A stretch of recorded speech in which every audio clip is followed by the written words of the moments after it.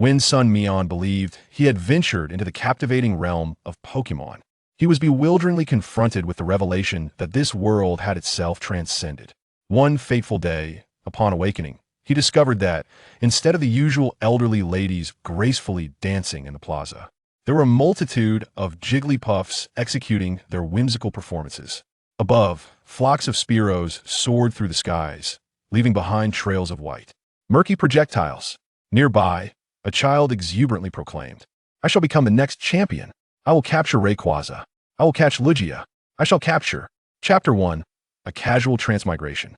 Sun Mian, do you even wish to work? Still engrossed in your phone? I'm addressing you. In a modest establishment of less than 40 square meters, 2 orderly rows of computer desks accommodated a bustling throng of 12 or 13 individuals. At the back window, the shop's proprietor, a cantankerous manager, was hurling invectives. The target of his ire was a 24-year-old youth, standing approximately 5'7", slightly portly, and possessing an unremarkable yet agreeable appearance. Neither conventionally handsome nor unattractive, but certainly pleasing to the eye. The young man, Sun Mian, bit his lip in silence, as it was merely a break period. The timing was dictated by the manager, albeit only for those with commendable performance. Having labored for nearly 4 months, Sun Mian's total sales scarcely reached 20,000. Of course, as a brokerage firm operating under the principle of leveraging information disparities, that 20,000 translated to a mere 10,000 for Sun Mian, given the 50-50 division. Yet, the manager remained intolerant of him. It was not merely a matter of performance. It was Sun Mian's excessively cautious demeanor. His daily routine consisted of commuting from work to home, with little more than a sprinkle of gaming interspersed. Sun Mian relished various games related to Pokémon, yet he lacked the funds to procure a gaming console, nor could he bear to part with his money. He had indulged in numerous pirated games, even those poorly disguised as others, where items exceeded the abilities of the creatures themselves. This passion stemmed from a genuine adoration for Pokémon games. He had watched the anime countless times, an ardent enthusiast indeed. Thus, during his break, Sun Mian endeavored to launch a new Pokémon game he had downloaded using the store's Wi-Fi. However, before the character creation login page even materialized, he was interrupted and rebuked. Reluctantly, Sun Mian powered down his phone screen and feigned diligence. He sifted through potential properties to view, locating a few with keys readily available for borrowing. Sun Mian discreetly slipped away. He arrived at a 60-square-meter, 1-bedroom apartment. Settling onto the sofa, he once again launched the game. Yet, there was no login page, no character creation interface. The phone screen was shrouded in darkness, reflecting his own image. Sun Mian paused, contemplating whether the device had frozen. This phone had accompanied him for nearly 4 years. It seemed it had finally reached its limit. With a resigned sigh, he pressed the power button in a futile attempt to initiate a shutdown. Suddenly, the screen illuminated with a line of text. Do you wish to enter a world brimming with unknown Pokémon? Below were 2 options, yes/no. Sun Mian chuckled softly, reflecting on the cliché nature of this game that incorporated a transmigration element. A grand era of crossover, indeed. With a grin, he selected yes. Transmitting.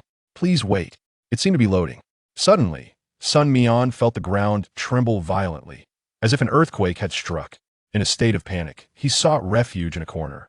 But the floor of his 11-story apartment unexpectedly split open, gaping wide like the maw of a monstrous beast.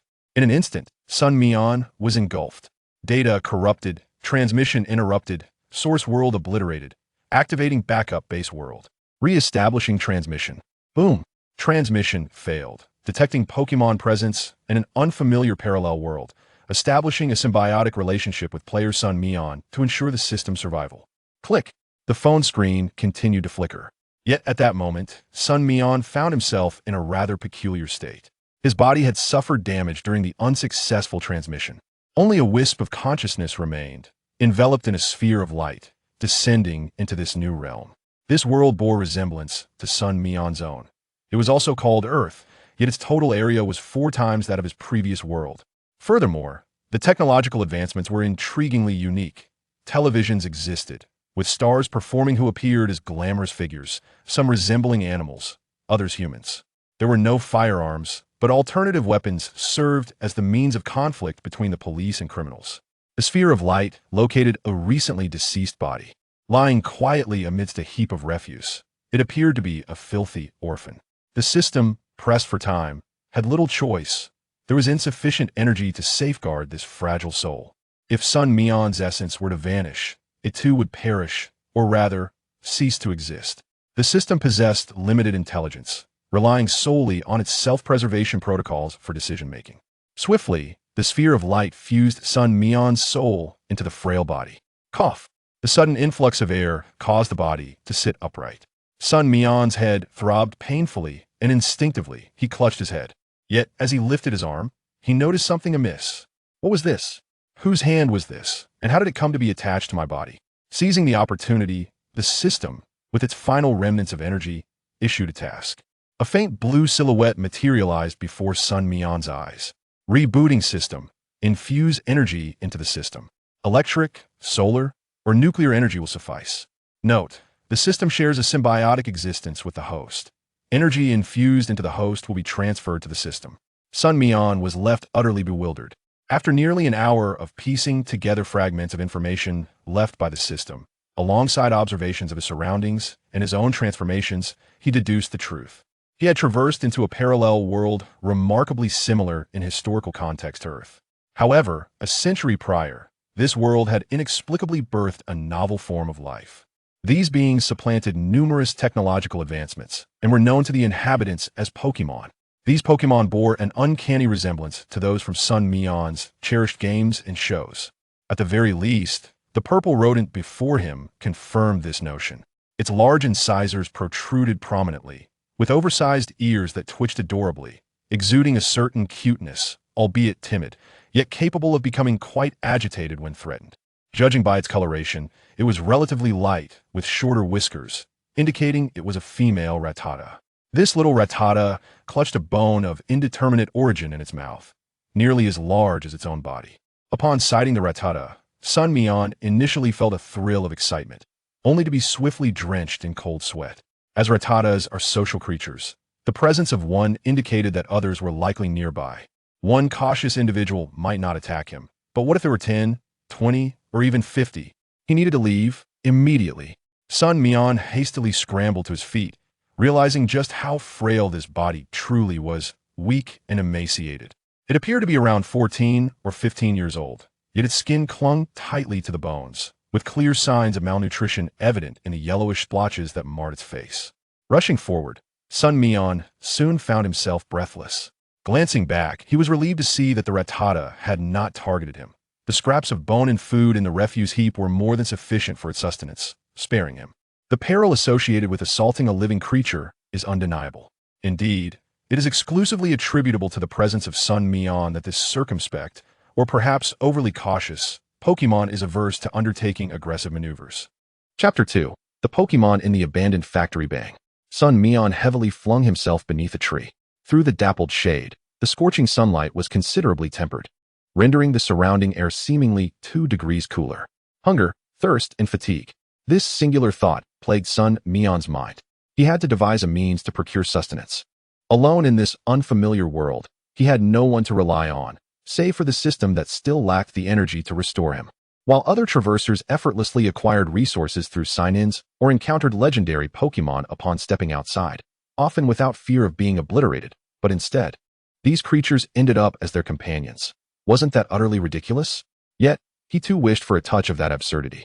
Sun Mian began to pluck wild fruits from the trees. These fruits, roughly the size of a thumb, appeared to be inflated with air, offering little more than a thin skin and a meager morsel of flesh surrounding the pit. However, they were certainly not tree fruits. After consuming dozens of these wild fruits, their sour and bitter taste notwithstanding, they filled his stomach adequately. And he had little concern for flavor. Yet, the fruits were alarmingly devoid of moisture, and Sun Mian still felt his throat parched and aching. Unable to bear it any longer, he climbed down from the tree and commenced his search for a water source within the forest. Suddenly, a troubling thought struck Sun Mian. Water sources might harbor wild Pokémon. How could he guarantee their temperament would be amiable? Who could assure him of that? With a resigned glance around, he pondered if this forest was situated in some desolate wilderness, devoid of human habitation or cities. The only establishment nearby was a rubbish dump, completely without a caretaker. After a lengthy search, he finally stumbled upon an abandoned factory. The rusted sign indicated that it had once been a plastic manufacturing plant. The main entrance stood ajar, the door merely hanging by its latch, appearing precariously on the verge of collapse. As he passed by, Sun Mian couldn't help but worry it might fall and crush him. Inside the derelict workshop, he could vaguely see some rummaged debris. As he approached, he joyfully picked up a utility knife, approximately 2 inches in length. The handle was broken, leaving only a plastic shell encasing the blade. Fortunately, there were some rolls of plastic tape nearby. Although their adhesive properties had nearly worn off, they were enough to provide some protection for his palm when wrapped around the blade. With a makeshift weapon for self-defense, Sun Mian felt a slight surge of courage and prepared to venture into the workshop. The workshop spanned nearly 200 square meters, devoid of machinery. With only heaps of useless refuse scattered about, the spots where machines once stood comparatively clean. What was that? Sun Mian suddenly noticed a diminutive figure among the plastic products, seemingly searching for something. The small figure abruptly turned its head, angrily discarding a useless roll of electrical tape. Yet, it also noticed Sun Mian's presence nearby. Oh no! Sun Mian recognized the creature as it turned around, its beige fur and rosy snout unmistakably identifying it as a Mankey. Mankey, along with its evolved form, Primeape, were notoriously irritable Pokémon, often provoked by the most peculiar of reasons. In this instance, it appeared that the Mankey was searching for something and, upon failing to find it, had become frustrated with itself. Just as it sought an outlet for its anger, a human had unexpectedly appeared before it. Well then, let us have a go. With a mighty roar, the Mankey charged at Sun Mian, who wasted no time in fleeing. What nonsense! He was far too scrawny to grapple with a fighting-type Pokémon. Without daring to look back, he sprinted forward, a line from an inspiring movie echoing in his mind, "Run, Forest, run." But reality proved that motivation depended on the individual. And within half a minute, Sun Mian found himself cornered. The Mankey, displaying a modicum of politeness, gestured with its hand, suppressing its rage and indicating for Sun Mian to make the first move. Perhaps, it thought, why complicate matters? If it truly wanted to eliminate him, it could do so quickly. Sun Mian gazed helplessly at the Mankey, feeling utterly despondent while desperately searching for a glimmer of hope. Fighting was out of the question. Climbing a tree? The Mankey could likely swing from the branches and knock him down with a single punch. What to do? What to do? Suddenly, Sun Mian recalled that the Mankey had been searching for something it couldn't find. If he could assist it in locating that item, perhaps it would cease its fury. Mankey, what are you looking for?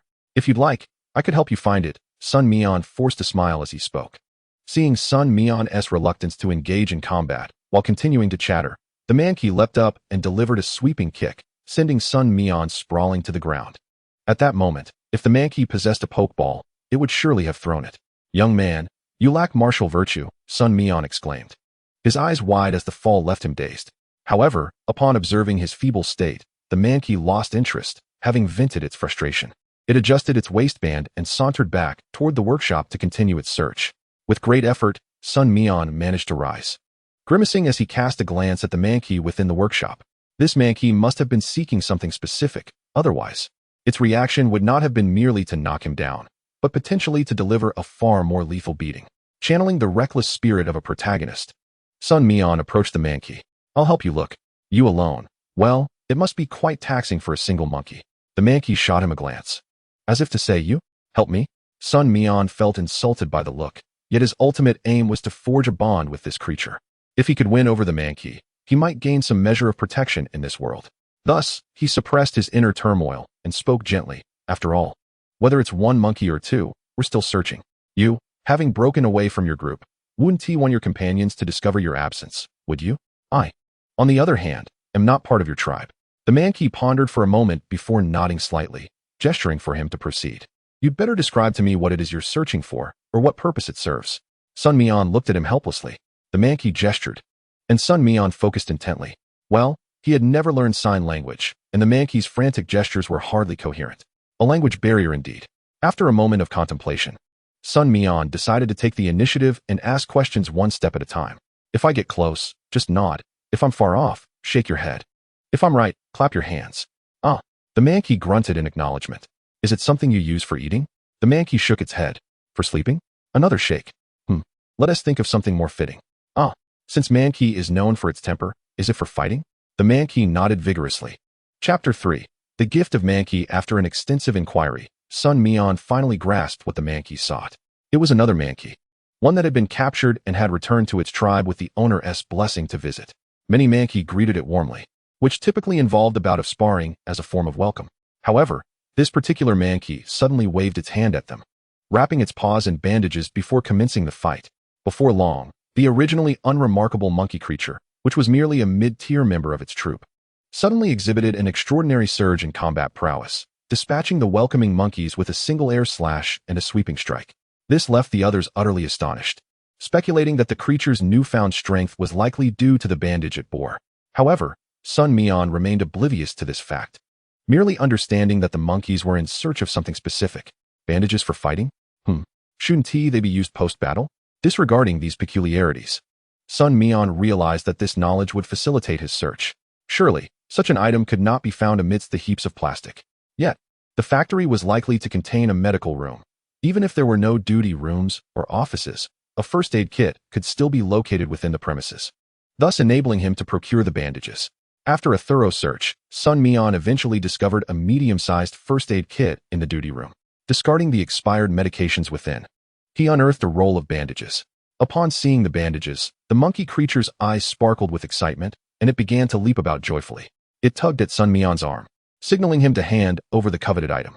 Sun Mian freed himself from its grasp, unfurling the bandage while inquiring, "Do you know how to use this? If not, I'll have to wrap it for you." With that, he began to meticulously wind the bandage around the monkey's arm. In truth, it required little material.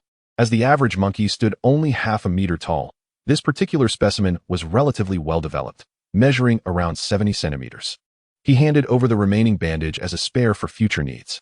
Observing the jubilant monkey, Sun Mian couldn't help but smile.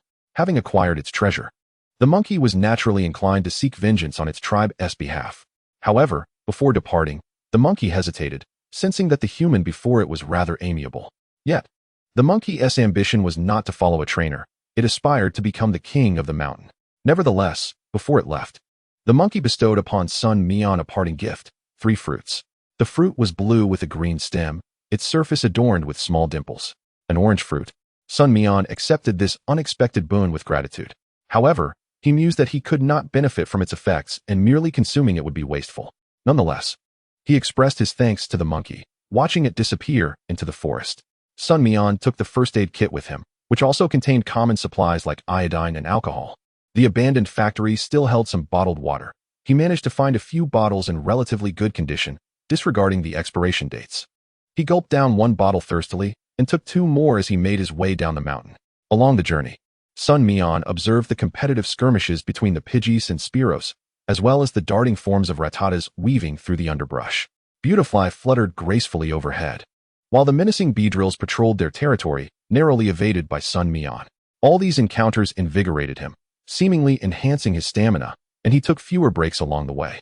As twilight approached, Sun Mian finally spotted the concrete road. He rushed towards it, locating a signpost, and let out a sigh of relief. He was on the national highway. Surely, there would be passing vehicles. Although they were scarce, a few delivery trucks did pass by. Sun Mian attempted to flag them down several times, but the drivers remained indifferent. He understood their reluctance, recalling how truck drivers in his previous life rarely stopped to pick up passengers. In these remote areas, who could predict whether danger lurked nearby? A driver transporting goods couldn't afford to jeopardize their earnings for a stranger, especially if the consequences could be dire.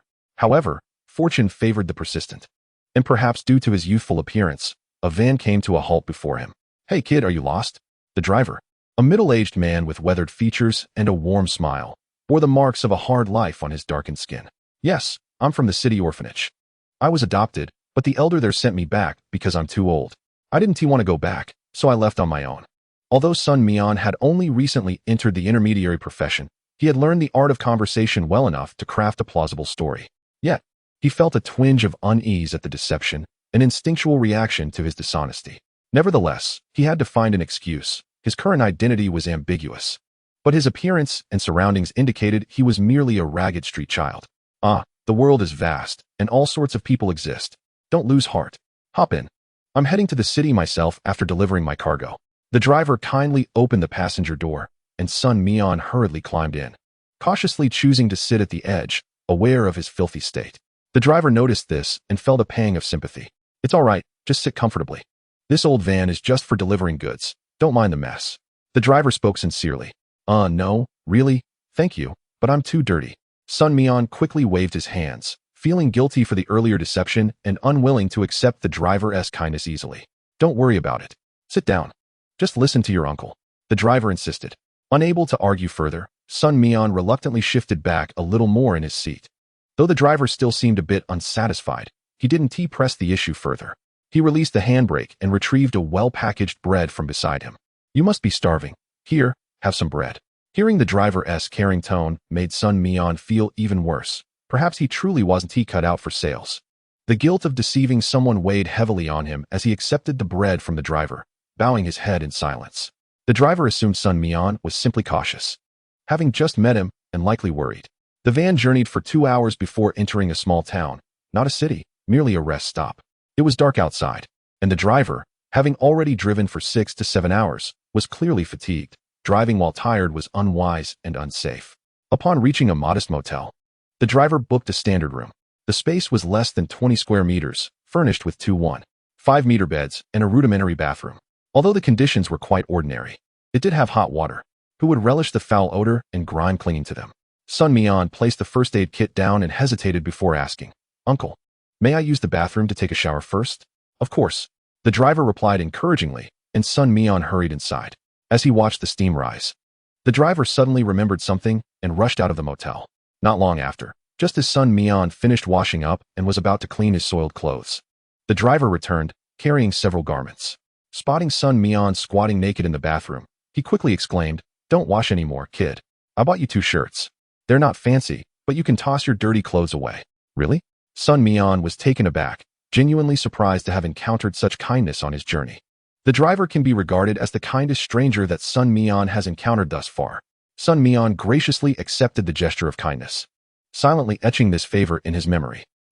Once this cargo is delivered, I shall be able to save enough to purchase a wristband egg, which will undoubtedly ease my work ahead. The driver, seated on the bed, rubbed his lower back, seemingly troubled by the ailments of years of labor. When Sun Mian's grandfather was still alive, he ran a modest clinic and was a skilled traditional Chinese medicine practitioner. Sun Mian vaguely recalled that he was quite proficient, as villagers would instinctively seek his help when they fell ill. Thus, having witnessed much, Sun Mian had absorbed a little knowledge himself. He placed his hand on the middle-aged man's back, kneading it gently, and as warmth spread, the driver found his pain alleviating somewhat. "Hey, kid, have you studied medicine?" the driver inquired. "Well, when my grandfather was alive, I watched him treat patients. He practiced traditional Chinese medicine," Sun Mian replied, deciding against deceiving this kind soul any longer. Then your grandfather must have been quite skilled," the driver complimented, refraining from further inquiries. "Kid, are you familiar with Pokémon? I've heard they are incredibly formidable. Though their prices can be quite steep," the middle-aged man continued. Sun Mian pondered for a moment. He likely possessed a deeper understanding of Pokémon than anyone else in this world, having witnessed thousands of years' worth of Pokémon in his own realm, whereas Pokémon had only appeared in this world for about a century.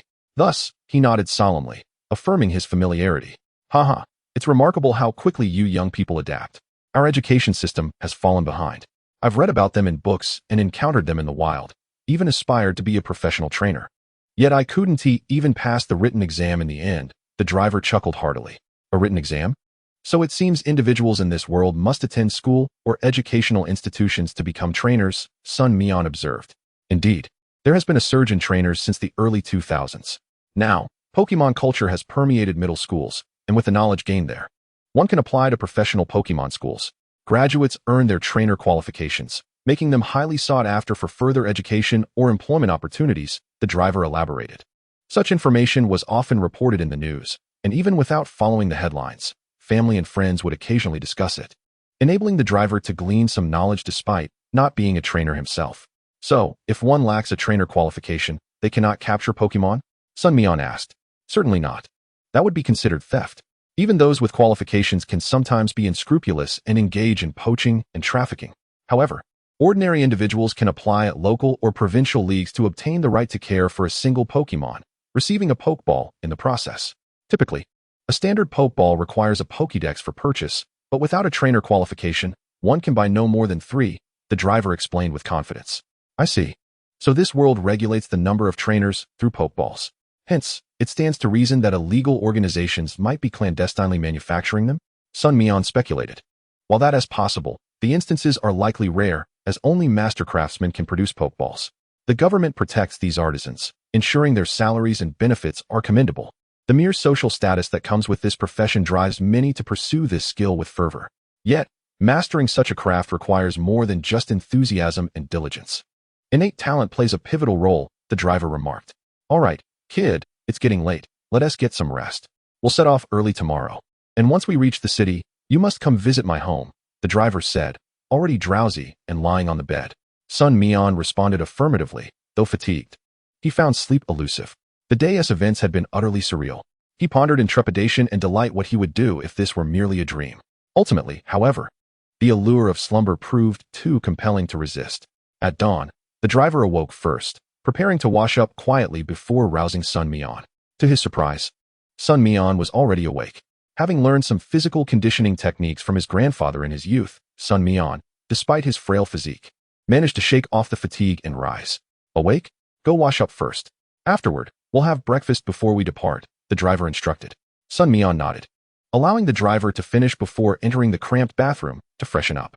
Indeed, the technological advancements in this world were rather peculiar.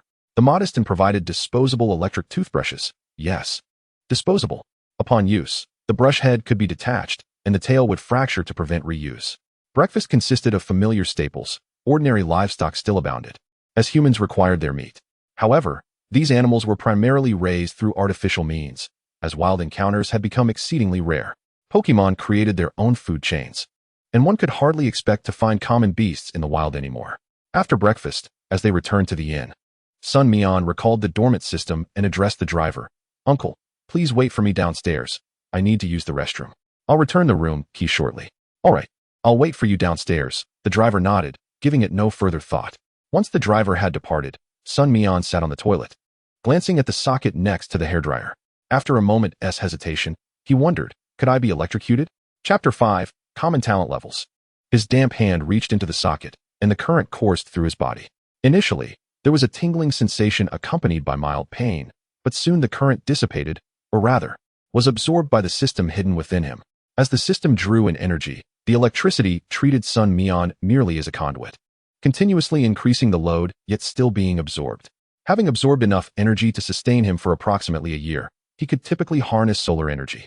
The system had reawakened.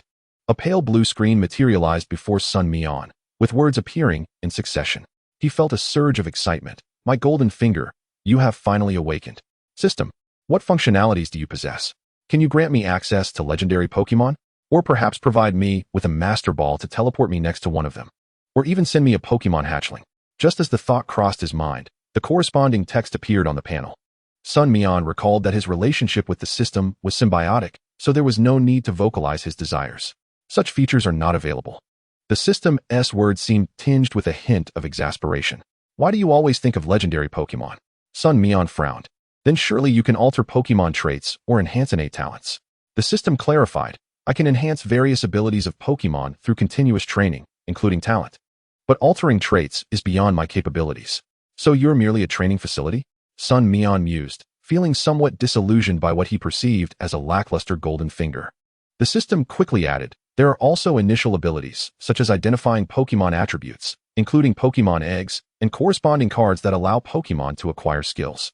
This did bear resemblance to certain features found in pirated games. Sun Mian had perhaps set his expectations too high, leading to a sense of disappointment. Nonetheless, the overall capabilities of this golden finger were still quite promising. At the very least, one must enhance the prowess of their Pokémon, including assessing their abilities and even seeking out Pokémon eggs, always striving to stay ahead of others. Speaking of which, this world indeed has a concept of egg hunting. After all, the innate talents of the Pokémon within eggs remain unseen by anyone, yet this system possesses the ability to discern them. In order to validate the authenticity of the system, upon descending from his room, Sun Mian observed a Pidgey that the innkeeper had raised and promptly checked its data. Pidgey LV7. Type, normal flying. Ability, Keen Eye. Talent level, ESF. Skills, Tackle, Sand Attack, Gust. Quite ordinary. Sun Mian lost interest in this Pidgey, despite his personal fondness for such Pokémon. Though common, it was precisely due to its prevalence that, in his previous endeavors with emulator versions like Ruby, Pidgey often became his second Pokémon, captured right after his starter. Its final evolution, Pidgeot, boasts remarkable speed, reaching an astounding 2 Mach. Moreover, Its resplendent plumage resembles that of a regal avian, exuding an air of majesty. Nonetheless, who wouldn't desire a Pokémon of exceptional talent? Even if it isn't extraordinary, one must at least do justice to the audience that peruses their journey. After a brief wait, the driver, seeing Sun Mian emerge, welcomed him into the vehicle without further inquiry. As they entered the urban area, the surrounding edifices towered ever higher, and the regulation of Pokémon became increasingly stringent. Wild Pokémon were nowhere to be seen, including those with the ability to fly, who dared not venture over the cityscape. However, domesticated Pokémon were on the rise. Sun Mian gleefully examined the data, discovering that the majority of individuals possessed Pokémon with talent levels below D, with very few reaching D. Even the patrolling officer's herdier barely achieved a D rating, lacking the requisite quality. Sun Mian speculated that it may not be that their talents were inherently low, but rather that the system's evaluations were particularly stringent, based on typical growth trajectories. Furthermore, even with a high talent level, without appropriate training, one could still be outmatched by a Pokémon of the same species, but with a lower talent level. The driver's modest abode spanned approximately 80 square meters, featuring a two-bedroom layout. The furnishings were somewhat dated, yet exuded a warm and inviting atmosphere. Inside, a middle-aged woman, the driver's wife, greeted Sun Mian. Years of labor had taken a toll on her skin, rendering her somewhat older than her actual age. However, she was exceedingly kind and amiable, exemplifying the adage that like attracts like. Upon seeing Sun Mian, she appeared momentarily taken aback, but soon beamed with a smile, extending her hand in welcome. "Welcome, Sun Mian." Evidently, the driver had informed her in advance. Sun Mian quickly reciprocated the handshake, politely addressing her, "Hello, Auntie. I apologize for the intrusion. Please, make yourself at home." Sun Mian, "No need for formality. I'll just whip up a couple more dishes, and we can eat. In the meantime, feel free to enjoy some snacks," she replied before returning to the kitchen to continue her preparations. Perhaps due to the previous construction of more thoughtfully designed residences, the living room boasted a small balcony adorned with various plants. While not of any rare species, they were well tended. Sun Mian settled onto the sofa as the driver brought over a fruit platter filled with slices of watermelon and cantaloupe. "Uncle, you needn't trouble yourself. Please, take a moment to rest," he urged, noticing the driver rummaging for snacks. The driver, amused by Sun Mian's concern, chuckled and sat beside him. After a pause, he spoke, "Little Mian, may I call you that? Are you still open to being adopted?" "Huh." Sun Mian was taken aback. A cough from the kitchen interrupted the moment. The driver awkwardly scratched his nose, hesitant to repeat himself. The aunt, hidden in the kitchen, felt a pang of sorrow upon witnessing the scene. "Old Luo, you're rushing things. This child has been abandoned before and is likely to be resistant. It's only his first day here. How can you bring this up?" Yet, she understood her husband's sentiment. The couple had once had a daughter who tragically drowned during a swimming incident in elementary school. The grief-stricken pair had remained in silence for years, initially contemplating having another child, only to discover that the aunt could no longer conceive. Her long years of labor had diminished her health, leading to several miscarriages, ultimately resulting in the inability to carry a pregnancy without risking her life. Upon learning of this, she felt deeply remorseful towards Luo, even contemplating letting him find another partner, willing to sacrifice everything for his happiness. However, Luo had ultimately found peace in the absence of children, thinking that if they could not have their own, they might as well adopt. After all, his wife was also an invaluable family member. How could he abandon her over such misfortunes? Chapter 6. Choosing an Egg. Seeing that Luo had fallen silent, Sun Mian felt it inappropriate to press further. However, he was certain he had not misheard. In his previous life, he was not an orphan, he had parents, albeit with whom he shared little emotional connection. Shortly after his birth, his so-called mother, overwhelmed by her youth, had abandoned him. Sun Mian's father, after enduring 2 weeks of incessant crying, had returned him to his ancestral home, leaving him in the care of his grandfather. Subsequently, Sun Mian's father seemed to revert to bachelorhood, quickly finding another girlfriend, who, unfortunately, led him into a world of vice involving illicit substances. Eventually, he was apprehended and sentenced to 20 years. Sun Mian lived with his grandfather until the age of 10, after which his grandfather passed away, leaving Sun Mian to navigate life among several uncles, who provided meals in rotation. He cherished these uncles, often bringing gifts during festivals, which contributed to his own meager existence. The most significant reason for his struggles was that Sun Mian's father was released from prison when he turned 20, having received a minor sentence reduction. Upon his release, Sun Mian's father did not strive to improve his life. Lacking skills, he turned to his son when finances dwindled, demanding money from Sun Mian, and causing disturbances at his workplace when refused. For 4 long years, Sun Mian silently endured this torment. Reflecting on his past, Sun Mian felt a wave of nostalgia wash over him. Old Luo observed Sun Mian's pensive demeanor and quietly retreated into the kitchen. The aunt, named Wang Yulan, bore a common and unpretentious name. Startled by Luo's entrance, she glanced back at Sun Mian on the sofa and whispered, "Why did you mention it to him? Did we not agree to wait until he had settled in before discussing this?" Sighing, Luo replied, "I was worried that if little Mian eats and then wishes to return to the orphanage." "Oh dear," Wang Yulan sighed again. "I can see that little Mian is quite reserved, likely harboring some past wounds, but he is very considerate and possesses a kind nature.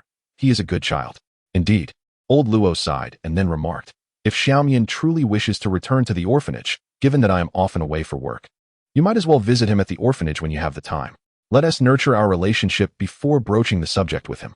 If he does not mention his desire to return, you should refrain from bringing it up. I am fully aware of this. Please serve the dishes." Wang Yulan removed her apron and gently touched Old Luo's shoulder. Nodding in acknowledgement, Old Luo lifted a plate and stepped through the kitchen door, calling out, "Xiaomian, come and have your meal." "Sure, uncle, I'll grab the chopsticks and bowl," Sun Mian replied, rising from his seat and heading towards the kitchen. At that moment, Wang Yulan was preparing to serve the freshly cooked pickled fish, which was quite hot. After testing it, she was instantly scorched by the splattering oil. "Oh no."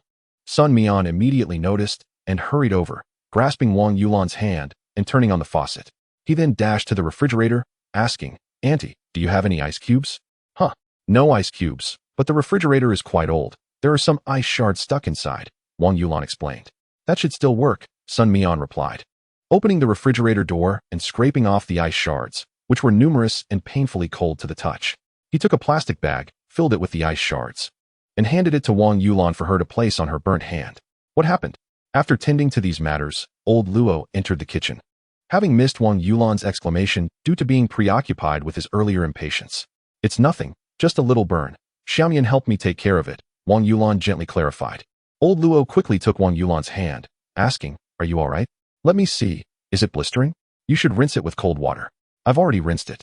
It's not too serious, just a bit red and doesn't hurt," Wang Yulan thought to herself, reluctant to show her hand to Old Luo with the children present.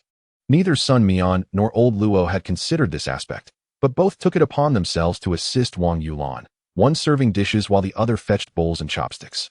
As they ate, Wang Yulan enthusiastically helped Sun Mian with his food, which made him feel almost overwhelmed, especially since his body had endured prolonged hunger and was not accustomed to such copious amounts of food.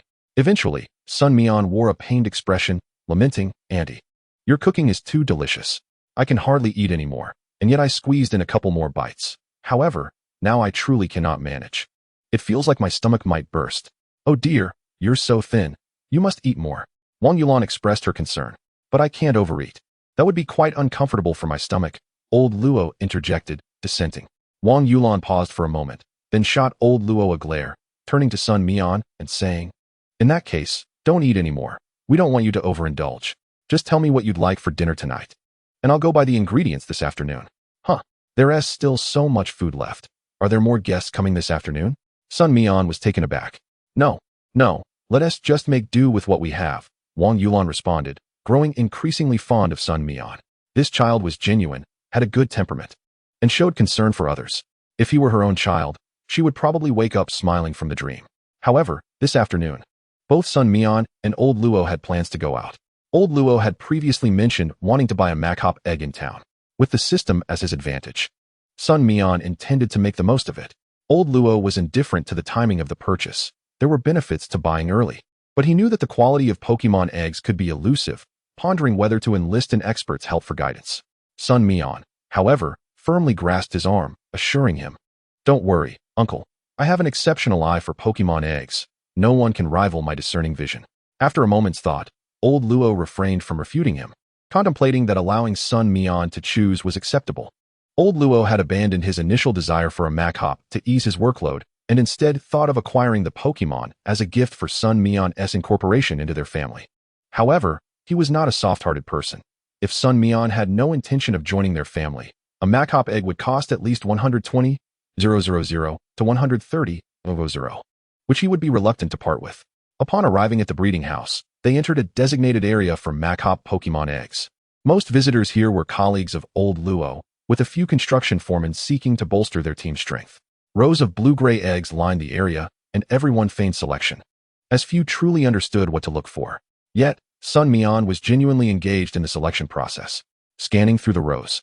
He was dismayed to find that most eggs were of E grade or lower, with only a handful achieving D grade, which was slightly above average based on previous assessments of others' Pokemon.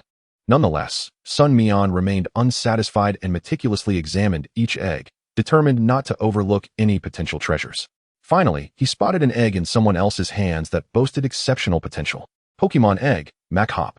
Type, Fighting. Talent level, C. Inherited skills, Super Strength, Low Kick. What a rare gem. However, it was currently clutched by another individual. Sun Mian gazed longingly at the egg, nearly drooling. The person holding it was haggling with the owner. Boss, this egg isn't in great shape. Can you sell it to me for a bit less? 13,000 is too expensive. The individual was a young foreman adorned with a hefty gold chain. Hey, what are you saying? There's no such thing as good or bad quality. It's a uniform price. 13,000, whether it's good or bad, you pick it yourself. The owner retorted. The proprietor of such a business typically had connections or was affiliated with the league, showing no signs of yielding. The young foreman, clearly dissatisfied, watched as the boss seized the egg, asking, "Are you buying or not? If not, leave. If he is not buying, I will." Sun Mian swiftly interjected, positioning himself in front of them. "You're buying? Whereas you're adult. Get the money, and the egg is yours," the owner remarked, his tone devoid of warmth. Old Luo quickly approached, asking, "Xiaomian, have you made your choice?" "Yes, this one, uncle," Sun Mian affirmed earnestly. Old Luo glanced at the Pokemon egg but could not distinguish its quality. Nonetheless, he took out the cash. The owner grinned widely as he accepted the money and handed the Pokemon egg to Sun Mian, saying, "Little student, this egg is now yours. Take good care of it." Sun Mian sighed with relief and handed the egg back to Old Luo, saying, "Uncle, you hold on to it. We still need to buy an incubator and other supplies. We have incubators for sale. If you purchase your egg from me, you'll receive a discount on the incubator. The basic model is 3,000, the intermediate 5,000, and the advanced comes with a bottle of nutrient solution for 10,000, the owner chimed in. That is so expensive? Old Luo exclaimed, taken aback. It's not unreasonable. Mac-Hops are quite hardy Pokemon and can even consume human food without issue, the owner continued, enthusiastically explaining. Sun Mian, however, frowned, thinking to himself that even humanoid Pokemon could not consume human food regularly. A few times might be fine, but over time, the Pokemon's body would suffer from the imbalance of energy consumption and supply. Nonetheless, Sun Mian chose not to voice his thoughts, allowing the owner to continue with his sales pitch while still persuading Old Luo to buy a basic incubator. After all, there was nothing wrong with the Pokemon egg. They didn't need a costly incubator. The young foreman nearby, observing Old Luo's willingness to pay, felt a twinge of envy, suspecting the egg might be the lowest quality, an F grade. In this world, there are indeed instruments that can assess talent levels, but such evaluations require the Pokemon to be born first, with a comprehensive assessment based on learned skills and learning speed. Thus, there would undoubtedly be some discrepancies. Sun Mian chose to ignore such individuals and took Lao Luo outside. On their way back, Sun Mian requested Lao Luo to purchase some basic Pokemon nourishment. It is essential for a newly hatched Pokemon to have high-quality nutrition, and while energy cubes could suffice, Sun Mian believed it unwise to rush into feeding them to a fledgling Pokemon. A bottle of milk from the milk tank, however, would serve as a far superior nutritional supplement. Yet, it did not come cheaply. A small bottle was priced at 3,000, while a larger one cost 5,000.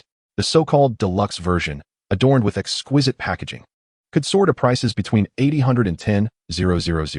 In Sun Mian's eyes, this was akin to spritzing perfume on a dung beetle, an attempt to mask an inescapable foul odor. The essence remained unchanged. Merely dressing it up in fine packaging did not justify the exorbitant price. Upon returning to Lao Luo's residence, after placing down a considerable amount of items, Wang Yulan expressed her astonishment, exclaiming, "You bought so many things." Lao Luo chimed in. Raising a Pokemon is no easy task, and there are so many considerations involved. Thankfully, with Xiao Mian by my side, I wouldn't know what preparations to make otherwise. Wang Yulan nodded in agreement. Indeed, Xiao Mian is young and naturally more knowledgeable.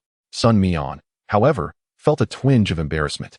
Being praised as a child at over 20 years of age was quite difficult to bear. "Uncle, let South quickly place the egg in the incubator." The owner mentioned that it could hatch in 3 days. Sun Mian interjected, steering the conversation to a more serious topic. Yes, look at my forgetful mind. I should have remembered that. Lao Luo hastily began to busy himself, his words flowing continuously. Wang Yulan solemnly nodded in acknowledgement. Alas, there was no escaping this embarrassment. It was truly mortifying. After dinner, as Sun Mian pondered what excuse to make for staying over, Wang Yulan spoke up. Xiao Mian, while you were out choosing the egg, I prepared your room for you. Make sure to get to bed early tonight. I have a night shift, and I'll prepare breakfast for you in advance. You can just heat it up tomorrow morning. Oh, Auntie, there's no need to go through all that trouble. I can manage breakfast myself, Sun Mian quickly replied.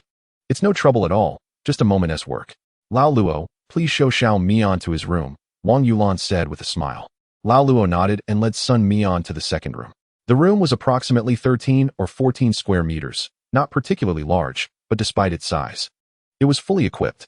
A small desk lamp, newly purchased and still wrapped in protective film, adorned the desk. There were no remnants of the previous occupant, as more than a decade had passed since then. After all, that child had left when he was barely 8 years old. Lao Luo presented a set of clothes, saying, Xiao Mian, these are clothes your aunt bought for you. With the warm weather, you'll need to change frequently. Sun Mian was touched by this kindness. How could he accept such generosity? They were merely 3 strangers who had crossed paths. Yet encountering Lao Luo and Wang Yulan was far more heartwarming than any system could provide. The system, however, seemed to express its frustration. Lao Luo soon departed, leaving behind the incubator and the Makhop egg. Sun Mian had made up his mind. He would stay, for the kindness shown by Lao Luo and Wang Yulan was worth nurturing, as if he were their son. Since his grandfather's passing, he had longed for the warmth of a home, and this feeling gradually eased the anxiety brought about by his unexpected journey. That night, Sun Mian slept more soundly than ever. The Makhop egg beside him occasionally trembled. Suddenly, the system activated its panel, announcing, Host has acquired the first Pokémon, confirming attributes and species. The optimal training manual and initial gift pack have been selected. They have been stored in the game space. Chapter 8, Stealing Electricity? By 6:30 the following morning, Sun Mian awoke naturally, only to notice the system had stealthily distributed its rewards while he slept. However, the system now appeared somewhat weakened. The distribution of these rewards had significantly drained its energy and necessitated specific triggering conditions. Did this mean it needed to absorb electricity again? Last night, he had seen on the news that the motel owner had reported theft of electricity. His own meter had been completely drained, leaving him in debt for 3,000 kilowatts. What kind of situation was that? It must be that an electric-type Pokémon had devoured the power. Thus, Sun Mian felt a pang of melancholy. Pondering how to replenish the system's electricity, he would likely need to seek out a power plant and request assistance from their electric-type Pokémon. Upon opening the initial gift pack, he discovered 2 items. One was a physique-enhancing potion, akin to the attack and defense boosters found in games. But this one combined all enhancement effects and was not a one-time use. It would provide a permanent boost. This was quite formidable. The second item was a black belt, a carry item suitable for fighting-type Pokémon, which could enhance the power of fighting-type skills. Both were excellent acquisitions, and the yet-to-hatch Makhop would certainly benefit from such a sudden surge in advantages. Sun Mian also perused the training manual, which contained effective techniques for enhancing the physical prowess and skills of fighting-type Pokémon. He could even practice these techniques himself, reaping the benefits of physical exercise as well. However, it would be wise to set them aside until the Makhop was born, at which point they could train together.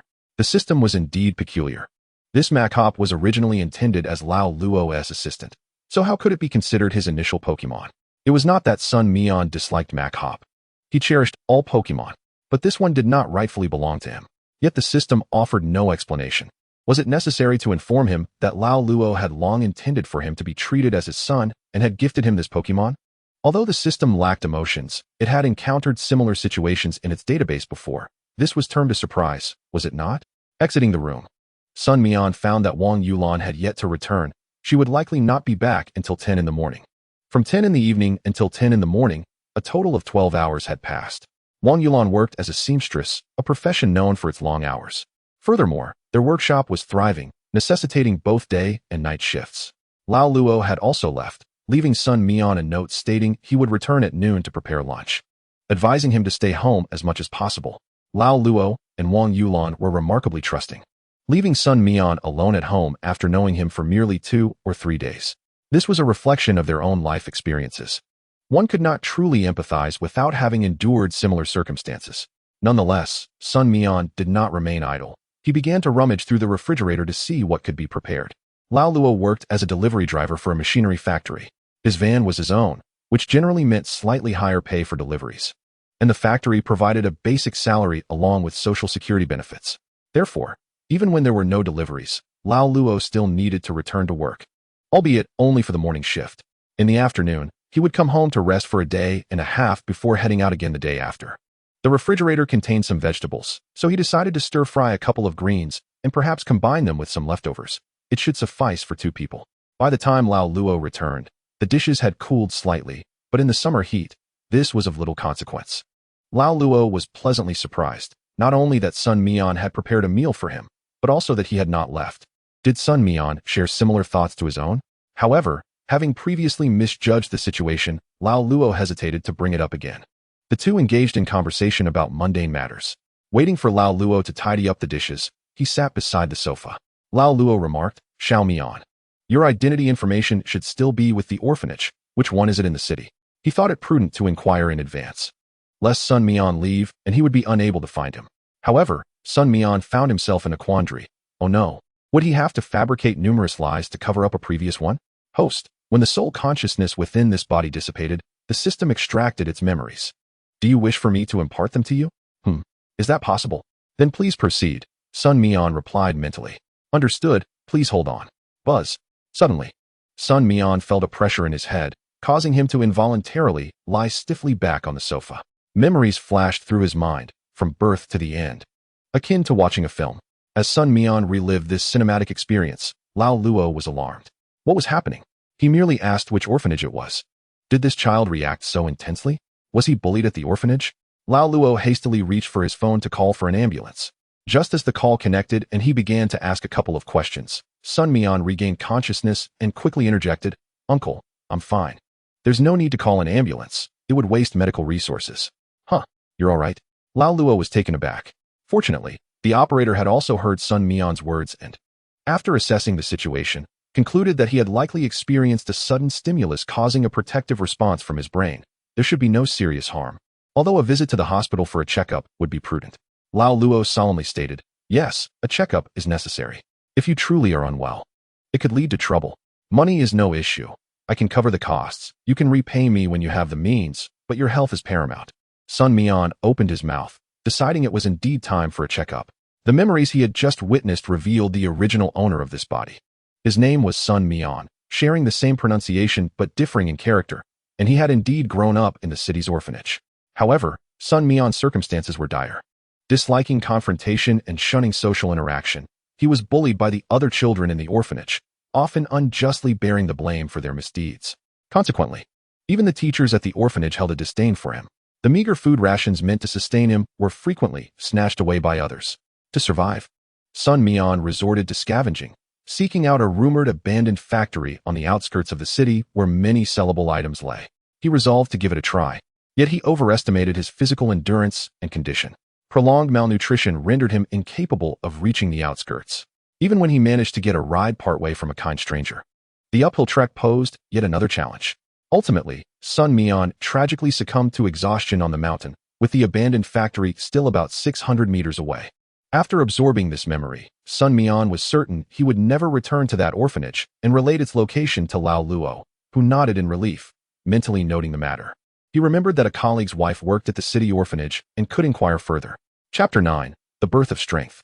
After gathering information about Sun Mian from his colleague's wife, Lao Luo was resolute. He was determined to rescue this child, or perhaps this child would save their family. A few days after Sun Mian's disappearance, the truth emerged through the fearful confessions of other children at the orphanage. Initially believing Sun Mian had perished, an employee revealed that her husband's colleague had likely found the child and inquired about him. Thus, the next day, the orphanage director paid a visit, bearing inexpensive milk and fruit, and upon seeing Sun Mian at the door, she smiled, "Sun Mian." Sun Mian looked at her, recalling no malice in his memories, and nodded. "Hello, director. Hello, may I come in?" The director gently patted Sun Mian's shoulder, noticing his improved demeanor and that he seemed to have stopped losing weight. Please come in. Uncle Luo, the orphanage director is here," Sun Mian announced, stepping aside to let her enter while calling out to Lao Luo, who was straining in the bathroom. Hearing Sun Mian's call, Lao Luo, in his urgency, found relief. Upon exiting, he noticed an elderly gentleman with silver hair seated on the sofa and politely greeted, "Hello, Director." "Hello, I apologize for the intrusion," the director replied courteously. After a moment's hesitation, she addressed Sun Mian. "Sun Mian, would you like to come inside for a while?" "I understand. You two can talk," Sun Mian nodded, guessing the situation, and stepped into the room. He did not intentionally eavesdrop, but the soundproofing of the house was rather poor. "Mr. Luo, I am immensely grateful for your help with Sun Mian. In fact, I have a matter to consult you about." The director began. "Please, go on," Lao Luo replied, glancing at her, speculating her intentions. Did she wish to take Sun Mian back? Sun Mian is now 14 years old and will turn 15 early next year. He is considered quite mature within the orphanage. However, due to his temperament, some of the other children can be rather unruly, often causing trouble for him. Had it not been for you, I fear the outcome for Sun Mian would have been dire. I apologize, but after inquiring about your family situation through your colleague, might you be considering adopting Sun Mian? The director spoke slowly. Lao Luo was momentarily stunned, then elated. Could it truly be possible? Thank you so much. Huh. The director was caught off guard. This was proceeding too smoothly. She wondered if Sun Mian would be willing. Lao Luo considered this and felt a tinge of melancholy. Sun Mian should be agreeable. Otherwise, his character would have led him to leave long ago. Wouldn't you agree, Sun Mian? The director called towards the room. Moments later, a reply came. You are correct. The director smiled, retrieving a large stack of documents she had prepared, which included the adoption agreement and Sun Mian's identity information. Oh, is this the Mian? Lao Luo glanced at the name, puzzled as to why it differed from what Sun Mian had mentioned. What is it, Mr. Luo? The director looked back. Yes, it is indeed this Mian. It's nothing. Lao Luo shook his head, realizing that perhaps Sun Mian preferred the character Mian, possibly as a means to discard the past and embrace a new beginning. However, since Sun Mian wished to use Mian, it would be changed immediately thereafter. After completing a series of procedures, the director took her leave, preparing to visit the police station to amend the information. Lao Luo decided to accompany her. Sun Mian followed suit, and Lao Luo felt a surge of joy, knowing he would now have a son. Uncle, I might not be able to change what I call you right away. Sun Mian, having experienced much and with a relatively advanced age, expressed some discomfort. It's all right, I understand. We are family now. It's merely a title, which is inconsequential. Lao Luo said sincerely. Thank you. Sun Mian bowed in gratitude. Oh, what are you doing? Lao Luo quickly pulled Sun Mian up, cheerfully adding, just in time. The Pokeball I ordered has also arrived. I'll get it for you later, and you can take charge of the strength training from now on. Huh. Sun Mian suddenly reacted. No, Uncle, that's far too precious. You've worked hard all your life for this. It's nothing. In the future, won't you be there to support me in my old age? What do I have to fear? Do you perhaps not wish to provide for me in my twilight years? Old Luo raised an eyebrow and chuckled.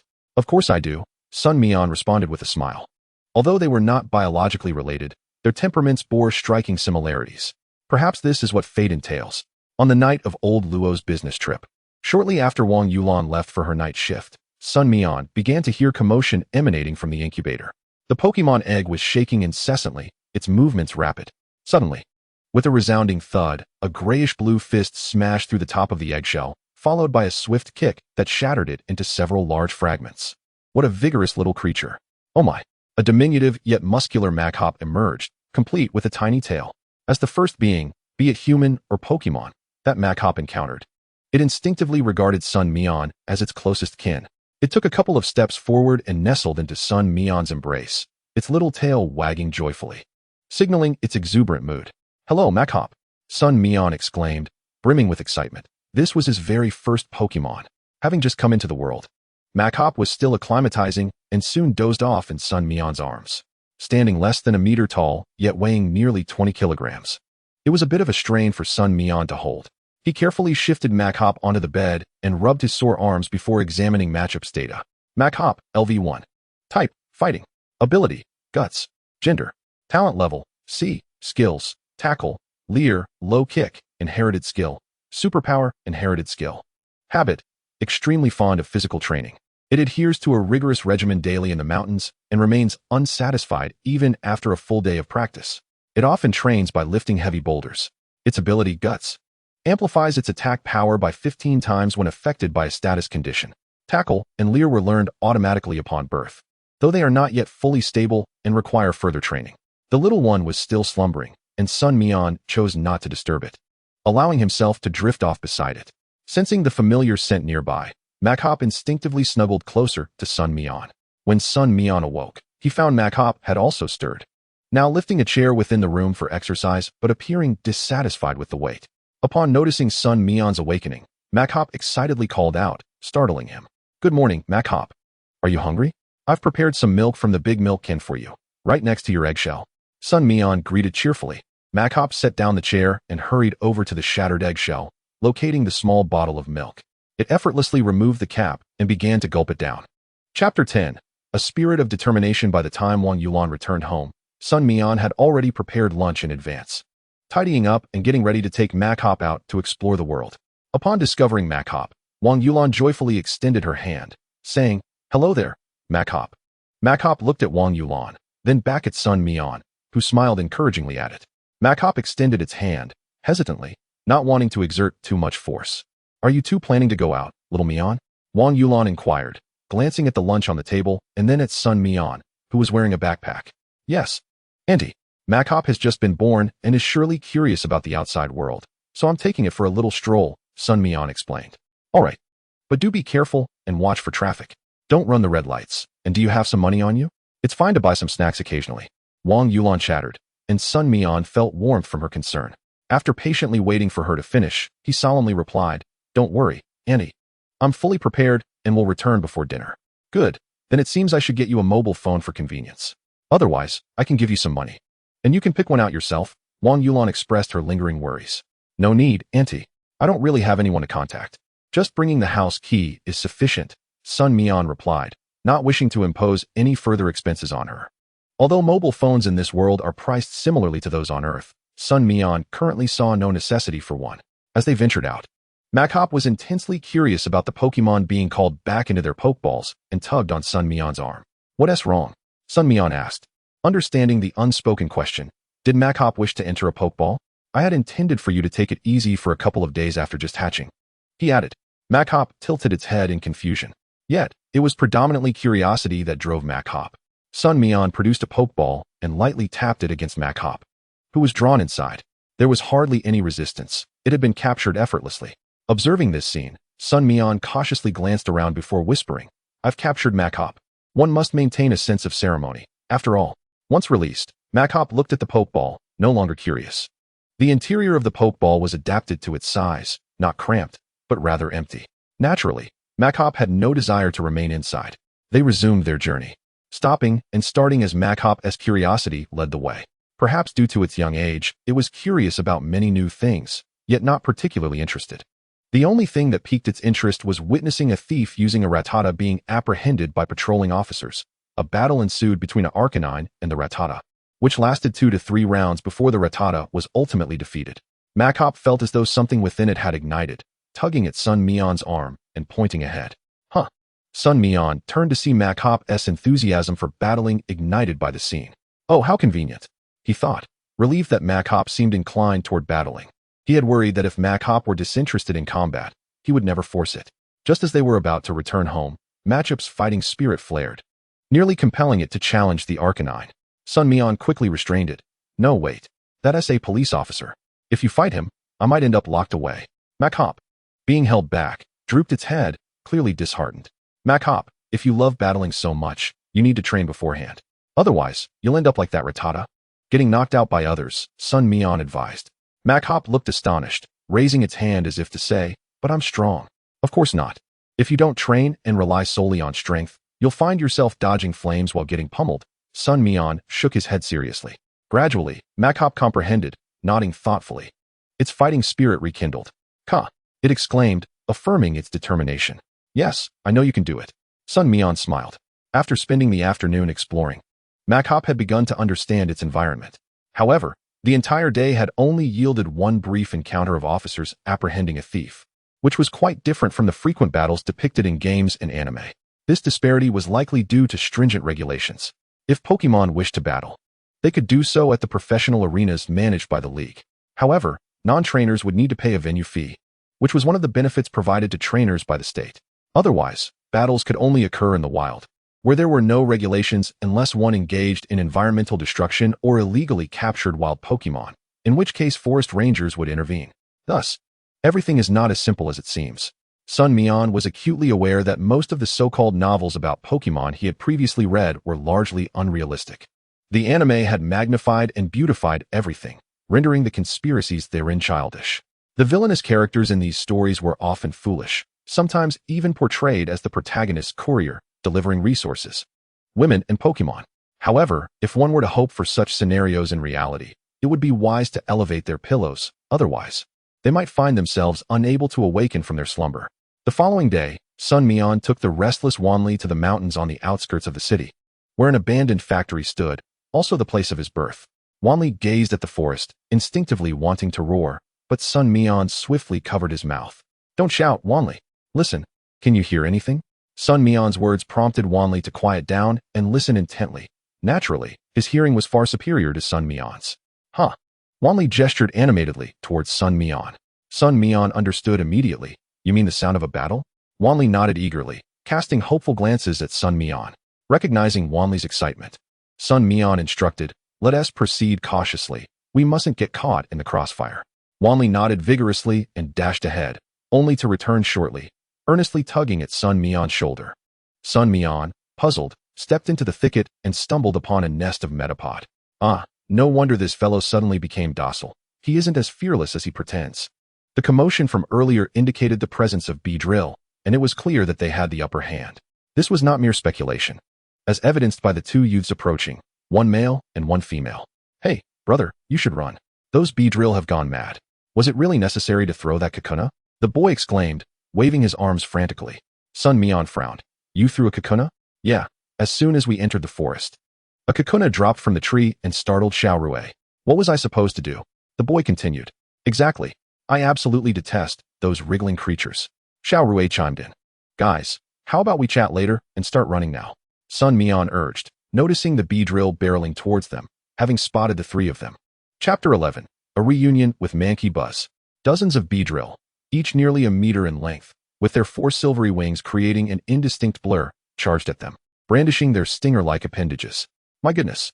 The boy, terrified, grabbed Xiaorue and continued to flee, while Sun Mian was astonished to find himself lagging behind. Damn it. What a pathetic physical condition.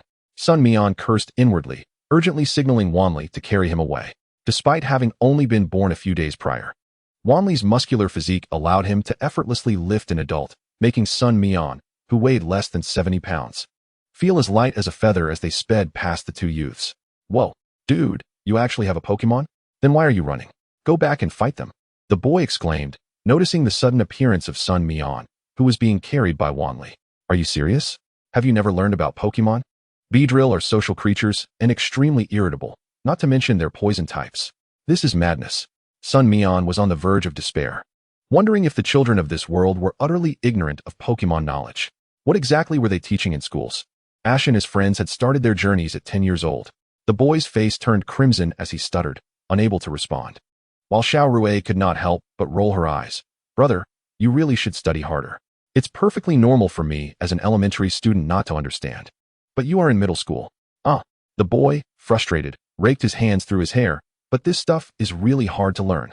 So, they were siblings. Sun Mian mused. The trio ran in a wide circle until they had evidently exited the Beedrill's territory. The Beedrill hovered at the periphery, as if an invisible barrier were preventing them from advancing. Sun Mian's expression darkened at this sight. The Beedrill dared not cross this boundary, indicating the presence of another species of social Pokemon or perhaps an exceptionally powerful individual. Among Beedrill's natural enemies were Spearow and Pidgey, both of which could deal double damage due to their flying type. This won't do. We can't move forward. Sun Mian abruptly halted the two. What's wrong? We can't just turn back now. The Beedrill haven't gone far, the boy replied, momentarily stunned. Do you both have Pokemon? Sun Mian assessed the two. The boy's face flushed again. What do you mean? What's wrong with not having a Pokemon? Yours was probably given to you by your parents. Xiaorue tugged at the boy's sleeve, frowning at him. Sun Mian had no interest in arguing with the child, stating, without Pokemon, Wanli is our only combat asset. The Beedrill are unwilling to enter this territory, suggesting the presence of other social Pokemon. What should we do then? The boy exclaimed, realization dawning upon him. Let us circle around the perimeter. Sun Mian glanced ahead, feeling a bit disoriented. Originally, he believed he would find the abandoned factory along his intended path, allowing him to locate a Mankey to help train Wanli. Alright, we'll follow your lead, Xiao Rui promptly agreed. Ugh, I really shouldn't have come to the mountains. When I get back, I'm definitely going to give Xiao Pang a good thrashing for deceiving us into thinking there were easily capturable Metapod up here. The boy grumbled. Sun Mian shot him a curious look. Metapod evolves from Caterpie. Isn't it also a bug-type Pokemon? Aren't you afraid of bugs? I thought these bug-type Pokemon were quite adorable, but now they just look gross, the boy shuddered. Sun Mian was speechless. It was as if he were dealing with a child who claimed to love dragons, but was terrified of bugs. After navigating through the thicket, Sun Mian finally spotted the familiar mountain path. Pointing in a direction, he advised, "You two should head down this way. Do not venture back up the mountain." Many wild Pokemon possess strong offensive capabilities. Others had warned the siblings before, but they had not paid much attention.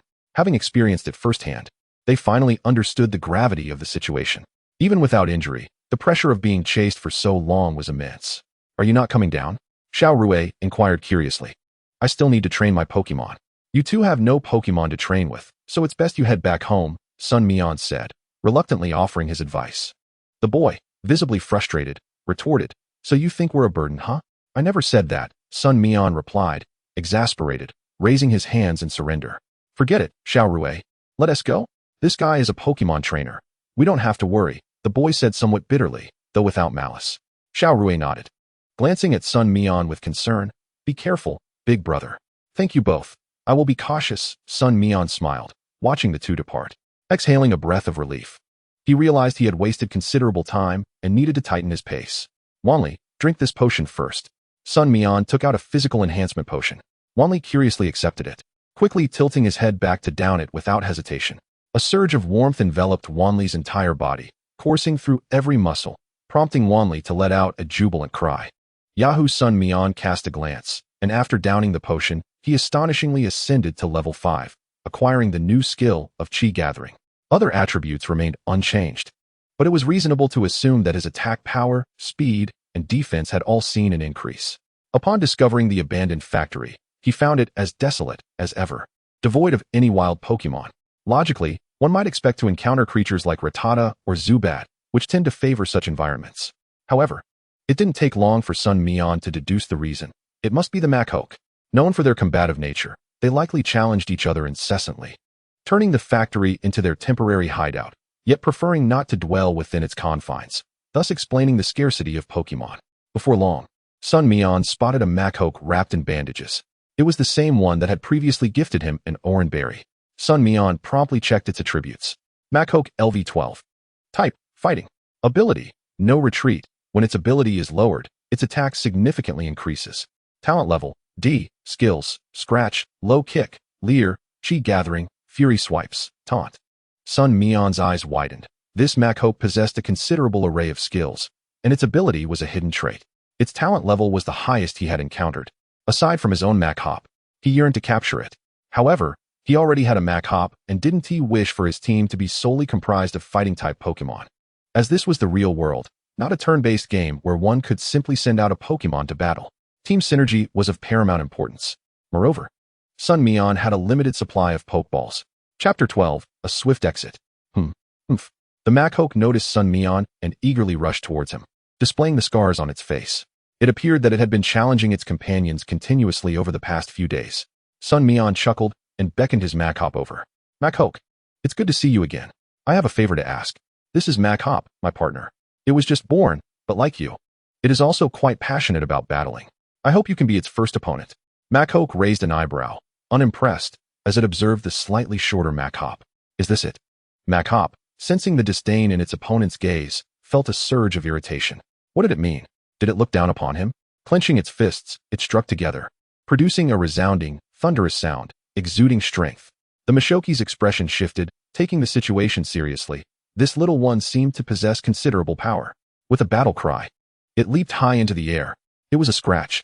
Sun Mian refrained from immediately directing Machop, instead curious to see if it could devise a strategy on its own. Machop appeared flustered, attempting to evade, but the Machoke's speed exceeded its expectations, landing a blow squarely on its face, sending it flying.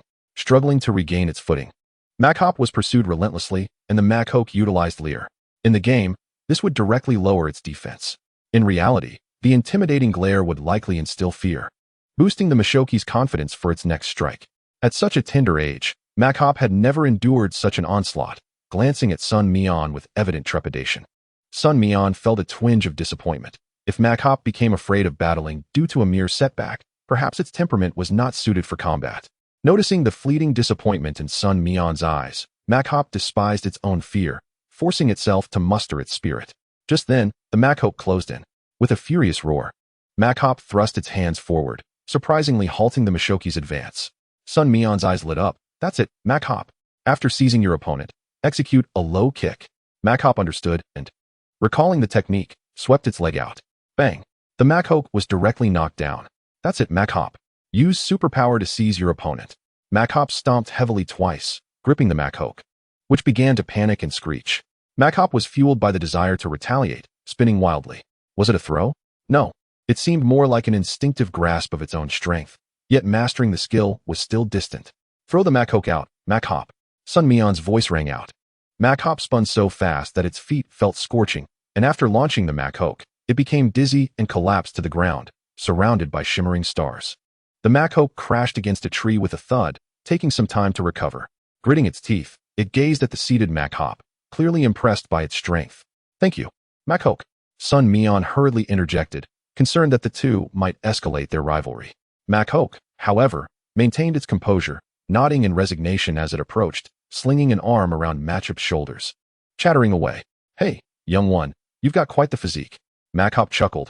Ah, the water my master gave me has made me even stronger. Mashoki's eyes sparkled with excitement. Such a treasure existed? It rushed over to Sun Mian, extending its hand. The chimpanzee gestured with open palms. What is it? Sun Mian scratched his head, wondering what it wanted. Food? Yet he hadn't brought any snacks on his journey. He did have some orange berries, though. Sun Mian placed an orange berry on the ground. Makhop exclaimed, Isn't this the berry I gave you? What do you want with it? In a fit of impatience, Makhop tossed the berry aside and continued to gesture. Sun Mian was bewildered. What is it? Do you want something else? Makhop looked at him with exasperation, as if to say, Do you not understand? Are you feigning ignorance? Makhop chimed in to assist. Hey. It opened its mouth, mimicking a spinning bottle motion. Oh, you want a strength-enhancing potion, right? I don't have any left. However, if you were to become my Pokemon, you might just obtain one, Sun Mian speculated, testing Mashoki's interest. Makhop shook its head vigorously. Never mind. Wouldn't it be more appealing to be the king of the mountain? Selling myself for a drink? I'm not foolish. Moreover, it already possessed bandages that could enhance its strength, rendering the potion unnecessary. After wrapping its hands in bandages, Makhop seemed to radiate confidence. Or perhaps the sight of the bandages incited a subconscious fear in other Pokemon, thus increasing its chances of victory. Waving goodbye, Makhop swaggered back into the forest. Sun Mian chuckled, reasoning that it yearned for freedom, and thus, he wouldn't press the issue. Makhop, we must continue to improve ourselves. Makhop was merely being courteous to you, Sun Mian said earnestly to Makhop.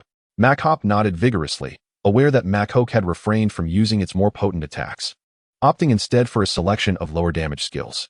While the skills that Makhop had mastered were limited, the ones it had inherited still boasted considerable power. The effect of the strength-enhancing potion was markedly evident. Typically, a Makhop and Makhop of the same level would be evenly matched, yet the Mashoki's speed and Machop's strength balanced each other out.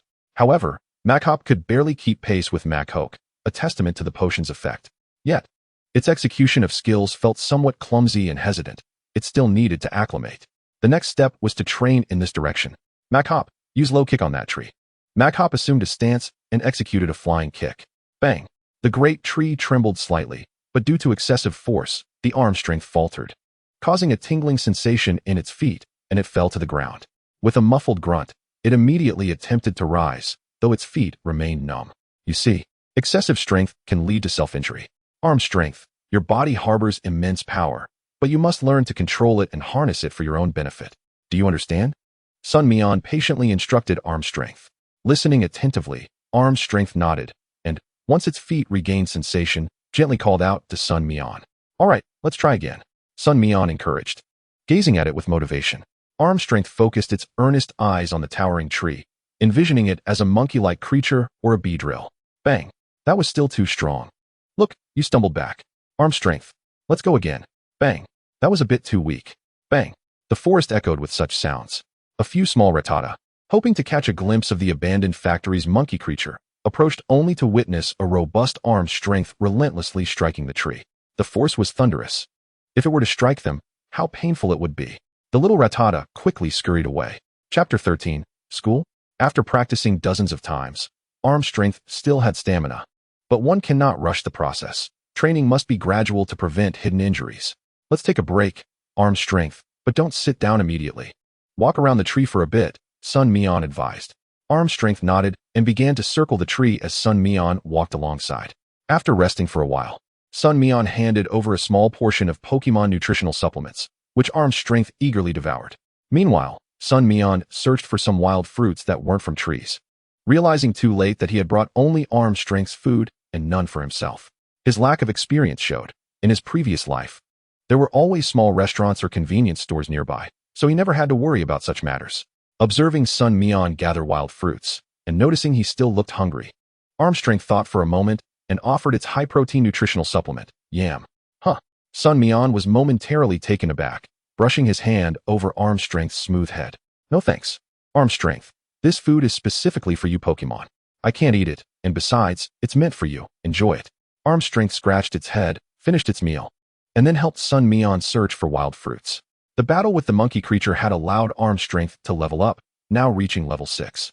Training also increased experience. But the progress was slow. Even in the early stages, leveling up again within such a short time was impossible. Let's continue training. Once you master your skills, we can seek out other Pokemon for practice. Arm strength, let us keep going. This time, use strength and treat this large stone as your opponent. They trained throughout the afternoon until Sun Mian glanced at the electronic watch gifted by Wang Yulan, realizing it was already 4:50 p.m. Arm strength. It's time to head home. Arm strength halted, setting down the massive stone and breathing heavily. It's a bit of a distance back to the town. Let us jog to get some exercise, Sun Mian suggested. Arm strength nodded eagerly, being quite diligent. Though the first day of training had been exhausting, arm strength understood that Sun Mian's efforts were for its benefit, and it had its own aspirations to grow stronger and protect its master. The town was over 10 kilometers away, necessitating several hours on foot. However, a straight road led there, minimizing detours and saving time. Sun Mian, who also wished to improve his physical condition, found himself rather weak. After doing some warm-up exercises, he lifted his leg and said, "Let us go, arm strength. But slow down, I can't keep up with you." Arm strength smiled and trotted alongside Sun Mian. Although Sun Mian's pace was not fast, his movements were precise, and he had mastered his breathing rhythm. They took their first break after about 20 minutes. Sun Mian slowed to a walk, touched his nose, and joked, "I really am quite weak." Arm strength solemnly shook its head, disagreeing with Sun Mian's self-assessment, and gestured anxiously, Hey there, little guy." Sun Mian affectionately ruffled arm strength's head, enjoying the feel of its fur. Their journey, filled with starts and stops, lasted nearly 3 hours before they finally entered the town. The last bus back to the city departed at 9 o'clock. It was almost 8, so there was still time. Sun Mian initially intended to buy some food, but recalling that Wang Yulan would have prepared dinner for him at home, he opted instead for 2 bottles of water, one for himself and one for arm strength, before purchasing a bus ticket and sipping water while waiting for departure. Upon returning home, Wang Yulan had not yet left for work, as she was on the night shift this week. "Xiaomian, back already? Let me heat up your food," she said, emerging from the kitchen where she was folding dried clothes upon hearing the door open. "No need, auntie. I can heat it myself," Sun Mian quickly replied. Wang Yulan, watching Sun Mian's adept movements in the kitchen, felt reassured. She softly inquired, "Did you go to Grandma Mountain in the suburbs?" "Yes, what is up, auntie?" Sun Mian responded while scooping food. "I just thought it seemed a bit far. Even with arm strength, there aren't many people out there. I heard there's a training facility in the city that's not too expensive. A salesperson even came by the factory yesterday and offered a card for an 85% discount. I was thinking of getting you one so you wouldn't have to travel to the suburbs," Wang Yulan suggested cautiously. Sun Mian shook his head. "Auntie, there's really no need. That would just be a waste of money. Besides, the training facility probably has practice Pokemon that are specifically bred for that purpose, designed to take advantage of wealthy kids. Arm strength is no slouch. Today we faced a monkey creature." Wang Yulan listened quietly as Sun Mian recounted the events of the day, occasionally gasping in surprise, her face often graced with a gentle smile.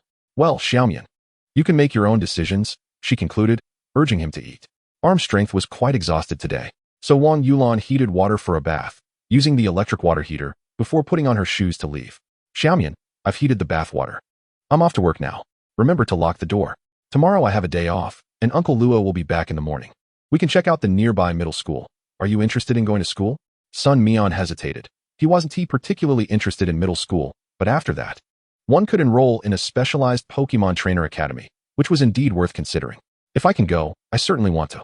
I've been thinking about becoming a professional Pokemon trainer, he said, scratching his head. All right, wait for me when I get off work tomorrow. Wang Yulan waved goodbye to both Sun Mian and Arm Strength before gently closing the door. It seemed that training would be delayed a bit tomorrow, but Sun Mian thought, we can't skip training entirely. Let us find a park tomorrow evening. Arm Strength flexed its robust biceps, signaling that it was up for the challenge. Arm Strength remained outside its Pokeball, comfortably lying on the bed. Upon seeing Sun Mian enter, it quickly hopped up. Sun Mian observed this scene, feeling a sense of unease as if something were amiss. Perhaps he was just overthinking it. The following day, before dawn broke, old Luo returned home early, likely having left during the night. The sound of the door opening was soft, but Arm Strength was still startled awake. Cautiously, he opened the door, his wrist brushing against the wall as he stepped out. Suddenly, the living room light flickered on. Oh, Wanli, you're still awake? Lao Luo exclaimed in a hushed tone upon spotting him, a look of surprise crossing his face. Recognizing Lao Luo, Wanli awkwardly scratched his head, mimicking Sun Mian's bashful gesture. Ah, I'm sorry to disturb you, Wanli. Is Xiao Mian still asleep? Lao Luo inquired apologetically as he put away his shoes. Wanli quickly waved his hands in a flustered manner, attempting to convey no. It's nothing. Oh, I see. Are you worried about thieves breaking into the house? What a good child you are. Lao Luo's eyes brightened, and he affectionately ruffled Wanli's hair, commenting on its delightful texture. Wanli shyly wagged his tail, inadvertently striking the floor with a resounding crack that shattered a tile. Staring blankly at the broken tile, both he and Lao Luo froze, astonished by the sheer strength of Wanli's tail. Noticing Wanli's guilty expression, Lao Luo hurriedly reassured him. Actually, I've been meaning to replace these unsightly tiles. Wanli tilted his head, pondering, is that so? Just then, Sun Mian, awakened by the commotion, emerged in his pajamas. Wanli, what are you doing? He asked, surprised to see Lao Luo, as well as the damaged tile. Lao Luo quickly reiterated his previous statement, explaining, I returned early from my trip to Sichuan since it was nearby. Oh, have you eaten yet, uncle? Let me prepare something for you. Sun Mian offered as he headed to the kitchen. No need. I'm not hungry just yet, Lao Luo began, but before he could finish, Sun Mian had already retrieved some egg noodles and swiftly prepared a steaming bowl, garnished with green onions, the aroma wafting enticingly through the air. Lao Luo, feeling warm inside, settled at the dining table, devouring the noodles with little regard for their heat. After finishing, as Sun Mian reached for the bowl to clean up, Lao Luo took it upon himself to wash it, casually remarking, has your aunt spoken to you about school? Yes, she has. I don't have any objections. I mainly want a professional trainer as qualification, Sun Mian responded candidly. And what about your academic studies? It seems that admission to the Pokemon Academy requires certain academic standards. Lao Luo expressed his concerns, knowing Sun Mian's background as a child raised in an orphanage, with minimal formal education apart from basic knowledge taught by caretakers. I should be fine. I read regularly, and the academic requirements shouldn't be too demanding, right? Sun Mian replied, a hint of uncertainty in his voice. Although he had experienced the high school entrance examination, he worried about forgetting much of the material and not knowing how to apply it. A score of 300 should suffice. I'll check with my colleagues at work, Lao Luo said, feeling unsure. After washing the bowl, he couldn't resist calling a colleague in the factory whose son was also preparing for the entrance exam to the Pokemon Academy. Hello, Lao Luo calling so early? Are you back at the factory already? Came the voice on the other end. I'm on leave today. I'm taking my son to school for registration. By the way, you mentioned that the academic score required for the Pokemon Academy isn't too high, right? Lao Luo asked. Oh, you mean the child you adopted? Yes. The requirement is indeed low, 300 points will do. However, there are other subjects to consider, particularly Pokemon knowledge, which is quite challenging. My son often rambles on about what Pikachu evolves from and how it can evolve into Raichu. It's all so complicated that I can hardly follow. The colleague replied with enthusiasm. Lao Luo listened intently as his colleague elaborated, understanding the weight of the information. Since the call was on speaker, Sun Mian overheard everything. After hanging up, Lao Luo turned to him. Did you hear that, Xiao Mian? It sounds quite challenging. With just a year to prepare, it might not be enough. Perhaps you should study at school for a year first. We can always consider repeating a year if necessary. Sun Mian nodded, acknowledging the truth in Lao Luo's words. You're right. I will do my best. he declared with determination. Just don't put too much pressure on yourself, Lao Luo chuckled, the lines around his eyes deepening with age. Sun Mian looked at him seriously, promising himself he would succeed. This man had worked tirelessly for most of his life, and if he could earn money sooner, perhaps Lao Luo could finally rest. After a while, before 9 o'clock, Wang Yulan returned home. Seeing the two seated on the sofa, she hurried to change her clothes. Let us go. The registration should be happening now. It's fine, the school isn't too far. I can drive us there in about 12 or 13 minutes, Lao Luo replied nonchalantly. We're taking the bus today, Wang Yulan stated with a frown. Why? Lao Luo asked, perplexed. If we have a car, why take the bus? You're not always around, and Xiao Mian might not be familiar with the route yet. We should take him there ourselves first, Wang Yulan explained. Lao Luo realized Wang Yulan's thoughtful intentions and appreciated her attention to detail. Understanding that a woman's presence in the household was invaluable. Lightly equipped, Sun Mian stored Wanli in his pokeball, and the trio stepped outside. The bus stop was just 100 meters from their community, quite convenient, with a direct route to the school. After waiting for a brief period, a bus arrived every 15 minutes. Sun Mian diligently committed the route to memory, and within half an hour, they arrived at the school. Number 42 Middle School. It wasn't an exceptionally prestigious institution. It was merely the best option for local children whose families couldn't afford other districts.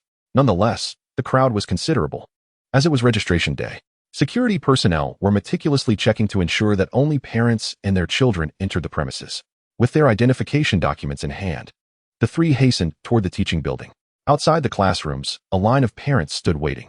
Wang Yulan quickly pulled Sun Mian into the queue. At that moment, a woman who had been behind them squeezed past Wang Yulan, rudely inserting herself between the 5th and 6th positions in line. Hey, how can you cut in line like that? Someone nearby complained. Seriously, how old are you? Another added. Sorry, I have an urgent matter to attend to. Please let me cut in, the woman said, her expression devoid of any shame. Who doesn't have urgent matters? Really? Although people grumbled, no one made an effort to confront her. Sun Mian frowned, reflecting on his past life where he had been meek, hesitant to address uncomfortable situations for fear of trouble. Am I to repeat that in this life as well? I have a system now. I needn't fear standing up for myself. Excuse me, ma'am. But you should go to the back of the line. If everyone had urgent matters, what would be the point of queuing? Sun Mian stepped forward, confronting the woman directly. The woman awkwardly chuckled. Little brother, this isn't your concern. Where are your adults? How is it not my concern? You cutting in line affects me directly. Do you think I can't communicate with you alone and need someone else to intervene? Sun Mian retorted, maintaining a smile. It's just cutting in line. You're acting like you're leading a seminar or something. Ignoring you is simply because you are immature and lack understanding, and I wonder how your parents raised you. The woman retorted, her voice laced with sarcasm. Sun Mian chuckled, ready to respond, but Wang Yulan placed a hand on his shoulder. Just as Sun Mian was about to clarify things with Wang Yulan, she spoke up, saying, I don't need you to dictate how I raise my child. I believe my child has done nothing wrong. Cutting in line is simply unacceptable. Why shouldn't I speak up against it? And who are you to bully my child just because you're an adult? Sun Mian hesitated, staring at Wang Yulan, feeling an unfamiliar sensation. Oh, so the old hag is back, is she? You say I'm bullying a child? Fine, then today I won't bully any child. I'll cut in line instead. What will you do about it? Are you going to hit me? Go ahead, I dare you. The woman's contorted face appeared quite loathsome. Wang Yulan let out a light laugh, though dressed plainly. The contrast between her demeanor and the woman's aggression was stark. As if a refined lady was calmly confronting a raucous shrew, making the latter's actions seem even more detestable. The woman, seeing Wang Yulan's expression, felt her anger escalate. And with a hand, she lunged towards Wang Yulan. A flicker of panic crossed Wang Yulan's eyes as she instinctively stepped back, shielding Sun Mian with her hands. Old Luo's eyes widened, and he hurried over. Before he could reach them, a hand grasped Wang Yulan and pulled her back, inadvertently causing Sun Mian to get hit squarely on the face with a sharp slap. You dare hit my son? Wang Yulan's eyes turned icy as she shouted at old Luo, what are you doing? Can't you see our son has been struck? No need for dad, mom. I can defend myself now. Sun Mian covered his face, feeling the heat radiating from it. He delivered a swift kick. Despite his frail physique, the woman, unsteady in her high heels, fell to the ground. Sun Mian wasted no time in delivering 2 resounding slaps. Onlookers cheered, bravo. Well done, young man. Such a little hero. Protecting his mother. While fighting was wrong, they supported the boy's actions nonetheless. After delivering the slaps, Sun Mian watched the woman frantically attempt to rise. He took a few steps back, contemplating whether he should unleash more strength. What is going on? It's so noisy. At that moment, a teacher emerged from the classroom. You little brat, I will make you pay. The deranged woman charged forward, intent on scratching Sun Mian's face. A flicker of impatience crossed his features. But the female teacher immediately produced a water gun, the weakest weapon, the mosquito incense tadpole. With a spray of water, the mosquito incense tadpole repelled the lunatic. This is the registration area. What kind of behavior is this? If you don't want to register your child, then leave. The teacher declared with authority. And you, what caused this conflict? She turned her gaze to Sun Mian. Before he could respond, bystanders chimed in to explain. Teacher, this woman cut in line. And the young boy tried to dissuade her, but she not only hurled insults but also struck him, prompting him to retaliate. You saw the rest. Yes. This woman is utterly disgraceful, hitting a child. How can this school accept children from such parents? What if my child were to be attacked? The teacher listened to the cacophony of voices and, having grasped the situation, felt a flicker of disdain. Yet, she had no authority to prevent others from registering. In a public school, as long as you reside within the district, you are eligible to enroll. All right, everyone, please continue to queue. You go to the back. The teacher instructed. Huh, what a disgrace. A terrible school. I want to enroll. The deranged woman stood up, casting a hateful glare at the teacher and then a fierce look at Sun Mian. He merely chuckled in response. I want to kill him. Tear his mouth apart. Ugh. After this little uproar, the crowd resumed their queue. Wang Yulan tenderly rubbed Sun Mian's reddened face, nearly brought to tears by the ordeal caused by that madwoman. Xiao Mian, when we are not around, you must ensure your own safety first, even though you did nothing wrong. Old Luo nodded in agreement. I understand, Sun Mian replied, nodding. However, old Luo couldn't suppress his laughter, which only further irritated Wang Yulan. She jabbed him with her elbow and whispered, look at Xiao Mian's condition. And you're still laughing. Do you have no conscience? Oh, dear, you've misunderstood me. Old Luo quickly raised his hands in defense. Xiao Mian just referred to us as his parents. Oh right. Wang Yulan's face lit up with excitement as she turned to Sun Mian. He noticed their attention and felt a blush creep onto his cheeks, feeling shy about acknowledging it aloud. Wang Yulan continued to beam. It's always difficult at first. But Xiao Mian actually called me mom. After a while, it was finally their turn. The teacher in charge of registration recognized Sun Mian and smiled, nodding at him. Old Luo quickly presented Sun Mian's identification. The teacher glanced at it, her brow slightly furrowing. Sun Mian, have you never attended school before? No. Is that a problem for registration? Sun Mian asked, puzzled. Old Luo and Wang Yulan watched the teacher anxiously. You can register. It's just a matter of whether you can keep up. This is the 3rd year of middle school, you know, she expressed her concern. No problem. I've studied independently before, Sun Mian assured her earnestly. Very well, then. Here are the necessary fees and insurance receipts. Once you pay, you can take them. Classes start tomorrow, so please arrive before 8, the teacher instructed.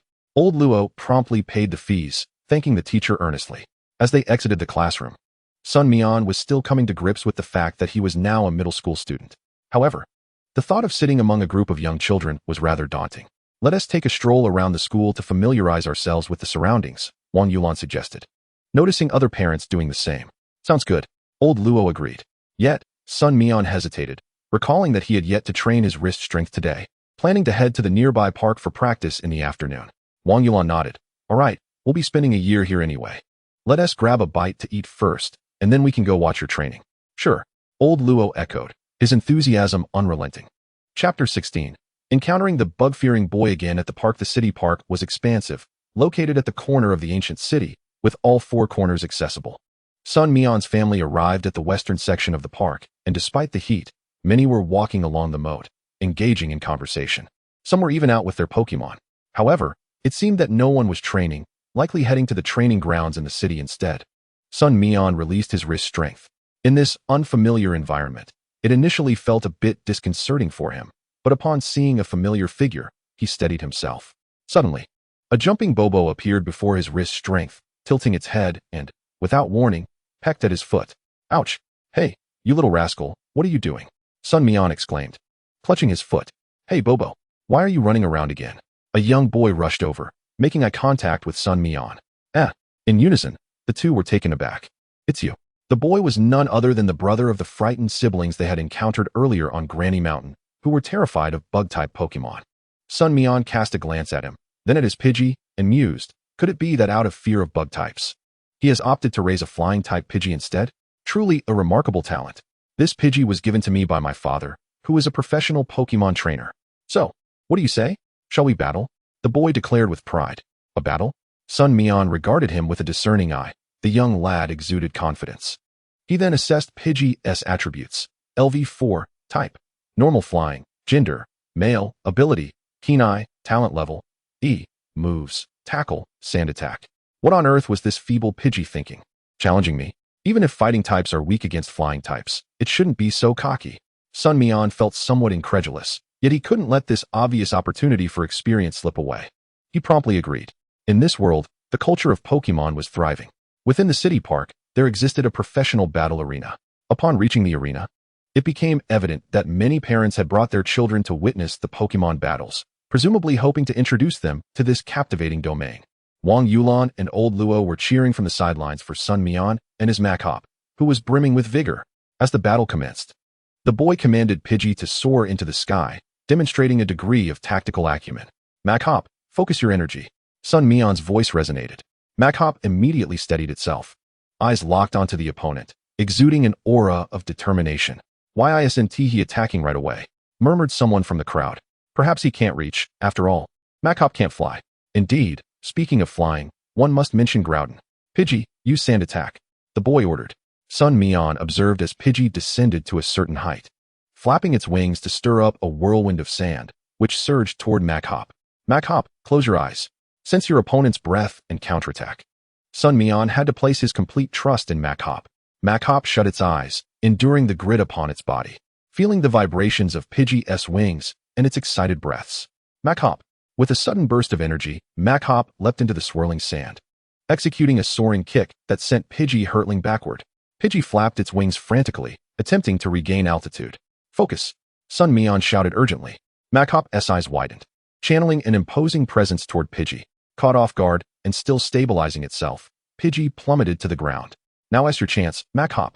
Move in and use seismic toss. Sun Mian exclaimed, his eyes alight with enthusiasm. Oh no! Pidgey, take to the skies quickly. The boy cried out in desperation. You think your Ash catch him? Just saying dodge doesn't mean it will evade. Sun Mian reflected, noting Pidgey's poor physical condition. Clearly, it was a wild Pokémon yet to undergo any training. Before Pidgey could fully ascend, Machop had already seized its foot. Spinning with great force, Pidgey felt itself transforming into a top, spinning faster and faster. Just as Pidgey felt it might lose its lunch, Machop released it with a powerful throw, causing Pidgey to crash against the edge of the arena, rendering it unconscious. Machop let out a triumphant roar. Machop. Well done, Machop. Sun Mian praised, while Machop stood beside him, humbled, like a loyal younger brother. Wait, didn't my dad say that flying types have the advantage over fighting types? How could this happen? The boy looked disheartened. Flying types do indeed have the upper hand. But mastery of skills and battlefield control is paramount. The one who lost wasn't Pidgey. It was you, Sun Mian remarked, glancing at him. Aren't you concerned about your unconscious Pidgey? Huh, my Pidgey. The boy, oblivious to the situation, hurriedly scooped up Pidgey and dashed toward the Pokémon Center, shouting, I will definitely defeat you next time. Sun Mian shrugged indifferently. Machop had leveled up to 7, and the accumulated experience was now exhausted. Let us continue training, Machop. We must not damage public property here. We'll lift that boulder and do 100 frog jumps per set, taking a break after every 2 sets. Sun Mian observed the onlookers who were still captivated but felt a lack of thrill in this battle. It was far more advantageous to focus on training. Machop felt an itch to exercise, promptly hoisting a massive boulder from the riverside, likely weighing over 100 pounds. To the spectators, Machop appeared somewhat pitiful, like the Monkey King trapped beneath the Five-Finger Mountain, having lost its earlier bravado. Xiao Mian, won Machop injure its back with such training? Wang Yulan inquired with concern. Rest assured, Auntie, Machop possesses immense strength. If it were a wild Machop from the mountains, it would be lifting boulders weighing over 100 kilograms for training, Sun Mian explained, joining in the training but opting not to lift anything, merely participating in frog jumps alongside. Wang Yulan felt reassured watching, while Old Luo maintained his silence. He had initially supported Sun Mian's endeavors, believing that true training involved hardship. Moreover, while Pokémon trained with specialized equipment had their merits, they paled in comparison to the experience gained from challenging various Pokémon in the wild. This was akin to the protagonist's spirit of adventure. Rewards come only through effort. As the sun dipped in the afternoon sky, casting a golden glow upon the clouds, Sun Mian wiped the sweat from his brow. All right, Mac Hop, that concludes today's training. Let us return the stone and head home for dinner. Mac Hop, feeling somewhat fatigued. Mac Hop nodded, placing the boulder back in its original spot before hurriedly following Sun Mian. Chapter 17, Studying. Early in the morning, Sun Mian, with a backpack adorned with images of electric, fire, and water-type Pokemon, waved goodbye to old Luo as he stepped out of the house. Mac Hop had been returned to its Pokeball, and he had heard that the school possessed a small training area available for free to students and staff. At the entrance of number 42 Middle School, lacking a student ID, he presented his pre-arranged documentation to enter the premises. Class 2 of the third year was the classroom where he had registered the day prior. Inside, a few boys and girls occupied the seats, and it seemed that Sun Mian had arrived rather early. Upon seeing him, the few classmates looked somewhat surprised. Since middle school classes typically progressed as a cohort, they had previously been classmates, and although transfers occasionally occurred, they were quite rare. Are you a transfer student? A friendly girl approached him. She had 2 precocious pimples on her face and wore square purple-framed glasses, her appearance being neither particularly striking nor unattractive, just average. Yes, Sun Mian nodded, glancing around for a seat and casually choosing one at the back. What is your name? Which school did you come from? The girl continued, trailing after him. I'm the class monitor, my name is Li Jessen. Children can be quite bothersome, Sun Mian thought helplessly. Sun Mian, I haven't attended school before. What? You've never been to school? How will you study? Do you want me to lend you my notes? Li Jessen offered enthusiastically. No need, Sun Mian replied, placing his backpack on the desk and resting his head upon it. All right, class monitor, it seems no one is inclined to converse with you anymore. So let's just leave this guy be. This remark came from another girl, clad in a more fashionable attire, with her single eyelid and fox-like eyes. She possessed a certain charm, yet her expression hinted that she was not one to be trifled with. Wuxia, that is not quite fair, Li Jessen interjected. Perhaps Sun Mian is merely a bit reserved. He has just transferred to our school, and I feel it's my duty to assist him. Li Jessen shook her head, disapproving of her friend's comment. Very well, you may continue your conversation with him. I'm off to grab some breakfast, Wuxia retorted, feeling slightly embarrassed and searching for an excuse to exit the classroom. Li Jessen, on the other hand, was genuinely enthusiastic, taking the time to introduce each classmate to Sun Mian. Noticing that Sun Mian seemed to lack a pencil and only possessed a fountain pen, she kindly lent him one. Observing this warm-hearted girl, Sun Mian felt reluctant to dismiss her outright. Thus he engaged in small talk whenever necessary. Before long, the classroom began to fill with more students, and Wuxia returned, holding a carton of yogurt, clearly having gone to buy breakfast. Soon, the atmosphere quieted as a female teacher entered, the very same one from the registration desk the previous day. How was your summer vacation, everyone? The teacher appeared to be the homeroom instructor for this class, and it seemed she had taught them before. Fantastic. I traveled to another country with my parents and saw so many different Pokemon, exclaimed a chubby boy excitedly. It was rather dull for me, but I did manage to catch a Sandshrew myself, chimed in a tall, lanky boy. It seems everyone had a fulfilling break. However, with the summer holidays at an end, it's time to shift your mindset back to school, as you all will be facing the high school entrance exams next year, the teacher said with a smile. As her words hung in the air, the teacher continued. Today, we not only have familiar classmates, but we also have a new student. Sun Mian, please come up and introduce yourself. Sun Mian, with an expression that suggested he had anticipated this moment, slowly stood and walked to the podium. Pausing to survey the faces below, he maintained a stoic demeanor and said, Hello, I am Sun Mian. After his brief introduction, he glanced at the teacher, who appeared to twitch slightly. Sun Mian, please share a bit more about yourself, perhaps your hobbies or favorite Pokemon, she encouraged. With a sigh, Sun Mian replied, My hobby is Pokemon, and as for my favorites, I like them all. This response felt rather dismissive to everyone in the classroom. The teacher offered an awkward smile. It seems Sun Mian is a bit shy. Let's all make an effort to help our new classmate feel at home in our community. Sun Mian, why don't you move your belongings and sit next to Luo Zhenghao? She suggested, pointing towards the chubby boy who had just spoken about his travels. On such a hot day, I have to sit next to a chubby person? Sun Mian's expression twitched, but he had no choice, as the teacher had made the arrangements. Grabbing his backpack, he settled beside the boy. As the teacher continued her lecture, the chubby boy leaned in excitedly and whispered, Hey, do you have any Pokemon? After class, shall we battle? Sun Mian glanced at him, realizing this boy was also a battle enthusiast. Sure, he replied. The boy's eyes lit up. Great, but we should have a wager, nothing too steep. How about a 100-gram basic energy cube? Sun Mian understood the boy's intention. He was looking to make some quick cash off him. No problem. However, I prefer to battle with my Mac Hop, he declared confidently. A 250-gram basic energy cube would be worth 3,000 yuan, while 100 grams would fetch around 1,200 yuan, a considerable sum among students. The chubby boy hadn't expected Sun Mian to agree so readily. He had planned to negotiate, but was taken aback by Sun Mian's confidence. Could it be that Sun Mian possesses a formidable Pokemon? He pondered, increasingly convinced of his hypothesis. He leaned in and asked, "So, what Pokemon do you have?" "Mac Hop." Sun Mian replied succinctly. "Oh, Mac Hop? That's no issue," the boy sighed in relief. "If it were a Mac Hoke, I might be a bit worried, but a Mac Hop? Not a chance." "Luo Jinghao, what are you mumbling about?" The teacher had noticed the boy's chatter and frowned. "You and a few other boys can head down to move some books." "Ah." The chubby boy grimaced, but complied. "All right." He randomly selected a few boys, allowing Sun Mian, the hidden benefactor, to escape labor. The books were quickly brought up, and after they were distributed, Sun Mian took a quick glance. The content was largely similar to what he had encountered on Earth, albeit with some Pokemon knowledge interspersed. However, much of it felt rather elementary, with certain explanations lacking clarity. Once the books were handed out, it was time for a thorough cleaning, with formal classes set to begin in the afternoon. While tidying up, the chubby boy pulled Sun Mian aside. "Come on, brother, while the training area isn't too crowded, let us go have a battle." Sun Mian glanced at the others still diligently working, hesitating. "Isn't that inappropriate? What is wrong with that? If the teacher gives you a hard time, just say I brought you." The boy insisted, eager not to miss an opportunity. "Fine," Sun Mian finally acquiesced.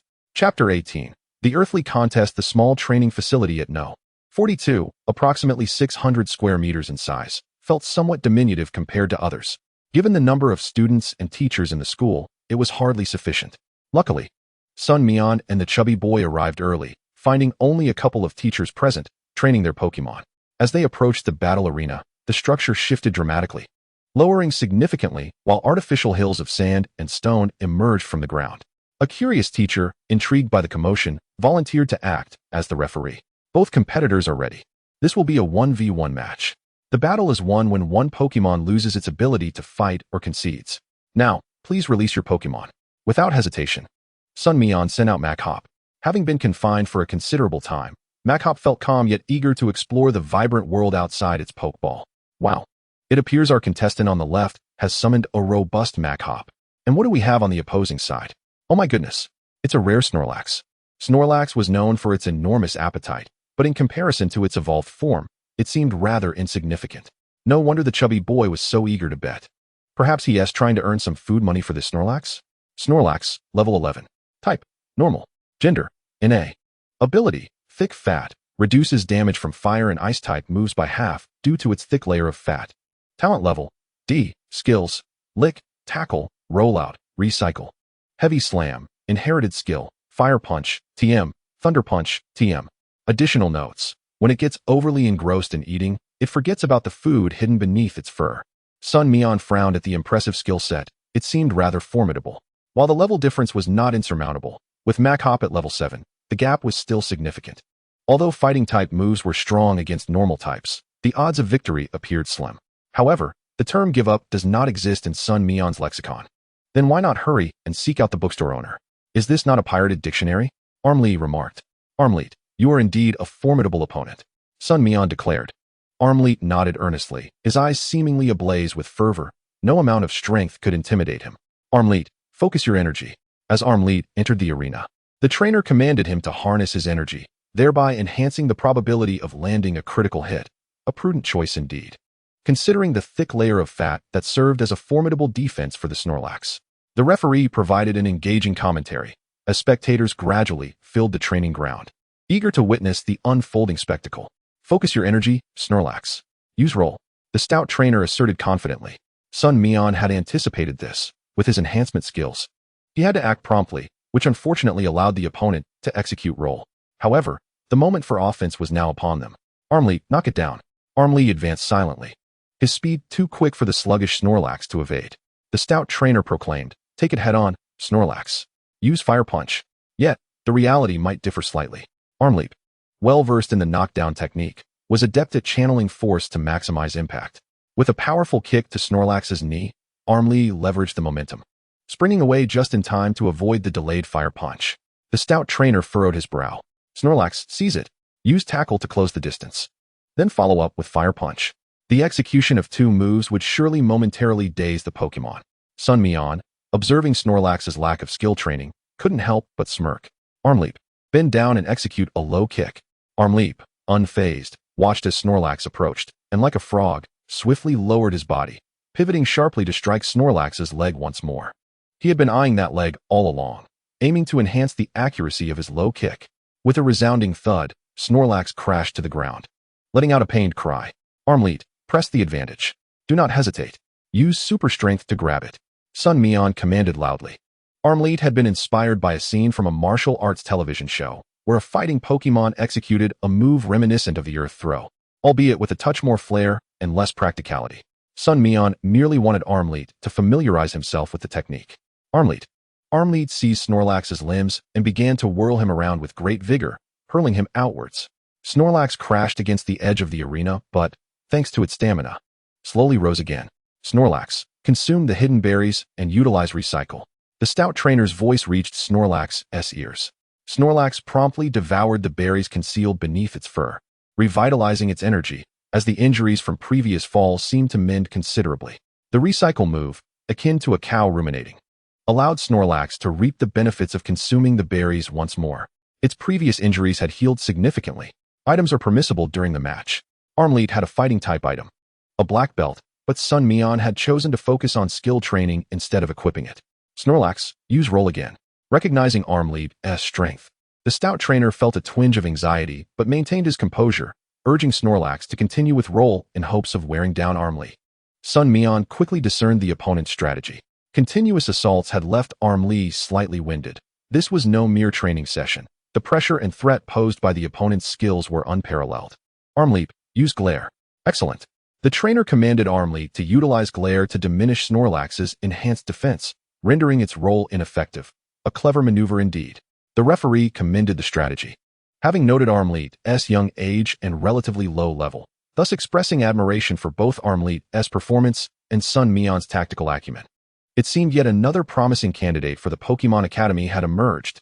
Curse it. Snorlax, charge in with Body Slam. The stout trainer, feeling the urgency, sought to alter the tide with the high damage from Body Slam. At this moment, Snorlax capitalized on its weight, executing the move with remarkable speed. Arm Leap, utilize your agility and perform knockdown against the ground.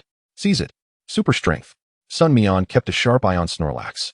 Arm Leap unleashed Super Strength, striking the ground and launching himself into the air, directly beneath Snorlax, seizing it with great force. With a sudden drop, Arm Leap. Thud. Dust billowed up from the arena. Congratulations to the host. Arm Leap has mastered the Earth Throw.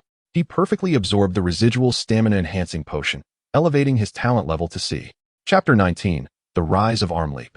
As the smoke gradually cleared, all eyes were drawn to the scene. Snorlax lay unconscious on the ground, having lost its combat ability, while Arm Leap, albeit panting, managed to maintain his stance. Upon seeing the crowd, Arm Leap raised his fist triumphantly. Arm Leap. His resounding cry echoed through the air, eliciting cheers and applause from the audience. The stout trainer wore a look of disbelief, while a smile graced Sun Mian's face. The referee's excited voice rang out. A victor has emerged. It is none other than Arm Leap. Through the impact of the Earth Throw, combined with the enhancements from fighting-type skills, Snorlax's own weight, and the gravity of Body Slam, all played crucial roles in this resounding victory. Without any of these factors, Arm Leap's triumph would have been unattainable. Yet, Arm Leap seized these opportunities, showcasing his innate talent alongside Sun Mian's strategic guidance. From Arm Leap's victory, we glean the paramount importance of a trainer's tactical abilities, which is why the nation fervently supports the cultivation of trainers. You too should cultivate your skills to aspire to become a professional trainer. The referee's impassioned voice resonated. The stout trainer, disheartened, murmured, I lost. Let's take Snorlax to the infirmary. Arm Leap needs to recuperate as well, Sun Mian said, patting his shoulder. The stout trainer opened his mouth, contemplating, but ultimately remained silent as they each recalled their Pokémon and proceeded to the infirmary. Meanwhile, inquiries arose among onlookers about Sun Mian's identity. However, as a new transfer student, he remained unrecognized. While the stout trainer was readily identified as a regular at the training grounds, known for betting against others, often winning thanks to Snorlax's exceptional defense. Within the infirmary, The medical staff consisted of skilled Pokémon healthcare professionals, equipped with Chansey to assist in healing Pokémon injuries. For minor injuries and stamina recovery, services at Pokémon centers and school infirmaries are complimentary. However, for more severe injuries or the need for restorative potions, a fee is required. The injuries sustained by the little Snorlax were rather severe, necessitating a medical fee of 500 yuan. Fortunately, Machoke was not in need of any such expenses, as its stamina recovered swiftly, allowing it to be released by Chansey. The hefty fellow took it upon himself to cover the costs, adhering to the principles of fair competition, where each party is responsible for their own Pokémon's injuries. "I'll bring you the energy cubes we lost tomorrow," he remarked to Sun Mian, who was accompanying him. "That's trivial." Sun Mian shrugged indifferently.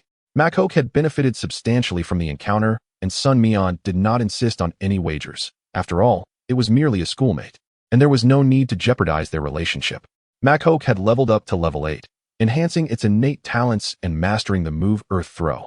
This revelation surprised Sun Mian, as it appeared that Pokémon with high potential could grasp subsequent skills in advance of leveling up. In essence, levels serve as a constraint or standard for enhancement imposed by the game on the Pokémon. However, in reality, such standards are indefinable. For instance, true Pokémon possess a form of intelligence that transcends human understanding. Some Pokémon, like Alakazam, exhibit intellect far superior to that of the majority of humans. If humans possess the capacity for autonomous learning, do Pokémon not? News of their battle swiftly spread to Class 2 of the 3rd year. The female teacher hurriedly arrived, her expression darkening upon seeing the two boys. "You two, aren't you supposed to be cleaning? How did you end up in the training grounds battling?" "Luo Jinghao, this isn't the first or second time. Was it you again? I must inform you, on the very first day of school, I do not wish to have your father come here. The school has its regulations. Even in compulsory education, mistakes will not be overlooked." The hefty boy remained silent, absorbing the teacher's lecture, which seemed to alleviate her inner agitation as she awaited the two in the small treatment room. Realizing the gravity of the situation, she furrowed her brows and addressed Sun Mian. "What Pokémon do you have? Is it severely injured?" Sun Mian hesitated for a moment. "Machoke, it's not serious." The teacher regarded him with a puzzled expression. "If it's not serious, then what are you waiting for?" The hefty boy offered a wry smile. "Teacher Foam. It was my little Snorlax that lost." Teacher Foam paused, fully aware of the strength of the hefty boy's Snorlax, which was a high-potential Pokémon acquired at great expense by his father. The fact that it had lost to a common Machoke was perplexing. Could it be that this Machoke was of a particularly high level? In this world, there are machines capable of detecting levels, energy, and potential, but they are often inaccurate and cumbersome. Nonetheless, Teacher Foam refrained from probing further. With Snorlax released, it had sustained some skeletal injuries, meaning that even if it appeared to have recovered, it would be unable to battle for the next couple of days. Teacher Foam escorted the two back to the classroom, where the cleaning duties were nearing completion, with only the trash left to be disposed of. In the spirit of class unity, Sun Mian and the hefty boy took charge of the trash. The hefty boy, now revitalized, found himself rather admiring of Sun Mian. It was evident that Sun Mian's Machoke was still in its growth phase and had not been afforded the same advantages in training as his own. The victory was entirely due to Sun Mian's innate abilities. There is a natural tendency for individuals to respect the strong. Curious, the hefty boy inquired, "Sun Mian, how did you train your Machoke? Did you train it at the 5-star training grounds in the city center? Your command skills are impressive. Were you always a top student?" "This is my first time at a training ground. Previously, I only trained outdoors for a day or two. However, I do enjoy battling, so I've read quite a bit." Sun Mian explained. "Oh, I see. It seems I should take my little Snorlax out for some outdoor training," the hefty boy mused thoughtfully. Upon returning to the classroom, lunchtime soon approached. Sun Mian first prepared food for Machoke, buying 2 loaves of bread and fetching drinking water for their meal on the rooftop. "Hey, Sun Mian, aren't you going to the cafeteria for lunch?" Li Jiesin, who was opening her homemade lunchbox, asked curiously upon noticing the bread in Sun Mian's hands. "No. It's too much of a time waster, and the cafeteria food probably isn't that great. Since it's not particularly appetizing, I'd rather save time. I want to let Machoke train during the break," Sun Mian replied with a smile. Li Jiesin, though not exceptionally attractive, was warm-hearted and kind, which earned her a good rapport among her classmates. Chapter 20. The Theft at the Pokémon Center. After a brief conversation, Sun Mian made his way to the rooftop. A gentle breeze blew, yet the heat seemed to render even the wind stifling. Quickly, Sun Mian took shelter at the edge of the rooftop, where there was some shade, and released Machoke. Pokémon food cannot solely consist of energy cubes. While some families may afford to provide only energy cubes, they typically complement it with high-protein foods and vegetable puree. Makhok seemed to enjoy the mixture, a testament to Sun Mian's decent culinary skills.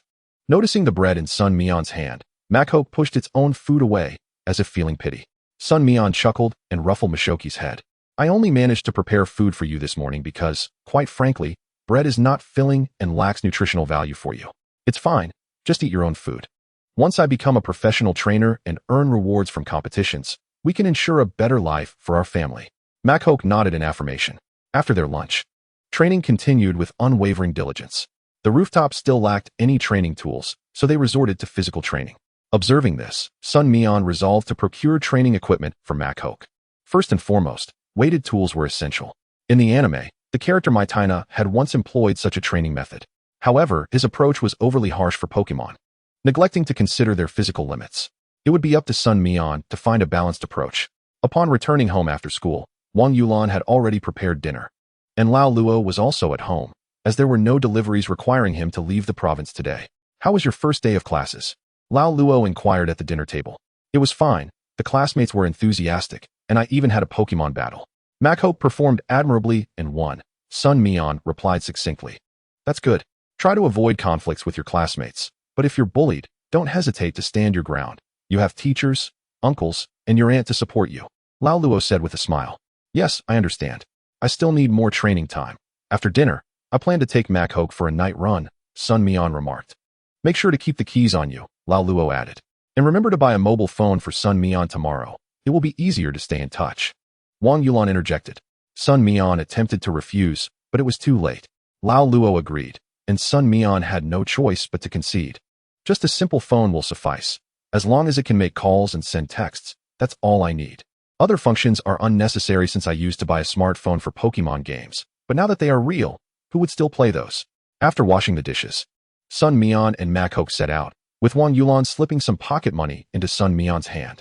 It was a daily allowance, not much, but enough, 20 yuan a day, for meals and bus fares home, and sometimes to buy water or snacks. One cannot help but marvel at how, despite Wang Yulan and Lao Luo being an ordinary family, they treated Sun Mian as if he were their biological child. After running a lap around the park, Sun Mian paused to catch his breath while Makhok continued its training. This session focused on strength and earth throw, throwing a boulder into the air and catching it with strength. Precision and coordination and mastery of strength are essential for achieving perfection. The wrist strength still requires further refinement. However, the improvement in speed has been quite remarkable. The park saw a considerable influx of visitors in the evening, but as time progressed, the crowd began to dwindle. Sun Mian noticed that most of the park's inhabitants were wild mandarin ducks, engaged in whispered laughter and playful banter. The elderly and children had already departed. Yet, a peculiar group caught his attention. Dressed in uniforms emblazoned with the insignia of a martial arts school, they seemed to be training in combat. Wasn't it too late to be exercising? Sun Mian observed them for a while, and as the day's training session concluded, he noticed that they had yet to disperse. After a moment's contemplation, he decided to leave with his wrist strength still intact. At that instant, the martial arts trainees, realizing that the area was now empty, ceased their activities. The individual who had been leading the movement spoke up. Let us check the surroundings for any remaining presence. If anyone is still here, we can forcibly remove them. Time is of the essence. Group A has already made their move, and we must hasten our pace. Understood, Captain. The others responded in unison. This organization appeared to be a band of thieves. Audaciously, their target lay within the city walls, specifically at the Pokemon Center on West Street. This location housed numerous injured Pokemon, which were the very objectives of their operation. One of them released a sand shrew, which began to burrow into the ground, leading them toward the sewer system. From within the sewers, they approached the vicinity beneath the Pokemon Center. Several sandshrews successfully breached the surface. The captain unleashed a Butterfree, commanding, Butterfree, use sleep powder. The Butterfree responded obediently, fluttering its large wings to disperse the powder throughout the Pokemon Center. After a brief interval, the captain led his group boldly into the treatment room, where the Pokemon remained conscious, as the powder had been entirely blown away by a whirlwind from a Pidgey. Astonishingly, they were still awake. However, they were confined within glass containers. They needed to locate their respective Pokeballs. Quickly, the captain urged. The group sprang into action. Most Pokemon resisted, but lacking a trainer's guidance and hindered by their injuries while encased in glass observation containers, they were gradually captured and returned to their Pokeballs. In no time, this band of thieves exited with the captured Pokeballs. Remarkably, they triggered no alarms at the Pokemon Center's entrance and returned through the tunnel. An hour passed after their departure before the Pokemon Center's alarm finally sounded. A nurse, in a state of panic, recounted the incident to the arriving JC officers, who had come to investigate the missing Pokemon. A female officer, leading the charge with her herdier, furrowed her brow. This marked the second Pokemon Center that had been targeted. They needed to alert the other centers immediately. Furthermore, the methods employed by these thieves varied. The first group had blasted through the ceiling using electric-type Pokemon, while this group had infiltrated via the sewers, employing sleep powder to incapacitate the on-duty staff. The JC throughout the ancient city mobilized swiftly in search of the culprits. One irate third-tier investigator, responsible for the ancient city, seethed with anger. Just as the highest-ranking fourth-tier investigator had departed, such an incident had occurred, a profound disgrace. Furthermore, this matter could not be concealed. The higher-ups would undoubtedly be informed. The consequences could range from demotion to outright dismissal. Without the title of investigator, how could he simplify his life? The following day, the media swiftly reported on the theft, and the JC issued a bounty. Anyone providing credible information would be rewarded with 100,000 yuan, and for significant leads, 500,000. If the mastermind were captured, they would even be granted a Pokemon of exceptional talent from the starter trio. Chapter 21, The Reckless Monkeys. Wow, have you heard? The Pokemon Center was robbed. The one on West Street, closest to us, was hit. Nearly 1,000 Pokemon raised by trainers have been taken. Indeed, it's said that those trainers have already begun to confront the city's league. The security measures are utterly inadequate, but we can't entirely blame the security personnel. After all, this was premeditated, and it's rumored to be the work of a specialized organization. In school, students buzzed with discussions. Sun Mian, too, received the news and learned of the JC's bounty. Although tempted, he recognized his own limitations. The Pokemon in the school and park were of lower levels and lacked mastery over their skills, making victory a considerable likelihood. Yet could he truly provoke a nefarious organization that specialized in such deeds? Let us be realistic. Those individuals are not as inept as the anime characters Musashi and Kojiro, and even they are beyond Sun Mian's capabilities. Thus, he merely regarded the commotion as idle chatter. As usual, he headed to the rooftop to eat and train. A day passed. It was now Friday. After just 2 days of classes, the weekend was upon them again. The school administration, adhering to routine, delivered a speech from the podium, emphasizing safety during the weekend travels. In light of the recent major theft, the school urged students to remain vigilant against strangers and to carry identification, citing heightened scrutiny during this period. After concluding this discourse, students were gradually dismissed by grade level. Sun Mian returned home with his wrist strength intact. This weekend, Lao Luo and Wang Yulan would be working overtime, leaving him home alone. On the coffee table in the living room lay a box containing a new phone. Sun Mian picked it up. It wasn't particularly high-end, but it wasn't the elderly model he had anticipated either.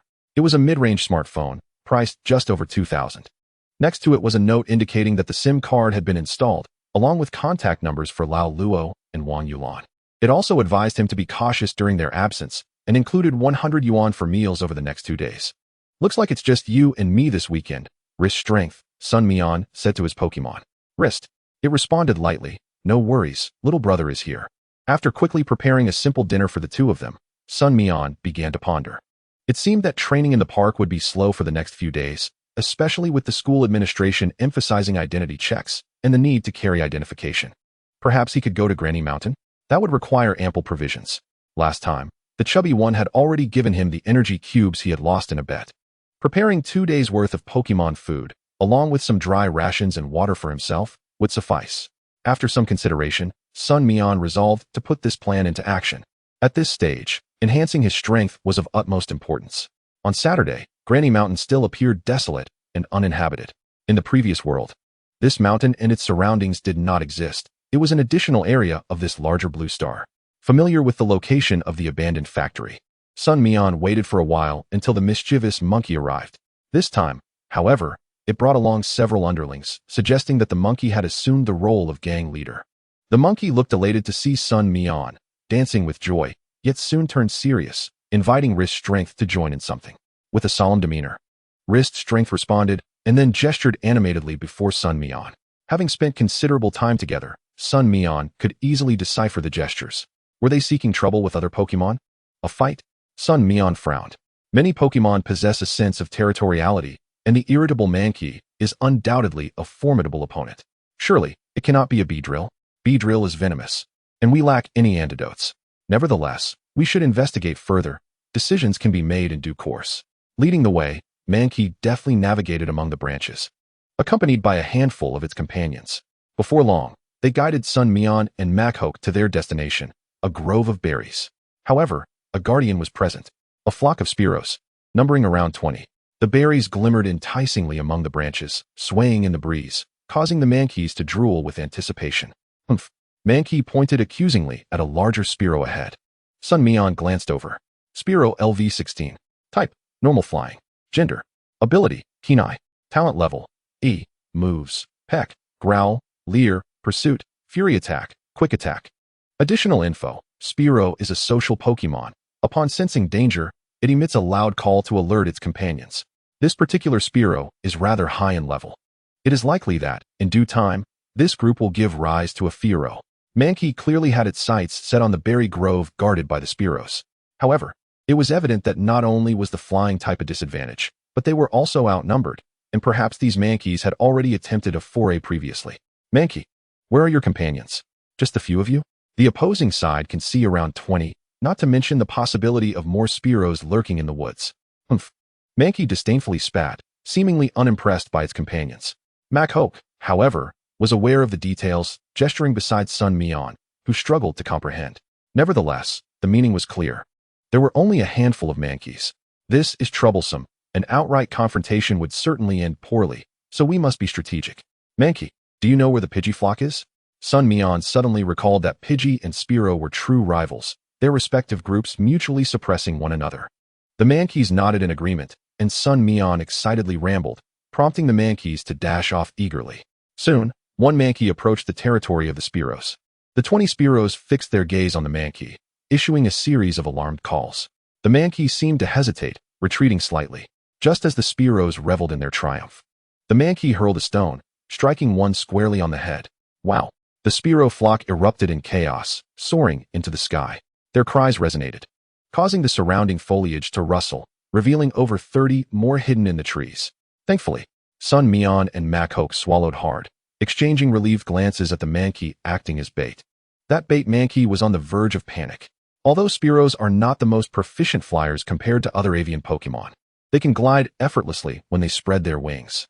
The Mankey ducked just in time to evade a wing swipe from a Spearow, feeling as if its fur was being swept away. Humph, brothers, help me. The other 4 Mankeys quickly sprang into action, tossing stones and fleeing. The Spearows, enraged, split into several teams to encircle the Mankeys. Meanwhile, Sun Mian urged Machoke to hurry back to the berry grove. Quickly, Machoke, ram the tree and bring the berries down. Chapter 22, The Division of Berries. Sun Mian gathered the hem of his shirt into a pouch, struggling to contain the barrage of berries falling from Machoke's relentless strikes. What a bountiful harvest. Eventually, the fabric of his shirt became too laden, and he helplessly told Machoke, "Let us go. Machoke, stop hammering." Machoke seemed to have developed an addiction to the task, casting one last longing glance at the tree before following Sun Mian's lead. The Mankeys, after much searching, finally located the Pidgey territory, but the Spearows were not oblivious. Upon realizing they were intruding on familiar ground, they thought, "While we fear not those little yellow birds, our true target is those pesky Mankeys." The level 16 Spearow emitted a deafening squawk. All Spearows angled downwards in a coordinated dive. The Mankeys, terrified, scrambled for cover. One by one, Pidgeys erupted from the underbrush, taking flight. The Pidgeys, upon spotting their old rivals, showed no signs of retreat. Their numbers swelled. A standoff ensued. Although the Spearows wished to clarify the situation, pride prevented them from being the first to speak. Pidgeys. So, we are the ones who must explain? Are we supposed to justify why we offered you tea and refreshments at our doorstep? The tension escalated. The Spearows, growing impatient, pushed past the Pidgeys, heading straight for the Mankeys. At this moment, the Mankeys seized the opportunity, launching surprise attacks on both the Spearows and Pidgeys, intensifying the conflict. Crack! A furious cry from an elder Spearow reverberated, causing all Spearows to halt mid-flight and retreat. The Pidgeys hesitated to strike, leaving only a few bewildered Mankeys, still poised for attack, caught between the two factions. The atmosphere was palpably awkward. The leading Pidgey, on the verge of evolving into a Pidgeotto, fluffed its feathers in indignation. What have I done to deserve this? You bring that flock of red-feathered sparrows here, and now you stoke the flames? The Pidgeys and Spearows unleashed their pecks, while the Mankeys cowered, nursing their wounds. It was only through the efforts of the last Mankey that they managed to break free from the fray. Jiqiao fruit, Chongqing fruit, and Ichi fruit, a total of 3 varieties of berries, though not in abundance, were collected by Sun Mian and Makhoke, who had gathered 2/3 of the yield. Ultimately, it was Makhoke who meticulously retrieved the berries scattered on the ground. They found themselves in an abandoned factory. Bang! A bruised Mankey collapsed at the entrance of the factory. Sun Mian and Makhoke jumped in surprise and rushed over to find several Mankeys in a pitiful state, each bearing injuries that suggested they would not have survived had they arrived any later. Ichi fruit. Sun Mian immediately fetched a purple, bumpy fruit. One Mankey consumed a berry, and miraculously, its wounds began to heal. However, upon eating the Ichi fruit, one Mankey exhibited a grotesque expression, screeching in agitation, and upon seeing Sun Mian, attempted to attack, only to be subdued by Makhoke. It appeared to despise the sour taste, falling into a state of confusion. This was a side effect of the Ichi fruit. Pokémon that loathe sour flavors often succumb to confusion. Observing the Mankey's plight, Sun Mian felt reluctant to hoard the berries, opting to split them in half. The Mankeys scampered away joyously with their share of the berries, while Sun Mian stuffed his backpack full. Not far off, the sounds of Spearows returning to the woods, lamenting the disappearance of the berries, echoed pitifully, nearly reaching the foot of the mountain. Sun Mian recoiled, suggesting to Makhoke that they should wait before venturing out. Makhoke nodded in agreement, still shaken. The Mankeys had suffered greatly, and Makhoke did not wish to share their fate of being battered and bruised. The frenzied Spearows were wildly searching for the berry thief. Some weaker Pokémon bore the brunt of their wrath, especially the small Rattata population, as very few skills could inflict damage upon the soaring Spearow, or perhaps none at all, resulted in a sudden decrease of their numbers by 1/5 in the mountains. At this moment, not only Sun Mian and Wan Li were hiding in the Nanny Mountain, but also a group of individuals clad in white, adorned with a golden logo of a martial arts dojo on their backs, appeared halfway up the mountain. "Boss, those damn Spearow are lurking outside like they've gone mad. What should we do? If we descend now, we will surely be ambushed," one of them exclaimed. The time for their rendezvous was fast approaching. If they missed this opportunity, the League would gradually expand their search radius, and at that point, escape would be impossible. The Spearow only possessed energy feedback of no more than a few levels. Eliminating them would still yield some profit, as any empty Pokeballs could be filled. Once they had the goods, they could organize to exchange for more Pokeballs. The leader proclaimed. If Sun Mian were present, he would realize that these individuals were the same dojo members he encountered in the Ring City Park, affiliated with the nefarious organization that had been stealing from the Pokemon Center. The group responded in unison. A total of 16 individuals formed pairs, summoned their Pokemon, and began to clear the agitated Spearow. Was that an explosion? Sun Mian heard the commotion not far away, frowning as he stood up, tilting his head to glance outside the workshop. In the sky, a flash of electricity crackled, and several Spearow let out cries before plummeting to the ground. Someone. Sun Mian's pupils constricted. Who were these people? In this secluded forest, could there be other trainers training? While this was a possibility, the earlier arc of electricity suggested it was a thunderbolt, which effectively counters flying-type Pokemon. If they were dedicated trainers, there would be no need to sweep through so ruthlessly, as it would not serve the purpose of training. Were they poachers? Spearow were not particularly rare Pokemon. Even if there were Pokeballs available on the black market, their prices were quite steep. Capturing Spearow, a Pokemon that was difficult to sell, would take far too long to recoup costs. Various possibilities crossed his mind and were subsequently dismissed, leading Sun Mian closer to the truth. At that moment, 2 individuals dressed in white dojo training uniforms also stumbled upon the abandoned factory. Sun Mian saw this, and his mind raced. They were foes, not friends. It was best to flee. Wan Li swiftly led Sun Mian along the pipes outside the factory, climbing onto the rooftop. The colored steel shed made a noise when touched. The 2 individuals looked up, and Sun Mian and Wan Li crouched low, daring not to breathe heavily. "Are there Pokemon on the rooftop?" one of them inquired. "Who cares? Let us search this factory for anything we can find, like bottled water. I'm parched." Another replied. "Isn't your only Pokemon a Tadbulb? Can't it just use water gun for you?" The first speaker jested. "What about that? Can that water even be drunk?" The companion retorted sharply. They searched around, but found nothing. Fortunately, Sun Mian and his companions had not made a fire, leaving no trace. The intruders emerged and dashed in another direction. Chapter 23, Sun Mian's Evolution. Sun Mian slowly peeked over the edge of the colored steel shed, watching as the two figures walked further away, contemplating the situation. He realized that descending the mountain would likely lead to his discovery. Given the methods of these individuals, attempting to confront them would be akin to courting death. Wait. His phone. Luckily, Wang Yulan had already purchased a phone for him. Sun Mian promptly dialed the emergency number. Hello? Is this the Gudu police station? I've spotted what appears to be criminals stealing from the Pokemon Center. Yes, the location is on Nanny Mountain. How do I know? Because I saw them. It's difficult for me to descend now. Hurry and send someone. I suspect they are planning to come down. Sun Mian could not be sure they were indeed the thieving organization, but their behavior and matching uniforms with those seen at Ring City Park were too conspicuous to ignore. 10 minutes after hanging up, some of the Spearow had been cleared, and the area seemed considerably quieter. Sun Mian dared not come down, fearing that someone from their group might suddenly appear. However, the visibility here was obstructed, making it impossible to observe the path down. What to do? How could he ascertain that they had left? Should he simply wait here? Suddenly, the phone rang. It startled Sun Mian, revealing an unfamiliar number. He hastily answered. Hello? This is the Shida Street police station. Are you still on the mountain? It's the police. But your call is putting me in danger. A BB bird appeared. Sun Mian had long known that the wild Pidgey on this mountain did not include any BB birds. All the wild Pokemon here belonged to lower levels. But the appearance of this BB bird indicated it was undoubtedly the enemy's Pokemon. There was no time to waste. They had discovered him. Hurry up the mountain. Sun Mian exclaimed, ignoring the voice on the other end, pocketing his phone, and embracing Wanli. Wanli, jump down. The colored steel shed is too fragile for you. Sun Mian shouted. Wanli nodded, leaped up, and firmly caught Sun Mian as they landed safely on the ground. There was movement from the direction of the BB bird.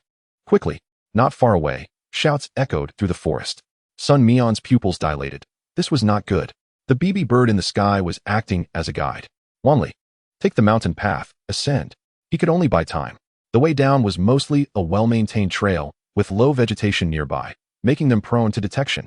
Wanli led Sun Mian through the woods. One bewildered caterpie poked its head out, only to be swiftly ensnared by Wanli and brought crashing to the ground. Staring innocently as the duo moved on. Mankey. Sun Mian frantically searched for allies. Soon, the monkeys residing in the woods noticed Sun Mian, and a familiar Mankey guided him back to the first Mankey he had encountered. Mankey, there are criminals in the forest. They must know I've come up by now. Is there any place to hide? Sun Mian urgently inquired. The Mankey contemplated for a moment, then jumped up excitedly. Humph. Follow me. Wanli, keep close to the Mankey. They followed the Mankey deep into the forest, where the path became increasingly treacherous, with thorns snagging Sun Mian's calves, drawing beads of blood. Sun Mian cursed the frailty of his body. He needed to train. Physical fitness was paramount in this world. Humph. Yacha. The voices of the Mankeys faded, suggesting the criminals had discovered their group. The Mankey frowned but continued to lead the way, guiding Sun Mian to a small cave obscured by green vines. It patted Sun Mian's hand, signaling him to hide inside, before anxiously darting back toward the previous location. It was going to rescue its companions. Sun Mian felt torn inside. They were searching for him, and the Mankey was merely caught in his predicament. Could he hide here while watching the Mankeys suffer, or even perish? Yet, Sun Mian continually questioned himself. Should he be rational and hide, or should he assist those innocent Mankeys? In the past, when watching the animation, he had secretly cheered for Ash when he shielded Pikachu, harboring a desire to protect Pokemon in a similar manner. But in the real world, he had only this one life, and Mankey was not his Pokemon. No, why do I find myself contemplating such matters while others bear the brunt of this unwarranted calamity on my behalf? To relive a life anew, yet still wallow in such ineptitude? Sun Mian's gaze gradually firmed with resolve. Armlight, let us go. We cannot allow the monkey monster and the others to suffer the consequences for us. Armlight nodded enthusiastically. Indeed, this was the master he had recognized. Congratulations, host. You have passed the trial of life and death, granting you the certificate of the carrier of the king. You are also bestowed with the primary power of eternity. The certificate of the king? An evolutionary item akin to the sharp fong, possessing a 10% chance to induce a state of retreat in the target. The power of eternity, frequently appearing in many fanfictions, allows for communication with Pokemon and offers healing capabilities. However, the power of eternity recently acquired by Sun Mian is rather unstable, indicating that its effects are not as potent as one might imagine, and its quantity is particularly limited, necessitating further training. System, I thought you had vanished. You've been silent for days, Sun Mian jested. The system replied, Host, Please consider how much energy you absorb daily. The solar energy you gather in a day is less than what I could siphon in just 10 seconds if you simply flipped the switch. Sun Mian awkwardly touched the tip of his nose, acknowledging that he had indeed overlooked the system's presence lately, engrossed in training Armlight. It seems I must absorb more solar energy each day. However, the sun is indeed overwhelming, and it is only natural to seek shade instinctively. Bang! The monkey monster crashed heavily to the ground, its hateful eyes glaring at its adversary. The man, unfazed, chuckled and remarked to his companion, "This monkey monster has great potential. It merely requires some training. Who has an extra Pokeball to lend me?" Surrounded by 6 or 7 individuals, all members of their organization. Someone produced a Pokeball from their pocket. The black market price is 15,000. No need to haggle. You one team missed that paltry sum. This man was indeed the trainer of the Pidgey who accepted the Pokeball. Observing the monkey monster's condition, he expressed his dissatisfaction. "Pidgey, unleash another hurricane. Go." Pidgey flapped its wings furiously, and Sun Mian felt as if his heart might leap from his chest, clenching his fists until his nails dug into his flesh. "Sun Mian, you must remain calm. If you rush out now, there will be no chance to rescue the monkey monster." The monkey monster, now captured within the Pokeball, had lost the ability to resist. The leader glanced at the time, his expression shifting. They were running out of time. "Forget about finding that person. We must retreat." "Yes." Chapter 24, Cooperation and Capture.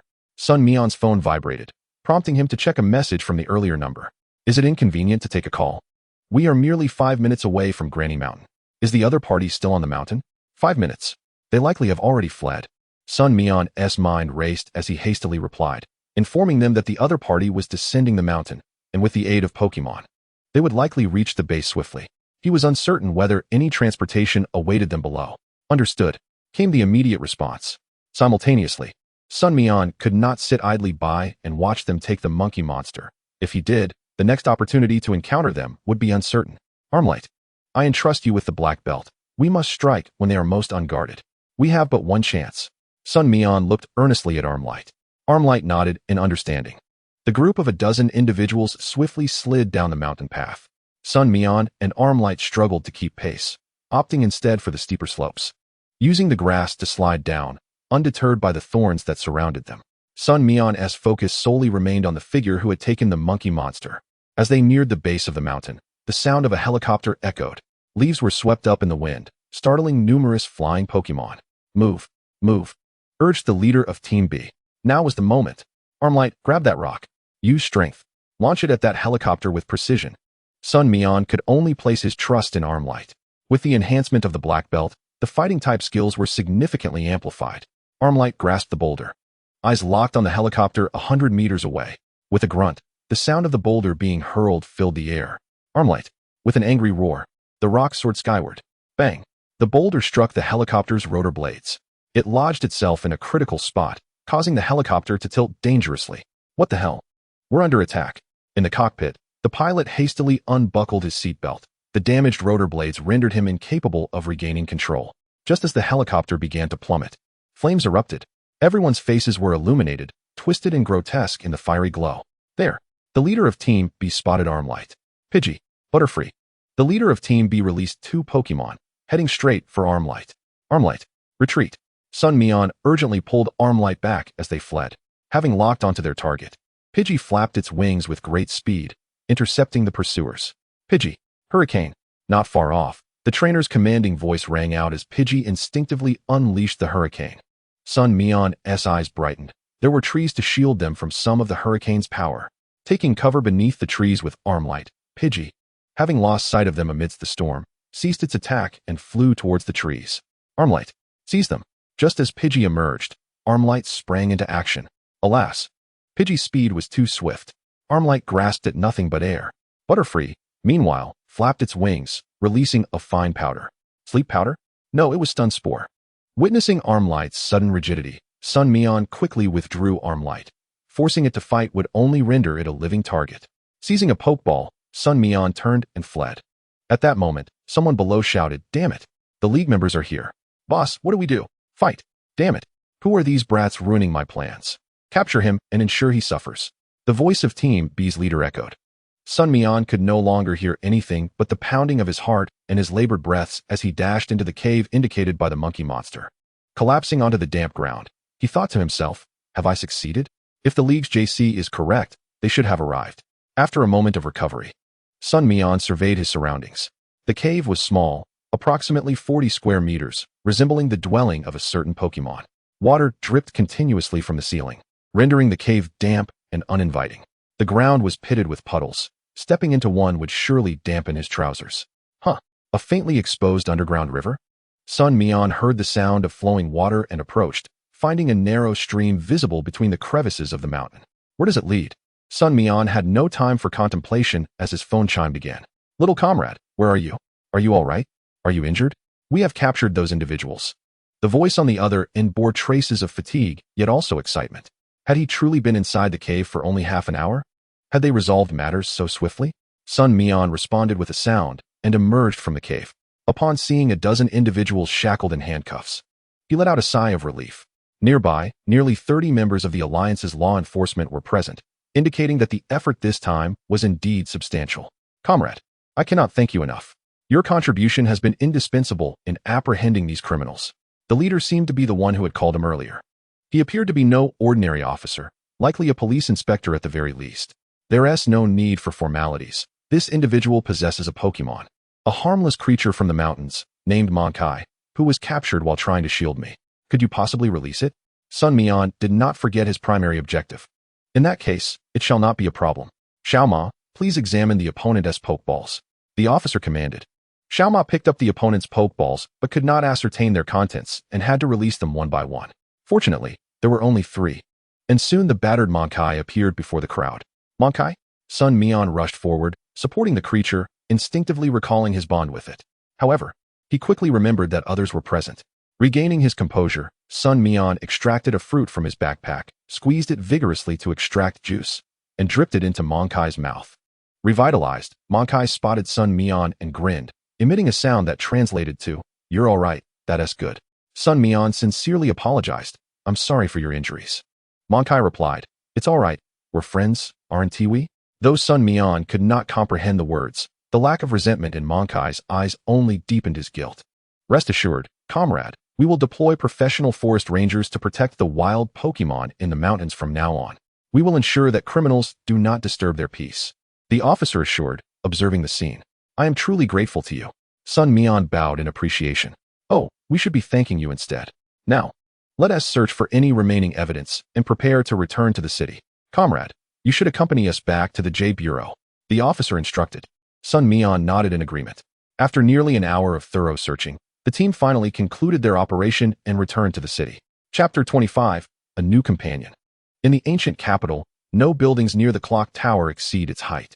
Thus, the J Bureau on West Street is merely a 3-story structure. In the center, there is a courtyard with a display screen scrolling slogans about fraud prevention and theft awareness. The courtyard is sparsely adorned with plants to facilitate parking. Stepping out of the vehicle, Sun Mian couldn't help but glance around. In his previous life, he had only seen a police station when obtaining an ID. He had never had the opportunity to visit such places. Upon reaching the second floor, Sun Mian entered an office. The arrangement of desks indicated it was a division, with around 20 workstations. "Please take a seat, Sun Mian." "Xiaoma, pour a glass of water," Officer Zhang Qi said, having previously introduced themselves. Xiaoma, whose full name is Ma Yuning, was around 26 or 27 and had just signed his official contract. Sun Mian did not delay in expressing gratitude as Xiaoma swiftly poured a glass of water and handed it to him. After a brief moment of sitting, Zhang Qi returned to the office door and waved at Sun Mian. "Did you call for me?" Sun Mian approached with curiosity. "The highest-ranking official of the J Bureau, the third-level investigator, wishes to speak with you," Zhang Qi explained on the way. "Third-level investigator?" Sun Mian furrowed his brow. "Yes. Aside from the sporadic presence of fourth-level investigators nationwide, the third level is the highest authority stationed in each provincial capital, while second and first-level investigators handle other cities and counties. I was originally a first-level investigator in Chang'an, but was transferred here due to a major case," Zhang Qi elaborated. Sun Mian understood the significance of the meeting, akin to encountering the highest law enforcement authority in the province. The office was independent, and, even in the densely populated ancient capital, it spanned nearly 50 square meters. A middle-aged man with graying hair, dressed in a black Zhongshan suit devoid of any rank insignia, possessed a face recognizable nationwide. Sun Mian had seen this man in his memories, as he had appeared on television. Director Su, I have arrived. Sun Mian announced as Zhang Qi knocked on the office door.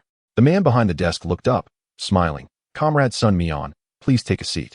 The third-level investigator held an equivalent rank to the director, causing Sun Mian to feel somewhat anxious as he politely greeted, Hello, Director Su. No need for formalities. Are you aware of the reason I called you here, Sun Mian? Su Tong inquired with a smile. Sun Mian shook his head. Previously, the Bureau collaborated with the J Bureau to issue a bounty. Your contributions are unparalleled. Not only did you provide accurate location information, but you also successfully delayed the arrival of our frontline comrades. You rightfully deserve our commendation. Su Tong continued. Sun Mian instinctively exhaled in relief. While he had not committed any crimes, encountering officers in uniform often heightened one's alertness. Sun Mian, were you on Nanny Mountain to train your Pokémon? Su Tong posed a question. Yes, due to family circumstances, I cannot afford the daily expenses of a training facility. And the small training ground at school is overcrowded and ineffective, so I prefer to train in the wild, Sun Mian replied honestly. Su Tong, already aware of the situation, nodded, confirming Sun Mian's rationale for being present. How did you ascertain that the individuals were the criminals behind the theft at the Pokémon Center? Actually, on the night of the theft, I spotted them at the Ring City Park, Sun Mian recounted. Su Tong nodded repeatedly, acknowledging that the capture of Group B was justifiable. Yet another group remained at large. The alert must be maintained. For the time being, Nanny Mountain may not be accessible. To ensure you have a place to train in the future, the training facility at the J Bureau is always open to you, free of charge, Su Tong offered. Is that so? I am incredibly grateful, Sun Mian replied earnestly. By the way, regarding the starter Pokémon, a fourth-level investigator once visited the ancient capital and entrusted me with a Pokeball containing a newly hatched Pokémon from another region. Intended for a hero with a strong sense of justice in the ancient capital. I believe you are now that candidate, Su Tong said, looking at him. Sun Mian was momentarily stunned, realizing that a fourth-level investigator, one of the most formidable figures in the investigation system, had left behind a starter Pokémon. That is an extraordinary opportunity. Su Tong opened a safe, revealing a standard Pokeball that appeared unremarkable. This little fellow I will entrust to you, and I will note the details of this Pokeball in your file. However, you should understand the importance of discretion regarding this information, Su Tong cautioned. Rest assured, I understand and will not expose it lightly. Sun Mian nodded in acknowledgement. I hope you achieve excellent results in your upcoming examination and join the trainer program at No. 1 High School, Su Tong remarked, recalling that it was his own alma mater. I will do my best, Sun Mian affirmed with a nod. After leaving, Zhang Qi expressed some concern. That Pokémon seems rather precious. A standard starter should suffice. Su Tong slowly shook his head. Do you think I would fabricate the words of that esteemed individual? Have you forgotten the sprite in their possession? This matter may have been already anticipated. Zhang Qi's pupils constricted as he lowered his head, realizing the gravity of the situation. Sun Mian could hardly contain his curiosity, eager to return home and unveil the sprite contained within the Pokeball. However, due to his still numb arm, he needed to visit the Pokémon Center for treatment first. Alleviating paralysis is a relatively straightforward procedure, requiring no additional fees. Yet, the Pokémon Center on West Street had seen a significant decrease in visitors lately. Clearly, after the recent theft, the League's credibility had been called into question. It was no wonder they took this matter so seriously. For it was not merely about the losses incurred, but also about a public slap to the League's face. Your Pokémon has been successfully healed, the nurse said, handing the Pokeball back to Sun Mian, who promptly expressed his gratitude. Turning to leave, he muttered to himself how unfortunate today had been, though the training had proven quite exhilarating. Upon arriving home to an empty house, Sun Mian set down his backpack filled with berry fruits. Releasing his arm, he energetically flexed his biceps. Arm, you are about to gain a new companion, Sun Mian declared with a smile. Arm's eyes sparkled with excitement at the prospect of a new ally. Was he finally going to be the big brother? Just the thought sent a thrill through him. Arm fixed his gaze on the Pokeball in Sun Mian's hand, and with a burst of crimson light, a Pokemon materialized before them. Chapter 26. Trico, welcome aboard. A verdant figure appeared, with a pinkish hue on its chest and belly. Its vertically slit eyes exuded an air of aloofness. Below its prominent nose, it clutched a branch adorned with green leaves in its mouth. Trico. Sun Mian was pleasantly surprised. As a grass-type Pokemon, Trico exhibited remarkable agility and had commendable attributes. However, Trico was solely a grass type, which had 5 types it was weak against, only gaining a dragon type upon its final evolution into Sceptile. Trico LV5. Type, Grass. Ability, Overgrow. Gender, NA. Talent level, B. Moves, Pound, Leer, Leaf, Quick Attack, Absorb, Inherited Move, Bullet Seed, Inherited Move, Leaf Blade, Inherited Move. Additional information, prefers to live in groups, values companionship, often aggressive, and possesses a relentless spirit that refuses to concede defeat to its opponents. Despite being only level 5, its move set is impressively rich, with 2 inherited moves that are quite powerful. It could easily serve as a special attacker for the team. Furthermore, its talent level surpasses that of Arm by a substantial margin. Arm's talent was already quite exceptional, and now they had another high-potential little fellow joining the ranks. Cha! Trico scrutinized its surroundings and glanced at the Pokeball in Sun Mian's hand, seemingly understanding the situation, though it did not display any warmth. Perhaps due to its naturally cool demeanor. Just as Arm attempted to greet Trico, it fixed a piercing gaze upon him. Arm momentarily froze, turning to look at Sun Mian with a perplexed expression. Sun Mian chuckled. Arm, this is Trico, our new companion. Arms, this little brother seems formidable. Cha, what? I'm the younger brother? What a joke. Trico finally spoke, leaving Arm feeling somewhat embarrassed, as Trico appraised him with evident disdain. Sun Mian frowned. This was not a good sign. At the very least, the harmony and stability within the team were paramount. One who looks down upon their companions will ultimately not go far. He needed to find an opportunity for Arm to teach Trico a lesson. Congratulations, host. You have acquired your second Pokemon. The system has provided an upgrade gift pack, a grass-type Pokemon training manual, and a miracle seed. Why is there no physical enhancement potion? That is only included in the initial Pokemon gift pack, at other times. It can only be obtained by completing tasks issued by the system. The system patiently explained. Then why not issue a task already? It's been ages since the last one. And that was just saving yourself, with no real rewards, Sun Mian pondered aloud. Such tasks can only be completed under conditions of sufficient energy. And the reward for that task is, in fact, the system itself. The system suggests that the host capture an electric-type Pokemon, which could greatly assist in restoring the system's energy. Sun Mian was at a loss for words. The system's expectations were quite unrealistic. The key issue was that he couldn't afford it. The price of energy cubes was exorbitant, and relying solely on them for sustenance was not feasible in the short term. Though occasional supplementation was essential, otherwise, the Pokemon's growth would significantly slow down. Pokemon food could be crafted from human-made ingredients, but nearly every Pokemon would consume more than the average human. Thus, expenses would not be trivial. He needed to devise a way to earn some money. Although Trico was a grass-type Pokemon and had a relatively low cost of living, its large tail could absorb sunlight, yet it still required regular food intake, just less than others. After a brief respite, Sun Mian recalled both Pokemon and decided to head to the training grounds at the police station, aiming to help Trico understand that Arm was also an important and trustworthy companion. The police station had no fixed personnel on duty. Most were contract officers taking turns. With a directive from the highest authority, Sun Mian swiftly made his way to the underground training arena in the backyard. It was spacious enough to accommodate a soccer field, complete with spectator seating and an entrance leading to smaller, private training areas. If the space was unoccupied, one could typically enter freely for training. Sun Mian surveyed the surrounding environment, which was indeed excellent, equipped with various tools for physical training. And there were dedicated trainers who would present random Pokemon as opponents. Sun Mian first checked the smaller training areas. The police personnel were quite busy with their work and had not occupied all the spaces, so he casually chose one to enter, releasing Arm and Trico.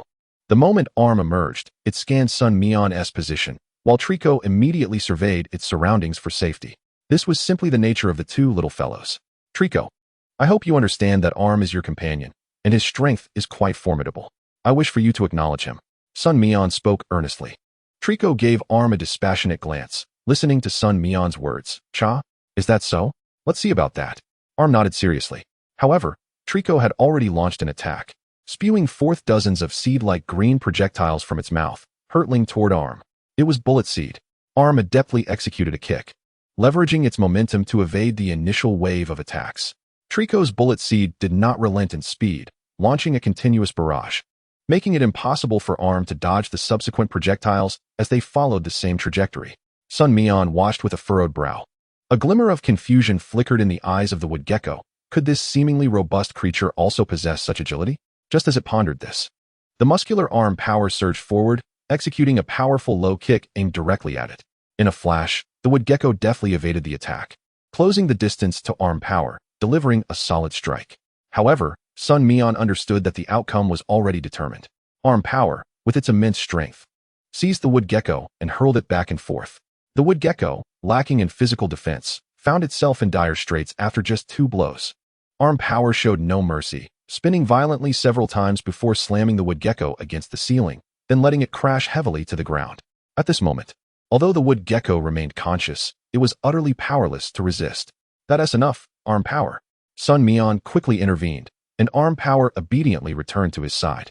Once again, it had leveled up, reaching level 9. Wood gecko, while you possess numerous skills, your mastery is rather rudimentary. I can assist you in becoming stronger, but you must understand that your companions extend beyond just me. Arm Power is a trustworthy ally. Upon hearing this, the wood gecko turned to Arm Power, who smiled and extended a hand. After a moment's hesitation, the wood gecko grasped it.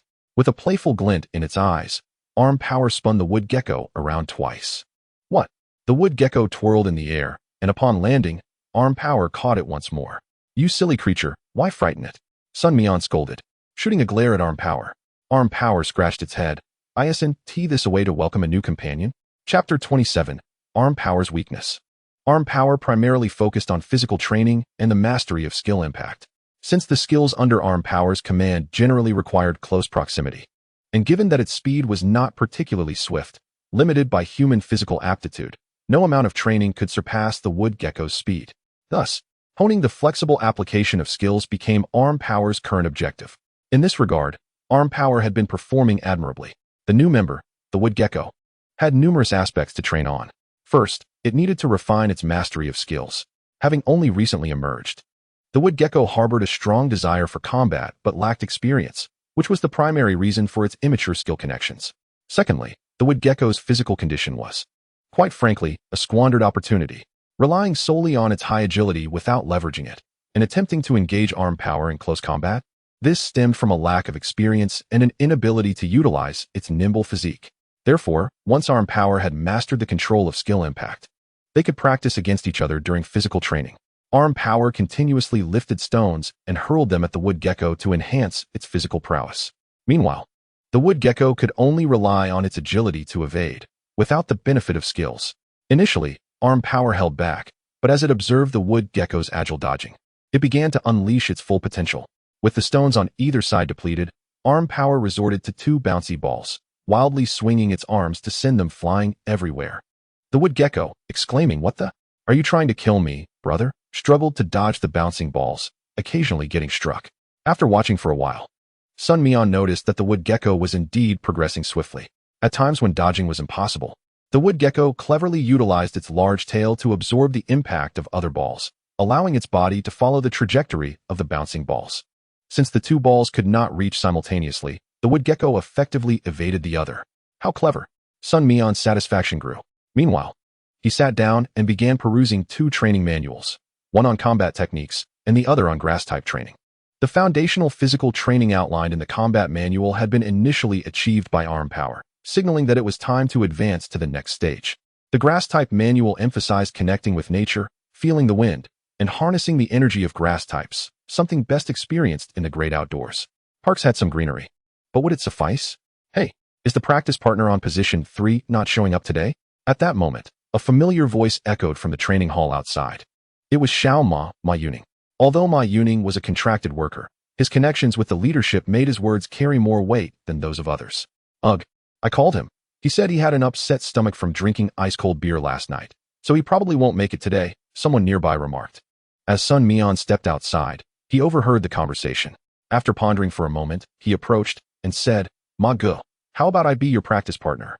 "Oh, Sun Mian."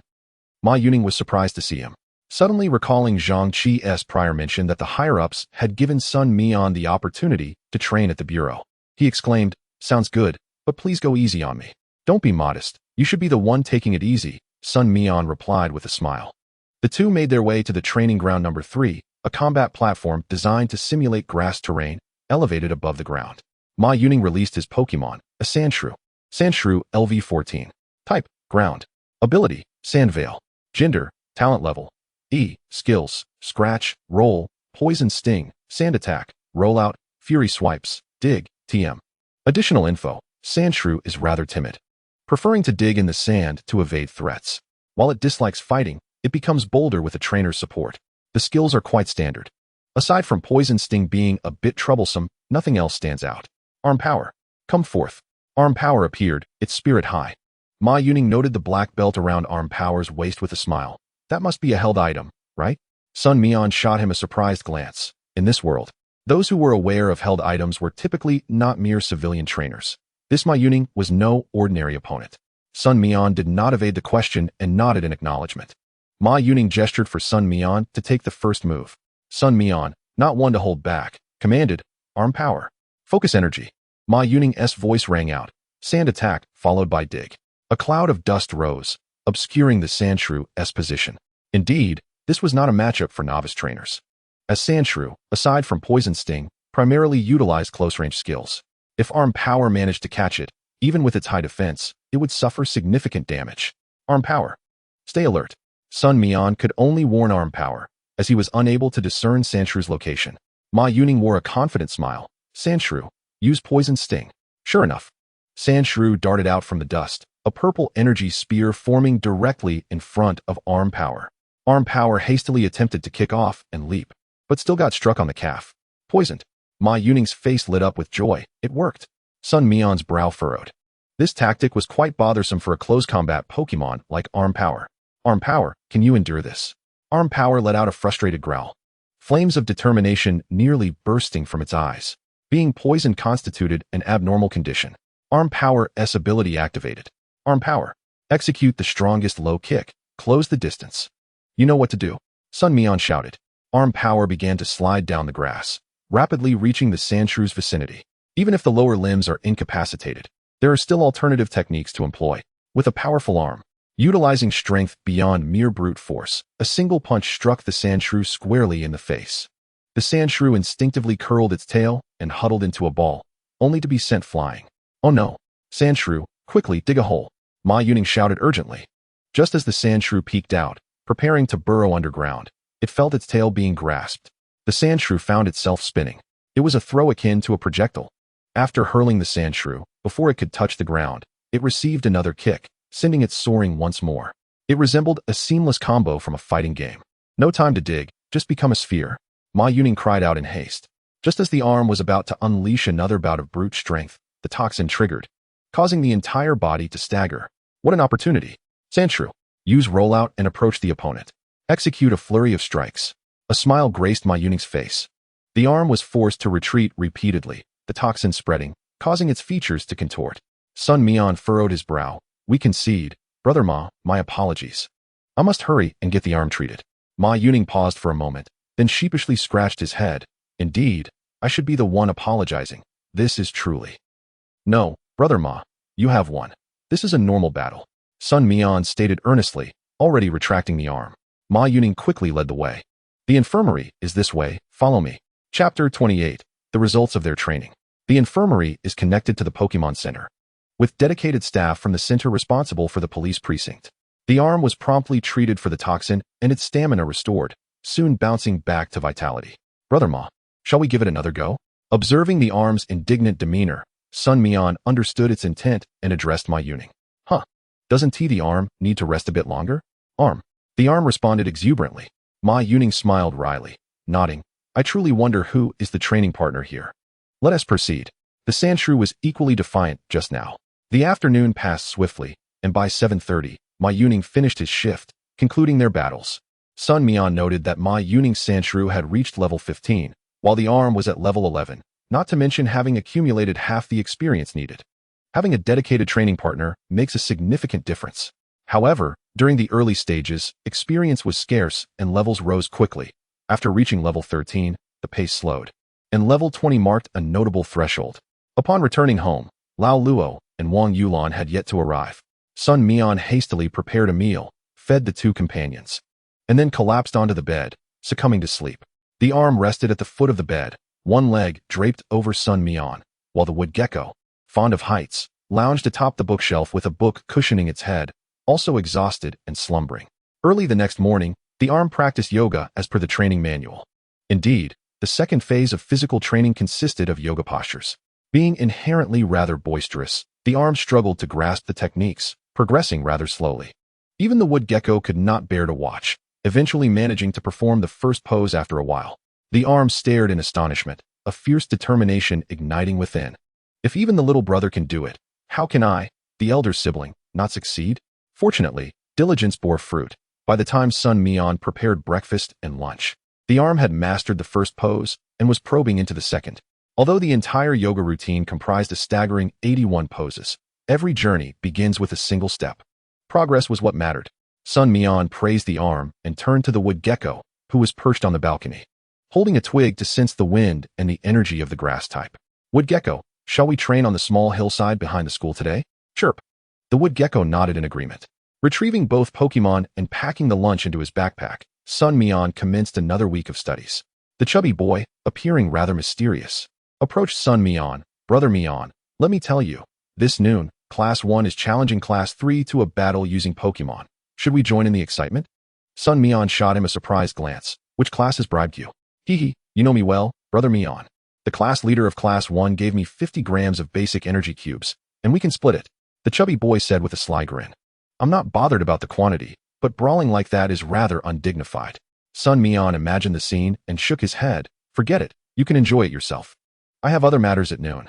All right, the chubby boy replied with some disappointment. If only Sun Mian, the expert, were to join. He could leverage it for a better deal later.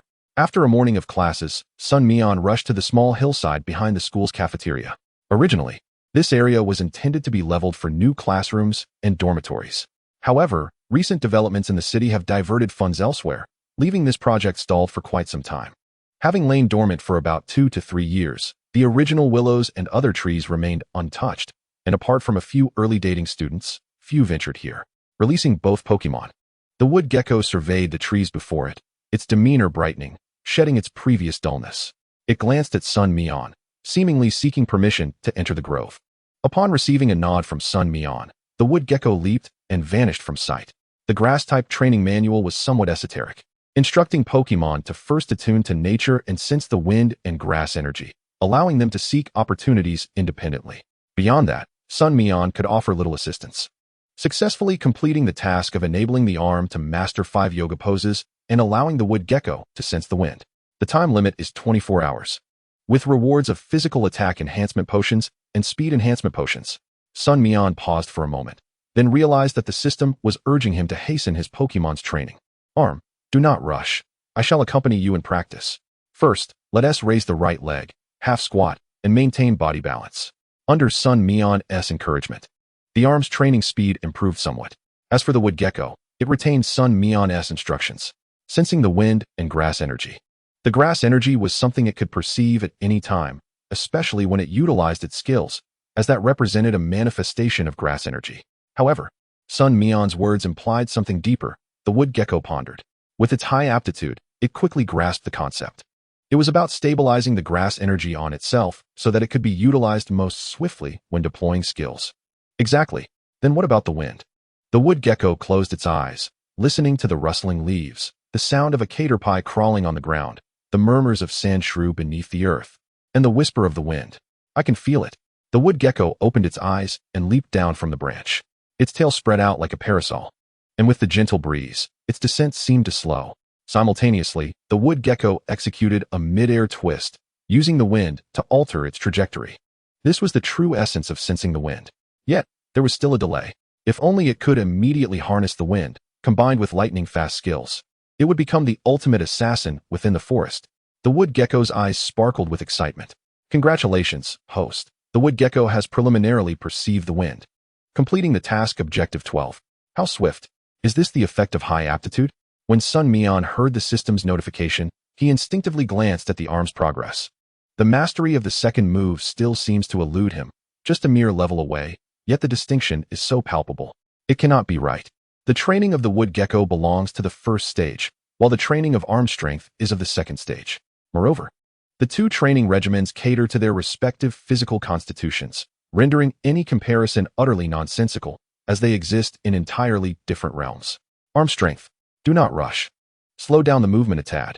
Yes, try to integrate the first action. See if that makes it more manageable. Suddenly, Sun Mian recalled.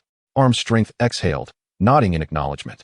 The first maneuver was also performed on one leg, albeit alternating between the left and right, resulting in a much smoother execution. The initial rigidity before the second action stemmed from this very reason. Arm strength gradually began to grasp the essentials. It was not lacking in intellect after all. Chapter 29, Pokémon Star. Awaiting arm strength's mastery of the second move, Sun Mian instructed it to halt. Wood Gecko, come back, it's time for lunch. His voice echoed far and wide, and the wood gecko, catching the sound, quickly leapt nimbly between the trees. In a flash, a dashing wood gecko appeared before the two. Sun Mian retrieved food from his backpack, providing arm strength and the wood gecko with equal portions of energy cubes. As the wood gecko savored the meal Sun Mian had prepared, its eyes sparkled with delight. Its Pokémon sustenance was predominantly a blend of crushed vegetables mixed with flower petals, enhanced with a hint of lemon juice and olive oil. The pure, natural flavor was what it preferred, and Sun Mian had gradually deciphered the culinary preferences suitable for them from the training manual.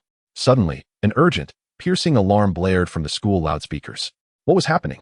Sun Mian and his two Pokémon simultaneously peered towards the source. With their meal nearly finished, Sun Mian hurriedly packed the remnants, recalling both Pokémon as he dashed toward the school's teaching area. All students had been evacuated to the playground. Across from the flagpole, an uncontrollable Gyarados was relentlessly unleashing its signature moves. Gyarados can forcibly evolve through emotional turmoil and external stimuli. However, such evolution drains its inherent potential and exacerbates its temperament, rendering it increasingly volatile and uncontrollable. This Gyarados before them must be one such instance. What on earth is going on? Spotting a familiar group, Sun Mian inquired of a nearby flustered chubby boy. This belongs to a nameless kid from Class 3. It was originally just a Magikarp that could barely splash about. It was only let out for a brief moment, but who knew this Magikarp had such a feisty temperament? No one could resist provoking it. And when its trainer finally tried to recall it, it suddenly evolved. The chubby boy hurriedly explained upon seeing Sun Mian. Sun Mian furrowed his brow. This Gyarados was indeed a troublesome predicament. Gyarados LV-16, Forced Evolution, Drained Potential. Type, Water Flying. Ability, Intimidate. Gender, Talent Level, E. Moves, Bite, Scary Face, Tackle, Thrash. Water Pulse, Ice Fang, Hydro Pump, Dragon Rage. Additional information, Gyarados possesses a notoriously violent temperament. Once enraged, it can obliterate anything in its path, regardless of the ferocity of the storm. It is said that the brain cells undergo a reconfiguration during the evolution from Magikarp to Gyarados, resulting in its fierce disposition. This Gyarados had utterly exhausted its potential. Despite its extensive move repertoire, it had not mastered many of its skills and lacked several essential ones. The school's primary strategy was, of course, to ensure the safety of the students. Each class's homeroom teacher was tasked with safeguarding their respective students during the evacuation. The school's security team promptly deployed their Pokémon, preparing to confront the rampaging Gyarados. As the number of Pokémon surrounding it grew, Gyarados' agitation intensified.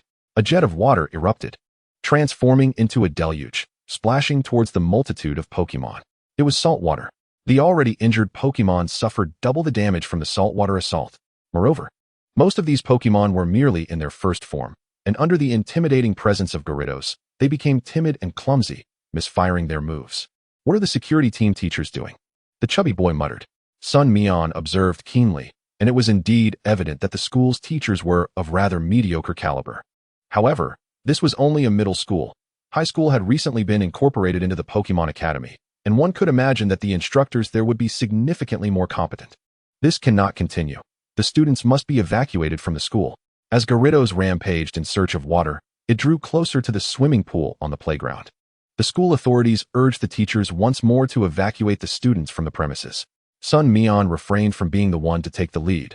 The world needs heroes. Yet sometimes, heroes do not receive the recognition they deserve. It is wiser to develop quietly. On his way home, Sun Mian learned from the class group chat, which he had only joined half a day ago, that Gyarados had been subdued by the arriving league trainers. The student from Class 3 had sold his Pokeball, along with Gyarados, and as compensation, the league had gifted him a Squirtle with decent potential.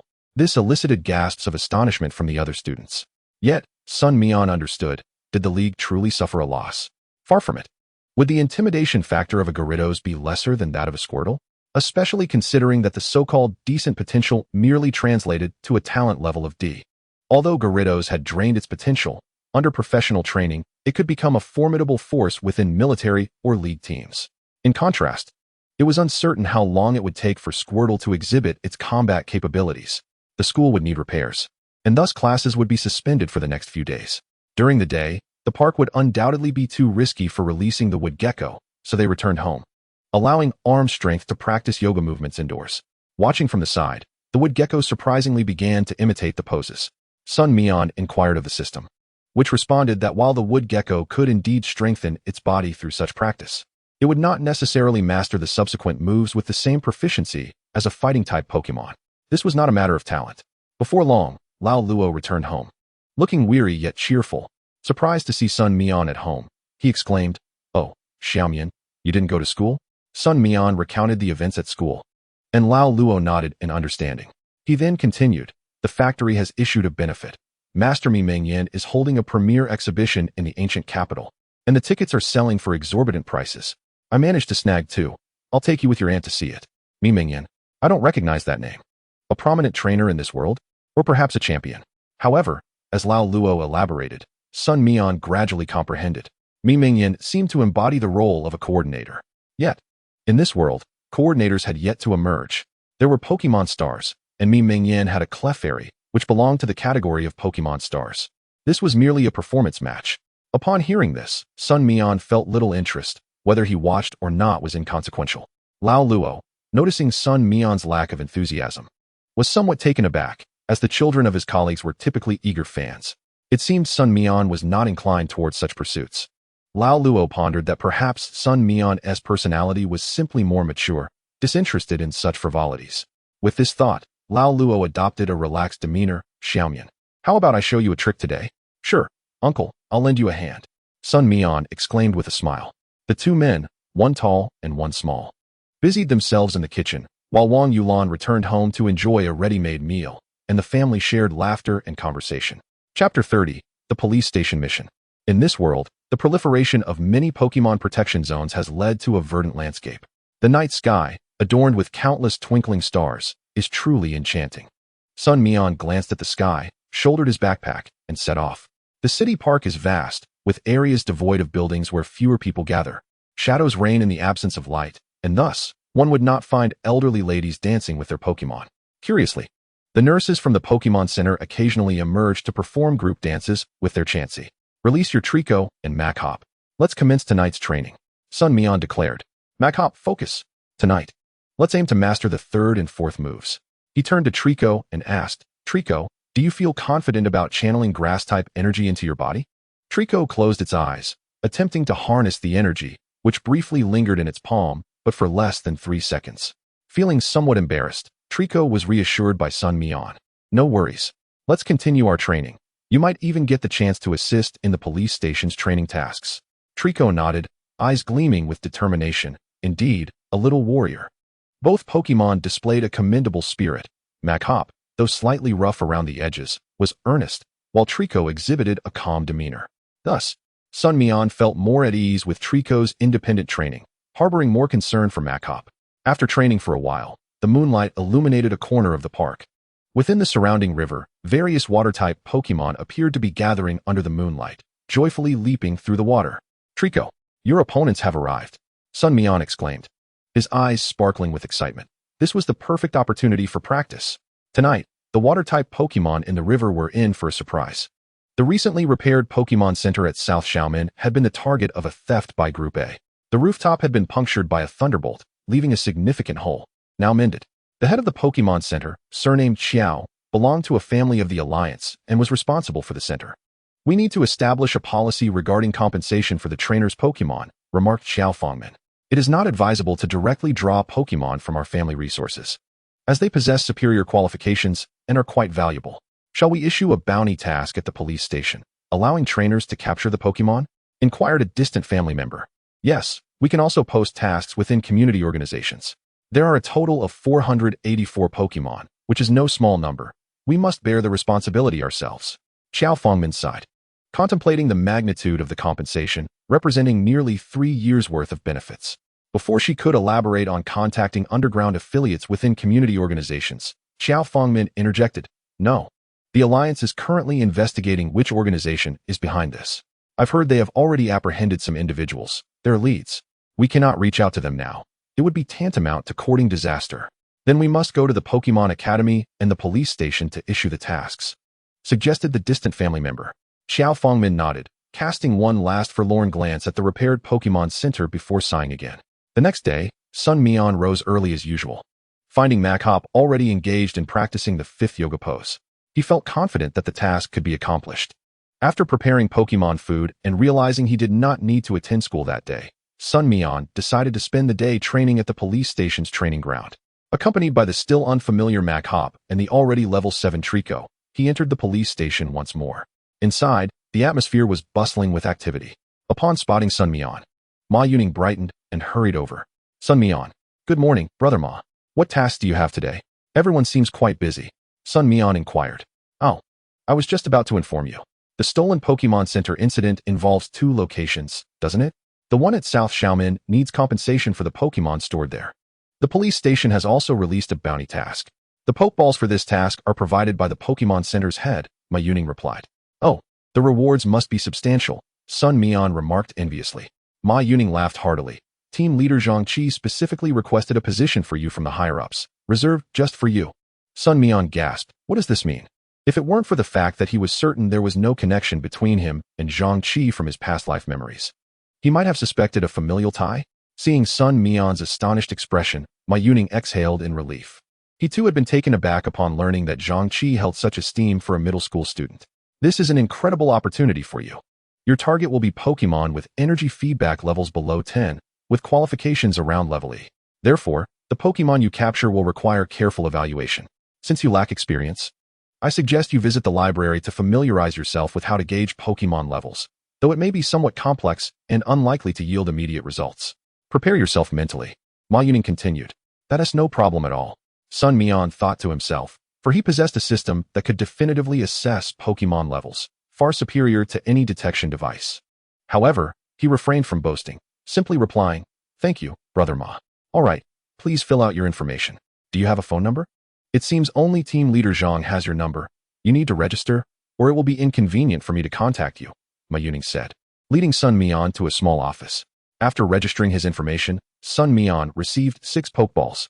The Alliance restricts the sale of Pokeballs, which must be priced between 300 to 500. These are provided to task personnel by the Pokemon Center and will later be retrieved, necessitating registration to avoid losses. With the compact Pokeballs in hand, Sun Mian borrowed a book from the library adjacent to the police station on assessing Pokemon energy feedback levels.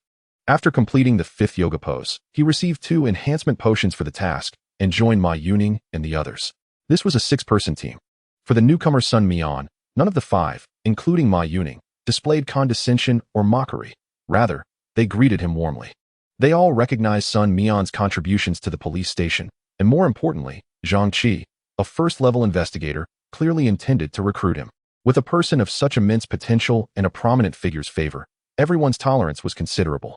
As Sun Mian boarded the vehicle, the 7-seater police car set off towards a forest situated at the provincial border. Chapter 31, The Capture Operation. At the edge of the forest, a barricade marked an area nearly 100 meters long, enclosed by a pure black iron fence around 2 wooden cabins. A male forest ranger, approximately 30 years old, wearing a deep blue hat emblazoned with the letters HX, approached.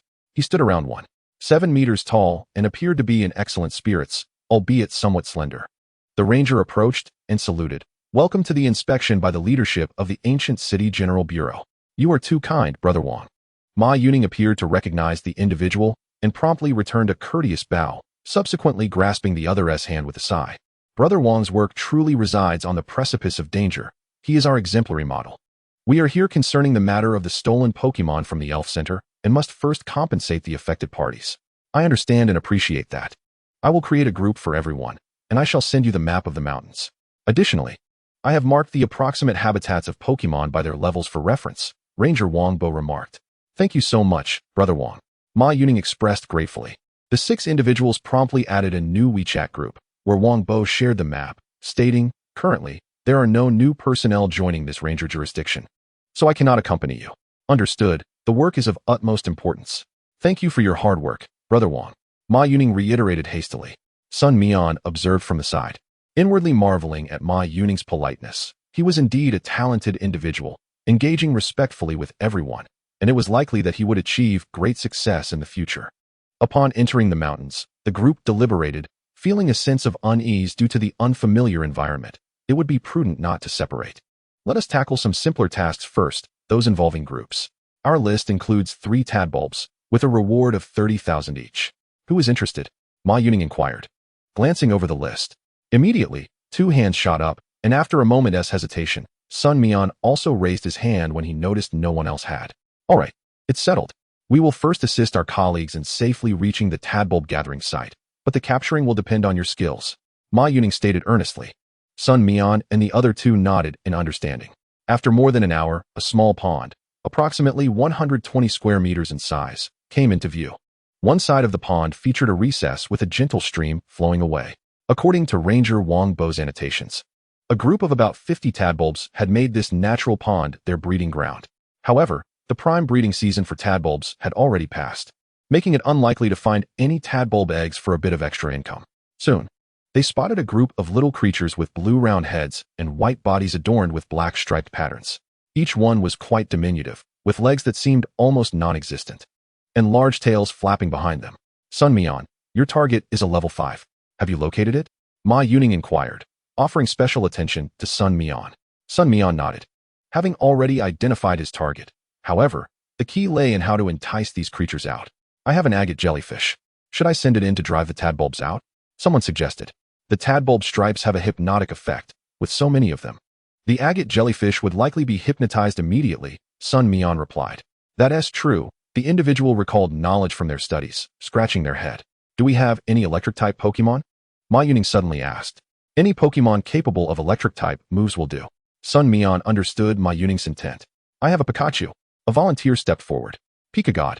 Sun Mian glanced at him but quickly shook his head. Not all Pikachus were as exceptional as the one belonging to the esteemed Ji, and this one seemed rather ordinary. Once the individual released his Pikachu, Sun Mian had the system check its details and indeed found it to be a mere E-grade Pikachu, which had yet to learn Thunderbolt.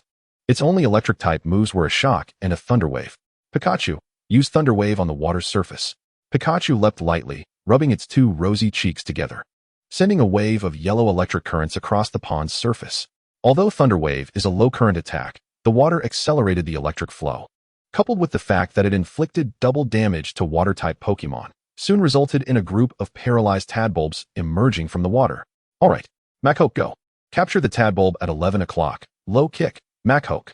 Sun Mian promptly commanded Machoke to strike. With swift and precise moves, the tadbulb fell under Machoke's powerful fist. An empty Pokeball was hurled toward it. After a couple of flashes, it was successfully captured. We did it, Sun Mian exclaimed, exuberantly pumping his fist. 30,000 was now in his grasp. Great. Pikachu, let us go? The trainer of Pikachu, also one of the 3, hurried to follow suit, encouraged by Sun Mian's success.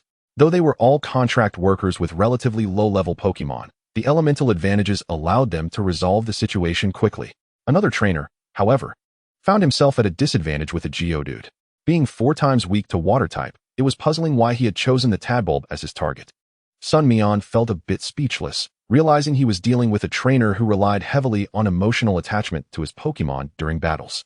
Nonetheless, with his companion's assistance, they managed to capture the tadbulb. The Geodude trainer's face turned red with embarrassment as he awkwardly held the captured tadbulb's Pokeball. Ma Yuning, unable to bear the sight, said, It's all right, you can keep it. When your companions need help, don't hesitate to lend a hand. Don't worry, I will give it my all. The Geodude trainer replied hastily. Next target, Pidgey, a highly sought-after Pokemon. This time, Sun Mian refrained from intervening. As the reward had diminished by 5,000, tadbulbs were already standard, and anything less was not worth pursuing. After the team divided their tasks, they continued to capture other group-dwelling Pokemon such as Rattata, Sandshrew, and Spearow, each achieving successful captures. Sun Mian secured a Sandshrew, earning the same reward of 30,000. Next, we need to split up. Let us confirm our targets and plan our routes. Remember, if you encounter any unusual situations, report them in the group immediately, and those nearby must be ready to assist without delay. Understood? Ma Yuning spoke earnestly. Understood. The group responded in unison. Sun Mian's assignments were fairly standard, and he did not aim too high by pursuing rare Pokemon like Abra, as the mere existence of such creatures in the mountains was uncertain. His 4 targets included Nidoran, Oddish, Spinarak, and Ekans. The closest was Spinarak, Spinarak was a bug poison type, making it troublesome for both Trico and Machoke to deal with. However, Sun Mian had come prepared with various remedies for abnormal statuses, so he felt confident. Chapter 32. No one said it had to be 1v1. A level 8 Spinarak was hiding in the shade of a tree, precisely Sun Mian's target. Despite being a bug-type Pokemon, Spinarak was particularly adept at Psychic-type moves, which was rather unorthodox. This Spinarak had yet to learn any Poison-type moves, making it an ideal training opportunity for Trico. Trico, do you see that Spinarak? Sun Mian gently pointed to an upward angle of about 30 degrees. Trico's keen eyes quickly locked onto the target. Chuck. Excellent. Use Leaf Blade to block its escape route. Then anticipate its fleeing path and be ready to use Quick Attack. Sun Mian commanded calmly. Trico's Leaf Blade moved swiftly, slicing through the leaves surrounding Spinarak, which let out a startled cry as it tumbled down from the branch. Chuck. Trico leaped, using Quick Attack to bounce between two adjacent trees, closing in on its target. A sharp, high-pitched sound emitted from Spinarak's mouth. It was Sonic Boom. Trico, if you can't dodge it, use Seed Bomb. Sun Mian exclaimed immediately. In distress, Trico unleashed a barrage of seeds that struck Spinarak squarely on the head, causing it to tumble over twice. The excruciating ultrasonic waves emanating from its mouth have ceased, and the now composed Trico seized the opportunity to retaliate against the fluffy creature. With a flash of lightning, it closed in, delivering a swift blow, concluding with a powerful leech seed. The fluffy Pokemon was vanquished. A Pokeball was hurled forth, but just then, a purple Pokemon voraciously devoured the Pokeball containing the defeated creature. Sun Mian was taken aback. A thief. Trico, unable to maintain its aloof demeanor due to anger, unleashed a leaf projectile towards the intruder. The purple Pokemon, with its yellow tail, effortlessly swatted the leaf aside. It was an Arbok. Perfect, you are my target too. Your level exceeds my requirements by 2. So it shall be you. Sun Mian was seething with rage. Trico, use Bullet Seed, teach it a lesson. Arbok, understanding the futility of a direct confrontation, interrupted Trico's attack with a piercing screech, deflecting a few seeds that landed harmlessly on its body. Arbok was no passive opponent. It retaliated with a venomous needle aimed at Trico. Sun Mian anxiously attempted to warn Trico. In a flash, Trico leaped onto a tree, deftly evading the attack. Indeed, Trico was remarkably swift and attuned to the winds, making it difficult to hit, unless it closed in. The battle-hardened Arbok grasped this strategy and slithered towards the tree where Trico perched. Just as Trico intended to leap away, Arbok unleashed a menacing glare. Trico, being resolute, responded with a fierce stare of its own. The two locked eyes in a tense standoff. Arbok's face flushed with embarrassment as it launched another venomous needle. Trico attempted to dodge, but suddenly felt an unsettling stiffness. It was the pattern on Arbok's abdomen that had paralyzed Trico. A venomous needle pierced Trico's chest, eliciting a pained cry. Trico! Sun Mian instinctively shouted, panic gripping him. Arbok turned its gaze towards Sun Mian, realizing he was the one orchestrating the battle. Let us take care of you first. Arbok swiftly approached, preparing to ensnare Sun Mian. Trico, struggling to move, suddenly grasped a new skill, Insight. Arbok felt its energy draining. Had its previous attack faltered? Trico positioned itself protectively in front of Sun Mian, signaling him, let us go. Sun Mian understood. How could we possibly retreat? He uttered a rare curse, suddenly recalling his abilities. A warm glow enveloped Trico. Trico distinctly felt the paralysis dissipate, and the agonizing toxins began to diminish. Trico, Leech Seed. Regain some strength, and create distance. Don't let it get close. Sun Mian urged urgently. The power within Trico was waning, with a third of the toxins still unpurged. Though their spread was now under control, Sun Mian noticed that while using his power in the forest, there was a feedback loop, sharpening his senses. Trico siphoned some energy from Arbok and leaped onto a nearby tree with Sun Mian. Arbok sensed impending danger and hastily tried to evade. But a swift leaf blade shot forth. Arbok let out a pained scream. The barrage of Bullet Seed and Leaf Blade alternated, leaving Arbok ensnared like a kite in the wind. A Pokeball was expelled from its mouth, coated in viscous slime. Disgusted, Sun Mian retrieved a tissue from his backpack to wipe it clean before placing it back, having successfully captured Arbok, leaving only 2 targets, Weezing and Nidoran, both chosen for their toxic attributes, aimed at acclimatizing Trico to toxins and enhancing its resistance. This was a process that required time and perseverance. After administering an antidote, Trico regained some vitality, reaching level 9, nearly catching up to Machop's level. Weezing was relatively easy to locate, being the evolved form of Budew, typically evolving around level 21. However, grass-type Pokémon can also evolve once they accumulate enough energy, such as through sunlight exposure. Weezing's capture reward was a staggering 80,000, the highest. The requirement was to be no lower than level 16, yet before him stood a Weezing leading a pack of Beautos, already at level 19. The task was thus completed with ease. Weezing LV19. Type, Grass Poison. Ability, Chlorophyll. Gender, Male. Talent level, E. Skills, Absorb, Growth, Sweet Scent, Acid, Leech Seed, Poison Powder. Paralysis Powder, Sleep Powder, Grass Knot, Taught Skill. Additional note, despite its appearance resembling saliva, the fluid secreted from Weezing's mouth is actually a honey-like nectar utilized to ensnare prey. Quite formidable. However, battles need not be confined to 1v1 encounters. Machop stepped forth and battle alongside Trico. Upon Machop's arrival, ready to flex its muscles, it was suddenly hit by a foul stench. Machop, what on earth is that? Just fight. No time for chatter.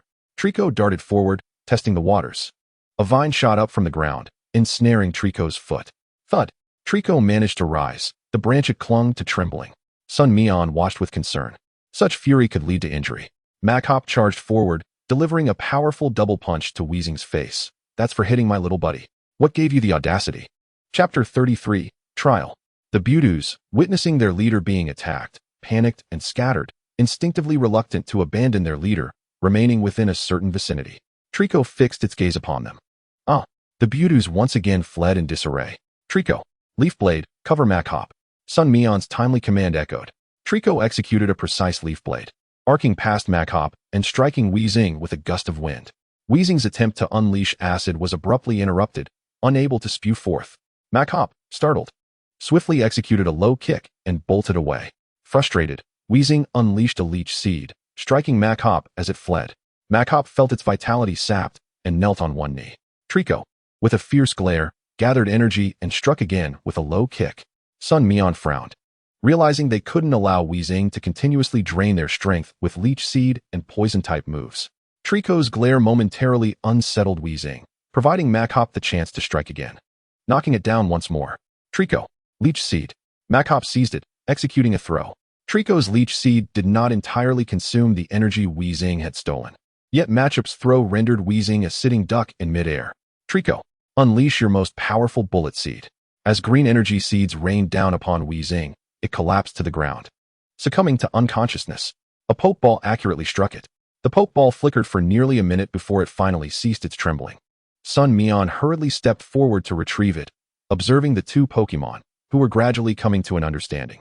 Suddenly, he produced the two potions he had received as rewards. He bestowed the Strength Potion upon Machop and the Speed Potion upon Trico. Go ahead and have a swig, you two. Machop boldly removed the cork from the strength-enhancing potion and lifted it towards Trico. Maintaining its aloof demeanor, Trico effortlessly sliced through the cork with a minimal power Leaf Blade. Machop stood dumbfounded, amazed at how adept his younger sibling was at the art of showmanship. With a resounding clash, the two Pokémon bumped against each other and shared a knowing smile before tilting their heads back to consume the potion in unison. At this point, Machop had undoubtedly become one of the most formidable members of their group, while Trico, though not the strongest, had significantly augmented its speed, far surpassing that of an average Trico. There remained just one final target, and with fervor, they would resolve it. Sun Mian took out his phone, preparing to locate their last target, Nidoran. Just then, his phone vibrated violently. It was a message from their WX group. Someone in their 6-member team was in peril. It was the trainer of the Geodude assigned to capture the Zigzagoon. The message included a location, only 400 meters away from Sun Mian. It was quite close. Without delay, Sun Mian tapped the location and sprinted towards it. Before long, he spotted Geodude, encircled by a throng of Zigzagoon, along with the contract worker. Zigzagoon were notoriously vigilant Pokémon, often displaying a neurotic disposition. The moment they sensed any threat, they would immediately cry out to alert their companions. There were at least 60 or 70 Zigzagoon. Though their combat prowess was lackluster, their sheer numbers were overwhelming. Geodude had already been beaten black and blue, lying beside its trainer, who was in no better condition. It was likely that, if things continued this way, they would be clawed to death by the swarm of Zigzagoon. This was indeed one of the most humiliating ways to meet one's end. Machop, Hitmonchan, charge in and carry those two out. Trico, cover us with Leaf Blade. Sun Mian commanded urgently. Machop charged forward, breaking through the outer layer of Zigzagoon, while Hitmonchan, powered by Mashoki's boost, landed a punch on each one, drawing ever closer to their companions. Trico's Leaf Blade deftly avoided Mashoki's path as it sent Zigzagoon tumbling one after another, thwarting their attempts to capture the duo. Mashoki's fighting skills were maximally utilized within the crowd of Zigzagoon, and soon enough, it reached the side of Geodude and its trainer, grabbing both individuals. Machoke had no choice but to carry them out, using its legs to fend off any attackers when necessary. Trico. Seed Bomb. Trico approached the outer perimeter, unleashing a barrage of seed bombs that rained down upon the Zigzagoon, causing them to scatter in a panic. After successfully rescuing the two, Sun Mian wasted no time. He swiftly led them back to the location where they had previously encountered the Stunky. Once they were safely inside, he informed the group, "I've successfully rescued them. No need for anyone to rush over."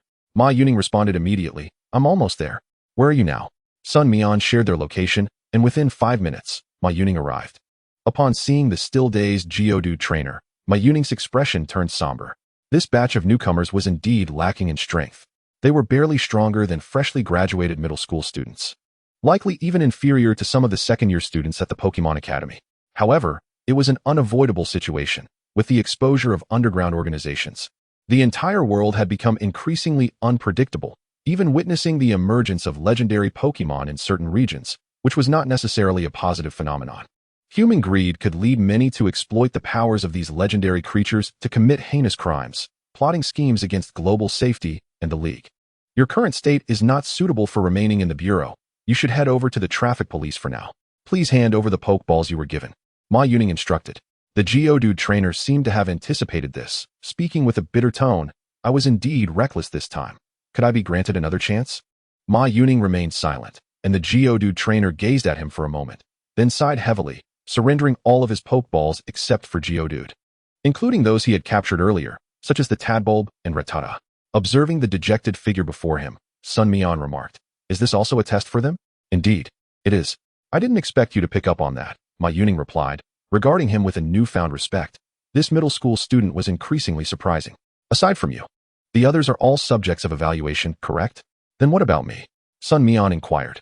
After a moment of contemplation, Ma Yuning replied, "You. I do not possess the authority to evaluate. Team leader Zhang likely has other plans in mind." Sun Mian smiled faintly, choosing not to respond further. Ma Yuning handed him the Pokeball containing the Tadbulb, saying, "You saved him. You deserve this." Sun Mian nodded appreciatively and accepted it, watching as the trainer departed before stretching his limbs. These individuals were indeed quite troublesome. "Machoke, Trico, let us set forth in search of our final target," Machoke exclaimed. Chapter 34. The Troubles of the Plump One. After successfully capturing a Nidoran, Sun Mian observed that the others in the group were still engaged in their tasks. So he kept busy himself, allowing Machoke and Trico a brief respite while they sought out opponents for training. After calculating the rewards from the police task, Sun Mian estimated he had approximately 300,000. The two Tadbulbs and Sandshrew were worth 30,000 each. Stunky was 80,000. Nidoran was 50,000. And Furret and Arbok were valued at 40,000 each. Sun Mian decided to reserve 100,000 for personal use. The energy cubes and nutrients for his two Pokemon were not a trivial expense. Based on previous standards, this amount could sustain him for nearly half a year. But Sun Mian was certain he would increase the intake of energy cubes, which was unavoidable. The remaining 200,000 would be set aside for old Luo and his wife. By evening, the day's capture tasks had finally been completed. After tallying the results, Ma Yuning bid farewell to the forest ranger, Wang Bo, and they drove back to the city. Sun Mian noted that one person was missing from the vehicle. This meant that, out of the 6-member team, excluding himself and Ma Yuning, the elimination rate was a staggering 50. The two trainers remaining were one specializing in Pikachu and the other in Lovedisk. Each possessed only a single Pokemon. If they successfully signed contracts this time and obtained the Pokédex, they would gain 2 legal Pokeballs, allowing them to care for additional Pokemon. Ma Yuning parked the car directly in front of Sun Mian's building. "How shall I deliver your reward?" "Cash, perhaps." "I don't have a card, so cash it is," Sun Mian replied. "All right. I estimate the funds will be available in about 2 days. Make sure to come by the training ground at the Bureau," Ma Yuning said. "That will likely have to wait until the weekend. I still have school." "Take your time," Sun Mian responded. After they departed, he ascended the building. Old Luo was seated on the sofa, watching the news, while Wang Yulan was cooking. It was a rare occasion for the family to be together. Hearing the sound of the door, Old Luo turned to see, Xiao Mian is back. Did you go to Granny Mountain again? No. I went to the police station to complete a bounty task. Hey, uncle. The news you're watching is about my recent bounty task, Sun Mian remarked, noticing the television broadcast of the police station's announcement regarding the bounty task and recruitment conditions. Is that so? I heard the rewards are quite generous. What were the results? Old Luo inquired with a smile. Wang Yulan heard the voices of conversation and peeked out from the kitchen, casting a reproachful glance at Old Luo. You garrulous old man. Since Xiaomian returned, he hasn't even had a moment to settle down, and you bombard him with questions. How old is he? It's commendable that he went out to exercise. Why do you place such emphasis on money when you haven't earned much yourself? Upon hearing his wife's words, Old Luo shrugged innocently at Sun Mian. Sun Mian chuckled softly, placed his backpack down, and said, It went quite well, actually. I was fortunate enough to run into an old acquaintance who took good care of me. I earned approximately 300,000. I plan to set aside 100,000 for Wuju and Mumu as sustenance. Oh what? Did you just say 300,000? Old Luo's eyes widened in astonishment. Xiaomian, are you serious? Wang Yulan interjected with concern. Xiaomian, is it from the police station? Could it be a scam? Why would they give you such a sum? Uncle. Auntie, rest assured, I genuinely went to the police station and completed a task with them in a police car. Look, here's our group chat from that time. Sun Mian pulled out his phone and opened the group chat, which now had only 4 members. Old Luo quickly took the phone to examine it closely, while Wang Yulan, unable to suppress her curiosity, turned off the fire and joined him to take a look. After reviewing the conversation, Old Luo finally began to believe it. Goodness. I never expected Xiaomian to be so capable now. That's the equivalent of my savings over 10 years. He exclaimed. Wang Yulan was equally astonished. Though she had faith in Sun Mian, her earlier concern was simply about him potentially being deceived. Xiaomian, the things you're involved with now are entirely different from what you used to do. Nevertheless, you must also focus on your studies. Remember, with an education and professional qualifications, finding a job in the future will be significantly easier. Wang Yulan looked at Sun Mian with a hint of worry. Sun Mian nodded, reassuring her, Don't worry, Auntie, I'm determined to get into the Elven Academy. I aspire to become a professional Pokémon trainer. Excellent, Old Luo exclaimed, slapping his thigh in excitement. This calls for a celebration. Shall we have a drink? Wang Yulan eyed him skeptically, wondering if he genuinely wished to celebrate Sun Mian's success or if it was merely the call of his drinking habit. However, she found Sun Mian's previous remarks quite substantial. Xiaomian, you mentioned you have a Mumu? What kind of Pokemon is that? Sun Mian released both Mumu and Wuju. Wuju was familiar with both of them and greeted them amicably, while Mumu stood upright, scrutinizing the two for a moment before softly saying, Hello. Wuju burst into laughter, pointing at Mumu. Mumu raised an eyebrow and retaliated with a leaf blade that sent Wuju spinning. Sun Mian, unaware of why the two suddenly clashed without activating the power of eternity, hurriedly shouted, What is going on? Calm down. Wuju, struggling to get up, scratched his head, while Mumu ignored him. Utilizing the power of eternity, Sun Mian finally understood the situation. Mumu, being naturally shy and reserved, often masked this with a cool demeanor. Remarkably, it had just greeted the elders, hello, grandfather and grandmother. Seeing Mumu's demeanor, Wuju couldn't help but laugh. Given Mumu's temperament, Wuju getting hit was to be expected. Wuju had now successfully broken through to level 14, while Mumu was rapidly approaching level 13, making them evenly matched. After a round of explanations, Old Luo and Wang Yulan finally grasped the situation and warmly welcomed Mumu into their home. After dinner, Wuju continued to practice the 6th yoga pose. Mumu stood atop the protective platform housing the air conditioning unit, utilizing his physical advantages to leap upward repeatedly. Soon enough, Mumu reached the rooftop, feeling the breeze. Without a hint of fear, he leaped down. As he landed on the balcony, he grasped the railing with one hand, gracefully returning to safety. Wuju didn't feel envious. In his view, a true man should engage in direct combat. Staying hidden and launching attacks from the shadows was hardly commendable. Well, except for comrades. Sun Mian sat on the sofa, still messaging Xiao Pang on his phone. Xiao Pang seemed to have offended someone, and was now pleading with Sun Mian for help. He mentioned that a student from their previous bet challenge had come with his sister, who was already attending the Pokemon Academy, seeking revenge. Though anxious, he didn't want to lose face, and was discussing with Sun Mian about accepting the challenge. While Sun Mian thought participating in a battle wouldn't be detrimental, he couldn't allow Xiao Pang to develop such a habit. Thus, he suggested a wager of 100 grams of basic energy cubes. However, to Sun Mian's surprise, Xiao Pang hesitated for nearly half an hour before he finally agreed. Chapter 35, A Formidable Foe.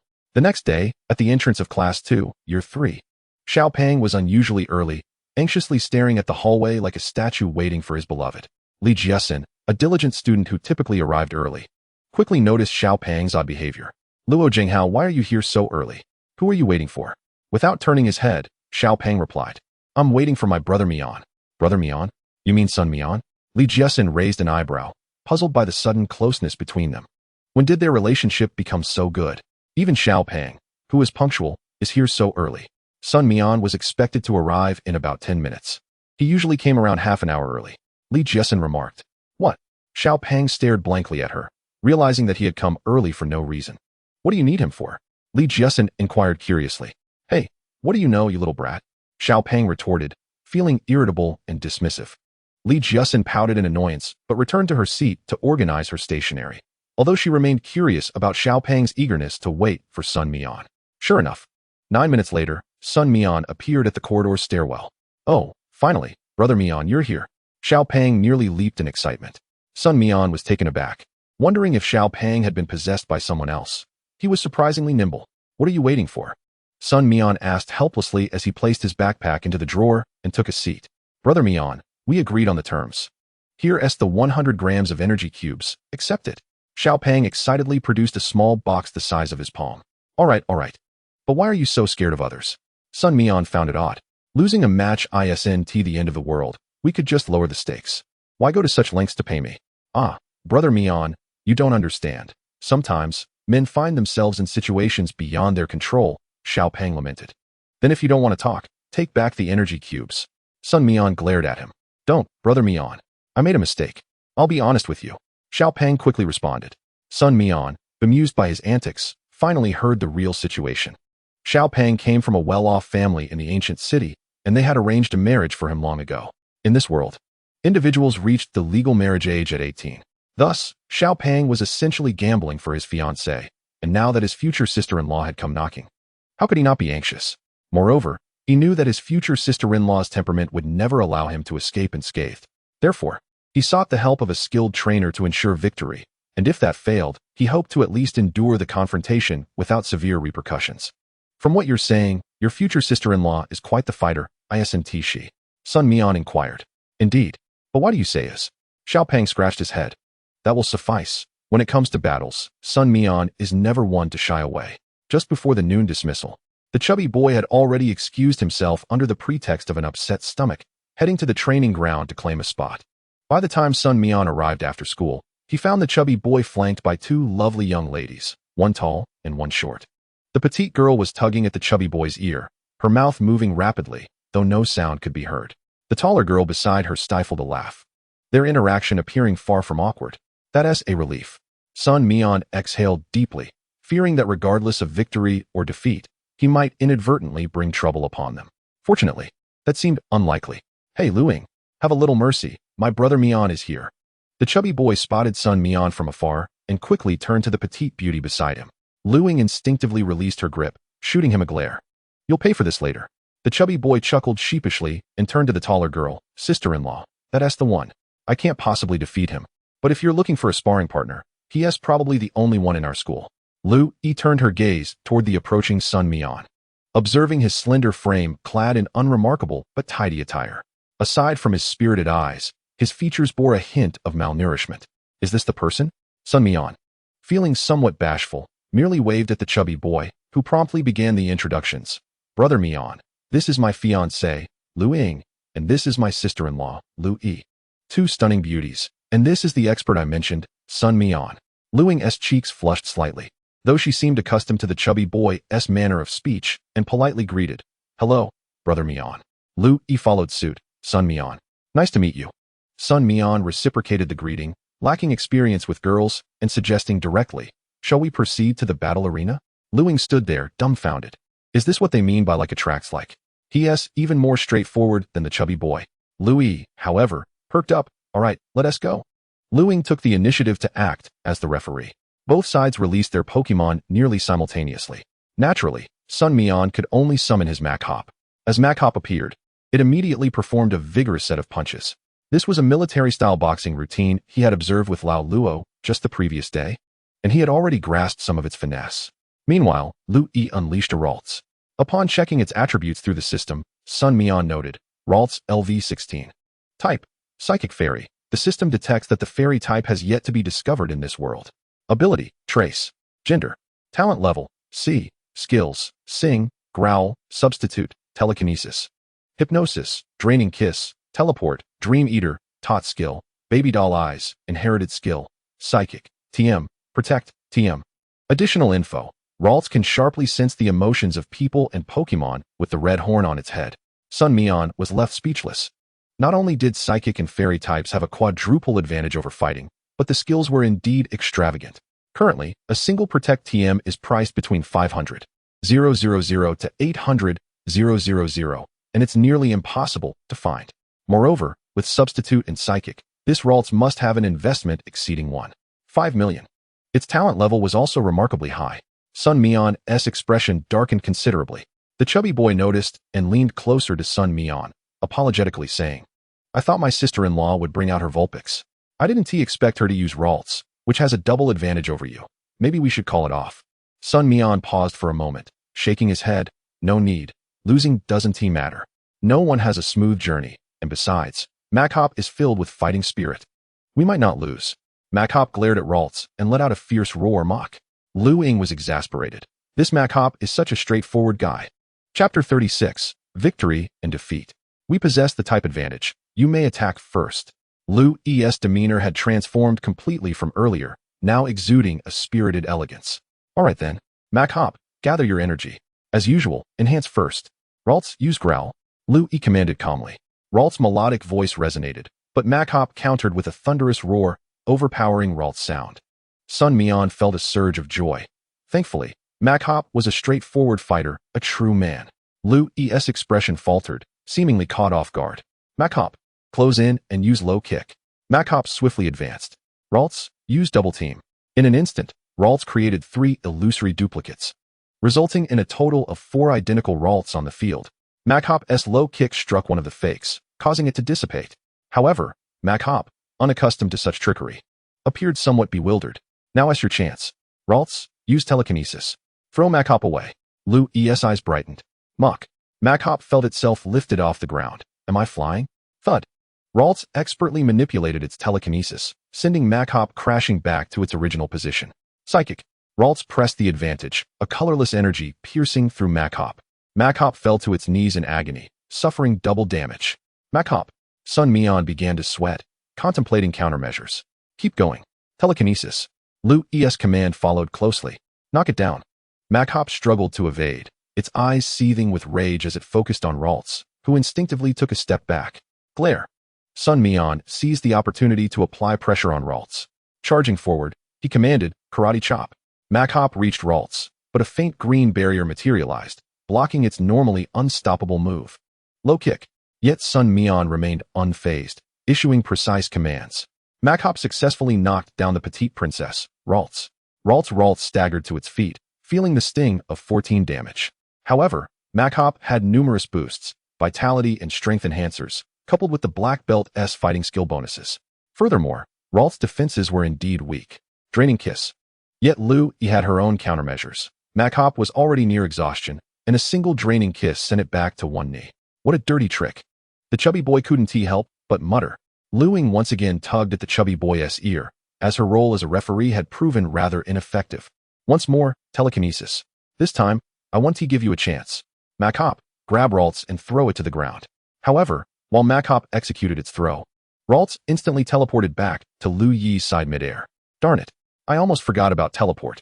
With such a mobility-based mage, it would be exceedingly difficult for Macop, a tanky fighter, to secure a kill, and it would be easily kite. Macop, can you still hold on? Sun Mian kept a vigilant eye on Macop's status. Despite its severe fatigue, it showed no signs of retreat. Even in defeat, it resolved to give its all. I, Macop, shall never concede. Alright, Macop. Use focus energy once more. Full power low kick.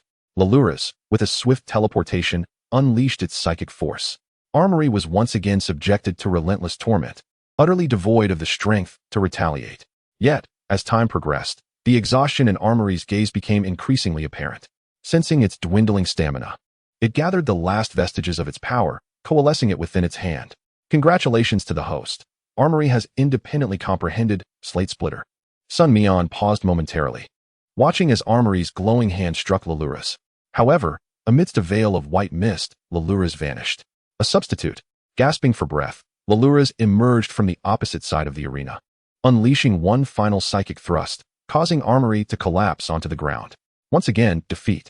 Sun Mian exhaled softly, recalling Armory into its pokeball, approaching it gently, murmuring, "You've worked hard, Armory. Take a moment to rest. Only through failure can we progress more swiftly." Lu Ying, witnessing the outcome, leaped up in excitement. "Wow, Sister One. Xiaohai, you lost. Remember to come to my house during the break. My dad will eventually want to talk to you anyway, so what are you afraid of?"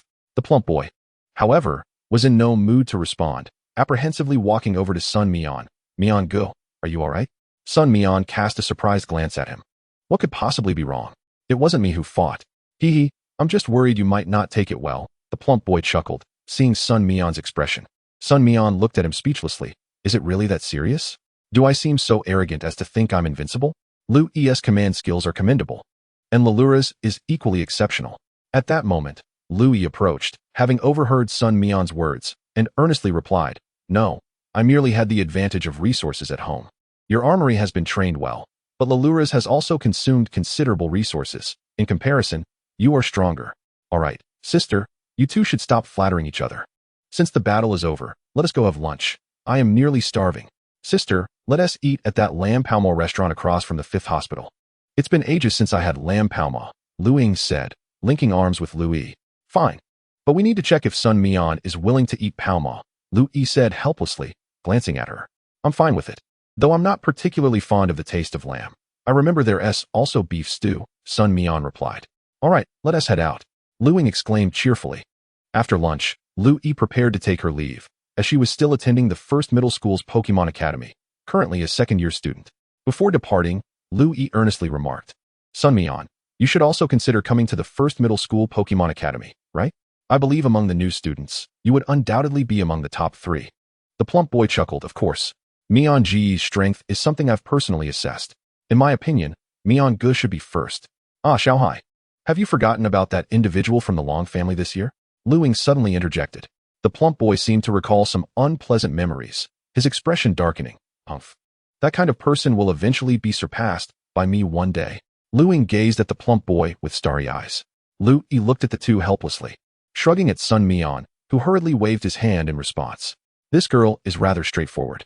Chapter 37. The Pokemon Star's Performance. Ding. The most primitive telephone ring echoed, jolting Sun Mian awake as he answered the call. It was Wang Yulan. "Xiao Mian, are you still sleeping? I'm on my way back now. Aren't we supposed to go see that Pokemon Star today? Get ready. We should set off as soon as I return. I've heard there will be a huge crowd. And if we don't go early, the line will be too long." Wang Yulan's voice came through the phone. "Alright, Auntie, I'll get up and prepare." Sun Mian responded. Having gone to bed early the previous night in preparation, he felt only a slight drowsiness. After washing up, Sun Mian felt rejuvenated. He released Armory and Wood Gecko, and the three began practicing yoga on the balcony.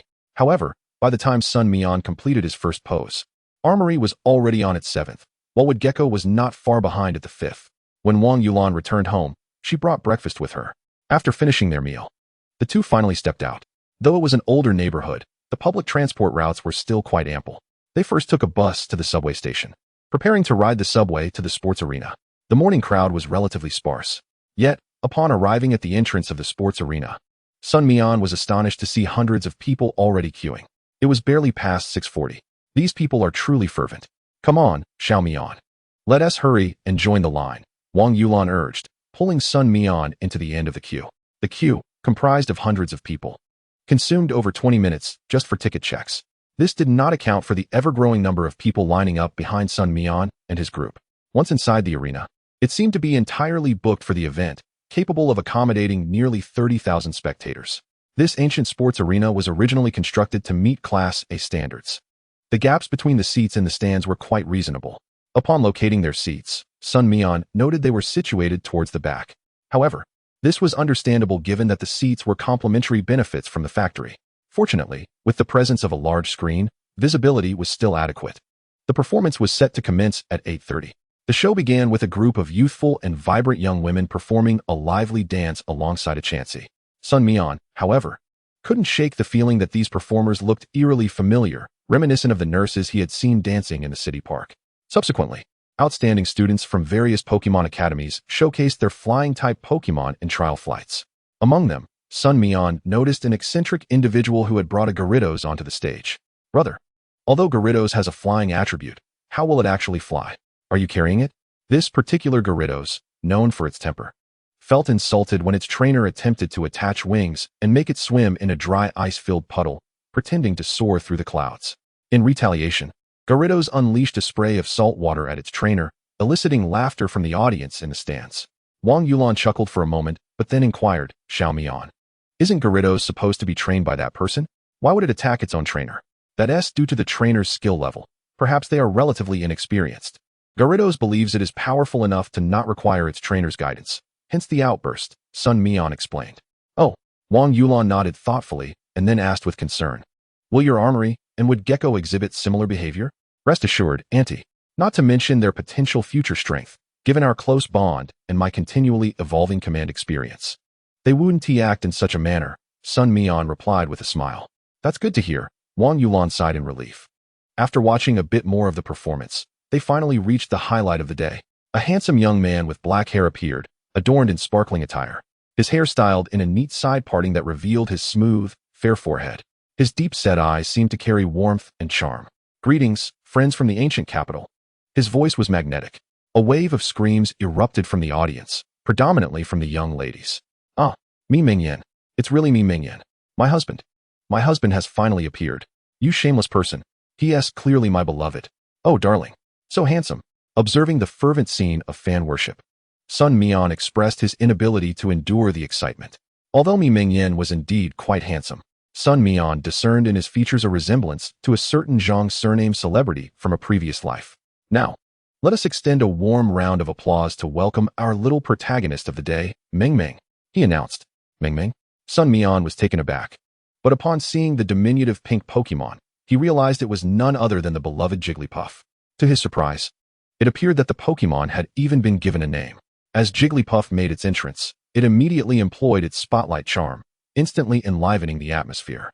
Many attendees had come specifically to see the Pokémon named Ming Ming. With its round, plump body swaying as if dancing, it incorporated playful slaps and charming attacks, all aimed at the stage, producing an admirable effect. The performance bore a striking resemblance to a grand contest, yet Jigglypuff's execution was remarkably polished, akin to a seasoned performer or a dancer on stage. Sun Mian noticed that Mi Mingyan offered no overt commands. Instead, his fingers danced along with the music as if conducting an invisible orchestra. This must have been an implicit understanding between the two, with every gesture correlating to a specific skill and the transitions of dance prearranged. Sun Mian felt that this outing had not been in vain, at the very least. The seamless skill coordination and silent signals provided ample opportunity for learning. However, he lamented that merely observing left him unable to personally experiment with the insights he had gleaned.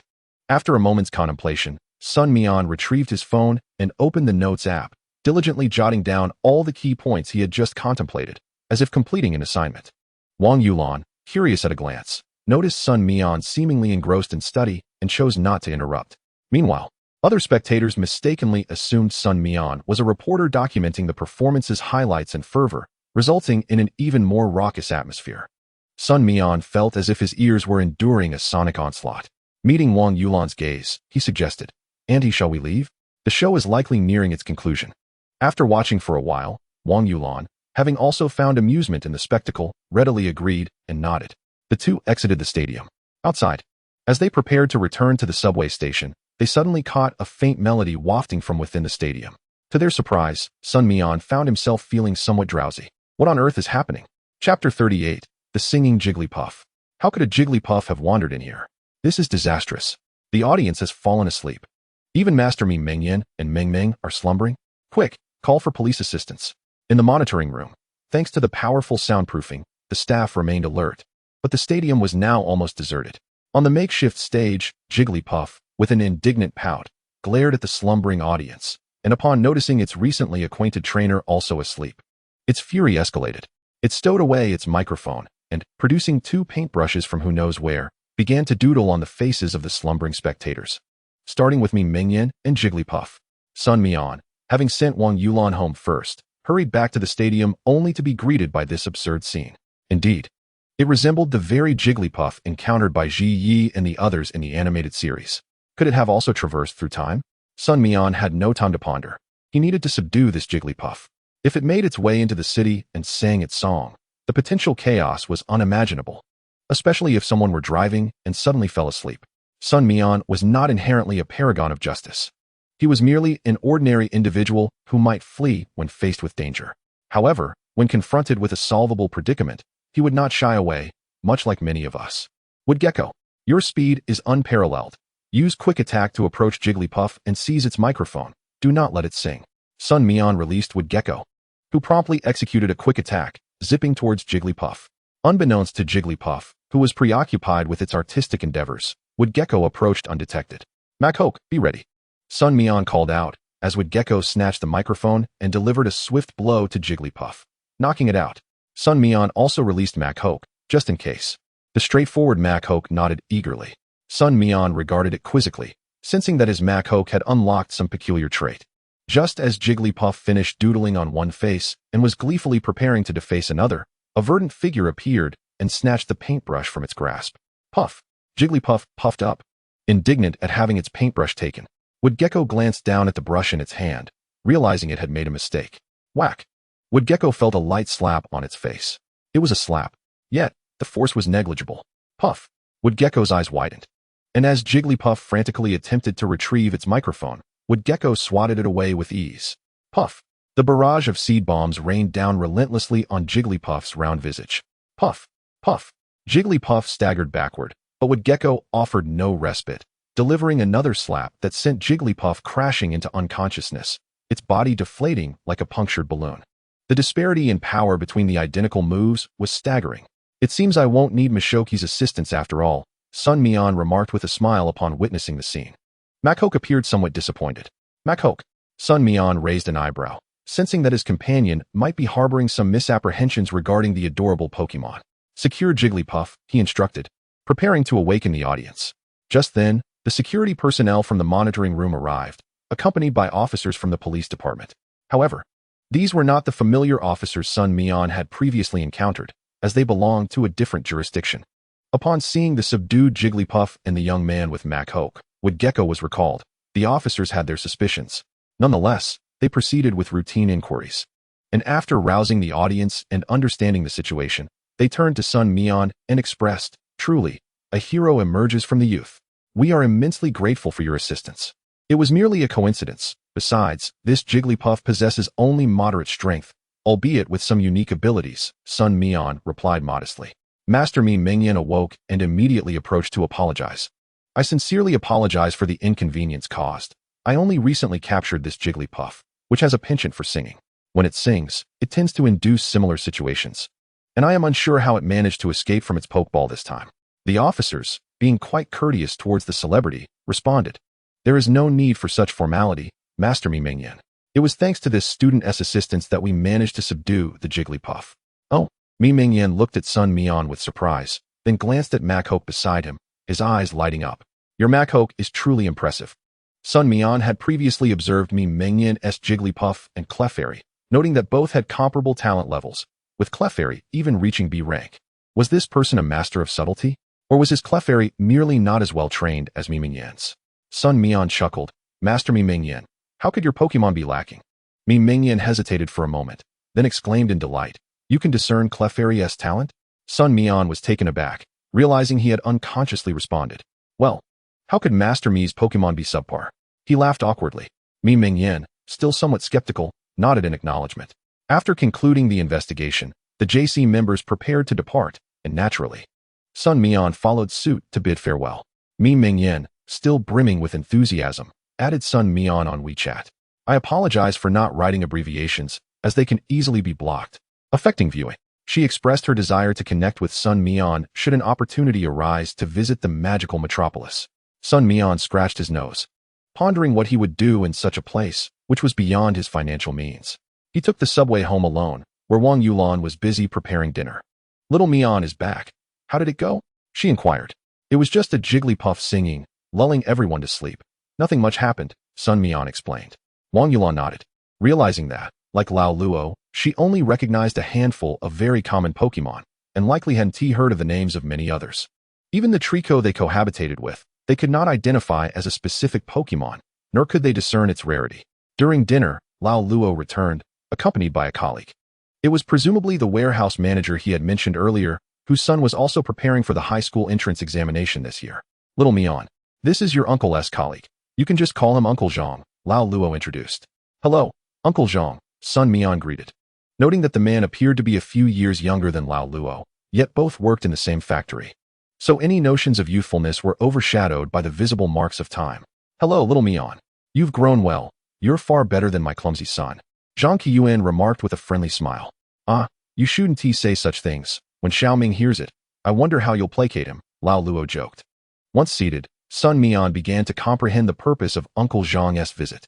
Lao Luo, though simple and honest, shared the common trait of boasting about his son's achievements to friends and family. Nevertheless, Sun Mian had already informed them about the Trico incident, so that topic would not arise. However, the news of Sun Mian earning 300,000 had spread throughout the factory. Zhang Qiuan was not the envious type. He genuinely believed that Sun Mian must excel academically and wanted to glean insights to share with his son about balancing work and study while still achieving excellence. Chapter 39, The Heightened Strength of Arm Power. Sun Mian awkwardly replied, Uncle Zhang, I'm not sure how I practiced. I just work out every day. And surely with time, one will reap the rewards. Slap. Zhang Qiuan smacked his thigh, exclaiming, Little Mian, you're absolutely correct. One cannot solely bury themselves in books. My son is always babbling about EV having new evolutionary forms, yet he stays cooped up at home reading without venturing outside. What kind of training will he gain from that? At this point, Zhang Qiuan, almost as if complaining, turned to Lao Luo and said, Lao Luo, you know the factory manager's assistant, right? Yes, isn't he the manager's nephew? I heard he has almost graduated. Just earning a little pocket money while gaining some social experience, Lao Luo responded. Exactly. That kid graduated from the Pokemon Academy. I even asked him. There are only 3 evolutionary forms for EV. It seems he has become obsessed with studying. Ugh, he has no guidance. Sooner or later, he'll just be a fool stuck at home.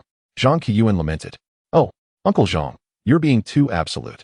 I know Xiaoming's grades are always top-notch. He may just be diving too deep into his newfound knowledge of Pokemon. It's important to communicate well with the child. Lao Luo frowned.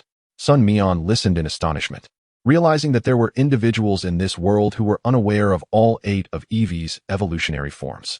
Could this mean he could publish relevant research? However, Zhang Qiuan's son had already shown signs of brilliance, and that child should be the same age as Sun Mian's current body, a true little genius. Hey, Uncle Zhang, if you have time, could I have a chat with Xiaoming? I find his ideas about EV's other evolutionary forms quite intriguing, Sun Mian suggested. Oh, really? Zhang Qiuan seemed taken aback, but quickly smiled and said, of course. Xiaoming should make more friends.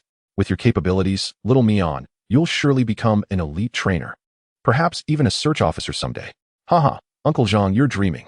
Little Mian has much to learn, Lao Luo responded, though his smile betrayed his pride in his adopted son. Dinner is ready. Let us pause the conversation for now. Lao Luo, come help. Wang Yulan called from the kitchen. I'll take care of it. Uncle, you sit tight. Sun Mian promptly stood and headed to the kitchen. After watching Sun Mian enter, Zhang Qiuan quietly asked Lao Luo, is the child registered? Yes, it was taken care of this morning, Lao Luo replied cheerfully, his mood buoyant. Oh, so he hasn't changed his surname? Zhang Qiuan inquired. No, why change it? He has been called that for over a decade. What would it matter now? Besides, Little Mian is truly sensible and diligent. I've gained a lot from him, Lao Luo said, then remembered an important matter and quickly asked, when is that bug-catching competition being held in the city? I heard from my nephew that it should be after the new year, as they're waiting for those young Pokemon to hatch from their eggs first, Zhang Qiuan replied. Lao Luo nodded, eagerly jotting this down in his memo. Initially, he hadn't given much thought to the bug-catching competition, but considering it from Sun Mian's perspective, it could potentially save tens of thousands, even 20,000. Thus, Lao Luo was quite invested. Zhang Qiuan's nephew worked as a minor official in the government and often had access to inside information. After dinner, Zhang Qiuan recalled Sun Mian's earlier words. Little Mian, if you're free this weekend, come to Uncle Zhang's house to play. Okay, Uncle Zhang, I'll surely disturb you then. Sun Mian replied with a smile. Haha, you're always welcome to disturb. After seeing Zhang Qiuan off, Sun Mian was resolute in his commitment to training that evening. He jogged to the city park, where he energetically performed a series of yoga poses from 1 to 9. Over the past few days, his yoga practice had slowed, taking a day or two to master each pose. However, he understood that progress didn't necessitate haste. His physical condition was improving steadily. His military-style boxing was also becoming more impressive, prompting Sun Mian to follow suit in his training. In nearly 2 weeks since arriving in this world, Sun Mian's physique had significantly improved, particularly the yellow spots on his face, which had diminished by more than half. Wang Yulan was quite generous in providing nourishment for Sun Mian. Upon learning that he occasionally skipped lunch for just a piece of bread and some water, she, for the rare first time, expressed her displeasure, preparing his lunch every early morning. Due to the heat, meals prepared the previous evening would spoil by noon. And since the school lacked a microwave, it was impractical to store them in the fridge. Therefore, she had to rise early to prepare simple, yet nutritionally balanced lunches. Hey, young man, it seems your strength has increased, remarked an elderly gentleman who often exercised in the city park. He was an ordinary old man, not a hidden figure. But as Sun Mian frequented the park every evening, he had naturally become familiar with such elderly residents. Really? Sun Mian pondered, realizing that it was challenging to notice changes in one's own body through daily interaction. However, upon the old man's comment, Sun Mian assessed himself and thought, goodness, my arm strength must be about 1 meter 20. That surpasses the average by far, nearly 1.5 times that of others. As arm power sensed the scrutinizing gazes of several individuals upon him, he felt a twinge of discomfort. He halted his yoga movements, bewilderedly looking at Sun Mian. Arm. Sun Mian, employing the power of the evergreen, discerned its meaning and replied with a smile. I wasn't saying anything about you, merely that you've grown taller. Continue your training. Reinvigorated, arm power eagerly resumed his effort to lift the massive stone at the city park, commencing his frog jumps. This spectacle had become a regular occurrence at the park, occasionally attracting onlookers. Naturally, this also led to challenges being thrown his way. Sun Mian seized the opportunity to gain experience. By the end of the night, arm power had reached level 16. As the new weekend arrived, Sun Mian prepared for a visit to Zhang Qiuan's home. The factory had a holiday, and Lao Luo accompanied him, while Wang Yulan, who managed finances, thoughtfully provided them with 300 yuan. They intended to purchase fruits and snacks for their visit. Adhering to the traditional customs of Huaxia, which dictate that one should not arrive empty-handed, Zhang Qiuan's residence was situated in an older neighborhood on Liyuan Road. On the 3rd floor, not particularly high, he knocked on the door, and a voice called out, Xiaoming, go open the door. It should be your Uncle Luo and your brother Mian. The door swung outward, revealing a slender boy wearing black-rimmed glasses, slightly shorter than Sun Mian by about 3 or 4 centimeters. Hello, he stammered, appearing somewhat reticent. Hello, Xiaoming. Don't you recognize Uncle Luo? This is Uncle Luo's son, Mian, who is 4 months older than you. Lao Luo chuckled.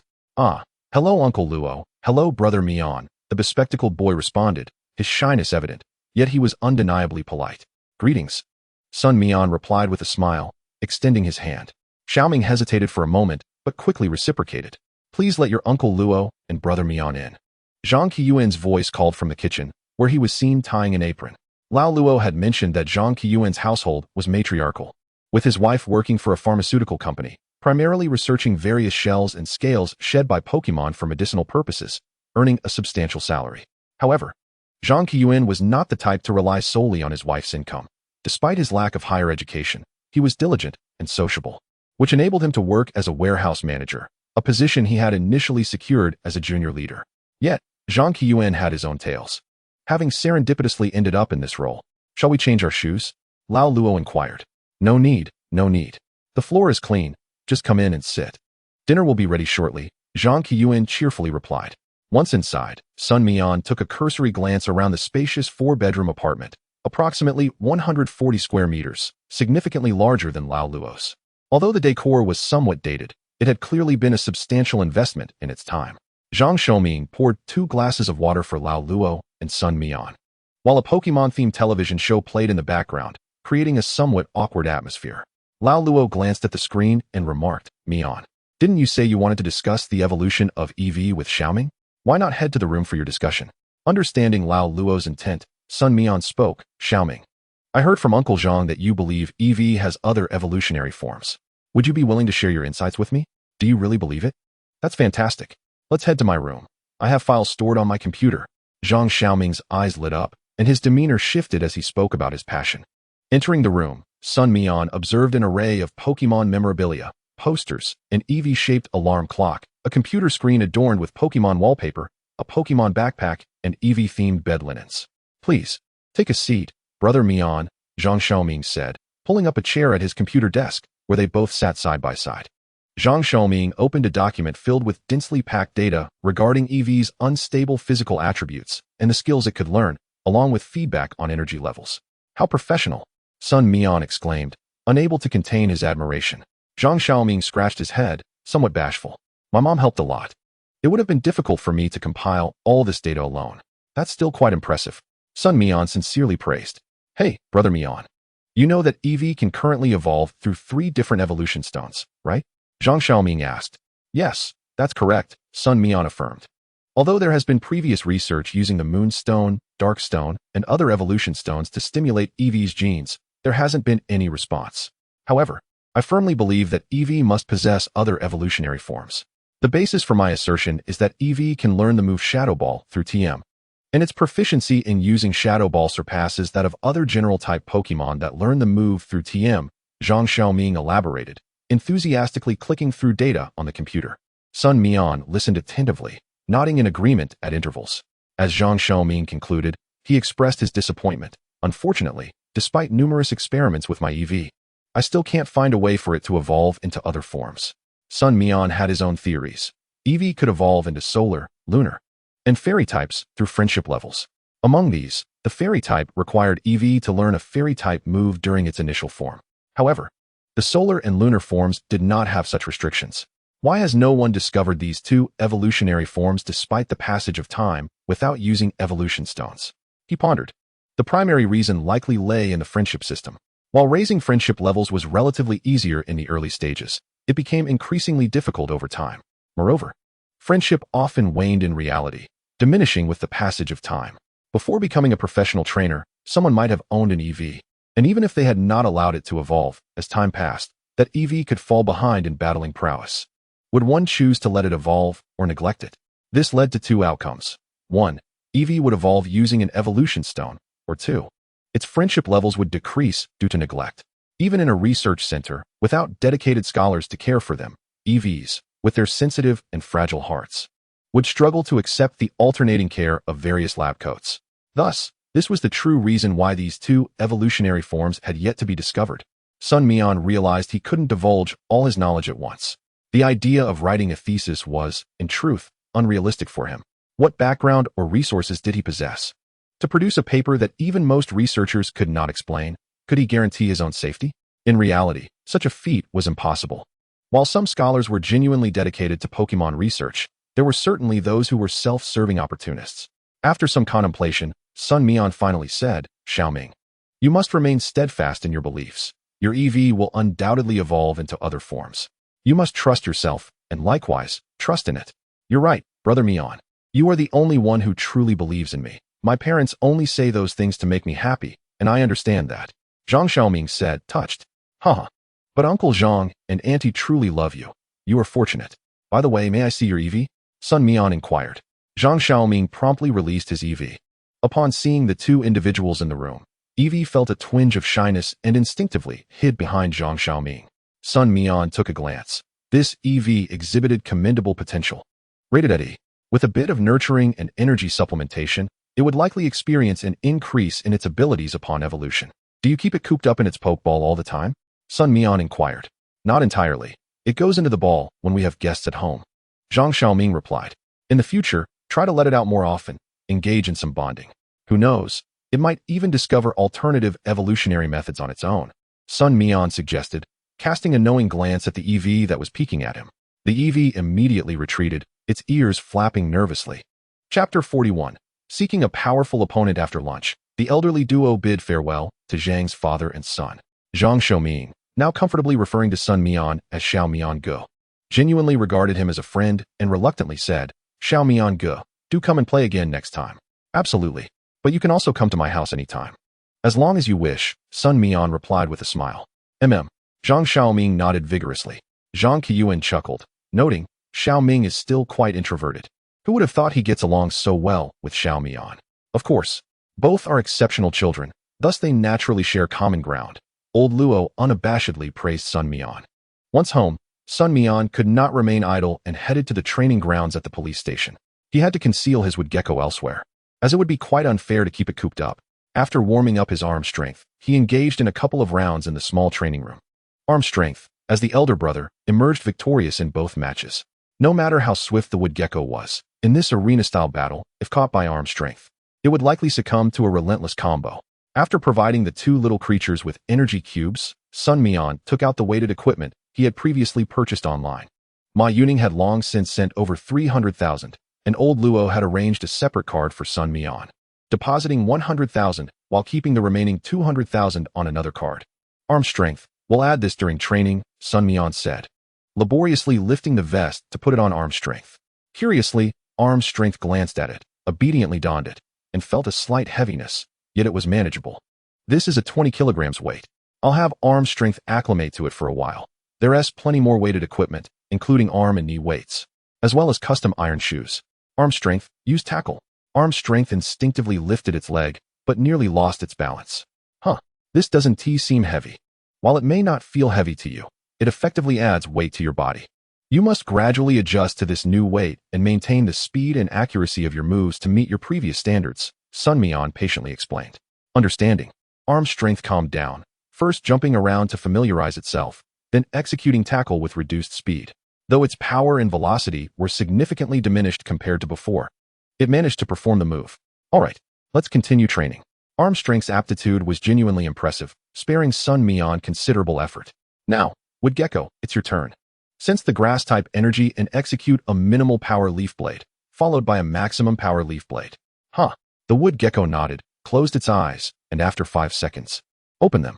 2 leaf blades soared overhead, and then, like genuine weapons, the powerful leaf blades whipped up a gust of wind, overtaking and obliterating the previous weaker leaf blade. Impressive. Wood gecko, you're now capable of instantaneously executing leaf blade. Next, use the same method to master seed bomb and giga drain. Sun Mian praised, giving a thumbs up. With wood gecko now at level 14, it had learned fighting type moves like detect and quick guard, yet mastery still eluded it. I need to find a sparring partner.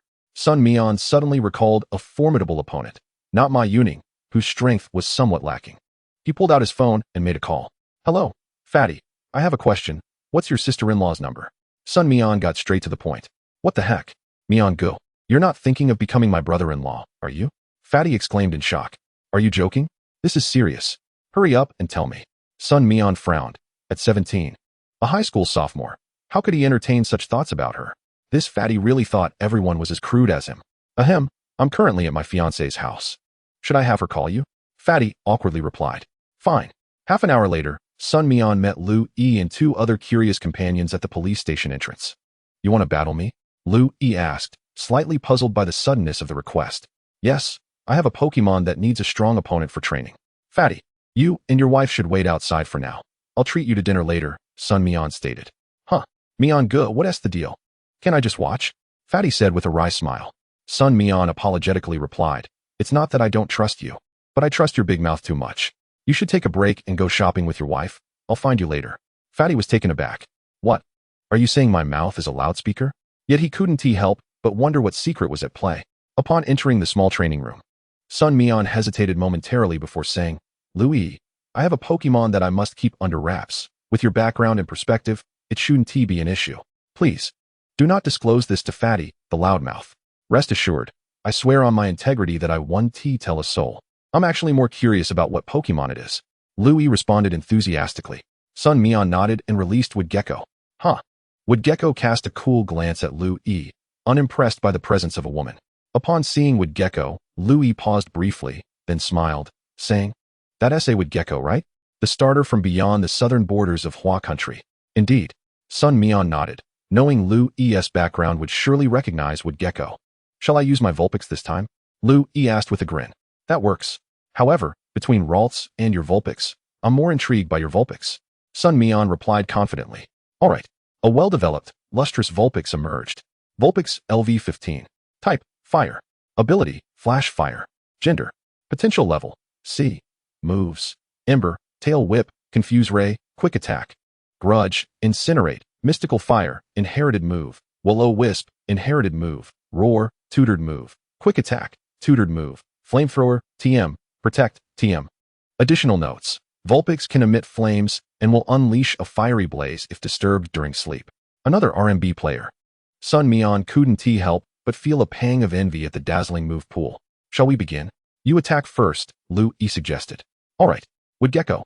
Don't hold back just because she's a girl. Use Seed Bomb and Leer. Sun Mian commanded. 2 skills in succession? Isn't that a bit presumptuous? Lu Gong remarked.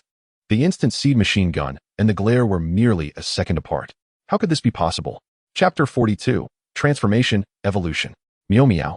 The Vulpix was startled by the glare, unable to evade in time, and was struck entirely by the seed machine gun. Even at half its power, the attack elicited a pained cry from the Vulpix. Vulpix, use Bind. Lu Yi's command echoed. The Vulpix's eyes sparkled. This skill was notoriously difficult to dodge, even for the swiftest of Pokemon like the Litten, rendering the seed machine gun temporarily unusable.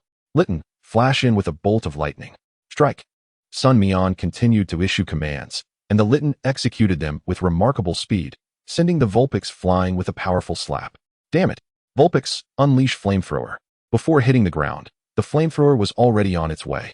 Quickly, Litten evaded the area of effect without waiting for Sun Mian's order. Such swiftness. Vulpix, use Confuse Ray. Once again, the Vulpix's eyes gleamed, and Sun Mian facepalmed. This skill was indeed vexing. Litten stumbled, nearly losing its balance, and let out a furious cry. Unexpectedly unleashing Leaf Blade in a state of confusion. Chaos ensued.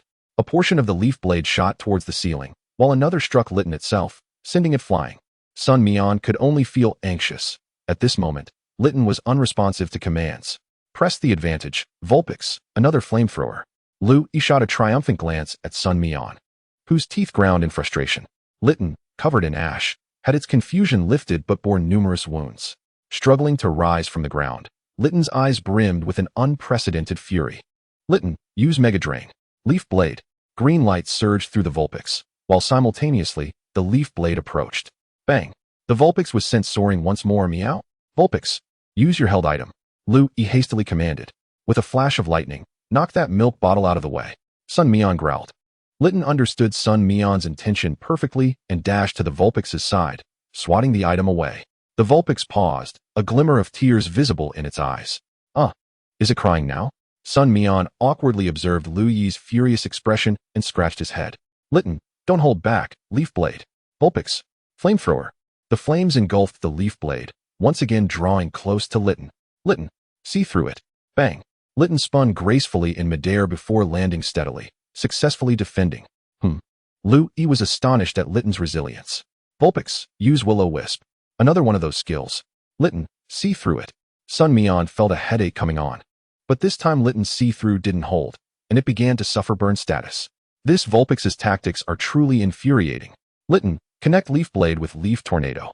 The ability to seamlessly execute grass-type moves was Litten's forte. To secure victory, this was the only way. Hold strong. Bang. The Vulpix was once again sent flying. The two skills pierced through a single point, and defense was not omnipotent. Lu Yi was clearly taken aback. Vulpix, quickly, Flamethrower. Flamethrower. Litten, flash in and knock it away. Sun Mian's voice resonated throughout the training room. The Vulpix soared once more. Vulpix, I feel like I'm on a roller coaster. It collapsed to the ground, rendered unconscious. Bang. Litten observed the fallen opponent, raised its paw, and clenched. You're firmly in my grasp.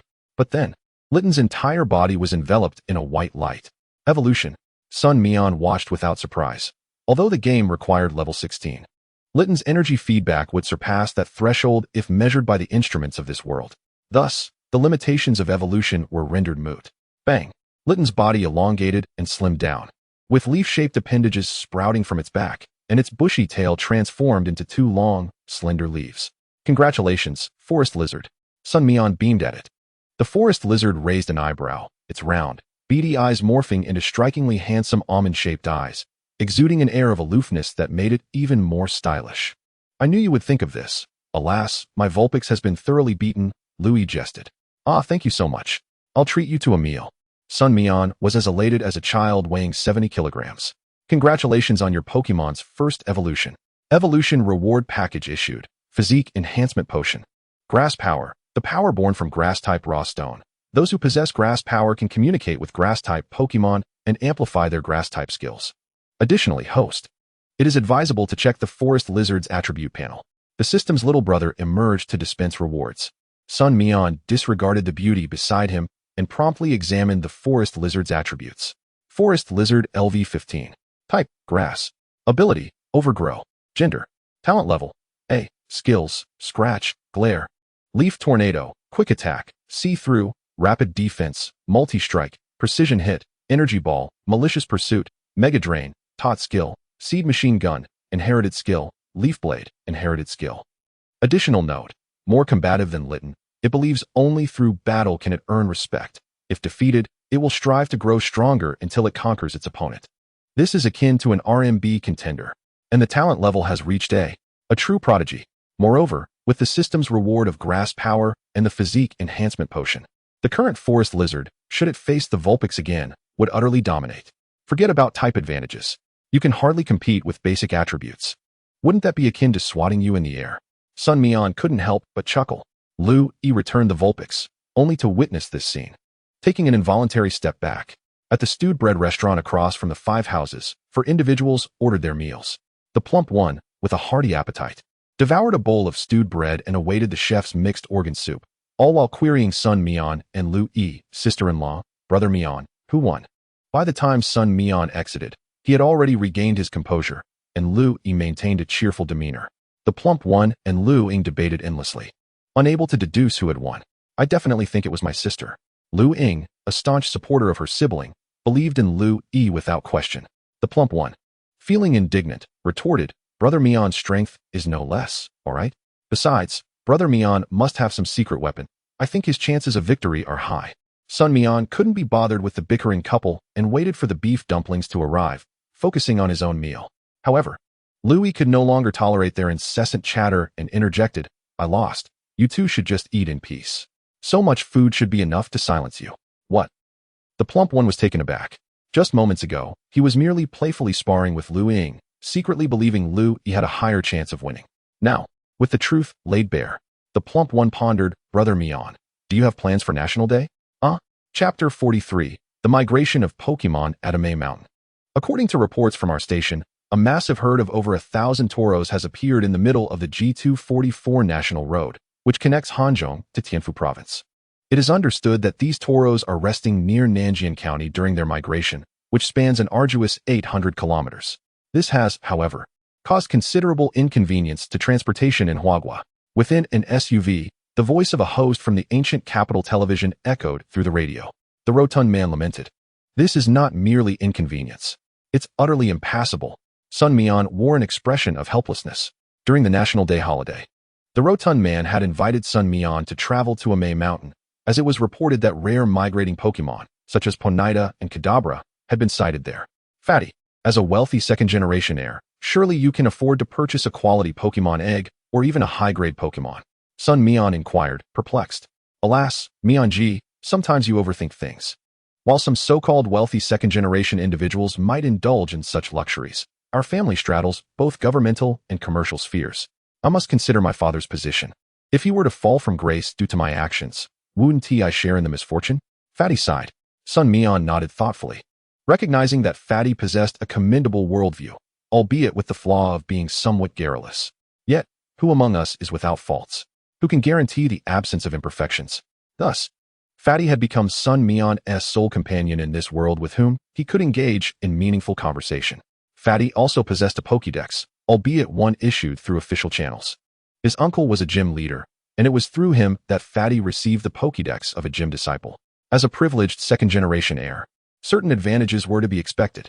However, as a fellow Pokemon enthusiast, Fatty preferred to earn new Pokemon through his own efforts. Though his innate talent might be lacking, he believed that with sufficient resources, one could compensate for it. While improving natural aptitude was challenging, mastering skills and training with nutrition would allow him to triumph in battle. Of course, much of this remained Fatty's lofty aspiration. The Snorlax he possessed was a gift from a friend of his uncle, given during their travels when each captured a Snorlax. Although its innate qualities were rather average, it was still a respectable Pokemon, and with Fatty soon to enter Pokemon Academy, he intended to use it for practice.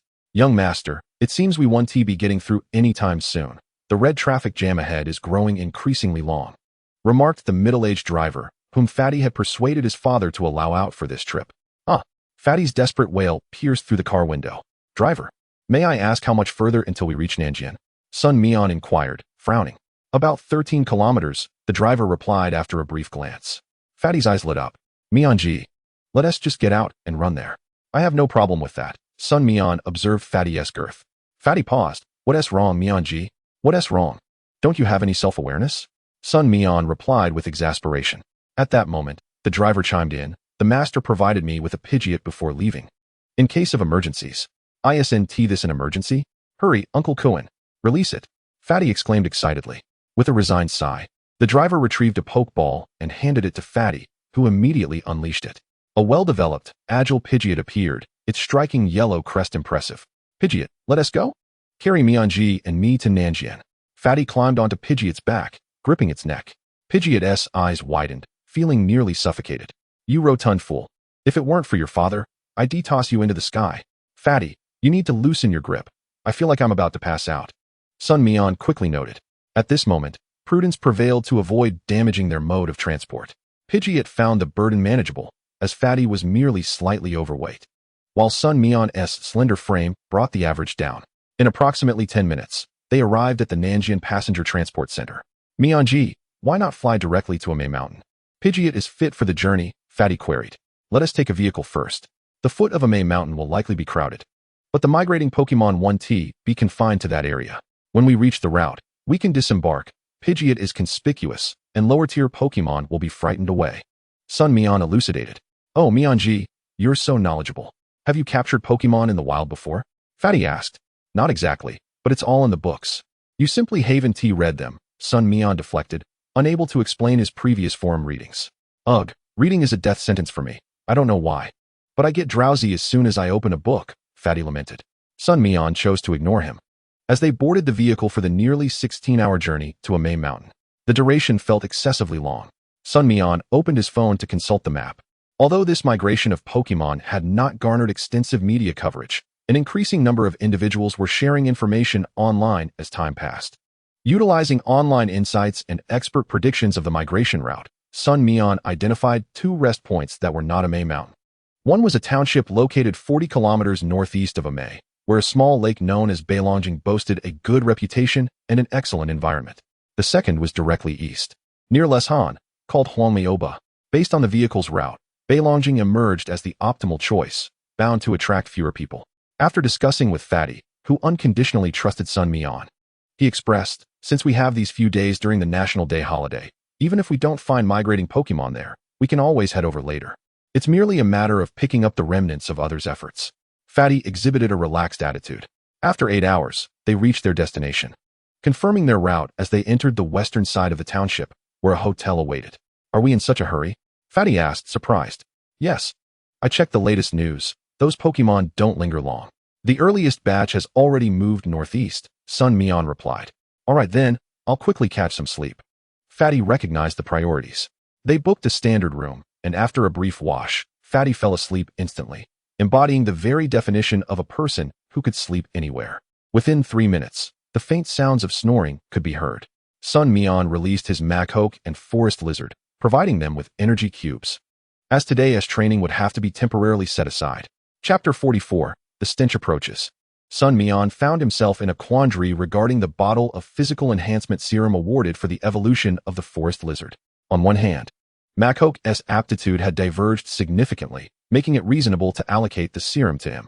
However, this was a reward specifically granted due to the Forest Lizard's achievements.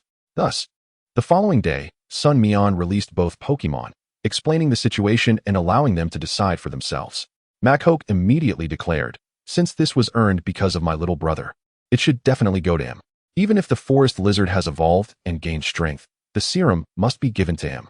As the older brother, I shouldn't seize my younger brother's belongings. The Forest Lizard expressed little concern. It remained indifferent to Arm's playful references to little brother and big brother. While it did not entirely agree, it was too apathetic to engage in an argument. If Arm found solace in such self-deception, it was of no consequence to the forest lizard. Although the enhancement potion did not immediately elevate its talent level, the potion's effects lingered.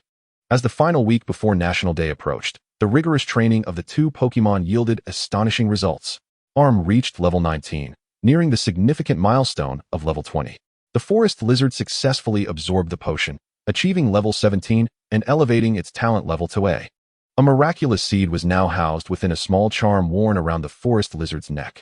With the support of grass power, during its battle against Lugia's Vulpix, it triumphed within 3 rounds, overcoming its disadvantageous type matchup. The forest lizard's strength genuinely surpassed that of Arm. Just past midnight, Sun Mian's alarm clock rang. And within mere seconds, he awoke, switched it off, and rubbed his eyes. The hefty friend continued to snore. Sun Mian approached and playfully patted his friend's chubby face. "Hey, young man, would you prefer this red bun or the green one?" "What bun? What the heck?"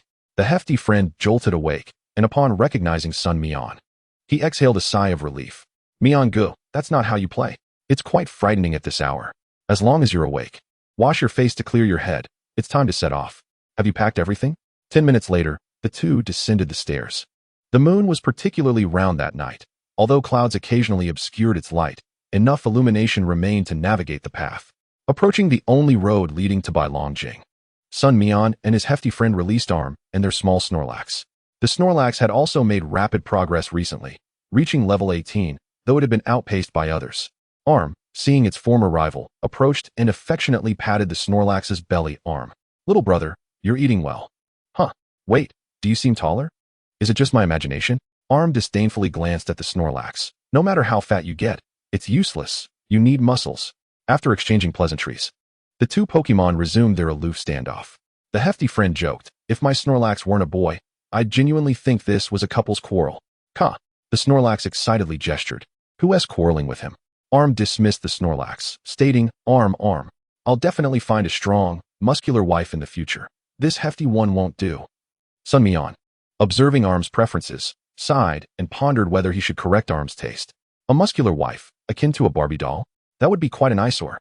The night at Bailongjing possessed a unique beauty, with the shimmering water surface appearing tranquil and serene, the moon's reflection resting in the center.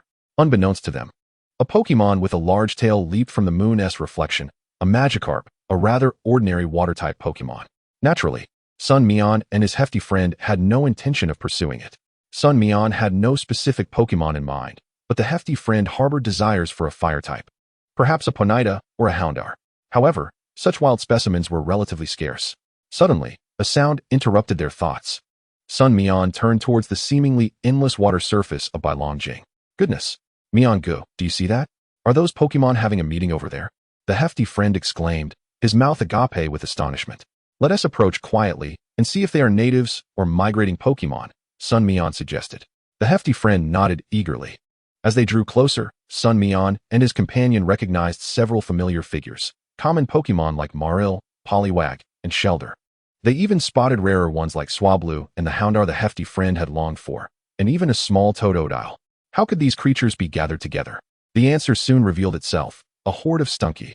It turned out that the mixed group they had observed was indeed the natives, while the Stunky were the migrating newcomers. The noxious spray emitted by the Stunky could be detected from 2 kilometers away, rendering the wild Pokémon living around Bailongjing intolerant of their presence. That night, they gathered here to negotiate with the Stunky, demanding they relocate swiftly. Remaining would render survival impossible. The Stunky, too, had their pride. Their foul spray was either an instinct or a survival mechanism. Such behavior was a direct affront to their dignity. Without further ado, let the battle commence. The mixed group numbered in the hundreds, while the Stunky exceeded 200. Moreover, the Stunky's foul spray seemed to compound, intensifying the stench. The hefty friend struggled to cover his chest, his complexion paling. "Mian Gu, I might be done for. I'm going to vomit." Sun Mian, equally distressed, could barely hold on. As the hefty friend succumbed to vomiting, Sun Mian, unable to withstand the ordeal, followed suit. The sounds of their retching were promptly heard by both Pokémon groups. The Pokémon, peering through the foliage, witnessed 2 humans doubled over, clutching trees and violently expelling their stomach contents, utterly aghast. "What are humans doing here?" "Brothers, we have humans. Retreat." The mixed group, accustomed to evading humans, immediately began to flee. The Stunky, momentarily stunned, swiftly redirected their ire towards Sun Mian and the hefty friend. If they didn't appreciate their presence, that was one thing. But why did these two humans dare to come and vomit in front of them? With a flick of their tails, the Stunky aimed their foul sprays directly at Sun Mian and the hefty friend, as if a burst of magenta smoke erupted forth. Run! Sun Mian's eyes nearly bulged out at the sight. They had struggled to endure the stench from a distance, but this direct onslaught would surely be unbearable. Arm adeptly hoisted Sun Mian and dashed away. The small Snorlax also carried the hefty friend, albeit at a much slower pace. The hefty friend felt despair creeping in as he watched Arm and Sun Mian grow increasingly distant, his only thought being, I must lose weight. And I must bring the Snorlax along in my weight loss journey. Chapter 45, Full Firepower. Mian Gu, wait for me. Having finally escaped the Stunky's attack zone, the hefty friend, relieved to have shed them, called out anxiously as he saw Arm continuing to run, their figures fading away. Sun Mian promptly patted Arm. All right. We've escaped. Arm, still shaken, halted and glanced back, breathing a sigh of relief. That was truly foul, Arm declared. I would rather engage in 1,000 fistfights with humans than be chased by those Stunky. The hefty friend caught up, but the small Snorlax was nearly exhausted, and he reluctantly recalled it to its pokeball for rest. Where have we run off to? Sun Mian scanned their surroundings. The dense foliage obscured the moonlight, plunging the area into darkness, with no signs of life visible. The hefty friend's panicked voice broke the silence. Mian Gu, there's no signal on my phone. Sun Mian hurriedly checked his phone and exclaimed, damn it, doesn't this world's technology have 5G? What terrible timing. There's no signal, and we can't even confirm the route. Let's head back. The visibility is too poor, Sun Mian exclaimed, just as the two were about to retreat. A sudden clash of battle sounds pierced the air. Swish. Bang. A small tree, as thick as a thigh, toppled over, revealing two Pokemon engaged in combat. It's a Scyther. The chubby one gasped, but then hesitated. And the other one is a Skorupi. Sun Mian's eyes sparkled. The emerald green Scyther was at a disadvantage, as Skorupi's flying type effectively counters bug types. Moreover, this particular Skorupi was dazzlingly blue. Shiny, or rather, a variant Pokemon truly exists. Skorupi, LV11. Type, ground flying. Ability, Sand Veil. Gender, talent level, B. Moves, Poison Sting, Sand Attack, Harden, Tackle, Quick Attack, Reversal, Tutored Move. Acrobatic, Tutored Move, X-Scissor, Inherited Move, and Cut, Inherited Move. Additional info, Skorupi can glide through the sky with its wings, using its formidable pincers and claws to ensnare enemies, injecting them with venom. Its moveset is nearly perfect, mastering both flying and ground-type techniques. Although its special attack is subpar, it will eventually acquire supplementary poison-type moves. Sun Mian found himself increasingly captivated by this Skorupi. The Skorupi displayed remarkable agility, launching a rapid succession of attacks. Quick Attack brought it close to the opponent, followed by Reversal, sending Scyther plummeting from the air. The Bug-type warrior Scyther is indeed a formidable Pokemon. However, it paled in comparison to Skorupi's aerial prowess and pursuit speed. Standing triumphantly atop the fallen Scyther, Skorupi emitted another triumphant cry. This Skorupi was likely part of a migratory troop. Despite its ruthless nature, few Pokemon dared to provoke it, especially a Scyther with such a clear type disadvantage. What conflict could exist between the two Pokemon? Sun Mian pondered, but just as Skorupi appeared ready to depart, he leapt from the underbrush.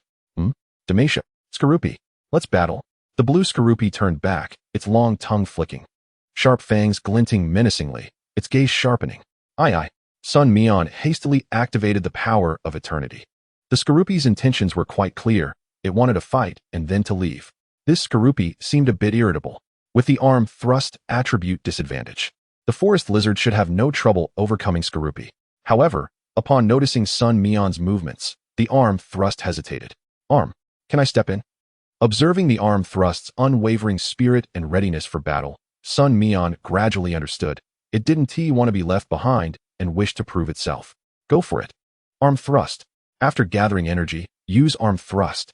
The arm thrust excitedly charged forward, its gaze now solely filled with determination and combat spirit. With a powerful punch, it struck out. Unfamiliar with the arm thrust strength, Skorupi had encountered it before during migrations and fought against many arm thrusts, even Machoke's. To it, the fighting type moves were akin to mere tickles.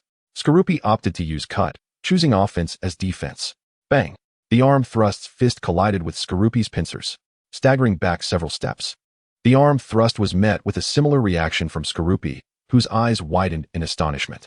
It appeared the opponent was not as weak as anticipated. With renewed vigor, Skorupi seemed to smirk, accelerating with quick attack, gliding towards its foe. Grab it. Toss it to the ground. Sun Mian quickly discerned Skorupi's intention. However, his arm thrust was no ordinary creature. As Skorupi attempted to slip past and execute reversal, it felt its hind leg caught. The arm thrust spun around. Compared to the forest lizard, Skorupi's speed had not yet reached its level. Accustomed to high-frequency battles through training with the forest lizard, the arm thrust seized the moment. Arm. Bang. Skorupi was slammed against a tree, emitting a painful grunt. The impact was indeed formidable. Regaining composure, Skorupi lunged forward, its sharp claws crossing to shield most of its face, executing X-Scissor. Although its body had yet to reach the target, the cross formed by X-Scissor arrived ahead.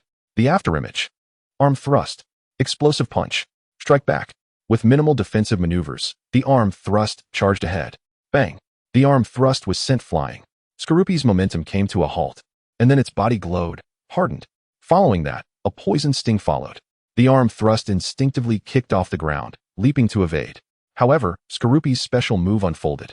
Like a stunt-performing aircraft, it executed a 360-degree spin in the air, enveloped in blue light, moving at such speed that evasion was impossible. Bang! The arm thrust's feet slid laboriously across the ground, ultimately colliding with a tree trunk. Yeah! Skorupi looked on with a sense of triumph, waving its forepaws in a provocative manner. Arm! The arm thrust responded angrily, casting a quick glance at Sun Mian, who nodded in encouragement. The arm thrust shed its heavy burden, revealing the black belt tied around its waist. Skorupi paused, watching the weight crash to the ground, stirring up dust. This creature hadn't been fighting at full strength. Arm thrust. Maximum power explosive punch. Skorupi instinctively prepared to use Cud as a defense. Bang. This time it was Skorupi who was sent flying. Chapter 46, Skorupi's Companion. Bang. Grasping the flying Skorupi. The arm thrust's strength and iron fists were many times more powerful than Tyson's punches, eliciting a deafening scream from Skorupi. Reversal. Arm thrust, hold on. Toss it to the ground. The flying type move posed a significant threat to the arm thrust, but it bore the weariness in its arms and seized Skorupi once more. Yeah. A series of dizzying spins ensued, and Skorupi flailed its claws in a panic, its wings proving utterly ineffective at this moment. Bang. Sun Mian could hardly bear to watch as the arm thrust strikes landed with brutal force. Arm.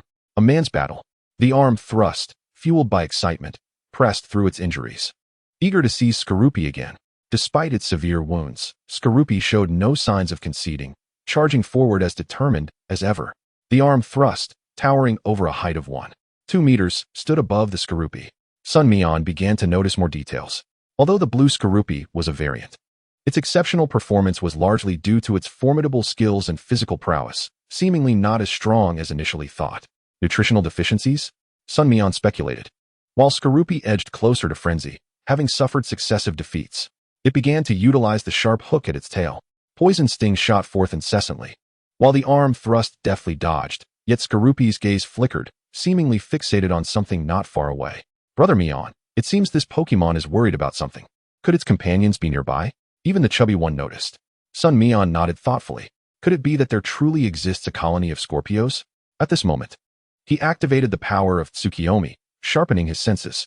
Was there a Pokemon hidden beneath that pile of straw? The Scorpio was evading the onslaught of the Machoke, its current condition rendering it unsuitable for further confrontation. Yet, the Machoke's strength remained formidable, its black belt augmenting its power. Any strike on the Scorpio would undoubtedly exacerbate its injuries. The disparity in levels was becoming increasingly pronounced. The Scorpio was fighting with every ounce of its strength. Machoke, cease your attack, Sun Mian commanded, and the Machoke cast a puzzled glance in his direction. However, it halted its assault, and the Scorpio did not retaliate. Warily watching Sun Mian, an anxious glimmer in its eyes. Was it about to be captured? But, Scorpio, are you protecting your companions? May I see them? Sun Mian's Tsukiyomi power was diminishing the Scorpio's wariness towards him. Discovered. The Scorpio's panicked eyes widened. Ah, you wish to capture me, don't you? Sun Mian nodded without hesitation, and the Scorpio's expression darkened. Alas, I cannot be captured at this moment. My companion is injured and cannot return to the dream alone. Sun Mian frowned. Was this the reason for its desperate resistance? Did it mean he had to let this Scorpio return to migrate with its comrades? Sun Mian was not so altruistic. And besides, this Scorpio exhibited remarkable talent. Who could guarantee it wouldn't encounter other trainers? If it were to meet a more ruthless one, it might end up captured along with its companions. Let me see it. I should be able to heal its injuries, Sun Mian said, gently placing his hand atop the Scorpio's head. The Scorpio hesitated but did not shy away. Suddenly, it was taken aback. It felt its injuries genuinely beginning to mend. This person, he could truly save it. Then follow me. The Scorpio led Sun Mian forward, while the chubby companion pondered for a moment, initially planning not to follow. But in this desolate wilderness, wait for me, this place is a bit dark. The pile that resembled straw turned out to be merely dried leaves and vines. The Scorpio pushed aside the vines blocking the way, revealing a creature that was white and light blue, akin to Pikachu. Although its cheek spots were different in color, Pikachu's were red, while Pachirisu's were yellow. Pachirisu. Was this the Scorpio's companion? Upon seeing the Scorpio, Pachirisu's panic lessened. But it also noticed Sun Mian. The Scorpio rushed forward to support Pachirisu, but its own injuries flared up, causing its face to twitch in pain. Chubby, where's the healing spray? Sun Mian asked, looking at the chubby companion who quickly produced the spray from his backpack. Though Tsukiyomi had healing properties, it was insufficient. Sun Mian had been training, yet he had a long way to go before he could sustain its use. Bear with the pain. Sun Mian examined Pachirisu, noting the visible wound on its tiny foot, which was nearly punctured. The healing spray contained disinfecting alcohol, and the ensuing sting prompted Pachirisu to instinctively unleash a discharge, enveloping itself in a protective aura of yellow electricity. However, the system swiftly absorbed it. Pachirisu realized that Sun Mian was helping it, but it had reflexively attacked moments ago, and now it looked at him with concern. Yet, Sun Mian remained unscathed, smiling as he gently ruffled Pachirisu's head. It's all right. You were merely protecting yourself. Your injuries are severe. I must take you to a Pokemon Center for treatment. Pachirisu felt the warm hand on its head, and, seeing Sun Mian smile, shyly nudged against his palm in agreement. The Scorpio also let out a joyous cry, only to suddenly faint. The strain of battle had finally taken its toll. Sun Mian hurriedly lifted both creatures, realizing their weight was quite substantial. While his friend could carry any Pokemon and sprint, he felt he lacked that stamina. The chubby companion rushed forward to assist. Let me handle it, Mian-ji. Sun Mian nodded, entrusting the Scorpio to him. Pachirisu remained sensitive to the situation. Sun Mian could absorb electricity at will, but the chubby companion could not afford to be zapped into unconsciousness. There probably isn't a Pokemon Center in this town. Shall I have my Pidgeot take us to Yin? The chubby companion suggested. As long as Pidgeot has the stamina, Sun Mian agreed without objection. Rest assured, Mian-ji. This Pidgeot is specially raised as a temporary transport, and its constitution is exceptional, the chubby companion confidently asserted. Sun Mian hesitated, wanting to voice a concern about his friend's weight, but refrained. Pidgeot landed with difficulty, nearly collapsing to the ground once Sun Mian and his companion dismounted. Seeing its pitiful state, Sun Mian couldn't help but use a bit of Tsukiyomi to restore some of its energy. Pidgeot looked at Sun Mian with excitement, as if it had found a charging station. The chubby companion recalled the still excited Pidgeot. The place they landed wasn't in the urban area, as large flying Pokemon were prohibited from landing there due to public safety regulations. Therefore, they were still a distance away from the Pokemon Center, but it wasn't too far. Chapter 47, A Gentle Pat. Miss Nurse, I entrust you with this. Rest assured, our duty is to heal Pokemon. However, this Pachirisu's foot is inflamed, which may pose some challenges and require a period of rest, Nurse Chiao said with a slight frown. Sun Mian nodded in understanding. The chubby companion had been fixated on the nurse, and Sun Mian finally noticed. He playfully slapped the chubby companion on the back. Chubby, aren't you afraid your fiancé will be upset with you? The chubby companion froze for a moment before catching on, defensively exclaiming, Mian-ji, what are you thinking? I just feel like these nurses are all identical. How come they all look so similar everywhere? This might be one of the Pokemon world's unsolved mysteries. The same could be said for Junsha and her colleagues. What kind of powerful genes could produce such striking resemblances? The unconscious Scorpio mostly suffered from flesh wounds, which were quickly treated, and it was then moved to a hospital room. Sun Mian and the chubby companion relocated to avoid obstructing others in the waiting area. At this point, dawn was breaking. Suddenly, the Scorpio awoke with a start, looking around in a panic for Pachirisu, anxiously glancing at Sun Mian. Pachirisu's injury was quite severe. It is still undergoing treatment to prevent any future complications, Sun Mian explained. The Scorpio felt relieved and listened as Sun Mian continued. Pachirisu probably won't be able to travel for a while. I may need to take you both home to recuperate, and once it recovers, I will return it. The Scorpio silently nodded, understanding Sun Mian's intentions. With Pachirisu's situation addressed, it naturally recognized that it would now become Sun Mian's Pokémon. At that moment, the chubby companion suddenly stepped outside. Sun Mian glanced at him, and the chubby companion blinked. Sun Mian smiled, and as the two remained in the room, a profound silence enveloped them. Sun Mian spoke again. Scorpio, you must have encountered some challenges before. Given your prowess, victory should not be elusive. However, do you understand why you lost this time? Scorpio tilted its head. Your talent is indeed remarkable, yet your training has not kept pace. Moreover, you have neglected to enhance your physical constitution. Over time, this could lead to hidden injuries. I can assist you in becoming stronger, granting you more opportunities to confront formidable opponents. As for arm strength, you can frequently spar with it, for it is a skill in which you possess a natural advantage. Sun Mian stated earnestly. Scorpio recalled the ferocious punches and terrifying strength of arm strength, and the astonishing speed it exhibited after shedding its weights. It too aspired to grow stronger. Scorpio, possessing a combative nature, viewed Pachirisu as both a companion on its journey and a burden. If Pachirisu could safely return to its dreamlike homeland, it would undoubtedly grow stronger as this person's Pokémon. Observing the glimmer of determination in Scorpio's eyes, Sun Mian smiled. I currently lack spare Pokeballs, so you'll have to remain as you are for now. Scorpio nodded gently, having already acknowledged Sun Mian as its trainer. The absence of a Pokeball was inconsequential. However, Scorpio's unique coloration was indeed striking, akin to the forest lizard, and it could not afford to remain exposed for long. It felt as though it were a human trafficker rather than a Pokemon trader. Brother Mian, Pachirisu is out. A voice from outside interrupted. Upon hearing this, Scorpio strained to rise. Sun Mian chuckled as he lifted it. No need to rush. Let us go together. Nestled in Sun Mian's embrace, Scorpio was momentarily taken aback by the unfamiliar experience and softly responded, I. Pachirisu was wheeled out by a Chansey, with a nurse following closely behind. The majority of Pachirisu's injuries have mostly healed, but it still suffers from inflammation in its foot. It has been treated and is recovering. Yet it remains quite fragile and requires careful protection, the nurse explained. Thank you, nurse. I shall ensure its safety, Sun Mian replied. Very well. Please settle the fees so it may rest in the ward. It is permissible for discharge now, the nurse added with a smile. Thank you. Sun Mian expressed his gratitude once more before heading to the payment area with his card. The chubby friend quickly caught up. Brother Mian, do you need assistance? Sun Mian understood his implication and shook his head.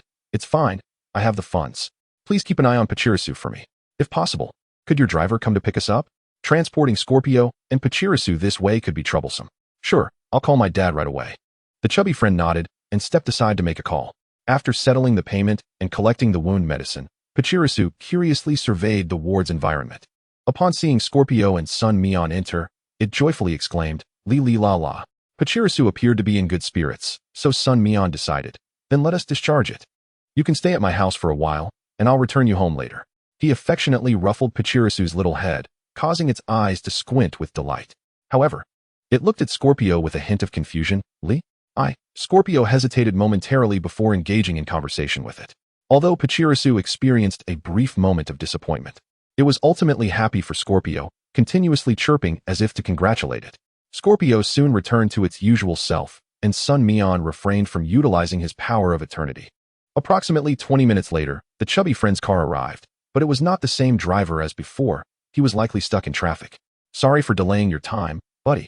You didn't find your desired Pokemon, Sun Mian remarked to the chubby friend beside him during the ride. Oh, come on, Brother Mian. What are you saying? Aren't we friends? Given your current situation, returning home is undoubtedly the most convenient option. I can also pick an egg when I get back. The thrill of the unknown is simply irresistible. The chubby friend laughed heartily. Shall I help you choose then? Sun Mian inquired. Brother Mian can choose Pokemon eggs too. The chubby friend exclaimed in surprise. That sounds great. We'll go choose a blind egg together. The tutor arranged by the young master has arrived at home. You may need to study there for a while after you return, the driver interjected, causing the chubby friend to freeze in shock. What does that mean? A tutoring class? Sun Mian chuckled and patted the chubby friend's shoulder in consolation. Observing this, Scorpio mimicked the gesture, while Pachirisu did the same. The chubby friend looked at everyone with exasperation. Am I a WX avatar? Why is everyone patting me? Chapter 48, The Good Child. Upon returning home, Lao Luo and Wang Yulan were absent. having taken the last 3 days of National Day off. They had informed Sun Mian days prior about their plan to visit their hometown during the holiday and inquired whether he wished to accompany them. If he was willing, they would all return together. If not, they would leave some living expenses for him to stay at home. Sun Mian had no objections. Lao Luo's hometown had no direct relatives left, only some distant kin. Their return was merely to tend to the grave of an elder, as Lao Luo's father had passed away on the 6th day of the National Day holiday. Thank you, chubby friend. Without you, I might not have made it back. Upon reaching the upper floor, Sun Mian set Pachirisu down, who curiously surveyed its surroundings. The balcony was adorned with flowers and small scallions planted by Wang Yulan. Pachirisu approached to sniff, turning back joyfully to exclaim, Lila? Scorpio, maintaining its composure, gazed around. Was this to be its new home? The chubby friend unceremoniously flopped onto the sofa. Carrying Scorpio up the stairs was quite a feat. Have some water. Sun Mian poured a glass, and the chubby friend gulped it down in 2 swift swallows. After a moment, the chubby friend perked up. Let us go choose an egg tomorrow, Brother Mian. Huh? Aren't you supposed to be in tutoring? Sun Mian remarked, fully aware he had misheard. Oh, let us not dwell on that sad topic. Let us pretend it doesn't exist. I simply can't focus on studying, sigh. Tomorrow morning, I'll sneak out.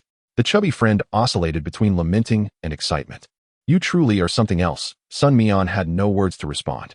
After the chubby friend left, Sun Mian finally released everyone to familiarize themselves. Cha! The forest lizard made a grand entrance, exuding an aura of coolness. It surveyed the newcomers, noting 2 unfamiliar faces. Despite its curiosity, it maintained an aloof demeanor to preserve its style. Upon witnessing this, Scorpio pondered, does this fellow not take a liking to me?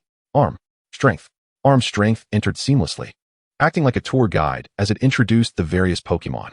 Sun Mian smiled and let arm strength do the talking, opting to refrain from speaking himself. Seeing an old acquaintance, Scorpio felt more at ease. Upon hearing arm strength's introduction, Scorpio politely greeted, I. The forest lizard cast a glance at it, sensing that Scorpio seemed stronger than arm strength. Cha, it responded in kind. Li Bu.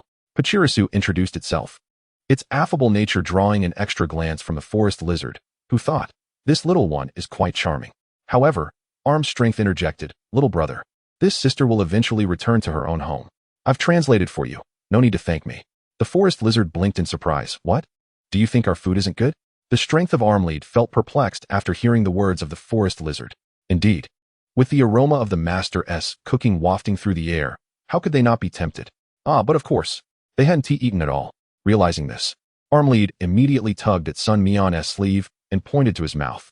Sun Mian, understanding the implication, resignedly stood up and proceeded to the kitchen to prepare the meal. Once the Pokemon food was ready, the 4 companions had grown somewhat accustomed to each other. However, the forest lizard, displaying a touch of arrogance, lounged atop the back of the sofa, opting not to partake in the ongoing discussions. Armlead took it upon himself to introduce everything in the house, even causing Sun Mian to gawk in astonishment when Armlead pointed to his own underwear and remarked, these are the Master's small pants. It's quite strange that despite changing them at night, he still wakes up to wash them in the morning. With the power of the evergreen force, Sun Mian exclaimed, Heavens, I really feel that Armlead might be beyond saving. Hastily, he diverted the conversation to call everyone over to eat. Unlike treating them as mere pets, he placed all the food in several large bowls, allowing them to gather around and dine together. It was estimated that Pachirisu's injuries would heal in about 3 days, and Sun Mian had already devised a plan. He would likely need to trouble Ma Yuning and others to apply to Zhangqi for assistance through the police to help Pachirisu return home. During the meal, Armlead was particularly attentive to Scorpion, occasionally offering food to the somewhat shy creature. Armlead's personality bore a striking resemblance to that of an elder brother, although somewhat blunt. His intentions were genuinely to ensure the well-being of both the original Trico and the current Scorpion. Sun Mian later learned from Armlead that Scorpion had long been ostracized from its group due to its unusual coloration, shiny. Many shiny Pokemon often encountered such predicaments. After Scorpion's mother perished in a conflict within the group, it had departed, embarking on a solitary journey. Through sheer willpower and mastery of its skills, Scorpion grew stronger with each battle, acquiring new knowledge along the way. Eventually, it encountered a migrating troop, which included its original group, yet Scorpion chose to distance itself, opting for a broad direction rather than joining them. During this time, it also encountered Pachirisu, a little one injured by another migration group's attack. The lively nature of this young sister seemed to evoke painful childhood memories for Scorpion, prompting it to protect Pachirisu and accompany it on its migration journey. Upon understanding this, Sun Mian's expression softened. This Scorpion was indeed a good child. Ruffling Scorpion's head, it glanced curiously at Sun Mian, but did not reject the gesture. Instead, it seemed to enjoy it. This prompted Pachirisu and Armleap to eagerly lean forward, vying for Sun Mian's affection as well. Sun Mian, with a resigned smile, obliged. While the forest lizard, with a slightly blushing face, subtly approached Sun Mian, lowering its head just a tad. After a meal that could only be described as neither lunch nor dinner, around 3:30, Sun Mian decided to first sort out Scorpion's official status. Scorpion and Pachirisu remained at home, and to prevent any panic should Lao Luo or Wang Yulan return, the forest lizard was also left behind. Upon arriving at the police station, Sun Mian noted that work during the long holiday was far from easy. Not only was there no time off, but incidents of malicious brawls, drunk driving, and impromptu Pokemon battles were rampant. Ma Yuning had already reported for duty early, leaving Sun Mian to wait in the lobby. Shortly thereafter, Zhang Qi entered with two unfamiliar faces and immediately spotted Sun Mian seated on a bench. Sun Mian, Zhang Qi greeted with a smile. Sun Mian looked up. Returning the smile, Captain Zhang. Hey, you can just call me Uncle Zhang. What brings you here? Not in the training room. Zhang Qi inquired. Uncle Zhang. I was hoping to ask Brother Ma about something, but since he's on duty, I'm just waiting for him, Sun Mian replied, touching his nose. Chapter 49. How does one choose in such a situation? Oh, let us discuss it in my office. You can give the documents to Su Ting. Zhang Qi instructed the two individuals accompanying him before leading Sun Mian to a modest office of about 20 square meters. Please, take a seat, Sun Mian. No need to stand on ceremony. We only have mineral water here, Zhang Qi said, retrieving a bottle of mineral water from a nearby box and handing it to Sun Mian. Sun Mian thanked him and took it. What did Brother Ma want to convey to me? Zhang Qi asked with a smile as he settled into his chair. Well, Uncle Zhang, I wanted to inquire if, given my current circumstances, I could apply for the Pokemon Encyclopedia in advance, Sun Mian responded, having recently learned that the encyclopedia could sometimes be obtained through alternative channels. Zhang Qi regarded him with a knowing glance and chuckled. Ah, so you've acquired new companions? Yes, Sun Mian scratched his head. You may apply, but certain conditions must be met. Given your present situation, you are actually eligible, as we do issue the Pokemon Encyclopedia to individuals who contribute positively to social order as a form of encouragement. Zhang Qi hesitated momentarily before continuing. There is, however, a matter that may require your assistance. This is not intended to impede your application for the encyclopedia. It can be issued to you at any moment. I just happened to have a thought, and since you're here, I'll mention it all at once. I understand, Uncle Zhang. Please don't feel the need to be so formal. Didn't you say I could call you Uncle Zhang? Aren't I like your nephew?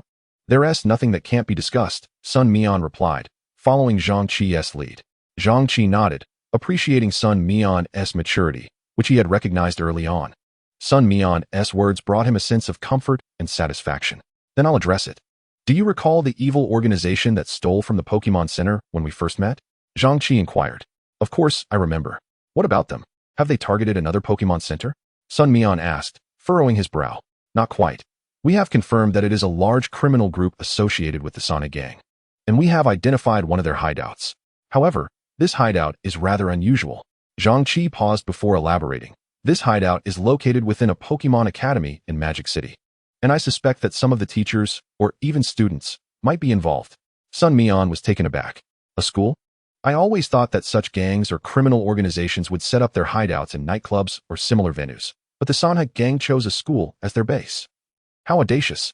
We cannot afford to expose ourselves easily. It would be too easy to alert them. We've already arranged for several unfamiliar faces to apply as teachers, but our personnel are too old to pose as students. Su Ting has identified a few potential student candidates, one of whom is you, Zhang Qi explained slowly. This is akin to playing Mission Impossible. The risks are self-evident. Sun Mian hesitated, almost wishing to outright refuse. Zhang Qi remained silent, waiting for Sun Mian's response. Su Ting's intention was also to gauge their willingness. Such matters could never be forced. However, Zhang Qi began to speak, stating that if the mission proceeded smoothly, not only would they receive the Pokemon Encyclopedia, but they would also be granted formal qualifications as trainers without the need to participate in gym battles, thus qualifying for the national tournament. Additionally, concerning financial support, they tentatively decided on a subsidy of 1 million each, with 500,000 distributed in cash, while the other 500,000 would be supplemented by energy cubes from our police department. A series of items, including skill discs, would also be provided accordingly. My goodness, this is not merely a demand, it is a blatant temptation. At that moment, the system, having been jolted twice, chimed in to intensify the situation, triggering optional tasks. 1. Decisively refuse Zhangqi, with no rewards. 2. Agree to Zhangqi and successfully complete the police mission, evaluated by the system, with rewards distributed based on completion. Achieving between 50 and 80, inclusive of 80, grants a bottle of physical enhancement potion. Achieving between 81 and 90, inclusive of 90, rewards gifts from the 3 legendary beasts. Achieving between 91 and 99 grants a high-quality fossil capable of resurrection.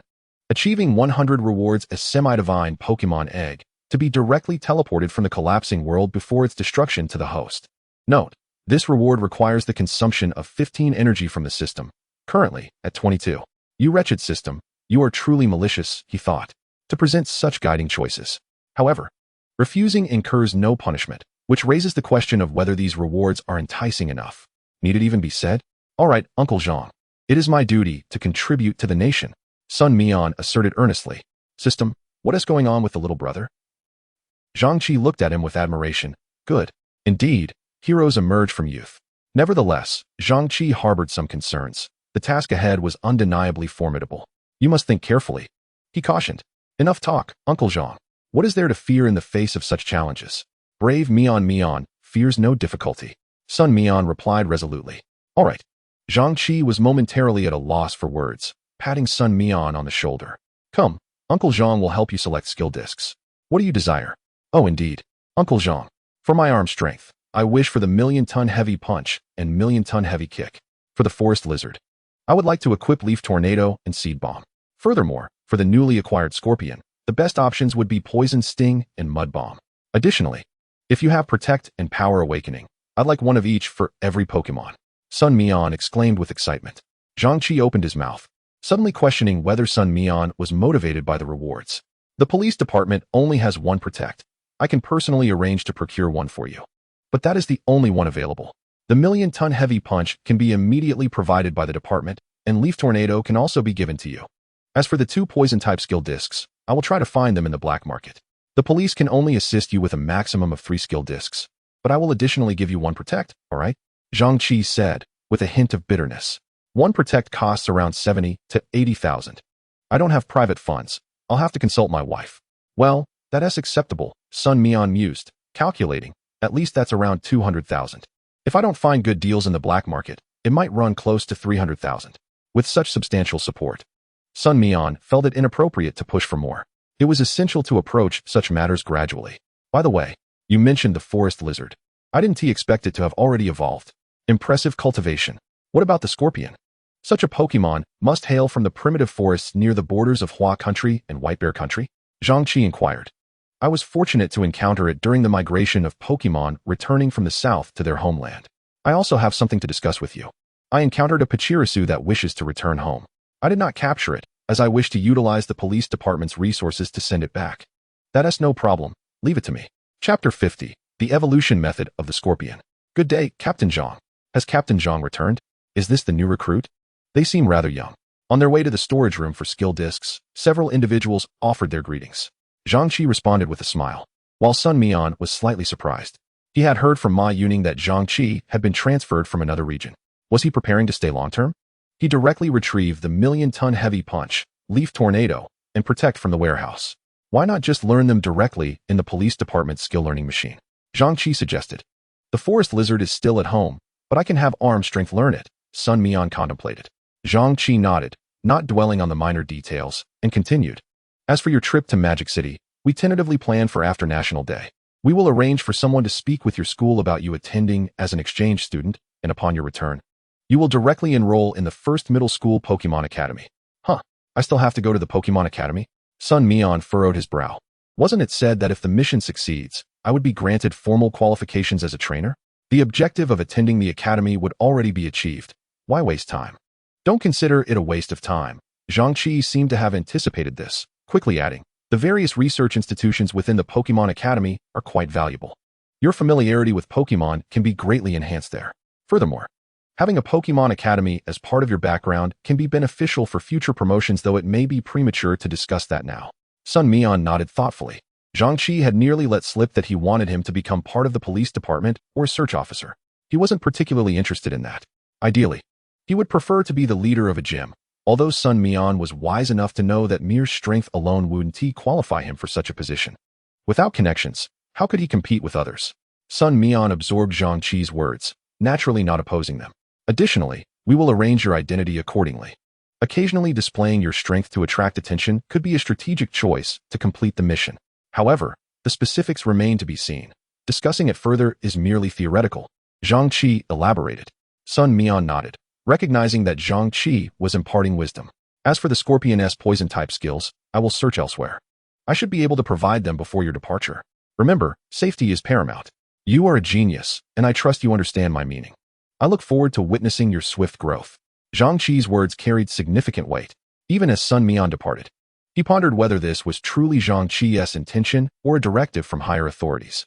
Sometimes being favored by leadership is not solely a good thing. Nevertheless, securing the benefits first makes everything else negotiable. Upon returning home, Sun Mian found Pachirisu and the scorpion observing arm strength and the forest lizard practicing yoga.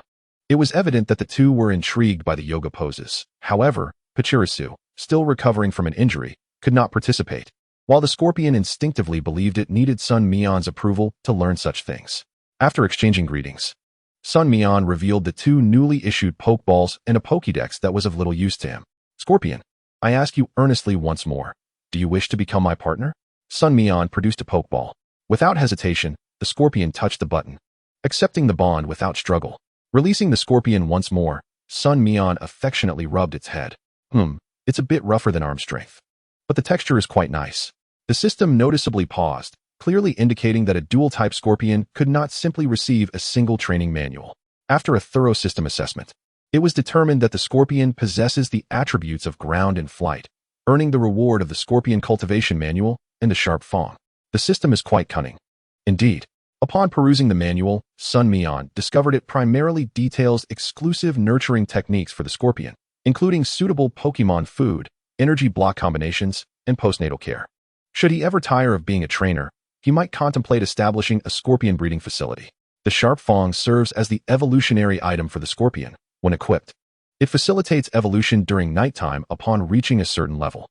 However, its effects in reality are likely to extend beyond this. Let me elucidate. Upgrading with an equipped item undoubtedly signifies that the Pokemon, having undergone a self-enhancement, allows the item to perceive the energy fluctuations within it, thereby bestowing a unique energy. If the host desires the scorpion to evolve, it necessitates not merely leveling up, but also a significant surge in the scorpion's intrinsic energy. Influenced by emotions such as anger and joy. How professional. Sun Mian couldn't help but commend the system. With the system in place, the scorpion's evolutionary method has been firmly established. Sun Mian refrained from immediately equipping the Sharp Fang on the scorpion, primarily concerned that with its current physical condition and certain skills yet to be properly honed, post-evolution, it would prove increasingly challenging to rectify these shortcomings. Yet, how to train the scorpion effectively? The skills it can learn independently are predominantly of the normal and bug types, while it has far fewer options for ground and flying skills. Physical training can commence with arm strength, while skill development may necessitate temporary instruction from the forest lizard. Sun Mian felt at a loss regarding how to systematically enhance its capabilities. Nevertheless, these principles generally apply universally, and initial training should be manageable. Scorpion, starting today, you will engage in physical training alongside arm strength. I will assess your physical endurance shortly. If you experience any discomfort or pressure, you must inform me immediately, understood?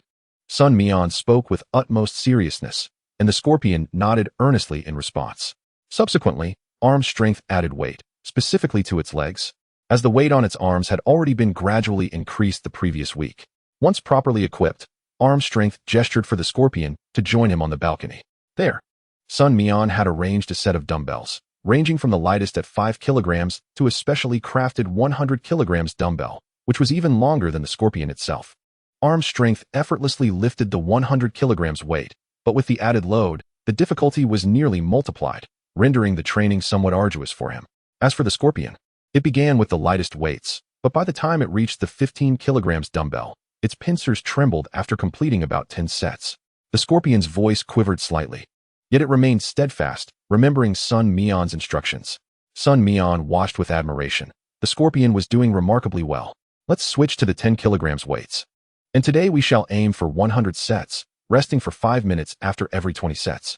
On the third day, having received adequate nutritional supplementation, the scorpion gradually caught up with its companion's training regimen, increasing from an initial 3 hours to 6 hours now, though the intensity remained somewhat subdued. Today, there was no rush to train as a vehicle had arrived downstairs to collect Pachirisu. Sun Mian observed the group. The forest lizard cast a sidelong glance at Pachirisu without uttering a word. Arm strength appeared somewhat solemn. Although the scorpion could not discern the expressions clearly, its rigid posture betrayed an inner turmoil. This day had finally arrived. Contrary to Sun Mian's earlier concerns, Pachirisu took it upon itself to console them. Lily. Pachirisu nuzzled the scorpion's cheek, then playfully bumped fists with arm strength before sneaking in a hug beneath the forest lizard's head. The scorpion's expression shifted to one of relief, exclaiming, when returning to familiar grounds, take care of yourself. Arm, come visit our home sometime. Remember to review the military boxing I taught you.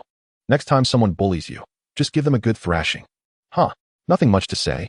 Here is a leaf for you. The forest lizard presented a small leaf it had cherished since its time as a wood gecko, now offering it to Pachirisu. Sun Mian looked at it in surprise. The forest lizard was indeed rather proud, clearly fond of the lively little sister.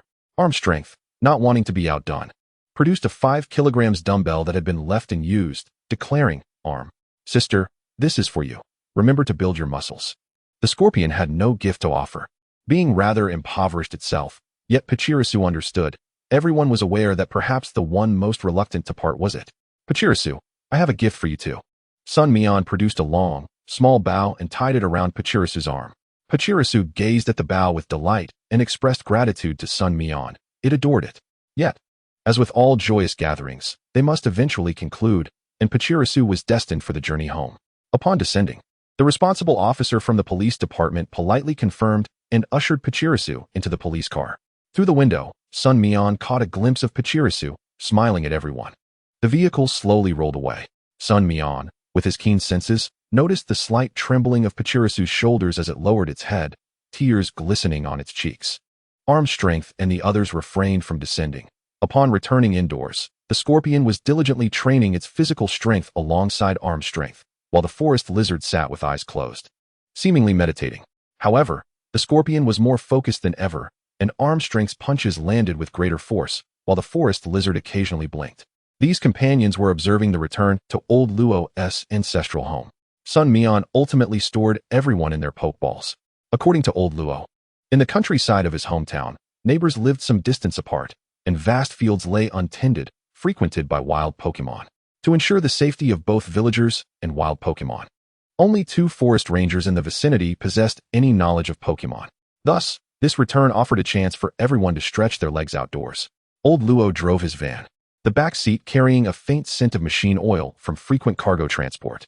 Wang Yulan, suffering from rhinitis, could not tolerate strong odors. So Old Luo had made an effort to clean the vehicle, albeit with limited success. The smell lingered, albeit less potent. Their hometown lay in Hanzhong, in Mian County. As they traversed a narrow path, the surroundings devoid of factories, high rises, and noise, they caught sight of a flock of Spearows soaring over the fields, occasionally dropping a white, unsightly bomb. An unfortunate Rattata, in search of food, found itself splattered by bird droppings, indignantly rising and squeaking in protest. However, the Spearows, startled, quickly retreated into the wild grasses growing in the fields. The number of farmers in the village has been dwindling. Wang Yulan reflected on the desolate fields with a tinge of melancholy. An increasing number of people have migrated to the cities, leaving behind a sparsely populated village filled with elderly individuals too frail to cultivate the land.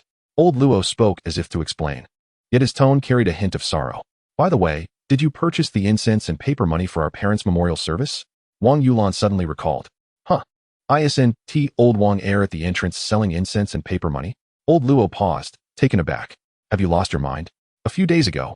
Did you forget that Lord Wang has passed away? You even made me spend 300 yuan. Wang Yulan was equally speechless. He was still quite young. How could his memory be so poor? I felt a bit awkward forgetting about it, Lao Luo said. I'll first take you two back to the old residence. and then I'll drive out to buy something. The further we ventured in, the more open spaces we could see. There were many fields, yet they were overgrown with grass. The path began to grow steep and narrow. Ahead, vehicles could no longer pass, but the old residence was already in sight. Occasionally, repairs were made, so the roof tiles remained intact, though the courtyard was now covered with moss, and cobwebs had thickened in the corners. After Lao Luo drove back, Sun Mian supported Wang Yulan's arm, carefully walking across the mossy courtyard. Upon unlocking the door and pushing it open, 2 portraits hung on the wall greeted them. The elderly lady bore a resemblance to Lao Luo. Suddenly, a small Rattata darted out from the kitchen behind the main hall. The unexpected burst of light startled the little creature, causing it to dash towards Wang Yulan and Sun Mian. Sun Mian had no time to release his Pokémon and swiftly kicked the Rattata away. It soared through the air. Wang Yulan gasped, exclaiming, "Oh, there's even a Rattata?" Observing the Rattata's furious charge, Sun Mian promptly unleashed his Scyther. One glance from Scyther sent the Rattata fleeing in panic. He then released his Machoke and Forest Lizard. Seeing Wang Yulan fetch a shovel, presumably to clear the moss in the courtyard, Sun Mian quickly took it from her, saying, "Auntie, let me handle it." However, less than a minute after he took it, Machoke took over, energetically sweeping the courtyard with a speed rivaling that of a bulldozer. The Forest Lizard leaped onto the now barren peach tree in the yard, eyeing the soaring Pidgey in the sky and smirking, "Fly lower, and tonight I shall feast on bird meat." After tidying up the old residence, Lao Luo returned, carrying 2 large bags. Machoke eagerly stepped forward to assist. Lao Luo praised, "Machoke is truly diligent. Of course, unlike some people who return right on time, the cleaning is already done." Wang Yulan's voice drifted over lightly. Lao Luo chuckled. The dynamic between the elderly couple had become familiar to Sun Mian. However, while tidying up the house, Sun Mian stumbled upon a peculiar item. Chapter 52. The Large Milk Can. Uncle, did Grandpa used to be a trainer? Hearing Sun Mian's question, Lao Luo scratched his head, reflecting carefully. In his era, the Pokemon culture was not as developed. He must have been an apprentice at a gym for a time, which was said to be one of the first gyms. That explains a lot, Sun Mian remarked, observing the handmade Pokeball crafted from original pine cones on the table. Such handcrafted Pokeballs are now bespoke items, quite expensive. Yet in that era, they were likely beyond the means of an ordinary family. The Pokemon inside must no longer exist. Sun Mian inquired of Lao Luo, "Uncle, that should be Grandpa's Pokeball. May I take a look?" "Oh, that? Feel free to take a look. It's our family's," Lao Luo replied nonchalantly. Wang Yulan recalled a fragment of memory. Inside, it should be a large milk can. Your uncle drank its milk when he was little. Later, during the Alliance's expansion into the Northeast, they required a large number of milk cans. Back then, when we had just married, buying a house in the city was difficult. Your grandfather sold that large milk can to the Alliance without telling us. Lao Luo delved into his own memories. Speaking with a hint of bitterness, there was no planning back then, no savings, especially since your aunt was pregnant, and we had to marry in a hurry. The place we rented was in terrible condition. My father sold the large milk can, and when he brought the money to my workplace, he smiled and said that we needn't worry if he were to pass, as there would be no one to care for that milk can. However, my mother told me that even before he left, he was concerned about us and held onto that Pokeball tightly. After listening to Lao Luo's recounting, Sun Mian felt a wave of emotions. Trainers undoubtedly cherish the Pokemon they raise, treating them as family. The elderly man faced dual pressures from his son and the national policies of the time. Just like that seemingly jesting remark, it was clear he genuinely pondered what would become of the large milk can if he were to depart. His son needed money, and the large milk can required a proper home.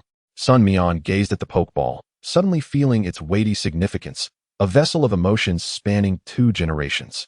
Observing Lao Luo's slightly weathered appearance, Wang Yulan gently patted the back of his hand. "All right, it's all in the past now. There's no point in bringing it up again. Let us first go burn some paper for the old man, and check if the earthen stove inside is still usable, lest it be raided by a Rattata or something." Lao Luo stood up, brushing off imaginary dust from his knees. The grave was located on a small hill behind the house. The area around the grave was overgrown with weeds, yet one could still see broken branches scattered about. It seemed Lao Luo and the others had previously cleared the area. The weeds grew too rapidly. The ones on the grave could not be pulled out, so they could only loosen the soil around the grave to prevent the weeds from taking root directly. Machoke and the others helped out too. However, the Forest Lizard kept glancing back towards the woods. Sun Mian noticed the Forest Lizard's unease and activated his intuition, asking, "What's wrong, Forest Lizard?" "There are Pokemon in the woods," the Forest Lizard replied, maintaining an air of aloofness, speaking little. Sun Mian straightened up and looked around, finding nothing amiss. It was likely just a wild Pokémon. The forest lizard did not respond, gradually ceasing its vigilant gaze, and moved forward to assist. Upon returning to the old residence, Wang Yulan and Lao Luo began tinkering with the earthen stove, while Machoke and Scyther continued their training, now shifting to battle drills. Scyther's speed was impressive, nearly on par with the forest lizard without any enhancements. However, Machoke's strength was the primary reason Scyther found it challenging, as they were engaged in an internal match. Scyther did not use its poison sting, losing a long-range skill that posed a threat to Machoke. It often had to maneuver swiftly behind Machoke to land a hit.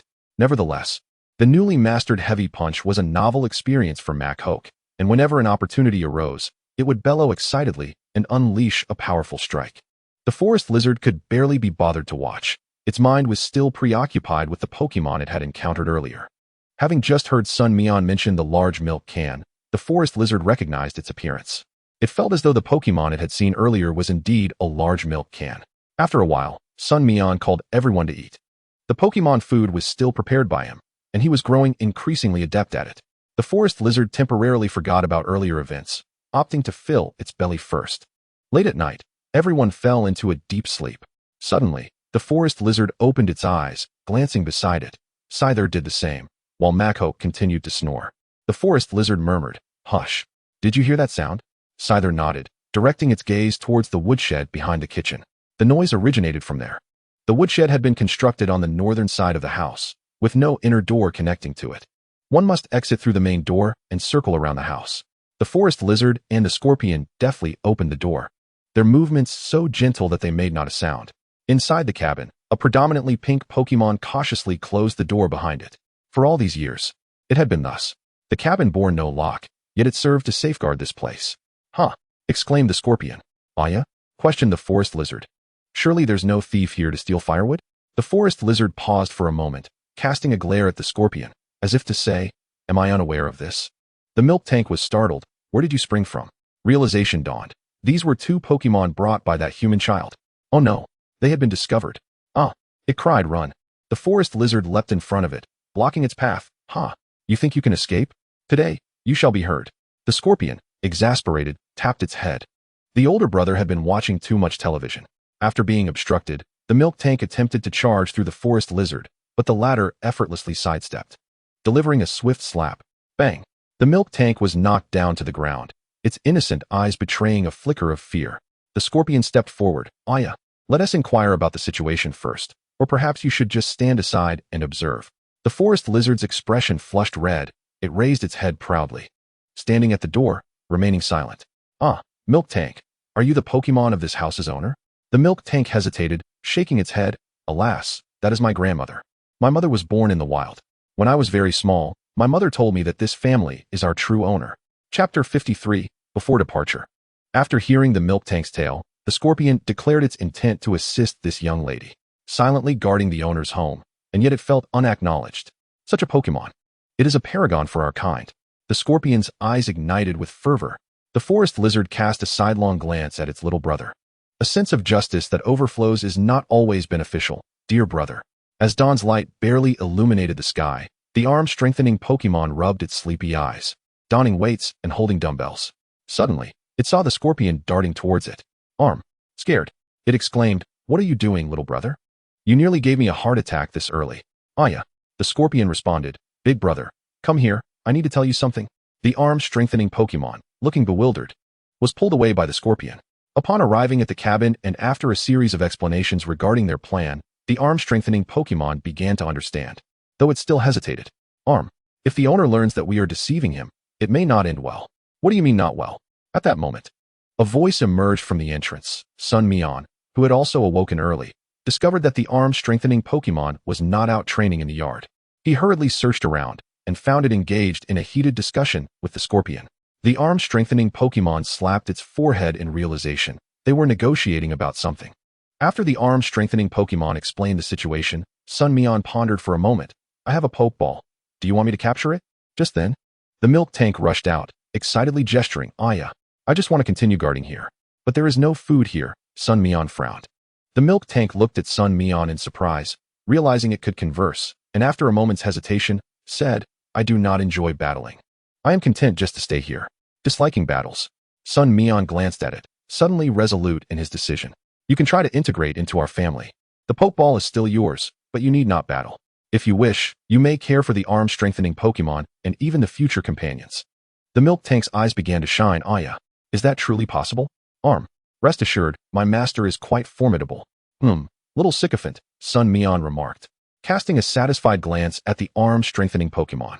Later, as Lao Luo and Wang Yulan awoke, they gaped at the milk tank before them. It looks just like Dad's milk tank. Sun Mian barely restrained himself from exclaiming that most Pokemon of the same kind rarely differ in appearance. He handed the Pokeball to Lao Luo, as it was rightfully the arm-strengthening Pokemon's, which had merely returned to its original owner. Yet, in truth, Lao Luo had struck gold. 2 days later, the Sun Mian family returned to the ancient city. Sun Mian also informed Lao Luo and Wang Yulan about his plans to attend the Magic City as an exchange student. Exchange student? Isn't that something that happens after attending the Pokemon Academy? Lao Luo inquired. Perhaps the school believes my studies are commendable, Sun Mian sheepishly explained. How long will you be away? Won't you be attending school in the Magic City from now on? Lao Luo frowned. No need to worry, if all goes well. I will return soon. I still want to participate in the bug-catching contest, which is held right here in the ancient city. Sun Mian replied with a smile. I'm just a bit concerned for you. After all, it's so far away, Wang Yulan added softly. It's all right, Andy, I already have a cell phone. I'll video call you every day, Sun Mian assured. Well then, you must take care of yourself. If your uncle and I have some time to rest, we'll come to see you, Wang Yulan remarked, her emotions a mix of nostalgia as she quietly packed Sun Mian's departing belongings. Lao Luo, not particularly fond of smoking, nonetheless lit a cigarette at home. Amidst the swirling smoke, he came to a realization. He and Wang Yulan had some lingering anxieties, always worrying that Sun Mian might turn out like that previous child. But Sun Mian had grown up. He would forge his own path in life. Moreover, Sun Mian had been raised in a different environment, making him more mature. Lao Luo contemplated this deeply, convincing himself. Milk tank, I leave the house to you. Take good care of my uncle and aunt. The next morning, Sun Mian shouldered his backpack and waved goodbye to the milk tank. Not wishing to endure the sorrow of farewells while Wang Yulan and the others were still asleep, he descended the stairs. Unbeknownst to him, 2 figures stood by the window, silently watching his every step as he walked away. At the police station, Ma Yuning handed Sun Mian a skill disc. This is Toxic Strike. Use the disc first. Team leader Zhang will take you to meet your 2 new teammates shortly. You 3 are the entirety of this expedition to the Magic City Pokemon Academy, Ma Yuning explained. All right, I'll be right back. Sun Mian nodded and rushed to the skill learning machine. There was no time to check the training room. He just noticed Zhang Qi striding through the door with urgency. Sun Mian has arrived. Then let us go? The situation appeared rather urgent. Sun Mian said little, merely nodding in agreement as he was driven directly to the airport by Zhang Qi. At the ticketing area, he met up with the other 2 colleagues. Oh, Louis. Sun Mian recognized a familiar face. Lu Yi also noticed Sun Mian and Zhang Qi, smiling. So you're the 3rd student. Standing beside him was a tall individual. Approximately 6 feet tall, though his youthful face indicated he was still a student.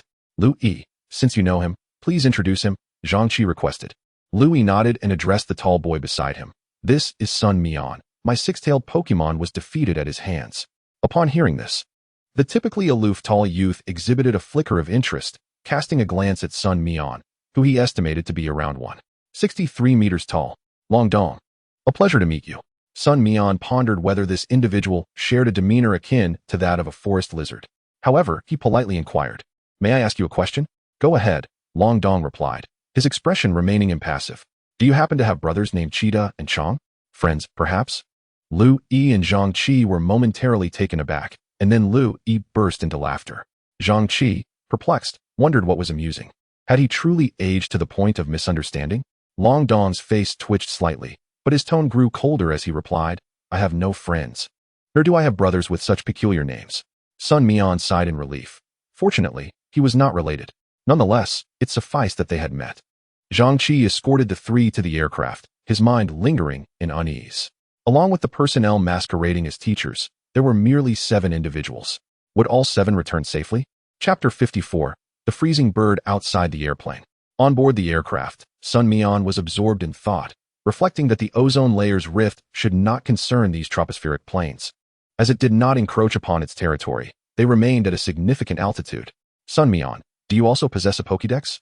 The trio sat in a row, with Lu Yi by the window and Sun Mian in the middle.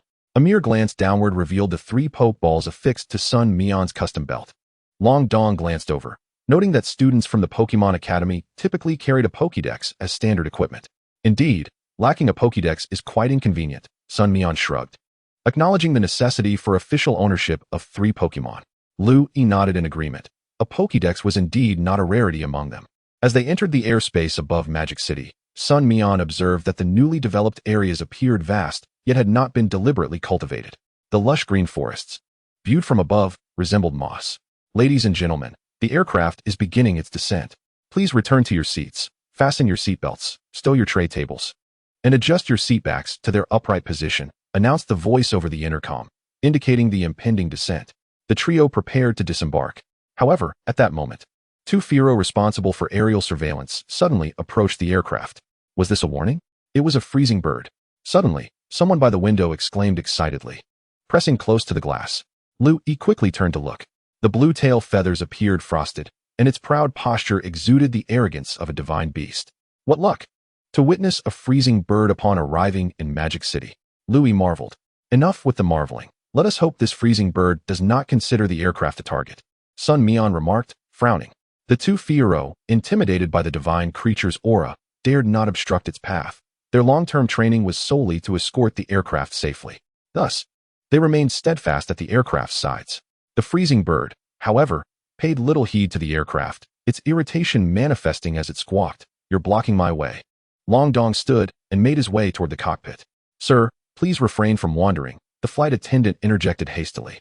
"Inform your captain to recall the 2 Spearow. While the freezing bird may not regard them as adversaries, they have intruded upon its airspace." Long Dong asserted sharply. It seemed he was quite familiar with such matters.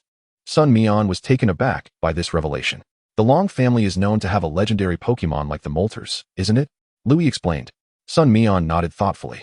A scion of a wealthy family indeed. Nonetheless, Long Dong's words proved impactful, as the captain resolved to call back the Spearow. Through the cockpit's glass, the emergency hatch was opened, creating a small aperture. The powerful suction nearly tilted the entire aircraft. Nevertheless, the Spearow were recalled. Freed from obstruction, the freezing bird's agitation dissipated, and with a seemingly languid flap of its wings, it gradually outpaced the aircraft, veering off in another direction. Upon disembarking, Sun Mian exhaled deeply, having never flown before. He felt somewhat unaccustomed. Lu Yi timely offered him a bottle of water. Long Dong glanced over, standing nearby and waiting for a while. Once Sun Mian had calmed down somewhat, he apologized. "Pardon my awkwardness. It was my first time on a plane, and I didn't expect it to be so uncomfortable. Perhaps you should sit a while longer?" Lu Yi suggested. "No need. It's past lunchtime, and the food on the plane wasn't particularly palatable. Allow me to treat you to a meal," Sun Mian offered. However, given Sun Mian's capabilities and frugality, he merely sought a casual eatery specializing in Sichuan cuisine. Handing the menu to the 2, he said, "Please, order what you like." Long Dong furrowed his brow slightly. The surrounding environment seemed rather noisy to him, and he felt somewhat out of place. Lu Yi, frequently dining at such establishments, adeptly ordered 3 dishes and then turned to Long Dong. "Brother Long, would you like something?" "You may order.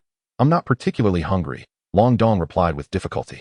Once the dishes arrived, Sun Mian and Lu Yi enjoyed their meal heartily, finding the fare quite acceptable. The owner's accent suggested he hailed from the Tianfu region. Observing the duo's delight, Long Dong felt a slight stirring in his stomach and picked up his chopsticks. Intending merely to taste, he sampled a bit of fish-flavored shredded pork. The slightly sweet and sour flavor was precisely to his liking. An expression of delight crossed Long Dong's face as he quickened his pace. Soon enough, as Sun Mian and Lu Yi finished their meals, Long Dong still appeared unsated. Sun Mian chuckled. "Brother Long, shall I order you a couple more dishes?" "Brother Long?" Lu Yi nearly spat out the morsel he had just swallowed. Hearing Sun Mian's somewhat rustic address, Long Dong's face flushed slightly. "No need. Let's go." The Magic City Pokemon Academy is situated in the Yangpu district, surrounded by numerous other Pokemon academies, albeit lacking the prestige of its namesake counterpart. Across from the entrance, there were several small eateries with a few tables placed beneath a large tree, where a stray cat lay quietly dozing on the trunk. Couples of students, even while seated, held each other's hands tightly, engaging in playful banter. "Let us hurry inside. Too much love is overwhelming," Sun Mian urged. The three arrived at the registration desk of the Magic City Pokémon Academy. The staff there had been informed of their arrival in advance. However, Sun Mian's information had been slightly modified. After all, it was quite astonishing for a middle school student to come to the Magic City Pokémon Academy as an exchange student. Alright, here are your student ID cards. You are all assigned to Class 6, which, along with Class 3, comprises the elite of our grade.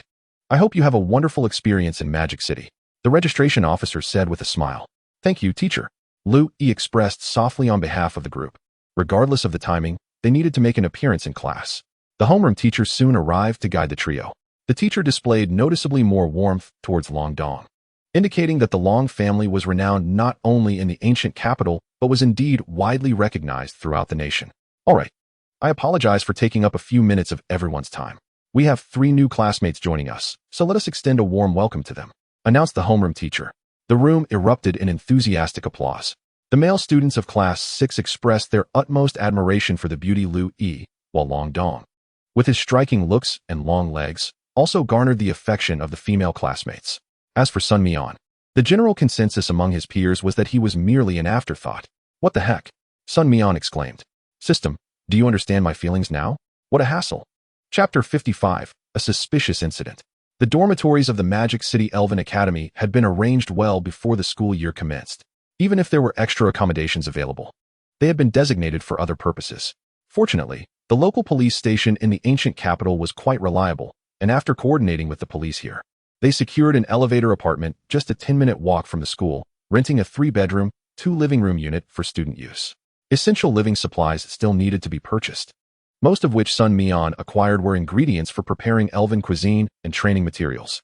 That hefty sum of 100,000 yuan could easily dissipate. In less than a month, nearly 20,000 had already been spent. The expenses for the 3 elves had started to accumulate significantly and would only continue to rise. Lu Yi brought along a considerable amount of cosmetics, while the toiletries were purchased locally, leaving both of them astonished. Sun Mian was taken aback by the sheer volume of toiletries a girl could possess. Lu Yi, on the other hand, was surprised to learn that Sun Mian could cook. What is odd about being able to cook? Sun Mian replied, puzzled. Ever since childhood, his grandfather had instilled in him the principle that one must know how to cook to find a partner in life. Lu Yi shot a glance at Long Dong, who hurriedly picked up a pack of sanitary pads, feigning serious intent about his shopping. Among the 3 of us, you're the only one who can cook. Buying Pokemon food outside is quite expensive. Lu Yi hinted fervently. Sister, you and Long Dong probably have a total of 6 elves, right? Just 1 team. Plus my 3. Are you trying to wear me out? Sun Mian raked his fingers through his hair. How about this? I'll cover your living expenses. Lu Yi proposed tentatively. Long Dong chimed in. There are still plenty of unused supplies at home. Sun Mian hesitated for a moment, then agreed. All right, leave it to me. Upon exiting the supermarket, the trio returned to their rented apartment, where Sun Mian commenced the preparation of Pokemon food. Most Pokemon of different types had corresponding flavors, though exceptions were not unheard of. Sun Mian inquired about Lu Yi's Pokemon, which included Vulpix, Ralts, and Vaporeon. Long Dong's Pokemon consisted of Charmeleon, Horsia, and Dratini. Truly, as scions of prominent families, they had access to divine Pokemon at their beck and call. Yet, it was curious how much Long Dong resembled that flying-type champion, although it was uncertain whether he fancied himself a dragon-type master. Fortunately, they did not possess any large Pokemon, which eased Sun Mian's worries. After spending over an hour, the 3 released their Pokemon. Dratini and the shiny Skorupi were the most eye-catching. Long Dong couldn't help but steal a glance. Once the meal was finished, Lu Yi spoke up. Did anyone notice any suspicious individuals this afternoon? The time was too brief. There's still no lead, Sun Mian replied. Actually, our homeroom teacher seems quite suspicious, Long Dong interjected at that moment. Lu Yi and Sun Mian turned to look at him. That teacher has shown us an unusual level of enthusiasm. That's probably due to your family background. Lu Yi furrowed her brow. Long Dong shook his head slowly. My family has too many descendants. I'm merely a 3rd-generation scion of the ancient capital branch. I can offer her no assistance as a teacher from the Magic City. Sun Mian grasped the implication, realizing it indeed raised some interesting questions. Long Dong, are you suggesting that this teacher had access to our information before we arrived? Sun Mian inquired. It's quite possible. Long Dong took a sip of water and continued. There could be an insider within the police station. Someone not necessarily in a high-ranking position, just someone who knows we visited the police station and then arrived at the Magic City Elven Academy. Lu Yi also frowned. If that's the case, have we been exposed to their surveillance from the very beginning?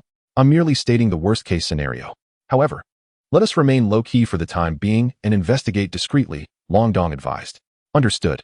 By the way, considering we arrived at this school as exchange students, it would be unreasonable not to participate in school activities, right? Sun Mian remarked. The Magic City University competition? Lu Yi realized what Sun Mian was referring to. Yes.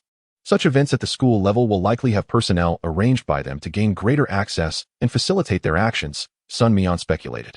However, we can't reveal our full strength all at once, Long Dong mused for a moment before asking the two. How about one of you decides to participate in the competition, while the other two blend into smaller student circles to gather information? Sun Mian chuckled wryly. I'll do it. You two are far more popular than I am. Louis laughed. Joking, Sun Mian is actually quite appealing. He just hasn't fully blossomed yet. Long Dong shot him a glance, but remained silent. All right, enough teasing. I'll find a place to train the Pokemon, Sun Mian said.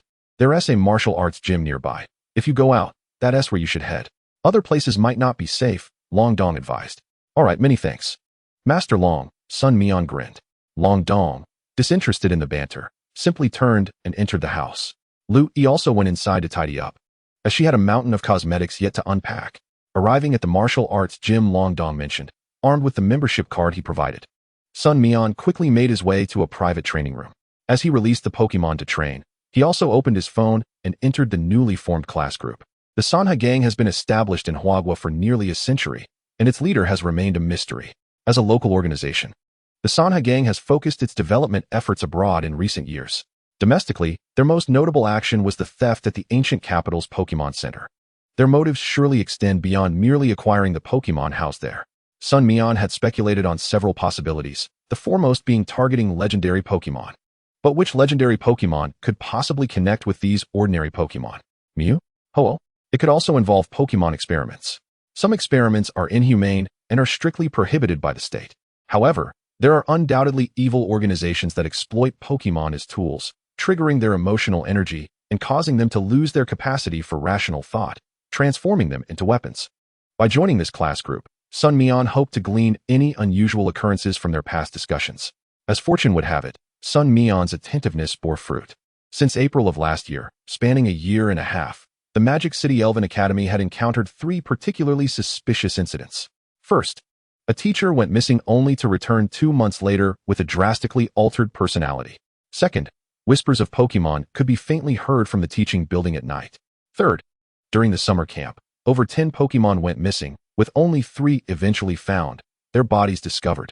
Chapter 56. As expected, Sun Mian compiled and organized this information, created a group, and shared it with Long Dong and Louis. The role of companions can sometimes be monumental.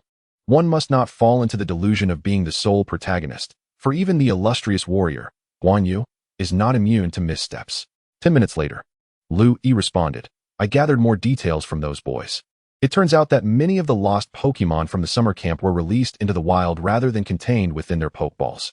Long Dong quickly followed up. Regarding the incident of the night spirits whispering, a girl mentioned having encountered it. Numerous ghost-type Pokemon appeared within the teaching building, which, by all logical standards, should not be a favored environment for such creatures. The veracity of this account remains to be further investigated. Upon seeing this, Sun Mian inquired, what about the missing teacher? Have you heard any news? It would be best to confirm his identity. Long Dong replied, let me ask first. Should we utilize our connections for this investigation? Sun Mian, for now, we don't need to. There's a significant chance that the teacher was merely a scapegoat. Louis agreed. Sun Mian continued to peruse the ongoing discussions, gradually sensing something amiss. Sun Mian, wait a moment, I believe I was misled earlier. If you examine the information I previously shared, you will notice that it contains similar accounts posted by different accounts, seemingly steering us toward investigating this teacher. Long Dong, let me check. Are there any annotations? Sun Mian, yes, the 6th piece of information on the 1st page, as well as the 8th and the 5th, 11th, and 18th on the 2nd page. Lu Yi, I just learned that this teacher resides in our community, in the adjacent building. Long Dong, this situation is shrouded in ambiguity. It is quite possible that this teacher has been threatened or witnessed something. But it may also be that this incident was deliberately orchestrated by members of the Sanha Gang for him to see, appearing significant while in reality being of little consequence. Sun Mian, We should focus on observing the events at the teaching building first. A hasty investigation into the summer camp may alert those involved. Long Dong, Lu Yi understood. After waiting for the training of the armored Pokémon to conclude, Sun Mian began his return. Upon entering the community, he recalled Lu Yi's earlier words and gazed towards the faint light in the darkness. Building 8. The following morning. The Pokémon Academy was indeed a place where one could diligently strive to become a Pokémon trainer, resulting in a significant reduction of cultural classes. The formal morning lesson consisted solely of battles. The homeroom teacher looked at Long Dong with a smile. Would you like to come up and have a demonstration match? Long Dong. I shall be your opponent. Long Dong frowned at this individual. At that moment, Sun Mian raised his hand, playfully standing up. Teacher, may I? The homeroom teacher was momentarily taken aback, but quickly managed a smile. Certainly. What is your name? Sun Mian. Come forth. Let me witness your prowess. Sun Mian beamed, his pearly white teeth gleaming. A girl in the audience muttered, Who wants to see this guy? Long Dong is truly handsome and tall. Our future children will surely inherit such splendid genes. Alas, everyone gathered at the battle arena on the playground. The multifunctional battle platform could be customized for various environments or set to random. Neither participant knew the other's capabilities, so they opted for a random selection. As the platform descended and then rose again, it transformed into a simulated forest. Armored Pokémon emerged. As the armored Pokémon appeared, the grassy ground noticeably sank beneath its weight.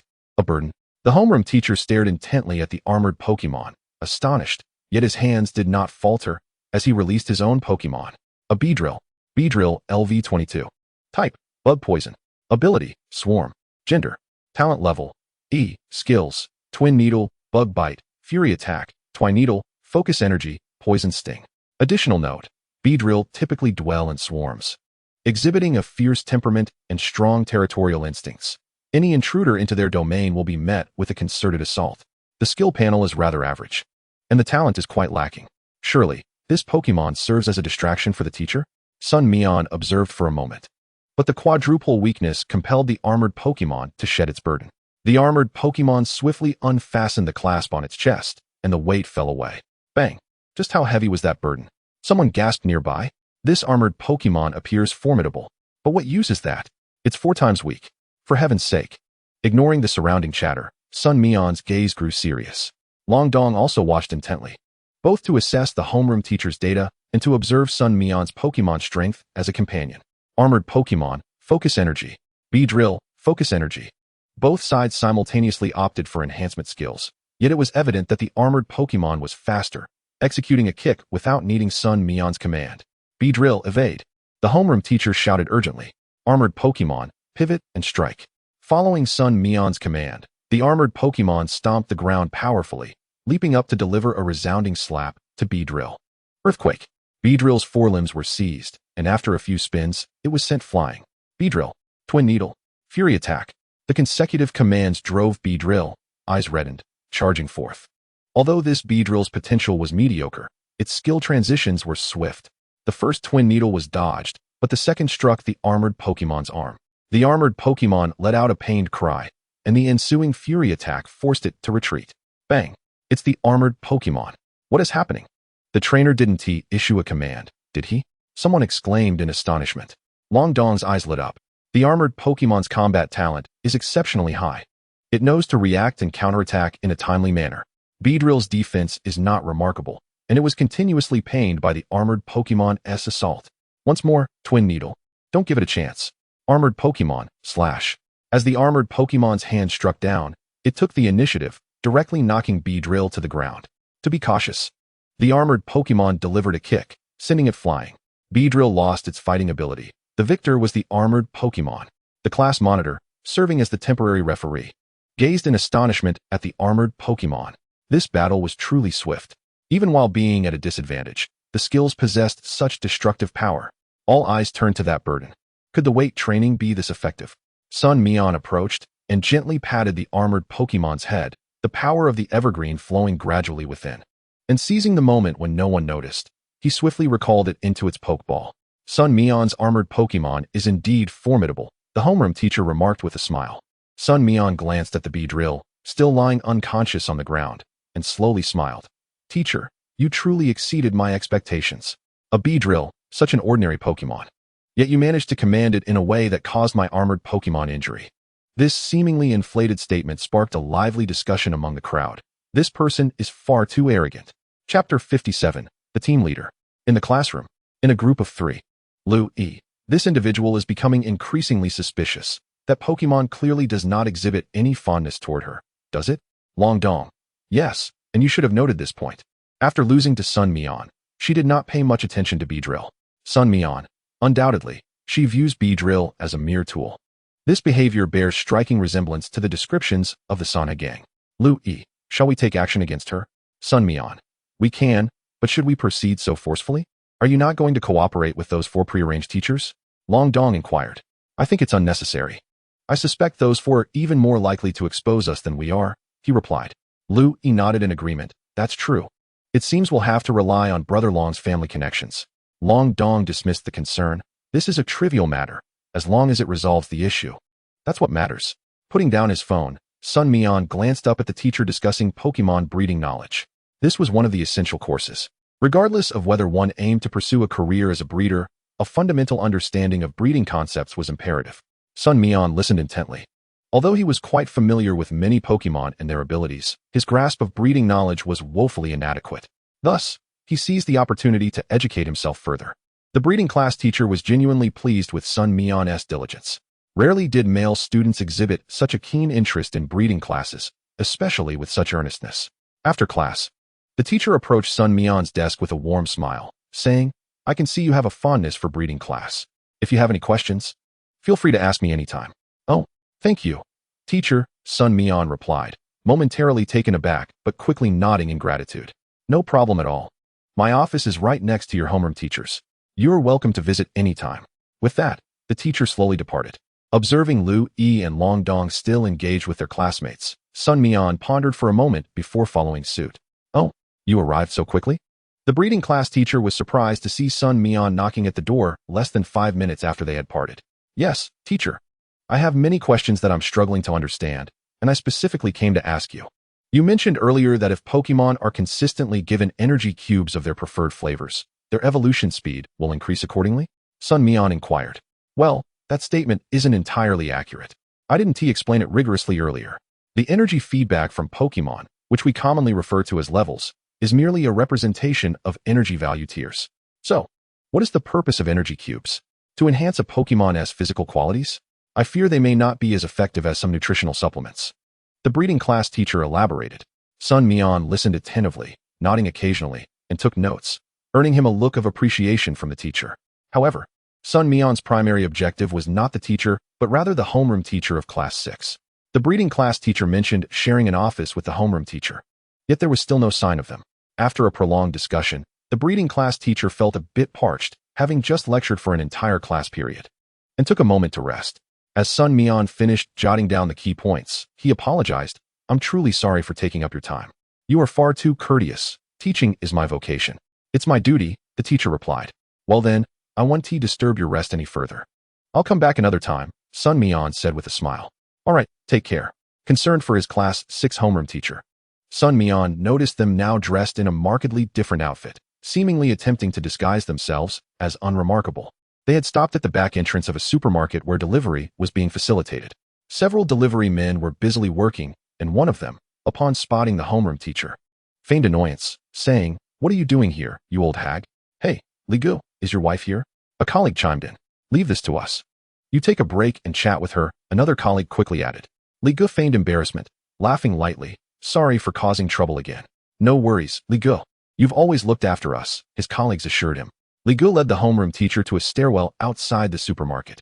This area used to house a clothing store on the 2nd floor, but it had been closed for 3 months due to poor business and had yet to find a new tenant.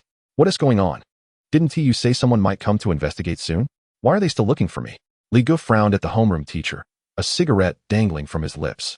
The homeroom teacher, feeling agitated, glanced at Li Ji's cigarette before getting straight to the point. I want to meet the captain. 3 kids from the school came in, and one of them, surprisingly competent, managed to defeat the Beedrill I caught last month. What? Are you suggesting he is the one here to investigate? Ligu asked, puzzled. That seems unlikely. That kid is a gifted student, with a bit of wealth in his family, brought to the city to gain some prestige. However, I do have my suspicions about that Long Dong, especially given his background. The homeroom teacher recalled the documents they had received, the fabricated documents from the police station. The captain is at the supermarket today. You should go see him, Li Gu advised with a nod. All right, the homeroom teacher replied before turning to leave. Li Gu took one last drag from his cigarette before carelessly tossing it aside, thinking that this frontline member was becoming a bit too eager, likely longing for a promotion. The promotion mechanism within the Sanha gang was both sophisticated and enticing. New members underwent indoctrination training led by trainers responsible for brainwashing, who received 1/10 of the benefits from new recruits. Similarly, promotion to group leader granted command over 10 subordinates. Above the 3 group leaders stood the captain. The corridor was shrouded in curtains, the sunlight unable to penetrate, rendering the sweltering early autumn somewhat cool. The homeroom teacher traversed the corridor, reaching the office at its end, the only area illuminated. Knock, knock. Suppressing her inner tension, the homeroom teacher gently rapped on the door. Come in. A raspy voice, reminiscent of a chainsaw, replied from within. A large Zubat hung from the ceiling, casting a chilling gaze at the newcomer. The office was expansive, resembling a decrepit warehouse, where an ageless man reclined on a sofa. Clad in black, his face obscured by the shadow of a black hat, revealing only a dense beard. Captain, the homeroom teacher called out urgently. Bu Yanglin? The man in black lifted his head, his gaze piercing through the hat's brim. It's me, Captain. I'm here to report on the situation. The man interrupted her. Your group leader should be present in your location. You ought to discuss matters with him. Bu Yanglin hesitated, then felt the Zubat's cold gaze intensify. Captain, the situation is quite urgent. I couldn't ascertain the strength of that young master from the Long family, but there is another student named Sun Mian, who hails from the ancient capital and possesses formidable strength. How formidable? Bu Yanglin hesitated, perhaps comparable to some senior students. Is that all? You're telling me he is still just a student? What are you trying to convey? Leave, the captain retorted. Chapter 58. A grand display of fireworks. Bu Yanglin's expression darkened as she slowly retreated. After a long pause, the man in black finally spoke. Did you hear that? Bu Yanglin has become a frayed bowstring. A mere student has managed to intimidate her. How is your situation faring? Will the plan proceed smoothly? From beneath the brim of the black hat, a glimmer of an earphone shone, and a woman's voice emerged. Rest assured, we've prepared an explosive spectacle. It will undoubtedly send the citizens of the city and even the entire nation into a frenzy. The man in black chuckled. You truly are a fanatic. Go ahead and execute the plan. Upon returning to their rented apartment, Lu Yi and Long Dong organized the information they had extracted from the students. The 3 students who witnessed the body during the summer camp have contacted me. Should I reach out to them? Lu Yi inquired. You have the innate advantage as a girl in such matters. You should handle the contact and arrange a meeting, Sun Mian suggested. Lu Yi nodded, picking up his phone to make a call. Hello, may I speak with Hu Tao? He inquired. I'm Lu Yi from Class 6. I have a matter to discuss with you. Are you available at the moment? I would like to treat you to a meal. All right, let's meet at that Hunan restaurant on Jiefeng Road. Lu Yi hung up, blinking his eyes, feeling accomplished. Now, let me share the information I received from home today. Long Dong interjected. Sun Mian and Lu Yi listened attentively. Our homeroom teacher's full name is Bu Yanglin. She hails from an orphanage and was adopted by a family. After excelling in her studies, she graduated from the Elven Academy, but rather than participating in any competitions, she enrolled in the Magic City Elven Academy a year and a half later, 6 months ago. Could it be that the family that adopted her has issues as well? Sun Mian furrowed his brow and asked. Indeed, I researched their background. Although they are locals of Magic City and come from an average household, neighbors mentioned that the family spends about 3 months a year traveling. Is it possible to trace where they went during those 3 months? Sun Mian's eyes brightened. There are no records with any airline or high-speed train services, and they do not own a vehicle in Magic City, Long Dong replied with a smirk. That settles it. It's definitely them. We must inform the police to detain them, Sun Mian asserted. All right, I'll contact them immediately. Long Dong swiftly made the call. The Magic City Police Department received the information and acted swiftly. Unfortunately, they only apprehended one individual, while another woman mysteriously vanished. Within the precinct, a senior investigator slammed a folder down, glaring at the unyielding man before him. You must understand, even if you refuse to cooperate, you shall not escape this room. Furthermore, should you choose to divulge information, I will request a reduced sentence for you as a reward for your cooperation. The man raised his head with a smile. Sir, your words are quite peculiar. I am a citizen of Huagua. Why should you prevent me from leaving? I have nothing to disclose. My wife occasionally travels. So how would I know her whereabouts? Let the Pokemon use hypnosis on him. The senior investigator barked. It is crucial to note that if there is no evidence, using Pokemon skills on humans is illegal. If we cannot uncover anything. A half-hour passed. A psychic Pokemon, Chanseys, spoke softly. His memory is fragmented. We cannot extract information. The investigator slumped into his chair, reflecting on the extent of manipulation that organization had executed on him. Chanseys glanced at him and continued. However, we can trace the initial stages of brainwashing. Under the guise of a pyramid scheme, we can continue to detain him. Very well, we have no other choice. Have the other four assist me. The investigator shouted at his subordinates. Understood, they replied hastily. Hello, friends of Magic City. Allow me to introduce myself. My name is Wu. I have prepared a grand fireworks display for everyone, though it seems Magic City forbids fireworks. What a pity. Suddenly, the billboard within the city was hacked, revealing a woman wearing a Darkrai mask, her mouth twisted into a grotesque expression. The citizens of Magic City erupted in chaos. Where did this madwoman come from? Could it be an advertisement for a mall? The fireworks festival sounds promising. People speculated, yet their thoughts did not drift towards the sinister. However, only the screens in shopping plazas had been altered. Websites and television stations remained unaffected. Sun Mian and his companions also heard the commotion from the large screen in the plaza. They exchanged glances and rushed outside, clutching their pokeballs. Surely it cannot be what I think it is. Sun Mian frowned. It's hard to say. Immediately instruct the police to locate her. Long Dong said gravely. This situation is becoming increasingly troublesome. The police personnel sprang into action. Technicians, have you located her position? It will take another half hour. Half an hour? For heaven's sake. Hurry it up. The senior investigator lamented, feeling a headache coming on. Why does such chaos ensue during my watch? The special police were deployed. This incident had escalated into a significant terrorist case. Officers released flying Pokemon, Pidgeot, Spearow, and Skarmory. Boom. Outside the second ring of Magic City, a park exploded. The anguished cries of countless people echoed as Pokemon fled in terror. Haha, citizens of Magic City, isn't this a sight to behold? This is merely the beginning. More surprises await. The deranged woman's exaggerated laughter rang through the screens, her mirth bordering on hysteria. Suddenly, she lunged at the camera. Welcome to find me. Damn, she truly is insane. Where's the next bomb? Not a bomb. It's a thunderbolt explosion. Are these thunderbolts going mad too? I must contact my family. Magic City is perilous. I should never have come here to travel. The people finally recognized the gravity of the situation. Sun Mian and his companions arrived at the park post-explosion. Countless individuals were being carried away on stretchers, some already lifeless, both humans and Pokemon alike. It was estimated that over 100 thunderbolts had detonated. Sun Mian clenched his fists, observing the elderly weeping over the bodies on stretchers and children in distress. He saw a child who had lost an arm, bloodied and mangled, being carefully lifted by medical personnel who desperately attempted to save him. Their aim was to draw attention to themselves. This woman is not the key. Long Dong, given your connections, you must uncover their true objective. Lu Yi and I will cooperate with the police to identify other explosion sites and ensure the crowd is evacuated. Sun Mian gritted his teeth and declared. Chapter 59, The Toxic Mist in the Hospital. Sir, please provide a communication device. We cannot expose ourselves just yet, uncertain if there are spies around.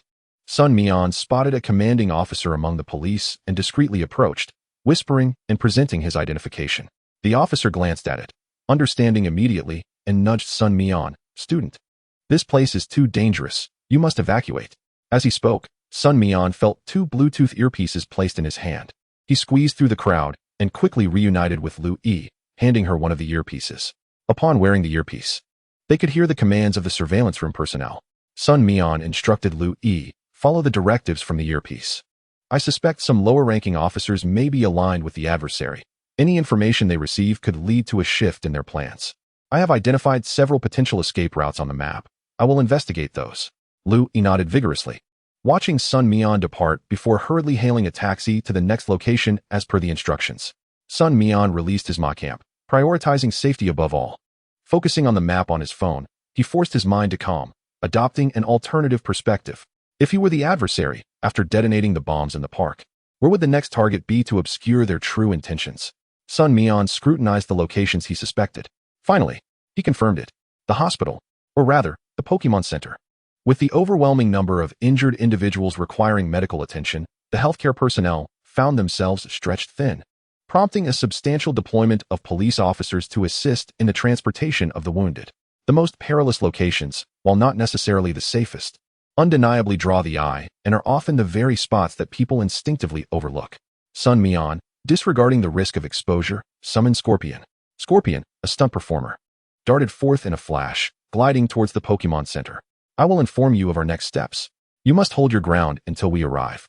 Sun Mian commanded in a grave tone. Scorpion nodded earnestly in agreement. Upon concluding his instructions, Scorpion took flight with remarkable speed. Sun Mian, however, was not so arrogant as to venture into danger alone. He promptly sent a message to Long Dong, who responded almost immediately. Understood, proceed with confidence. My people will arrive within 10 minutes. Thank you.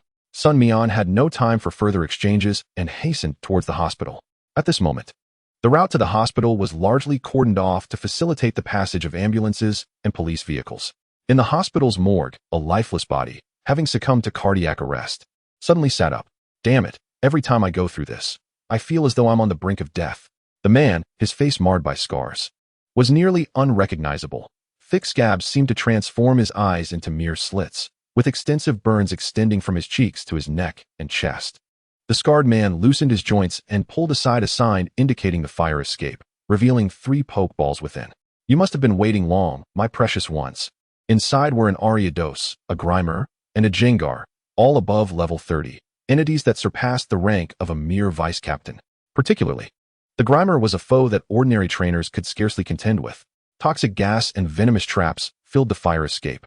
Jengar emerged from the ventilation ducts. Arriving at the emergency department, Jengar surveyed the panicked crowd below and, with a gleeful cry, unleashed an acid bomb. Droplets of the caustic liquid rained down upon several individuals. What is this? Doctor? Dad, what is wrong? Dad? The ensuing chaos ignited further panic, prompting Jengar to desire another release of acid. At that moment, a blue figure locked its gaze upon it. Hey! Scorpion wasted no time and executed a swift counterattack. It sent the cover of the ventilation duct flying, causing Jengar to tumble out. It's this Jengar. An astute doctor immediately discerned the situation and instructed colleagues to assist in the rescue while preparing to deploy their own Pokemon. However, there was no need for his assistance. Scorpion surged forward, its already impressive speed enhanced by rigorous training. Flash! Jengar was struck immediately, crashing into the nurse's station behind it. The nurses had already retreated in advance. As Jengar attempted to launch a poison sting, Scorpion narrowed its eyes and unleashed a cross-chop. Boom! A significant wound erupted on Jengar's forehead. Jengar's intimidation factor was evident. However, Scorpion was unlike any other Pokemon. It kept its eyes tightly shut. A true stunt performer. With a resounding crash, a lethal strike was thwarted, and an Ariados was sent flying. Jengar hastily crawled over to catch Ariados. Ariados got back on its feet, surprised by the damage inflicted by Scorpion. Jengar positioned it behind, and with a swift movement, Scorpion taunted, "Hey!" Unable to withstand the provocation, Jengar charged forward once more. At this juncture, toxic gas permeated the entire corridor, creeping in from the entrance. The doctors, upon witnessing the noxious fumes, urgently called for evacuation, instructing everyone to cover their mouths and noses, warning that the fire escape was filled with toxic gas. The doctor became momentarily flustered. Just then, Sun Mian arrived in the nick of time. Use a gale force. Any wind will do. Quickly, release it. Right. A wealthy-looking patient's family member also reacted, deploying a Butterfree skilled in clearing fog. The toxic gas was finally contained. At that moment, Sun Mian heard a sinister laugh.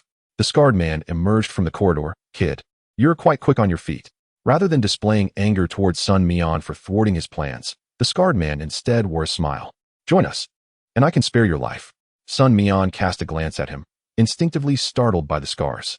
The scarred man noticed this. His sensitive heart pricked once more. However, I suspect you won't agree so easily. My strength will compel you to. Grimer, Sludge Bomb. Sun Mian's brow furrowed. Forest Lizard, come forth, defend. He summoned the Forest Lizard to shield against the attack. The Forest Lizard stood firm, arms crossed to form a barrier, perfectly blocking the Sludge Bomb. An ally of the League? The rarity of his protective shield was beyond what ordinary individuals could possess. The scarred man frowned, realizing this individual could not be recruited. Since you cannot be of use to me, then you must be eliminated. Grimer, Mudwave. The Forest Lizard instinctively sought to evade, but behind it stood Sun Mian and his partner. Gritting its teeth, the Forest Lizard retaliated with an energy ball. Yet, the disparity in skill levels allowed the residual force of the Mud Wave to strike the Forest Lizard. Boom. Double damage. The forest lizard cried out in agony. Sun Mian immediately recognized he was a liability and hurriedly fled. Brace yourself, Makhok. Chapter 60. The Disappearance of the King's Proof. Makhok, I entrust that Ariados to you. Scorpion, target Jengar, stunt performer. Sun Mian quickly identified that the Grimer was indeed the most formidable presence within the enemy ranks. And even if it was at a type disadvantage, only the forest lizard could stand in its way. Currently, it possessed the most comprehensive skills and speed of the team. The power of grass was activated, while the power of Eternatus slowly healed the forest lizard's wounds. The forest lizard's defense was not particularly high. Even with the enhancement of grass power, it only bolstered grass-type moves and speed. However, Grimer had an advantage against grass types. Forest lizard, quick attack. Utilizing its speed, the forest lizard swiftly approached Grimer, raising its palm high, reminiscent of a father scolding his child for not coming home after school. Grimer absorb it. Sludge attack. The scarred man smirked, directing the attack with glee. Grimer appeared impervious to pain, enduring the blow, its features remaining unchanged as sludge sprayed from its mouth, dousing the forest lizard's head. Even as the forest lizard retreated, it found itself in a disheveled state. The sludge seemed unremovable, obstructing the forest lizard's vision. Forest lizard, close your eyes, you can sense the wind. Sun Mian could only exert himself to provide guidance, acutely aware of the vast difference in power. Skill strength does not imply one can surmount such an energy gap to overcome an adversary. Moreover, this Grimer seemed to be an experimental specimen, with exceptionally potent poison-type skills and a dulled sense of pain. Boom. On the other side, Abomasnow gradually adapted to Scorpion's rhythm, employing skills such as Poison Sting to impede Scorpion's speed. Scorpion found itself increasingly constrained. Armlock anxiously observed all of this, for both Scorpion and Forest Lizard were his brethren. Yet, he found himself embroiled in a protracted struggle against the weakest of foes. In a fit of rage, Armlock bellowed, his heart ignited by the desire to protect his companions. With a surge of strength, he forcefully pushed Ariados away, then unleashed a powerful kick towards Abomasnow. Caught off guard by Armlock's sudden assault, Abomasnow was unprepared. Seizing the opportunity, Scorpion charged forth in an instant. With a decisive strike, Armlock and Scorpion simultaneously struck Abomasnow.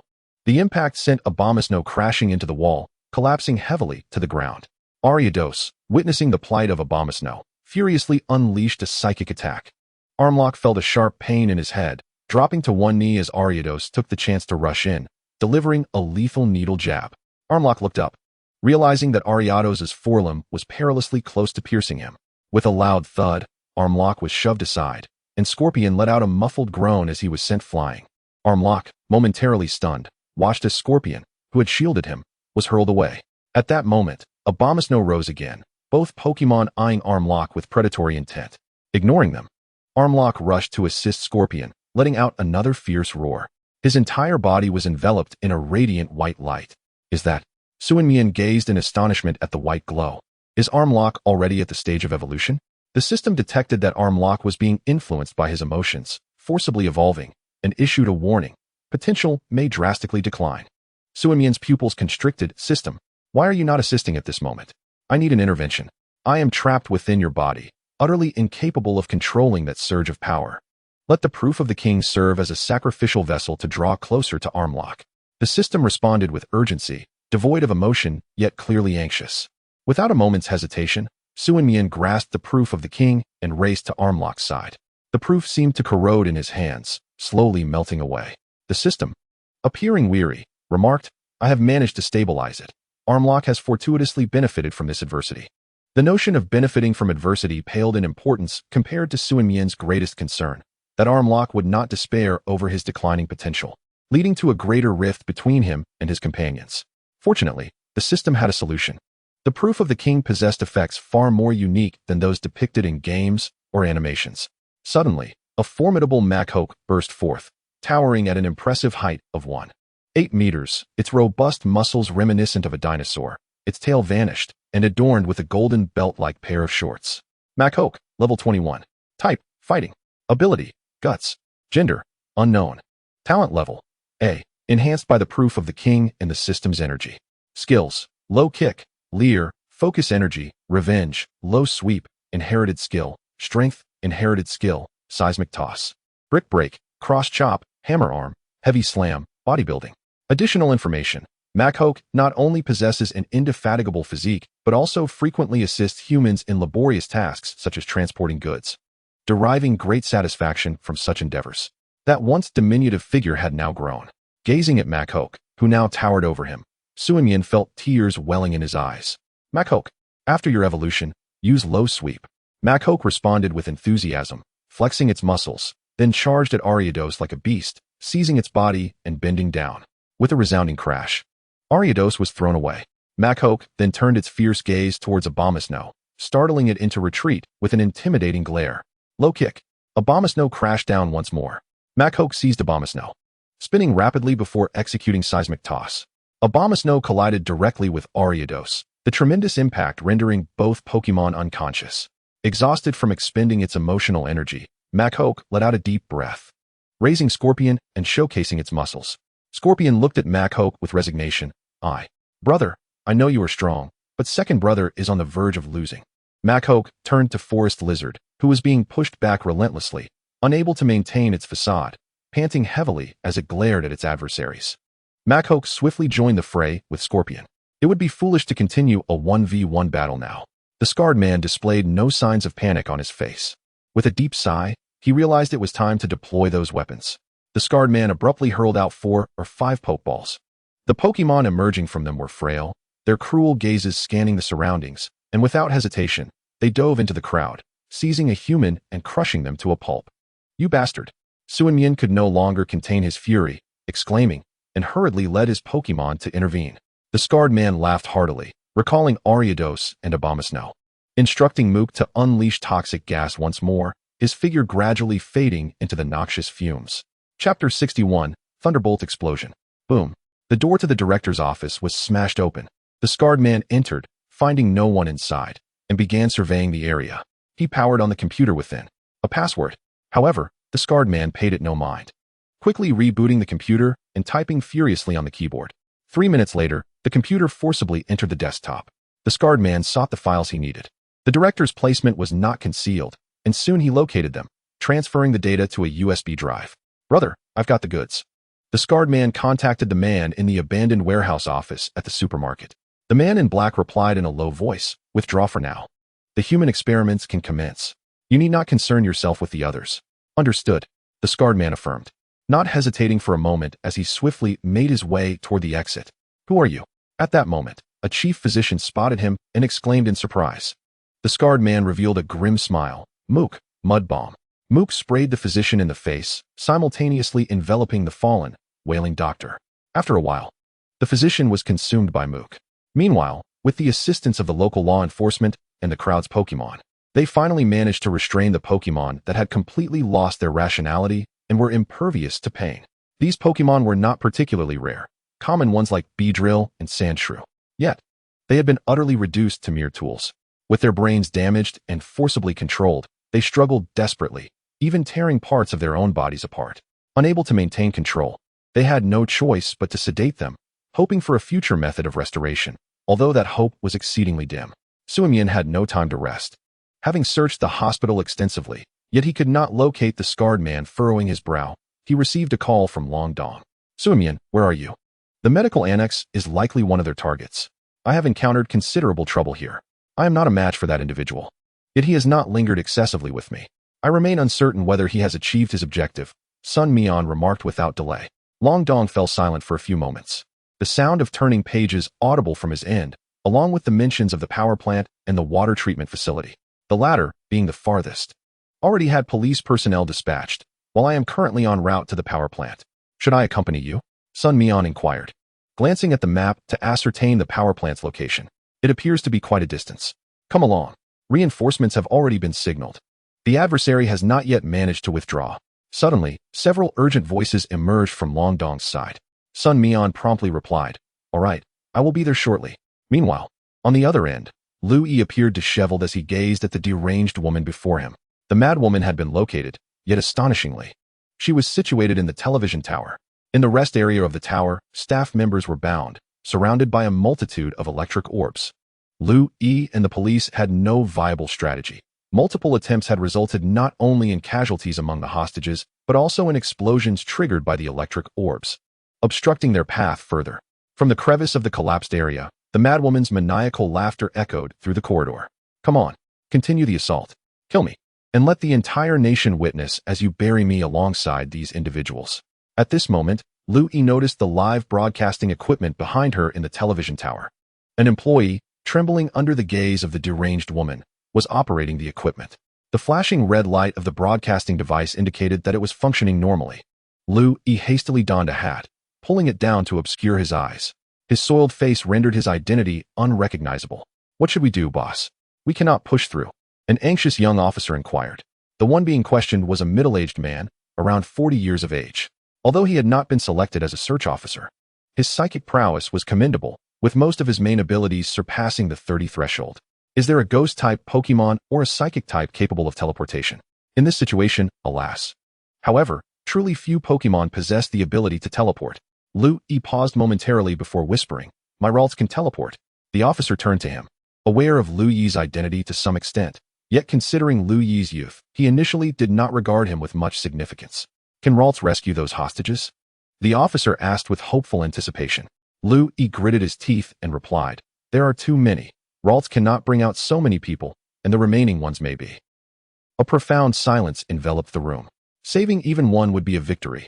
That madwoman is merely stalling for time. If this continues, these individuals will all lose their lives. The officer understood that waiting for those ghost-type or teleporting Pokemon to arrive would take far too long. No one dared to gamble. Lu Yi could only nod. Ralts.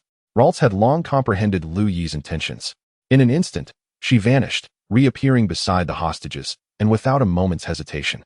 She seized two individuals and disappeared once more. You truly seek death. This scene incited the madwoman, and a colossal onyx emerged, its tail sweeping away several electric orbs, which then collided with the bodies of other hostages. Instantly, a massive explosion ensued. Boom. Limbs and severed arms soared through the air, blood splattering onto the ceiling, casting a crimson hue that obscured the light, rendering the once white illumination a deep red. Ha, help. Let us see how many you can save. The madwoman's grotesque expression and the scene of carnage were broadcasted live. Most individuals erupted in vehement curses against the madwoman, while keyboard warriors began to lash out at the police. Are these officers merely idle? How dare they provoke this madwoman? We pay taxes to support such mindless individuals? Let these officers take charge. Public servants. People are dying before your eyes, and you stand idly by? Such sentiments should not be uttered. They must ensure safety in other areas. This madwoman must be neutralized at once. The rational voices were swiftly drowned out by the outcry of keyboard warriors. The officer understood that he was likely being lambasted, yet there was no turning back. After Ralts entered twice more and rescued 4 hostages, the officer simultaneously commanded, "Tauros, charge through." The collapsed barrier blocking their path was directly smashed open by the Tauros. The madwoman smirked, and the onyx writhed in frenzy. The electric orbs all emitting brilliant white light. Boom. The entire building trembled, beginning to collapse. This madwoman truly seemed intent on her own demise. The broadcasting device suddenly went black. Police personnel quickly released their Pokemon, positioning them as shields to protect those still trapped within the building. Chapter 62. The battlefield shows no mercy. Crash. The ceiling collapsed directly. A massive Tauros struggled to hold its ground at the forefront. Its companions followed closely behind, forging a path. You all go first. The officer gritted his teeth, observing his Tauros leading the charge. At this moment, it was not only about protecting the populace. His subordinates were also fathers, mothers, and children of parents, some of whom had only recently graduated. "Boss," shouted a young officer, his face dotted with acne. "I'll accompany you. Stop throwing tantrums. Your duty is to protect the public. Move." The officer's expression turned grave. The madwoman rose from the rubble, her onyx shielding her from significant harm. Ha. The woman's laughter grew louder, tears of mirth streaming down her face. "How about you all perish together here?" With another wave of her hand, a golem appeared. A tremendous explosion, like the final straw that broke the camel's back. The already tilted steel framework of the building erupted with a feeble creaking sound. Crash. The steel was pressed to its limits. In an instant, it detonated. The building truly collapsed. "Run. Hurry." The officer shouted in fury, simultaneously releasing a Machoke. With its multiple arms, Machoke grasped a falling ceiling tile and hurled it toward the madwoman. A Zubat emitted a piercing screech, causing Machoke to clutch its ears in agony. The madwoman was struck by a flying stone. blood trickling down from her forehead and pooling into her eyes, flowing to the corner of her mouth. The officer's Pokémon carried innocent civilians to safety. The acne-faced young officer could not resist glancing back as he fled, witnessing his boss's Tauros being attacked, refusing to retreat, still holding up the ceiling. While Machoke cried out in pain, the officer, fixated upon by the onyx, felt tears streaming down his face. "Boss, you must survive." As all personnel evacuated, only the lower 6 floors remained stable. Yet as Tauros fell one by one, heavier debris began to descend. Boom! The building collapsed, kicking up dust that obscured most of the view. A Spearow and a Pidgeotto desperately flapped their wings to disperse the smoke. The rubble, reduced to a gruesome pulp, obscured the forms of lifeless bodies, with protruding steel rebar and Pokémon whose chests no longer rose and fell. Why, oh why? The young officer cried out in agony. He stepped forward, prying away jagged stones and plasterboard, his fingers gradually stained crimson. An increasing number of people joined the search and rescue efforts. One after another, Tauros were carried out. Their eyes, under immense pressure, had even burst forth, or their bellies were ripped open, exposing spleens and intestines. No one found them repulsive in their current state. The female officers had long since wept to the brink of fainting. One officer approached, trembling, recognizing his own Tauros. A onyx curled around a madwoman. She was still alive. The onyx had shielded her from the shock with its life. Its violently heaving chest a glaring testament to its sacrifice. Kill her. This was the unvoiced sentiment of most officers. Yet they could not. They had learned in the academy that, despite the heinousness of a criminal, if they did not resist, they had no right to execute them before a conviction. The young officer fixed his gaze upon her, determination etched on his face. Even if it meant punishment, even if he lost his badge, even if it led to imprisonment, he would avenge his fallen leader. The young officer seized the madwoman by her collar. She opened her blood-matted eyelids, the excessive loss of blood rendering her weak. Yet she managed to smile, urging, "Kill me, come on." The young officer's hand trembled, not from fear, but from an overwhelming rage. "Die!" He swung a punch. But the madwoman deftly turned her head, violently coughing up a mixture of blood and saliva. "Come on, cough it out." At that moment, 2 individuals stepped forward. Gripping the young officer's arm tightly, Xiaofeng, "Calm down." Despairing, he shouted, "I want to kill her. I want to kill her." The older officers averted their eyes, desperately holding on, determined not to let him err further. Lu Yi stood frozen, witnessing the scene unfold. Not only the officer, but also the 2 who had escorted civilians out and returned to find the officer. They had not returned either. Their bodies were barely intact. And the officer's corpse was eventually discovered, his chest hollowed and his head severed. Lu Yi could bear it no longer. He turned away, his pent-up fury threatening to explode. At the power plant, a Steelix crashed through the gates. A second-level officer named Lu Ming commanded his Pokémon. The power plant's iron gates, rendered uncontrollable due to a power outage, could only be forcibly breached. This time, a significant number of personnel surrounded the power plant, ensuring the assailants could not escape. However, this depended on whether there were any infiltrators among the police. Long Dong understood this well. Thus he proposed a strategy. All officers should disperse into groups of 3, eliminating any chance for individual escape. Long Dong donned a tactical mask. These special officers possessed greater strength compared to regular ones, and upon entering the power plant, swiftly secured a crucial position, the wastewater treatment area. "There are signs of disturbance," a special officer exclaimed. "Water-type Pokémon, clean the wastewater. Where have they moved the electric types?" Lu Ming fixed his gaze on the nearest operational workshop. The Pikachu and other Pokémon that usually worked there were conspicuously absent. Once the water-type Pokémon cleared the wastewater, an officer remarked in astonishment, "No stinking sludge?" The wastewater treatment area often harbored Grimer, which, despite regular cleaning, would reappear like a persistent plague, typically resurfacing within 3 days. Could they have contained the Grimer? Long Dong furrowed his brow. Contain? In such a short time? A special officer prepared to provide insight. Lu Ming interrupted, "It's possible. They are the main force of the Sanhe gang. What do they need from the power plant? Can we confirm their numbers and layout?" His words seemed directed at them, yet also introspective. "Infrared detection shows no fewer than 50 individuals inside," a professional reported promptly. "What about the power plant employees?" Lu Ming inquired, frowning. "There are many figures huddled together. They must be them." Chapter 63, The Hostages That Were Also Controlled. Lu Ming observed the situation displayed on the screen, assessing rescue strategies. "This is troublesome. We are in a situation similar to that at the television tower." Long Dong suddenly interjected, "Is there a drainage system in this workshop?" "There must be. It's a power plant," someone nearby answered. Lu Ming's eyes lit up. You mean the drainage outlet? Yes, generally speaking, the outlet is small, but the underground pipes are not particularly narrow. If we dismantle the outlet, a small Pokemon could enter. Longdong quickly added. But a small Pokemon wouldn't intimidate them, and the outlet is quite lengthy. If it's not a water type, it could be a challenge. An infrared technician frowned. Leave the small Pokemon to me, but you must provide timely support in the offensive. I can't hold them off for long. Longdong asserted solemnly. Can you manage? The officers expressed skepticism. Lu Ming, however, remained silent for a moment before responding. Let us proceed as planned. Young Master Long, we will coordinate with you promptly. Thank you for your trust, Team Leader Lu. Longdong replied earnestly. He then released a Horsia and a Dratini. Although Dratini lacked the water type, it primarily inhabited rivers and lakes. Hence, navigating the drainage passage would pose no significant issue. After dismantling the drainage outlet, Longdong meticulously examined the infrared images of the figures and briefed the Horsia and Dratini on the situation, suppressing his inner anxiety as he instructed the two Pokemon to venture inside. On the other end of the drainage outlet, a burlap sack discarded by a Sanha gang member lay atop. Inside were numerous Pokeballs containing Pikachu. These Pikachu had been working at the power plant for years. Thus, their combat abilities were not particularly strong, yet they excelled in generating electricity, prompting the Sanha gang to refrain from controlling them immediately to avoid complications. What about the Grimer? A leadership figure inquired, addressing the frontline Sanha gang personnel. The man quickly responded, Poison-type Pokemon adapt to the agents fastest. The effects are gradually taking hold. When did this group of officers become so perceptive?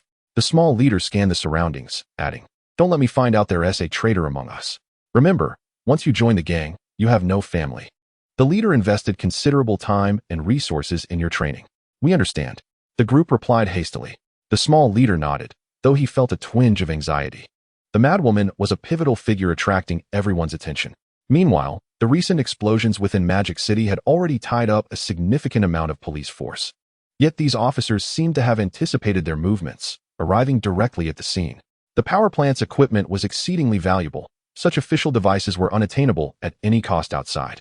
Should the research personnel focus their efforts on these devices, they would be unable to initiate the critical operation.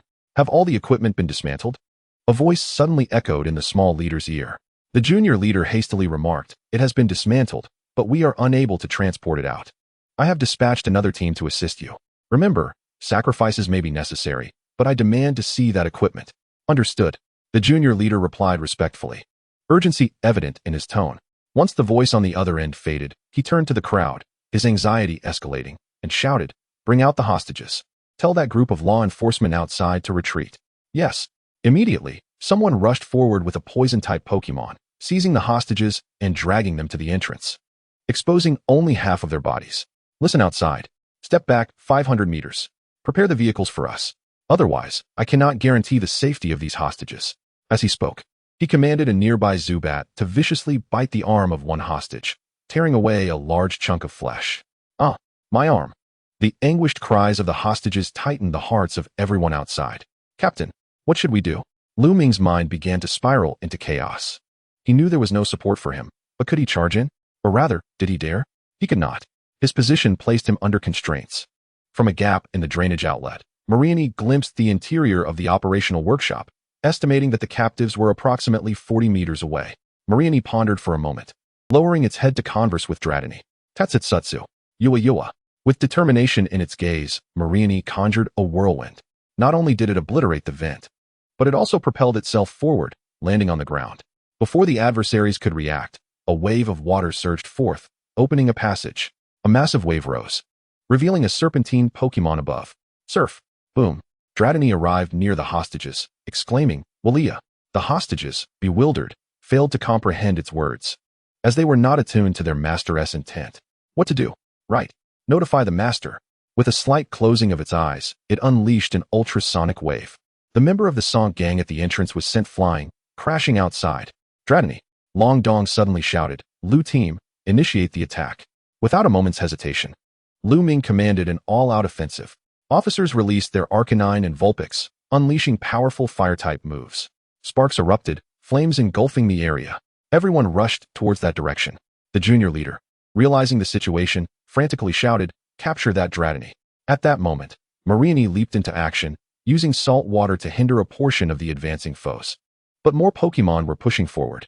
Mariani called out anxiously, Tatsutsu. Dragon Breath erupted, dealing significant dragon-type damage, sending the front line wheezing and Arbok reeling. Dratini joined the fray, casting an Ice Wind. Though its power was not particularly high, its speed and area of effect were impressive. Simultaneously, the Ice Wind slowed down the advancing members of the Sonk Gang, allowing the Fire-type Pokemon that had already infiltrated to encircle them. Arcanines roared in fury, amplifying their strength.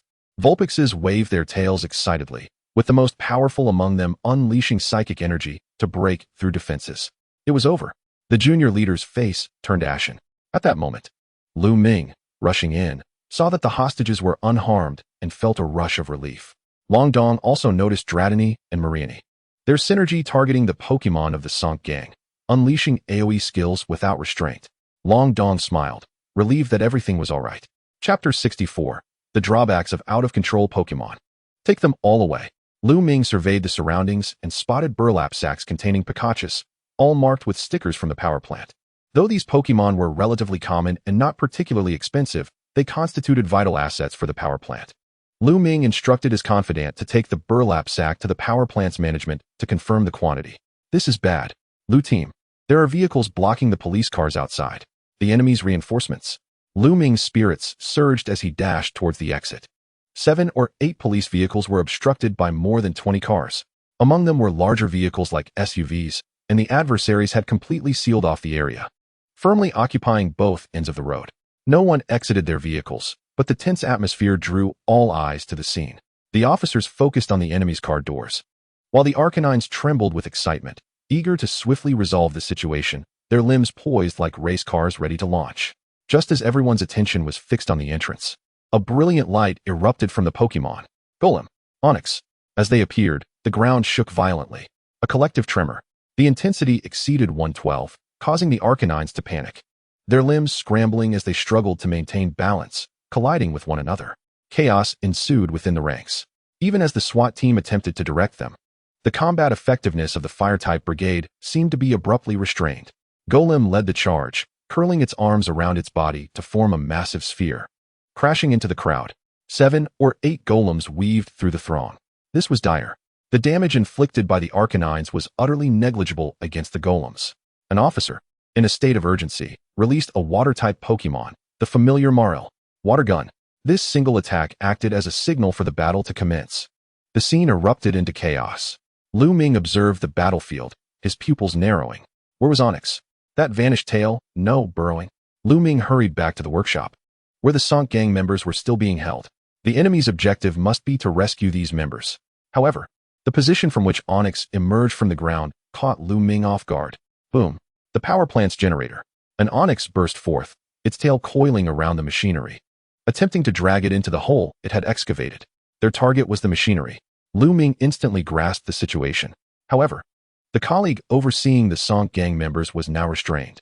Failing to keep an eye on them and rushing to guard the machinery could very well result in the adversaries rescuing them, complicating matters for the police once more. It was evident that the enemy's strategy was precisely this. Moreover, not a single one of their reinforcements had shown themselves. Amidst the officers' counterattacks, the Pokemon they released began to behave strangely.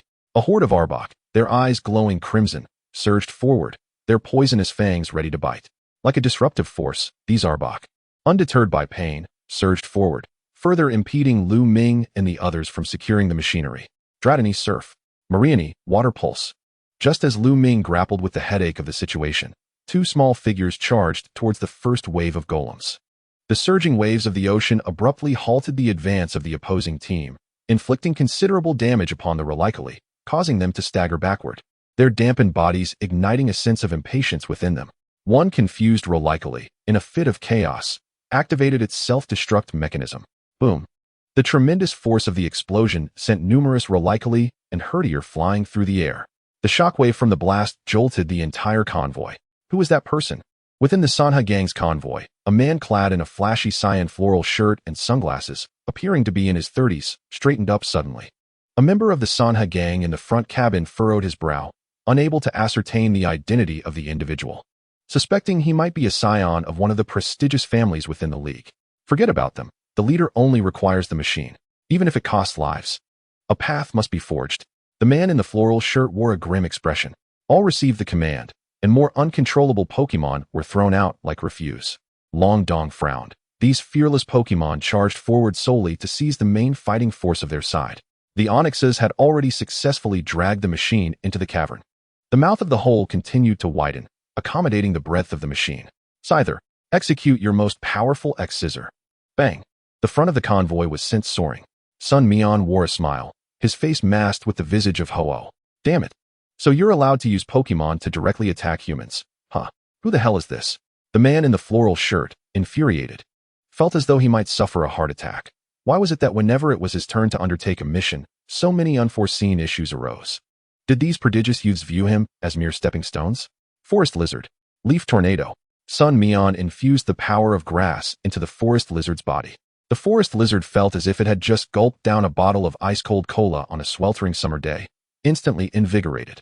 Sun Mian's mastery of grass energy had become increasingly proficient. A tornado of sharp green leaves surged toward the enemy's convoy. Grass drive. Hurry up and drive. The man in the floral shirt felt that remaining inside the vehicle and out of sight was an exceedingly foolish action, as their immediate escape depended on the performance of the vehicle and the speed of the driver. A flurry of Pokeballs were frantically tossed out in a desperate attempt to counter the forest lizard's onslaught. The forest lizard narrowed its eyes, and under Sun Mian's command, Leaf Blade seamlessly transitioned into Seed Bomb, unleashing skills that sent the Pokeballs flying. One by one, the furious red-eyed Pokemon appeared 100 meters away, unable to locate their opponents. No, why does that red-eyed one irk me so? The uncontrollable Pokemon, embroiled in internal strife, failed to fulfill any rescue purpose. The man in the floral shirt stared in disbelief. Sun Mian gazed at the holes dug by the Onyxes, scratching his head. How could one recklessly destroy the ground? This is public property. Scyther, cleave open the hole. Aya! Scyther leapt high, its arms glowing with brilliance. An Onyx that had just peeked out was struck squarely in the head. A critical hit. The forest lizard cast a glance and followed up with a leaf blade to finish the job. The Onyx collapsed. Long Dong looked on with delight at Sun Mian and the forest lizard. Indeed, with this fellow around, extraordinary results could be achieved to some extent. Team Lu, counterattack. Lu Ming displayed a rare smile. Everyone, full force. Water types, advance. Yes. Horsia, accompanied by a multitude of water-type Pokemon, concentrated their water guns into a powerful stream, obliterating the enemy's last line of defense, those uncontrollable Pokemon. Chapter 65, Double Battle Brothers. At the critical juncture of life and death, the man in the floral shirt no longer thought of sacrificing himself for the organization's brainwashing. He must survive. Furthermore, he could not rely on these League authorities. He did not trust them and did not believe that aligning himself with the League would guarantee his safety. Drive. I told you to speed up the damn car. The driver felt a splitting headache. Water was everywhere, and there was also a bizarre Scyther that seemed to enjoy flipping vehicles. How can I drive? You take the wheel. Although the driver cursed inwardly, he dared not voice any dissatisfaction, only anxiously starting the vehicle, pressing the accelerator, and forcefully pushing away the obstructing vehicles. Even though they were once allies. Aya! Scyther noticed the sound of the engine starting and turned its gaze. Its body executed a series of graceful maneuvers in the air before suddenly gliding down. Its tail's sharp stinger lodged firmly against the hood, securing its position at the front of the vehicle. Its bat-like face pressed against the windshield. Holy crap! The driver instinctively gasped in alarm, flooring the gas pedal, and the vehicle roared forward. An Onyx painfully crawled out of the muddy hole, its horizontally positioned tail perfectly blocking the vehicle's path. Bang! The rear of the car shot up, the front dipping into an exaggerated depression. Scyther had already climbed onto the roof. The driver, regaining his sight, breathed heavily as the Onyx's head turned. It recognized the vehicle immediately. The man in the floral shirt raised his head from beneath the back seat, a large blue lump prominently visible on his forehead. Boss, stop scolding me. The car can't go any further, but thankfully, there's an Onyx from the organization in front of us. The driver couldn't hold back any longer, helplessly speaking. This floral shirt man was actually not particularly skilled, even comparable to an average veteran of the organization, but his ascent to this position was not due to strength, but sheer ruthlessness. I understand, thank you. The man in the floral shirt harbored thoughts of silencing witnesses, but given the current circumstances, he needed the driver as a shield. If necessary, this person would serve as his human shield. A smile crept onto his face, betraying no hint of agitation. The driver hesitated for a moment before beginning to kick the car door. Boss, wait for me. I'll come out to save you right now. However, The floral shirt man exited the vehicle first, releasing his final Pokemon. His longtime companion, Parasect. Parasect resembled a hermit crab, using a mushroom as its shell, adorned with a large, vibrant red mushroom on its back. Standing at about 1 meter tall, it appeared far from cute, its featureless white eyes glimmering ominously beneath the mushroom. Parasect. Open the car door. With a powerful swing of its pincers, Parasect smashed the car door open, allowing the driver to escape. Thank you, boss. The driver hurriedly expressed his gratitude. Now is not the time for such matters. We can't save them anymore. They have dealt with the last of the dark Pokemon, and we are their target now. We must leave quickly, the floral shirt man urged. The driver nodded repeatedly, positioning himself in front of the floral shirt man. The two moving together to evade the enemy's gaze, seeking an opportunity to escape. However, they had forgotten about the scyther that was quietly watching them from atop the vehicle. Sun Mian's teachings were deeply ingrained in Scyther's mind. When it comes to killing, one must strike with precision. If success cannot be ensured, do not rush to attack. That Parasect was an unexpected variable. If Scyther had acted impulsively and launched an attack from the roof, the opponent could release Parasect, which, even without considering the advantage of levels, could defeat it due to type mismatches. But Scyther would definitely get entangled. At this moment, the enemy's back, fully exposed before its eyes, presented the perfect opportunity. Scyther hesitated no longer. In a flash of lightning, it surged forward, directly approaching the back of the floral shirt. The tail spike gleamed with a chilling light, delivering a venomous strike. It effortlessly pierced through the opponent's body, devoid of any surprise. The true battlefield is a realm of constant upheaval. The antagonist possesses no such opportunities for escape, nor does the protagonist exhibit an abundance of invincibility. I glanced down at the floral shirt and saw the tail spike protruding from my chest, rendering me incapable of producing accurate notes. The driver stared in astonishment at this scene, swiftly making the decision to flee. Parastar let out an enraged howl. Its massive pincers, brimming with potent venom, accurately struck towards the scorpion. Cross poison. The scorpion braced itself, grimacing as it withdrew its tail spike, miraculously avoiding poisoning, and tilted its head to cast a glance at Parastar before executing a swift counterattack. Aerial Ace. It struck Parastar's large mushroom with pinpoint accuracy. Subsequently, its entire body leaned backward, gliding to a distance of 10 meters. The scorpion mocked Parastar with a series of exaggerated facial expressions. The immense damage inflicted, coupled with the scorpion's taunting, incited Parastar's fury. Without a moment's hesitation, Parastar charged forward. The scorpion turned tail and fled. Second brother. The forest lizard, hearing its brother's voice, immediately ceased its grass-type moves, turning to spot the distant scorpion. In a flash, the forest lizard darted towards the scorpion, launching a leaf blade to intercept Parastar. Parastar raised its massive pincers, effortlessly cleaving through the leaf blade.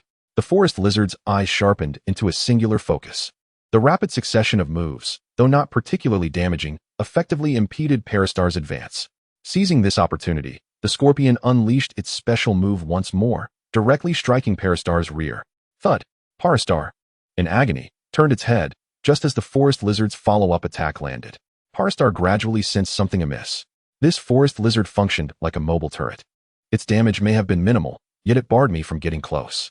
Moreover, my attacks were frequently interrupted by the forest lizard, followed by the scorpion's formidable aerial maneuvers.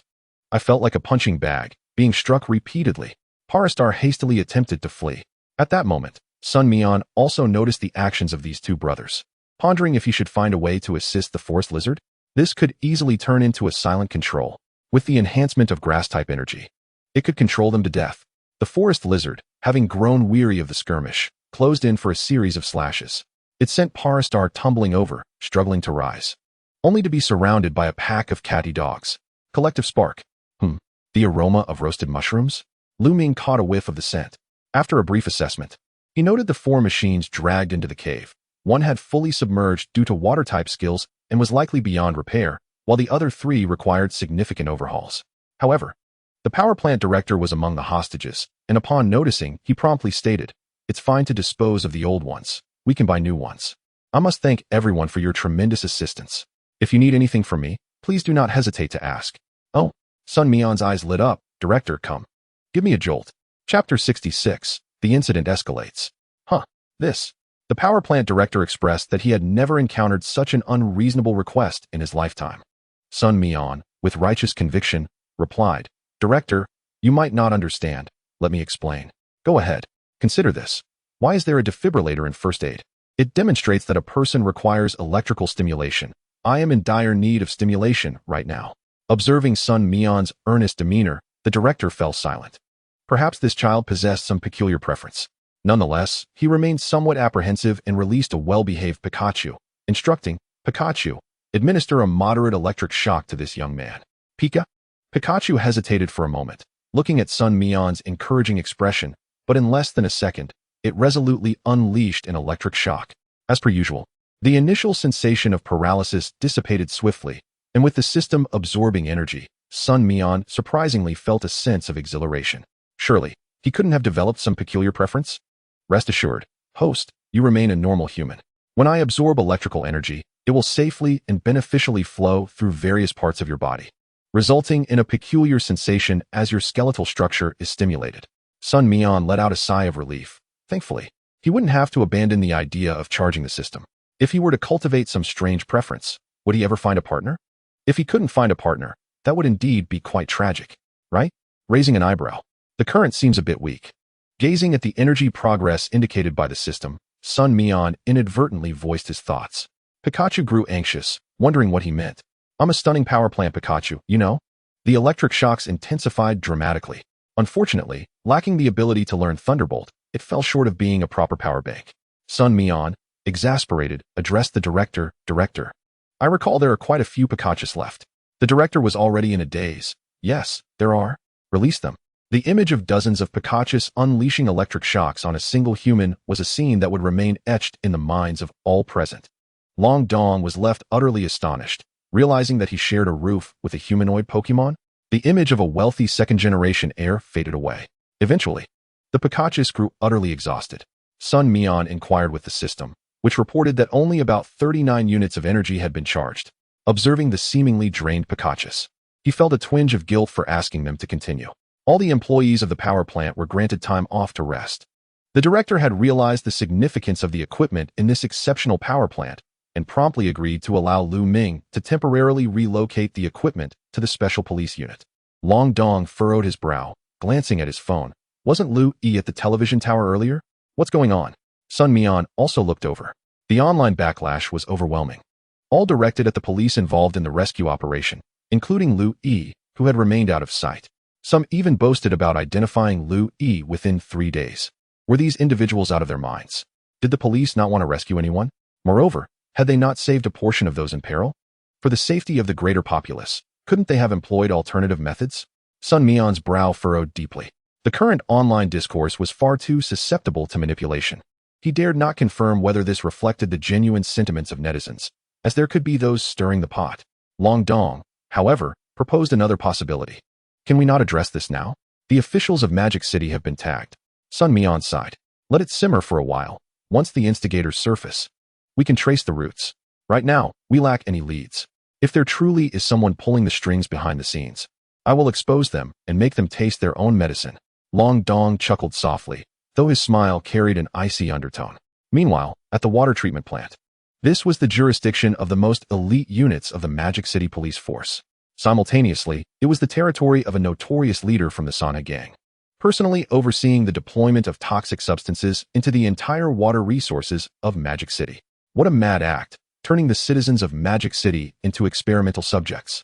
The highest authority of the elite unit successfully breached the adversary's defenses, but still allowed them to escape. At this moment, the toxins had already been released. Quickly, notify the city's water authority. All city water supplies must be halted. Immediate action is imperative. The supreme leader of the sharp troops, Jiang Jinghua, exhibited no hesitation whatsoever, immediately instructing his subordinates to contact the leaders of the water conservancy bureaus responsible for various regions. Despite the promptness of this command, certain areas had already begun utilizing the water. The water emerging from the municipal plant, originating in Linen District, was of paramount importance. Furthermore, vigilance could not be relaxed in adjacent districts. The city of Magic Capital was once again engulfed by the deafening wails of sirens. The citizens found themselves plunged into chaos once more. Water had been cut off for 3 days, with unknown toxins present. This alarming news swiftly disseminated. The highest council of the Alliance promptly issued a communique, soliciting freshwater resources from surrounding provinces, dedicating all efforts to rescue Magic Capital. Simultaneously, major enterprises surged forth, prioritizing the resolution of freshwater resource issues, dispatching fully loaded convoys of trucks. Within an hour of the news breaking, they were en route to Magic Capital. This time, the entire nation was fixated on the fate of Magic Capital. It simply must emerge unscathed. The incident at the television tower was further scrutinized in light of these developments, particularly by certain influential figures who, oblivious to the true circumstances, launched scathing attacks. In Linen District, a breeding facility dedicated to the cultivation of water-type Pokémon found itself in the eye of the storm. Typically, tap water requires sedimentation. However, with the assistance of numerous water-type Pokémon from the plant, this issue was swiftly overcome, resulting in minimal use of chemical disinfectants. Consequently, just 1 hour after the breeding facility replaced the water for the water-type Pokémon, they began to sense something amiss, experiencing intense skin irritation and a rapid spike in temperature. A particularly irritable Gyarados suddenly roared, its eyes turning a fierce crimson, unleashing a devastating hydro beam that struck its fellow Pokémon in the pool. The water erupted violently. Fortunately, the pool housed mature Pokémon with some defensive capabilities. Nevertheless, Gyarados' attack was akin to the thunderous roar of cannon fire. Countless water-type moves soared into the sky. By the time the facility manager grasped the situation, Pokémon had already sustained injuries. What on earth is happening? Stop this at once. The manager attempted to intervene, but the initially enraged Gyarados fixed its gaze upon him. Attention, all departments. Please proceed immediately to Linen District for assistance. Attention, all departments. Please proceed immediately. All police forces received this urgent plea for aid. Meanwhile, Long Dong and Sun Mian had already been returned to safety by the police. As this rescue operation was not suitable for their participation, it was prudent to avoid further exposure. Chapter 67. The Truth of the Incident. Within the school, anxiety permeated the atmosphere during this tumultuous period. Messages from hospitals, the television tower, power plants, and the waterworks had left everyone pondering the implications. After all, the school was a significant gathering point, equipped with various research facilities and instruments. What if the Pokémon Academy of Magic Capital were to be affected? The school convened a meeting for all students, but the outcome was meager at best. Upon returning home, Lu Yi's mood remained dismal. The events of the previous day had unleashed a torrent of online condemnation. Even though her identity had not been exposed, she felt profound sorrow for the police personnel involved. She was indifferent to being misunderstood, merely feeling a twinge of injustice. But what of those who had sacrificed their lives? They paid the ultimate price, only to have their reputations tarnished posthumously? Oh, you're back? As Lu Yi opened the door, she saw Long Dong and Sun Mian engaged in conversation. Their Pokémon training in the living room. Houndoom was diligently practicing yoga, its serious expression sharply contrasting with its imposing physique. Having hurried back in the early hours, Sun Mian explained that he had chosen to rest and not attend school. Long Dong observed Lu Yi's demeanor and spoke softly. Relevant personnel are already aware of the online discourse, and official representatives will soon confirm the true circumstances. Lu Yi exhaled slowly, forcing a smile. That's reassuring, but I wonder how the families of the fallen feel upon reading such news. It must be utterly disheartening. This thought prompted Sun Mian to recall a piece of information. The families of the television tower employees, who had also suffered losses among the hostages, were being swayed by the online narrative. Questions arose. Why did their loved ones die instead of others? The police had acted without considering the hostages, forcibly breaching the situation to apprehend the perpetrators. Some family members, bewildered and misled, were even encouraged by relatives who had accepted bribes to stir unrest at the government or police stations, demanding justice for their deceased. Now, there were individuals already on their way. Sun Mian hesitated but chose not to voice his thoughts. At the government building, a flamboyantly dressed yet absurd-looking middle-aged man was vociferously addressing the crowd. Come and see. This is how we, the common folk, are deceived and ignored. We demand accountability. Why must it be our family members who sacrifice while appropriate measures are not taken to prevent such tragedies? Is it all about vested interests? The security personnel at the government were at their wits' end, contemplating intervention, yet the agitated crowd would accuse them of suppressing public opinion and being dictatorial. As the numbers swelled, personnel from the public relations department arrived. Can't you see those people outside? The security staff hesitated. Leader, I fear this might escalate tensions as it did in Shanxing.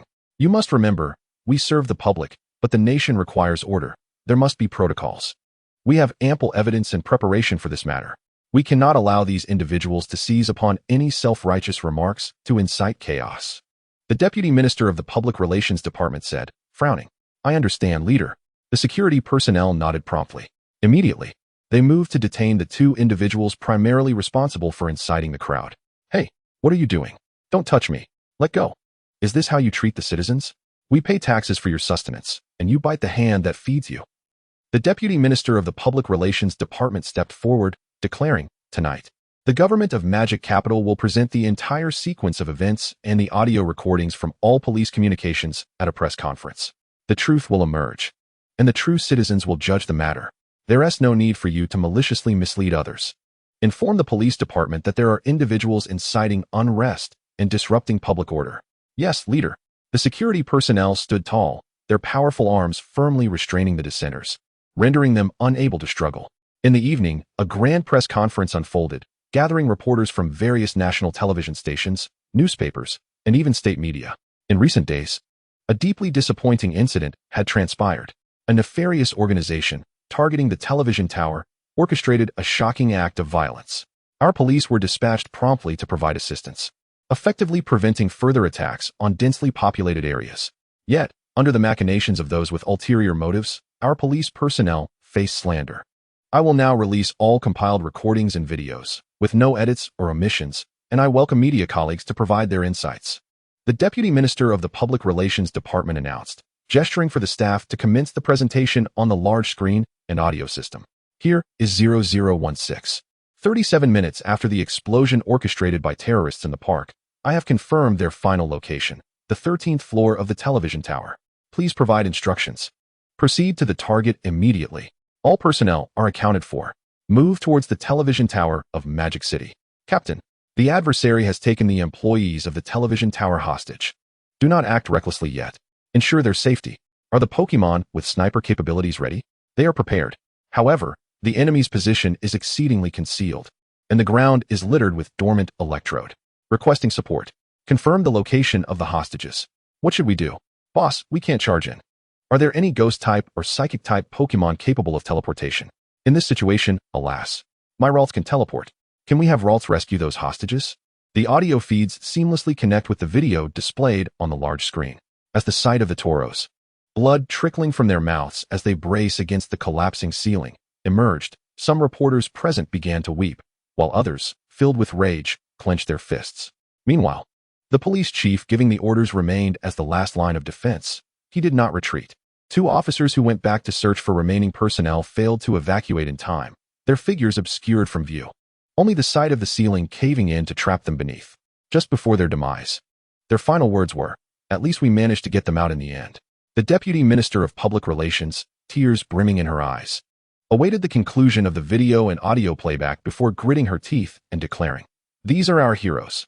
They made the ultimate sacrifice, yet they are still subject to the scorn of those with malicious intent, manipulating public opinion online. With their corpses still warm, how could such vileness persist?" All media personnel erupted. Within 10 minutes, a flurry of reports was unleashed, none exaggerating. However, the authentic language and the raw footage could not deceive the public, and these videos and recordings were disseminated widely. Chapter 68, University Competition. Suddenly, the online discourse surged like a tempest. Initially, those with a correct worldview were profoundly moved by the selfless sacrifice of the Tauros and the police, leading to a cascade of lengthy articles infused with indignation and emotion. A group of neutral observers quickly joined in. After reading the report, I genuinely comprehended the truth behind the saying, "There is no tranquility in life. Only those bearing the burden for us." The detractors fell silent. Even those who had recently voiced criticism swiftly shifted their stances, proclaiming, "This is the hero of Huagua. We do not live in an era of peace. We merely exist in a peaceful nation." Such sentiments silenced the provocateurs, and the cyber police swiftly mobilized, aided by the unique Pokémon, Multitike, to promptly identify those who had previously made harmful remarks. Everywhere on the streets, police officers were out in force, knocking on doors to investigate. The following day, those apprehended were almost immediately sentenced. The speed exceeded everyone's expectations. Knock, knock. The doors of the two instigators from the previous day were rapped upon. The two were inside, deliberating their next move. Upon hearing the knock, they instantly recalled the videos circulating online of individuals captured by the cyber police for making harmful comments. Their actions were surely more severe. "Should we run?" one of them, with a pockmarked face, asked in a panic. The other, shorter one, wore a tense expression and cursed. We should never have taken that money. That damned 10,000 yuan has led us into this mess, and I've yet to spend it. What good is lamenting now? The pockmarked one sighed in resignation, while the shorter one gritted his teeth, glancing out the window. We're on the 6th floor. Should we take a chance? The pockmarked one realized his companion's intention. Cold sweat breaking out. No way. The 6th floor, man. I don't have a Pokemon. What should we do? Are you suggesting we assault the police? The shorter one shot him a frustrated look. He had already climbed onto the windowsill. The pockmarked one grit his teeth and followed suit. They both dangled from the ledge when the shorter one suddenly pushed the pockmarked one. The pockmarked one plummeted down, followed closely by the shorter one. Using the pockmarked one as a cushion, the shorter one felt a sharp pain radiate through his chest and limbs. Yet, a flicker of joy appeared on his face. He was still conscious. The shorter one hurriedly scrambled up, looking at the pockmarked one, whose head had contorted grotesquely beneath the weight of his own body. He spat on the ground, cursing. You got me into this mess. You deserve to die. Just then, 2 elderly ladies outside scratched their heads. What is happening? Didn't we just see this family enter the community? Honestly, the property fees have been overdue for so long. Sigh, in such a vast forest. There are all kinds of birds. Let us go. Lugia, a new beauty salon has opened in the community, and they say they're giving away face masks. Is that so? Let us hurry. The 2 ladies cheerfully made their way downstairs, only to be confronted by the corpse of the pockmarked one. The ladies immediately screamed. Oh my goodness. An alien. It's a corpse, not an alien, Lugia. The shorter one sprinted onto the street, ready to hail a taxi. Suddenly, he spotted a passing traffic police officer. Upon seeing the officer's uniform, panic surged within him, and he instinctively fled. The officer paused for a moment, perplexed. What does this mean? He glanced down at the national emblem shining in the sunlight. The officer realized the individual was up to no good. He quickly exited his vehicle and gave chase, releasing a Pidgey to intercept the shorter one. The shorter one immediately knelt in tears, crying, Officer, I confess, I plead guilty. What crime? Come back to the station with me. We'll clarify everything. Lu E was redefined by netizens as an unwillingly anonymous hero, a figure who shunned the limelight and refused to reveal his identity. Quickly, let us ride the wave of popularity. No, let us lavish praise. In the classroom, observing Lu E engrossed in his phone, Long Dong and Sun Mian exchanged glances. Sigh, women are truly unpredictable, like the wind and rain. I've heard that numerous uncontrollable Pokemon have emerged in Linen District, yet fortunately, this time, the elite forces dispatched a substantial number of water-type Pokemon, including those with moisture attributes, preventing significant destruction from occurring. I must say, our police force in Magic City has some issues with their arrangements. Each type has its own dedicated unit, but not every emergent situation is suited to a single type of Pokemon. It seems the police department in Magic City has learned a lesson this time. Students in the classroom were also discussing this recent terror incident, a monumental test for the police in Magic City. Within the police station, the highest-ranking officer, also a level 3 investigator, wore a grim expression. He slammed his hand on the table. Comrades, factionalism has always been something I despise. The flaws in each police unit's configuration have been a constant theme since I took office. But did it come to fruition? Did you take it seriously? All level 4 officers and level 1 investigators, you bear primary responsibility. Orders were not issued accurately or promptly, and this is the sole reason for the severe casualties this time. Everyone, conduct a thorough self-reflection, including myself. All bonuses for this month will be confiscated to contribute to the disaster area. Any objections? None. Everyone replied in unison. In the corridor, Lu Ming was smoking a cigarette when a first-level investigator approached him. Lu Ming, let us exchange some Pokemon later. You hand me some cardigans, and I'll give you a few moisture-laden tadpoles. Lu Ming raised an eyebrow. Aren't I at a disadvantage then? Toss in 2 Psyducks as well. The investigator chuckled while scolding him. Don't push your luck. Moisture traits are particularly rare in the wild, all snatched up by those families in the breeding house. Ultimately, he acquiesced. The initial discord stemming from task allocations gradually dissipated during this incident. It was not other Pokemon that had integrated into their ranks, but rather the police personnel of their team. Disband them all. They are all officers. Engaging in such private dealings would equate them to thugs. This might be the most significant outcome from the terrifying events that had transpired in the Magic City Police Department. The task was not immediately deemed complete by the system, primarily because this horrific incident was merely a scheme orchestrated by the Sanha Gang. Members of the Sanha Gang had infiltrated Magic City Academy, yet the leader remained elusive and unapprehended. Bu Yanglin had vanished, and Class 6 was assigned a new homeroom teacher. 13 days later, the Magic City Intercollegiate Competition was set to commence. The new homeroom teacher addressed the students below, offering encouragement. The Magic City Intercollegiate Competition will officially begin in 3 days. First, our school will select the top 10 students from 3 grades to participate in the competition. Who would like to volunteer? Long Dong nudged Sun Mian with his shoulder, who instantly understood and stood up, declaring, "Teacher, I want to sign up." Chapter 69, A Battle of Raw Power. Class 6 alone had 28 participants. However, as an elite class, it was no surprise that many confident students believed they could be selected. Long Dong and Lu Yi, according to their initial arrangements, refrained from participating. Lu Yi had already gained considerable notoriety among the students, not due to strength, but purely from his striking appearance. They also conducted investigations on students who might be affiliated with the Sana gang, with an initial target of 300 individuals. From these 300, they would further filter candidates. The Magic City Intercollegiate Competition was an opportunity. It was not merely a selection process. Some individuals might choose not to participate, yet would still engage in corresponding actions. Thus, Lu Yi primarily focused on this aspect. Among the trio, Long Dong appeared to be the most unoccupied. He was in contact with 4 other teachers to ascertain whether any members of the Sana gang were among the faculty, including school leaders. Progress was relatively arduous and thus slow. The selection matches would commence in the afternoon. Long Dong cast a sidelong glance at Sun Mian and whispered, "The selection requires 2 Pokémon. Aside from Machoke, both Forest Lizard and Scyther have already been revealed. Shall I lend you my Charmeleon? No need. It's best if Machoke can handle it. If not, Forest Lizard will suffice. Only Scyther's shiny form is easily recognizable by the opponent," Sun Mian responded quietly. Long Dong nodded, "As long as you have a plan in mind." The selection matches proceeded smoothly. The judges comprised teachers from all 3 grades. Draws determined groupings and opponents. Sun Mian drew B group number 17. His opponent was a girl, and she was quite kawaii, thus relatively well known. A little inquiry confirmed her 2 Pokémon for the competition, Marill and Wooper, both water-type Pokémon. 5 minutes later, both sides selected their battle arenas, a rocky terrain. Thankfully, they did not draw a water-themed arena. The stands were filled with numerous spectators, primarily students from the school. Although the Magic City Pokémon Academy was highly renowned, the selection matches had just begun, so external personnel had not yet received word. It was likely that by tomorrow, or even later today, the final 2 matches would see the appearance of outsiders.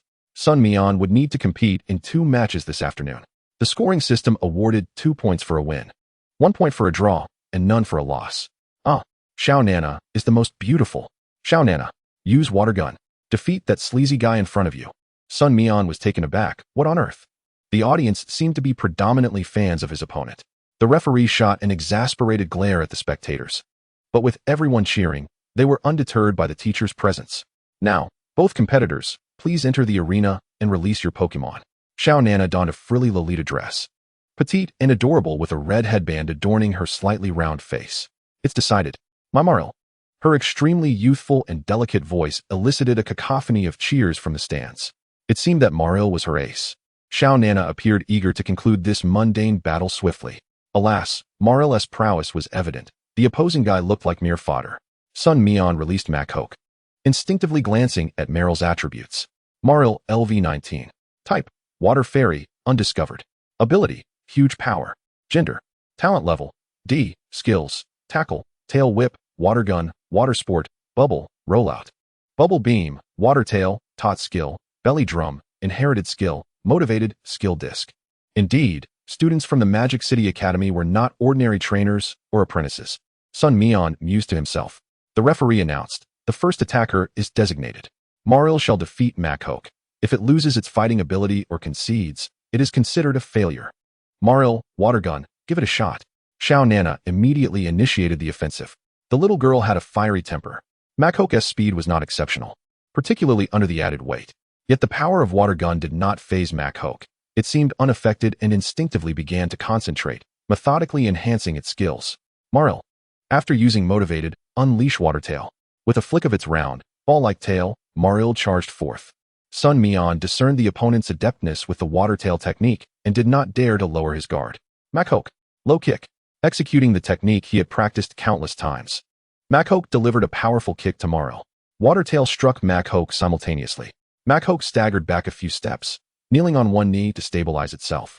Machoke, after flexing, unleash revenge. Machoke showcased its muscles, charging forth with an intimidating presence at a height of 6 feet.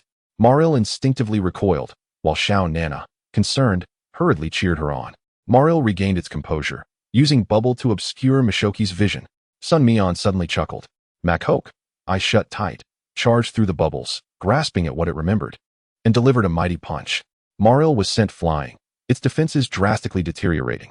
Machoke appeared to suffer no adverse effects, seizing the opportunity to unleash a flurry of attacks, hurling Marill into the ground. How could this be? A fighting-type technique.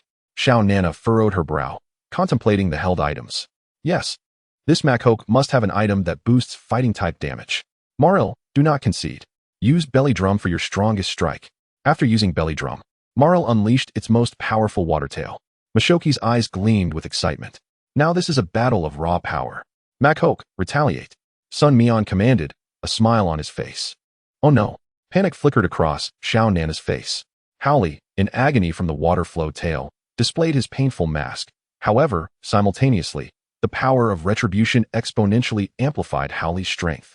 The retaliatory damage sent Mariluri soaring into the air, and upon crashing down, she was completely rendered unconscious. The stands erupted in a cacophony of excitement. Goodness, this Howley is extraordinarily fierce. Who would have imagined that this relatively unknown trainer possessed such a formidable Howley? The referee glanced over and announced, Mariluri has lost her ability to battle. The victor is Howley, and the winner is classmate Inanna. Please release your next Pokemon. Inanna bit her lip, nodding slightly as she released her second Pokemon, an 18-level Wooper. Just as Howley was lamenting the abrupt end of a promising bout, the appearance of yet another opponent ignited his enthusiasm with a resounding roar. Howley, unleash your ghostly visage. Sun Mian seized the initiative, but Wooper, overwhelmed by fear, faltered, its speed diminishing, even as it attempted a futile mudshot. By the time Howley reacted, he unleashed a devastating million-ton punch. Chapter 70. I concede. Wooper lost its ability to battle, and the victor is Howley. The ultimate winner is classmate Sun Mian. As the referee's powerful voice echoed throughout the arena, Sun Mian finally recalled the panting Howley, who had fought 2 battles with heavy equipment, clearly showing signs of fatigue. The power of Tokiwa flowed from his palm into the Pokeball. Inanna sighed, accepting the reality of her defeat, though she had not anticipated losing so swiftly. Furthermore, Howley's weighted gear had yet to be removed, indicating that he had not even tapped into his full potential. The rumors circulating within the school about the Howley trained under a weight regimen must refer to this very one, which had already evolved. Could it be that weighted training is indeed this effective? Inanna politely bowed her head towards Sun Mian, acknowledging his formidable prowess and inquiring if Howley's strength was attributable to the weighted training. Sun Mian scratched his head, admitting that it was primarily due to potions and yoga. The weight equipment merely served as an auxiliary aid. However, unable to fully articulate his thoughts, Sun Mian added, it's not entirely that. Howley's own dedication to training is equally crucial. Inanna pondered, contemplating whether Pokemon should voluntarily engage in training. The most effective approach would be to instill in them the terror of defeat. The next match was scheduled for 2 hours later. Sun Mian had ample time to allow Howley to recuperate from fatigue and injuries. To be on the safe side, he visited the infirmary, where the nurse conducted a thorough examination and treatment for Howley. Long Dong and Lu Yi were also among the audience, having watched the previous match unfold. On one hand, they were astonished by Sun Mian's rapid combat prowess. On the other, they noticed something intriguing. Did you catch the expression of that classmate from Class 2 who claims to be a fan of Inanna? Lu Yi queried. Which one? Long Dong, unfamiliar with the male classmates, glanced over. The one wearing glasses, after Inanna lost, although he feigned dissatisfaction and muttered a few words about Sun Mian. His expression remained quite neutral. Lu Yi, recalling the profiles of all the boys, articulated his observations. It could be a facade, or he might simply be in a foul mood, Long Dong speculated, harboring his suspicions and deciding to keep a close watch. After Lu Yi spoke, he resumed his gaze elsewhere. Long Dong nodded slowly. 2 hours swiftly passed. The opponent for the second match was a fellow classmate. However, Sun Mian was not well acquainted with these individuals and was uncertain of their strengths. The opponent hesitantly inquired, you must be the 3rd new student, right? Ah, yes. Sun Mian replied with a hint of resignation. Then our class can confidently secure a spot in the top 64. The opponent maintained a good-natured demeanor, refraining from boasting excessively, which earned Sun Mian's favor. The first battle commenced. The opponent's Pokemon was a Stunky, a familiar adversary. When Howley entered the fray and recognized Stunky, he furrowed his brow, recalling that this creature could emit foul odors akin to Skuntank.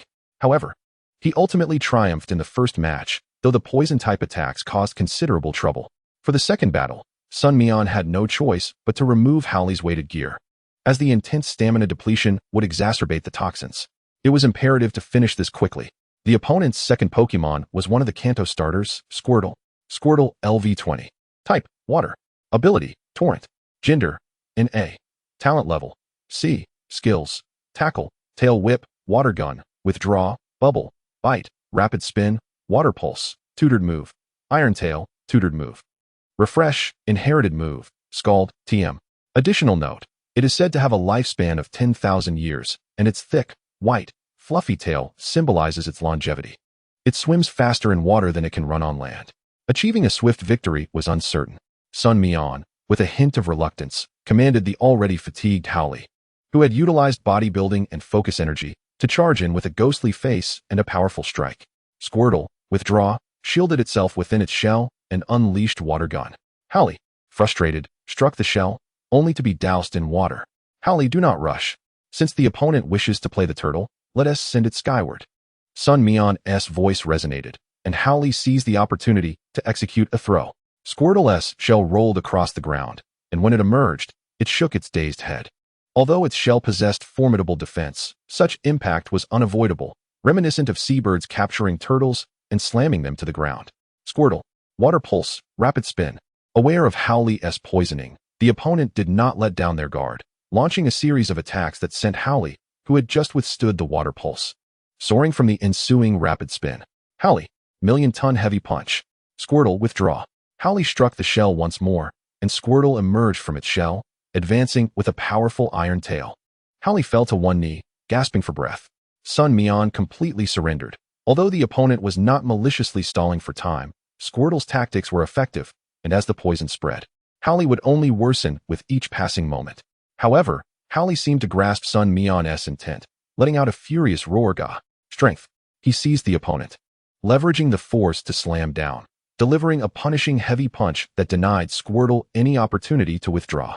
Squirtle retaliated with a fiery bite, landing an iron tail. Both Pokemon staggered back a few steps, panting heavily. Squirtle glared at Howley, who was equally breathless. I understand your meaning, Howley. For the final blow, unleash the maximum power of the Million-Ton Heavy Punch. Squirtle, let us go. Maximum power of Water Pulse. Boom. All eyes were drawn to this moment. Both Pokemon staggered back, but Howley faltered first, collapsing to the ground. Squirtle remained upright, though its legs trembled uncontrollably. Howley lost its ability to battle, and the victor is Squirtle. Please, classmate Sun Mian, release your next Pokemon. No need, teacher. Squirtle can no longer endure another battle. At that moment, the opponent suddenly raised a hand, declaring, I concede. Zhang Ji chuckled as he retrieved his comics, giving Sun Mian a thumbs up. Come on, Sun Mian. Keep it up. Sun Mian, with a smile, returned his Howley and expressed his gratitude. This person is quite impressive. Lu Yi commented cheerfully. Long Dong nodded in agreement, noting that Zhang Ji was a junior to a fallen investigator from Magic City. A tiger father begets no son of a dog. Lu Yi added. Indeed. Sun Mian promptly took Howley to the infirmary, as the toxin required urgent attention. Outside the infirmary, Sun Mian vaguely spotted two figures engaged in conversation. Chapter 71, The Missing Data. Now that everyone's watching, we should probably tone it down a bit. Side 1. Who doesn't know that? But we can't jeopardize the organization's meticulously arranged plan. Members have already infiltrated the research lab. Once they obtain the data, we need to assist them in successfully returning it. We are merely sacrificial pawns. One individual sighed deeply, reflecting on their plight. Having been adopted by the organization from an orphanage, they lost all autonomy from that day forward. The brainwashing and training instilled in them a sense of hopelessness, leaving them with no inclination to resist, merely despair for the world around them. At the entrance of the research lab, a middle-aged man clad in a white lab coat humbly greeted everyone, including the interns. The newly recruited members did not engender any feelings of disdain among the others due to the impressive results of his experiments. Focused on genetics, he significantly enhanced the selective inheritance of skills among Pokemon from the same egg group, achieving nearly a 15 success rate after 3 generations of trials. Such a figure is indeed formidable. Yet, This relatively obscure teacher chose to attribute his honor and paper to the institution rather than to himself. After 3 months of observation, the school leadership nearly unanimously approved his entry into a new research group, granting him the authority to initiate new projects. Despite wielding considerable influence, the teacher remained exceedingly humble, seeking guidance from every senior in the lab. Most of the interns graduated from the Magic City Pokémon Academy, and those who interned here for a few years had a chance to secure a permanent position if involved in significant projects. While becoming a project leader was a lofty goal, at the very least, they could expect to attain the status of a junior researcher. This is one of the pathways to advancement for Pokémon researchers in this world. Dr. Chun, this way, your office is over here, an intern enthusiastically led the way. Dr. Chun smiled gently, replying, "Thank you for your assistance." "Not a bother at all," the intern replied cheerfully as they walked ahead. The other interns secretly lamented their lack of courage to approach him. After all, this was the head of a new project. If they could participate, based on Dr. Chen's paper, it was likely to yield results within 3 years. Regret lingered in the air. Dr. Chen's new office bore little difference from his previous one: pristine white walls, uniform tiles, and 4 cabinets that housed only the basic materials for the lab, leaving it rather barren. There were 4 desks, designated for Dr. Chun and his assistants. The basic experimental instruments nearby were still new, encased in protective film. Dr. Chun gestured toward the desk, saying, "I apologize for the inconvenience. But could you assist me in learning how to navigate the lab system?" "Of course, Dr. Chun." The intern beamed as he sat down and powered up the computer. After a moment of observation, Dr. Chun curiously inquired, "Are the data from each project not interconnected, rendering it impossible to learn from each other's experiences?" "That is indeed the case, Dr. Chun. You may not have been in the lab before, but although the project leaders are on the same level, they do not interact with one another. As such, all project data is exclusively stored on the computers of the lab heads," the intern explained earnestly. "Ah, I see, Dr. Chin responded, his smile now tinged with understanding. Halley's Pokeball was returned, and Sun Mian expressed his gratitude as he accepted it. The infirmary was currently bustling with individuals injured from the selection tournament. Sun Mian did not linger and stepped outside. Looking toward a nearby grove, he noticed that the 2 figures seemed to have vanished. Upon reaching the school gates, Long Dong and Lu Yi were waiting. During the selection tournament, classes were suspended, and after it concluded, the trio returned to their rental apartment after purchasing necessary ingredients for Pokemon food. Halley required a communication evolution, and since the Pokeball for Dairai, a Pokemon, was registered under Sun Mian's name, he could simply exchange it with Lao Luo to facilitate the evolution. However, due to Halley's premature evolution, it lacked mastery over the skills required for stability and needed time to settle. Communication evolution had also been discovered in this world. The special currents generated by the Pokemon transfer device stimulated the Pokemon's genes, prompting evolution. The system also expressed its opinion, indicating that its energy framework exceeded the requirements for communication evolution, suggesting that theoretically, it could assist Pokemon capable of communication evolution in their transformation. Nevertheless, Sun Mian stated, "Not at this moment. Please rest for a bit." Lu Yi sent the finalized list to Zhangqi. It was likely that Zhangqi would make a trip to Magic City soon, as the results achieved by Sun Mian and his companions far exceeded Zhangqi's expectations, indicating that they were nearing completion. "I heard the research lab has a new teacher," Long Dong commented, taking a bite of sweet and sour pork. "That teacher should be competent. He has been at the Magic City Pokemon Academy for a decade," Lu Yi replied. "Is that so?" Long Dong mused, easing his suspicions about the teacher, though he remained cautiously skeptical. After dinner, Sun Mian took the 3 Pokemon to Long Dong's dojo for training. However, on the way back, he received a call from Long Dong. "Sun Mian, come back. The lab's data has been stolen." Sun Mian felt a headache coming on. A mission was triggered. The data from the Magic City lab had gone missing, and the host must strive to recover it, as the system required some crucial data to fill in the gaps. System? Sun Mian sensed the system's excitement. Aside from the first instance when the system nearly vanished, it had never before expressed such intense demands. What is the reward? However, Sun Mian was not one to act without incentive, so he quickly inquired. "After the data is completed, I may be able to track down a Pokemon's trail. Are you sure you won't assist?" The system proposed. "Don't give me that legendary Pokemon spiel. Even if you find it, I couldn't defeat it. Offer something tangible, like 3 bottles of physique enhancement potions." Sun Mian replied with a sly grin. "1 bottle. The system seemed to require energy for other tasks." "Deal. Let us do this." Sun Mian readily agreed, as it was just in time for Scorpion to try some. He needed to maintain fairness. The system pinpointed the location of the data and implanted it in the host's mind. A GPS-like projection appeared in Sun Mian's mind, revealing a glowing point. He nearly burst into laughter and quickly dialed Longdong. I suspect the data is still within the school and hasn't left. Do not exit the school premises. They might be attempting to draw us away. Focus on searching the building where the ghost-type Pokemon murmurs. I understand. Longdong unconditionally trusted Sun Mian's words. Chapter 72. The Ghostly Teaching Building. Ghost Sizzle. Rest. In the somber stillness of the teaching building, whispers akin to hushed cries occasionally punctuated the darkness. A dream eater stood illuminated, its eyes aglow, with its arms raised and a helmet adorned with several wires affixed to its head. Dr. Chun, wearing a smile, lingered behind the dream eater, while several unfortunate students, entranced by its hypnotic powers, lay sprawled on the floor, their pokeballs still unopened. Dr. Chun bent slightly to retrieve a fallen sphere, tossing it lightly in his hand. The dream eater's formidable psychic prowess, augmented by an unknown device, forcefully breached the fingerprint lock on the pokeballs, releasing a ghastly Jengar that emerged with a sinister grin, cackling ominously. With a swift double hypnosis, it rendered the students unconscious. A vial of pale green potion floated up, shattering under the influence of Jengar's ethereal arm, dripping onto the faces of the Pokemon and seeping into their nostrils. This is it. Longdong furrowed his brow, observing the teaching building shrouded in darkness. It was indeed peculiar. Though the moon was not full that night, the building was engulfed in a pitch-black void, leaving only a vague silhouette discernible. Countless individuals began to converge upon the site. Among the first to arrive, besides Longdong, were 4 figures resembling teachers. Is Sun Mian's information reliable? One inquired, sensing the heavy presence of ghostly energy within. Could it be that someone is maliciously controlling ghost-type Pokemon? Another voice chimed in. Sun Mian is on his way. He is not one to speak without reason. The atmosphere here is suspicious. The density of ghost-type energy is not merely about control. You've seen the chaos caused by these rogue Pokemon, and the situation here is markedly different. Longdong asserted, his expression grave. Do not act rashly. The police are on their way. One of the teachers interjected, only to be interrupted by a sudden sighting of strange beams of light emanating from the roof of the building. A psychic amplifier. Longdong's pupils dilated in alarm.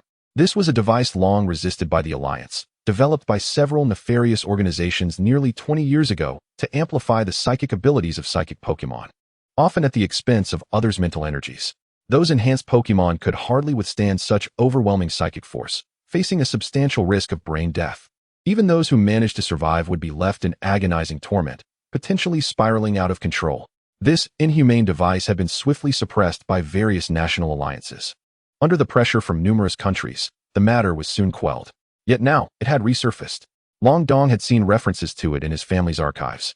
As one of the premier families in Huagua, the Long family had numerous connections within the military, and many clandestine events bore their mark, granting them insight into matters beyond the reach of ordinary citizens. No, the psychic energy is spreading. It seeks to plunge the entire school into slumber. Longdong felt a powerful force compelling him to succumb to sleep. He bit down hard on his tongue, forcing himself to remain alert. I must stop it. With that, Longdong dashed into the teaching building. Longdong, the others shouted urgently, striving to maintain their clarity of mind while leaving one person behind to await police reinforcements and report the situation. They hastily resolved to follow him inside. As the door swung open, a chilling wave of air rushed forth. Longdong hesitated momentarily before releasing his 3 Pokemon, Charizard, Seadra, and Dratini. I need your assistance. Charizard fixated on a distant sound of laughter, drawing him towards it. Seadra suddenly expelled a bubble, jolting Charizard back to awareness. Charizard cast an apologetic glance at his 2 companions, expressing gratitude. Cackle. Another voice echoed. Seadra, use Water Pulse. A blue wave surged into the darkness, dissipating harmlessly against the wall. Dragon. Came the voices of the 3, though their figures remained unseen. Longdong frowned slightly, wondering if it was an illusion. No. Given their likelihood of searching for him, the absence of their presence meant something was amiss. Without a psychic type to break the spell, Longdong found himself in a predicament. Fortunately, one of the teacher's Pokemon, a Gardevoir, gradually discerned the way. The ghostly energy from the 3 Pokemon enveloped the corridor. Thus, the truth behind Longdong's disappearance was revealed. Gardevoir's eyes sparkled as it wielded its spoon with a flourish. Suddenly, Longdong and a Jengar clashed in a spectral duel. At that moment, Charizard struggled on the ground, its body weary from the relentless onslaught it had endured in a short span of time. Charizard had not only faced attacks from 3 Ghost-type Pokémon, but had also shielded its companions and its trainer, absorbing nearly all the damage. Gardevoir. Use Psychic. Gardevoir sprang forth, countering the damage dealt to Long Dong and his 3 Pokémon, causing the Ghost types to falter. However, Gardevoir was ultimately outmatched, gradually succumbing to the overwhelming force. No, we cannot remain idle. Noctowl. Reveal. At that moment, another trainer's Pokémon joined the fray. An opportunity arose. Charizard. Iron Tail. In close quarters, Charizard struck one of the Ghastly. The Ghost was taken aback, realizing it had been hit. Noctowl. Use Psychic too. The situation shifted dramatically, just as the 3 Ghost types collapsed. A thunderous sound echoed from the corridor's end. It was a seemingly endless swarm of Zubat descending upon them, like a monstrous beast with gaping jaws. Charizard. Unleash Flamethrower. Long Dong commanded urgently. The Zubats swooped like moths to a flame, with the front line crashing down, yet the ones behind surged forward, utilizing their fallen comrade's sacrifice to reach the group. One by one, the Zubat revealed their sharp fangs, sinking their teeth into Charizard, who writhed in agony as they clung to its arms and body. Despite all Pokémon joining the battle, the Zubat seemed inexhaustible, surrounding the 4 trainers while their own Pokémon struggled to protect them, sustaining continuous injuries. Suddenly, Noctowl collapsed, and a dozen Zubat poured through the gap. Chapter 73, The Void Dream. The night enveloped the entire school, and all who slumbered seemed to enter a peculiar dream. It was a realm of nothingness, a boundless void, devoid of any light, where one could scarcely perceive their own existence, drifting like a mere speck of dust in an infinite expanse. The body felt increasingly weightless. At this moment, Dr. Chin's smile remained as composed as that of a gentleman, exuding an air of tranquility. The entire school's psychic energy was being absorbed by him. While the dream-hunting creature experienced a throbbing headache, its brow tightly furrowed. Yet, it was specifically selected by Dr. Chin, a descendant of carefully curated genes from numerous psychic Pokémon. And it was the sole survivor among its lineage. Like a meticulously nurtured pestle, its capacity to endure psychic intensity far surpassed that of ordinary psychic Pokémon. Thus, this Pokémon could indeed arrive here. I must capture it. Dreams, immerse yourself in this endless night. Upon arriving, the police personnel were met with a school already engulfed in darkness, their expressions darkening. At that moment, a horde of Pokémon with crimson eyes emerged from the shadows. These creatures bore a striking resemblance to those completely out of control, exhibiting no fear or pain. Yet their target seemed unmistakably clear: the group of officers. The degree of control these Pokémon possessed far exceeded that of the merely chaotic ones. The assortment of Pokémon equipped by the police was extensive. Yet the variety of these rampaging Pokémon was equally comprehensive. In their mutual confrontation, the officers made no progress, failing to even set foot inside the school gates.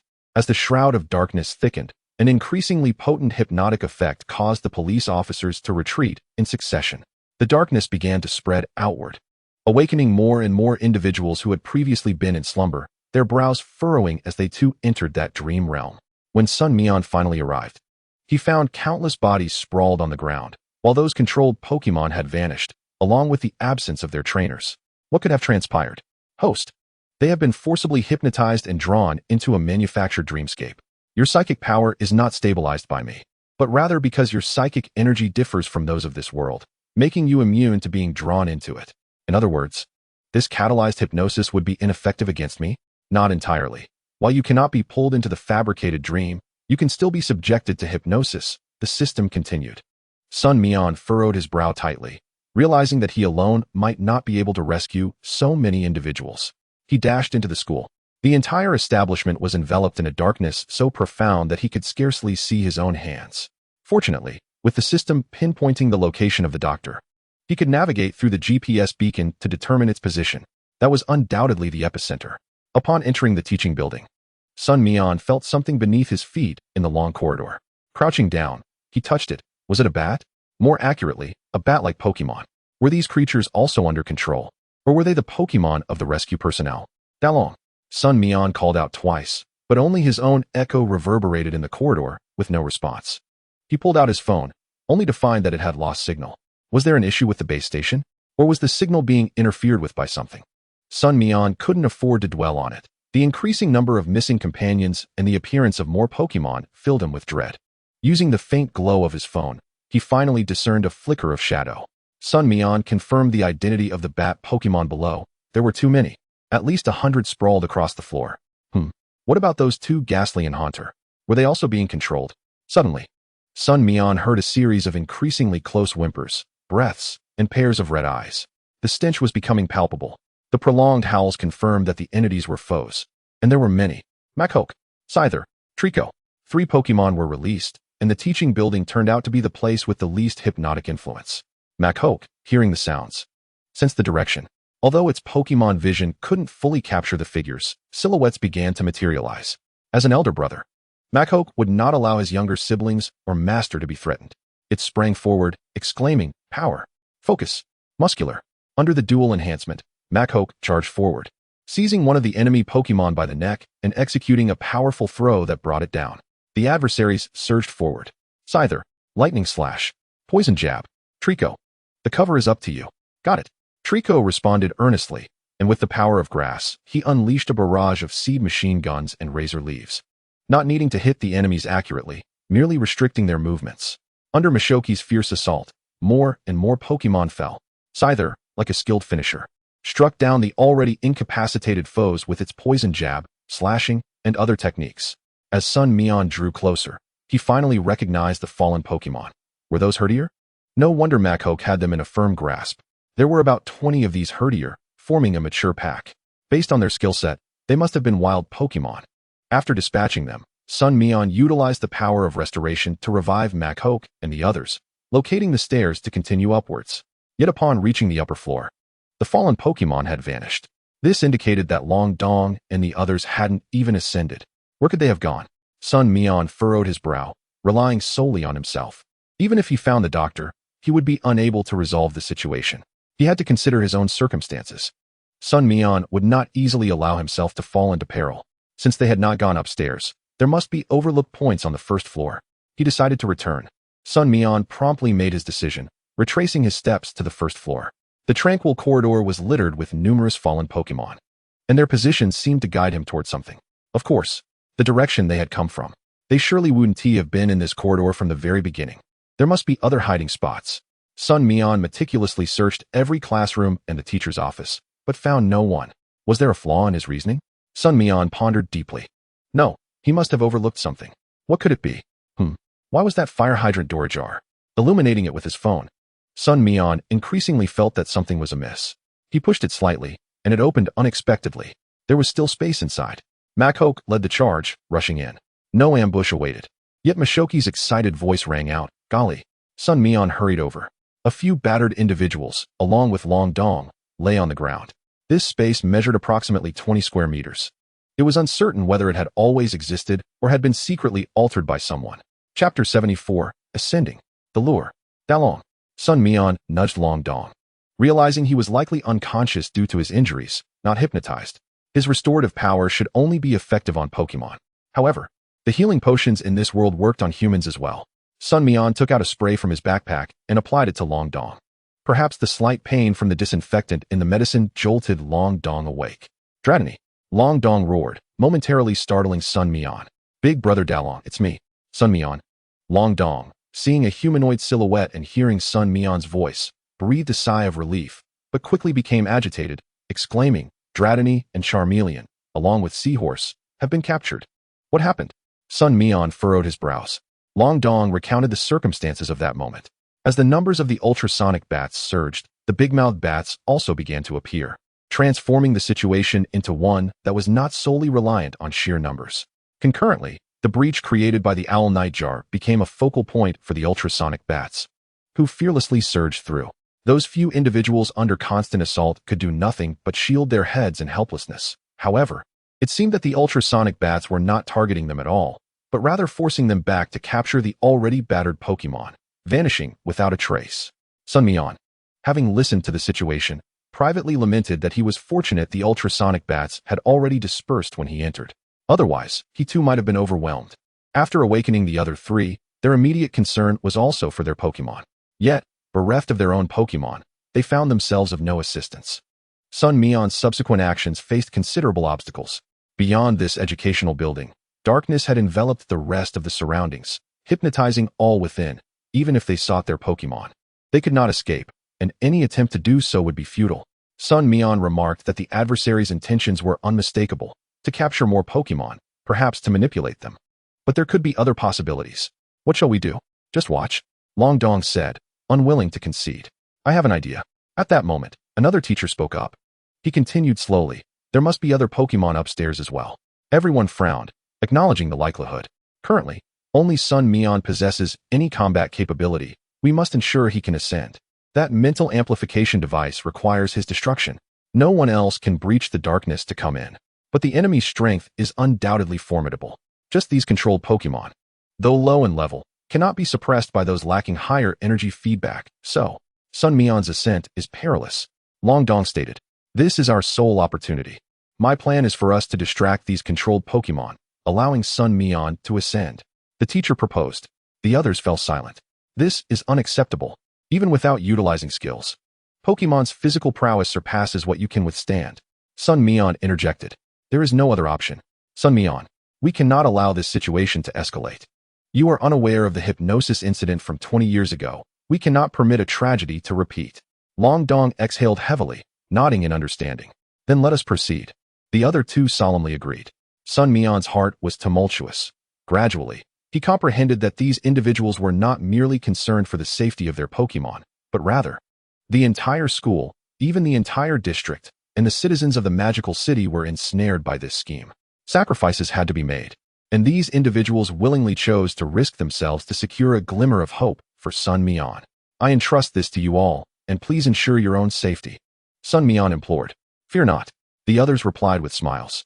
The railing of the stairwell emitted a piercing sound as it was struck by a table leg.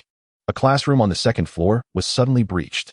A swarm of Meowth leaped into the corridor, racing towards them. Bursting forth from the hallway, they charged downwards. Not far away, a figure darted towards a classroom.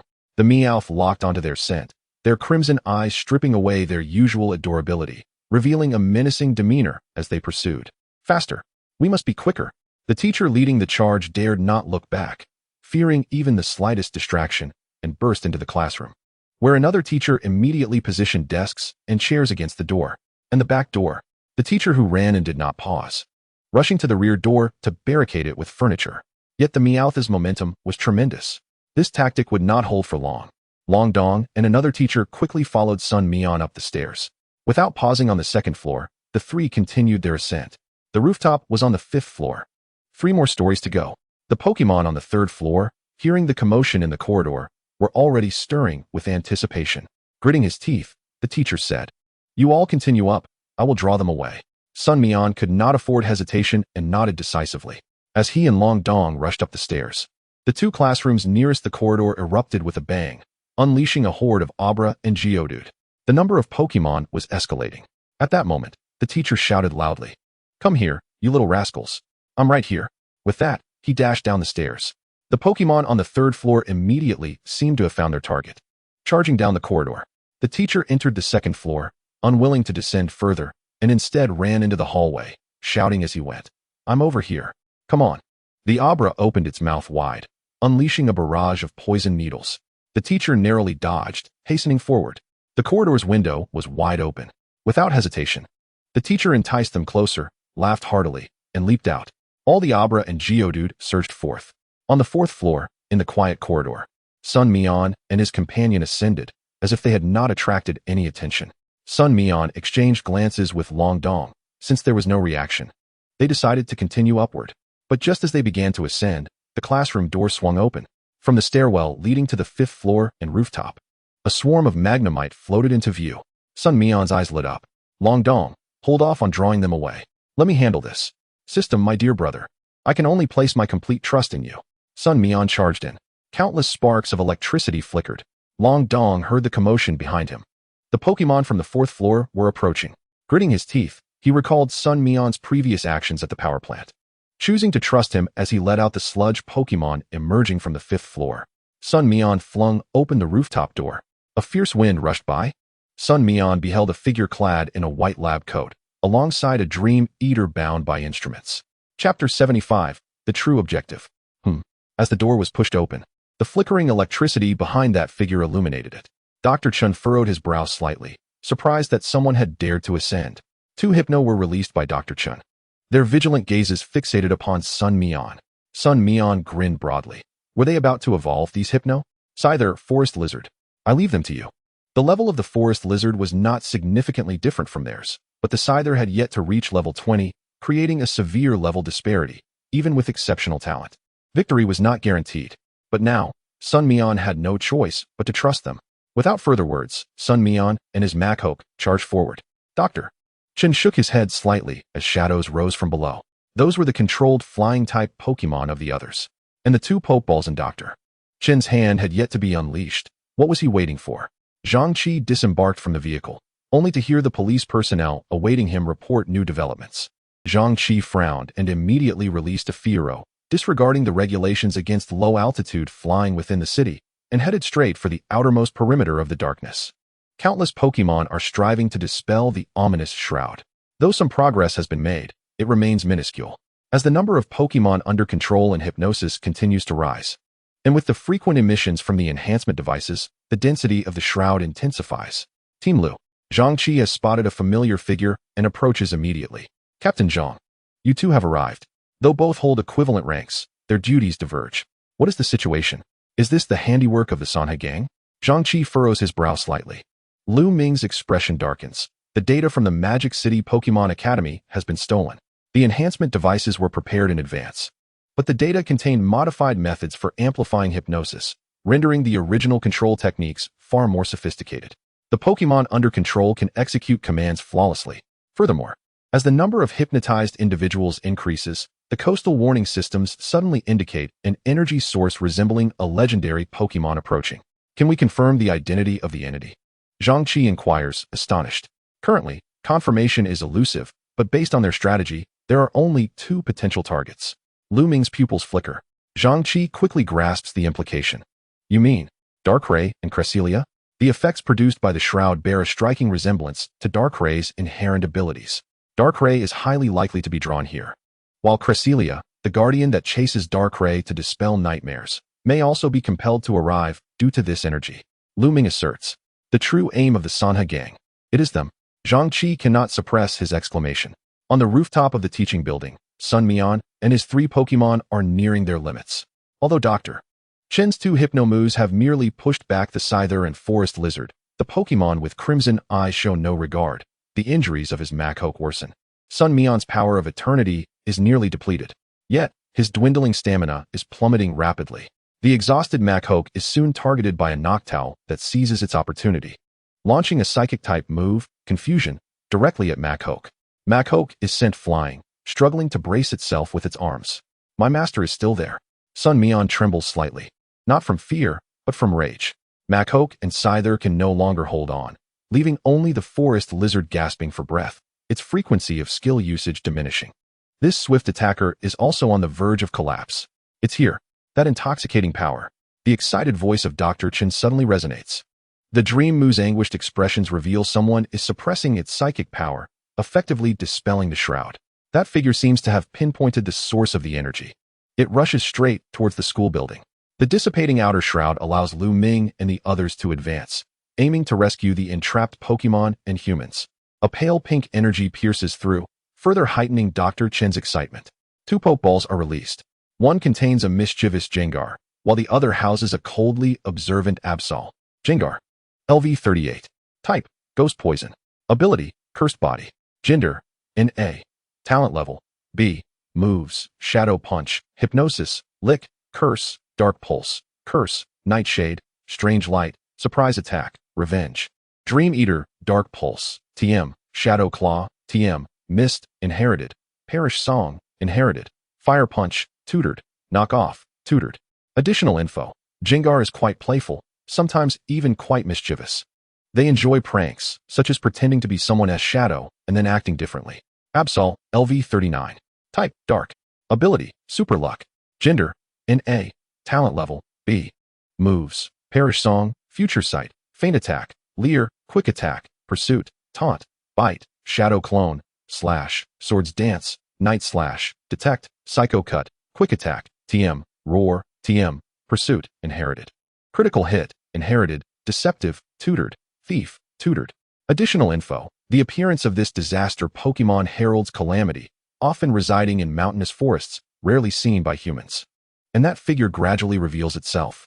With a light blue body, yellow at the base, and 2 strands of purplish-red hair extending from its arc-shaped chest, adorned with yellow decorations reminiscent of crescents on either side of its head.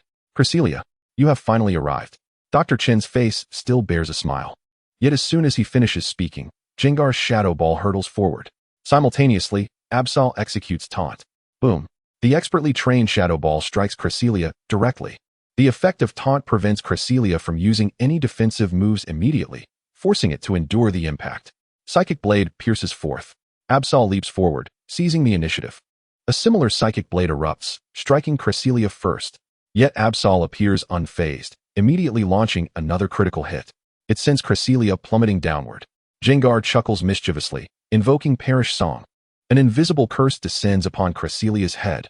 Their teamwork is impeccable. The Disaster Beast is nearly immune to Psychic-type moves. Consequently, Cresselia finds itself in dire straits almost instantaneously. The successful invocation of Perish Song seals its fate. Chapter 76. The Conclusion.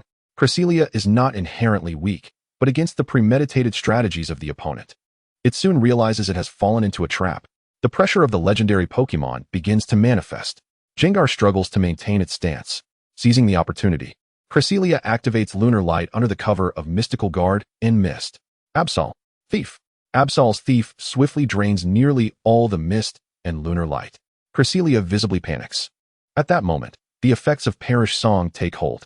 Gengar emits a painful cry, rolling its eyes back as it teeters on the brink of defeat. Cresselia's face trembles violently, its body losing balance, and it collapses to the ground. Dr. Chen swiftly retrieves a Pokeball, intent on capturing Cresselia. Damn it! After watching for so long, Sun Mian can no longer contain himself, and, utilizing his similarly trained physical prowess, crashes into Dr. Chen. Cresselia tumbles onto the rooftop. The primary targets of the controlled Pokémon remain the trainers. This was a predetermined target, allowing Sun Mian to burst through the Pokémon throng and tackle Dr. Chen. Sun Mian has no time to ponder. Absol has already locked onto him. Gritting his teeth, Sun Mian charges directly toward the psychic enhancement device. I'm going to destroy this thing. The protective mechanisms of the device unleash a staggering electric current, piercing through Sun Mian. Dr. Chen rises. Seething with anger. You dare tamper with my enhancement device? You must be courting death. Amidst the electric surge, Sun Mian rips off the conduits, causing the Dream Moose to collapse to the ground, unable to sustain the chaotic energy within without the enhancement device. As the Absol's cleave approached Sun Mian, it seemed as though the end of the story was imminent. Suddenly, a figure intervened, crashing into the fray. Sun Mian gaped in astonishment at the silhouette. It was the Dream Eater, a creature whose power had collapsed. Remarkably, it had come to his aid. Dr. Chen's expression twisted into one of fury as he bellowed. How dare you betray me after all the time I invested in your cultivation?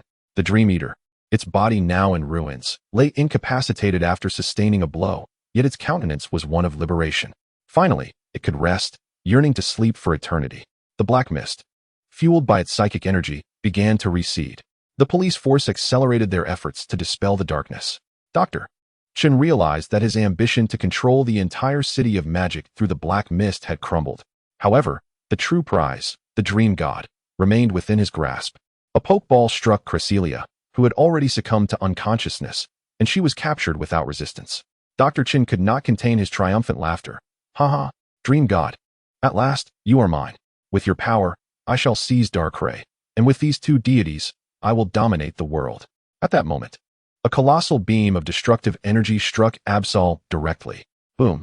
Absol was hurled violently against the wall. A rotund creature with 2 long, slender antennae atop its head and a small horn appeared. It was none other than Dragonite. Sun Mian's pupils constricted with shock. Chenwei, after a decade of training at the Magic City Pokémon Academy, have you not gleaned anything from it? Just then, a figure atop Dragonite emerged. Sun Mian recognized him from photos. This middle-aged man, with graying hair and around 50 years of age, was the vice principal of the Magic City Pokémon Academy. Moreover, he was the foremost contender for the title of champion in the region. Apart from the champion's battle prowess, he was at the pinnacle of strength. The energy emanating from Dragonite was equivalent to level 50, barely reaching the threshold for a champion. Upon landing, several other Pokémon were released. Charizard, Scyther, Electivire. Crocodile, Gyarados. Alongside Dragonite, this formidable team of quasi-champions was extraordinarily imposing. The Black Mist's influence had already diminished, rendering it nearly ineffective against them. Gyarados, known for its fiery temperament, could not contain itself upon seeing a horde of crimson-eyed flying-type Pokémon and unleashed a Dragon Rage. The attack sent the group of flying types, averaging levels 18 to 20, careening away. Electivire entered the fray, unleashing a relentless barrage of thunder. The tide of battle shifted once more. My research outcomes are dismissed by your so-called academic circles. You fools still seek friendship with divine beasts? Do you truly believe yourselves to be children in kindergarten? It is sheer folly not to harness such immense power for oneself. Dr. Chen's expression remained vicious. As he brandished a button-like remote control, he pressed it with fervor. All the Pokémon under his control had their eyes turn an even deeper crimson. Driven to madness, they perceived every target as an enemy. Not only the police officers, but also their own comrades became victims of their wrath. You have truly lost your mind, the vice principal exclaimed angrily. Simultaneously, the other Pokémon, aside from Dragonite, swiftly joined the rescue efforts. Dr. Chun was apprehended, and the Pokeball containing Cresselia was now grasped firmly in the vice principal's hand. Sun Mian watched anxiously. Few could withstand the power of a divine beast. If that strength were to be augmented and meticulously planned, it could reshape the world. However, the vice principal showed no hesitation as he released Cresselia, observing her weakened state and injuries. He fell silent, awaiting the police to take Dr. Chun into custody. He then instructed Dragonite to escort Cresselia to the Pokémon Center, for she did not belong confined within that small Pokeball. The vice principal also noticed Sun Mian and smiled gently. Sun Mian froze momentarily before understanding. He must be aware of the police's mission. It's me. Hello, vice principal. The vice principal regarded him with warmth, though he noted the injuries Sun Mian sustained from being thrown around. He frowned slightly. Where are the officers? There are still injured personnel here. The police officers, drenched in sweat, rushed forward to assess Sun Mian's condition. Don't look at me first. My Pokémon are gravely injured. Sun Mian hurriedly interjected. Haunter lay completely unconscious, its body soaked in blood, with only the faint rise and fall of its chest indicating it was still alive. Scorpius struggled to rise, while the legs of Forest Lizard were grotesquely deformed. Everyone had fought too hard. And our team members, those teachers, and Long Dong. Sun Mian urged anxiously. Rest assured, Lu Yi's intel was precise. We located them in advance and sent them to the hospital, the police explained. Sun Mian finally exhaled in relief, fatigue overwhelming him as darkness enveloped his vision, and he too succumbed to unconsciousness. Chapter 77, The Naive Yet Insightful Fool. Inside the hospital established by the Pokémon Center, Sun Mian felt as though he had slept for an eternity, even experiencing the sensation of being overly fatigued and desiring to rise immediately.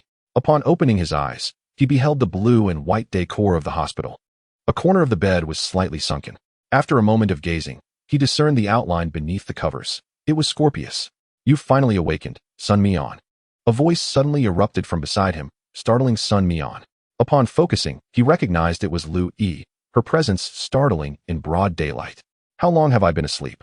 Sun Mian's head throbbed slightly, a remnant of his prolonged slumber. About 2 days. The Magic City College selection tournament has concluded. Your absence was deemed a forfeiture. Lu Yi informed him. Oh, that's inconsequential.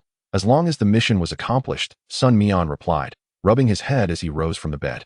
Lu Yi nodded knowingly. With Dr. Chen's capture, they had indeed fulfilled the police's objective. However, Sun Mian was more concerned about the mission issued by the system. Speaking of which, did the system collect the data? The data was automatically collected when the host came into contact with Chunwei and the psychic enhancement device.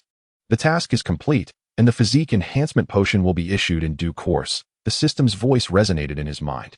Yet, it seemed rather preoccupied, leaving no time for idle chatter. Did that data truly possess some special significance for him? By the way, what about Long Dong and the others? Sun Mian stretched his limbs, and Scorpius promptly awakened, joyfully calling out upon seeing Sun Mian. Long Dong and the others are still in the intensive care unit. Haunter and Forest Lizard are in critical condition, but they are out of danger now, albeit in a Pokémon ward, Lu Yi explained, her expression tinged with worry. When they found Long Dong, there was barely a single unscathed area on his body. The 2 teachers discovered in the classroom suffered the least. But that was only in comparison. One teacher was found with extensive fractures, with no hope of recovery. He may very well spend the rest of his life in a wheelchair. When Long Dong was discovered, He was incoherent and delirious, and during transport to the hospital, his heart briefly stopped. Fortunately, the emergency physician's timely response yanked him back from the clutches of the Grim Reaper. After hearing Lu Yi's words, Sun Mian retracted his scorpion Pokemon and was poised to rush to the intensive care unit. Lu Yi, unable to stop him, could only hastily follow. However, the doctors did not permit their entry. For the current group, they had yet to evade the perilous phase, remaining susceptible to unforeseen circumstances at any moment. Sun Mian remained silent, and at that juncture, Lu Yi tentatively spoke again. The vice president mentioned that if you awaken, you should give him a call as he has matters to discuss with you.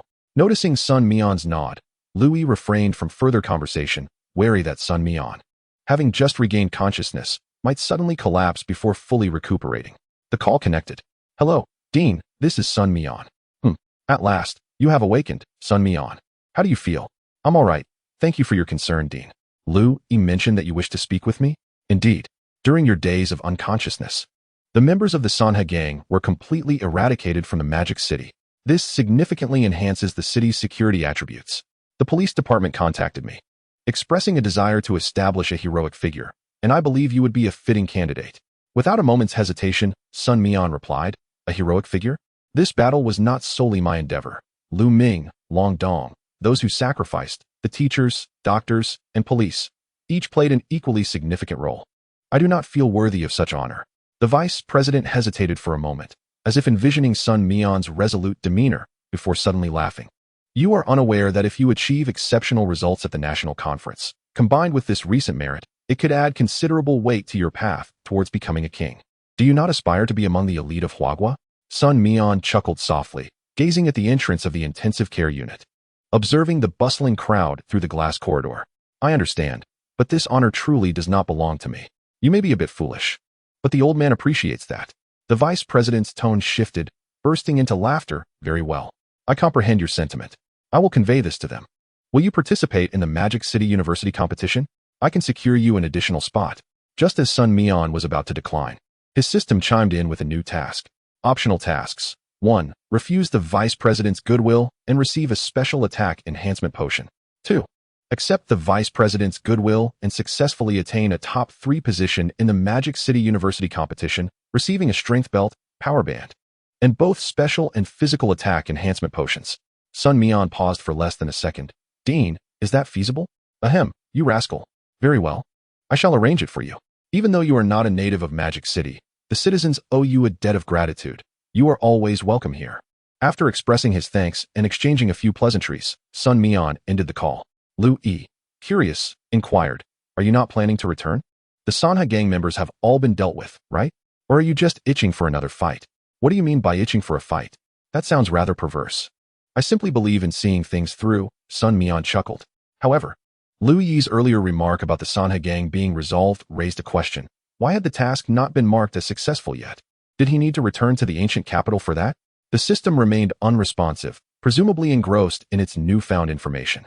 After spending a day in the hospital, Sun Mian grew restless. He had never enjoyed being confined to such places, feeling an inexplicable sense of oppression. Yet, he visited Howley and the forest lizard. The latter's leg injury was severe, likely keeping it out of combat for about half a month.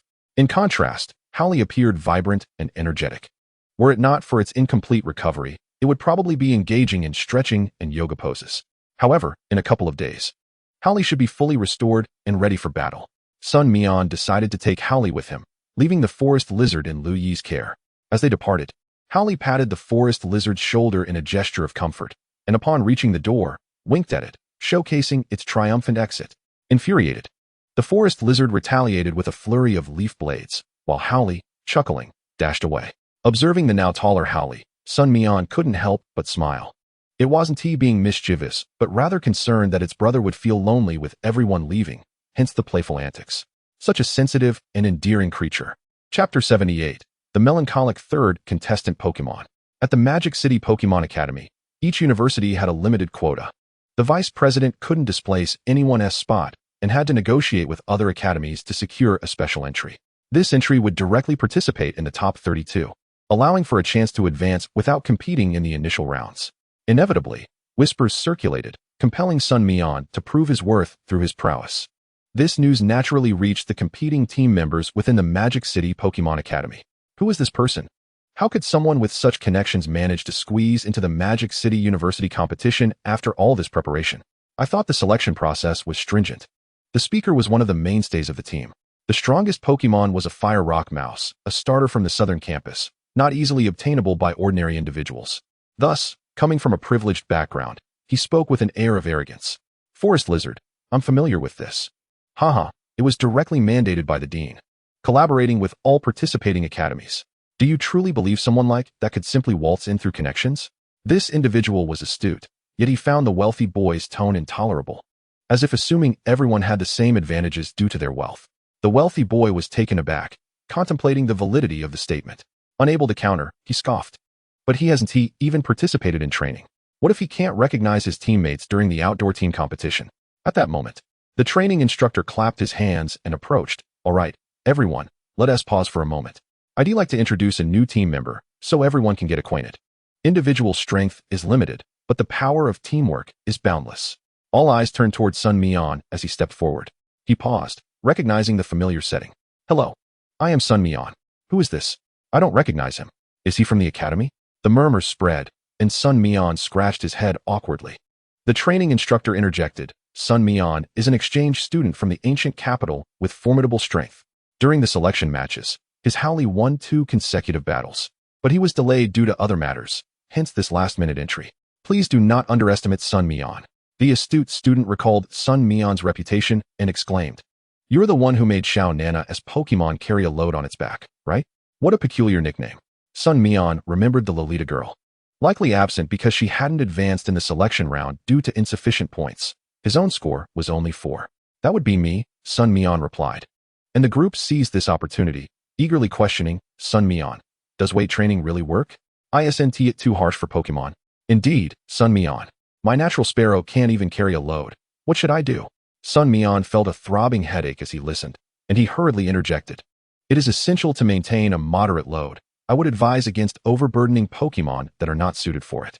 My own Pokemon can only handle the weight. Specifically my Machoke. The others merely engage in physical training. The group nodded in understanding, realizing that a complete replication of the situation was unattainable. After a discussion, Sun Mian observed that they had all released 3 Pokemon to participate in the training.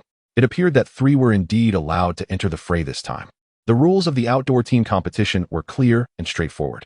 All participants were to be placed on a small island, teeming with wild Pokemon that could be battled and potentially captured. However, maliciously killing another Pokemon was strictly prohibited unless one's life was threatened and there was no intent to provoke. Furthermore, aside from one's teammates, all students from other academies were considered adversaries. Each student defeated would yield a reward of 6 points in total, equivalent to 2 points per Pokemon. Participants were forbidden from carrying healing items or any potions for status ailments. Should a Pokemon become too fatigued or incapacitated, they could utilize a distress signal device to summon inspectors to retrieve them, allowing the remaining Pokemon to continue until the conclusion of the match. Ultimately, the team with the highest score would be crowned the champion, with the highest scorer declared the MVP. Followed by second and third places in succession, points from the preliminary rounds would not carry over. The official competition was set for tomorrow, and Sun Mian took a moment to familiarize himself with his teammates and their Pokemon. He felt a pang of concern about his third Pokemon. How would he manage without it? His Forest Lizard was certainly unable to participate any longer. Long Dong had recovered his 3 Pokemon, but they were significantly injured. Luigi's few Pokemon were also in a similar state. Sun Mian rubbed his nose. Not that he looked down upon Luigi's resources. Indeed, the affluent girl's lineup was quite commendable. However, he was simply unaccustomed to such a strategy, and without proper synergy, it would be akin to entering the battle with 0 strength. At that moment, a phone call came through. Oh, it's old Luo's call. Xiaomian. Or is it classmate Louis? Oh, old Luo actually knows Louis. Sun Mian recalled that he had been calling them daily, and it must have been Louis who answered during his 2 days of unconsciousness. Uncle, it's me, he promptly replied. Oh, Xiaomian. I heard from Louis that you participated in a training session at school recently and couldn't communicate with the outside world. Now you're off to compete? Old Luo's remark made Sun Mian feel a bit reassured, though he still chose not to divulge his recent unconsciousness, responding instead, Yes, Uncle, the competition is tomorrow, and I was just contemplating my lack of a Pokemon. He hadn't considered his Snorlax, as it was not inclined toward battling. He merely mentioned this to update his family on his situation. Ah, perfect timing, Sun Mian. Do you know a police officer named Ma Yuning? Old Luo exclaimed, slapping his thigh. What a coincidence. Yes, why? Sun Mian inquired, puzzled. Ma Yuning has heard of your connection to our family and has been quite helpful to us lately. She mentioned that Jiangbosch Mountain might be under development, with a research facility planned there. The Pokemon in the mountain need to be properly managed. And one of the monkey Pokemon apparently has something of yours. She asked me if it was your Pokemon. Old Luo explained. Sun Mian paused, recalling the cap he had given to the monkey Pokemon. Is it that one? It's not my Pokemon, but has it been captured?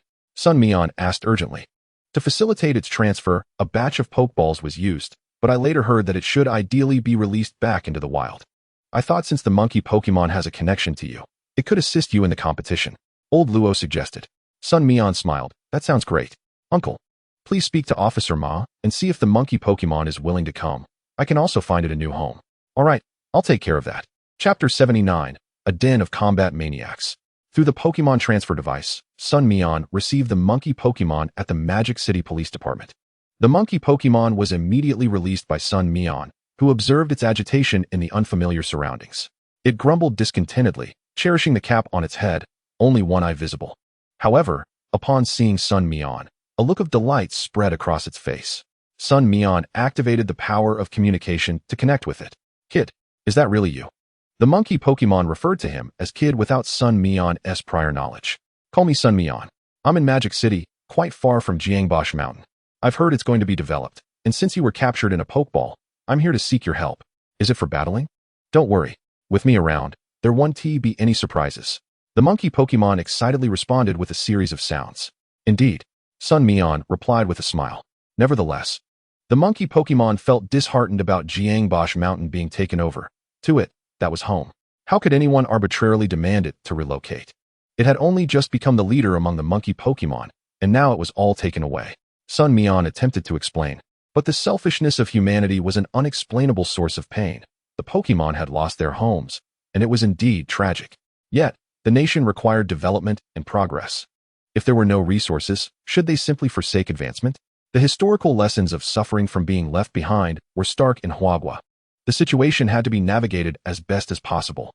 However, the monkey Pokemon was still a wild creature, its level quite low, only at level 15, attributable to its above-average potential. Otherwise, it would not have been able to level up. The monkey Pokemon had now mastered skills common to Earth. Although its combat prowess was not on par with the Scorpion Pokemon, it could still increase its battle capabilities. After a brief explanation of coordination at Long's gym, the monkey Pokemon grew to trust Sun Mian, willing to heed his commands, and their synergy deepened. The following day, all participants boarded a ship to a small island. Each team disembarked at different locations. Equipped with distress signal devices, Sun Mian surveyed the island, noting several cameras visibly monitoring the event. This competition was rumored to be broadcast nationwide, though it was likely that the citizens of Magic City would pay closer attention.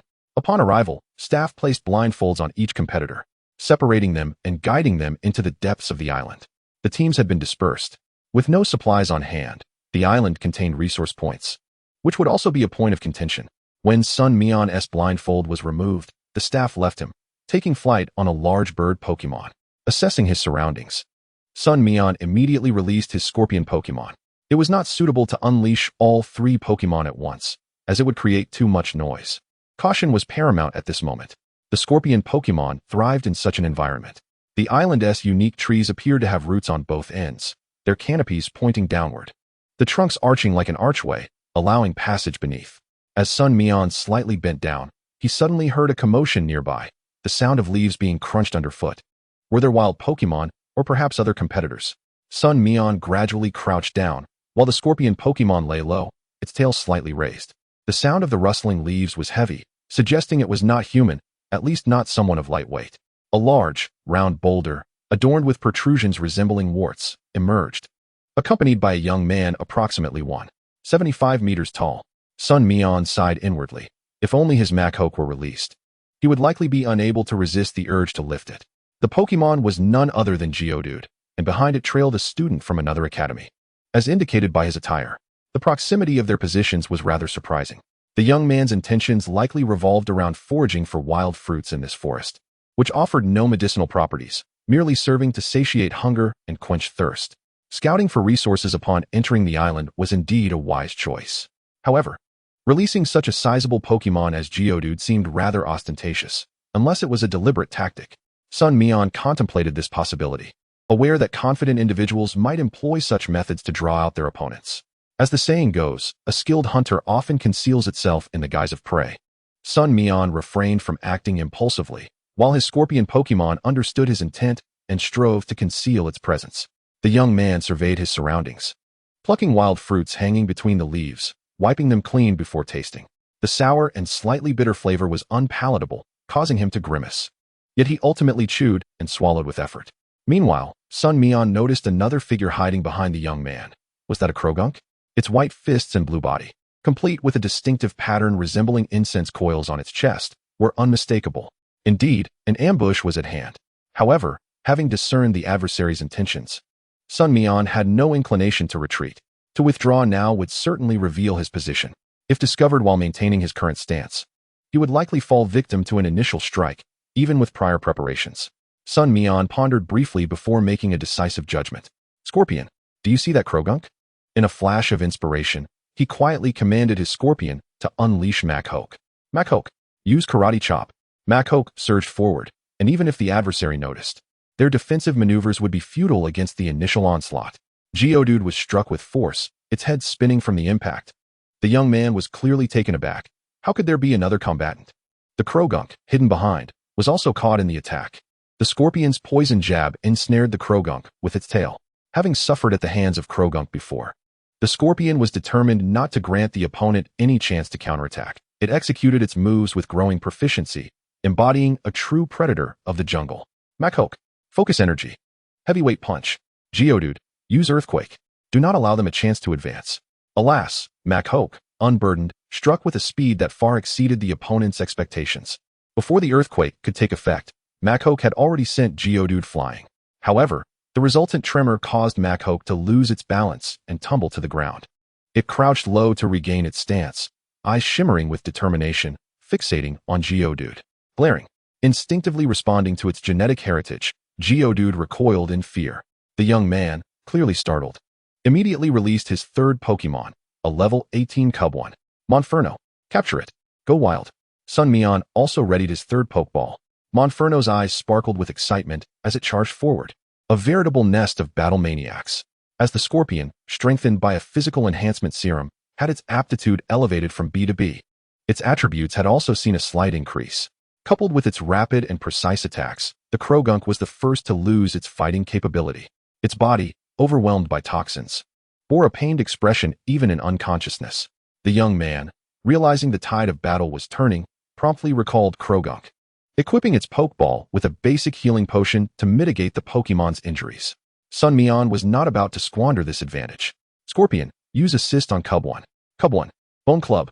Midway through the exchange, the young man commanded Cubone to fend off Monferno, while the Scorpion positioned itself at the forefront. Cubone, Reprisal. This Cubone knows such a skill. Sun Mian had not promptly acquired information on the opponent's third Pokemon, leading to a moment of oversight. Although Cubone's level was not particularly high, it had been nurtured by the young man since childhood, resulting in a high bond. Cubone's attack sent the Scorpion, which was in the midst of using Assist, crashing backward. Cubone staggered back 2 steps, but the maneuver effectively alleviated its earlier predicament. Cubone LV18. Type, Ground. Ability, Battle Armor. Gender, Talent Level, C. Moves, Growl, Tail Whip, Bone Club, Headbutt, Glare, Focus Energy, Bone Throw, Reprisal, TM, Look Through, Inherited Move, Fire Punch, Top Move. Additional information. The bone mask Cubone wears is the skull left behind by its deceased mother. Cubone, missing its maternal figure, tends to be somewhat tearful. Look through, you say? Sun Mian's mind raced as he swiftly made a decision. Monferno, use Hand Slash. Scorpion, employ Assist once more. Cubone, catch Monferno with Bone Club, then use Look Through. The young man calmly directed his Pokemon. However, Sun Mian suddenly smirked. Monferno, feign a threat. Monferno unleashed a cacophony of screeches, transforming various expletives into Pokemon language, hurling them at Cubone. Cubone, instantly incensed, was caught in the Look Through. At that moment, the Scorpion's attack arrived. Cubone was sent tumbling, rolling several times. Its bone mask went flying. Cub 1 gazed in shock at the mask, its eyes brimming with tears. Kala, Kala. Cub 1 snatched up the bone, preparing to charge once more. The scorpion glided down, a flash of electricity. It struck Cub 1 again, while Monferno assisted, delivering a kick that sent the recovering Cub 1 crashing down once more. Stop. I concede. The young man suddenly rushed forward, embracing Cub 1 in anguish. Sun Mian called a halt to the two Pokémon. He was not a villain. Yet he did not wish to grant the opponent any leniency. Press the distress signal. I will claim the points for all three Pokémon. As he spoke, he cast a glance at Machoke, which was treating Geodude as if it were a yoga ball. The young man nodded, pressing a device on his wristwatch. Their earlier battle had been accurately captured by cameras and streamed live. Bystander A. That young boy is merciless. Bystander B. 1. Poor Cub 1. Isn't it too unfair to fight 2 against 1? Bystander C. Are you all out of your minds? 2 against 1 is a situation created by the other side's advantage. It's because they brought fewer Pokémon. Ridiculous. Everyone expressed their opinions in the online commentary. However, from the official perspective, Sun Mian's actions were deemed correct. After all, the battlefield was not a venue for playing a simple 1v1 game. As more mythical beasts reveal their traces, an increasing number of ruins are being uncovered. This world craves the vigor of youth. Those who naively extend their kindness to one another may as well resign themselves to demise. Stupid little brother. Humph. A bird resembling an eagle swoops down, solidifying its reputation as a tool of the trade. The staff approaches for inspection, confirming its appearance from the surveillance footage, and promptly escorts the youth away. Sun Mian also recalls his Haoli and Hogoi into their Pokeballs, discreetly unleashing the power of Changpan to replenish their stamina. The path ahead grows increasingly narrow, the trees on these islands resembling thick vines, their branches sprawling chaotically, while a glimpse of an open route is visible. Diving through only leads to an entanglement of obstructive branches. Thus, progress is painfully slow. Sun Mian notices a flag faintly emerging in the distance. It is the flag of a supply station, likely visible to those nearby.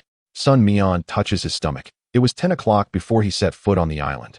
And surely, lunchtime has long passed by now.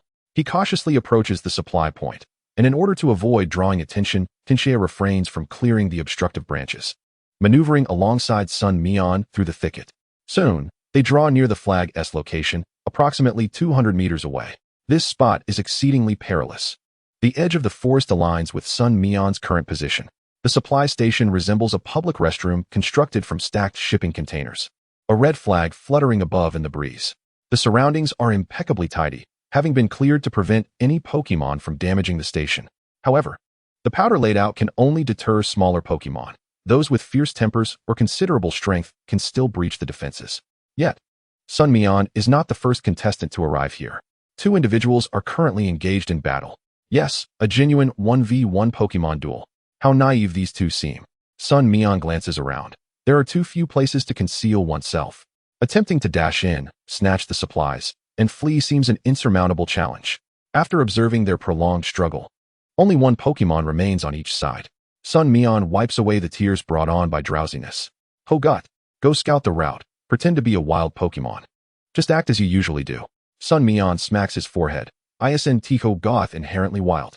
Hogoi nods, signaling its understanding, and struts confidently outside. It leaps atop the supply station. The 2 combatants are startled by the commotion caused by Hogoi, quickly turning to investigate, and upon discovering it is merely a Hogot, they scan the vicinity. Though this Pokémon dons a hat, it possesses an untamed spirit. Did it pilfer someone's hat? They ponder, recalling Hogot's notorious behavior. Nevertheless, they resolve to finish their unfinished battle first. In the end, a long-tailed Guohu, benefiting from the ability of Blaze, emerges victorious. The other trainer, dejected, recalls their Pokémon, allowing the victor to access the supply station for food and fresh water. After a prolonged wait, as the opponent appears with an abundance of supplies, Hogoi descends from the sky. Chapter 81. You are quite foolish. Hogoi, with a series of chaotic swipes, catches the opponent off guard, scattering all the food across the ground. Sun Mian harbors a singular thought. Swiftly conclude this. He simultaneously releases Haoli, commanding it Tinshea to subdue the opponent's long-tailed Wobo. The opposing trainer is alarmed by Hogot's sudden and wild approach, while Hogot gleefully scampers back, clutching the food. Sun Mian chuckles, proclaiming, "It's all thanks to my brother Hogot." Pleased by Sun Mian's praise, Hogoi proudly wiggles its pig-like nose, showcasing its physique. Hao swiftly knocks down the severely injured long-tailed Gohu, securing a victory. Sun Mian glances around, slightly bending to signal a request for assistance, then dashes to the supply station to check for any remaining resources. You, how despicable. The opponent's words cause Sun Mian's brow to twitch. Is this a game of pretend? Soon to become a formal trainer, and yet this? Sun Mian scoffs, collecting all the supplies. Rescue personnel arrive promptly. Sun Mian claims a victory, earning himself 2 points. However, those 2 contestants are effectively eliminated. The trainer of the long-tailed Vo may still secure a ranking with 6 points. The supply station's provisions are modest: 6 servings of Pokemon food, 2 servings for humans, and several bottles of fresh water. Sun Mian first seeks a place to hide and share lunch with his companions. The spot appears to be a territory of wild Pokemon. However, upon entering, Sun Mian finds no traces of any Pokemon. They are either driven away or out foraging. Sun Mian decides to treat this as a resting place for the time being. In the wilderness, without a secure temporary location at night, one risks encountering more wild Pokemon attacks. Sun Mian contemplates assessing the strength of the cave's owner. If it proves weak, he can easily take it down. While others may fear battling wild Pokemon, he possesses Changpan's power to recover, freeing him from such anxieties. It seems the wild is indeed most suited for him. Sun Mian resolves to seek an opportunity to experience challenges such as gym battles during his travels. At that moment, a deep rumble echoes, and numerous figures emerge. Are wild Pokemon returning? Sun Mian hastily instructs the Leaf and the others to prepare for battle. As a head appears, Sun Mian's pupils constrict. Without a moment's hesitation, he recalls Tanxie and Ho Guth, shouting, "Only, quickly, carry me away." It is a group of Enshenshong, and not just one, a small clan, and he had considered encroaching upon their territory. It's time to flee for his life. Sun Mian's actions spread rapidly. Laughter fills the internet. Starry eyes. This is the reality of humanity. How can one even play in such circumstances? One Enshenshong alone is a formidable foe, and a group of them must be this island's gang of ruffians. Explosive Sky as Priest Cold Moon. Haha. Watching him run like that reminds me of his earlier cold-faced signal for assistance. Such a stark contrast. The barrage of comments erupts into laughter. Sun Mian, oblivious to these remarks, only wishes to escape as far away as possible. This area is the territory of the Enshenshong, and these aggressive Pokemon, especially when with cubs, are highly territorial. As he runs further, the darkness envelopes him. This won't do. He is yet to find a safe place. Holly, back to the coastline. Holly nods, hastening their descent down the mountain. Apart from caves, the coastline, abundant with water-type Pokemon, presents another choice. Generally, most wild water-type Pokemon are quite amiable. Moreover, with their presence, other Pokemon are unlikely to provoke them. Before long, with Howle's assistance, Sun Mian reaches the coastline. The shore is similarly devoid of light, save for the shimmering surface of the sea. A group of large tongue shells have closed their shells, seemingly asleep, quietly resting near the tide's edge. A lengthy queue of king crabs, with their formidable pincers raised, menacingly fixated on Sun Mian and his companions. However, the primary focus of these crabs was not on them. Noticing Sun Mian's lack of aggression, the crabs gradually maneuvered their bodies, making their way toward the opposite end of the beach. These aquatic Pokemon, too, possessed their own territories. Sun Mian decided to remain within the domain of the shelter. This amiable creature was considerably easier to interact with than the king crabs. Under the vigilant watch of his Mac-Hoke, Sun Mian succumbed to slumber. The following day, Sun Mian rubbed his sore neck. The humidity was overwhelming, and in such an environment, it was likely that no one could endure for long. What were those women thinking, coming to the beach to gaze at the starry sky? The mosquitoes would surely torment them, and the dampness could lead to rheumatism or a stiff neck. After providing Pokemon food to Mac-Hoke and the others, he realized he had to continue foraging for sustenance. Otherwise, he would be the first to seek assistance, rather than wait for others to be eliminated. He gulped down a bottle of water and splashed some on his face, invigorating himself. Along the coastline, Sun Mian began his search for traces of others. Although the tide had washed away many signs on the beach, there were still footprints leading inland. After scrutinizing the prints, he discerned a trail marked by a singular pair of footprints. This must be the one. Following the trail, Sun Mian ventured back onto the island. As he navigated the muddy terrain, he noticed an increase in the number of footprints, which he recognized as belonging to either a Psyduck or a Golduck.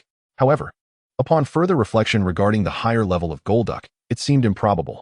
Eventually, Sun Mian tracked down his target, discovering a weeping girl perched on a tree trunk. Ah, finally, someone has found me. Young man, please help me. My distress signal device fell beneath the tree. The girl, her makeup smeared from crying, was not particularly beautiful, though her long legs were noteworthy. Yet, how did she manage to climb up there? Sun Mian remained on high alert. Could she be yet another bait? I just climbed up and now I can't get down, she said, her face flushed with embarrassment. What about your Pokemon? Sun Mian inquired further. My Psyduck has also gone missing. It's quite directionally challenged. I was with it in the tree, but after falling, I lost track of it.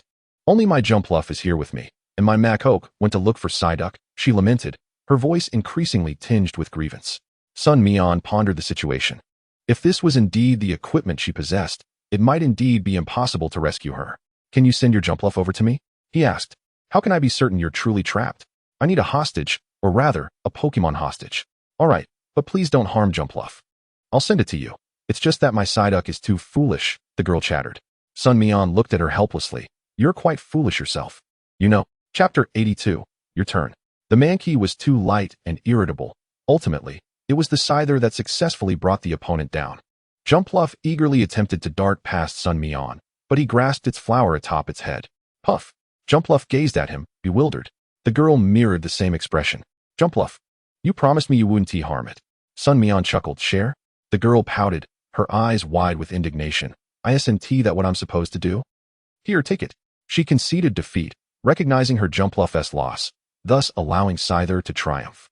Such an act of surrender was indeed acknowledged. However, Jumpluff could not be released from its Pokeball. Let us go find your Psyduck and Machoke, Sun Mian exclaimed, seeing the score on the distress signal device rise, undoubtedly indicating that the staff had made a judgment. The girl was distraught, pondering if she had come to the island for a vacation, only to encounter such a heartless individual without earning a single point. The disparity between arena battles and these wild confrontations was immense. The leaders from Magic City, observing the competitors, sighed collectively, wondering how long it would take for such participants to mature and be of use. Suddenly, an explosive sound of skill reverberated nearby. Sun Mian immediately turned his attention, spotting a target. Rhydon, you stomp, commanded a boy clad in a blue checkered shirt. The Rhydon faced off against a Machoke. In comparison to Rhydon's bulk, the Machoke appeared rather frail, yet it managed to evade severe damage due to its commendable speed, despite being somewhat battered. However, this was not a sustainable outcome. The Machoke's offensive capabilities were trivial against Rhydon. After several crashes, the boy's face lit up with joy. This Machoke dared to snatch the precious Pokemon food he had painstakingly acquired. Although he couldn't see the trainer, the boy, having had prior encounters, recognized this Pokemon belonged to someone else. Machoke. At that moment, a girl's voice resonated. The Machoke immediately turned around, its eyes brightening upon seeing its owner. Oh, you've come down from the tree. Perfect. I'll collect your points. The boy's face momentarily flickered with disdain. Though reluctant to play the hero, he was determined to claim the points he had set his sights on. Sorry, kiddo, but I've reserved this person's points. If it's convenient. I'd also like to reserve yours. Sun Mian grinned and released his Machoke. As it emerged, it seemed to possess an aura of its own, strength. Big brother. Who are we fighting? The boy's expression darkened. He was confident in his Machoke's ability to handle the situation, but with an additional Machoke on the field, he was left to gamble on whether his Pokemon would be eliminated. Should he concede with Rhydon and escape with his remaining 2 Pokemon? After contemplating, he glanced at the girl, who had yet to release any other Pokemon, and at Sun Mian. A surge of confidence washed over him. You shall be my trump card. A Dugtrio. A recently evolved Dugtrio appeared, and Sun Mian glanced over it. Alongside it, a rather inconspicuous Beaudoo was also released. Observing the weather, the Beaudoo seemed to present a bit of a challenge. You stay on the side and deliver the points from the Machoke to me. As the battle commenced, Sun Mian did not forget the main objective. The girl wore a look of utter disbelief. However, the Machoke's stamina had diminished to a point where it could no longer participate in the battle. Under the watchful eye of this demon, it was unlikely it would make an appearance again. The girl resigned herself to defeat, recalling her Machoke. Only then did Sun Mian turn to the boy. Your turn. Mankey. Scyther. The Mankey and Machoke, 2 kindred spirits, exchanged a synchronized glare, gathering energy. Scyther unleashed a barrage of sand towards Beaudoo, while lightning flashed. First, they would eliminate this seemingly weakest opponent. Rhydon stood guard in front of its ally, launching an attack. Machoke. Shadow Punch. In the game, this would decrease the opponent's speed, but in reality, it not only slowed their attacks, but also instilled fear, exposing their weak points. The chaotic assault failed to land. and Scyther darted in front of the opponent. X-Scissor. Defense broken. Rhydon staggered back in pain, taking 2 steps backwards. As if in a relay, Howley unleashed a powerful strike, shattering the tiles and striking true. The battlefield shifted in an instant. And the retreat of the unicorn rhinoceros incited the fury of its companion, the Mountain King. With a furious sweep, Lianzhan directed his attack towards Howley. Howley, hold your ground. Scorpion, seize the opportunity to counterattack. Howley placed his faith in his ally, raising his hands defensively, bravely enduring the blow, his face alight with exhilaration. As the Mountain King scrambled to rise after being toppled by Scorpion, the Monkey Demon had already arrived, hands poised for a strike.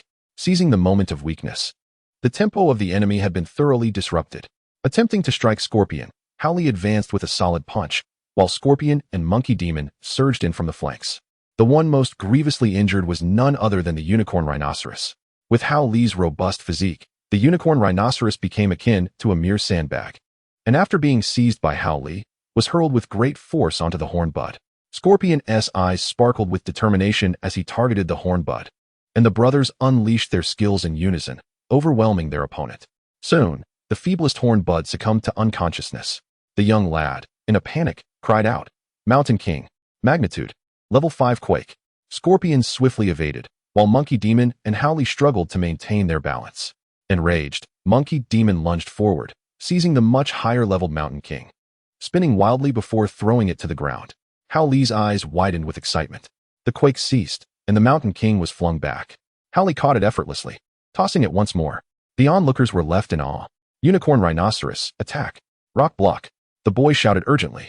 The Unicorn Rhinoceros, suppressing its inner fear, roared to bolster its courage. The rock block surged towards Howley. Suddenly, Monkey Demon barreled into Howley, taking the brunt of the attack. Yet, Howley seized the opportunity, exerting his incredible strength, and the Unicorn Rhinoceros was rendered unconscious. Only the severely injured Mountain King remained. The boy, devoid of resistance, surrendered with a mournful expression, securing yet another 6 points. As he cried out for help, Sun Mian chuckled and patted the boy on the shoulder, saying, "Don't cry. At least you can go home early to rest, right? Your food and water are of no use now, are they? Thanks." With that, before the boy could respond, he departed, clutching the provisions. What a brute. The boy's echo reverberated through the forest long after. Chapter 83, The All-Consuming Flame. The total number of participants from all the Pokemon Academies in Magic City had exceeded 150. Among them, the Magic City Pokemon Academy took the lead, claiming a total of 11 spots. While Sun Mian accompanied a girl in search of her Psyduck, he also discovered his own teammates. Their scores had cleared the entire team, reaching 6 points, although he too had lost one Pokemon's fighting capability. After a moment of hesitation, Sun Mian decided to team up with them. After all, as more companions emerged, encounters would become increasingly frequent, and with at least a 3v3 scenario, they could still hold their ground unless faced with an abnormal family like the Long Dong. Should they confront a squad of 3 or 4, their chances would dwindle significantly. Meanwhile, as Sun Mian anticipated, the actions of a certain Pokemon Academy's students drew speculation and confusion from the outside. Hypocritical and ineffective. Which Pokemon Academy is this? Their luck is too good to be true. How did they assemble their entire team so quickly? 5 against 1. That's just unfair. Star Pupil, I sense something amiss. Do they possess a special means of communication? Perhaps they inscribe messages on trees? Chilly Hands, the above brother is too naive. They must have some special device to evade the organizer's detection. Regardless of the conjectures circulating online, the reality remained unchanged. The event staff were drenched in sweat as they began to scrutinize the monitoring footage from before their arrival on the island. It should be fine. Wait, did you notice? Their uniforms seemed to emit a glow. I initially thought those lights were caused by Pokemon. Staff member A recognized the point of suspicion. While the glow was only visible at night from their perspective, their actions during the day allowed them to discern directions and converge together. However, it was impossible to definitively conclude that they had violated any rules, although it was explicitly stated that technological devices for communication were prohibited. This situation constituted a loophole in the competition regulations. Sigh. The staff exchanged glances as the mood began to darken in response to growing online criticisms of the event's fairness. Just then, staff member B exclaimed, "Come quick, someone has encountered this team." So what can one person do? Indeed, 5 people comprise at least 10 Pokemon. A small group of Pokemon stands no chance against them. Wait, look. It's the young master of the Chung family, the one known as the Flying Bird. All staff members turned their gazes in unison. If it was him, then there was indeed potential. He was recognized by the Elder Council as a contender for the championship. Staff member A, exactly. With him involved, there is no doubt. Staff member B. This 5-member team has been nearly unstoppable, having defeated over a dozen opponents, with each member dispatching nearly 3 full teams. If this continued, they would undoubtedly breach the rules, effectively reserving spots in the top 3, even the top 5. At that moment, a tall man clad in a black shirt appeared, his expression impassive and devoid of discernible emotion, as if he were naturally stoic. Yet, his striking features, arched brows, bright eyes, a prominent nose, and thin lips, compelled the 5 individuals to instinctively step back. Flying Bird? The man in black glanced at them, then at their Pokémon, which had expended some energy but sustained no major injuries, and calmly asked, "Shall we battle?" The pressure intensified, and the 5 exchanged glances, weighing the decision to engage. However, the man in black exhibited little patience, already releasing his Pokémon. A Swablu, a Houndoom. Merely summoning 2 Pokémon sent the opposing team into a frenzy. Raichu, go. Thunderbolt. Tauros, rage. Diglett, use Mudslap. The Pokémon surged forward. Houndoom unleashed a flamethrower. The man in black spoke slowly, issuing commands with chilling calmness. This Houndoom possessed extraordinary talent and mastery over its skills, rendering it incomparable to an ordinary Houndoom. Raichu, Diglett, and other relatively fragile Pokémon were sent flying by a single flamethrower, leaving them with barely a chance to retaliate. Swablu initiated a song. The man in black contemplated briefly as Swablu soared above his head, while the advancing Pokémon froze in their tracks, shaking off their dazed states. The song of this Swablu, honed to perfection, diminished the likelihood of hypnosis despite its widespread use, effectively slowing their opponent's movements. Houndoom opened its mouth, unleashing a torrent of flames. The all-consuming fire engulfed the Pokémon before them. A field of fallen Pokémon lay scattered, reminiscent of a bountiful harvest of wheat. The man in the black shirt waved his hand dismissively, his expression devoid of interest. The black Lugia's pupils flickered, overwhelmed by heat. Scorching winds. The fiery energy gradually dissipated. Observing the soaring scores of the rescue device, the man in black pressed the button for one of the individuals, continuing onward. Cold Moon, the priest of the exploding Sky Gang, remarked, "That black Lugia has grown stronger." Step Demon Lotus replied, "And that little Swablu must be the newly emerged Pokémon from the Flying Birds. I must say, allowing a Pokémon of such caliber to participate in this regional university competition is a true disruption of game balance." Chilly Little Hand interjected, "But upstairs, have you forgotten? This year, Flying Bird is indeed a second-year student." The appearance of Flying Bird relieved the organizers, yet simultaneously ignited a frenzy online. Apart from those already familiar with him, netizens from other regions began to scour for information about Flying Bird. As Sun Mian and his companions unwittingly passed by, the 5-member group had already been escorted away by the staff, leaving behind only the charred remnants of grass and the scorched earth. It was Flying Bird. At that moment, a student from the Magic City Pokémon Academy recognized him immediately and exclaimed, "Flying Bird's path should be right ahead of us. It would be wise not to confront him directly." Sun Mian, upon hearing this, fell silent for a moment, refraining from overestimating his own prowess. He understood that true geniuses were undoubtedly present in such competitions. His goal was simply to survive to the top 3 and secure the task rewards. Chapter 84, The True Ruler of the Island. 3 consecutive days passed. The elusive Psyduck had yet to be found, leaving the girl in despair. "Psyduck, where on earth are you?" The girl's sole objective was to locate that Psyduck and then withdraw to return home. Yet, it seemed as if Psyduck was deliberately evading her. She had circled the island, yet found nothing. Meanwhile, the number of eliminated contestants continued to rise, and Sun Mian's score had climbed to just over 40. Additionally, 2 other students from the Magic City Pokémon Academy had joined him. "If you can't find it, stop searching. You've already wandered the island with us." The speaker was the recently added member of the Magic City Pokémon Academy, a wealthy second-generation heir who had not traversed the island as extensively. The girl's eyes shimmered with unshed tears as she fought back the urge to cry. Her fingers were buried in her palms, causing pain, but it paled in comparison to the anguish in her heart. Sun Mian sighed and gently suggested, "Perhaps you should let the rescue staff come to collect you. They might be able to locate your Psyduck through surveillance." The girl nodded softly. This was her last glimmer of hope. The staff arrived, but their expressions were grim. "Zhengqi, we understand your intentions, but that Psyduck has been out of the surveillance zone for 2 days." "What? Why? Don't you have surveillance across the entire island?" Zhengqi exclaimed in shock. There are still wild Pokémon that can interfere. We cannot guarantee complete coverage. The staff's explanation plunged Jingqi into utter despair. She stared blankly into the distance, the direction from which Psyduck had initially vanished. Jingqi, you should leave the island with us, according to the rules. You have no Pokémon available for use and cannot ensure your own safety. The staff urged, but Jingqi suddenly dashed away. The direction she ran was precisely where she had been fixated moments ago.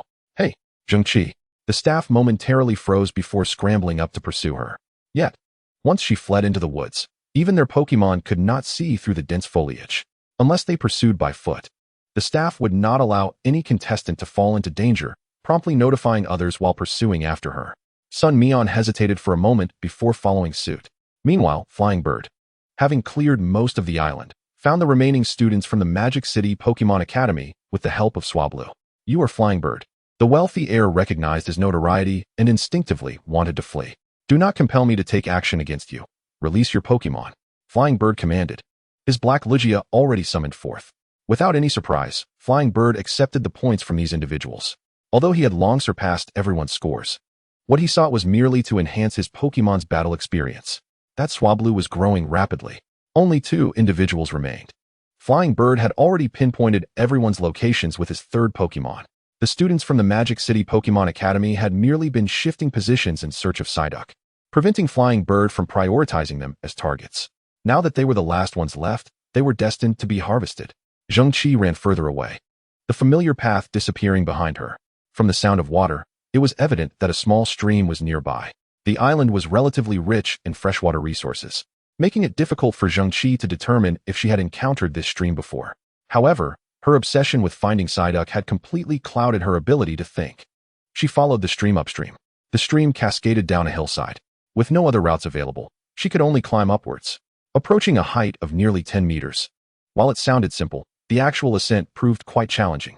Without any safety measures, Jingqi stepped into a hole she had dug herself, her hands still clawing at the earth.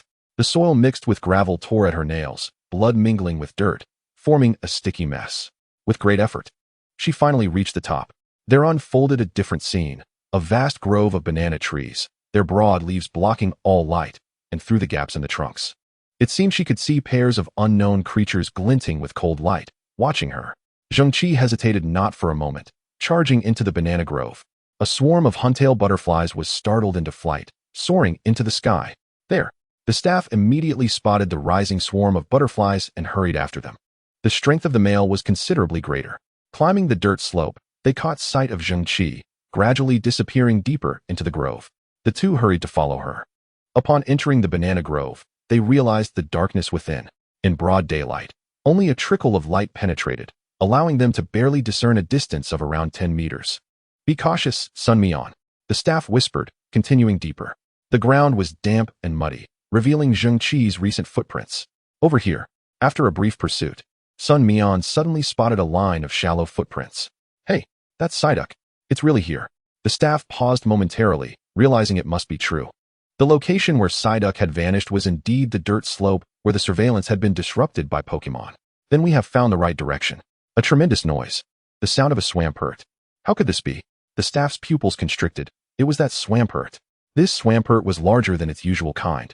The true ruler of this island, though it had always maintained a gentle temperament, provided no one provoked it. Yet, Sun Mian rushed forward. At that moment, he spotted a girl sitting on the ground, cradling an injured Psyduck covered in wounds. The Swampert, in a fit of rage, swung a mighty paw. And even without employing any skills, the sheer force was enough that Jingqi would surely not survive. Scyther, go. Sun Mian hurled the pokeball with determination. The scorpion bravely withstood the onslaught of the giant swamp monster. Jingqian, come quickly. Sun Mian urgently beckoned to the foolish woman. Jingqian scooped up the Psyduck and prepared to flee, inciting further ire from the giant swamp monster, which unleashed a powerful water gun that sent the scorpion flying, leaping over to land behind Sun Mian and the others. With a thunderous roar, the giant swamp monster summoned a horde of water leap fish and swamp leap fish, which eyed the group menacingly. At this moment, the staff rushed forward to grab Sun Mian. Pidgeot, whirlwind. The majestic Pidgeot appeared, creating a whirlwind that swept away the blocking water leap fish. The staff member released a Herdier, urging, you all go ahead, I'll hold them off. Before Sun Mian could respond, the giant swamp monster unleashed its waterfall attack, causing the herdier to instinctively recoil. Despite its desperate efforts to resist, it was instantly sent flying, collapsing to the ground. Pidgeot struggled against the water guns from the other swamp leap fish, desperately trying to take flight. But the giant swamp monster's water tail knocked it down with ease. Chapter 85. The Arrival of the Birds. Machoke. Heavyweight Punch. The punch of Machoke collided with the tail of the giant swamp monster. The vast difference in levels sent Machoke flying backward.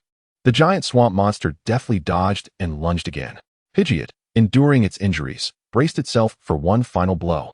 The staff member had only these two Pokémon left, both rendered incapable of battle.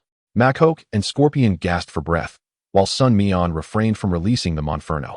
It had been agreed upon that it would only assist in battle, not sacrifice itself. Machoke.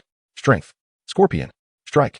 The two brothers attacked simultaneously, unrestrained by any skill limitations. But the giant swamp monster suddenly spewed a torrent of brown mud, obscuring the vision of Machoke and Scorpion. When visibility returned, the giant swamp monster loomed above Machoke. It recognized that Machoke posed a greater threat than Scorpion. A destructive beam struck Machoke directly.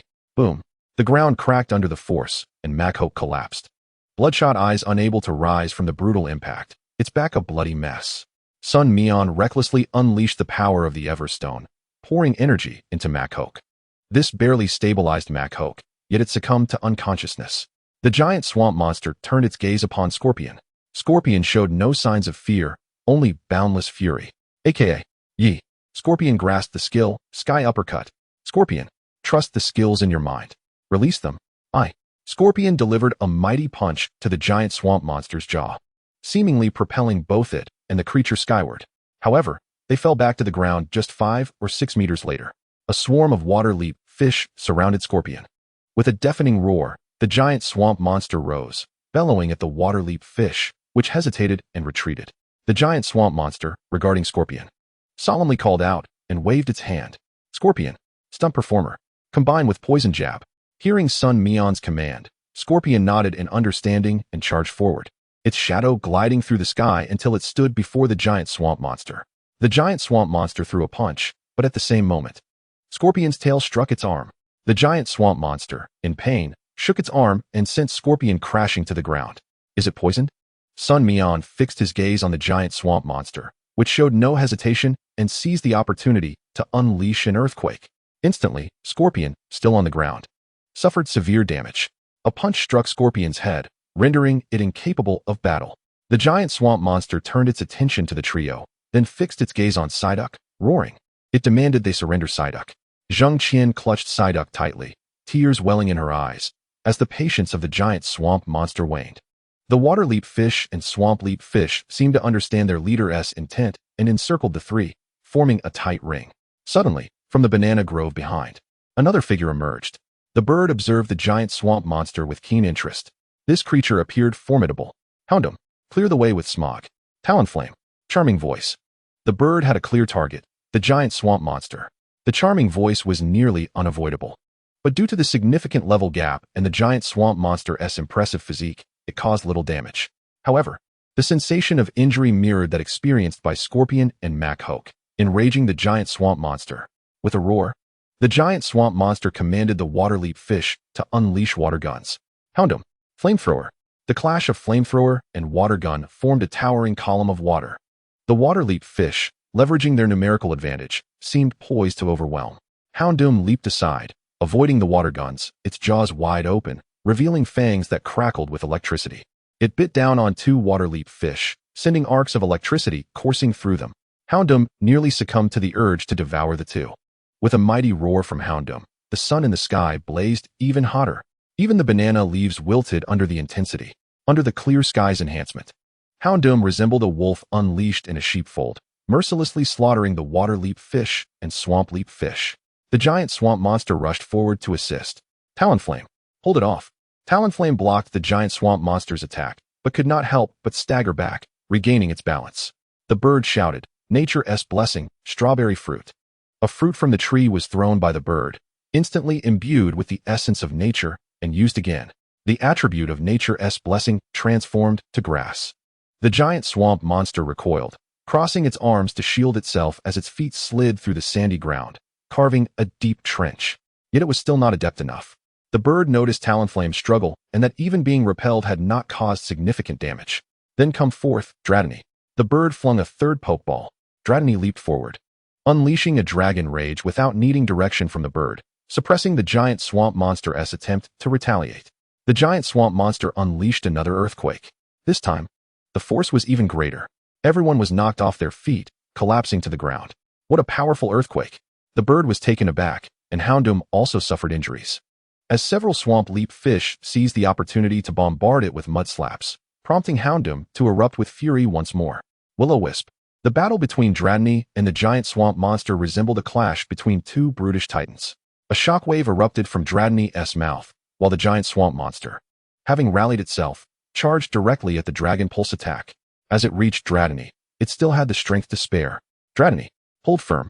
A protective barrier rose and fell in an instant, but the enraged giant swamp monster unleashed a rock slide, locking onto its target. Simultaneously, it clenched its fists tightly, summoning a flurry of icy shards around it. With a thunderous roar, it unleashed a blizzard.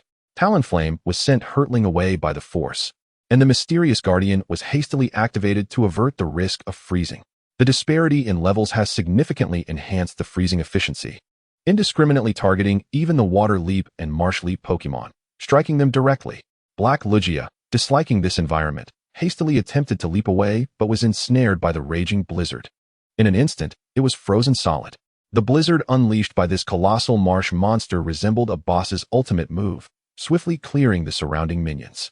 Only the single-headed dragon remained in confrontation. Fian, her expression impassive, casually inquired, "Have you called for assistance?" Yes, I have. They should arrive imminently. My location is constantly relayed," the staff member hurriedly replied. Indeed, Fian understood that this giant marsh monster possessed the true strength of a quasi-champion, teetering on the threshold of the champion realm. She was aware she was no match for it, yet she resolved to buy as much time as possible. Chapter 86. The Vanished Treasure of the Giant Marsh Monster. Single-Headed Dragon. Hold your ground. With the single-headed dragon's continuous defense, the probability of success diminished significantly. The single-headed dragon was once again sent hurtling away.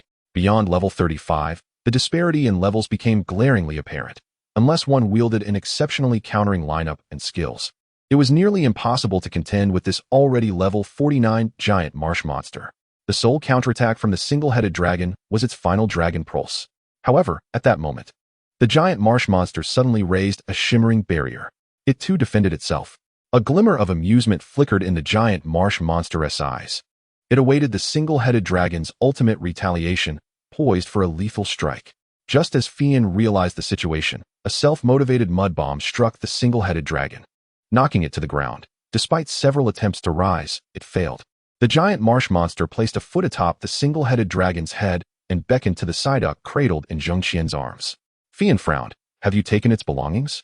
Sun Mian sighed. "It seems so. Zhongqian, you should search Psyduck thoroughly. There is a possibility it was swallowed. Given the giant marsh monster's anxious demeanor, it likely cannot wait for this yellow duck to be retrieved and might resort to disemboweling it." Zhongqian nodded repeatedly, yet found nothing on Psyduck. Her expression grew increasingly frantic. "Foolish duck, how could you be so foolish? Did you really swallow it?" The giant marsh monster's agitation escalated. Although it had interacted with humans frequently, and its descendants had been taken by the League as starters, it did not hesitate to act against humans. Fian approached, extending her hand. "Give me Psyduck." Zhongqian froze, clutching Psyduck tightly. This Psyduck was a gift from her mother. It absolutely must not perish. At that moment, the monkey monster suddenly leaped out from its pokeball. Having been confined for so long, it was exceedingly irritable. Upon seeing the giant marsh monster, the monkey monster furrowed its brow. "What's wrong with you, little brother? You're even more irritable than I am. Want to fight?" Sun Mian quickly restrained it, communicating with the little remaining power of the evergreen to calm it down. The monkey monster nodded in understanding. "You lost something, right? I'm familiar with that. I'll help you find it." The monkey monster boldly approached the giant marsh monster, conversing fearlessly, ignoring the Psyduck, and began to search around. Although it yielded no results, the monkey monster had already pinpointed the target. Psyduck's movement path was quite straightforward. According to the monkey monster's estimation, it would be exceedingly difficult for Psyduck to swallow something without leaving a trace. It must have fallen somewhere. The monkey monster scoured the area, and suddenly, Sun Mian joined in the search. Zhongqian hurriedly followed Sun Mian, also searching everywhere. Sun Mian had already learned from the monkey monster what the lost item was, an evolution stone. Moreover, it was highly likely to belong to the giant marsh monster, for it was drawn to the power contained within. Suddenly, the monkey monster grasped a piece of evolution stone enveloped in raw stone. The evolution stone appeared to be embedded within, its patterns unmistakably revealing it to be the giant marsh monster's evolution stone. No wonder. This giant marsh monster was so anxious. But where did the monkey monster find it? The monkey monster displayed the hole it had dug, grunting at the giant marsh monster as it returned the evolution stone. The giant marsh monster appeared somewhat embarrassed. This Psyduck had arrived at its lair a few days prior. Observing its bewilderment, the giant marsh monster had kindly allowed its descendants to entertain it. However, it was unclear whether it was Psyduck's nature or something else. It seemed to find the evolution stone in the giant marsh monster's den extraordinarily beautiful. Seizing the opportunity while the giant marsh monster dozed, it attempted to snatch it and flee. Although the giant marsh monster was asleep, there were other water leap Pokemon around. This abruptly roused the giant marsh monster. Enraged, it immediately attacked Psyduck. It was during this attack that the evolution stone likely fell into the muddy pit, pressed in by the giant marsh monster's skills and weight. At this moment, Psyduck also awakened. Severely injured, it immediately spotted Zhang Qian, and a faint smile appeared on its dazed face. Zhang Qian gleaned its intent from its gaze. Having spent considerable time together and being fascinated by ornaments, Psyduck had mistaken the evolution stone for a gem to bring back as a gift. With the conflict resolved, the rescue personnel arrived, quite timely indeed. At this juncture, Fian turned to the two. Neither of you have battled me yet. Upon returning to Magic City, after healing your Pokemon, would you like to have a match with me? Sun Mian promptly replied, no problem. Fian nodded faintly, saying nothing further. Once the group returned, Fian rightfully claimed first place, with Sun Mian securing a fortunate second. As for third place, it was also a student from the Magic City Pokemon Academy. The vice principal was nearly beaming with joy.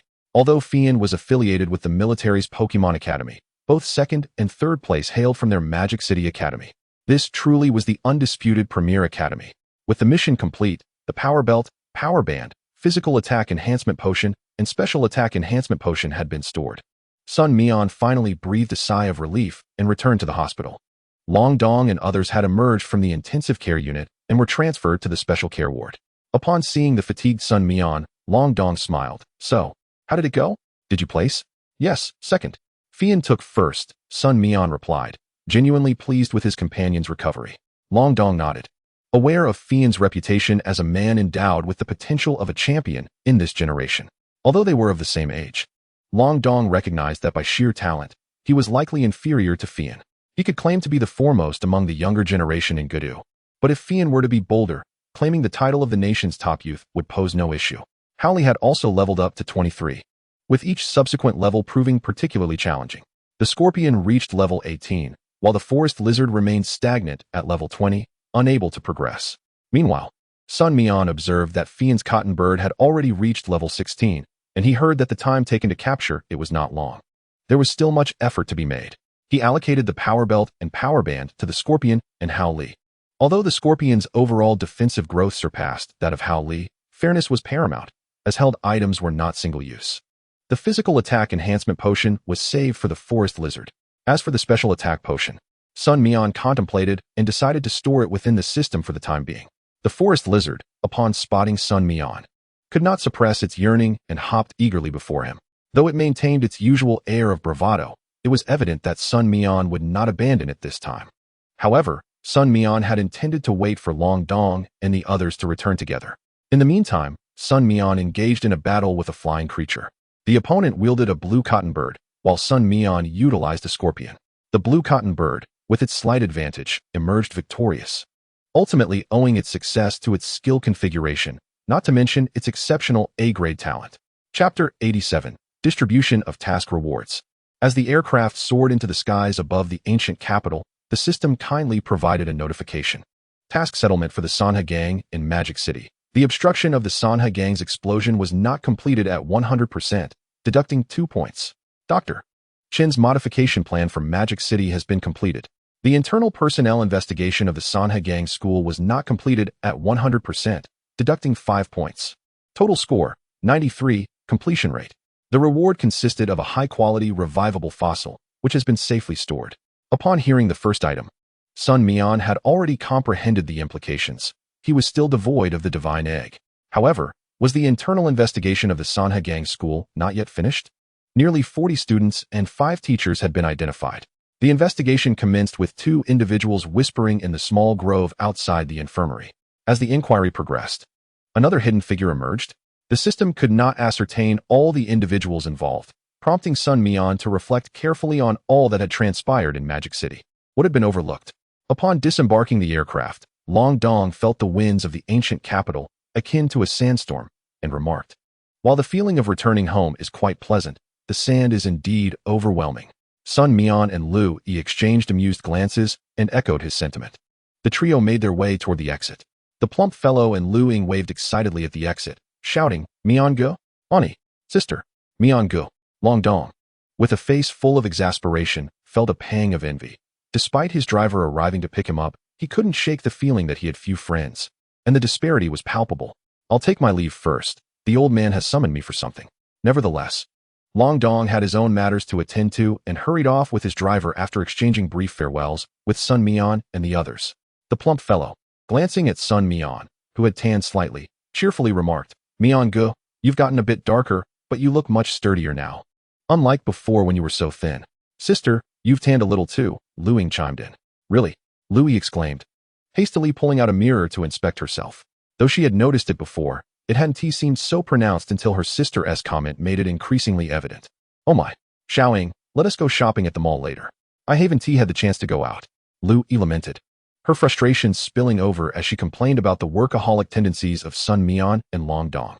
Sun Mian surveyed the surroundings, and the plump fellow seemed to grasp something, quickly stating, "Uncle Luo and Aunt Wang intended to take leave to pick you up, but I informed them I would come instead, so they didn't request the time off."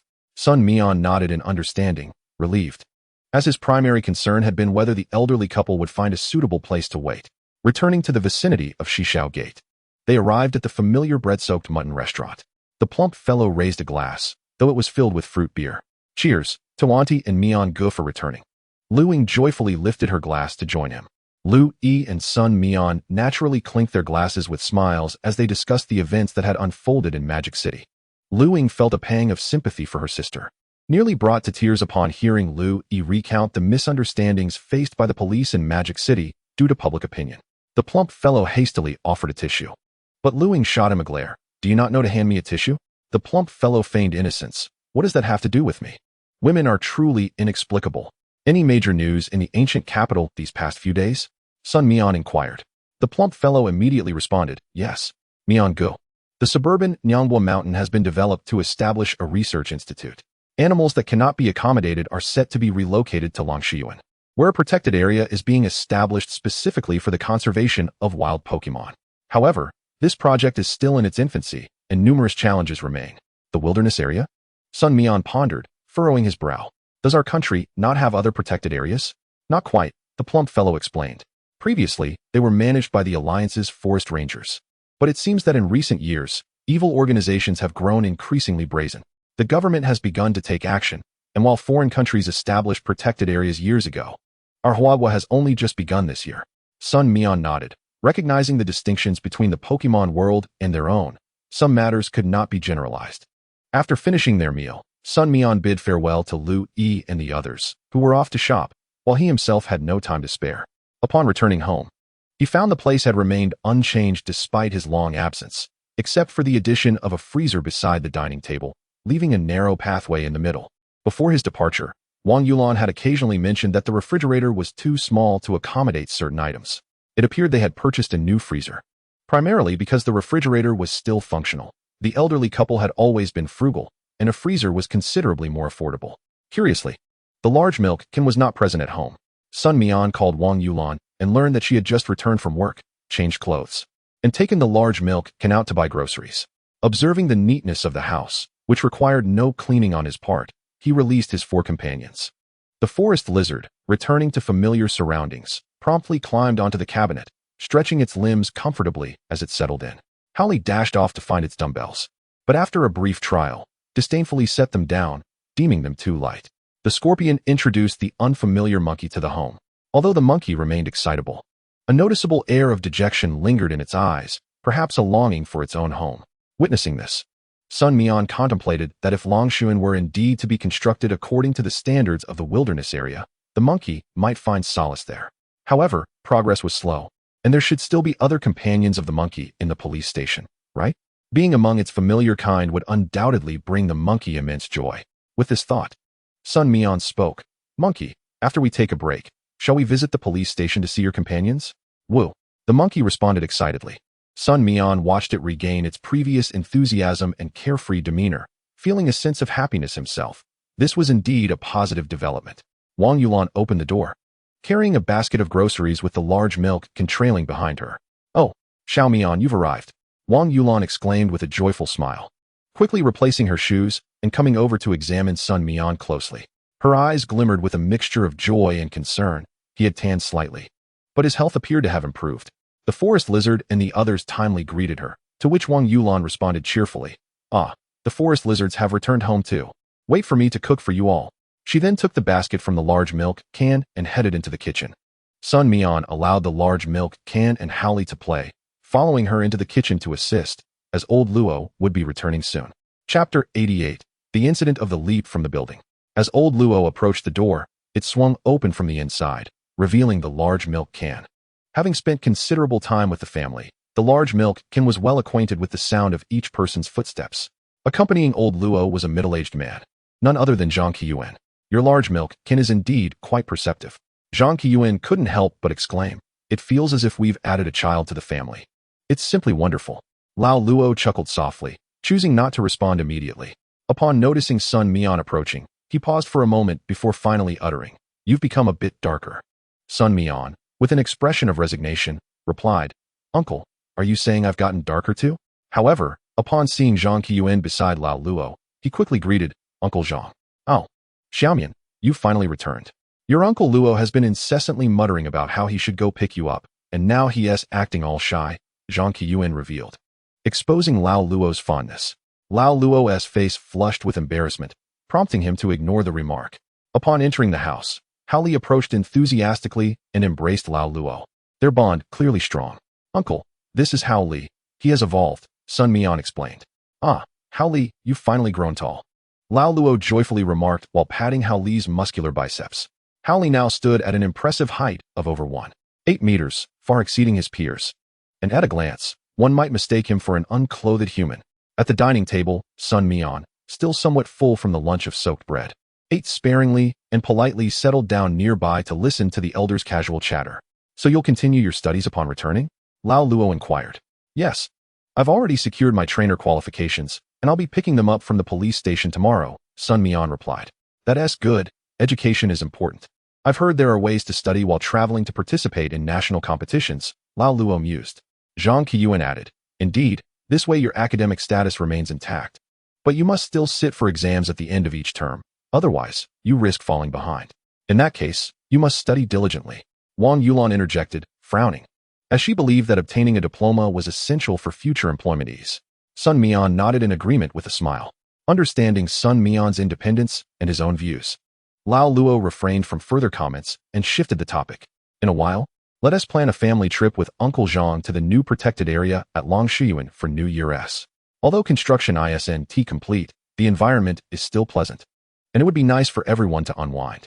"Sure, Uncle, just let me know the details," Sun Mian replied without objections. After dinner, Zhang Qiyuan and Lao Luo moved to the living room to enjoy tea. Wang Yulan chimed in, "Xiaomian, let us go shopping after. It's getting colder. And you can't keep wearing that thin shirt." Sun Mian glanced down at his slightly stretched t-shirt from repeated washes and nodded. The area around Zishomen had limited clothing stores, and even though Wang Yulan was willing to splurge at Kaiyuan, Sun Mian wouldn't indulge. After some discussion, they decided to take the bus to Tuman, which had a wholesale market where the clothes were affordable. Although they lacked brand recognition, comfort and fit were paramount. Wang Yulan was quick in selecting garments, focusing on quality while allowing Sun Mian to choose the styles. Within half an hour, they had procured 2 outfits. As Sun Mian felt satisfied with the haul, he quickly said, "Aunt, just one change of clothes is enough? I've been growing quite fast lately, and I wouldn't want to waste anything if I can't wear it later." Wang Yulan considered this and found it reasonable, but sensing Sun Mian's intentions, she gently took his arm and remarked, "Dear, you're my one and only son. Don't always worry about saving money for me. It's all for you in the end. Sun Mian nodded softly, keeping his thoughts to himself. Upon returning to the entrance of the community, they spotted Lao Luo standing by the greenery, observing a gathering of people. Zhang Qiuan was presumably gone, as he was nowhere to be seen. When Sun Mian approached with his companion, Lao Luo had yet to notice them. In the center of the crowd was a girl who had jumped from a sixth-floor apartment. A perilous act indeed. Fortunately, at that moment, Lao Luo and Dai Guan were escorting Zhang Qiuan out of the community, and Dai Guan managed to catch the girl, thus averting a tragedy. The girl's family expressed profound gratitude towards Lao Luo and Dai Guan, although their primary concern remained focused on their child. The father, appearing stern, silently emanated an aura that suggested he was not one to be trifled with. "Let us go home," he instructed, glancing at the surrounding neighbors, unable to vent his frustration. Observing his trembling daughter, who was being held back by her mother, a flicker of concern crossed his face, but it was overshadowed by exasperation. The older generation often adhered to traditional views, which, while not entirely negative, did hinder effective communication. Many situations could yield vastly different outcomes if approached with dialogue. However, the ability to conceive such solutions does not guarantee their execution. At this moment, the girl shuddered at her father's voice, too fearful to return home. Her head hung low as tears streamed down her cheeks. Her mother, holding her close, expressed her anguish. "Wainer, you must return home. Can't you just talk to us about what is troubling you? Why resort to such extremes?" Through her sobs, the girl managed to reply, "Mom, I'm sorry, but I really like him." The father's expression darkened further, struggling to contain his rising emotions. "Like, how can you understand what that means at your age? Can you even comprehend the hardships of life?" Sun Mian was bewildered, wondering how he had become a part of this family drama. The girl stubbornly retorted, "That's because you don't understand him at all. Why can't you just listen to me instead of making assumptions about my life? I may be young, but I deserve to make my own choices. You treat me not as a daughter, but as a controllable puppet." "Wainer," her mother immediately interjected, attempting to quell her daughter's outburst. The father's temper was about to boil over, his hand raised high. As the tension escalated, the mother stepped forward to shield her daughter. No one dared to intervene. It was a family matter, yet seeing the father on the verge of violence, they rushed to intervene. "Brother, you cannot strike your child. Let us resolve this calmly." Chapter 89, The Disappearance. Wang Yulan, seemingly familiar with the situation, quickly approached the mother and daughter, saying, "It's cold on the ground. Wainer, you and your mother should return home and discuss things with your father. Listen to his perspective and share your thoughts without shouting or arguing, understood?" Wainer slowly nodded, and her mother quickly expressed gratitude. "Thank you, Sister Lan, and you too. Luo Gu, we appreciate your help." Lao Luo waved his hand. "It's nothing. It was my Dai Guan who noticed. I didn't do much." As the family ascended the stairs, the neighbors lingered, discussing the situation with sighs. Lao Luo's family preferred not to gossip, so they promptly returned home, feeling that the matter had reached a resolution. However, days later, when Sun Mian emerged from the training room at the police station, he learned that the girl had run away from home. The elderly couple returned home to find a letter that resembled a farewell note, only to discover that their child was missing. The mother wept inconsolably, her knees trembling as she struggled to remain upright. "Wainer, how can I live without you?" she lamented. The father's posture appeared noticeably hunched, his vitality drained as he shakily dialed the police for assistance. Neighbors instinctively began searching the vicinity. Soon, the police arrived, led by Ma Yuning, who had recently transitioned to a formal position within the department, now entitled to the same benefits as a trained officer, including the ability to care for 6 Pokemon. However, the levels of the Pokemon were still relatively low, primarily due to the recent commencement of his duties and the pressing matters at the precinct. "What is happening?" Ma Yuning inquired, approaching the scene with 2 officers. Noticing Sun Mian nearby, he exclaimed, Mian, you're here too? I thought you were still training at the precinct." "I just returned," Sun Mian replied, opting not to ascend the stairs. Familiar with Sun Mian's family, Ma Yuning felt no surprise, though the disappearance had not yet reached the 24-hour mark. The letter could serve as a legitimate basis for filing a case. He promptly notified headquarters and requested footage from nearby surveillance cameras. The relevant time was approximately 1:30 p.m. Fortunately, there was a camera at the community entrance, which had captured the girl leaving the premises. Despite the security guard's inattention, accompanied by the family, Ma Yuning prepared to return to the precinct. Casting a glance at Sun Mian, he asked Mian, "Would you like to come along?" Observing the distraught couple, Sun Mian nodded, recognizing the importance of assisting his neighbors. After making a phone call to Wang Yulan to explain the situation, Sun Mian climbed into the police car. At the precinct, the surveillance footage had been retrieved. Ma Yuning frowned as he observed that shortly after the girl left, she met with a boy of similar age at the intersection of Fengqing Road. Both carried backpacks, and the boy had a suitcase in hand. They appeared to be heading to the station. However, no taxis had been captured on the route to the station. Ma Yuning immediately contacted the taxi company, only to discover that the driver had also gone missing that same day. Ma Yuning quickly shifted his focus to the last recorded location of the vehicle, which had reached a desolate street near Liyuan Road. Once prosperous, this area had fallen into disrepair after the military was prohibited from operating dining establishments, leading to a decline in population over the past 2 years. The surveillance cameras in this area were positioned quite far apart, leaving room for potential gaps in the investigation. Ma Yuning filed the case, instructing Sun Mian to escort the elderly couple home while he continued his inquiries. Sun Mian complied, delivering the couple back to their residence.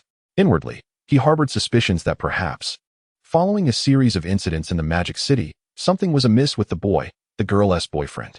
While a clandestine elopement could be rationalized, the taxi driver's sudden disappearance raised questions. What unforeseen circumstances had transpired? As Sun Mian pondered, the elderly couple noticed his distracted demeanor during dinner. Lao Luo exchanged a glance with Wang Yulan, who subtly nodded. Lao Luo took his bowl to the kitchen to wash, while Wang Yulan settled beside Sun Mian and gently inquired, "Are you still thinking about Waner?" "Yes, I have a feeling there's more to this story," Sun Mian admitted. Revealing his thoughts, he expressed his concerns. "Aunt, why do you think the taxi driver vanished without a trace? Could he have had ulterior motives towards those children?" Wang Yulan considered his words, proposing a new angle. How long has the taxi driver been in his profession? Has he experienced any family upheavals or significant life events? If not, what about that boy? Although he appears young, I've seen stories where children, after facing trauma, have acted inappropriately. Sun Mian suddenly clapped his hands. Exactly. It's not just the taxi driver. The focus may very well lie with that boy. He promptly called Ma Yuning. "Ma Ge, have you investigated that boy?" As soon as Ma Yuning answered, he paused before responding. "I just remembered and dispatched a colleague to look into it." Sun Mian nodded, continuing, "Yes. Ma Ge, please pay attention to the boy's background during your investigation. He may have orchestrated this situation deliberately." Understood. By the third day, while still contemplating the case, Sun Mian learned of new developments. Ma Yuning returned to the community, discussing matters with the parents before directly entering the girl's bedroom. After a brief survey of the room, his gaze fixated on a locked diary. "Have you opened this diary?" Ma Yuning inquired. The girl's mother quickly shook her head. "Waner takes after her father. Rather reserved and secretive. We generally refrain from prying into her privacy." "Well, I'll take it for now," Ma Yuning stated. At that moment, the girl's father spoke up, his voice hoarse. "Is there no progress?" "Overall, we have some leads, but further verification is necessary," Ma Yuning replied cautiously. Aware that this uncertain outcome was the couple's only glimmer of hope, he hesitated to shatter their optimism or inflate their expectations. In fact, Ma Yuning had already uncovered the identity of the boy. To be precise, it was not a boy at all, but rather a mischievous ditto that fancied itself as a human. This ditto was a familiar acquaintance, previously belonging to a doctoral researcher focused on high-quality Pokémon breeding. However, it had mysteriously ceased its breeding activities.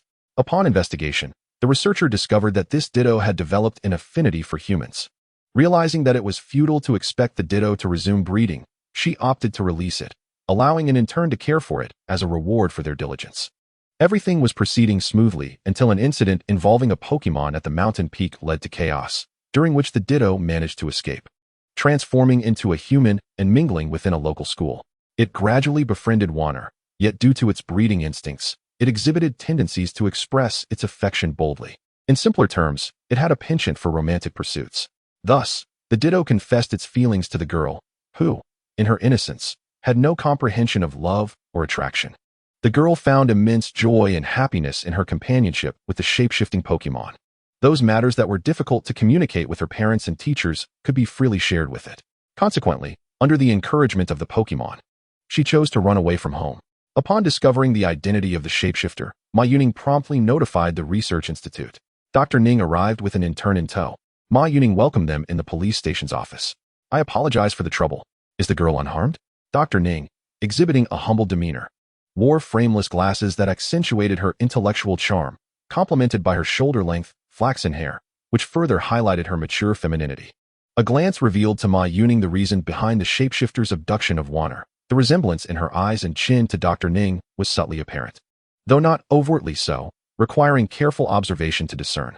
It seemed that the true affection of the shapeshifter was directed towards Dr. Ning herself. Currently, the missing individuals included classmate Han Wanner and their driver, Tan Mingdong. Their last known location was approximated to be in the vicinity of the abandoned food street along Liyuan Road.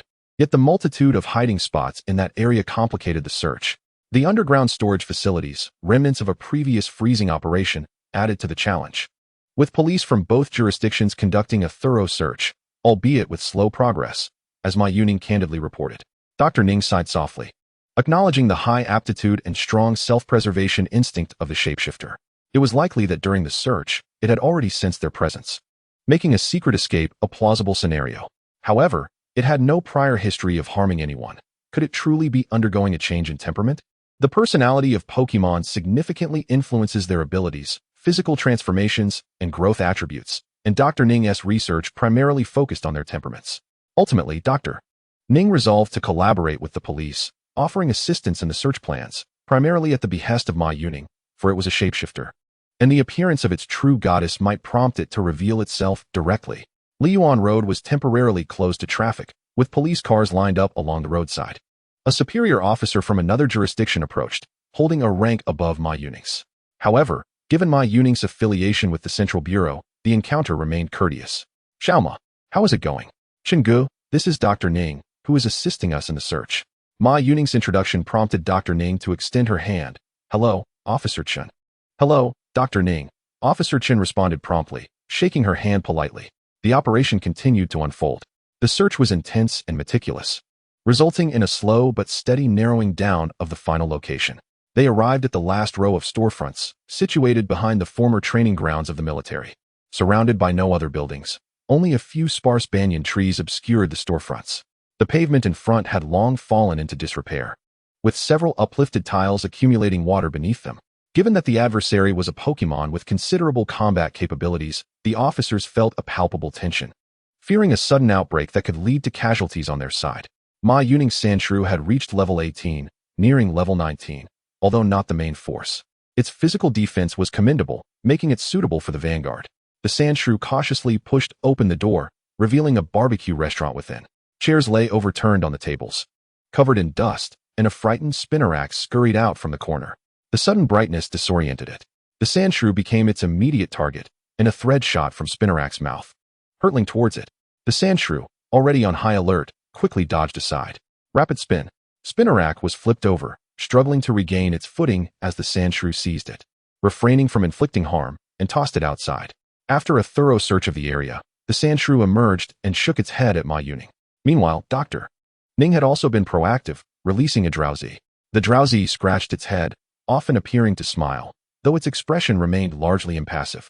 The release of Drowsy was primarily for self-defense, as it possessed a high psychic aptitude. Dr. Ning took a moment, calling out, Shapeshifter, where are you? I've come to find you. Come back to the Research Institute with me. She repeated this phrase persistently. To everyone's astonishment, there was no response from the row of storefronts. However, one officer suddenly removed his hat and rushed forward. As he moved, his clothing began to deflate, and a purple-red jelly-like creature burst forth from his trouser leg, leaping towards Dr. Ning. Ugh! Dr. Ning recalled the shapeshifter's aesthetic had completely transformed. She was a normal woman, and instinctively took a step back. The shapeshifter landed before her, confusion evident in its gaze. Aren't you here to retrieve me? It recalled a song it had heard in the human world. Is your retreating step a serious act? Such a minor gesture can inflict such profound hurt. Chapter 91, Shapeshifter. Dr. Ning. Ma Yuning frowned slightly, offering a cautionary shout. Dr. Ning regained her composure, bending slightly while suppressing her discomfort, and embraced the shapeshifter. The shapeshifter, nestled in the goddess's arms, momentarily forgot its earlier confusion and joyfully nuzzled against Dr. Ning. She nearly succumbed to the impulse to cast it away. Regardless of one's generosity or bravery, when faced with the realization that your pet harbors desires for you, is your immediate reaction not one of fear and aversion? Shapeshifter, where are the girl and the taxi driver? Dr. Ning inquired. Yet, the shapeshifter appeared oblivious, continuing to nuzzle without any response. Shapeshifter, Dr. Ning reiterated, her brow furrowing. The shapeshifter raised its gaze, its small, round eyes flickering with guilt, as if contemplating a lie. Did this lecherous creature intend to control the girl, hiding her away like a secret lover? Dr. Ning abruptly set the shapeshifter down, her tone firm. Shapeshifter, Do you not wish to return to the research institute with me? The girl is innocent. She is enamored with the human form you assume, not with you as you are. This statement seemed to pierce the shapeshifter, igniting its fury. It suddenly transformed into a Charizard, resembling the one from the research institute. The shapeshifter soared into the sky, hovering above, fixating on Dr. Ning, before unleashing a torrent of flames that scattered everyone around her.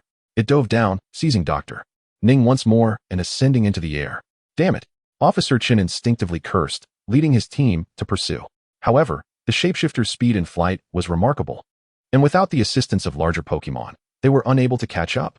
Ma Yuning quickly released a Spearow. Spearow, catch up with them. Spearow nodded slightly and took off in pursuit. Yet, the disparity in strength between Spearow and the shapeshifter's transformed Charizard was vast. Even if it managed to catch up, it would be powerless to stop it. Ma Yuning immediately notified others at the Central Bureau. A contingent of teams dispatched from the Central Bureau set out. A few Pidgeots, each carrying 2 officers, took the lead, arriving in under 10 minutes. Xiaoma, can you ascertain the direction? Ma Yuning hastily pointed out the location. As a mighty Pidgeot landed beside him, prompting him to swiftly climb aboard. Upon pursuit, he discovered that his fiery Spearow had collapsed on the ground, unconscious. He promptly recalled it, aware that the adversary was in the city, making it exceedingly easy to expose their position. They would undoubtedly seek to evade capture. Sun Mian, as ever, was prepared to escort Howley and the others to the training grounds of the police station. Just as he stepped outside, he spotted a half-grown youth supporting an unconscious beautiful woman. This peculiar pairing struck him as odd. Noticing Sun Mian's gaze, the youth nodded in acknowledgement. Wait, why does he look so familiar? Sun Mian's mind raced, his exceptional memory honed from 2 lifetimes allowing him to connect the dots instantly. Stop. Yet. The youth suddenly released the woman and launched a punch at him. Sun Mian's pupils constricted as he sidestepped, delivering an elbow strike that knocked the youth down. This was no jest. Sun Mian's grandfather had trained him in martial arts from a young age, and after spending so long in this world, he had regained some proficiency. With claws formed by his hands, he seized the youth's neck, pressing a knee against his spine. You are the one who abducted Warner, aren't you? How dare you come here and abduct another? Sun Mian frowned slightly. This brat was quite the versatile trickster. Meanwhile, the youth trembled slightly, transforming into a Ditto. Huh. Sun Mian realized, a transforming Pokemon. Howley was promptly released. The Ditto's eyes shone with energy, a manifestation of psychic power. Howley sank low, driving its armored arm forward with ferocious force. Crack.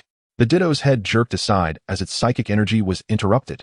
Reacting instinctively, Howley struck with a powerful blow, undeterred. Smash.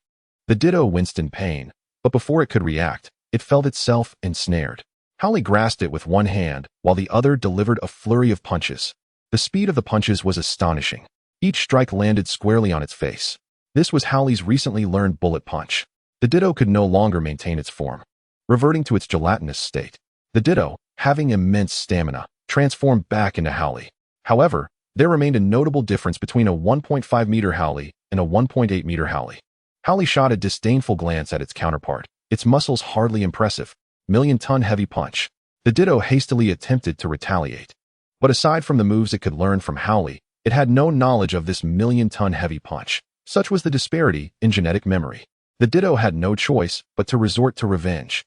Howley absorbed the counterattack, stepping back slightly, the pain only serving to fuel its excitement. A low kick. The Ditto was sent sprawling. Howley sat atop the Ditto, unleashing a barrage of punches. After the onslaught, it leveraged its weight to throw the Ditto down. The bullet punch followed suit. Sun Mian found it increasingly difficult to watch, observing the Ditto, battered and bruised, though not entirely unconscious. It was clearly on the brink of collapse.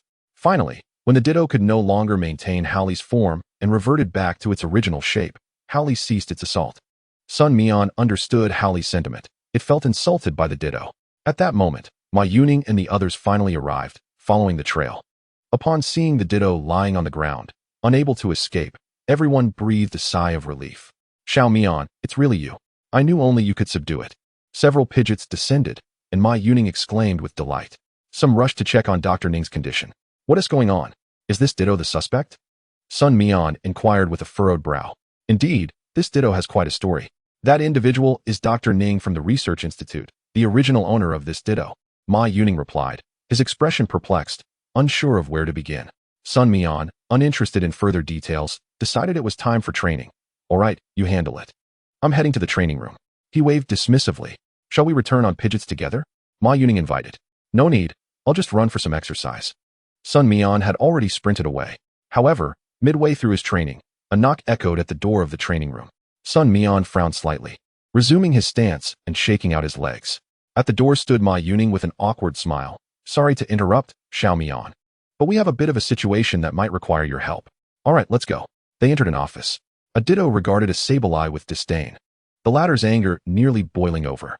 This creature, unyielding to both flattery and intimidation, it hadn't even spared a glance at such a beautiful Pokemon. No matter how we interrogate this Ditto, it refuses to reveal where Wanner and the others are. Ma Yuning explained the situation. Sun Mian chuckled. Well then, I'll call Hallie over. The Ditto froze momentarily, then hastily began chattering to the Sableye. Chapter 92, Successful Rescue. Witnessing the Ditto's sudden compliance, Sun Mian turned to leave. Through psychic communication, Sableye relayed the information disclosed by the Ditto. The reason Han Wanner and Tan Mingdong had been hidden away was that during the taxi ride, the Ditto's conversation with Han Wanner had caught Tan Mingdong's attention. As a father himself, upon learning that Han Wanner had run away from home, his instincts told him something was amiss. This girl was likely being manipulated by that boy, just as he was about to discreetly dial the police. The Ditto noticed his actions, quickly transforming into a Psyduck to subdue the taxi driver. Can you imagine the reaction of someone next to you suddenly turning into a pink Psyduck? That was exactly Han Wanner's experience. After the initial shock, she was momentarily at a loss. The Ditto controlled the driver and smiled at Han Wanner. It was then that she realized she could never fall in love with a Pokemon. However, before she could make her escape, the enraged Ditto similarly controlled her. They were now locked away in the freezer of the nearest store at the intersection of Liyuan Road. The lock, long rusted, was rendered useless, and the Ditto simply melted it with fire, sealing the freezer door permanently. The freezer of this first store was situated above the second and third stores, with the entrance located on the stairs formed by the first store, which was one of the reasons it hadn't been discovered immediately. Upon learning of Han Wanner's location, Ma Yuning led a team to rescue her. To prevent any unforeseen circumstances, a tactical unit accompanied them, and fortunately, everything went smoothly. The freezer's power had long been turned off. In the pitch-black freezer, Han Wanner had regained consciousness, and in that confined space of darkness, she cried while reflecting on her actions and the series of psychological manipulations that had led her to be deceived. Tan Mingdong, noticing the girl in tears, continuously offered comfort. Upon learning that Han Wanner had quarreled with her parents over the Ditto, he was filled with mixed emotions, recalling his own daughter. What would he do if his daughter found herself in a similar situation? Through Tan Mingdong's patient encouragement, Han Wanner steadied her emotions and awaited the arrival of the police. Her parents were notified at once. In the police station lobby, Han's father hesitated for a long time before finally speaking. Let us go home. Han Wanner could no longer restrain her emotions, embracing him tightly as tears streamed down her cheeks. Han's mother also held her daughter close. Her eyes, swollen and red from weeping, rendered speechless. Ma Yuning handed over the diary, having already opened it to verify its contents. Perhaps the child had erred in some respects, but one must recognize that education should not solely rely on indulgence or reprimands. It is essential to be attuned to a child's psychological development. Though they may be young, they possess independent thoughts and perspectives, and it is the parent's duty to provide support from the sidelines.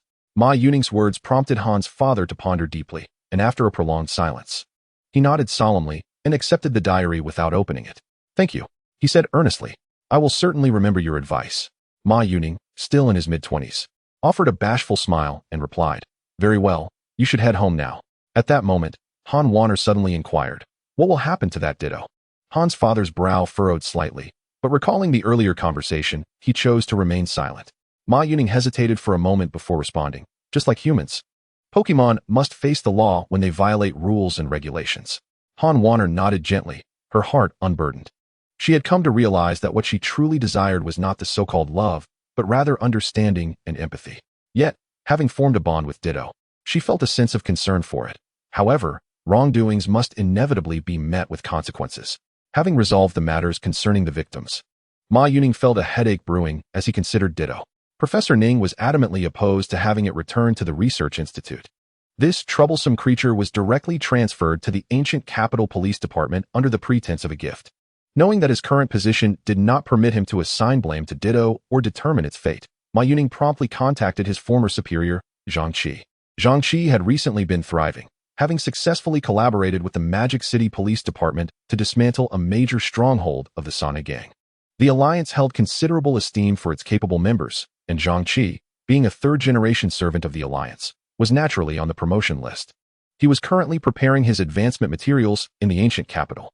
Upon receiving Ma Yuning's call, Zhang Qi hurried over. Listening intently to Ma Yuning's report, he suddenly chuckled. It seems this Ditto possesses quite the talent, albeit with some educational shortcomings. Didn't you mention that Sun Mian could help it open up? Why not let him take charge? Ma Yuning experienced a moment of clarity. He was aware of Zhang Qi's regard for Sun Mian, as otherwise he would not have taken the time to look after Sun Mian and his family, as if they were brothers. He should still be in the training room. I'll go fetch him, Ma Yuning said hurriedly. Zhang Qi waved his hand. No need to rush. Let him finish his training first. That kid is far more diligent than you, with a structured schedule that balances both his investigations in the Magic City and his training. Ma Yuning nodded silently, acknowledging that Sun Mian's prominence was indeed not a coincidence. Coming from a straightforward background, he was both talented and hardworking, and Ma Yuning felt a sense of kinship with him that warranted further nurturing of their relationship. Has Sun Mian already obtained his official trainer qualification? Should we register him for this year's national tournament in the imperial capital? Ma Yuning inquired. Although it was a bit early, experiencing the event would be beneficial.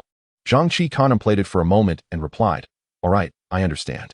At 5:30 in the afternoon, Sun Mian emerged from the training room, towel in hand, wiping the sweat from his brow.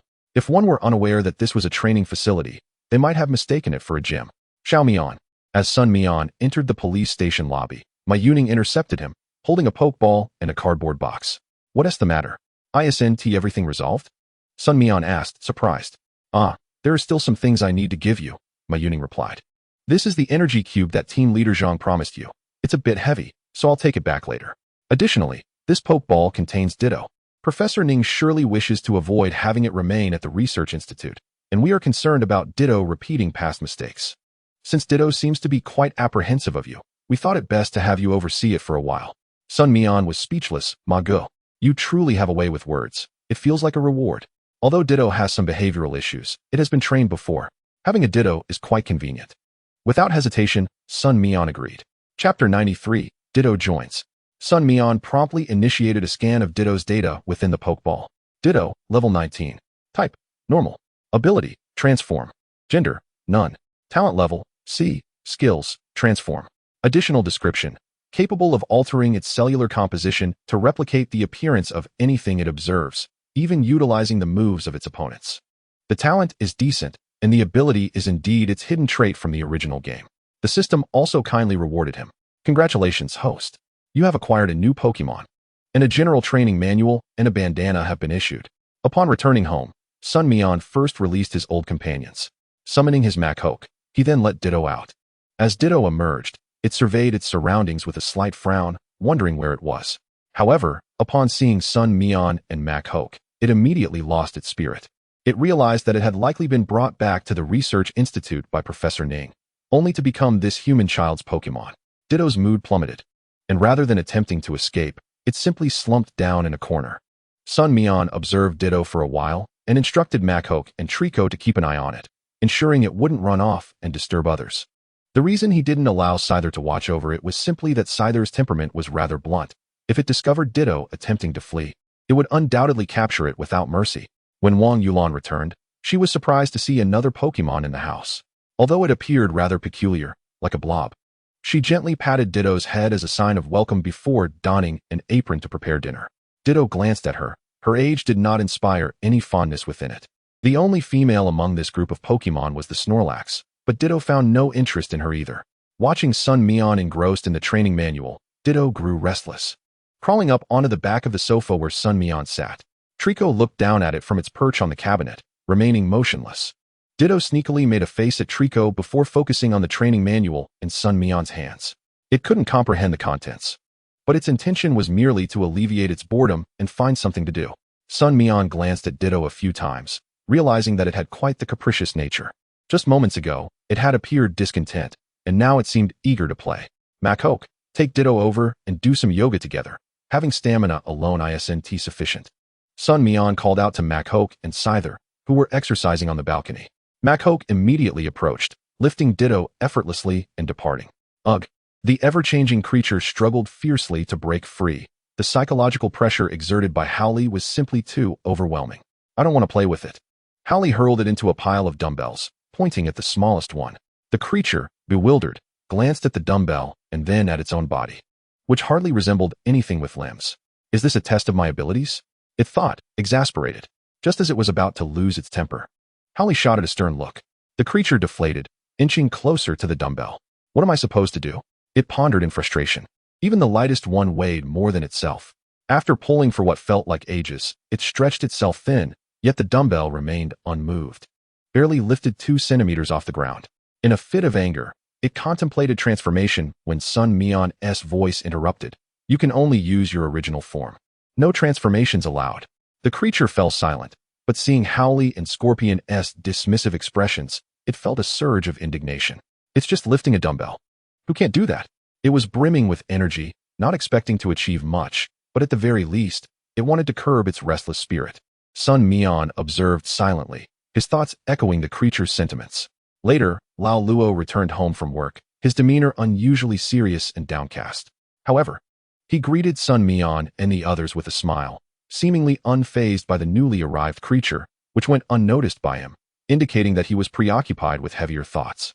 After dinner, Sun Mian headed out for his nightly stroll around the city park. Once the children departed, Lao Luo plopped down onto the sofa, letting out a heavy sigh. Wang Yulan brought over a kettle of boiled water, glanced at him, and gently inquired, "What's wrong?" "The factory's output is dwindling.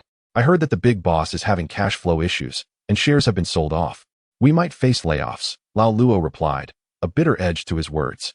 "You've been working there for nearly 10 years, right? It shouldn't be your turn to be laid off." Wang Yulan frowned, questioning him. Alas, the new manager is just a kid. During meetings, he kept mentioning layoffs, and our team will be the first to go. Others have bribed him, but I haven't tea. Lao Luo rubbed his temples, feeling utterly helpless. Wang Yulan fell silent for a moment before asking, "Is it too late to offer a bribe now? Where would I find extra money for that?" "We need to save for Xiao Mian's education." Lao Luo shook his head.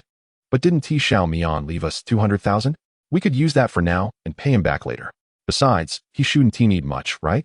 A couple of thousand should suffice. I could work a few extra shifts to make up for it," Wang Yulan suggested. "I heard that some others in the team lost 3,000 to that manager while playing mahjong." Lao Luo paused, contemplating. "I've thought about your suggestion, but I really don't want to touch Xiao Mian's money. He'll be attending the Pokemon Academy next year, and the costs for training Pokemon are exorbitant. 3 Pokemon could easily cost 10,000 a month. That much, but the Big Milk can hardly cost anything." Wang Yulan exclaimed in surprise. "The Big Milk hasn't been trained. It's just normal expenses. Xiao Mian dreams of becoming a professional trainer. We can't afford to hinder his ambitions." Lao Luo lit a cigarette. Wang Yulan, unusually silent, sighed. "So what do we do? Leave the old factory for another one? I'll ask some acquaintances in the next few days to see how much it would take to offer a bribe. I'll be the last to do it." "So they'll surely ask for a hefty sum," Lao Luo concluded. Suddenly, the door unlocked, and Sun Mian entered with a smile. "Uncle, I have something to tell you." Lao Luo and Wang Yulan instantly composed their expressions. Chapter 94. The Young Fan. I went to Magic City to complete a task for the police department. They hope I'll join them after graduation and have already granted me the official trainer qualification along with a cash reward of 500,000 for the task. They just delivered it to me, Sun Mian said, placing a black cloth bag on the coffee table, filled with bright red notes. "Uncle, Aunt, you are my closest family in this world. You wish for my well-being, and I equally wish for you not to toil so hard for my sake. We are family," Sun Mian said slowly. Lao Luo was taken aback, both by the enormous sum on the table and by Sun Mian's words. The boy's ability to earn money far exceeded Lao Luo's expectations. He had never seen so much money casually presented before him. Wang Yulan, concerned, remarked, "Xiao Mian, you mean the police want you to join them? But what has been happening lately is dangerous. Do you truly wish to join them? If it were before." Sun Mian might have hesitated, but having overheard his uncle and aunt's conversation, he smiled and replied, "Of course, to protect the homeland and contribute my part. And there is such a handsome income too." Wang Yulan shook her head, knowing that while police benefits were decent, earning such a substantial sum likely entailed perilous tasks far from the ease Sun Mian suggested. Lao Luo looked at Sun Mian and said slowly, "So you're not planning to stop school?" "I will continue." "They hope I do," Sun Mian replied earnestly. "Uncle, rest assured, I've already planned everything. We won't need to bribe anyone. If I get laid off, you and Aunt can relax at home. I'll be the one earning money. You've both worked hard your whole lives. If you find it hard to stay idle, you can use this money to open a small shop, Sun Mian encouraged. Lao Luo remained silent for a long time, contemplating. Sun Mian approached and embraced both of them. Uncle, Aunt, could you please trust me just this once? Wang Yulan chuckled softly, tapping Sun Mian's head. You indeed. It seemed Lao Luo had made up his mind.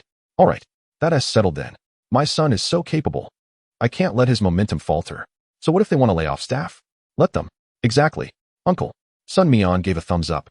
He handed the 500,000 to Wang Yulan, knowing that with the energy cubes and supplies from Longdong, he could manage expenses for a while without spending his own money. Thus, he didn't fret over the matter. Days passed without any dramatic confrontations. Lao Luo was naturally laid off under the pretext of not keeping up with the company's training programs, an excuse that was laughably transparent. Lao Luo had anticipated this and helped Wang Yulan for a few days. Once they completed her tasks, she too resigned. After some discussion, and with Sun Mian's suggestion, they acquired a small storefront in the old neighborhood, investing over 200,000 to open a convenience store and taking on some delivery jobs, as well as alterations. These were tasks they excelled at. Their neighbors, upon learning, were very supportive of Lao Luo's family business. While it didn't match their previous incomes, the disparity was not as significant as they had imagined. More importantly, they enjoyed greater freedom with their time and could also care for their home. However, Sun Mian was often away, leaving the elderly couple with more opportunities to chat with their neighbors. Zhang Qiyuan, who had not been laid off, couldn't help but feel a twinge of envy upon seeing the comfortable life of his old friends. Upon visiting old Luo, I couldn't help but express my thoughts, emphasizing the necessity for Sun Mian to frequently visit our home, allowing Zhang Xiaoming to learn from him in earnest. Old Luo merely smiled in response, refraining from voicing his opinions, as he believed that Sun Mian should make his own decisions without external influence. The day arrived for both families to explore the newly established Longshuan Nature Reserve. Wang Yulan entrusted the shop to the elder daughter, as the neighborhood was familiar and she could manage with some assistance from the neighbors, even with the occasional outsider. The family boarded old Luo's van, and after meeting up with Zhang Qiyuan and his son, they made their way to the reserve. They arrived at a previously barren area behind Longsho village, now enclosed by fencing. Sun Mian observed closely, noting that this was an area absent from the original world. Numerous workers were present, and while some artificial rocks and trees had been arranged outside, the overall impression felt more like a park than a true nature reserve. Sun Mian furrowed his brow, contemplating the disparity between this place and his expectations of a wild sanctuary. Currently, the reserve was open without an admission fee, but it was clear that fees would eventually be implemented, as modern society could not afford to operate like the Pokémon world, where everything was freely accessible. Many families had brought their children and Pokémon to explore. Zhang Xiaoming released his EV and began discussing recent discoveries with Sun Mian. He noted that even without evolution, Eevee's latent psychic abilities had become increasingly apparent with time spent together. Sun Mian silently acknowledged this as a unique observation distinct from the Pokémon world, making a mental note to document it. It seemed that Eevee's evolution was on the horizon, potentially evolving into a Sylveon soon, as signs were already emerging. Neither the scorpion nor the forest lizard were released. Only the Macaque accompanied them, carrying the family's belongings and curiously surveying the surroundings.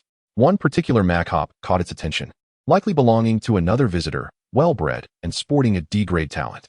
Sun Mian scrutinized the female Macaque and, patting Mashoki's arm, suggested, "Why not go greet them?" Macaque, perplexed, glanced at Sun Mian, questioning the purpose of such an action. "I simply find that Macaque to be rather weak, thus tarnishing our family's reputation." Sun Mian was oblivious to its thoughts, merely sensing that it had grown up and might be searching for a mate. Before they could act, the child caring for Macaque excitedly approached. "Are you Sun Mian, elder brother? How do you know me?" Sun Mian inquired, intrigued. The young girl, perhaps just over 10, was dressed in designer clothing, yet her demeanor suggested she came from a well-mannered background. Her chubby cheeks bore a rosy hue as she explained. "My father is on a business trip in the metropolis. I watched a live stream where you were featured, Sun Mian brother. Your Macaque is truly impressive. That's why I asked my dad to get me a Macaque. I heard that Macaque evolves into Macaque. Is that right, brother?" Sun Mian scratched his head, feeling slightly embarrassed as he nodded. "Indeed, your father did not deceive you."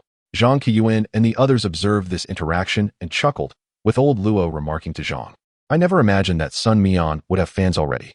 Old Luo, though unaware of the specifics, felt a swell of pride in Sun Mian's evident excellence. Shortly, The girl's parents approached. Her father exclaimed in surprise, "Ah, is Sun Mian from the ancient capital?" "Yes, I previously went to the metropolis as an exchange student." Sun Mian replied with a calm smile. "Haha, I always said our ancient capital is a cradle of talent. I thought the metropolis had many prodigies.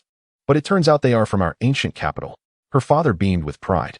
The girl pouted, slightly annoyed that her father's loud voice interrupted her conversation with Sun Mian. "Sun Mian, brother, are you here to visit the reserve?" She asked curiously. "Yes.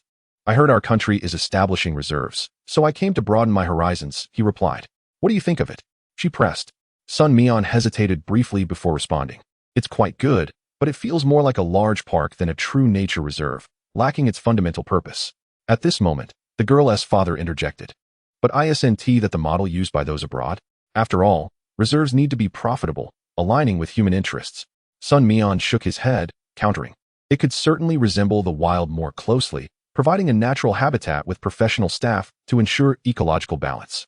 Pokémon would still reproduce, and we could distribute their offspring as rewards, similar to how the League grants starter Pokémon to aspiring trainers, allowing them to battle and capture them, albeit with special Pokeballs unique to the reserve to prevent unlawful activities."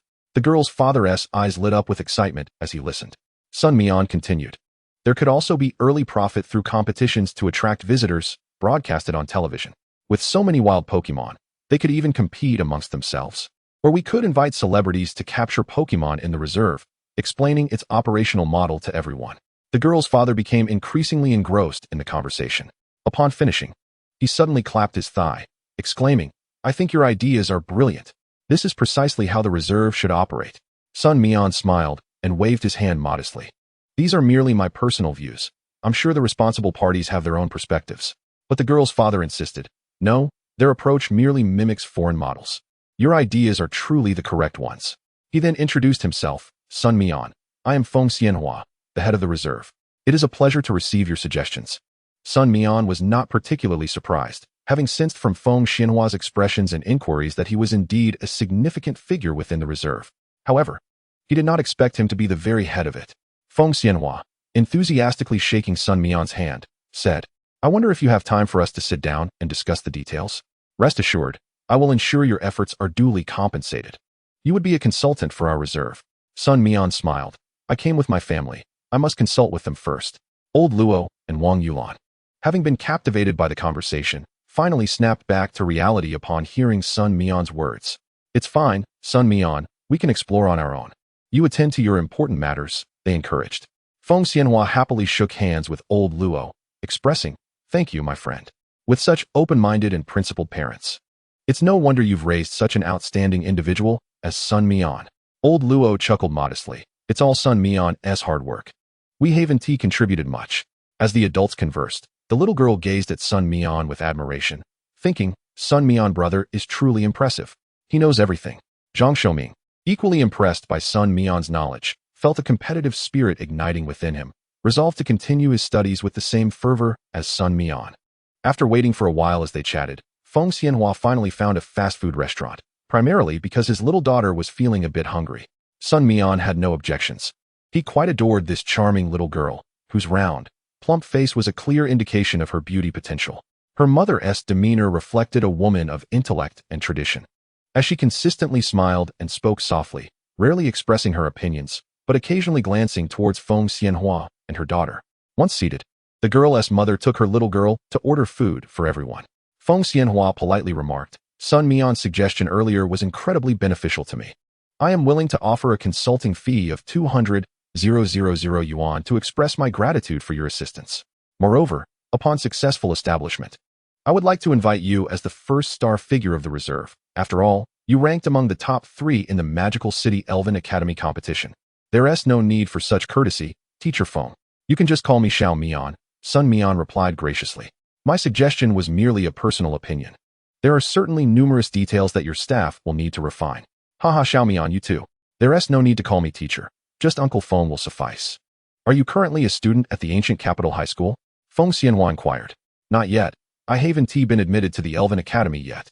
"That will happen next year," Sun Mian responded. "Oh, so Xiao Mian is 15 this year?" Feng Xianhua's eyes brightened. 15. But I'm still a bit short of it, Sun Mian replied, puzzled as to why his age would be surprising, considering the minor difference. In truth, Feng Xianhua was contemplating that if Sun Mian had yet to attend the Elven Academy, it indicated he was not affiliated with any institution, which presented an opportunity for him.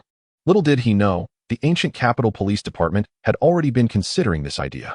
After chatting for a while, Feng Xianhua gained a wealth of insights, with more thoughts bubbling up in his mind. Eventually, fearing he might forget, he apologized to Sun Mian and took out his tablet to record all of the ideas in their conversation. When the girl and her mother came back, the little girl appeared somewhat displeased. "Daddy, why did you leave brother Sun Mian sitting here all alone and ignore him? You're busy with your work again." Her mother gently patted her head, signaling her to lower her voice. However, she cast a glance at Feng Xianhua and said, "Dear, is there nothing that can't wait until after we've eaten?" Feng Xianhua awkwardly moved aside, allowing his daughter to sit next to him, and explained, "What Xiao Mian just shared is extremely important for the reserve, and I was afraid I might forget." Alas, didn't you think to leave a phone number for Xiao Mian?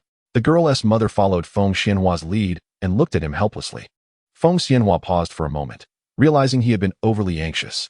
After lunch, Sun Mian prepared to take his leave, as the main purpose of his visit was to accompany his family for some leisure time. Feng Xianhua had to return to the reserve office to organize the materials, so he could not continue to accompany his daughter. The girl's mother sighed. She was also one of the staff members at the reserve and held a leadership position. Feng Xianhua had to get busy, and it was likely that he would have a meeting soon, making it impossible for him to take a break. The little girl felt somewhat wronged, as her father had promised to accompany her for a stroll. However, being understanding, she recognized her parents' work and refrained from making any unreasonable demands. With tears welling in her eyes, she prepared to bid farewell to Sun Mian and let the nanny who came to pick her up take her home. Seeing her in distress, Sun Mian felt a pang of sympathy and said, "Uncle Feng, may I take my little sister to continue exploring? If you're worried, I can leave my Pokemon Pokédex and official trainer qualification certificate with you as collateral." "What? I have complete faith in you. How about Junjun? Is she willing to go with her brother?" Feng Xianhua laughed. "Yes, I want to," Junjun exclaimed excitedly.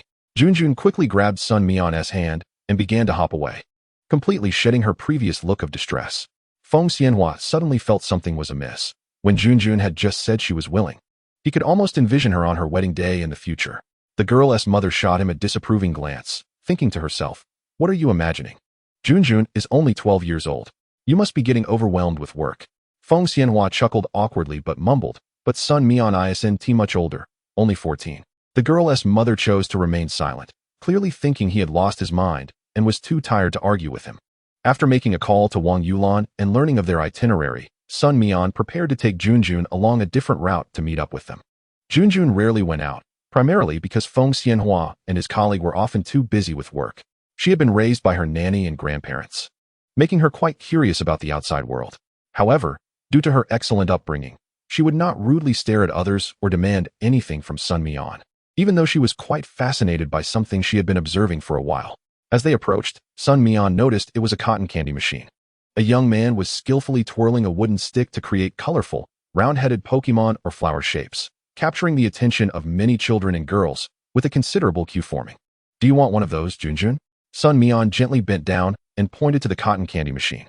Junjun felt a bit shy and replied, "No, big brother. I just think it looks pretty." "What is it?" "Cotton candy," Sun Mian replied curiously. "You don't know what this is?"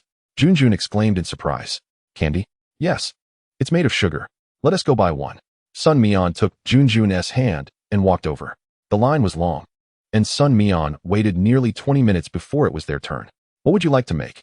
Here are pictures," the young man at the cotton candy machine said enthusiastically. "Junjun, you decide," Sun Mian said. Junjun hesitated slightly, but seeing Sun Mian's encouraging gaze, she leaned forward to take a look. However, she was still quite small and couldn't see well. After a moment of hesitation, Sun Mian bent down and picked Junjun up effortlessly. She was light, and suddenly, she could see the pictures displayed on the cabinet beside the cotton candy machine. Her face flushed slightly as she noticed the arms that were holding her. Despite her lack of familiarity with many common things, girls tend to mature faster, especially after becoming aware of the differences between boys and girls. However, Junjun did not resist and meticulously began to choose. Yet, due to her inexperience, she struggled to make a decision after a long time. Each design was quite beautiful. Noticing this, Sun Mian decided to help her choose. "Do you prefer a Pokemon or flowers?" "Flowers," Junjun said after a moment of contemplation. Girls, regardless of age, do have a fondness for flowers. Sun Mian selected an image of a flower he did not recognize, but its petals were large, tightly enveloping the delicate flower center, resembling a pair of strong hands cradling the tender bloom. Junjun was quite taken with this design. Once the cotton candy was in her hands, she hesitated to eat it. If you don't eat it soon, it will melt in the wind, Sun Mian remarked. Only then did Junjun reluctantly lift the cotton candy, thought for a moment, and offered it to Sun Mian. Big brother, you eat first. Observing her earnest yet bashful demeanor, Sun Mian chuckled and replied, I want to eat it. If I do, how will you have any, Junjun? Disappointed, Junjun retrieved the cotton candy and thought for a moment before pinching off a piece and tearing it away. How about this? Seeing the hopeful expression on Junjun's face, Sun Mian helplessly nodded and bent down, opening his mouth. As her tiny fingers brushed against his lips, Sun Mian felt an inexplicable sensation. Sun Mian quickly shook his head, pondering what on earth he was thinking.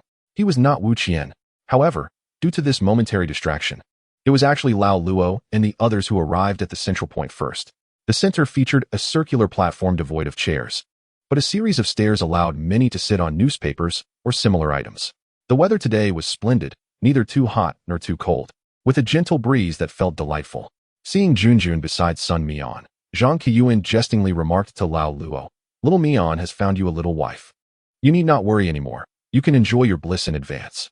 Lao Luo laughed and scolded, They are all just kids. What a joke. Junjun heard this, but continued to hold Sun Mian's hand tightly. Sun Mian felt her grip seemed to grow heavier, casting her a puzzled glance without uttering a word. The reserve appeared to lack attractions. The facilities were still too scant, resembling more of a park with numerous play areas for children. Sun Mian commented. Wang Yulan nodded, aware that Sun Mian had never been one to indulge in childish amusements, disliking such things the most. Shall we visit the breeding center at the hilltop? I heard there are many juvenile Pokémon inside, Wang Yulan suggested. The others had no objections, so they set off. At the entrance of the breeding center, 2 large milk cans were distributing flyers. Wang Yulan took a closer look and suddenly exclaimed, They look just like our milk can. Really? Lao Luo scrutinized them for a while before managing to say, I think our milk can is more graceful. Sun Mian looked at Lao Luo in astonishment. More graceful, you say? Chapter 97, Fishing for Magikarp. Perhaps due to the incomplete development of the reserve, the Pokémon within the breeding center were not as numerous as one might imagine. The majority were quite common, with bug-type Pokémon being the most abundant. Whether it was the familiar Caterpie, Metapod, or Paras from the ancient city, or the ladybugs and Spinnerax from the southern regions, their presence was unmistakable. Zhang Qiyuan suddenly remarked, The ancient city's bug-catching competition should be starting soon. How many Pokémon does Little Mian have now? 4, Sun Mian replied. Howley is registered under Lao Luo, while Sun Mian has a forest lizard, a scorpion, a milk can, and the newly added Ditto. Oh, so that means Little Mian has officially qualified as a trainer? Zhang Qiyuan exclaimed in surprise. Zhang Xiaoming looked at Sun Mian with admiration, truly worthy of being Little Mian. Sun Mian chuckled awkwardly. Just lucky, just lucky. Such matters were always difficult to elaborate on in front of relatives and elders. Among friends, however, one could put on a show. Hey, Little Mian.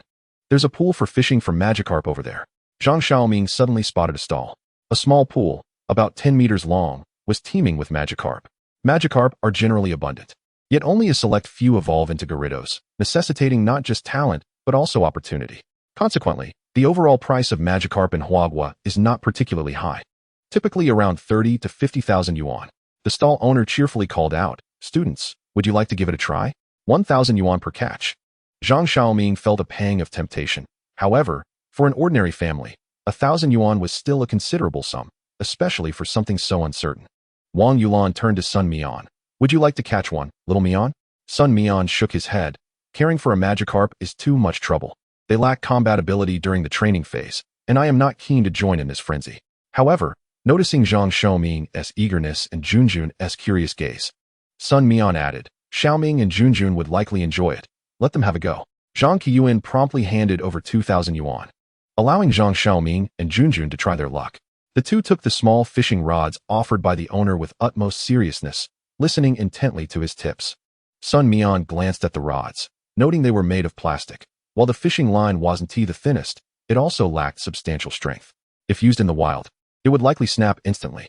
In this indoor pool, however, there was a slight chance, perhaps a 0.001 probability.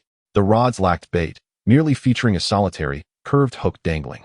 Likely unnecessary for a float in such shallow water. Zhang Xiaoming was earnest. He submerged the hook, rotating the rod, attempting to lure a Magikarp to reel it in. Junjun squatted by the pool's edge, gripping the rod with a serious expression, yet once the hook was submerged, she merely waited quietly, as if genuinely fishing.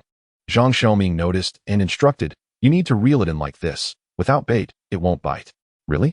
Junjun replied, perplexed. A few adults stood by watching. Sun Mian suggested, "Just think of it as a game. It's quite difficult to catch anything."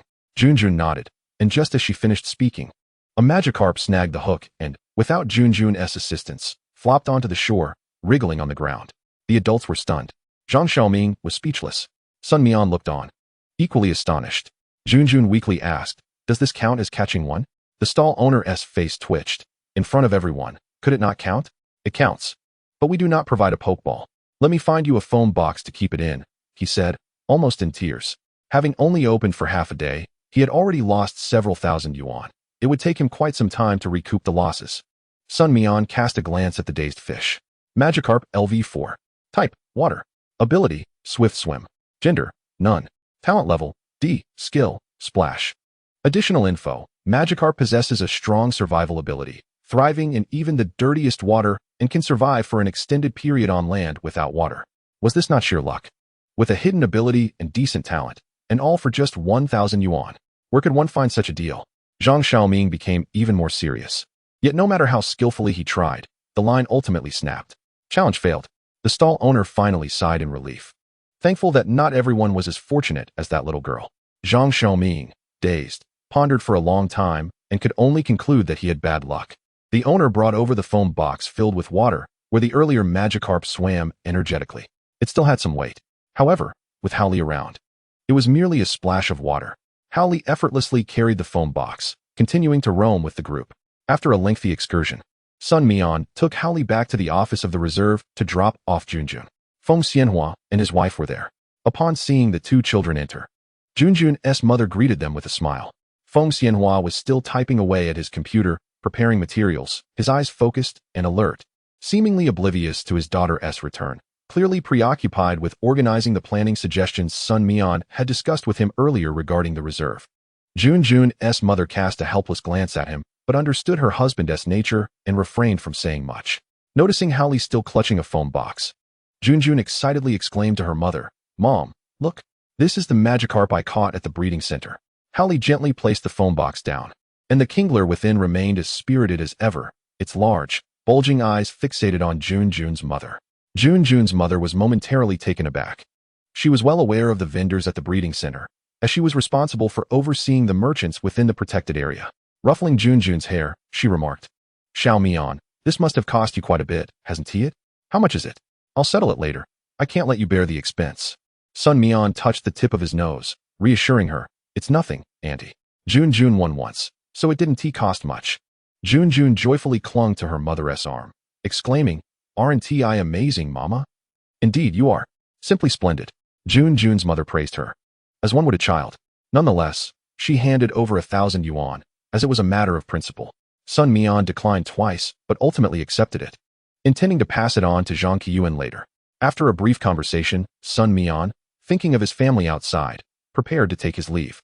Junjun, a bit reluctant, tugged at Sun Mian's clothing, her head bowed, exuding an air of pitifulness. Just as Sun Mian was about to comfort the little girl, Junjun lifted her head, her gem-like eyes seemingly radiating light. "Brother, I will study hard and go to the same school as you in the future." Sun Mian was momentarily stunned but smiled, replying, "That sounds great." Chapter 98, The Examination. Old Luo drove them home, first dropping off Zhang and his son, politely declining their invitation to come inside. It was still early for dinner. Sun Mian busied himself with the training manual, starting with the forest lizard. He needed to master the second stage of training, which focused on skill control and precision. The first phase of training had provided a rough outline, but the current training aimed to enhance the intensity of skills. In other words, the same amount of damage should be concentrated on a single point, minimizing the skill size while maintaining its power. The goal was to achieve speed, accuracy, and ferocity. This was a challenge for the forest lizard. Only with the assistance of Sun Mian's grass power could the forest lizard briefly grasp this sensation. However, Sun Mian made it clear that he hoped the forest lizard could perform with the same efficacy without relying on grass power. Although it was a daunting task, it was not without foundation. The forest lizard, having experienced the sensation with grass power, would adapt relatively quickly. It was akin to achieving a high score on an exam by chance. Even if one regressed to previous performance levels, that feeling of mastery would accompany future progress. Currently, Howley was still engaged in the second stage of yoga, mastering a total of 81 postures, of which he had now grasped 47, more than halfway. The seamless yoga movements resembled a form of art. While Howley's robust appearance seemed somewhat incongruous, it did not hinder his gradual transition from a brash style to a more reserved demeanor, like a sharp sword sheathed. This was the direction in which Howley aimed to advance. The Scorpion did not possess a specific training manual, but Sun Mian had gradually developed certain strategies. Considering the Scorpion's personality and skill set, it was positioned similarly to the forest lizard as a swift attacker, yet it resembled a lethal assassin more closely. The Scorpion's defensive capabilities were also being strengthened. Recently, when Howley sparred with the Scorpion, he noted its increasing resilience to strikes. Sun Mian envisioned a day when he would witness a commander charging through a rain of arrows to claim the enemy's head. While the ever-changing Ditto was also undergoing training, Sun Mian's approach to it was more supportive. Ditto's physique was enhanced, and its duration of transformation was increasing. Sun Mian harbored an idea in his mind, though he had yet to find the opportunity to implement it. Time swiftly passed, and Sun Mian's vacation came to an end, marking his return to school primarily due to the impending examinations. With Ma Yuning and Zhang helping him with his studies, the school turned a blind eye to Sun Mian's situation, as the administration was already aware of his official trainer qualifications. This status equated to being a guaranteed student for advancement, with a promising future ahead. For such a prodigy, enjoying certain privileges was entirely reasonable. The chubby boy, on time for school, entered the classroom with the ringing of the bell. Spotting a familiar figure at the desk, he exclaimed, "Wow, Mian Gu, you finally remembered to come to school. What a thing to say." Sun Mian shot him a glare, while the chubby boy chuckled as he settled into his seat. Just as he was about to speak, classmate Li Jiasen interjected, "Luo Jinghao, class is about to start." No whispering to Sun Mian. The chubby boy shrugged helplessly. He held a certain fear of the responsible class monitor, primarily worried that his behavior might be reported to the teachers and subsequently reach his family. Although Li Jiasen was not one to report others, it was better to be safe than sorry. The chubby boy felt a strong sense of urgency. The homeroom teacher entered, glanced at Sun Mian, and without further ado, cleared his throat. Tomorrow is the final exam, and it appears that no one seems particularly anxious. But that is for the best. If everyone performs at their usual level, the exam content will be familiar from the books, and the teachers have already covered it with you. I hope everyone can return home for the new year with satisfactory results to present to your parents. After a systematic address, the teacher commenced the lesson. When class ended, the homeroom teacher called out, "Sun Mian, come to my office." The chubby boy muttered, "Mian Gu, don't be afraid of that old witch. Be brave and be yourself." Sun Mian thought to himself, what nonsense is this? In the office, there were still a few teachers present. Upon seeing the homeroom teacher, Sun Mian approached. "Teacher, what can I do for you?" The homeroom teacher produced a stack of documents. Smiling as he said, "The principal has already informed me about you. However, even though you are essentially guaranteed a spot, you still need to take the exam seriously. Most of the exam content is included in these materials. Take a close look at them when you get home." Sun Mian nodded, accepting the documents. Sun Mian, wait a moment, don't rush off. There's one more thing. The homeroom teacher paused before continuing. Next semester will mostly involve practical Pokemon training. The core teaching will take place in the wild. In the past, the school deemed it unsafe, so classes were held on the school playground. With the establishment of the protection area this year, we should be able to hold classes there. Cultural lessons will be reduced, allowing you to study independently. However, as the only official trainer in our class, you must actively participate in the internal training competitions. Sun Mian was momentarily taken aback, but quickly grasped the teacher's intent. Essentially, while he could be listed as a participant, he was still required to engage in the so-called training competitions for class rankings. This did not bother Sun Mian. In fact, having more free time would be more beneficial for him. He readily nodded in agreement, thanked the teacher, and left with the materials. Nearby, another teacher leaned in, inquiring of the homeroom teacher, "Who is this student? How did he receive such special treatment? Has he really obtained formal qualifications? It can't be a scam, can it?" The homeroom teacher chuckled, offering no explanation, merely stating, "It's the school's arrangement. I'm just relaying the information." For Sun Mian, the exam content was quite straightforward. He filled in some answers for the cultural subjects, and since his memory had improved, these matters came easily to him. The knowledge of Pokémon is indeed effortlessly accessible, and the questions posed are exceedingly simple. What is the most apparent sexual dimorphism in Magikarp? Sun Mian promptly responded. The male has yellow whiskers, while the females are white. As for Galade being male, what about Gardevoir's gender? This too is a question with an obvious answer. Gardevoir can indeed be male. What are the types of Phoeba, Milotic, and Swampert? Phoeba is solely a water type, yet upon evolution, both Milotic and Swampert acquire the ground type. This serves as a testament to the impressive efficacy of Black Houndoom's Thunder Fang in the hands of Fei Niao. Chapter 99. The bug-catching contest commences. After the examination, Sun Mian stretched lazily beneath the ginkgo tree situated within the school grounds. One wonders why the campus is adorned with so many ginkgo trees, frequently shedding leaves that one can scarcely muster the energy to sweep. Some artsy girls even gather the fallen leaves to craft bookmarks, a pursuit that holds no allure for Sun Mian. He awaited the portly boy, who approached with a serious demeanor, as a few of them had planned to dine together. What is the matter? Sun Mian inquired, noticing the boy's heavy expression. Where had the carefree boy gone? Mian go. The portly boy seemed lost in thought, only snapping back to reality upon hearing Sun Mian's voice. I was wondering if I filled in the evolution methods of Oddish correctly. Sun Mian asked, how did you answer? I believe Vileplume evolves from a leaf stone, the boy replied. That is indeed correct. And I suppose Bellissime evolves when Oddish is no longer foul-smelling? He added, his confidence wavering. After a moment of silence, Sun Mian quipped, do you think you would be any less portly? The boy paused, then tears streamed down his face. Mian go. I've resolved to turn my sorrow into appetite. I must have 2 more buns today. All right, I'll order you an extra serving of lamb, Sun Mian replied. As they made their way to the bread soup restaurant, Lu Yi and her sister Lu Ying were already waiting. Lu Ying shot the portly boy a glare. You actually made us girls wait. Weren't you taking the exam at our school? Why are you so late? The portly boy mumbled as Sun Mian tossed the pot aside in frustration. The boy was reluctant to respond, as he had taken his time submitting the exam paper, grappling with thoughts even when he could not answer.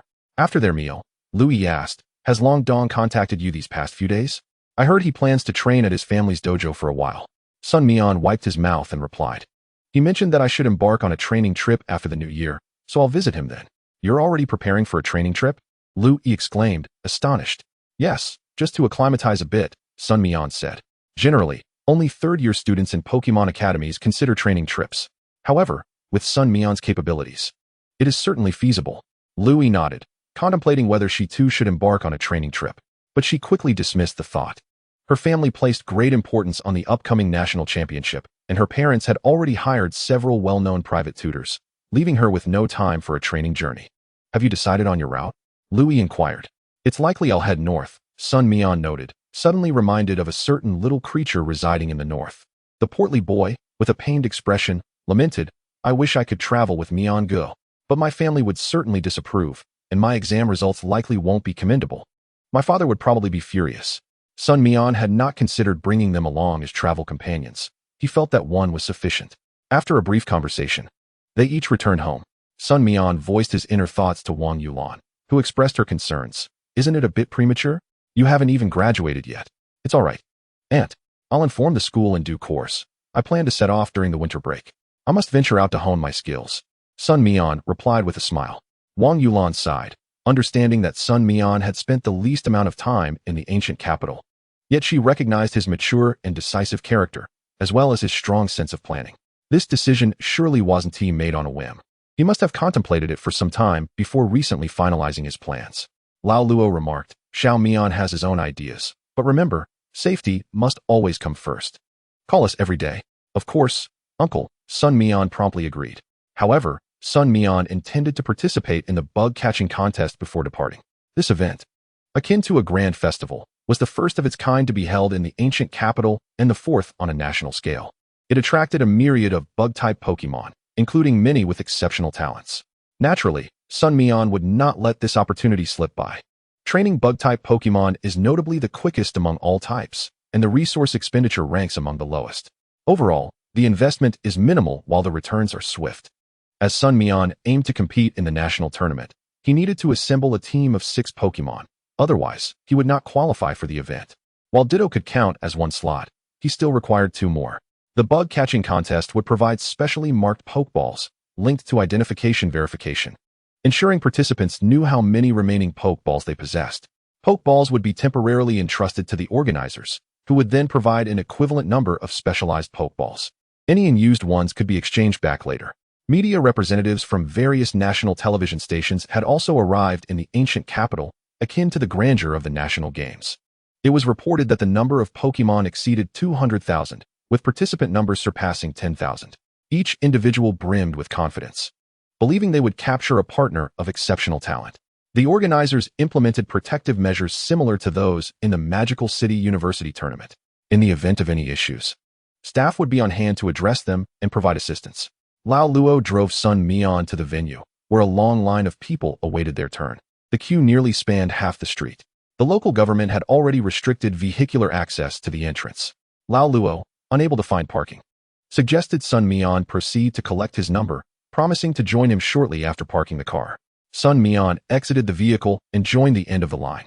After presenting his identification for verification, he was issued a number tag.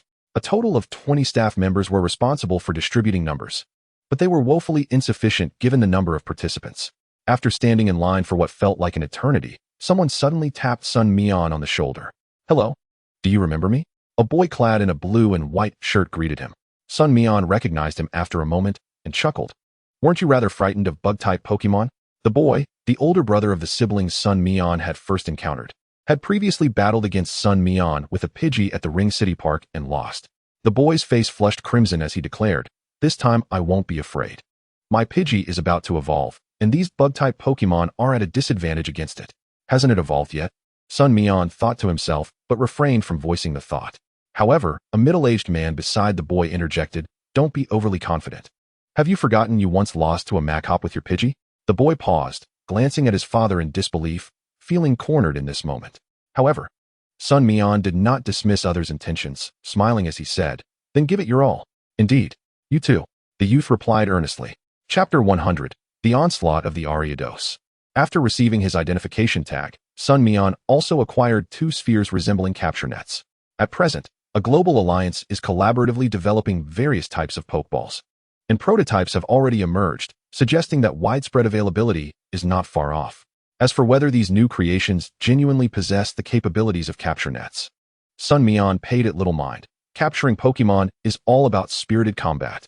Old Luo arrived just before the entrance, having procured some water and food.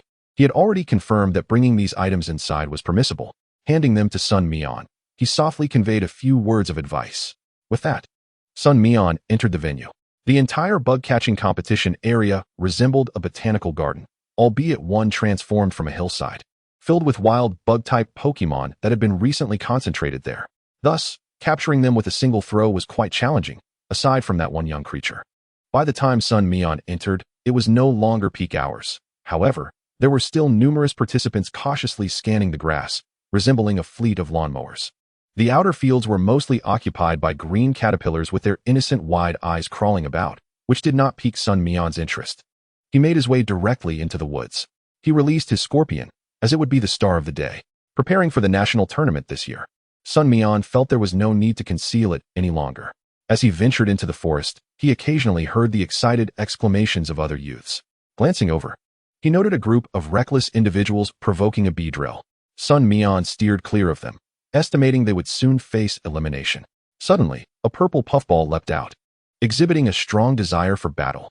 However, upon examining its data, which revealed a mere E in talent, Sun Mian abandoned the thought of capturing it, opting instead to let Scorpion teach it the ways of Pokemon. Sun Mian's standards for capturing had also risen. He no longer pursued those with a rating below C, as their cultivation yield was too meager. After wandering for a while, he had not encountered any of his targets, which were all merely Caterpie and Poliwhirl. Ahead lay the area where freshwater was located, a small lake. He anticipated that stronger Pokemon would occupy the prime spots there, and with this thought, he approached. Many shared this sentiment, but some were merely setting themselves up for embarrassment. Sun Mian observed a trainer who mistakenly believed that possessing a Zubat would guarantee his success. His target was a Scyther. As a warrior of the bug type, Scyther was exceedingly rare in the wild. It was also one of Sun Mian's objectives. However, someone was already engaged in battle with it, and Sun Mian had no intention of intervening. The Scyther displayed exceptional skill, albeit it was somewhat aged. Scyther was typically social, Yet its solitary state suggested it had been defeated by younger Scyther and subsequently exiled from its group, akin to an aging lion ousted by younger rivals. Nevertheless, the Scyther remained a natural warrior. Even in its older years, it exhibited formidable prowess. With its high-speed movement, it evaded the Zubat entirely. When the Zubat made a mistake, the Scyther seized the opportunity, unfurling its wings to deliver a decisive blow to Zubat's head, sending the creature flying. After defeating its opponent, the Scyther took flight. Unwilling to be captured by humans, its sole conviction was to hone its skills and return to its group to triumph over the Scyther that had once bested it. Sun Mian hastily pursued, but was unable to catch up.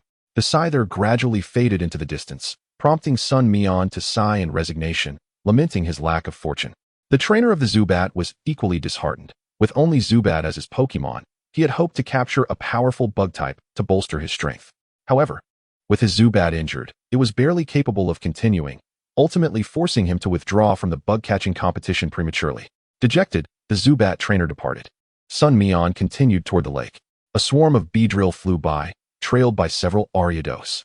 It seemed that the Beedrill had disturbed the slumber of the Ariados, which appeared exceedingly irate, ensnaring one Beedrill in its silk.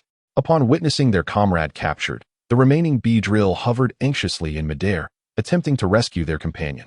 However, bug-type Pokémon often attacked one another, viewing each other as potential prey. The Ariados clearly intended to consume the Beedrill. The winds stirred by the Beedrill, when gathered collectively, possessed considerable power. Yet the Ariados was no pushover. Noticing the Beedrill were no longer fleeing and were instead preparing to retaliate. The most robust of the Ariados unleashed a shadowy assault, striking several Beedrills from behind. This skill, Shadow Strike, guaranteed a first move advantage. The Beedrill swarm immediately fell into a panic, realizing the disparity in strength. At that moment, a Heracross suddenly entered the fray, with a serious expression devoid of mirth. Heracross shouted at the Ariados. Heracross. Sun Mian, tapping into the power of the forest, understood Heracross's intent. The Beedrill had merely disturbed the Ariados. There was no need for them to perish. Having observed the scene for a while, Heracross recognized that the Beedrill would inevitably face repercussions for their mischief. But the Ariados were clearly intent on decimating the entire swarm, igniting a sense of justice within Heracross that could not be ignored. The Beedrill, witnessing the blue figure shielding them, displayed admirable loyalty, refusing to seize the chance to flee, instead gathering beside Heracross in hopes of aiding it. However, the Ariados was in a frenzied state. It paid no heed to Heracross, collectively ensnaring its legs in silk to prevent any potential escape. The leading Ariados suddenly conjured a shadow. Heracross, feeling the weight of the assault, failed to retaliate in time, absorbing the full brunt of the attack which ignited its fury. Using Bullet Seed, it pushed the Ariados back, while simultaneously struggling against the silk. The Beedrill anxiously attempted to free Heracross from the silk, but their efforts bore little fruit. At that moment, Sun Mian scanned the attributes of the Heracross and promptly resolved to intervene. Machop, Trico, and Scorpion launched an attack simultaneously. Trico, in a flash of electricity, executed a series of slashes that drove the Ariados back. Turning, Sun Mian saw Machop had reached Heracross's side, grasping it and forcefully pulling the silk away. Meanwhile, Scorpion targeted the leader of the Ariados. The stunt performer's high damage dealt sent the opponent tumbling. Chapter 101, Heracross joins. Heracross LV20. Type, Bug Fighting. Ability, Overconfidence. Gender, Talent Level, C. Skills, Powerful Push, Seed Machine Gun, Critical Strike, Stare, Horn Attack, Hold On, Feint Attack, Yoko Return, Gradual Breakdown, Double Return. Super Horn Strike, Inherited Skill, Endurance, Inherited Skill, True Chi Punch, Taught Skill. Additional introduction. Capable of lifting an opponent with its two horns, even able to raise something weighing 500 times its own mass. These are the attributes that Sun Mian scanned just moments ago. This exceptional specimen is certainly not one that Sun Mian would let slip away. Under the violent aesthetic of Heracross and its companions, the Ariados quickly succumbed. The leading Ariados was relentlessly driven back by the Scorpion, soon unable to withstand the assault, and hurriedly retreated. Observing their leader's flight, the other Ariados hastily followed suit, their tails between their legs. Meanwhile, the combis joyfully surrounded Heracross and its companions, expressing gratitude for their assistance. Some combis even prepared to return to their hive to fetch honey as a gift. Heracross patted the shoulder of its partner, expressing its appreciation. Just as they were about to depart, the forest lizard, understanding Sun Mian's intentions, blocked their path. Heracross looked at the forest lizard with confusion. Kek? The forest lizard remained silent, lifting its head. Although it was well developed, it was still shorter than Heracross, rendering it somewhat comical. However, Heracross soon grasped the reason for the forest lizard's obstruction. A human was approaching. Heracross, let us engage in battle. I wish for you to become my partner, Sun Mian declared earnestly. Heracross fixed its gaze upon Sun Mian for a considerable moment, as if comprehending his resolve. Yet, it was equally unwilling to yield. Kek. Sun Mian smiled and signaled for the scorpion to step forward, suggesting that Heracross initiate the attack to observe its combat instinct. Without hesitation, Heracross launched into a horn attack. Its sharp horn aimed directly at the scorpion. Sun Mian did not need to direct the scorpion. It instinctively made a judgment and executed its move, sending up clouds of sand as its form vanished. For a fleeting moment, Heracross appeared bewildered, then seemed to sense the scorpion's presence behind it. Endure. The scorpion's counterattack was now unavoidable. Heracross endured the blow, staggering back, but the recoil from the endurance provided a counterstrike, causing the scorpion some discomfort as well. However, the scorpion had undergone significant growth, its high defense allowing it to retreat to a safe distance even without knocking out its opponent. The scorpion sprang away. With a resounding shout from Sun Mian, surprise attack. The scorpion instantly appeared behind Heracross, delivering a powerful punch beneath Heracross's waist. Heracross stumbled, desperately attempting to stabilize itself and execute a powerful push. The scorpion seized the opportunity to kick off and glide into the air, evading Heracross's line of sight. As Heracross's two powerful forelimbs swept past, the scorpion struck Heracross on the head. The substantial damage caused Heracross to collapse to the ground. The scorpion prepared to use poison sting, and Sun Mian hesitated but refrained from intervening. In battle, there could be no leniency. The scorpion's tail struck Heracross's shell. Simultaneously, the scorpion's forelimbs crossed, delivering an X-shaped blow. Scissor cross punch. Bam! Heracross could no longer withstand the onslaught, gasping for breath as toxins began to infiltrate its body. Sun Mian observed for a moment. Heracross's skill set was quite rich, offering numerous counterattack options, yet its shortcomings were evident. The scorpion could nearly execute its skills simultaneously and, thanks to the skill's recoil, escape Heracross's striking range. Heracross's attack speed was not slow, but its large physique exposed too many vulnerable points. Lacking any training, Heracross could not leverage its strengths while avoiding its weaknesses, which was the primary reason for its defeat. Following this battle, the scorpion reached level 19, on the verge of a breakthrough. The Pokeball struck Heracross, shaking vigorously, the red light flashing incessantly. Sun Mian furrowed his brow, waiting patiently for approximately 5 minutes. Finally, the Pokeball ceased its trembling and emitted a flash of white light. Heracross was released. It gazed at Sun Mian in silence. Sun Mian produced an antidote and administered it to Heracross, then gently remarked, "You truly did not wish to accompany me, did you?" Heracross lifted its head to regard him. "I believe I understand your thoughts. You wish to protect the weaker Pokemon in this area," Sun Mian said with a smile. Heracross hesitated before nodding. "What you may not realize is that these bug-type Pokemon, including yourself, were placed here by the League's forces. The management of your population will be overseen by humans, ensuring the preservation of your species and providing suitable arrangements should your numbers grow too great." Sun Mian refrained from using the term extermination, as it would be too harsh for Heracross. Yet, Heracross seemed to grasp the implication. The gentle aura emitted by Sun Mian enveloped Heracross, imparting a sense of warmth and the desire to draw near. "Kek." Sun Mian smiled, comprehending its meaning, and continued, "I, along with my companions, are akin to you. We care for one another, assist one another, and learn together. It is not the case that once I capture you, our relationship will solely revolve around battle. If we train diligently, I believe one day you will return here, back to your homeland, to reunite with your companions." Heracross could not help but envision that scene. Trusting this human, who exuded an aura that drew it in, Heracross chose to believe in him. "Arrow." Heracross joyfully responded. Sun Mian, also smiling, extended his hand to gently pat Heracross's horn. "Welcome to the team, Heracross." Heracross's partner joined in, playfully patting Heracross while grinning. The forest lizard cast a quick glance at Heracross, responding with a nod as a form of greeting. At that moment, the scorpion approached, earnestly explaining its recent attack to Heracross. Heracross shyly smiled in response, indicating that it was unbothered. With Heracross now part of the team, Sun Mian's ambitions were satisfied. He left the area swiftly, knowing that he could not afford to nurture another Pokemon. Old Luo awaited at the entrance, and, upon noticing that Sun Mian bore no injuries, smiled and asked, "So how did it go? Is it a powerful ally?" However, shortly thereafter, the staff of the bug-catching competition brought over a small box, stopping Old Luo and Sun Mian in their tracks. "Students, wait a moment."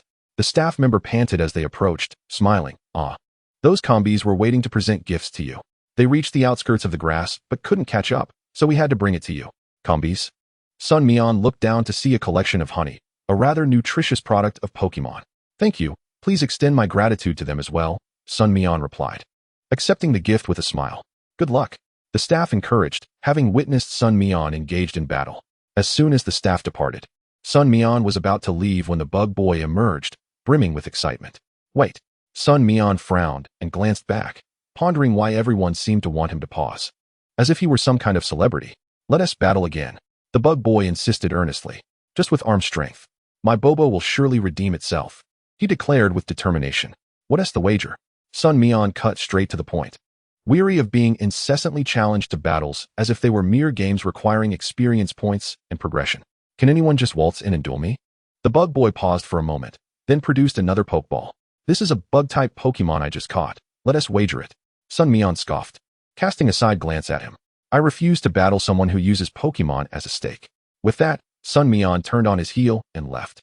Initially, he thought the boy was simply passionate and a bit timid, but it now seemed that his immaturity stemmed from a misguided sense of superiority over Pokemon. The bug boy stood there, speechless for a long while. Lao Luo glanced at the silent Sun Mian in the passenger seat. He was not adept at discussing matters with others, especially children. Since the loss of his own child many years ago, he had little experience in communicating with them. It was not until they returned home that Sun Mian's expression returned to normal. He greeted everyone with a smile and, as usual, hurried off to the police station with his Pokeball. Lao Luo entered the convenience store, where Wang Yulan cast him a curious glance. "What's wrong? You seem down. Where's Xiao Mian?" "He went to the training grounds at the police station," Lao Luo replied, recounting the earlier events. He sighed, feeling that Xiao Mian was far too mature, and there were many areas where they were unable to assist him. "Is that what's on your mind?" Wang Yulan patted Lao Luo's hand gently and continued. "Xiao Mian will undoubtedly improve with time. It's in his nature and his passion for what he loves. We should focus not on how we can't help him, but rather on ensuring we don't become a burden to him." Lao Luo nodded slowly. Immersed in his training, Sun Mian did not dwell on these thoughts. It was merely a minor interlude. This world contained numerous individuals who regarded Pokemon solely as pets or tools. He realized he could not expect everyone to connect with Pokemon as partners. Yet, a thought ignited within him. He yearned to vindicate Pokemon. He wanted to enlighten that segment of society, illustrating that Pokemon are invaluable and can truly become an essential part of life. His passion for Pokemon only intensified in this world. The distribution of bug-type Pokemon training manuals was underway, accompanied by a display of grandeur. The Heracross, possessing a dual fighting-type attribute, already had a training manual. Unlike the Scorpions, which had nurturing manuals, the bug-type training manual was issued separately. However, in general, Heracross primarily utilized normal-type and fighting-type skills. The enhancements offered by the bug-type skills in the training manual were not particularly effective. Nevertheless, Sun Mian had acquired the normal-type training manual from Ditto and the fighting-type one during his time with Machoke. Thus, the training for Heracross was the most demanding. Such intensive training could very well backfire. Sun Mian needed to tailor the contents of the 3 training manuals to create a regimen suited to Heracross's intensity. Currently, the other Pokemon were undergoing targeted training. There was no doubt about Heracross's strength to increase its striking surface. It was essential to bolster training for moves like Seed Bomb and Aerial Ace. Unlike Machoke and Forest Lizard, whose training methodologies had been established by Sun Mian since childhood, Heracross had fallen behind in its early training and had even become somewhat set in its ways. Now, the task was to alter its ingrained training mindset and integrate Sun Mian's newly devised methods. Consequently, after a day's training, Heracross was utterly exhausted. When recalled into its Pokeball, it felt drained, its internal energy nearly depleted. Converting fighting-type or bug-type energy into grass-type or flying-type energy was not feasible. Essentially, if Heracross expended energy using a fighting-type skill at a rate of 1, it would consume 12 or even 13 times that amount when utilizing a flying-type skill. Yet the total energy available was limited. Therefore, in prolonged battles, both stamina and skill consumption management were crucial, commonly referred to as blue control. Nevertheless, Heracross's growth rate still exceeded Sun Mian's expectations. As a creature akin to Machoke, it possessed a strong desire to protect its companions and was acutely aware of its weaknesses, diligently striving to improve. Machoke was akin to an older brother who helped family but not others, while Heracross harbored a strong sense of justice. Despite their similarities, they were fundamentally different. Sun Mian harbored concerns that Heracross's protective instinct towards weaker wild Pokémon might one day become a liability. Yet, personality is inherently difficult to alter, especially since Heracross's character had already taken shape. A week later, on New Year's Eve, Lao Luo and Wang Yulan cheerfully presented Sun Mian with a red envelope. It seemed that in any world, the tradition of giving New Year's money prevailed. Sun Mian solemnly accepted it, finding it somewhat challenging to speak. It was not that he felt any displeasure towards Lao Luo and Wang Yulan, but rather that he was simply unaccustomed to such gestures. Nonetheless, Lao Luo and Wang Yulan were elated. Lao Luo, in particular, was overjoyed after watching the Spring Festival Gala, still chuckling to himself. Wang Yulan, unable to contain herself, playfully smacked Lao Luo's arm. "All right, you've had your fun for the day. Xiao Mian is about to embark on his journey. Did you buy everything I asked you to?" "I did. Pokeball magnetic absorbers, a compact backpack, and a mini incubator." Lao Luo recited a long list of items, which had cost a total of 50,000 yuan. Chapter 103, Life in the Countryside. Sun Mian strapped on his compact backpack, marveling internally at how skewed the technological advancements in this world were. They had managed to invent such devices while leaning heavily towards the strength of Pokemon in terms of combat. Waving goodbye to Lao Luo and Wang Yulan, Sun Mian set forth on his first journey of training. In Sun Mian's view, traveling for training should undoubtedly be done on foot. He opened the map to check his direction. To walk out of the ancient capital, he would need to take the highway or follow the high-speed rail station.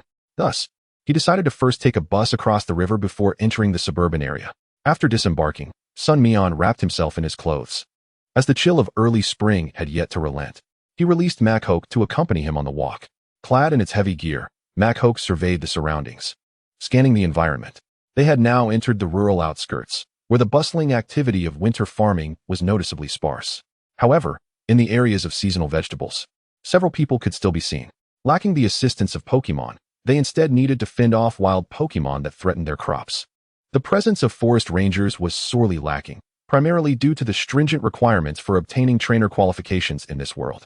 Those with even minor discrepancies in their backgrounds would quickly be disqualified. Those truly gifted individuals with an ardent passion for Pokémon predominantly hail from affluent families. They often regard the role of a ranger with disdain. Consequently, it is the common folk who ultimately endure the repercussions. Sun Mian made his way towards a farming household. As lunchtime approached, he had no intention of imposing on anyone's meal, yet he sought to procure some meat to supplement his provisions. In this world, there exists a considerable number of domestically raised poultry, albeit with the ever-present threat of wild Pokémon attacks. By the edge of the fields, Sun Mian observed a significant amount of droppings from various bird Pokémon. These wild creatures proliferate in the wild, and there are designated times in certain areas for their management to prevent them from posing a severe threat to human society. Knock knock.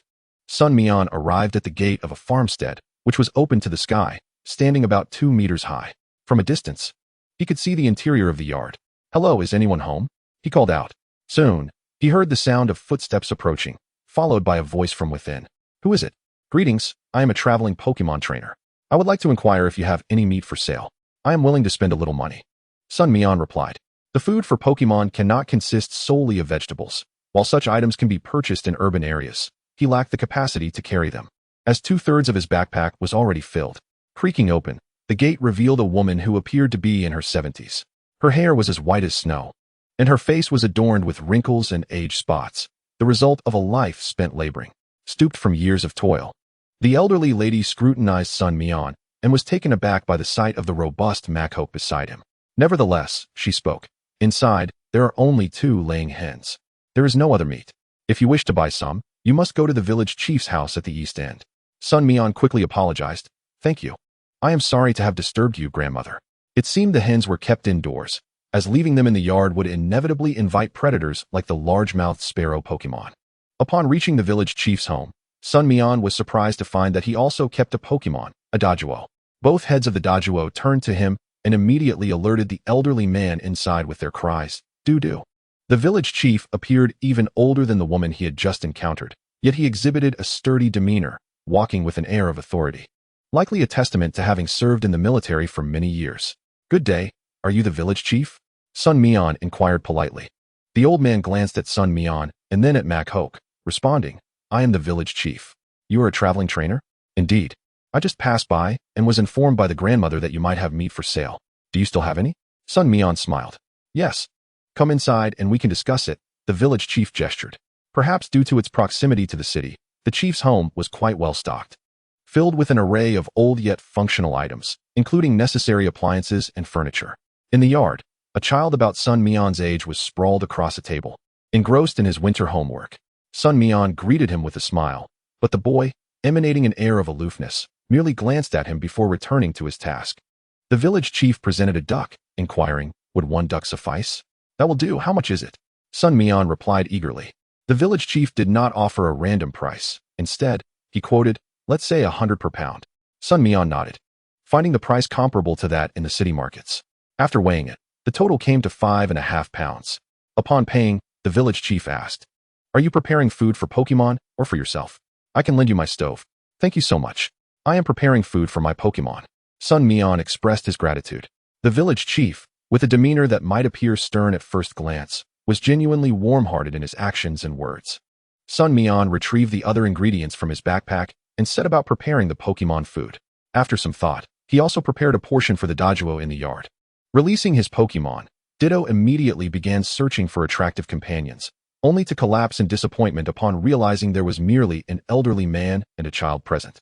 However, aside from that interest, Ditto's greatest pleasure lay in consuming the lovingly prepared food and energy cubes, perfectly balanced and utterly delightful.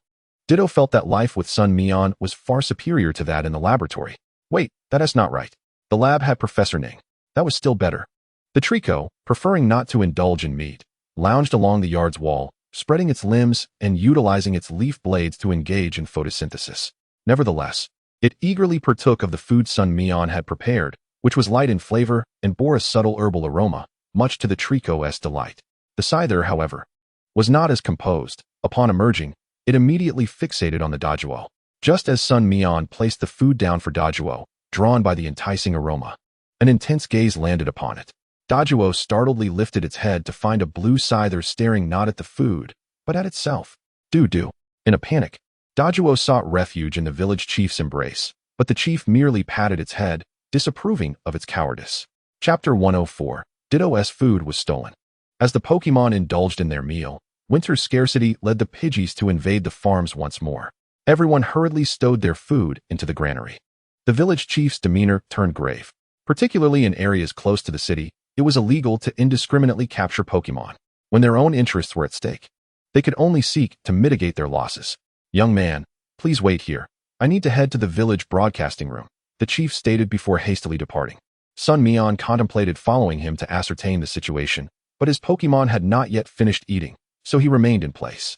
At that moment, the village chief's child muttered, "It's you so-called Pokemon-loving trainers who profess to protect wild Pokemon, yet it's easy for you to say since your food supply is plentiful. You have no need to guard against these Pokemon." Sun Mian heard this, but chose not to respond. The nation requires wild Pokemon to bolster its strength, yet the interests of the common people inevitably suffer. In truth, one could substitute Pokemon with other wild beasts. Controlling their population is essential. However, defining that population is exceedingly challenging, especially given the scarcity of talent in various institutions across Huagua. After a moment's reflection, Sun Mian observed that his Pokemon had finished eating and prepared to assist. As he stepped outside, he suddenly remarked, "If there were no trainers, no Pokemon. Do you truly believe a world devoid of entities that infringe upon the people's interests would exist? Pokemon are a double-edged sword. When wielded wisely, they protect our homeland. But if mishandled, they give rise to organizations that harm the collective welfare." Sun Mian's voice gradually faded into the distance until it was no longer audible. The boy remained silent, unknowingly stepping outside. Around the Trico, a whirlwind of leaves stirred up a flock of Pidgeys. Makhok swiftly lifted the elderly individuals attempting to surge into the Pokemon crowd, directing them back indoors to wait. The Scyther expertly struck a Pidove. The surrounding Pidgeys scattered in all directions. He seemed to grasp something profound. These Pokemon were utterly distinct from the wild creatures he had envisioned. They aided humanity, driving away the Pidgeys under the command of a peer. their faces devoid of any displeasure. He glanced at the dodo in his home, which tilted its head in curiosity. For the first time, the youth gently touched the dodo's head. The creature submissively rested its head in his palm. An intangible bond, known as a connection, appeared to blossom within his heart. Several hours later, Sun Mian entrusted the troublesome Pidgeys to the forest ranger who had rushed over upon hearing the news.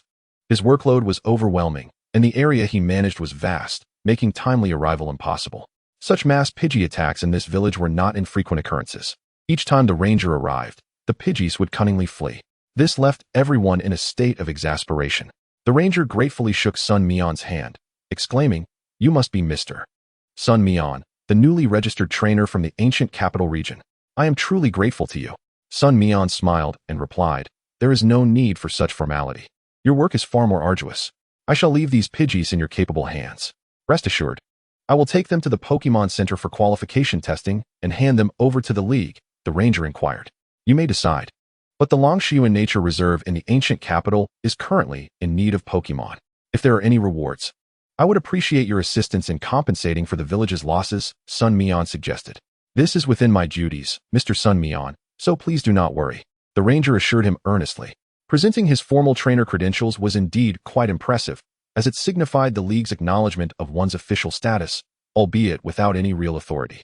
However, it was far more advantageous for entering an organization than the selection process faced by rangers. After bidding farewell to the villagers and the forest rangers, Sun Mian set forth on his journey once again. Departing from the northern side of the village, he directed his path toward Wainan, following the Qinling branch, which stretched for quite a distance. His intended route led to the Sanmenxia, an area rich in aquatic Pokemon. Many enthusiasts of water-type Pokemon congregated there. As he ascended the mountains, he could not help but loosen his down jacket. His breath formed white clouds in the chilly air. The temperature difference on the mountain was significant. However, the rugged terrain caused his stamina to wane rapidly. The rarely traveled mountain path, viewed from above, resembled a narrow winding trail enveloped by dense forests. The sun was swiftly descending, its residual warmth becoming increasingly precious. Yet, a suitable resting place needed to be found. Houndoom and Heracross scoured the area for a flat spot to pitch their tent. Sun Mian trailed behind, moving slowly with the Ditto transformed into a slowpoke, while Scyther remained vigilant, surveying their surroundings. Suddenly, a forest lizard leaped in front of Sun Mian, clutching a scarf-like bundle, which was a bag prepared by Wang Yulan. The forest lizard had gone nearby to search for edible berries to stave off hunger. All at once, Houndoom and Heracross let out shouts, prompting Sun Mian to hurriedly rush over. It seemed challenging to find another location, as Heracross had created a hollow in the rock wall, collaborating with Houndoom to clear away the debris, thus expanding the area into a stone barricade shaped like a hill. Sun Mian glanced over and nodded in satisfaction as the forest lizard and Scyther quickly returned with firewood. Lacking fire-type Pokemon, Sun Mian struggled to ignite a flame with a lighter. The flames gradually flickered to life, and he instructed Ditto to keep watch over the fire while he and Houndoom began setting up the tent. This was a large tent capable of accommodating 5 people, which occupied a quarter of the space in his compact backpack. After considerable effort, it was finally erected. Sun Mian then took out food to prepare dinner for everyone. As the flames warmed the air, the aroma of the meal prepared in the village wafted forth. Houndoom could not help but gulp, causing everyone to burst into laughter.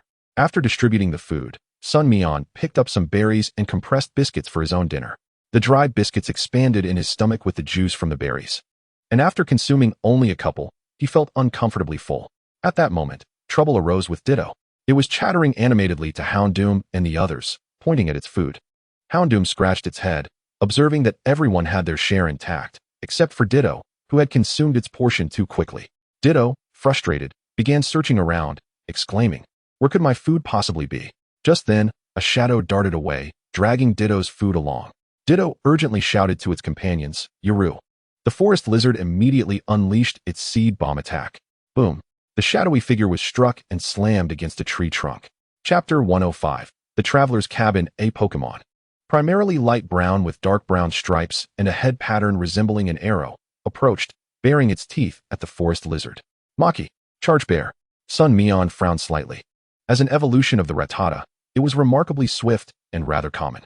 Nevertheless, witnessing the Pokemon unite in solidarity warmed Sun Mian's heart.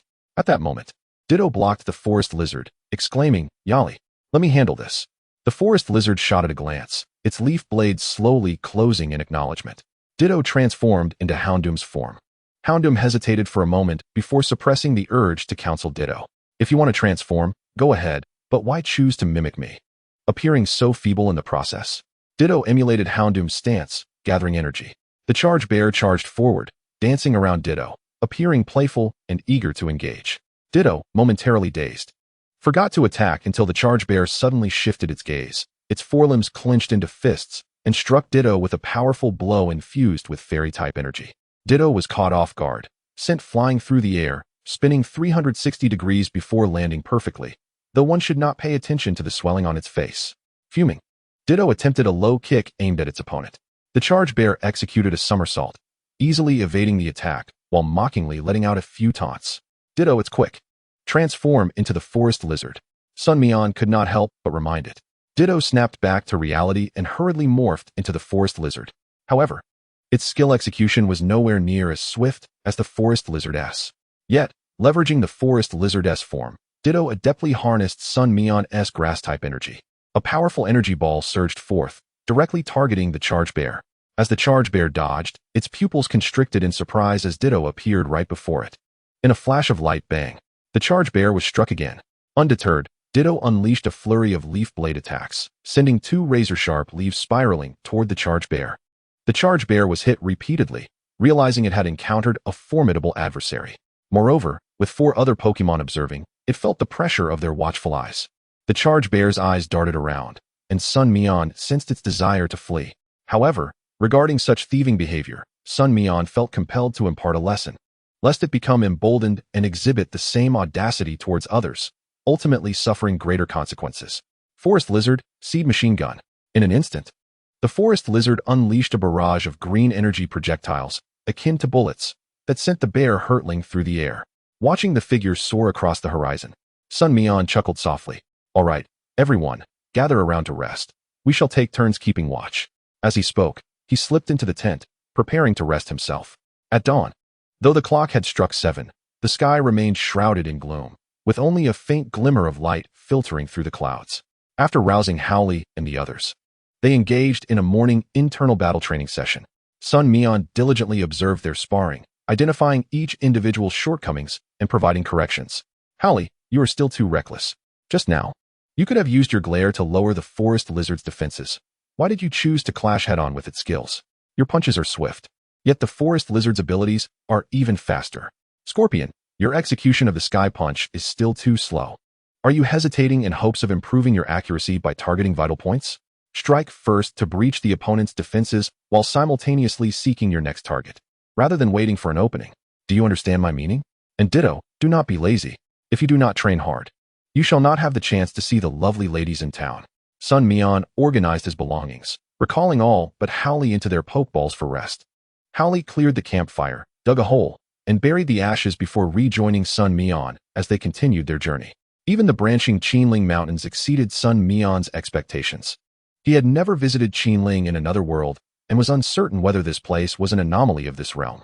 After a day's trek, Sun Mian finally spotted a modern structure, a traveler's lodge.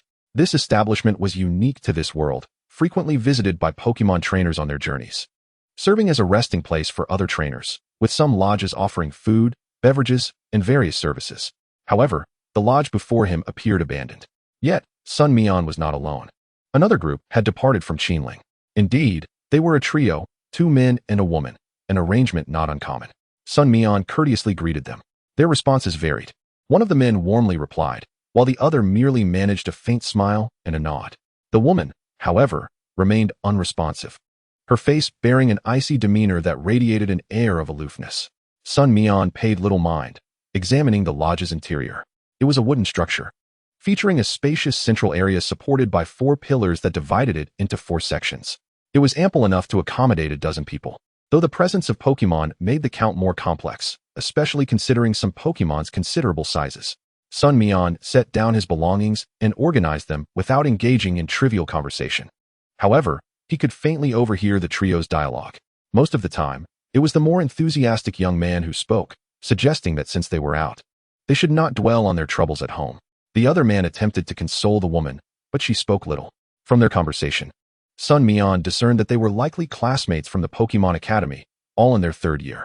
The man who spoke hesitantly and the reticent woman seemed to be in a romantic relationship, while the more vivacious young man was presumably their mutual friend. The couple appeared to be facing familial opposition regarding their relationship, prompting them to escape for a brief respite under the pretense of training, unlike Sun Mian, who was training for the national competition, having yet to qualify as a formal trainer. As night fell, Sun Mian refrained from training his Pokémon due to the presence of others and ventured into the dense forest to practice. After his departure, the enthusiastic young man remarked, "Did he really leave? It's unsafe out here at night." The other man hesitated before replying, "His things are packed. It's possible. Should I go look for him? He appears younger than us and might not be well versed in wilderness survival. If aggressive Pokémon were to appear, it could be disastrous," the enthusiastic young man suggested. "Why do you care?" the woman interjected suddenly. The enthusiastic young man was taken aback as she continued, "Do you always meddle in others' affairs?" He was uncertain whether she was referring to Sun Mian or implying his involvement in their relationship. The atmosphere instantly chilled. Clearing his throat, the young man muttered, "I'm just going to find a place to relieve myself." After he exited, the other man couldn't help but say, "Why do you speak to Chinyu like that? He hasn't done anything wrong, has he? He brought us out here for training." Before he could finish, the woman interrupted, "Yes, you're all buddies, brothers. P.S. well-intentioned. How many times have you come out with me without him? Should I also need him present when we're intimate?" "You." The young man stood abruptly, exclaiming, "Don't take it too far. Jiang Mingting. Just because your parents disapprove of us doesn't give you the right to take it out on others." "Am I being unreasonable? Am I taking it out on others? When your parents come, don't hide. Go tell them you've slept with their daughter. You're responsible. You're truly insane." The man, in a fit of rage, raised his hand, but seeing Jiang Mingting lean in defiantly, as if inviting him to strike her, he instinctively lowered it and stormed out. Jiang Mingting maintained her obstinate demeanor for quite some time, eventually collapsing onto the ground, covering her head with the blanket. Muffled sobs emanating from within. Zhao Qinyu, the enthusiastic young man, had not ventured far, remaining just 100 meters from the lodge. Observing his companion emerge, he hesitated to approach. However, Chun Shi, his companion, noticed him and walked over. Zhao Qinyu. Just as he was about to speak, Chun Shi offered him a cigarette. Sighing, Zhao Qinyu accepted it. As they shared a moment of smoke, Chun Shi suddenly remarked, "I feel like the conflicts between her and me are growing. Perhaps we shouldn't have been together in the first place." Zhao Qinyu glanced at him with a smile, prompting Chun Shi to furrow his brow. Zhao Qinyu then asked, "Did you not notice these points of contention when you first got together? However, it is still those flaws, merely magnified through your incessant quarrels, transforming a minor imperfection into an incomprehensible major defect." Chun Shi fell silent for a moment before retorting, "You've never been in a relationship, yet your words flow quite eloquently." Zhao Qinyu chuckled softly, but remained silent. After inhaling 2 cigarettes, Zhao Qinyu patted Chun Shi's shoulder, saying, "Come on, let us head back. If you truly wish to break up, consider whether what you will endure is genuinely what you desire." Chun Shi nodded slowly. The two returned to the traveler's lodge. Suddenly, Chun Shi became frantic. Jiang Mingting. He dashed inside, searching frantically, his expression growing increasingly anxious. "Damn, what is going on?" Zhao Qinyu followed suit. "Jiang Mingting is gone. She was just here no more than 20 minutes ago." Chun Shi's anxiety escalated as he rushed out past Zhao Qinyu. Zhao Qinyu grasped his arm, saying, "Wait, don't panic. What good does rushing out do? Did Jiang Mingting leave while you were out? Think for a moment, and check if her belongings are still here." Chun Shi quickly pondered. Although Jiang Mingting's harsh words were difficult to hear, she was inherently a person who feared the dark.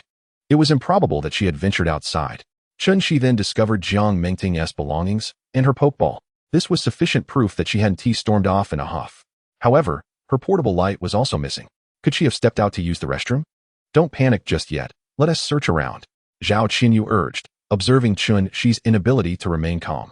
Taking a deep breath, they both dashed outside, releasing their Pokémon. Zhao Qinyu's Pokémon was a Sunflora, visibly uncomfortable in the dark surroundings, while Chun Shi's was a Lotad, adorned with a green, hollow lily pad, bearing an expression of despondency. Together, they ventured into the pitch-black forest, searching for any sign of her. However, after half an hour, they found no trace whatsoever, not even a footprint. As if she had vanished into thin air. The dark forest seemed to conceal a monstrous entity, watching them from the shadows. "Qinyu, do you think it could be that guy?" Chun Shi suddenly exclaimed. Zhao Qinyu immediately understood whom he was referring to, someone who had exited with their belongings even earlier. None of them knew where that person had gone. However, they had merely taken a couple of cigarettes 100 meters away, and their delay was only about 20 minutes. From a certain perspective, only a premeditated plan could account for such an absence of evidence. It's possible. Zhao Qinyu contemplated, then spoke. Just then, Sun Mian appeared before them. Having finished his training, he was returning when he noticed two figures conversing and searching for something. Approaching, he recognized them as the two boys from the Traveler's Lodge. Sun Mian had a good impression of Zhao Qinyu and approached to greet him. Hey, what are you two doing here? Chanseys fixed his gaze on him, hoping to discern any hint of alarm or guilt from his expression. Howley noticed someone staring at Sun Mian and, although uncertain of the intent, sensed that the other party harbored ill intentions. Howley positioned himself to shield Sun Mian, glaring at Chanseys and his Lotad. He was prepared to strike at the first sign of any movement. The Lotad, intimidated by Howley's aura of aggression, nervously hid behind Chanseys. Where have you been? Chapter 107, Ghost-type Pokemon? Sun Mian was momentarily taken aback by the question, scrutinizing the expressions of the two.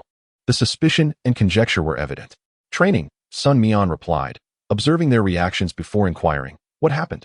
Chanseys remained silent, his eyes fixed intently on Sun Mian. Zhao Qinyu, maintaining a semblance of composure, forced a smile and recounted the previous events. This was also a test, gauging Sun Mian's reaction to their words. However, Sun Mian's response was quite normal. He frowned slightly and then asked, and where were you at the time? How long has it been since you noticed she was missing? Before Zhao Qinyu could respond, Chanseys interjected. I had an argument with Jiang Mingting and went outside to smoke with Zhao Qinyu. It was only about 20 minutes, and we didn't see anyone else here. It's been nearly an hour since she disappeared, and you're the only one we're unsure of. Sun Mian glanced at him, recognizing him as a clever individual. While he suspected him, he also wanted another person to help search for Jiang Mingting. Regardless of his sincerity, at the very least, he aimed to keep himself within their line of sight. That was his objective. Let us report this. We're already in the Wainan area. But we can't just sit idly by. Sun Mian, I hope you can assist us. Zhao Qinyu stated earnestly. Zhao Qinyu was also observant. Howley's energy feedback surely exceeded level 20, for even if it were an overdrawn potential, it couldn't evolve from mere physical strength.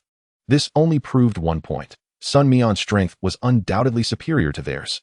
Yet, Zhao Qinyu dared not let his guard down. If Jiang Mingting had been lured out by Sun Mian, she might now be under his control. Could he and Chanseys' Pokemon subdue Sun Mian?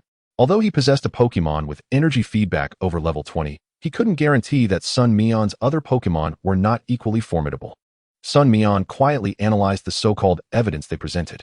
Upon returning to the Traveler's Lodge, as they had described, there were no signs of a struggle, nor could they find any drag marks on the ground. Ditto. Sun Mian released his Pokemon. During training, Ditto had been observing closely, so even if it had a history, it should not be hastily blamed. Instead, Ditto transformed into Dr. Ning's Snorlax. Once morphed into the pink, adorable creature, Ditto, according to Sun Mian, closed its eyes, predicting the future. In the game, this skill had a delay, but in reality, it served other purposes. Through the psychic energy released by Ditto's skill, it found a trace of opposing energy. Gurgle, gurgle. Ditto described its findings to Sun Mian, who nodded slowly. It was consistent with his suspicions. The mysterious disappearance, disregarding the possibility that Jiang Mingting had left on her own, indicated an attack by a Pokemon. Yet there were no signs of any Pokemon battle. The most suspicious were Ghost-type Pokemon and those possessing psychic abilities.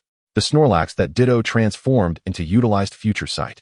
Without a targeted object, the scattered attacking energy sought out the opposing ghostly energy. With the direction confirmed, they were no longer aimlessly searching.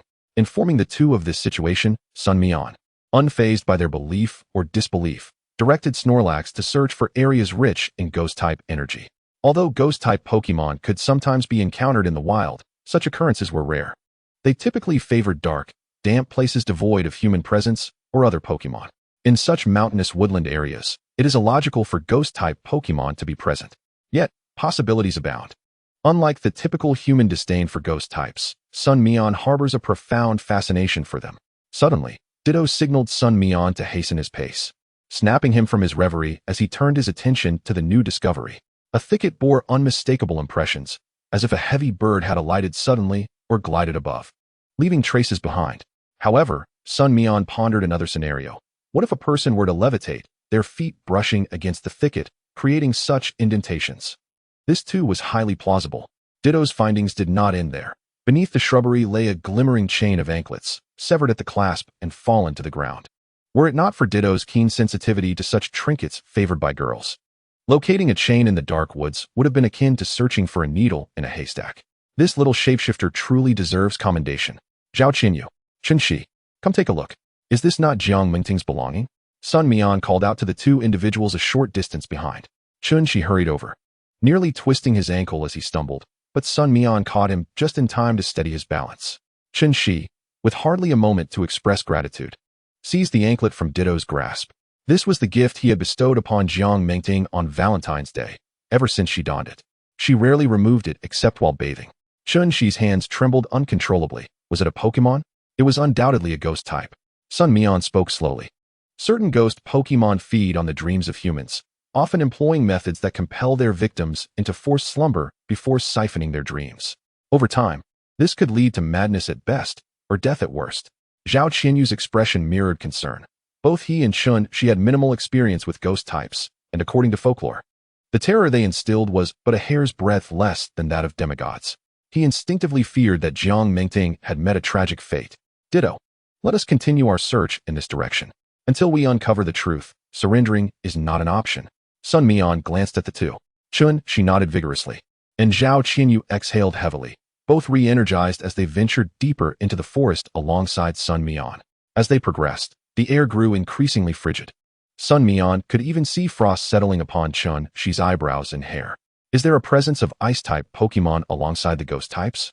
The path narrowed, prompting Sun Mian to urge his companions to draw closer and heighten their vigilance against potential Pokémon ambushes. Splitting up could lead to unforeseen dangers. At that moment, Sun Mian caught sight of a familiar figure. Was that a Urshifu? What could it possibly be doing so far from its usual domain? Ditto recognized the little thief who had pilfered its food and began to grumble in irritation. The Urshifu, however, ignored Ditto's grievances, gesturing for Sun Mian and the others to halt their advance. Chapter 108, Dreepy. Sun Mian furrowed his brow and summoned his bond with nature, channeling his energy towards Urshifu. The creature sensed the familiar aura and momentarily paused, then grew more agitated. Human child, you must not proceed further. There is a Dreepy ahead. Dreepy. Sun Mian's mind raced with information about this Pokémon. This creature, known to share its fate with others, had been one of the most vexing adversaries during Sun Mian's PvP battles. A typical Dreepy often swapped out its main companions. Are there many? Our comrades might have been captured by it, Sun Mian suddenly interjected. His bond with nature had evolved to a point where he could connect with Pokémon of deep ties, allowing them to sense each other's feelings and thoughts. Yet, it was still insufficient for a wild Pokémon to grasp his intentions. Zhao Qinyu and Chenxi exchanged glances, astonished. Given their limited experience and standing, they were unaware of the existence of this bond. Yet, Sun Mian appeared to be genuinely communicating with Urshifu. The Urshifu's pack must be nearby. Although it possessed scent detection, not all its companions could wield this skill. Thus, the relationship between the Urshifu and Dreepy was quite delicate, with both parties generally avoiding interference. Nonetheless, the Urshifu harbored disdain for Dreepy, a newcomer that had caused friction with various wild Pokémon factions when it first arrived. In order to protect their weaker companions, the Urshifu had chosen to endure this, hoping to prevent Dreepy's increasing audacity, hence its warning to Sun Mian and his friends, who were not Dreepy's first targets. Upon hearing Urshifu mention that only one Dreepy was present, Sun Mian felt a sense of relief. However, while there was but a single Dreepy, it was accompanied by another Pokémon, the icy aura they felt emanating from it. Urshifu added, that Pokémon is injured. We have yet to witness its true form. Dreepy is likely attempting to protect its companion while it recovers, and your companions are merely sacrifices. Sacrifices? Is it trying to restore its companion's injuries by consuming human dreams or even their life force? Sun Mian mused, then turned to Urshifu, proposing, brother, shall we join forces? You possess scent detection, and you are aware of my companion's strengths. Dreepy's presence in the forest affects not just us, but primarily you native beings. Urshifu fell silent for a while, contemplating. Yet, images of its brethren being defeated and trapped in dreams by Dreepy flooded its mind, becoming clearer and more vivid. Gritting its teeth, Urshifu finally acquiesced. It knew the location of the Dreepy, saving Sun Mian and his friends a great deal of time. Urshifu deftly navigated around the traps laid by Dreepy, relying on its extensive experience to circumvent them. As they traversed the trap-laden area, a dead tree came into view. Though lifeless, it remained firmly anchored to the ground, with a trunk thick enough for several individuals to embrace. Approximately 1.4 meters from the ground, a hollow appeared. The hollow stood over 3 meters high, and a Dreepy perched on the edge, while below lay a human girl. Mengting! Chun-Shi exclaimed, unable to contain himself. Dreepy! The ghostly creature turned, its crimson eyes fixated on the unexpected intruders. Dreepy LV30. Type, Ghost. Ability, Levitate. Gender, Dash. Talent level, C. Skills, Screech, Psywave, Curse, Scare, Odd Light. Black Glare, Misfortune, Dream Eater, Shadow Ball, TM, Curse, Inherited Skill, Destiny Bond, Inherited Skill, Pain Split, Tutored Skill. Additional information. Dreepy harnesses the fear of humans and other Pokemon as its source of energy, often playing pranks or frightening passersby and using their beads to absorb the emotions of terror from those it startles. Sun Mian frowned, noting the presence of a TM skill. This indicated that this Dreepy had a trainer. But where was its master? The dream demon of such caliber and the considerable effort invested in it cannot simply be cast aside. Did this dream demon flee? Or was it a deliberate act by its trainer? At this moment, Chun-Shi could only perceive the silhouette of a person lying on the ground, though seemingly in slumber. Jiang Mengting's furrowed brow and the beads of sweat cascading down her forehead, dampening her hair against her skin, betrayed her distress. A sharp pang of concern gripped Chun-Shi's heart. Unable to contain himself any longer, he released a formidable hound and a bat-like creature. Sun Mian let out a sigh of relief, realizing they still possessed fighting spirit. Zhao Qinyu also promptly summoned his companions, a Ninetales and a robust Blastoise. The dream demon sensed the hostility and instantly erupted, unleashing a mysterious light without warning. The illumination swept through the darkness, appearing almost ephemeral. Yet Zhao Qinyu's Ninetales and Chun-Shi's hounds suddenly turned their aggression upon their allies, their pupils clouded. Chaos ensued. The proficiency of this dream demon's skills exceeded Sun Mian's wildest imagination. Charge, Ursaring. Scent detection. My comrades. Target the crystalline dream demon. The dream demon felt an unsettling awareness of being targeted, a sensation that irked it immensely. Upon turning, it beheld the Ursaring, a creature it had long despised. While its strength was lacking, it was undeniably swift. The incessant harassment during its feeding time was intolerable. Thus, it resolved to eliminate this nuisance first. The dream demon's eyes glimmered once more, murmuring incantations of unknown origin. The Ursaring felt a weight descend upon it, shattering any thoughts of evasion. A curse. This was not the first time the Ursaring had encountered such a force. In the past, it had escaped the area during its peak vitality. Knowing the dream demon was preoccupied with guarding its companion and thus did not pursue. However, the Ursaring now found itself with no retreat. It understood that to permanently rid itself of this vexation, cooperation with those humans was paramount. To preempt another assault, the Ursaring leveraged its speed, charging directly at the dream demon, its head colliding forcefully into it. Utilizing the effects of scent detection, the headbutt struck true. The dream demon staggered backward, enraged, and retaliated with a psychic wave. Repeated psychic impacts seemed to resonate against the Ursaring's skull, causing it to writhe in agony on the ground. Before the dream demon could display any smugness, a flurry of green blades sliced through the air. The dream demon hastily sought refuge, but was soon met with a barrage of green projectiles. With no avenue for retreat, the dream demon was struck, and though it steadied itself, wounds began to mar its form. This was utterly intolerable. It cast a furious gaze upon the green lizard that had dared to attack it. Chapter 109, The Mighty Snow Woman. The forest lizard cast a fleeting glance at the dream demon, disregarding its wrathful stare, and, with a powerful push against the ground, seemed to vanish in an instant. The dream demon blinked in surprise, quickly scanning its surroundings, only to spot a shadow darting through the tree trunks, drawing ever closer. The forest lizard was enveloped in a swirling tempest, blades of leaves whipping about as if under its command. With each step forward, the leaf storm surged forth. The dream demon dared not confront it, hastily attempting to vacate the forest lizard's vicinity. But then, a figure descended from above, intercepting it. The scyther dashed forth with blinding speed, its forelimbs clenched into fists, delivering a devastating aerial punch that sent the dream demon crashing into the forest lizard's leaf storm. Countless leaf blades etched painful gashes into the dream demon's form. Letting out a pained cry, it conjured 2 shadow balls from the orb beside it and hurled them at the forest lizard. The forest lizard hastily evaded, but the residual force of the leaf storm followed suit. Once the dream demon successfully extricated itself, it realized that in a one-on-one confrontation, These Pokemon might not be its match. However, their teamwork was impeccably honed. Prolonging the engagement would only lead to its own downfall. The Dream Demon swiftly glided toward a hollow in the tree. At that moment, a shadow flashed by. With a resounding clap, the Heracross delivered a fierce blow. The Dream Demon, caught off guard, was struck down for the first time. The Heracross had been poised for this opportunity, executing a critical ambush. The powerful horn thrust was its signature maneuver. Even the vital strike had been adapted to suit its own attack style.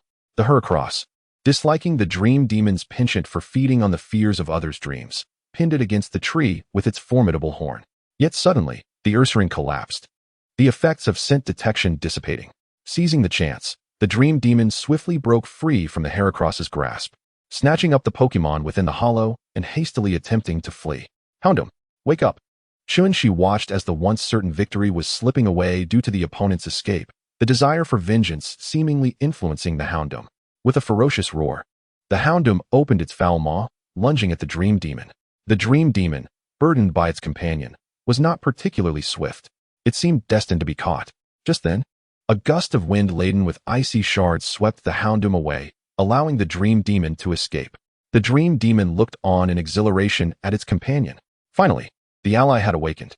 Sun Mian's pupils widened in recognition. The Snow Woman, clad in pale white, adorned with unconventional purple eyeshadow, the Snow Woman raised her arms high, exhaling a fine snow that blanketed a vast area.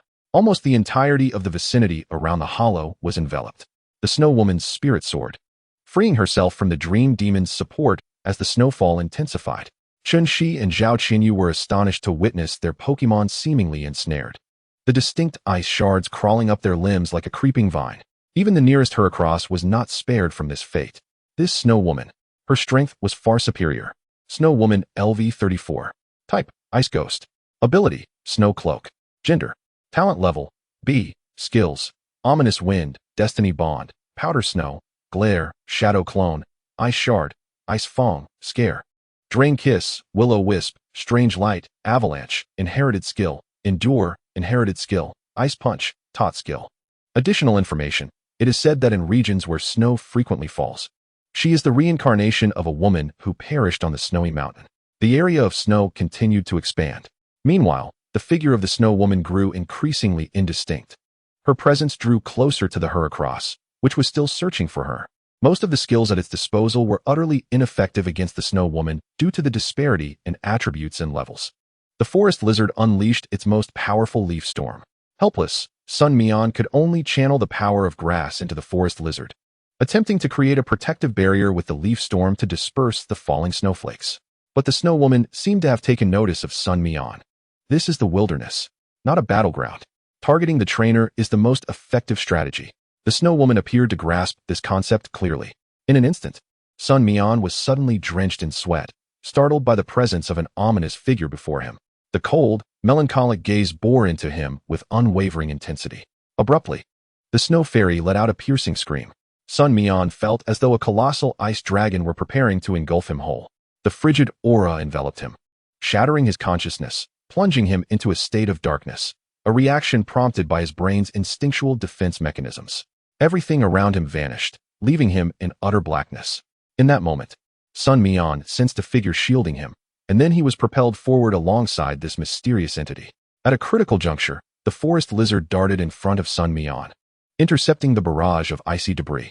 Consequently, Sun Mian was merely thrown to the ground by the force of impact, while the forest lizard bore the brunt of the frostbite, its body marred by injuries. With great effort, the forest lizard rose and assisted Sun Mian to his feet. The scorpion, yearning to ambush the Snow Fairy, found itself ensnared by the Dream Demon's piercing gaze, struggling against its own involuntary movements, desperately attempting to provide Sun Mian with a chance to flee. However, the Dream Demon's power deepened, sapping the scorpion's strength. Despite its efforts, the scorpion was drawn toward the Dream Demon, only to be evaded, and an oppressive force descended upon it, draining its vitality. As the scorpion shared its agony, the Dream Demon reveled in the energy siphoned from it.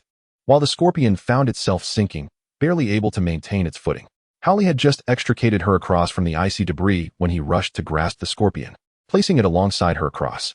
Strength. Your opponent is me. Come at me. Howley understood that, given his speed, it would be too late to rescue Sun Mian. Yet, the Dream Demon was also an ally of the Snow Fairy. If he could inflict sufficient damage upon the Dream Demon, the Snow Fairy would undoubtedly return to aid her comrade. Hao Li's strategy was commendable, yet without the assistance of the Ursaring. His normal type and fighting type moves proved ineffective against the Dream Demon. Sun Mian felt the forest lizard being repeatedly hurled aside, each strike akin to casting into a bottomless pit. Healing one injury only resulted in the emergence of another. The forest lizard, gradually exhausting its stamina, was once again sent flying.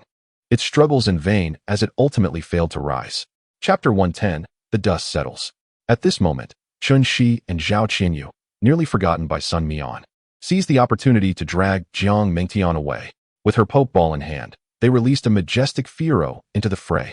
Its eyes sparkled like spotlights, directly striking the Dream Demon, revealing its true form. Hao Li's powerful grip ensnared the Dream Demon, and he felt the palpable reality of his hold.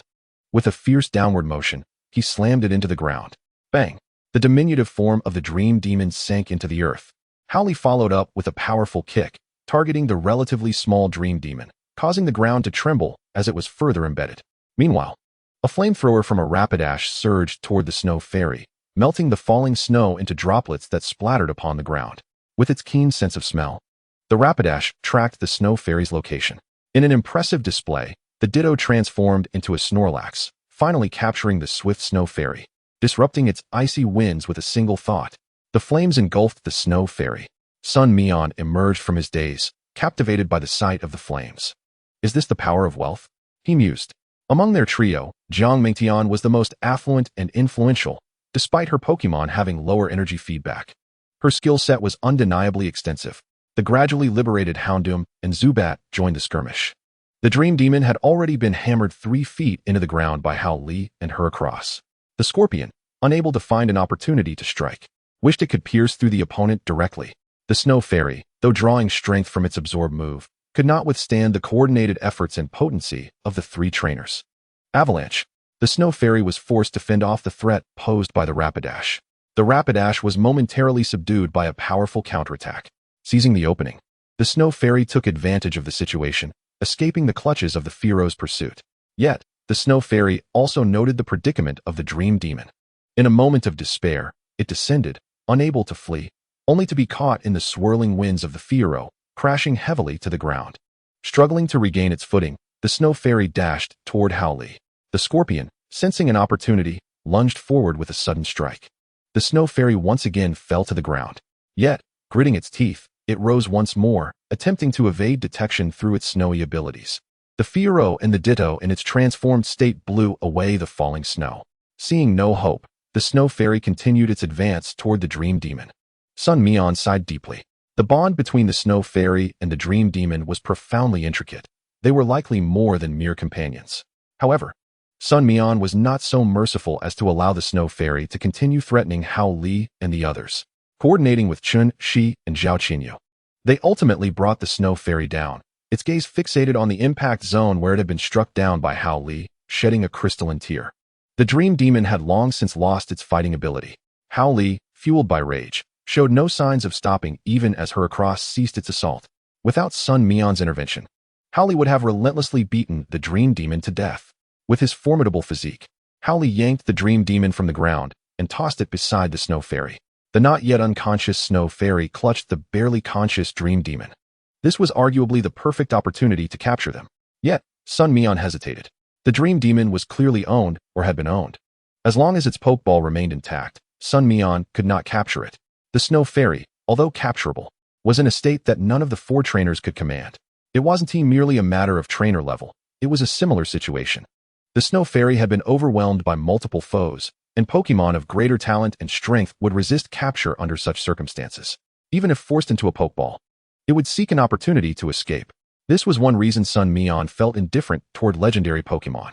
They were uncontrollable, likely to flee, and could even retaliate.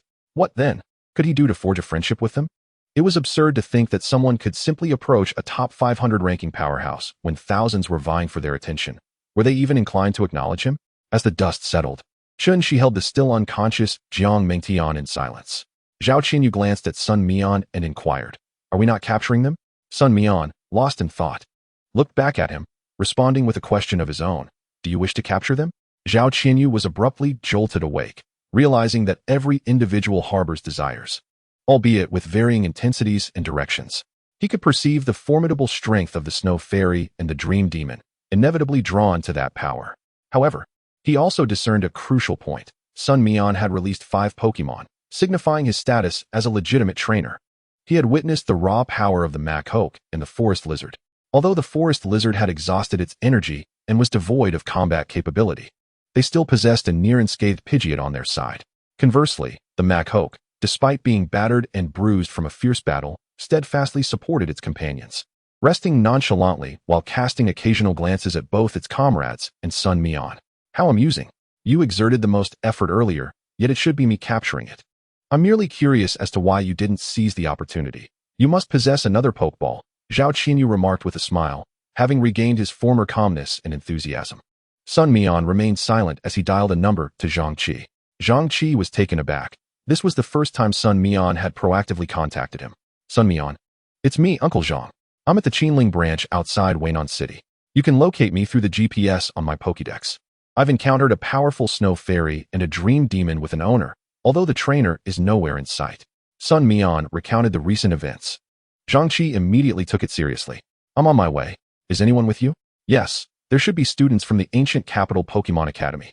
One of them has already fainted and requires assistance. Sun Mian slowly replied, glancing at the trio. Understood. Wait for me. Zhang Qi ended the call and swiftly mobilized his team, boarding a Charizard to hasten his arrival. Zhang Qi was the first to reach the scene. After assessing the situation, his expression turned grave. The Dream Demon was recorded in their files as a Pokemon belonging to a special agent who had been missing for nearly 2 months. With no leads, the Dream Demon needed to be retrieved, while I can authorize you to keep the Snow Fairy. Sun Mian paused momentarily. While the Snow Fairy comprehended the situation, tightly embracing the Dream Demon, tears streaming down its face. It did not wish to part with the Dream Demon. Yet it understood it had no authority, even uninjured, this Charizard before it could easily annihilate it. Chapter 111, Their Fate. Zhao Qianyu gazed in astonishment as Sun Mian engaged in conversation with Zhang Qi, his impression of Sun Mian elevating even further. This was not merely a genius. He was a true powerhouse. Zhang Qi awaited the arrival of the police, while Zhang Mengting was taken over by specialized rescue personnel. Chen Shi, naturally, accompanied her. Noticing Zhao Qianyu's envious gaze directed at Sun Mian, Chen Shi softly remarked, Qianyu, I'm heading to the hospital with Mengting. Are you coming with me? Zhao Qianyu hesitated, glancing at his childhood friend, then chuckled and patted her shoulder. This time, I won't accompany you. Take good care of your sister-in-law. Chen Shi smiled in response. I understand. Meanwhile, Miss Xiao, a nurse from the Pokemon Center specializing in the treatment of injured Pokemon, attended to the wounded. Sun Mian felt a sense of relief as he observed Zhang Qi, who was directing the officers while clutching a lollipop. This incongruity puzzled Sun Mian. Uncle Zhang, when did you stop smoking and start eating candy? I recently visited my niece. She complained that my cigarette smell was too strong, so I quit. Xiaoma claimed that chewing candy helps with quitting, so now I just keep one in my mouth. What's wrong with that? Zhang Qi inquired, bemused. Sun Mian chuckled awkwardly. It must be effective, quite good, actually. By the way, are you certain you don't want to capture that Snow Fairy? Zhang Qi asked seriously. No. Its power is beyond my current control, Sun Mian replied, shaking his head. With that Snow Fairy, you could easily secure a top 10 finish in the national tournament. If not the top 3. Aren't you tempted? Zhang Qi continued to coax him with a smile. Sun Mian sighed. Uncle Zhang, please don't tease me. My heart aches. Seeing such a treasure go to waste is unbearable. It would be better to enhance your team's combat strength. Indeed, Zhang Qi replied, looking at him. The Snow Fairy and the Dream Demon seem to share a bond. The Dream Demon will likely be retrieved, right? Sun Mian inquired. Zhang Qi paused. Can they even reproduce? While it's unlikely, certain factors can inspire affection across species. You can understand that, can't you, Uncle Zhang? Sun Mian explained. Zhang Qi responded. How I wish I could fully comprehend this. However, this question is rather challenging. Are you implying that you wish to forego adjudicating the incidents triggered by the Dream Demon? Zhang Qi asked, slowly pulling out his lollipop. Sun Mian met Zhang Qi's earnest gaze, suddenly alarmed. Do I truly have the authority to oversee such matters? Yet, Zhang Qi soon broke into laughter. What is there to fear? The original owner of the Dream Demon is part of our system. Until we locate its owner, its culpability cannot be entirely defined, especially since the victim shows no intent to pursue retribution.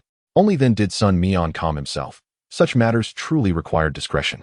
Fortunately, Zhang Qi was not the type to disregard compassion and reason. The fate of the dream demon seemed to be sealed, and the snow fairy appeared to understand, suddenly fainting.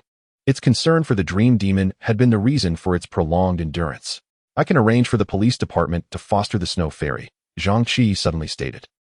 Sun Mian became alert, suspecting a trap. What must I do? Zhang Qi chuckled. You know that I've recently received my qualifications as a level 2 investigator, and I can recommend you as an apprentice investigator. Furthermore, you've mentioned your aspiration to become a gym leader, which has also reached my ears. After gaining some experience under my guidance, I can assist in advancing that goal. Sun Mian's pupils trembled slightly. Was he being absorbed into Zhang Qi's ranks? Would this be advantageous for him? Certainly. Both familial connections and resource allocation would benefit. But what about the drawbacks? Having an identity tied to the police would mean that wherever he went, eyes would be upon him. Various organizations would not consider recruiting him, but rather would seek to eliminate him. Sun Mian contemplated for several minutes while Zhang Qi patiently awaited his response. Finally, Sun Mian declared, So, Uncle Zhang, should I call you boss or just uncle? Ha. Zhang Qi erupted into laughter, unable to conceal his joy. Call me whatever you like. I still prefer it when you call me uncle. Now, hurry and enhance your strength, and bring that snow fairy back. Sun Mian nodded in agreement. Additionally, I have a gift for you. The skill discs you've been longing for, I brought too. Zhang Qi retrieved the skill disc learning devices. These 2 small black boxes, valued at over 1.5 million, were priceless and scarce. After accepting the gift and bidding farewell to Zhang Qi and the others, Sun Mian prepared to continue his journey towards his goal, Sanmixia. At this moment, Zhao Qianyu had yet to depart. Observing that most people had dispersed, he finally mustered the courage to approach. Brother Sunday, Zhao Qianyu's address for Sun Mian had evolved through various iterations, finally settling on this unique form of address. Sun Mian was unsurprised by his lingering presence. Zhao Qianyu had appeared hesitant to speak since earlier. Brother, you hasn't left yet. Sun Mian replied, smiling. Greetings. It appears that our encounter is indeed serendipitous. I have yet to exchange contact information with you, dear Sun Xiaoga. I hail from Handan, and should you find time to visit, I would undoubtedly extend my warmest hospitality to you. Zhao Qianyu's eloquence is truly commendable. In the spirit of camaraderie, Sun Mian graciously exchanged contact details. Zhao Qianyu then hesitated momentarily before inquiring, Where is your destination? Sanmixia, Sun Mian replied, followed by a light-hearted jest. Could it be that Sanmixia is also your hometown, brother you? Haha, you jest. It is indeed a coincidence. I have a relative residing in Sanmixia. Given the considerable distance, wouldn't it be wiser for you to seek a companion? Zhao Qianyu continued, unfazed. Brother you, shall we travel together? I see no reason to decline. For a friend gained as a path broadened, Sun Mian responded with a knowing smile. Regardless of Zhao Qianyu's intentions, Sun Mian discerned his character. He possessed a modicum of cleverness, exhibiting a facade of geniality and generosity, yet embodying the truth of Sun Mian's observation. To gain advantages, one must present oneself as beneficial. Sun Mian remained indifferent to Zhao Qianyu's motives, focusing on his training and setting forth without hesitation. Zhao Qianyu often found himself lamenting internally. How could this individual traverse such a vast distance without pausing for rest? Days later, Sun Mian arrived in Sanmixia, bustling with an array of aquatic Pokémon markets. Under the watchful eye of the Huaguo Alliance, where transactions necessitated verification of trainers' credentials, this locale was among the largest aquatic Pokémon markets in the Northwest region. Chapter 112, The Chaotic Starfish. The vibrant market for water-type Pokémon was alive with vendors, while Pokémon exchange devices dotted the landscape. Besides the customary buying and selling, many were likely engaged in exchanging their own Pokémon. Though Sun Mian understood this practice, he personally found it utterly unacceptable to part with his Pokémon. The bonds formed through nurturing and companionship were irreplaceable to him. Most vendors hailed from the local area, with an abundance of common Pokémon like Bug-type and Pidgey, alongside certain Water-type Pokémon. To protect the interests of the locals, the Alliance permitted the capture and sale of non-rare Pokémon during non-fishing periods. Naturally, at prices far lower than those of professionally bred specimens, albeit with a tax to be paid. Magikarp and Goldeen were among the most prevalent offerings, constituting a significant portion of local vendors' merchandise. In Sun Mian's eyes, Goldeen was more ornamental, likely appealing more to females, while its practical combat abilities were rather lacking. As previously mentioned, though its evolved form, Gyarados, was formidable, the success rate of Magikarp evolving was less than 5 of the total population. As for the water-type starter Pokemon, acquiring them here was out of the question. The Alliance controlled most of their habitats, and even if one were to appear in the wild, the Alliance would promptly reclaim it. Thus, the notion of stumbling upon abandoned starter Pokemon, akin to what one might see in anime, was purely fanciful. However, Sun Mian did spot a few vendors selling the Dragon Slayer Pokemon, Lural. Typically a normal and fairy type, it would transition to water type upon evolution, thus appearing in the aquatic market. Sun Mian contemplated whether to train one, but after much deliberation, he recognized he had no need to challenge the Dragon Gym. And mere type advantage did not guarantee success in reality. The physical impact of size could not simply be mitigated by type matchups. Zhao Qinyu exhibited some interest in these water-type Pokemon, yet his collection had reached its limit. Even with interest, he could not capture any more. Sun Mian's desire was not solely to purchase a water-type Pokemon. Should he encounter one with commendable qualities, he would consider acquiring it. However, lacking that fortune, he would not force the issue, primarily wishing to have his Ditto record the appearances of these water-type Pokemon. A few days prior, when Zhang Qilai had appeared, Ditto had begun to forget Charizard, but Zhang's Charizard had rekindled those memories. Sun Mian's Ditto had the ability to store around 5 Pokemon for transformation purposes. Currently, it had retained memories of Snorlax, Charizard, Trico, Frostless, and Machoke. Sun Mian resolved to keep the first 4 and have Ditto record one water-type Pokemon as a backup. The first 4 could not compete with their original strengths, and Dr. Ning's Snorlax emphasized psychic growth. Thus, water-type skills were what Sun Mian currently lacked most. Navigating through the periphery of the water-type market, he finally encountered some more powerful Pokemon, where inspections were notably stricter. Sun Mian, having available slots, passed the checks with ease. Zhao Qinyu, traveling alongside him, was also allowed entry. The area was devoid of many onlookers, mainly occupied by those with available slots and accompanying family or friends. Stalls for Anorith and Staryu were particularly frequented. Sun Mian and Zhao Qinyu joined the crowd to observe.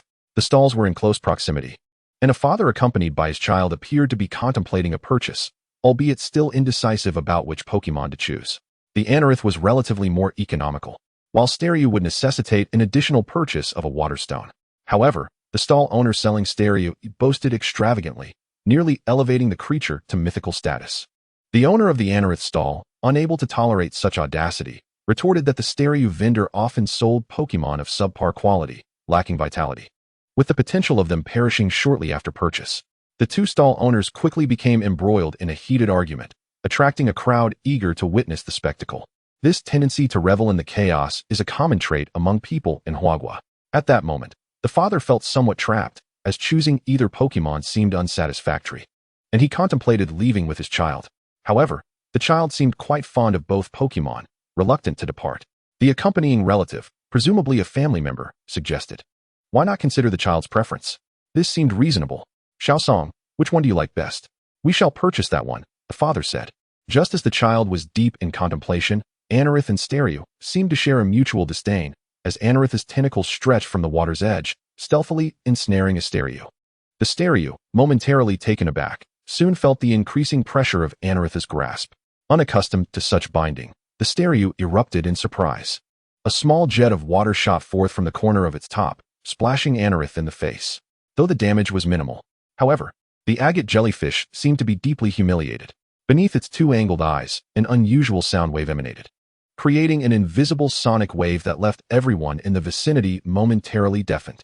Several starfish from the stall nearby erupted, shooting jets of water from their corners, drenching the unsuspecting onlookers in a torrential spray. What was happening with these starfish? It was the agate jellyfish's ultrasonic waves that had thrown them into disarray. "We should retreat."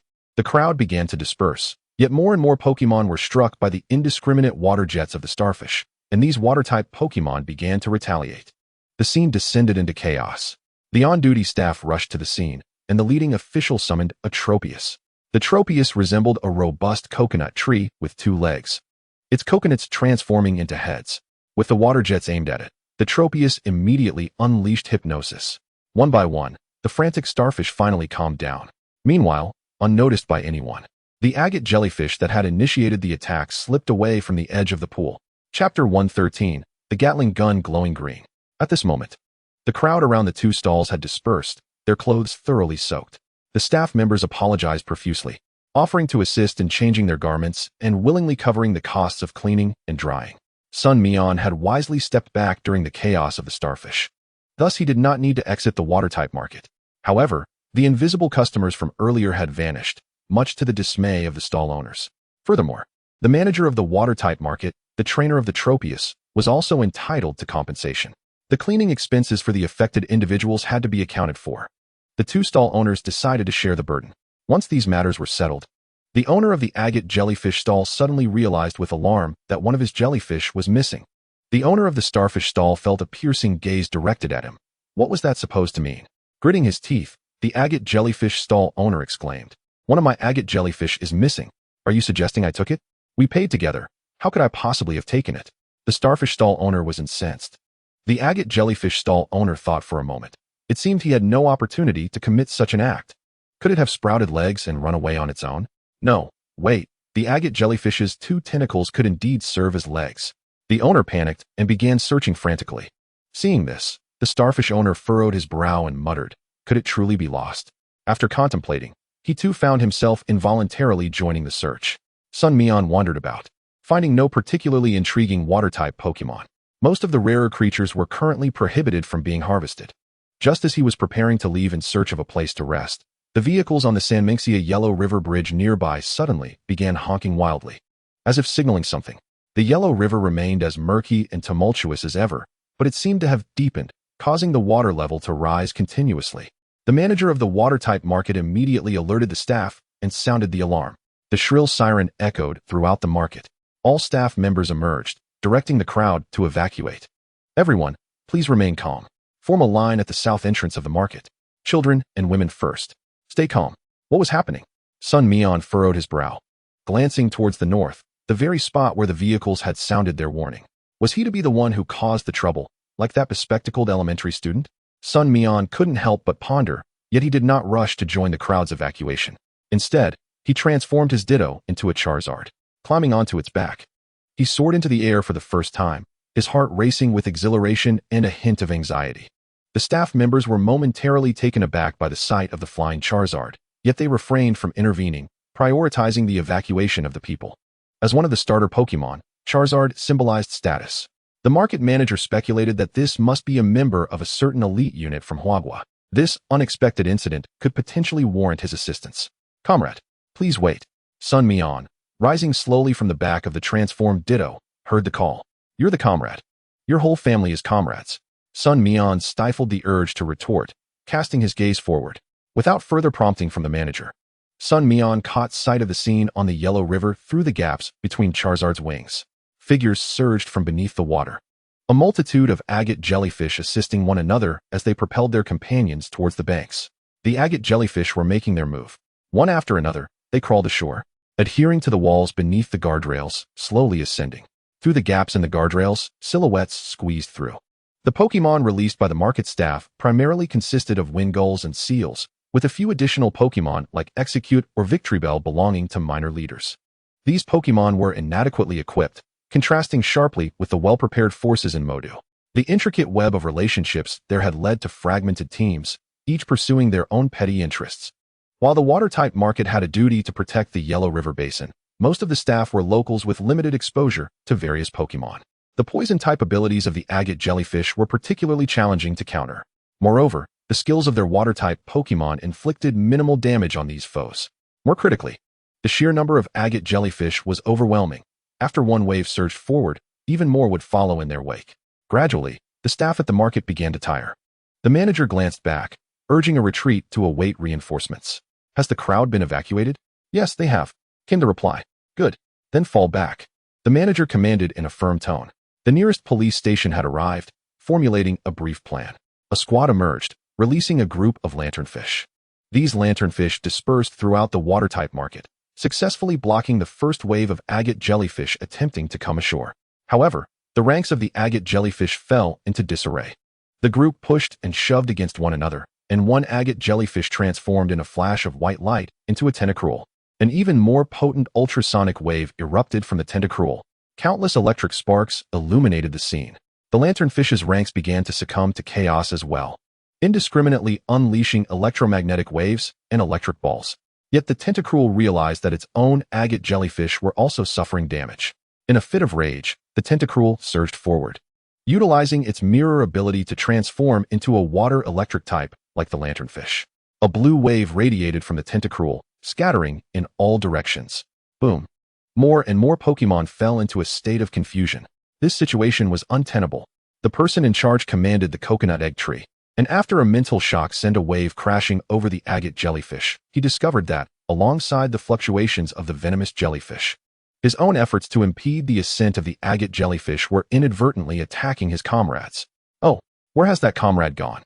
Suddenly, the person in charge realized that the fire-breathing dragon had vanished. Sun Mian gazed at the venomous jellyfish before him, a smirk gracing his lips. My dear, you are rather formidable. The chameleon Pokémon positioned Sun Mian atop the Yellow River Bridge, where he stood on the platform connecting the bridge's piers. He unleashed the forest lizard. The forest lizard promptly stepped onto the chameleon's back. The chameleon soared into the air, while the forest lizard transformed into a mobile artillery platform. A barrage of seed projectiles erupted forth like a green-tinged Gatling gun, forcing the venomous jellyfish to retreat in disarray. In Chapter 114, can you provide it? The forest lizard, with a disdainful curl of its lips, seemed to taunt the venomous jellyfish's fragile psyche. Continuous streams of corrosive fluid were narrowly avoided by the chameleon's agile maneuvers. Suddenly, the forest lizard leapt from the chameleon's back, its entire body lifting off the ground. Its forelimbs transformed into a sharp, sword-like blade. With fierce determination, it struck down upon the venomous jellyfish's large head. The onslaught continued. The forest lizard, wielding its blade-like appendages, appeared to be accompanied by an epic soundtrack, relentlessly driving the venomous jellyfish back. The agate jellyfish, witnessing their leader's retreat, began to abandon their ascent and surged toward the positions of the forest lizard and the venomous jellyfish. The forest lizard landed atop the venomous jellyfish's head and stomped down mightily. A swirling wind manifested around its body. A flurry of leaves began to whirl upwards, initiating a massive harvesting of heads. Beneath the flying leaf storm lay the venomous jellyfish, which suffered the brunt of the most potent damage. The venomous jellyfish sought to submerge beneath the river's surface, leveraging the terrain to cause the forest lizard to plunge into the water. The chameleon transformed into the fire-breathing dragon, anxiously prepared to retrieve its comrade. Yet, the forest lizard exhibited no signs of panic. In a flash of lightning, it morphed into a shadow akin to a bolt of electricity. The forest lizard continued to leap, using the ascending agate jellyfish as a springboard. It even took a moment to deliver a swift leaf strike back at the venomous jellyfish. The venomous jellyfish had never encountered such a tenacious adversary. It understood that the forest lizard intended to capture it. This realization intensified its sense of dread. It regretted listening to that younger counterpart and venturing here. The venomous jellyfish hastily dove into the sea, desperate to flee. Sun Mian's voice reached the chameleon's ears. Chameleon, transform into a venomous jellyfish. Find it. The chameleon, observing that the forest lizard had leaped to the shore, transformed into a venomous jellyfish and plunged heavily into the sea. It created a tidal wave. The two venomous jellyfish, identical in form, intertwined. One sought to escape. The other valiantly restrained it, pulling it back relentlessly.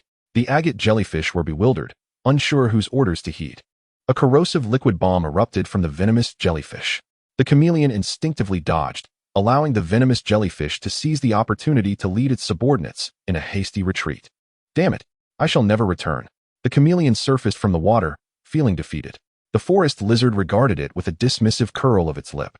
The chameleon felt a pang of sorrow. Sun Mian was retrieved by the chameleon once more. The forest lizard's level had begun to approach that of its elder brother. Nearing 23, still a tad short of the mark. Before this journey, the forest lizard had barely reached level 20. The benefits of travel training were undeniably evident. The person in charge observed Sun Mian's descent and hurried forward, expressing gratitude. He noted Sun Mian's youthful appearance, his features not yet fully matured, giving him a somewhat innocent look. Sun Mian understood his thoughts and waved his hand dismissively, indicating no need for formality. At that moment, the police chief seemed to recognize Sun Mian. Although Sun Mian's reputation in the ancient capital was not as pronounced as in the magical metropolis, he was still somewhat familiar within the police system of the ancient capital.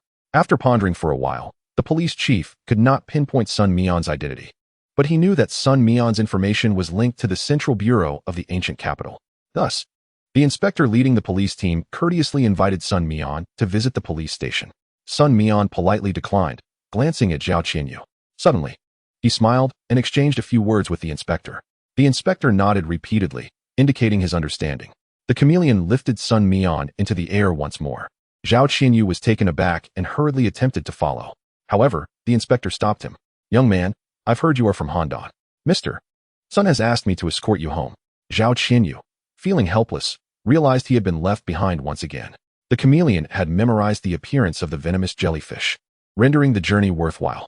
After flying along the Yellow River Bridge for a while, Sun Mian instructed the chameleon to set him down. Ahead lay the Pinglu County district. The government of Pinglu County served as the Pokemon Center, and after handing over his Pokeballs to Miss Xiao, Sun Mian opened his phone to initiate a video call at the Pokemon Center. It rang twice before connecting. Wang Yulan's voice came through. "Xiao Mian. It's me, Mom." Since adopting the new form of address, Sun Mian had grown increasingly accustomed to it. "Where are you now? Are you at the Pokemon Center?" Wang Yulan scrutinized the surroundings behind Sun Mian. "Yes, in Pinglu County, Yunqing." "Oh, have you crossed into Hunan Province?" Wang Yulan exclaimed, visibly surprised. Like many middle-aged individuals who had seldom traveled far, she was familiar with most place names, but not their precise locations. After exchanging a few words and assuring her safety, Sun Mian settled down at the Pokemon Center. As an officially recognized trainer, he was entitled to complimentary accommodations at the Pokemon Center. This is one of the benefits of training programs in Huagua. The room was modest, akin to that of a hotel. Thus, it was impractical to release his Pokemon. Sun Mian lay down on the bed, which, though cushioned, lacked softness, and soon drifted into a sweet slumber. Meanwhile, on the other side, Chanseys carefully carried a bowl of soup, a concoction he had labored over for 3 days, having purchased a book and scoured numerous online tutorials, failing countless times before finally succeeding. Jiang Mingting had awoken that day, having been in a coma for several days, her figure noticeably emaciated. Upon pushing open the hospital room door, Jiang Mingting was accompanied by a middle-aged couple. The woman's appearance bore a resemblance to Jiang Mingting. This was her mother, the deputy director of the ancient capital's education bureau, who was not very hands-on, while her father was the CEO of a nationally renowned company specializing in various minerals and Pokemon fossils. Such a family was among the elite in the ancient capital, not quite rivaling the Longdong family, but certainly surpassing Chanseys' modest means. After awkwardly greeting Chanseys, who stood by, placing the soup beside the hospital bed, Zhang's mother hesitated and exchanged a glance with her husband. Zhang's father cleared his throat a couple of times and addressed Chanseys. "Young Chun, what do you think about what we discussed last time?" Chanseys abruptly lifted his head, his pupils shimmering with anticipation. 3 months prior, well before Jiang Mingting's parents approached her regarding their affairs, she had already met with Zhang's father once. During that encounter, Zhang's father did not present himself as the amiable elder he appeared to be now. Rather, he cited examples in a rather matter-of-fact manner.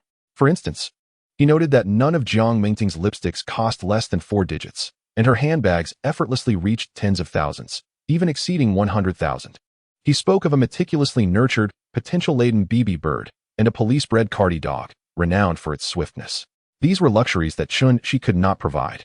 Zhang's father did not explicitly suggest they part ways. He merely posed a question. "Tingting is my daughter. I would not wish for her life to be less comfortable than it is now. Can you offer her that?" In Chapter 115, titled King of Fighting, Chanseys had not responded to this inquiry last time, and when Zhang's father broached the subject again, Chanseys' mind was in turmoil. This was also the reason he did not show his face when Jiang Mingting's parents visited again. He longed to proclaim loudly that he would strive with all his might to bring happiness to Jiang Mingting. Yet, reality is not a television drama. No matter how loudly one shouts, one cannot exchange words for wealth. One must possess tangible resources and proof. She had neither. Jiang Mingting glanced quizzically at her father, then caught sight of the strained smile on Chanseys' face, as if she understood. Her father must have spoken to her boyfriend. "Dad," she said, turning toward him. Zhang's father immediately turned around, his face alight with a smile. "What's the matter, dear? Are you feeling unwell?" "No. I would like to speak with Chanseys for a moment. Could you and Mom step outside for a bit?" Jiang Mingting requested. Zhang's father froze, gazing into his daughter's resolute eyes. He recognized that her character mirrored that of his wife, a truth he had always known. Thus, he dared not pursue the idea of separating his daughter from this boy he found unsatisfactory. However, that did not mean he felt comfortable allowing her to be alone with him. Suddenly, Zhang's mother stood up. "Tingting, I have always believed you to be independent and opinionated. But I hope you also consider reality. You are no longer a child. Your father and I will return to work now. Think carefully." Jiang Mingting nodded slowly. Zhang's father, resigned, followed his wife out. After a lengthy silence, Jiang Mingting turned to Chun-Shi and sighed. Don't you have anything to say to me? Chun-Shi clenched his pants tightly, suppressing his emotions while forcing a smile. I made the soup today. Would you like to try it? Jiang Mingting paused, then nodded slowly, picking up the spoon to stir the soup as she reflected on their journey from strangers to acquaintances to lovers. What did my dad say to you? She could not help but ask. Chun-Shi opened his mouth but hesitated. What would it matter? Would it lead to Jiang Mingting having a fierce argument with her parents and then eloping with him? Would it bring about a recurrence of the situation from a few days prior? Or would he merely offer assurances about a future he himself felt uncertain about? Observing Chun-Shi's shifting expressions, flickering between pale and flushed, Jiang Mingting felt her patience wearing thin. Just then, Chun-Shi suddenly said, Mingting, you should go home. Huh? Jiang Mingting stared at him, bewildered. Your uncle and aunt must be quite worried. You should return with them, Chun-Shi said, forcing a smile. Are you breaking up with me? Tears began to well in Jiang Mingting's eyes as she glared at the man before her. Chun-Shi felt a dryness in his throat, rendered speechless, the bittersweet sensation overwhelming him. Take care of yourself, he uttered, unable to hesitate any longer, and turned to leave. From outside, he could already hear that familiar heart-wrenching sob, which tore at his heart. Chun-Shi dared not look back. His own eyes were also reddening, tears streaming down his face. Upon returning home, he placed all but his initial Pokémon on the Alliance trading platform. It wasn't long before the Alliance staff arrived to collect them. The price was low, but the unit price of Pokémon was inherently high. Chun-Shi clutched the 130,000 he had acquired, aspiring to carve out a path that truly belonged to him. He needed capital, he needed to strive, and he needed to stand proudly before Jiang Mingting's parents one day. Hey, Xinyu, do you still need ships for the salvage fleet you mentioned earlier? With a resounding shout from Sun Mian, the battle commenced, and a Huntail fell to the ground. A youth, seemingly around 17 or 18, dejectedly retrieved the Huntail. Huntail is unable to battle. The victor is Hercross, shouted the referee excitedly. Sun Mian received the prize for his victory, a 20-gram basic energy cube. The training ground in Yunqing was bustling with numerous battles, and Sun Mian had come to observe the prowess of the trainers in Yunqing. However, many noticed the mischievous Ditto following him, which could even transform into the likeness of a young boy and approached others with a rose in hand, attempting to flirt. Yet, Ditto could not speak human language and disregarded whether others had partners, boldly flirting regardless. This drew the ire of many, and as a trainer, Sun Mian was naturally challenged. However, he would not accept battles without benefits. With the assistance of his powerful Pokémon, Sun Mian had already amassed considerable wealth. Traveling and training truly paid off. Nonetheless, Ditto needed some discipline, as it had been staring intently at a mature lady for an extended period. Sun Mian slapped Ditto on the head and dragged it away, thinking to himself, this is a special operations officer. If you dare to flirt, I'm done for. The Yunqing training ground was also surrounded by numerous food stalls. Sun Mian ordered a plate of fried noodles and sat on a nearby stool to wait. Just then, someone greeted him. Hey boy, aren't you competing in the arena anymore? Sun Mian glanced over. It appeared to be one of his previous challengers, not someone he recalled vividly, but he still replied. I'm just here to eat. I'll be leaving soon. Oh, the battle arena is hosting the King of Fighting today.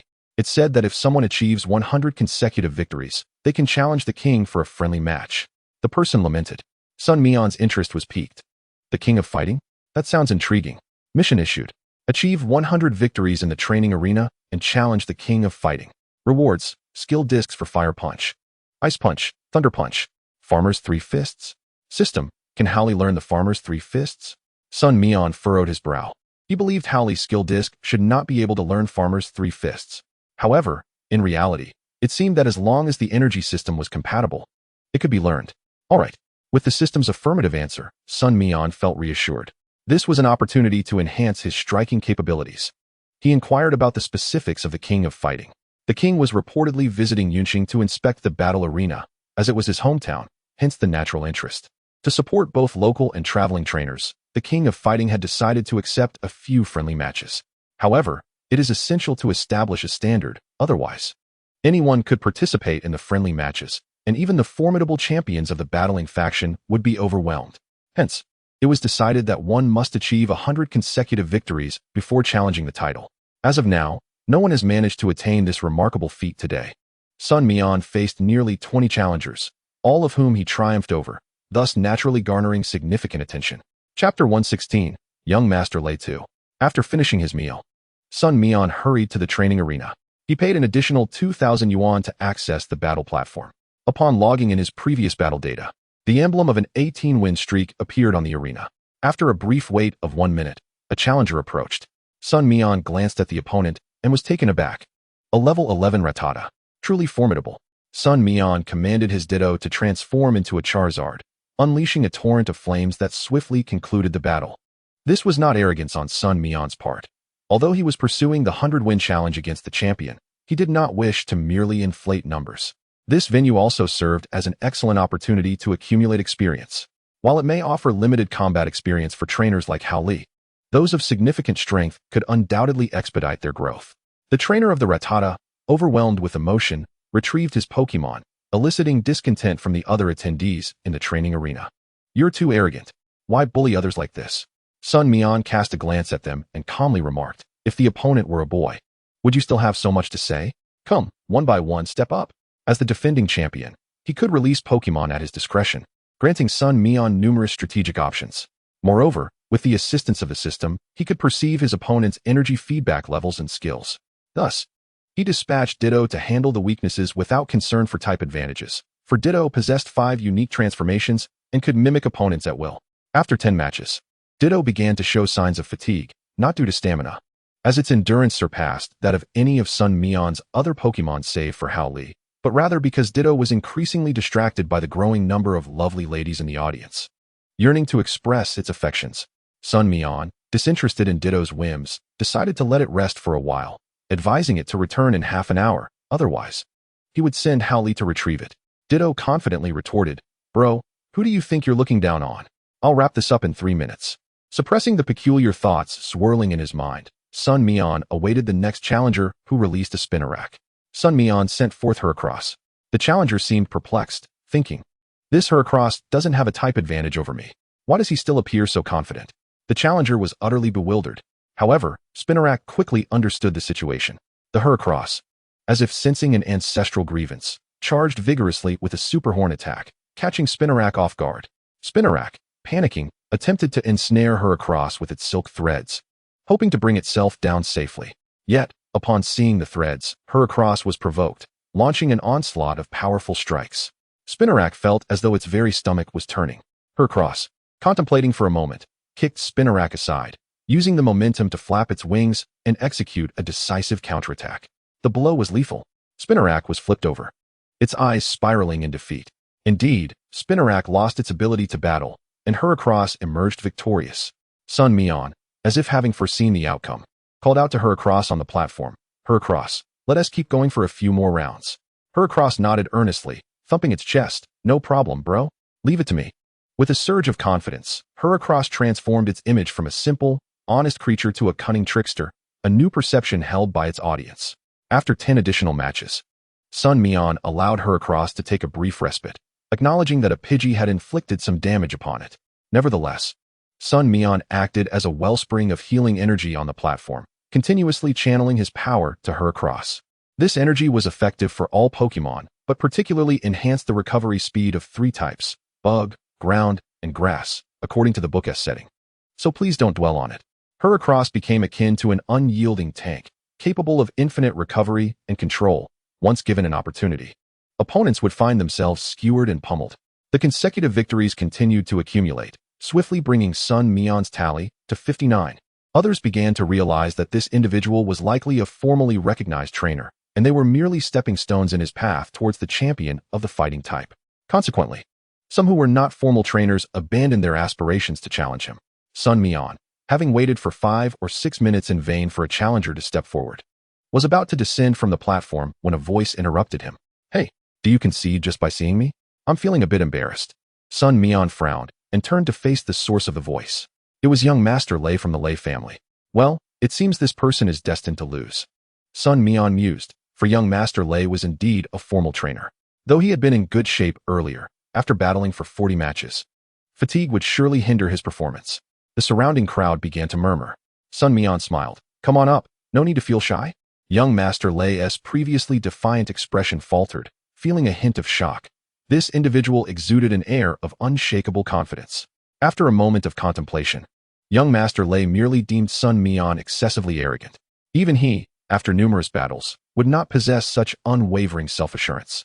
Sun Mian had already sent Ditto, Heracross, and Trico into battle, with Trico having fought the most, while Hao Li and Scyther had yet to make an appearance.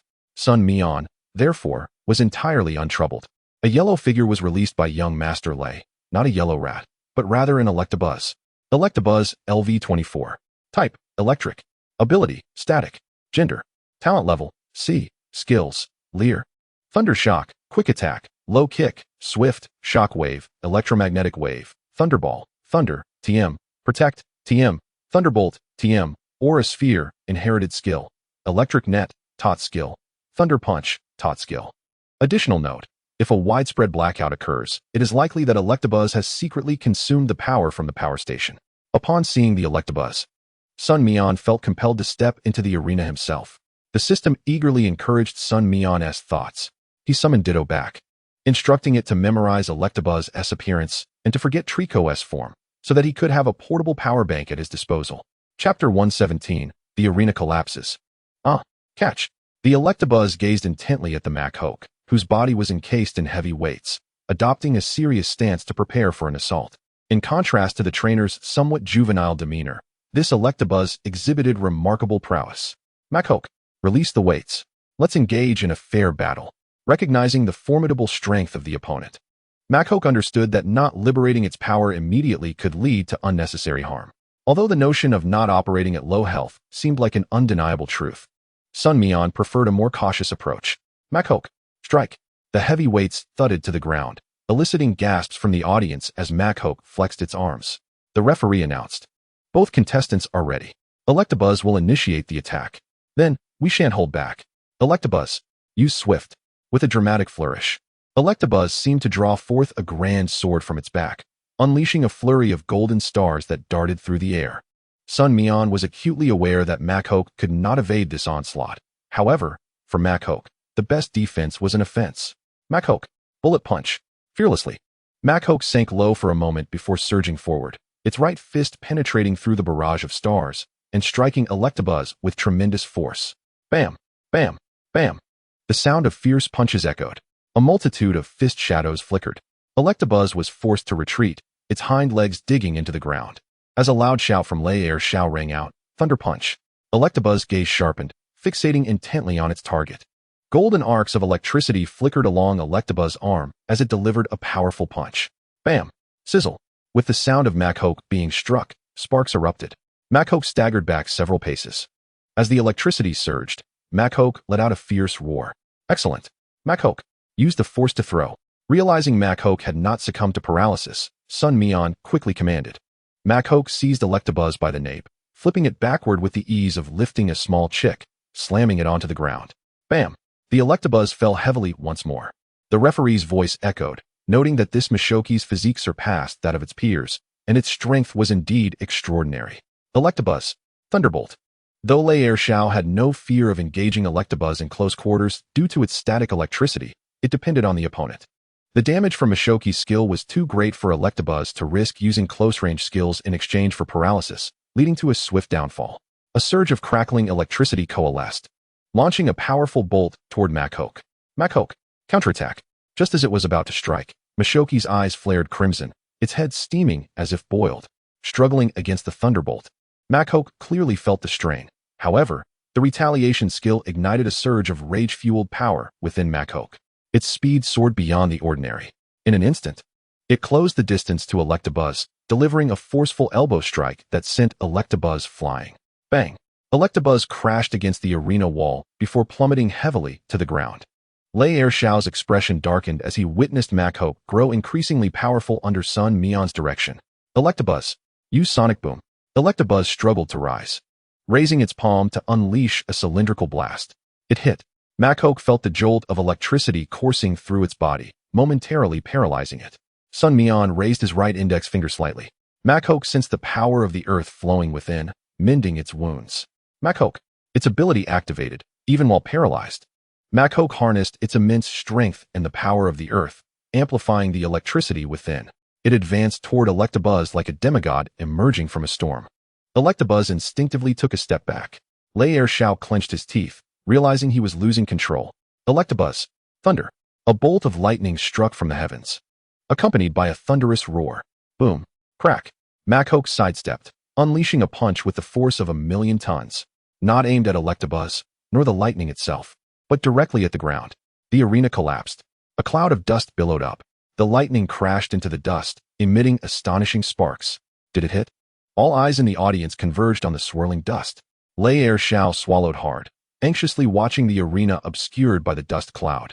Yet, Sun Mian, brimming with confidence, suddenly shouted, "Machoke, toss it to the earth." A figure burst forth from the dust.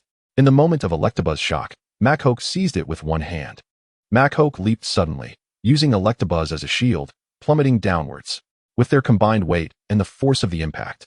Crack! At the moment of landing, a sharp sound rang out from Electabuzz as its arm was brutally broken. Electabuzz let out a pained scream, while Machoke stood tall, raising a fist toward the sky. Machoke! Electabuzz could rise no more.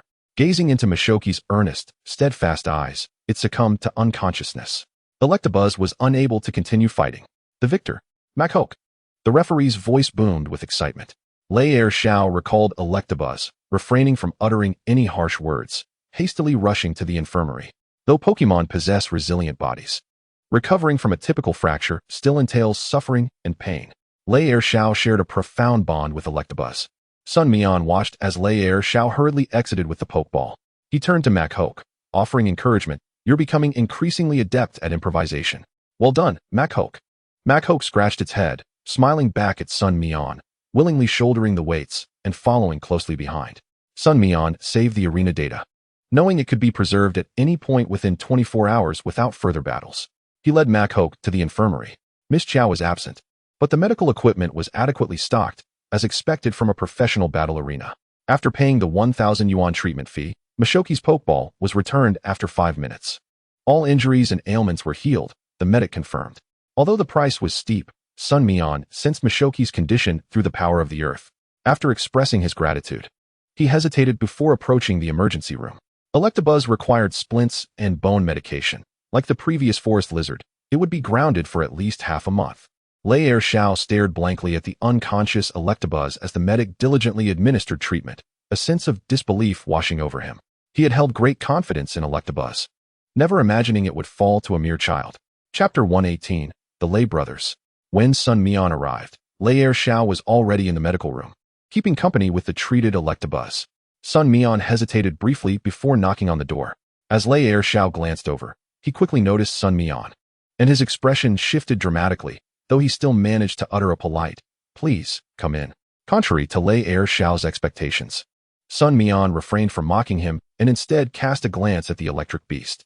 Sun Mian subtly infused a modicum of his power from the evergreen, recognizing that in a typical arena match, where life and death were not at stake, such injuries were indeed challenging to inflict. The primary issue lay in the overwhelming strength of Hao Li, which made it nearly impossible to control that force in an instant. Sun Mian's thoughts were grounded in reality. Lei Er Xiao was clearly a scion of wealth. Although he had spoken somewhat immaturely before, he did not harbor any malice towards Sun Mian. Such injuries could easily lead Lei Er Xiao to develop peculiar thoughts about both Sun Mian and Hao Li. While traveling, Sun Mian had no intention of offending someone without cause. However, his fearlessness was a defining characteristic since his arrival in this world. "Is the electric beast's injury all right?" Sun Mian inquired tentatively. Lei Er Xiao was no fool. He could discern from Sun Mian's tone and gaze that the latter was merely extending a gesture of goodwill, not seeking to instigate trouble. The doctor advised against battling or engaging in intense training for about half a month, Lei Er Xiao replied. "As for the medical expenses related to this unexpected incident, I can cover them, just like I did with my forest lizard," Sun Mian stated. "No need for that. In normal matches, we each bear our own costs. I understand your intent. Don't worry, I'm not foolish enough to create trouble for you. You must be from another family in a different region, right?" Lei Er Xiao said slowly. Sun Mian chuckled lightly. "Indeed, from the ancient capital." As for his family, Sun Mian felt he had probably transcended the era of love of mourning.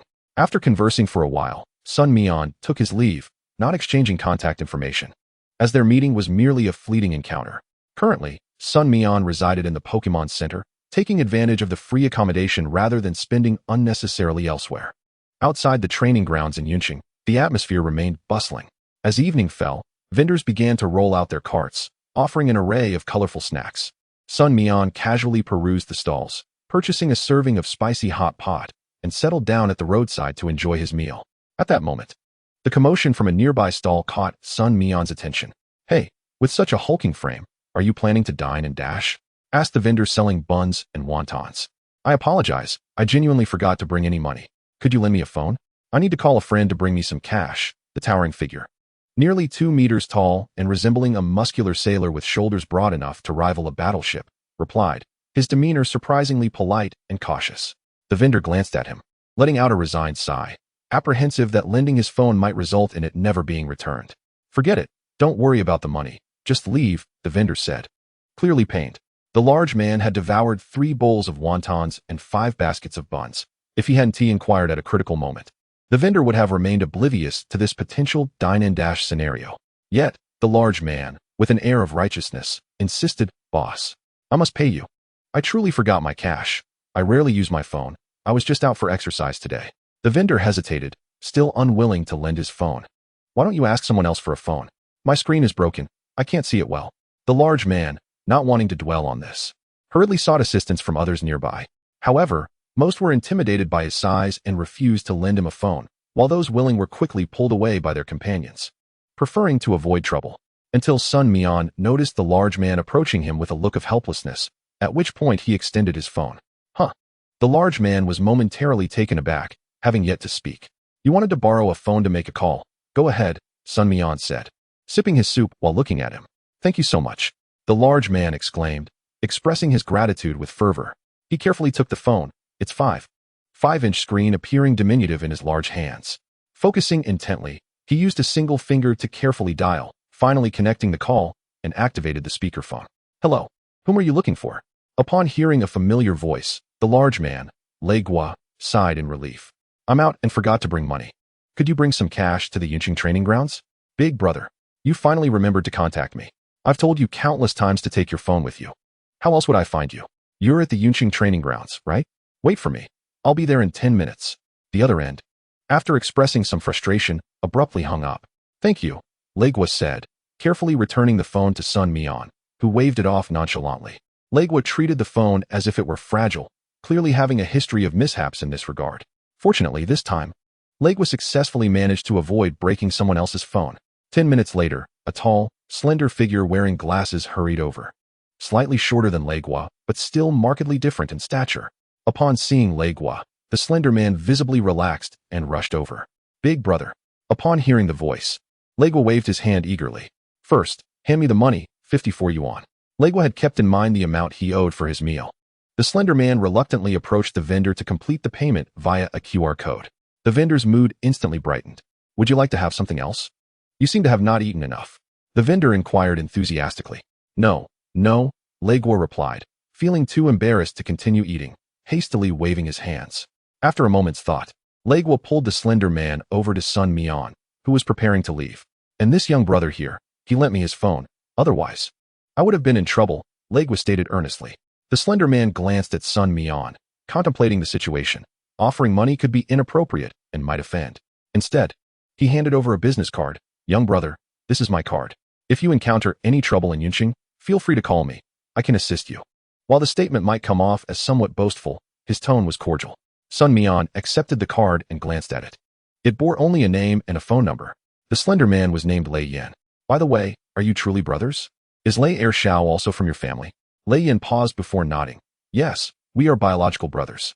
"Lei Xiao? You mean Lei Junying? He is my biological son." Sun Mian's eyes widened in surprise. Biological son. Chapter 119, Challenge the King, Part 1. Sun Mian felt a twinge of awkwardness, having inflicted such damage upon another's Pokemon, only to encounter the father that evening. A sense of embarrassment washed over him. However, Sun Mian had no intention of broaching the subject. Observing Lei Yan's puzzled expression, he chuckled lightly to deflect the moment. Shortly thereafter, both parties took their leave. Sun Mian did not dwell on the encounter, as he had met numerous strangers throughout the day.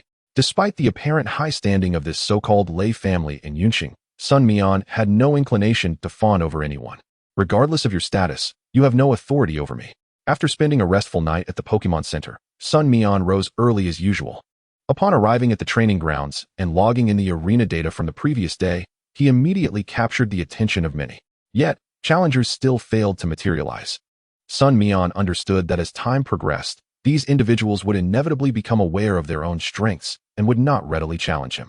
He released his Pokémon and offered them the prepared food. As was customary, Ditto began its search for attractive girls nearby. However, it was early in the morning, and most of the girls were likely still indulging in their beauty sleep or busy with their morning routines. Disappointed, Ditto slumped down, listlessly consuming its food. In a moment of clumsiness, it accidentally bumped into Scorpius, causing the food in Scorpius's hands to tumble to the ground. Scorpius stared blankly at the fallen food and slowly raised its head. A palpable aura of menace enveloped Ditto. It shivered and hurriedly crawled behind Sun Mian. Sun Mian, exasperated, pulled Ditto out, but it clung desperately to his arm, refusing to let go no matter how much he shook it. Why can't you just apologize to Scorpius? You're always causing trouble, he sighed. Scorpius approached slowly, revealing a smile. Yes, an apology would suffice. Come here. Scorpius grasped Ditto and pulled it aside. Sun Mian's voice called out from behind, Don't hurt it. Ah, Scorpius replied, though it was uncertain whether it truly registered the warning. Upon returning, Ditto bore no visible injuries but wore a dazed expression, as if it had lost its wits.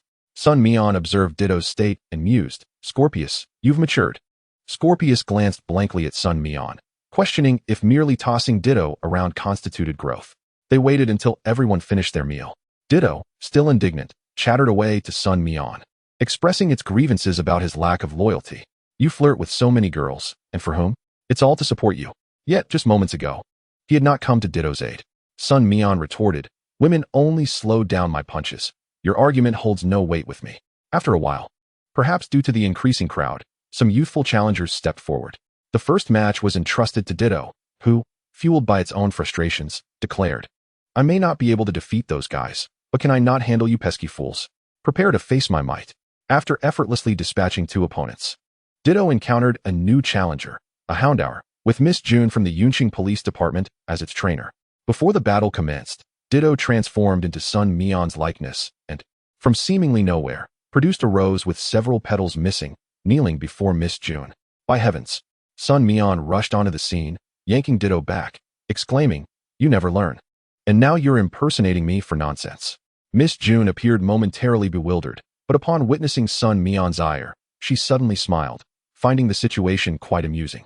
Sun Mian returned Ditto to its ball, allowing Hawlucha to take the stage. Hawlucha, without any frivolities, was determined to give its all against the Houndour, which had scarcely begun its training. Miss June commanded with remarkable poise, though Sun Mian remained aloof, failing to appreciate her authority. Hawlucha, show your muscles. Hawlucha flexed its impressive physique, disregarding the Houndour's attempts to intimidate it. Its body, with marble-like muscle definition, epitomized the essence of beauty in violence. Sun Mian nodded in satisfaction. Hawlucha, use Bullet Punch. With focus, Hawlucha exploited the openings, landing precise strikes that sent Houndour crashing to the ground. It showed no mercy, delivering a powerful kick that sent Houndour flying. Subsequently, it unleashed a devastating earthquake. Boom. In under a minute, the battle concluded. Disappointed, Hawlucha stood up, feeling that Houndour had proven weaker than anticipated. Although a member of the police force, Miss June had only been assigned to Yunqing for less than 3 months, bringing Houndour to the tournament with high hopes of gaining a friendly match against the champion after a series of victories. However, Hawlucha's ferocity shattered her dreams. Miss June's face twitched slightly as she recalled Houndour, turning to Sun Mian and saying, You're quite strong. With that, she escorted Houndour to the infirmary. Sun Mian scratched his head, wondering if he had offended her. Hawlucha mimicked his gesture, scratching its head in confusion. Under the weight of Hawlucha's violence, Sun Mian achieved an impressive streak of 78 consecutive victories, though the momentum began to wane, primarily due to Hawlucha's ruthless fighting style. The medical expenses forced challengers to reconsider their decisions carefully. As Sun Mian waited in boredom, a staff member approached. Mr. Sunday. He turned to see the staff member smiling. Mr. Sun, the champion has acknowledged your strength. You need not achieve 100 victories. You can directly participate in a friendly match. Sun Mian scratched his head in confusion. The champion is here at the training ground? Indeed, the champion is at our workstation. The friendly match will be a 1v1. You should take a moment to rest and prepare your Pokémon. The champion will arrive in 1 hour. Is that acceptable? The staff member remained courteous. Sun Mian nodded. Having already decided on Hawlucha as his combatant, the opponent was a fighting-type champion, likely to employ fighting-type Pokémon as well. Although Hawlucha had a high growth potential and was significantly stronger than typical Pokémon due to systematic training, the champion's methods would undoubtedly surpass those of ordinary trainers. Moreover, there was a strong possibility of unique training techniques and moves. Sun Mian hoped Hawlucha would genuinely learn more from this encounter. As his initial Pokémon, it held a special place in Sun Mian's heart. Chapter 120, Challenge the Champion, Part 2. An hour of preparation time proved ample. Sun Mian first visited the infirmary, where the physician conducted a thorough examination of Hawlucha's metrics. Everything looks perfect. Sun Mian then used the power of Eternatus to circulate around Hawlucha, ensuring it remained in peak condition. Following the staff member's notification, they entered a large arena. Sun Mian accessed it through a staff passage. As he stepped out, he was met with a cacophony of excitement. Surrounding him were grandstands filled to capacity with thousands of spectators, many donning headbands and eagerly watching the contestants on the arena's side. There stood a figure. The champion. The Tiger Champion. The champion is so manly. The champion's muscles are truly impressive. The audience resembled an insatiable throng of fervent fans. However, their enthusiasm was understandable, for the champion represented the pinnacle of strength in Huagua. There were no champions to be found. These champions were simply too formidable. No one could hope to dominate in battles against them. Sun Mian found himself irresistibly swept up in the fervent atmosphere of the arena, clutching his Pokeball and softly exclaiming, "This truly is the Pokemon world." The champion. Under the guidance of the staff, Sun Mian made his way to the contestant area, where he unexpectedly came face to face with the champion. "It's you," Sun Mian exclaimed in surprise. "Aren't you the one who borrowed my phone, Legua? You are the fighting-type champion." Legua responded with a smile. "Indeed. It is I. Young brother, thank you once again. However, I must admit, I was taken aback by your prowess. I witnessed your Hariyama at the workbench. Your training and nurturing skills are undoubtedly top-notch." Sun Mian momentarily lost his focus, but quickly regained his composure. Receiving praise from the champion felt remarkably surreal. It was akin to a novice in a new industry being recognized and openly commended by a prominent figure. He exhaled deeply, acknowledging such flattery from the champion. "There is still much for me to learn." With a chuckle, Legua inquired, "Are you planning to send out your Hariyama this time?" "Absolutely. A fight that lands every punch is the essence of the fighting type," Sun Mian declared earnestly. Legua's eyes sparkled with excitement. "You are absolutely correct. Let us engage in a battle worthy of men." Sun Mian nodded resolutely. Their conversation, however, failed to reach the audience immediately, as the portable microphone had yet to be activated. Nevertheless, the spectators could discern the significance of the exchange. Who is this individual that the champion holds in such esteem? Queries began to circulate among those with connections, eager to uncover Sun Mian's background. At that moment, the referee, the head of the training facility, entered. There was no need for further investigation, as the official would soon clarify the identities of both parties, a detail previously arranged. "Ladies and gentlemen, welcome to the Yun City Training Ground. Today's match is one we have eagerly awaited for quite some time. On the left, we have one of the 8 champions of Hua country, Legua, the fighting-type champion, known as the Man of the Fierce Tiger. On the right, our youthful hero hailing from the ancient capital, Sun Mian. This battle is merely a friendly match. The champion will not deploy his main battle team, but will not deliberately send out weaker Pokemon either. This is a contest of equals. Please prepare yourselves. The challenger will release the first Pokemon." Sun Mian took a deep breath, hurling his Pokeball with fervor. A flash of red light illuminated the arena as a Hariyama, larger than its kin, landed with a thud. Unburdened, this Hariyama's weight was far beyond that of its counterparts, making the very ground beneath them tremble. A truly formidable Hariyama. Just look at its bulging muscles, its serious demeanor, and its fierce gaze brimming with combat spirit.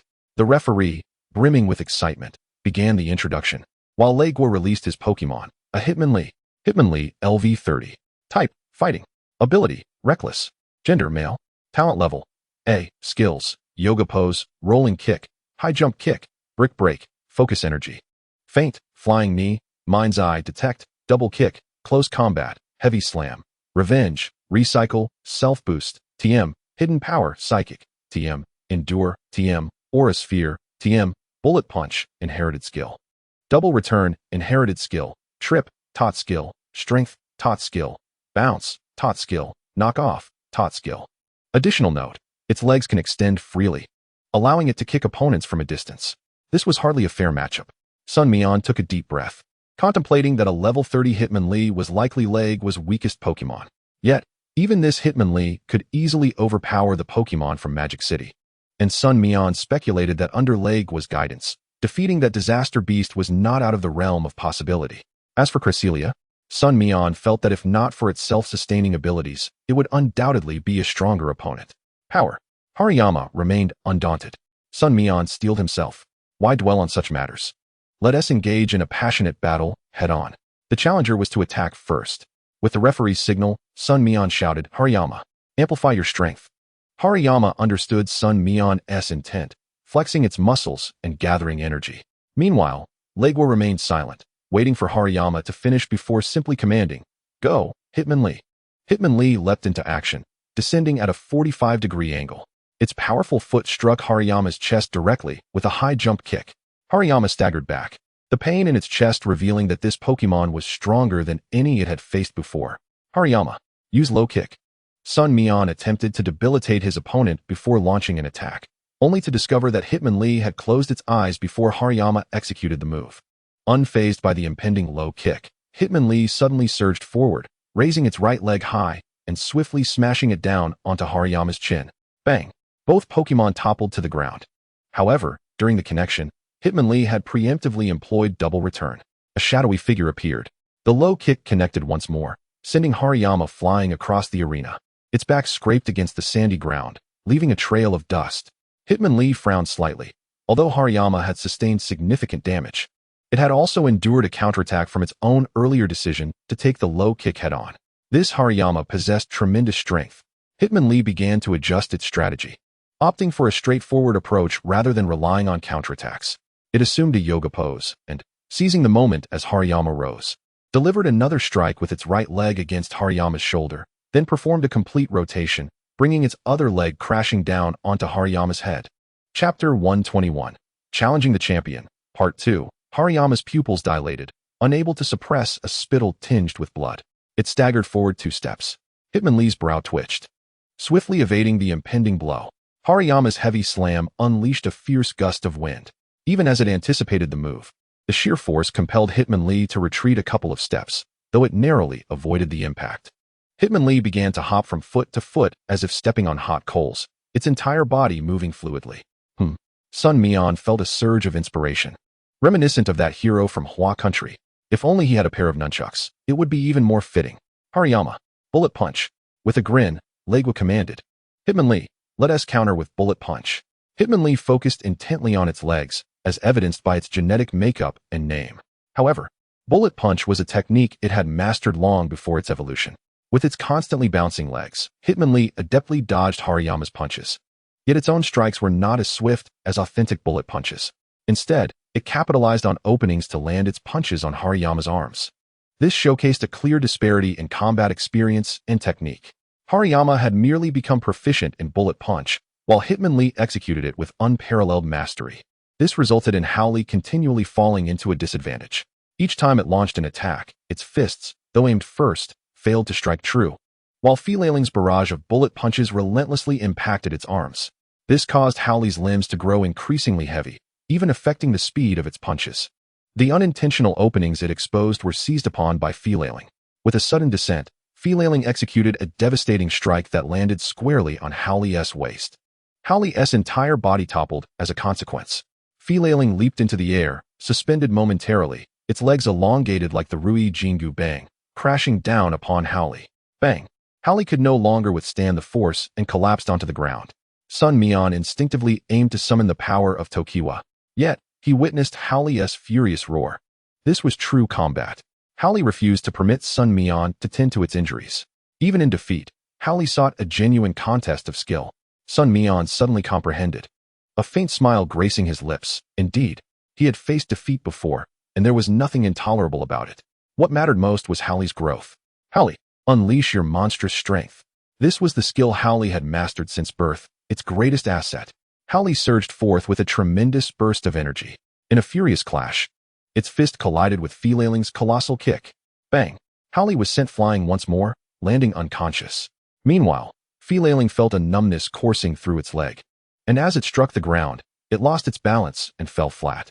Rising to its feet, Felaling was astonished to feel a painful numbness in its right leg that reverberated throughout its body, supporting itself on one leg as it gazed at Howley's fallen form. From the depths of its heart, Feeling recognized this opponent. Howley had lost the capacity to continue fighting. The victor was Feeling. The referee's voice rang out. The audience erupted into cheers. The king. Feeling is truly formidable. No wonder it is known as the fierce tiger. Sun Mian and Legua recalled their respective Pokemon. Legua noticed that Sun Mian's expression bore no trace of disappointment or dejection, and he couldn't help but breathe a sigh of relief, secretly admiring him, for he had experienced similar tribulations at Sun Mian's age, yet had languished for half a year before recovering. This young brother's fortitude far exceeded that of an ordinary person. As they shook hands, Sun Mian earnestly inquired, "Thank you for your guidance, King. Howley still has many shortcomings. Do you have any insights?" Legua patted his shoulder, reassuring him, "Rest assured. I had thoughts about Howley the moment I laid eyes on it. However, my suggestions are merely that. It is ultimately up to you to implement them. Let us meet at a pastry shop outside the training grounds later." Sun Mian twitched the corner of his mouth. "A pastry shop? Why does this king's dietary preference consist solely of staple foods?" After concluding the friendly match, Sun Mian received a combat medal distributed by the training ground in Yunqing. This was typically awarded after achieving 100 victories. Although Sun Mian had not reached such a milestone, gaining the king's acknowledgement rendered the medal a mere embellishment. It can be said that this combat medal serves as a gym badge. After accepting it and tending to Howley's injuries, he proceeded to the location Legua had indicated.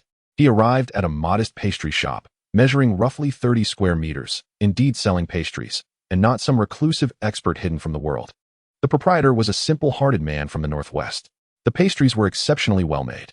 Legua had already settled into a corner of the shop, gnawing on a large piece of pastry. Upon seeing Sun Mian, he cheerily exclaimed, "Little brother, care for a piece of pastry?" "No thanks, King. I've already eaten." Sun Mian replied, indicating that his stomach was not quite so robust. Legua lamented, "You need to train more, little brother. These pastries are delicious." "Train my stomach?" Sun Mian bit back his retort and accompanied Legua until they finished the pastries. Legua then addressed the proprietor, saying, "Brother, my younger sibling will come by to settle the bill." "All right," the proprietor replied, clearly indicating familiarity. Legua subsequently led Sun Mian to a combat dojo belonging to the Lei family. Thanks to the presence of the combat king Legua, the Lei family had gradually delved deeply into combat studies. They entered a lounge where Legua gestured for Sun Mian to take a seat. He then retrieved a thick stack of slightly yellowed papers from a drawer. "These are some materials I've compiled on Chinese martial arts over the years. I've marked some that can be integrated into combat skills. I'm quite serious about my expertise," Legua stated earnestly. Upon completing his explanation, he handed the materials to Sun Mian. Sun Mian received them as though they were a treasure, astonished as he asked, "King, are you giving this to me directly?" Legua waved his hand, understanding Sun Mian's sentiment. "Actually, all the information is stored in my mind. I trust you with this document. You are a true trainer with a fighter's heart. I hope one day, the title of combat champion will be ours to share." Ding. Achieved heartfelt recognition from the combat king. "Will you spend 30 system energy to assimilate martial arts from another world?" Sun Mian's eyes widened. He knew that martial arts from any world often suffered from gaps, or even loss. The system was offering to consolidate the martial arts of another world and transmit them to him, while there wouldn't be any miraculous importation of skills. This information was akin to being directly stored in his mind. Chapter 122, Combat Martial Arts. "King, this." Sun Mian held the materials Legua had given him, feeling somewhat at a loss. Moreover, they were within the Lei family's combat dojo, surrounded by numerous outstanding youths from the family. According to Legua, this method of combining martial arts with combat skills was known only to him and Sun Mian. This made it difficult for Sun Mian to accept so readily. However, Legua waved his hand dismissively, asserting that none of the current generation of Lei family youths could handle such knowledge, if entrusted to them. It would simply fall into the hands of the unworthy. Sun Mian's face twitched slightly. Was this truly the king's sentiment? Legua had prepared not only these integrated combat martial arts for Sun Mian, but also training methods for combat-themed Pokemon. While these methods paled in comparison to the system's training manual, they were crafted from the king's extensive experience throughout his life. After sharing his knowledge and insights, Legua treated Sun Mian to a meal. Although the table was laden with staple foods, there was still a decent assortment of dishes, reportedly prepared by Lei Yin.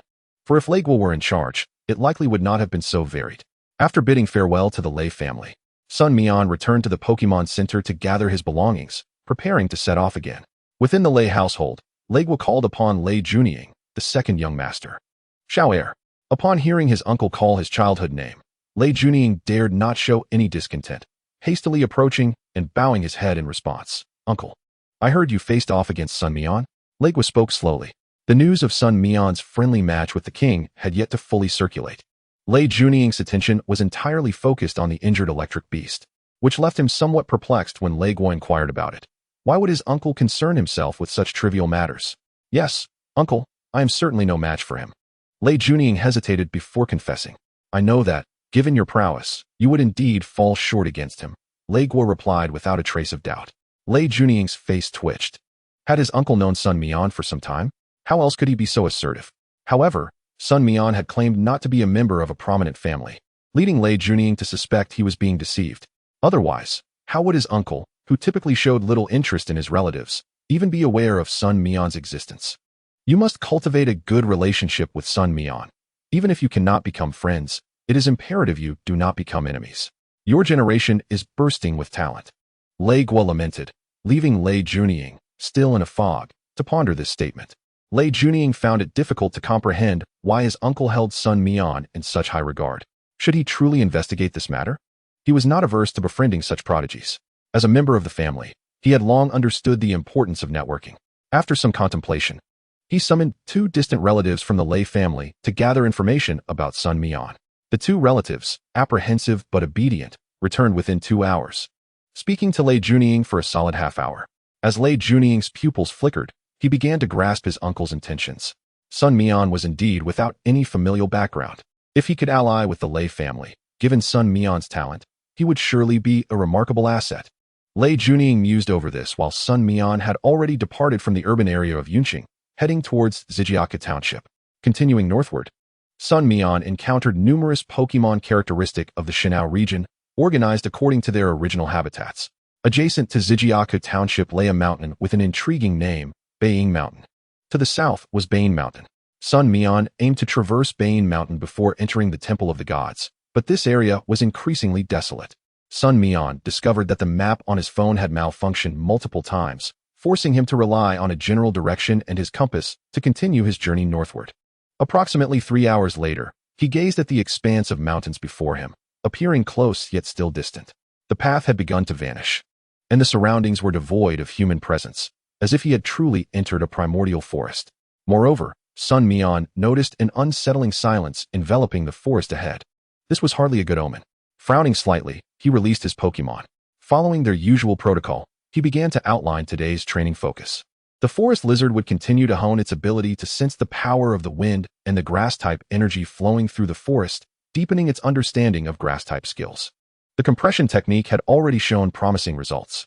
The forest lizard could now instantaneously unleash a barrage of seed projectiles the size of soybeans. Though visually smaller than a conventional seed barrage, it was deceptively potent, appearing as if released by an improperly trained grass-type Pokémon. In reality, these soy-sized seed projectiles had already been experienced by Ditto, possessing not only a degree of penetrative force, but also a rotational quality. When fused with wind, the projectiles spun upon impact, enhancing both their damage and speed. Ditto had not managed to evade them, regardless of its transformation. The training direction for Scyther was also becoming increasingly clear. Its resilience was improving, allowing it to withstand the forest lizard's swift attacks and retaliate. Had it not been for the forest lizard employing Leaf Storm at a crucial moment, Scyther's Poison Jab and Fury Cutter would have landed effectively. Ditto continued to focus on stamina training, not needing to enhance skill release speed or damage, but rather to maintain the duration of its transformations and the effectiveness of its form even after sustaining injuries. However, the training regimen for Machop and Heracross was about to undergo a significant change. Sun Mian carefully tailored their training, combining Heracross's practice of Bagua Palm with combat skills, while Machop would focus on Xingyi Quan. This choice was deliberate. Heracross excelled at leveraging its physical advantages for counterattacks, with Bagua Palm capable of entangling opponents to some extent. Even when struck, Heracross could utilize techniques from Bagua Palm to retaliate.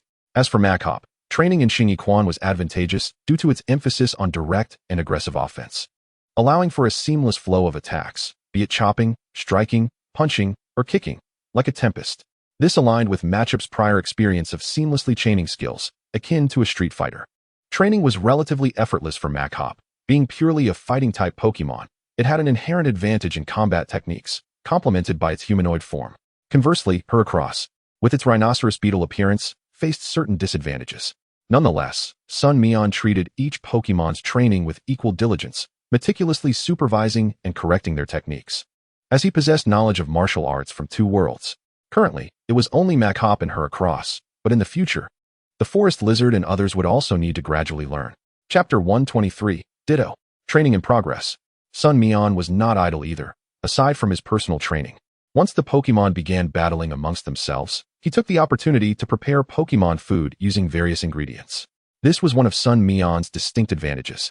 A few Pidgey were pecking at the ground, seemingly searching for something. These timid birds, having encountered few humans, kept their distance.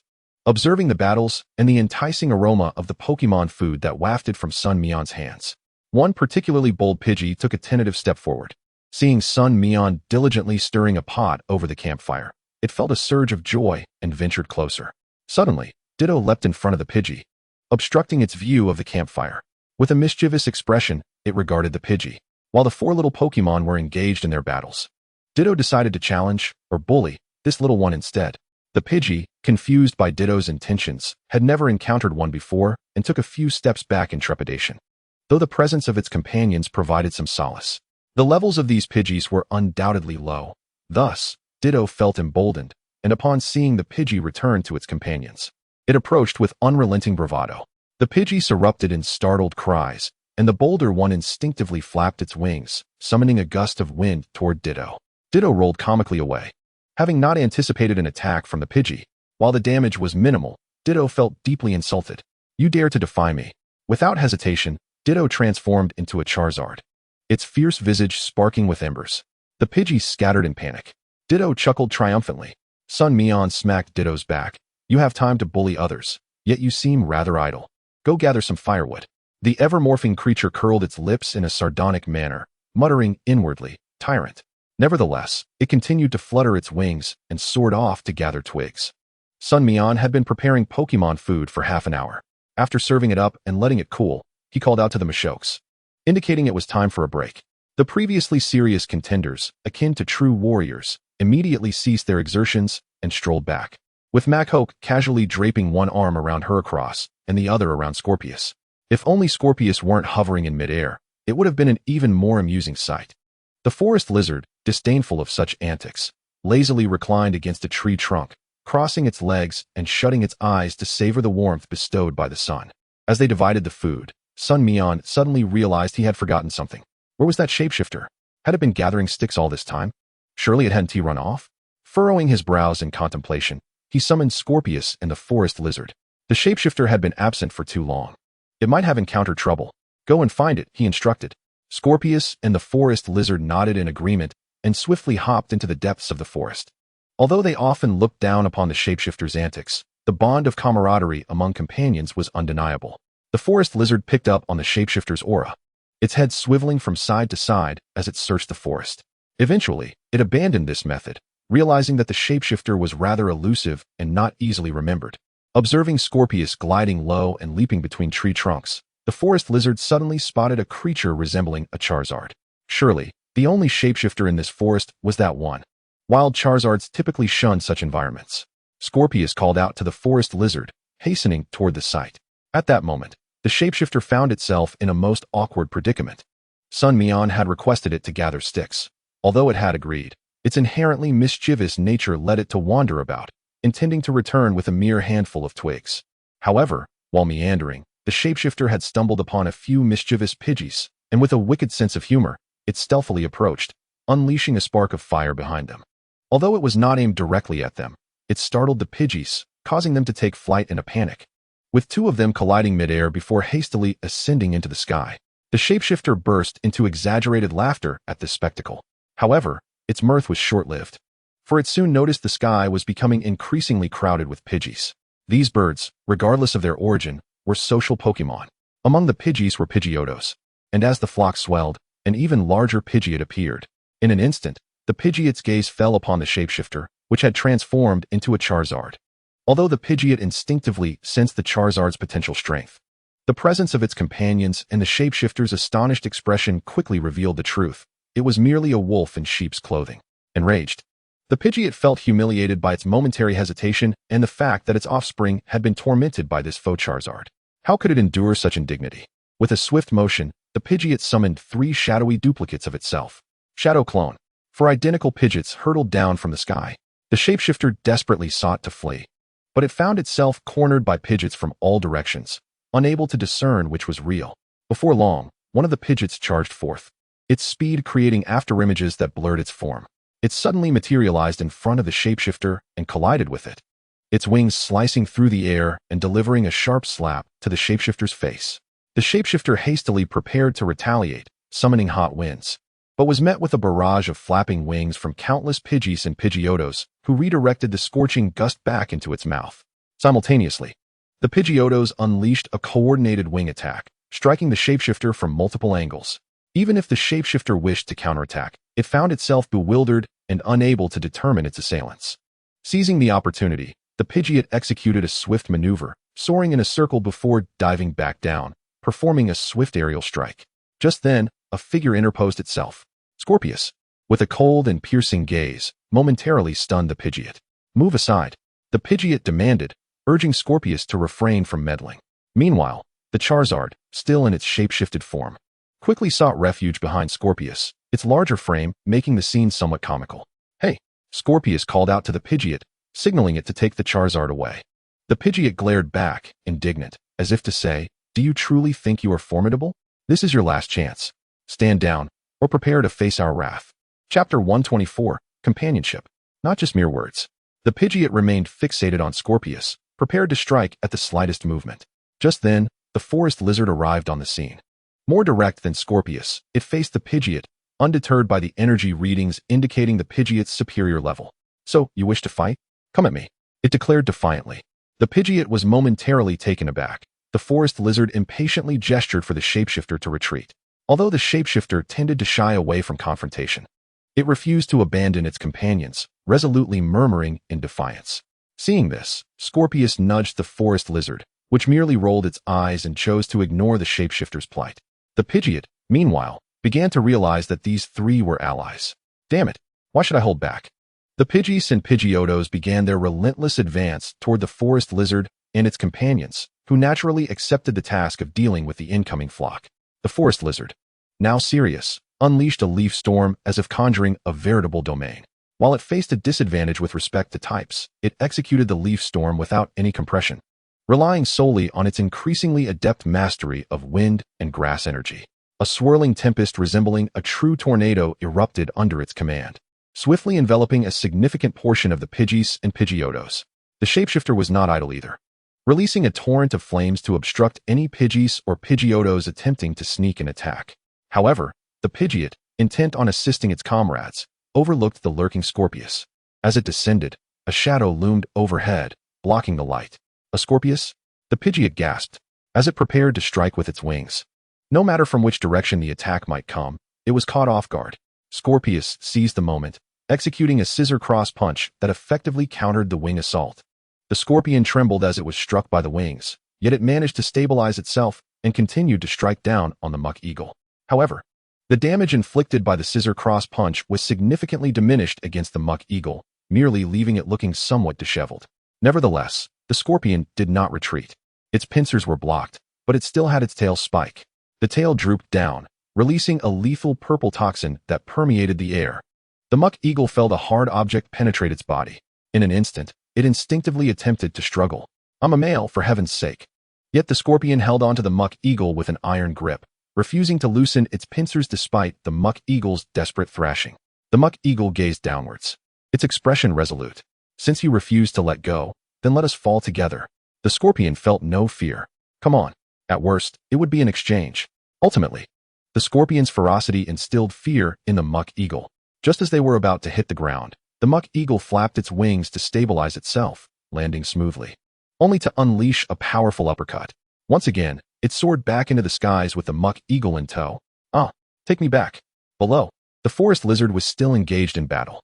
The scorpion would not allow the muck eagle the opportunity to attack the forest lizard. At this moment, the forest lizard truly maximized its capabilities as a speedster. After the leaf storm ceased, it fought while retreating, wielding its flying leaf blade and seed machine gun without pause.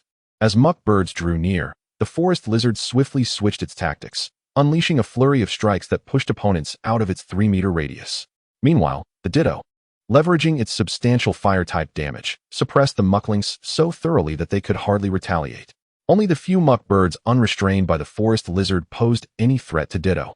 But with its high stamina, Ditto was unfazed. Although it felt a sting from the attacks, seeing the forest lizard and scorpion showing no signs of retreat. Ditto gritted its teeth and continued its assault. However, the forest lizard was beginning to tire. Despite its speed, it did not possess boundless energy. If only its master were here, with the powers of grass and Tokiwa combined, it would be a true mobile artillery. Just as the forest lizard pondered this, a sudden rustling sound caught its attention. A rotund, plump beartick was hurled towards them, crashing into several mucklings, who fell instantly. Sun Mian's voice followed. Howley, keep throwing. Hercross, first, bring that little brat Ditto back. Clearly, it's about to suffer a beating. Though Hercross was somewhat cumbersome, its mastery of the seed machine gun and aerial ace still posed a significant threat to the mucklings. Of course, that was if they dared to approach. Those that did would be taught a lesson by Hercross. At this moment, the muck eagle was overwhelmed by the toxin, struggling increasingly against the scorpion's relentless grasp. Spotting a companion joining the fray, it desperately sought to shake off the scorpion. Yet, the scorpion was not so easily discarded. Even if struck, the scorpion would not yield, determined to ensnare the muck eagle tightly. This tactic bore some resemblance to the 8 trigrams palm that Heracross was currently learning, but the scorpion's approach was far more unscrupulous. However, the muck eagle was no fool. It suddenly recalled the words of that boastful lizard. Realizing that its opponent merely wanted to retrieve its companion and had no intention of fighting it. Muku, the muck eagle swiftly attempted to reason with the scorpion, suggesting that they cease hostilities and let the scorpion take its companion back. Attempting to reason with the scorpion, the muck eagle made a grave mistake. Even if it could reason with the forest lizard, the scorpion would not entertain such notions. After all the fighting, did it think it could simply flee? Today, there must be a decisive battle. The scorpion was, in fact, the one most injured. Though it could withstand the attacks, it did not go unscathed. However, Sun Mian, arriving promptly like a power source, began infusing the scorpion with Tokiwa's energy. The scorpion felt as though it had received a shot of adrenaline. It began to thrash about wildly again. Ora. Half an hour later, under Sun Mian's patient guidance, the muck eagle, with a sorrowful expression, presented the fruit hidden within its tribe as a gesture of reconciliation, leading the mucklings and muck birds away. Sun Mian still hoped to invite them for dinner, but it seemed that was a meal saved. As for Ditto, Sun Mian gave it a good scolding, saying, now you realize the consequences. Without the forest lizard and scorpion, you would have been torn to shreds. Ditto, for once, did not argue back and, after being chastised, shared some of its food with everyone during dinner. Chapter 125, The Hard Mountain. After traversing the Shady Mountain and entering the Hard Mountain, a day and a half had passed. During this time, Ditto had behaved much more prudently, not only taking the initiative to scout ahead, but also showing greater focus during physical training. Sun Mian was pleased to witness this transformation. You may be a lecherous one, but you must also put in the effort. If you don't strive, how will you encounter more beautiful ladies? After conveying this sentiment to Ditto, it expressed profound agreement. A mountain path appeared halfway up the hard mountain, revealing signs of human construction at last. However, the path was rather narrow, only wide enough for a single vehicle. When 2 vehicles met, one would inevitably have to hover perilously over the cliff's edge. This was not a route for the average skilled driver. Yet, Sun Mian noticed no vehicles passing by. It made sense. Why would anyone choose this mountain road when a perfectly good highway was available? A group of brown bearticks, exposing their large teeth, stared at Sun Mian and his companions as they passed. The weaker bearticks, feeling boldly obstructed the path, attempting to collect a toll. Sun Mian had quite a few fruits given by the muck eagle in his backpack. However, he was not inclined to be overly generous. He thought, if I feel like sharing, I might give you a little. But if you demand it, I shall refuse you, regardless of whether you are human or Pokemon. All are treated equally. Sun Mian had Howley impart a lesson of love to them. One by one, the bearticks scampered away, tearfully red-faced. Heracross could not have taken on this task. With its strong sense of justice, it was still advising Howley to go easier on the next encounter with a Pokemon. Howley, bewildered, replied, I already went easy. They successfully crossed the hard mountain region without incident. Yet, they still could not find a place to rest. And Sun Mian was left with no choice but to set up a tent. Just as he finished erecting the tent, he spotted someone dressed in a green uniform approaching. Ah, a forest ranger? This was not unusual. Although the ranger's jurisdiction was vast, encountering one was still a possibility. Upon seeing Sun Mian, the ranger immediately approached, ready to inspect his credentials. Upon discovering Sun Mian's status as a formally trained trainer, the ranger sighed in relief. Watching the fire pit Sun Mian was about to ignite, the ranger proceeded to share some fire safety tips. The ranger had to continue up the mountain. Even as darkness approached, the work must go on. After leaving 2 bottles of water with Sun Mian, the diligent ranger departed with a long-tail monster. The sky grew increasingly dim. Sun Mian hastily quickened his pace to set up the tent, and after making a phone call to Wang Yulan, he hung up, reporting only his safety due to poor signal. The watchman for the night was Heracross. Once Sun Mian and his companions had settled into slumber, Heracross positioned itself at a distance from the campfire, disliking the heat, with its head drooping as if it were asleep. In reality, Heracross was quite alert, engrossed in contemplating the techniques of Bagua Zhang and the pivotal points for skill integration. Despite not possessing an extensive repertoire of combat skills, primarily relying on general type abilities, Sun Mian believed that many principles underlying the general skills Heracross had mastered bore similarities to combat skills, as they were executed based on Heracross's inherent structure. Thus, Sun Mian encouraged Heracross to experiment with merging these general skills. The night air in the forest was somewhat chilly, though there were not many stars. Their beauty surpassed that witnessed in the city. Heracross relished these days of travel with Sun Mian and his companions. After a moment of reflection, Heracross rose to practice the technique of sweeping kicks, a skill taught by Howley, which it had yet to master but had begun to grasp. Howley's teaching instinctively aligned with its own anatomy, yet Heracross found it challenging to replicate the moves due to its cumbersome carapace, which hindered its kicking abilities. Nevertheless, Heracross diligently committed Howley's teachings to memory while integrating its own insights into practice. Just as Heracross was engrossed in its training, a purple figure darted past. Upon spotting the tent, the purple figure leapt with excitement, eager to burrow inside. Heracross swiftly intercepted it. Suddenly, a punch, entirely different in size from Heracross, struck it. Irritated, Heracross retaliated, sending the assailant sprawling. The sounds of echoed, reminiscent of a monkey's chattering, as the purple figure recognized Heracross and quickly stood up to explain.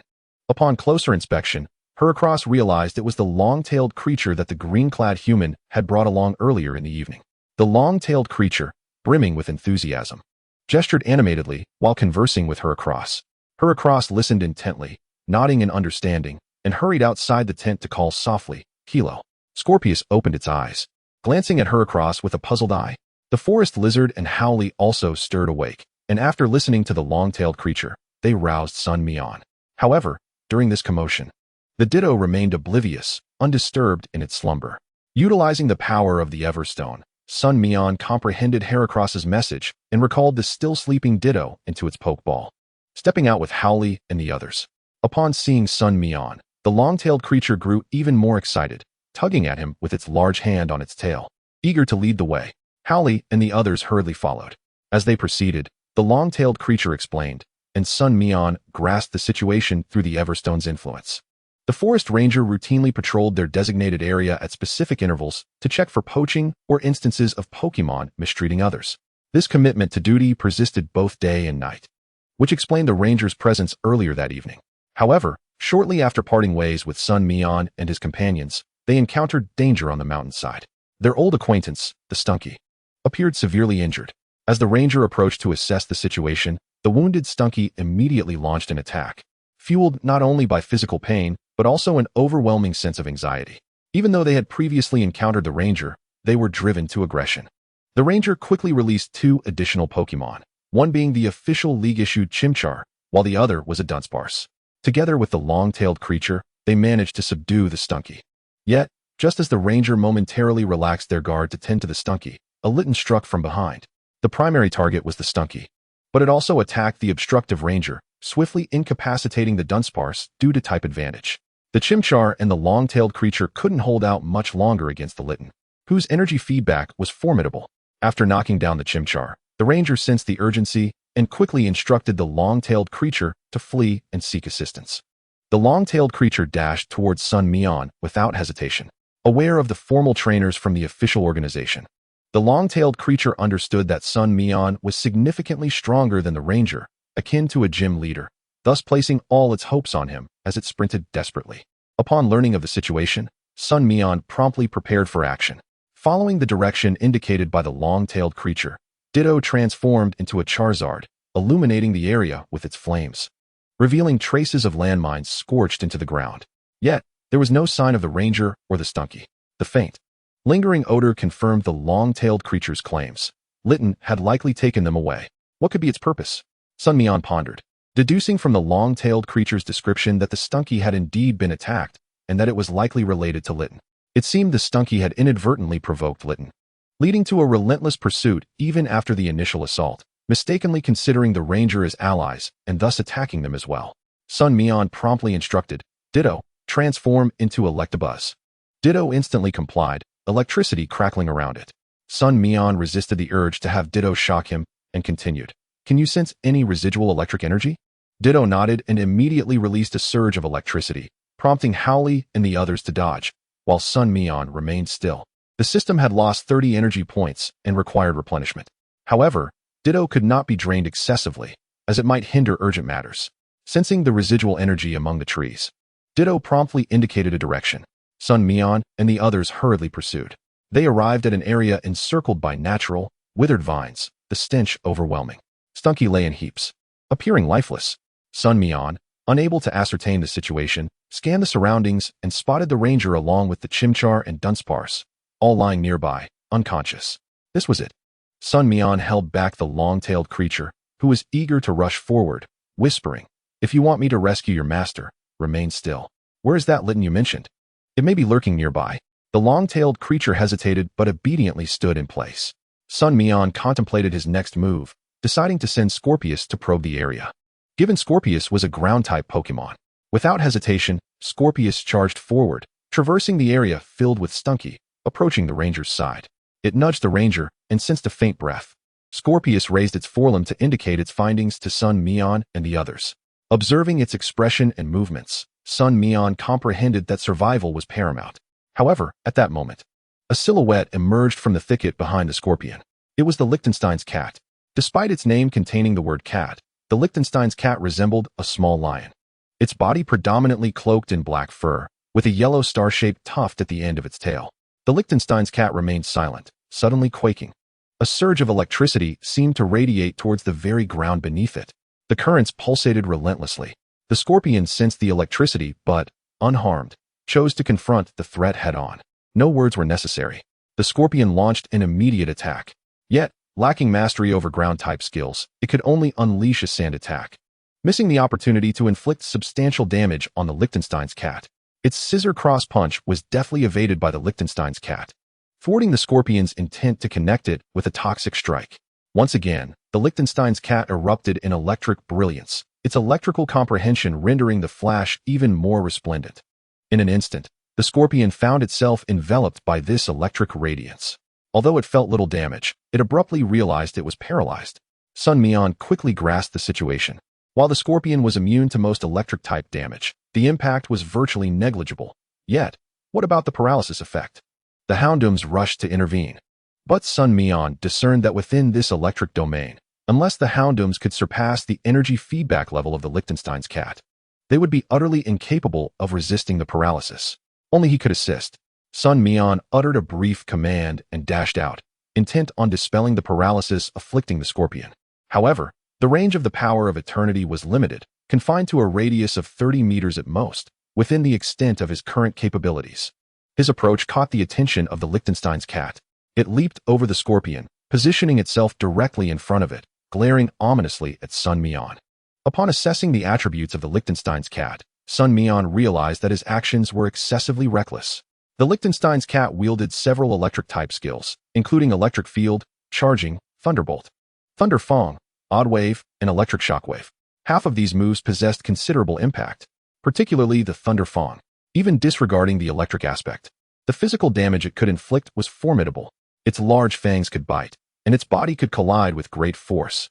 If he could truly be immune to electric-type skills, Sun Mian would have sought out the explosive feathered bird long ago.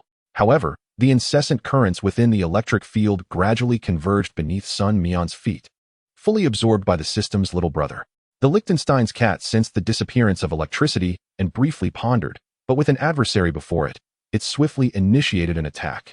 Radiating with electric energy, it charged directly at Sun Mian. The oncoming force compelled Sun Mian to instinctively raise his hands in defense. Subsequently, he was sent sprawling backward. Despite having entered the 30-meter range, he was once again thrust away. Damn! Sun Mian hastily scrambled to his feet, feeling the surging currents dissipate rapidly. The Liechtenstein's cat tilted its head in confusion, wondering if this human, like that stinky scorpion, was impervious to electricity. Seizing the moment of the Liechtenstein's cat's distraction, Sun Mian sprinted forward. He leapt suddenly, vaulting past the Liechtenstein's cat, channeling a surge of the power of eternity directly into the scorpion. Yet, the Liechtenstein's cat, in a fit of fury, sank its thunder fang into Sun Mian. The ferocious electric currents erupted from the Liechtenstein's cat's mouth, but it was fleeting. Nonetheless, Sun Mian felt an intense pain radiate throughout his body. It felt as though his lungs were about to be pierced. The forest lizard could no longer remain passive. It unleashed a leaf blade that streaked across the Liechtenstein's cat's face. The Houndoom, with fury in its eyes, charged forward, delivering a freezing punch. The Liechtenstein's cat barely managed to evade. Sun Mian was swiftly supported by the long-tailed monster. Damn it, brothers, let us take it down. The Liechtenstein's cat, oblivious, was caught off guard as the scorpion slid past it through the air. Chapter 127, Scorpion King. The scorpion had never felt such wrath, particularly witnessing Sun Mian being bitten by the Liechtenstein's cat in his desperate attempt to dispel his paralysis. A brilliant light erupted from within the scorpion. It perfectly absorbed the body-enhancing potion. Energy feedback level 2, talent enhanced. Simultaneously, it spurred evolution. The scorpion had long struggled to ascend beyond level 20. Not due to a lack of combat experience, but rather its excessive caution and stability, which diminished its desire to strive for greatness. Yet, in this moment, the scorpion's resolve crystallized. It was to protect this human, the one who, like Pachirisu, regarded him as family. A blinding white light pierced the night, seemingly capable of breaking through the heavens. A blue figure emerged from the radiant light, extending a tail hook, its cold eyes fixated intently on the Liechtenstein's cat. Scorpion King LV21. Attributes: ground flying. Ability: sand veil. Gender: talent level A. Skills: sand attack, harden, knock off, thunderbolt, poison sting, multi-hit, critical hit, thunder fang, ice fang. Fire fang, sky uppercut. Taught skills: roost, acrobatics.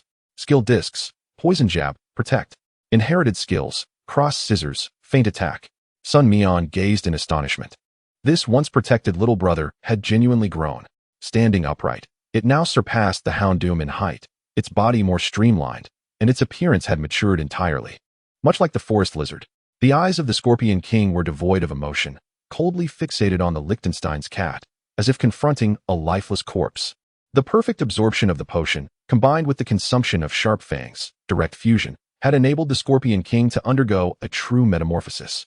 As the Liechtenstein's cat became aware of the Scorpion King, its massive pincers had already locked onto its head. Cross scissors.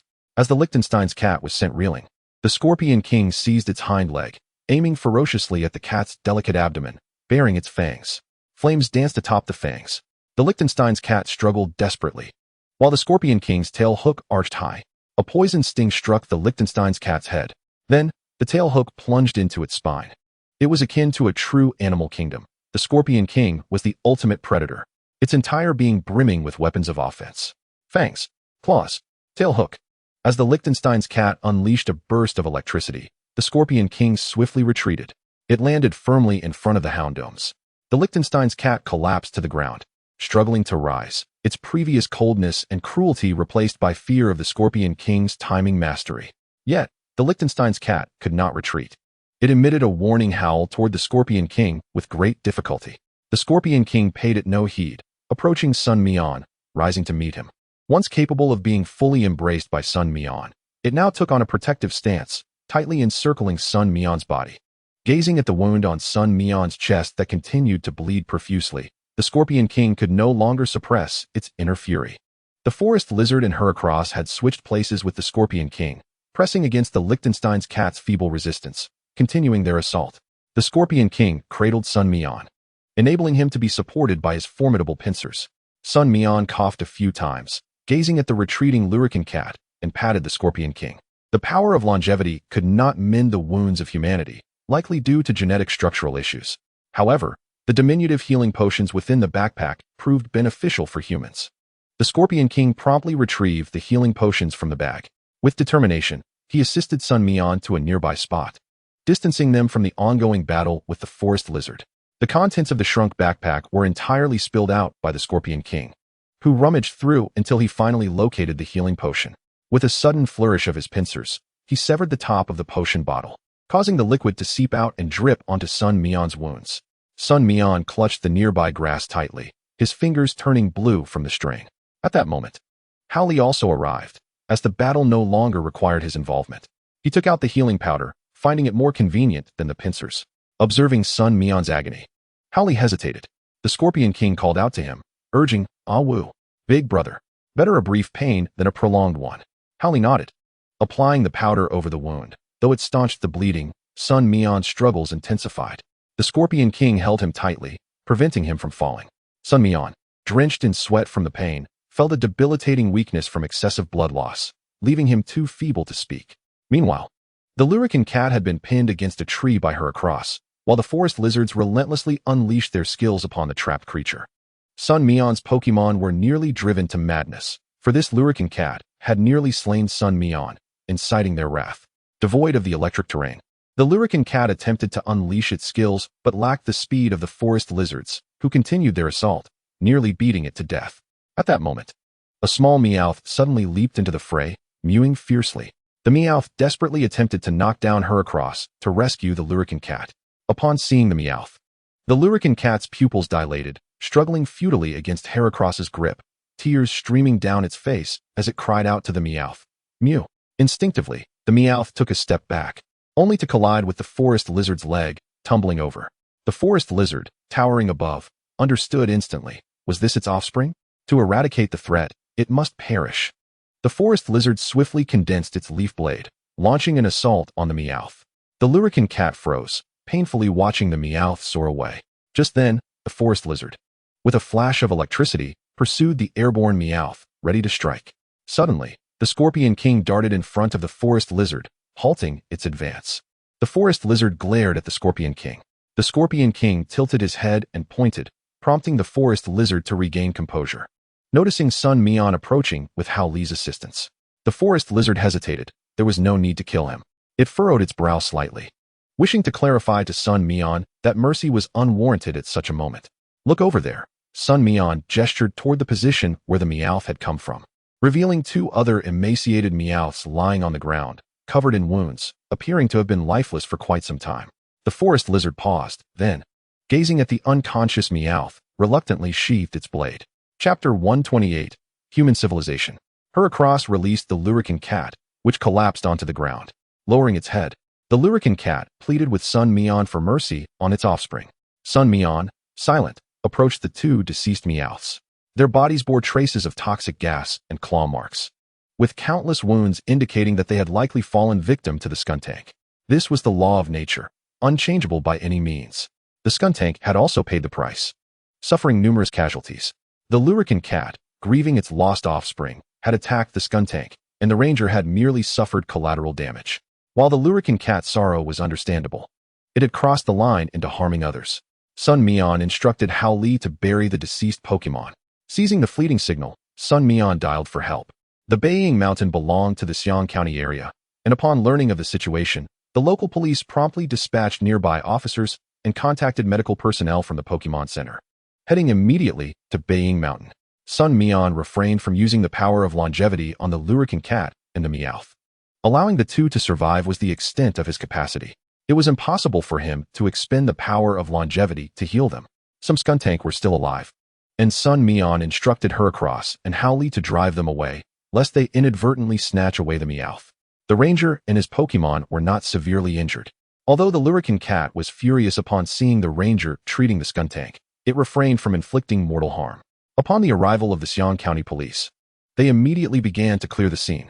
After understanding the circumstances, they recorded the events and directed Sun Mian and the ranger to the Pokémon Center. However, the Lurican cat and the Meowth could not enter the center for the time being and were instead detained separately, receiving basic treatment from medical staff before discussions on their fate could take place. Sun Mian's timely care of his wounds prevented serious consequences, but he would need to remain in the hospital for a while. The ranger, waking up early, expressed immense gratitude to Sun Mian in his hospital room. Sun Mian merely smiled, indicating it was his obligation. However, the ranger earnestly assured Sun Mian that he would report the incident to higher authorities, advocating for Sun Mian's commendation. If Sun Mian wished to pursue a career in public service, this would serve as a significant merit. Without timely intervention, the Lurican cat would have eradicated all the skuntank in Baying Mountain, disrupting the ecological balance, ultimately harming humanity itself. Consequently, the Lurican cat could not be returned to the wild. Under Sun Mian's leadership, the Lurican cat and the Meowth were transported to a protected area in the ancient capital. Feng Xianhua, upon receiving the news, immediately called Sun Mian, expressing his gratitude. The Lurican cat's worth extended beyond its own value. It contributed to the diversity of Pokémon within the protected area. The more varied the species, the greater the resources allocated, benefiting the trainers cultivated by Huagua. Feng Xianhua understood this principle well. Sun Mian had recently delivered a batch of Pidgey, and now he had brought the Lurican cat and the Meowth. If such contributions continued, it might eventually lead to the development of a small population. As a native of the ancient capital, Sun Mian naturally wished for the prosperity of his hometown and exchanged pleasantries with Feng Xianhua. He learned that the protected area had gained a Pokémon researcher, not merely affiliated but collaborating with a local research institute. This researcher, reportedly in their early 20s, had already earned their doctorate and garnered significant acclaim in Huagua. During the next national conference, they might even become the leading expert on the starter Pokémon of the ancient capital, an acknowledgement of status. Before hanging up, Feng Xianhua remarked with a smile that was both teasing and sincere, "I heard that Junjun is quite excited about the practical classes at No. 42 after they moved to the protected area. Are you not planning to return to attend?" Sun Mian paused for a moment upon hearing this, then responded with a wry smile, "Right now, I am focused on gathering Pokémon that can participate in the national conference. I suppose I will return only after I find suitable companions." "Very well, when you do come back, you must visit us at home," Feng Xianhua warmly invited. "Sure, Uncle Feng," Sun Mian replied. After ending the call, Sun Mian received another unexpected phone call, this time from Long Dong. The dojo belonging to Long Dong conveniently lay along his route to the north. Sun Mian had initially intended to visit him, but he never anticipated that Long Dong would reach out first. Upon learning that Sun Mian was hospitalized due to an injury, Long Dong could only shake his head and exclaim, "You seem to have a knack for attracting trouble wherever you go." However, 3 hours later, Long Dong rushed to the Pokémon Center in Xiangning County. The facilities of this county-level center could hardly compare to those in large cities. Long Dong frowned slightly and instinctively suggested, "Our helicopter is parked outside. Shall we head to the city?" Sun Mian was taken aback, not expecting such a suggestion from Long Dong, and then chuckled, "No need for that. It's nothing serious. I'll be discharged in a few days. It's hardly worth the hassle." "How have things been at the dojo during this time?" Long Dong, seated beside him, had a secretary-like individual place milk, fruits, and nutritional supplements before stepping out and closing the door. "There are still quite a few badges unclaimed. My grandfather has temporarily appointed me as the dojo master, and I have learned a great deal," Long Dong said slowly. "Is that so?" Sun Mian raised an eyebrow. "What? Care for a battle?" Long Dong quickly grasped Sun Mian's intent and responded with a smile. "Wait until I'm fully recovered." "So, are you coming over now without returning to the dojo?" Sun Mian inquired. "Yes, I could leave soon. I had originally planned to take you to a place in the ancient capital, but after calling you, well." Long Dong sighed. Sun Mian curiously asked, "What place?" "I was planning to head north. Just to the north, near Gisei, at the edge of the Ulan-Butte Desert. They've discovered ancient ruins, which may provide evidence of another civilization existing 200 years ago," Long Dong explained. Sun Mian frowned slightly, pondering the notion of another civilization. Ancient Pokémon, Gigantamax? He instinctively thought of these possibilities, but there were still many unique aspects of this world to consider. Moreover, the emergence of Pokémon did not seem to date back very far. It was as if someone had suddenly gathered the Pokémon into a sphere and cast them into this realm. Thus, the other world Long Dong spoke of likely referred to a time before the existence of Pokémon. Sun Mian pondered this while Long Dong remained silent, allowing him to reflect. After a while, Sun Mian asked, "When shall we depart?" "As soon as your injury heals," Long Dong replied. "Then let us go?" Long Dong looked at Sun Mian in surprise. Chapter 129. The Chaotic Desert. However, Long Dong did not permit Sun Mian to set off immediately, as the bandages wrapped around his injury looked quite daunting. It was only after a battle between Long Dong and Sun Mian on the third day that they boarded a private plane directly to Gisei. On the plane, Long Dong savored the memory of their previous battle. Sun Mian had used Scorpion King, whose ferocious demeanor completely overwhelmed Charizard. Even though Charizard had a significantly higher energy feedback, the self-destructive assault style of Scorpion King forced Charizard to retreat in disarray. After a 6-hour flight, Sun Mian awoke with a start when Long Dong gently nudged him. Upon disembarking, they were greeted by a sea of heads in the terminal. The description might sound eerie, but at first glance, it was simply a crowd, with heads bobbing everywhere. Are all these people here because of the Ulan Butte and the desert? Sun Mian exclaimed. Yes, this news has spread throughout Huagua, and this is likely just the beginning. In a couple of days, Gisei might not allow anyone to enter, Long Dong elucidated. Sun Mian nodded. And the two first procured provisions and water. Then, under Long Dong's arrangements, they plunged into the desert. However, due to regulations, vehicles were prohibited near the edge of the oasis. Conversely, flying-type Pokemon were permitted to soar above. Long Dong had prepared for this, handing Sun Mian a Pokeball containing a Spearow. They both mounted a Spearow and flew above the throngs of people. Upon reaching their designated location, the site where the ruins had been discovered, they encountered many others there as well. Upon dismounting, Sun Mian gazed at the so-called remnants of the ruins emerging from the desert. It resembled a building with a sharp peak, somewhat akin to a triangular hat, but on a grander scale, measuring nearly 10 meters. If this was the roof of a structure, one could only imagine the enormity of the building itself. Surrounding them were individuals equipped with professional tools, attempting to excavate. However, their instruments inexplicably malfunctioned at a certain depth, rendering them ineffective, forcing them to rely on manual labor. Aside from the triangular structure, a series of bluish stone bricks had emerged after digging down 16 meters. The increasing visibility of these stone bricks spurred the excavators into a fervent digging frenzy. Isn't this site under the League's control? Sun Mian questioned, observing the chaotic scene with a slight frown. It's near the border, Long Dong succinctly replied. Sun Mian then recalled that the positions and sizes of Ulan Butte and the desert in this life differed from his previous memories. This area was close to the territory of the Bear Country. In fact, nearly a third of the Ulan Butte and desert lay within Bear Country's borders.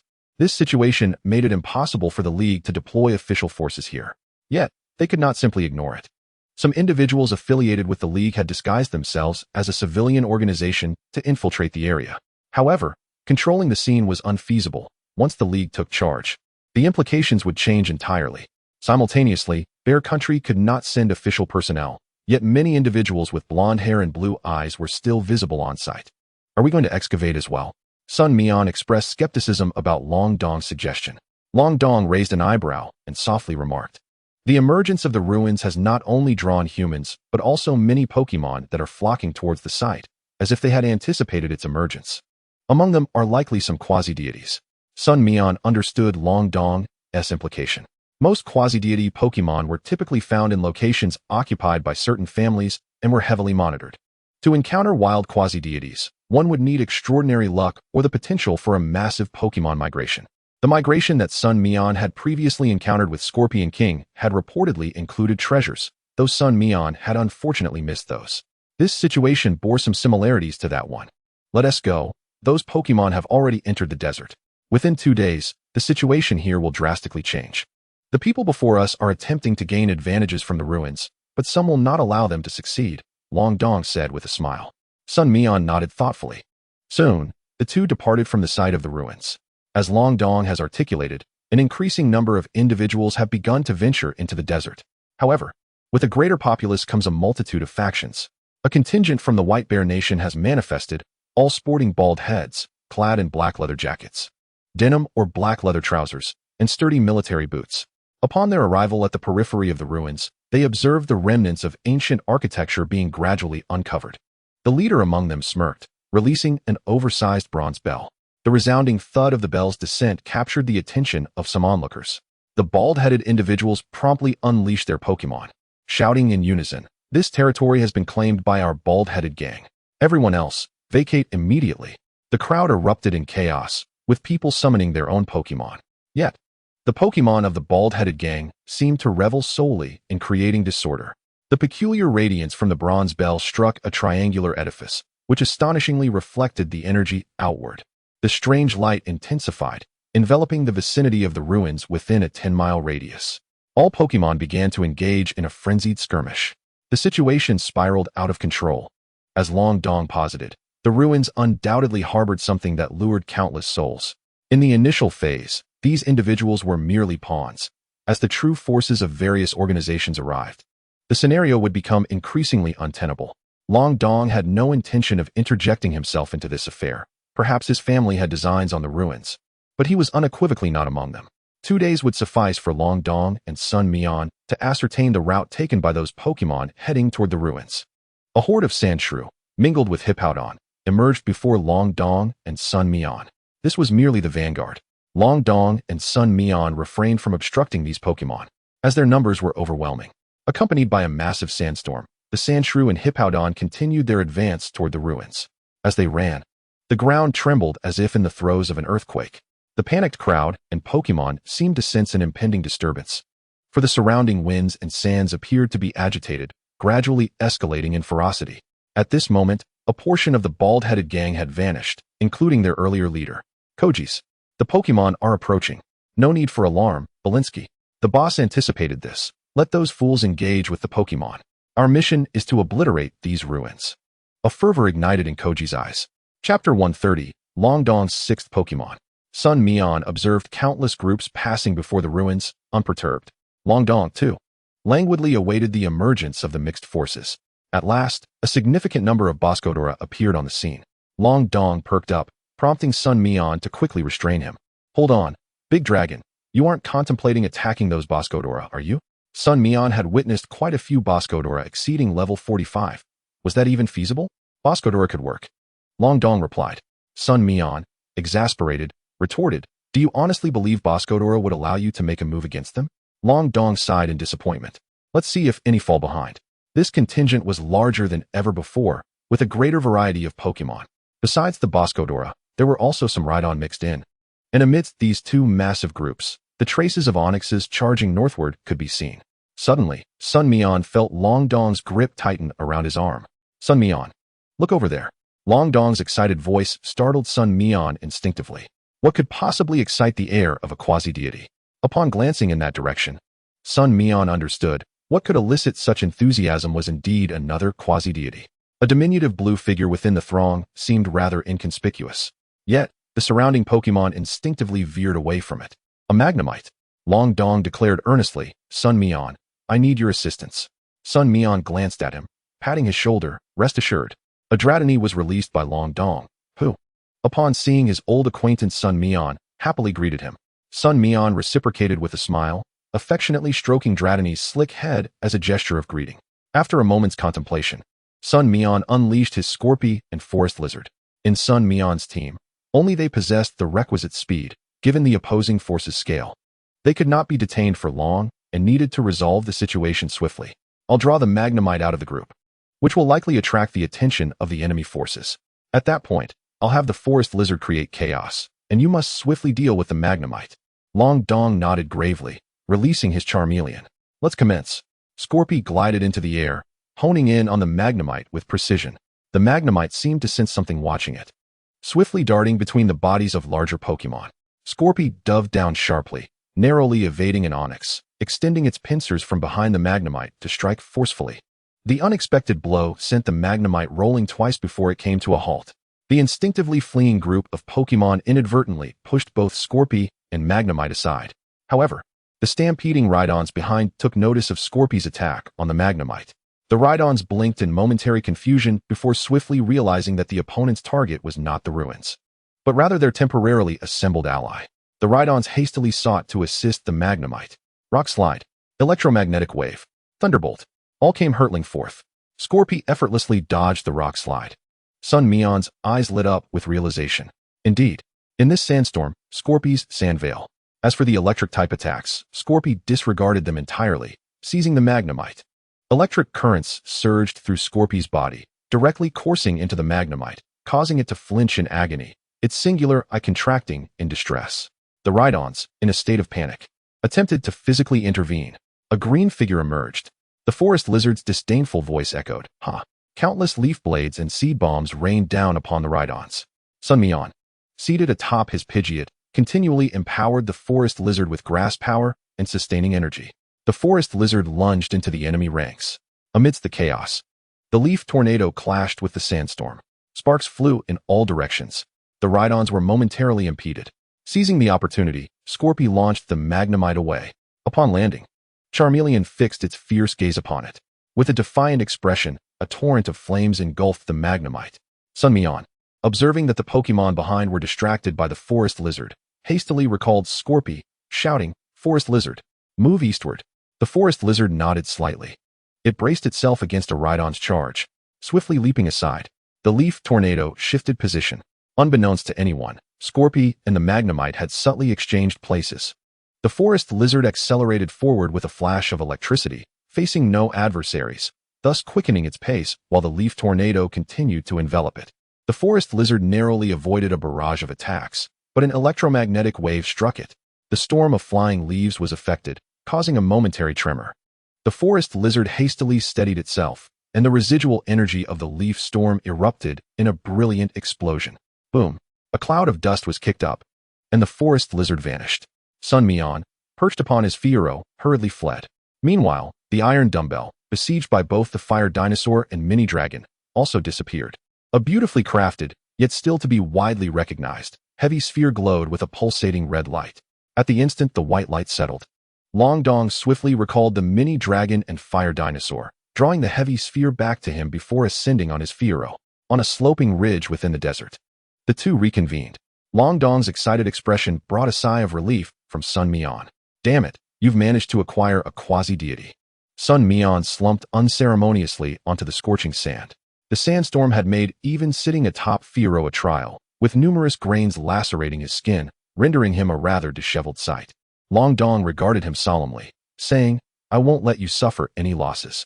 Upon returning home, I will consult with my elders to ensure you have the opportunity to enter Dragon Mountain." Sun Mian shot him a glance, thinking to himself, "Well, you can't make decisions in your household. Are these the only Pokémon available in the desert?" "There are definitely more, but the quantity remains uncertain," Long Dong replied. Both were acutely aware of the sacrifices that would be necessary for Long Dong to allow an outsider into Dragon Mountain. Despite their close friendship, Sun Mian would never allow his friend to lose any standing within his family due to this endeavor. The future power struggle for leadership within Long Dong's family might very well be affected. Long Dong understood Sun Mian's sentiments and resolved to find a Pokémon of equal stature for his friend. Should they fail to find it this time, he would undoubtedly seek a mini dragon from his family. The two continued to lie in wait for 3 more days. Nothing that transpired at the ruins could sway them. The number of appearing Pokémon began to dwindle. Their provisions of food and water were also running low. With no signal available for resupply, both Long Dong and Sun Mian began contemplating retreat. Chapter 131, The Son of the Old King. Suddenly, several monstrous figures emerged. The sandstorm intensified once more. Surrounding them were swirling gales of sand, and with each heavy step, the ground trembled, sending more grains aloft, which deterred any other Pokémon from approaching. Yet Sun Mian was transfixed, for among the many Pokémon he adored, a few stood out, and the ones before him were true tyrants of the desert. Like Godzilla, they appeared to be clad in green armor, impervious to the abrasive sands. Various spikes protruded from their heads, necks, and shoulders. Tyranitar, also known as quasi-deities. Their advance led directly to the location of the ruins. Sun Mian's heart yearned to capture them. However, he noted that each one radiated energy levels nearing 60. These Tyranitars were fully capable of challenging second-tier deities, albeit without divine status. Sun Mian's disappointment was palpable, and Long Dong sensed it. Suddenly, Long Dong tapped Sun Mian's arm, saying, "Look behind them, isn't there another one?" Sun Mian slowly shifted his gaze. At that moment, a task suddenly echoed in Sun Mian's mind. Task issued. The offspring of the guardian Tyranitar, a descendant of the Old King, requires a new habitat. The Old King's progeny will be driven out once the Tyranitars successfully find a new home. Rescue the Larvitar to receive rewards, Shattered Divine Essence, to enhance traits and talent levels, Physical Augmentation Potion, Sandstorm Skill Disc, and Hyper Beam Skill Disc. Note: reward issuance requires 18 system energy, currently available, 12, needs replenishment. Sun Mian's eyes lit up. Finally, my little brother is coming through. Larvitar, I must secure it. The Tyrannitars advanced at a leisurely pace, yet they seemed intent on shaking off any pursuers. This small Tyranitar clan had a new king. The old king was dead. And as the offspring of the former ruler, this Larvitar had no one to rely on except its mother, who could not leave the clan. The Tyrannitars needed to find a new habitat, and the peculiar energy emanating from the ruins drew them here. Once the Tyrannitars claimed the territory, the Larvitar would gradually be cast out. In truth, waiting a while longer would make capturing this Larvitar a more prudent choice. Yet, Sun Mian knew he wasn't the only one with designs on this young Larvitar.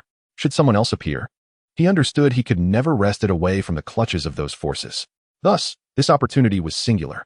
However, recklessly charging in would provoke the Tyrannitars, presenting yet another challenge. Sun Mian pondered how to entice the Larvitar out.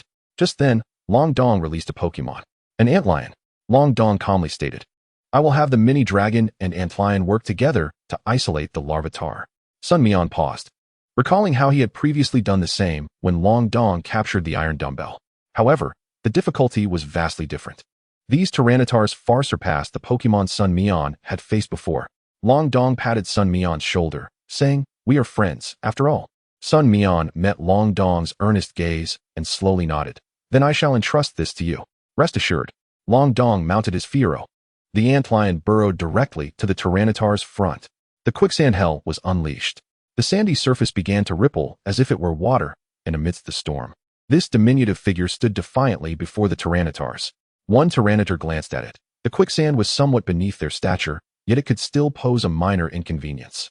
However, that Tyranitar suddenly stomped down hard. A heavy wave surged toward the antlion. The antlion was instantly obliterated, collapsing in an instant and losing consciousness. Long Dong quickly recalled the antlion, and the mini-dragon along with the Horsia unleashed their Dragon Pulse and Water Pulse at the rear Tyranitar. The antlion's role was merely to divert attention. After being struck, the drenched Tyrannitars roared in fury at the Horsia. A massive boulder erupted from their ranks, hurtling toward them. Long Dong seized the opportunity to have the fire dinosaur attract the attention of the Larvitar. Suddenly, a Gyarados burst forth, unleashing its dragon rage once more. The Tyrannitars, now thoroughly incensed, disregarded the fiery figure behind them and charged directly at the Gyarados and mini-dragon. The fire dinosaur raced to confront the Larvitar, and before the young creature could register the situation, a swift iron tail struck it squarely in the face. Then, with a sly wink, it lured the young Gyarados away from its kin. Long Dong struggled valiantly, but could not withstand more than a few exchanges. Sun Mian was acutely aware of this. Therefore, a swift resolution was imperative. Forest Lizard unleashed the most potent seed machine gun. With the amplification of grass power, the Gatling gun, glowing with verdant light, re-emerged. All its energy was directed at the young Gyarados.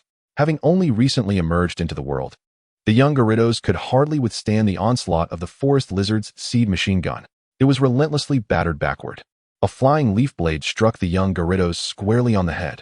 It should have collapsed, but instead, it erupted with steaming heat. Sun Mian's pupils constricted. Goodness!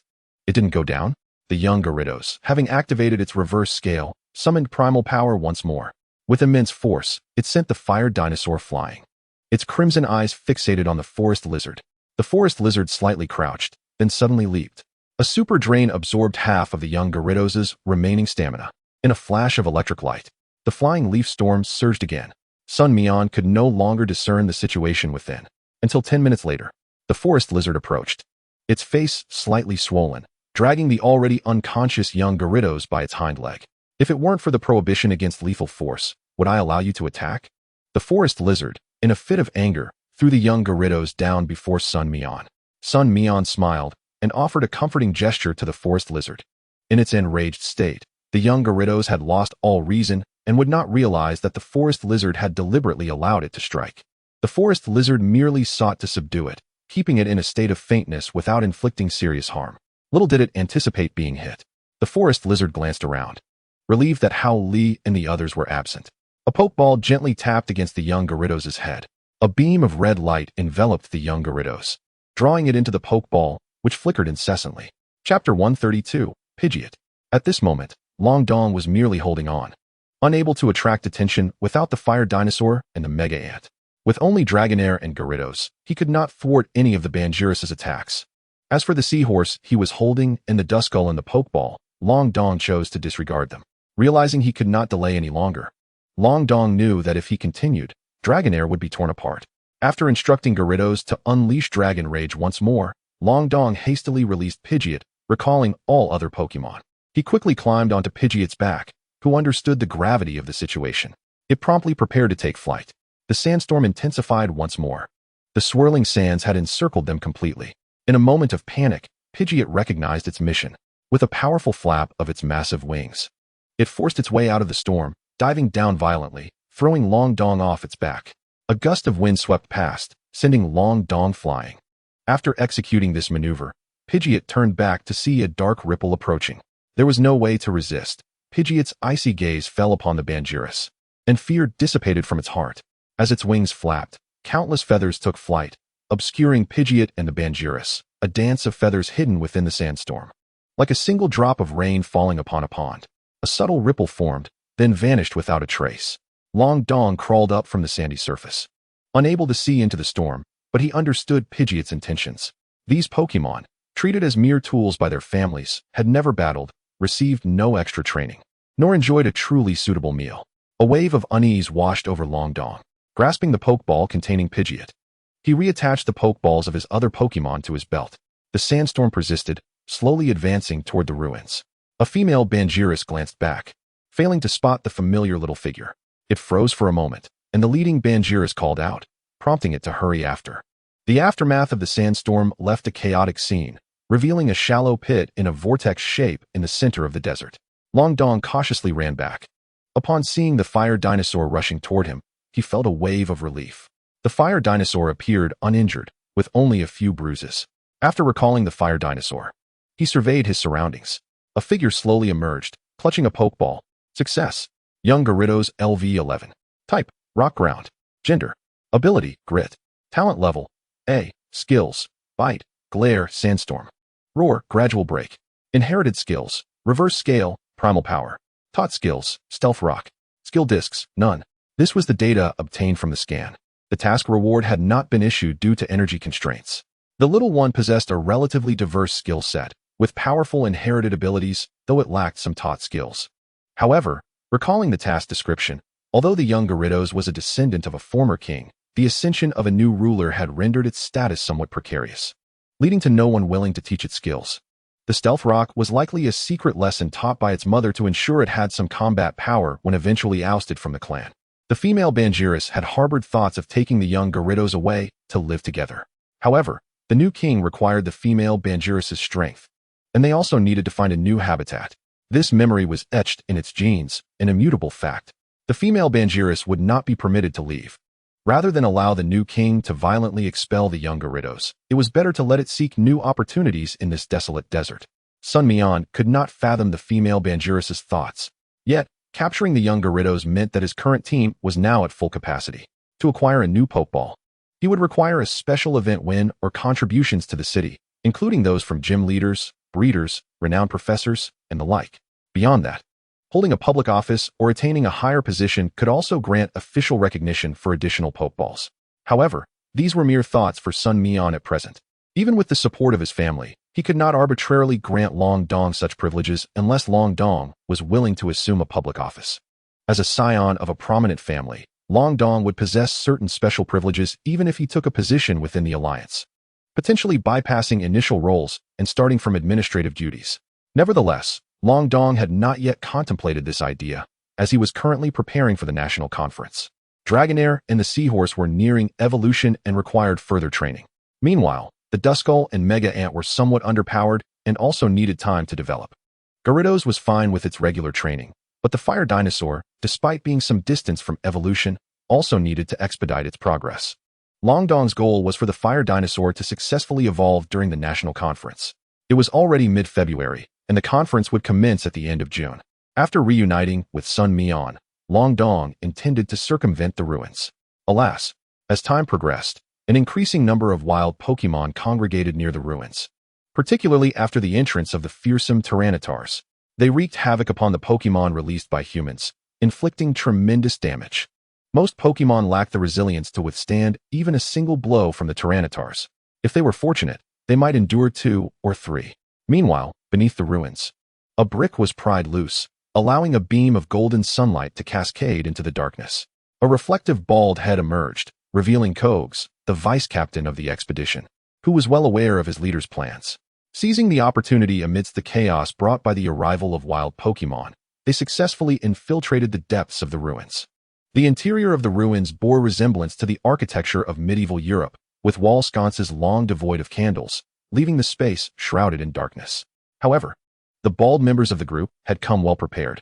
2 electric fireflies were released, casting interlinked flashes of light that illuminated much of the ruinous features. Their ultimate goal was to dismantle the ruins and seize the core within. However, the expanse of the ruins was daunting. Gazing into the seemingly endless and pitch-black corridors, Kogs gathered his companions once more, noticing that their numbers had dwindled by 2 or 3. They must have been ensnared by the wild Pokémon above, or perhaps they had met a more dire fate. Unperturbed, Kogs spoke calmly. Our leader has already entered from the other side. Our task is to identify and retrieve everything of value within these ruins. Everyone responded affirmatively. The interior of the ruins felt damp, with wild grass peeking through the crevices of the walls, indicating that there was some ventilation and moisture present. It was not as sealed as a tomb. Rather, it resembled a structure that had once been normal, now buried beneath the sands of time. As his subordinates cautiously navigated the walls, relying on the light from the electric fireflies, no one could ascertain whether traps or mechanisms lay hidden within. Although it was not a tomb, caution was imperative. The echoing footsteps in the vast corridor felt unsettling and eerie. Kogs' ears perked up. He swiftly raised a hand to halt his companions, having heard the sound of dripping water. As he listened intently, a bald companion named Berlinski approached, visibly anxious, and whispered to Kogs, "Kogs, do you sense something amiss?" Furrowing his brow, Kogs concentrated for a moment before responding. "What is it? Why do we still hear footsteps?" Before Kogs could finish, Berlinski timidly voiced his discovery. A chill ran down Kogs' spine. Indeed, he and his companions were stationary, having ceased to advance. Yet, why were there still footsteps echoing? Kogs swallowed hard, calming himself. It must be that others had entered as well. Berlinski nodded, albeit with a hint of bitterness, and after a moment of contemplation, implored, "Kogs, I'm not panicking. But could you kindly remove your hand from my behind?" Kogs' face flushed crimson, his instinctive fear causing him to grasp indiscriminately, and he quickly withdrew his hand. Berlinski sighed in relief. The footsteps remained unchanged, echoing steadily since earlier. Apart from their clarity, no other sounds were present, including any variation in the footsteps. Were they merely pacing in place? Kogs did not believe anyone would be foolish enough for that. Was there a possibility that ghost-type Pokémon were at play? After all, the ruins had existed for countless years, making the emergence of ghost types not entirely surprising. Suddenly, a deafening explosion reverberated through the air. The ceiling of the ruins trembled violently, dust and debris cascading down. Good heavens! Could it collapse? Kogs' heart raced with concern. He hastily instructed his companions, "Forget the footsteps.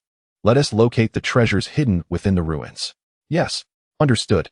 They all replied in unison, their footsteps resounding as they rushed forward. Meanwhile, at the site of the explosion, a wall had been breached, revealing a large opening. An Asian man emerged, a triumphant smile spreading across his face, seemingly satisfied with his accomplishments. Surrounding him were merely a few common Pokémon, devoid of any other treasures. Upon closer inspection, one could observe severe burns along his neck where it connected to his cheek, and countless scars marred his face, rendering his features nearly unrecognizable as his oddly shaped eyes darted about. If Sun Mian were present, he would instantly recognize him. The Scarred Man, a member of the Sankawa gang. The Scarred Man squeezed through the gaping hole, accompanied by a slowly writhing mook. As he moved forward, his hands left behind a streak of purple slime against the wall. Surveying his surroundings, he found nothing but darkness. However, the absence of Pokémon did not necessarily imply the absence of flashlights or other useful items. The Scarred Man donned a miner's helmet, equipped with a small light on top. Although the illumination flickered intermittently, it still served its purpose. The interior was peculiar. A glass chamber, made of transparent glass, stood over 3 meters tall, containing a murky green liquid within. Surrounding marble tables were littered with numerous test tubes, many of which were either empty or had degraded, leaving the entire space in disarray. This laboratory-like area suggested that the ruins possessed a degree of technological prowess. While the surrounding items appeared to be modern, the fragments of weathered debris, when scrutinized, emitted a damp, foul odor mingled with the scent of desiccated earth. Such decay implied that this place had remained untouched for at least a century.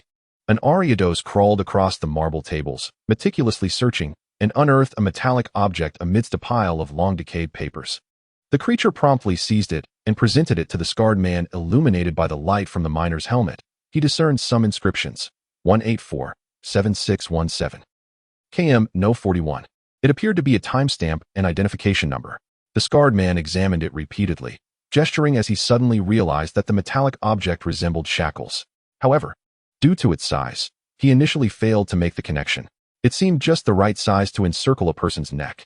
After pondering for a moment, he instructed Ariados and Jengar to continue searching for anything of value, while he approached the sole door in the room with Mook in tow. The door appeared entirely metallic. As the scarred man pushed against it, he felt resistance from something behind, making the task somewhat arduous. He then commanded Mook to dissolve the door, revealing whatever lay beyond that was obstructing it.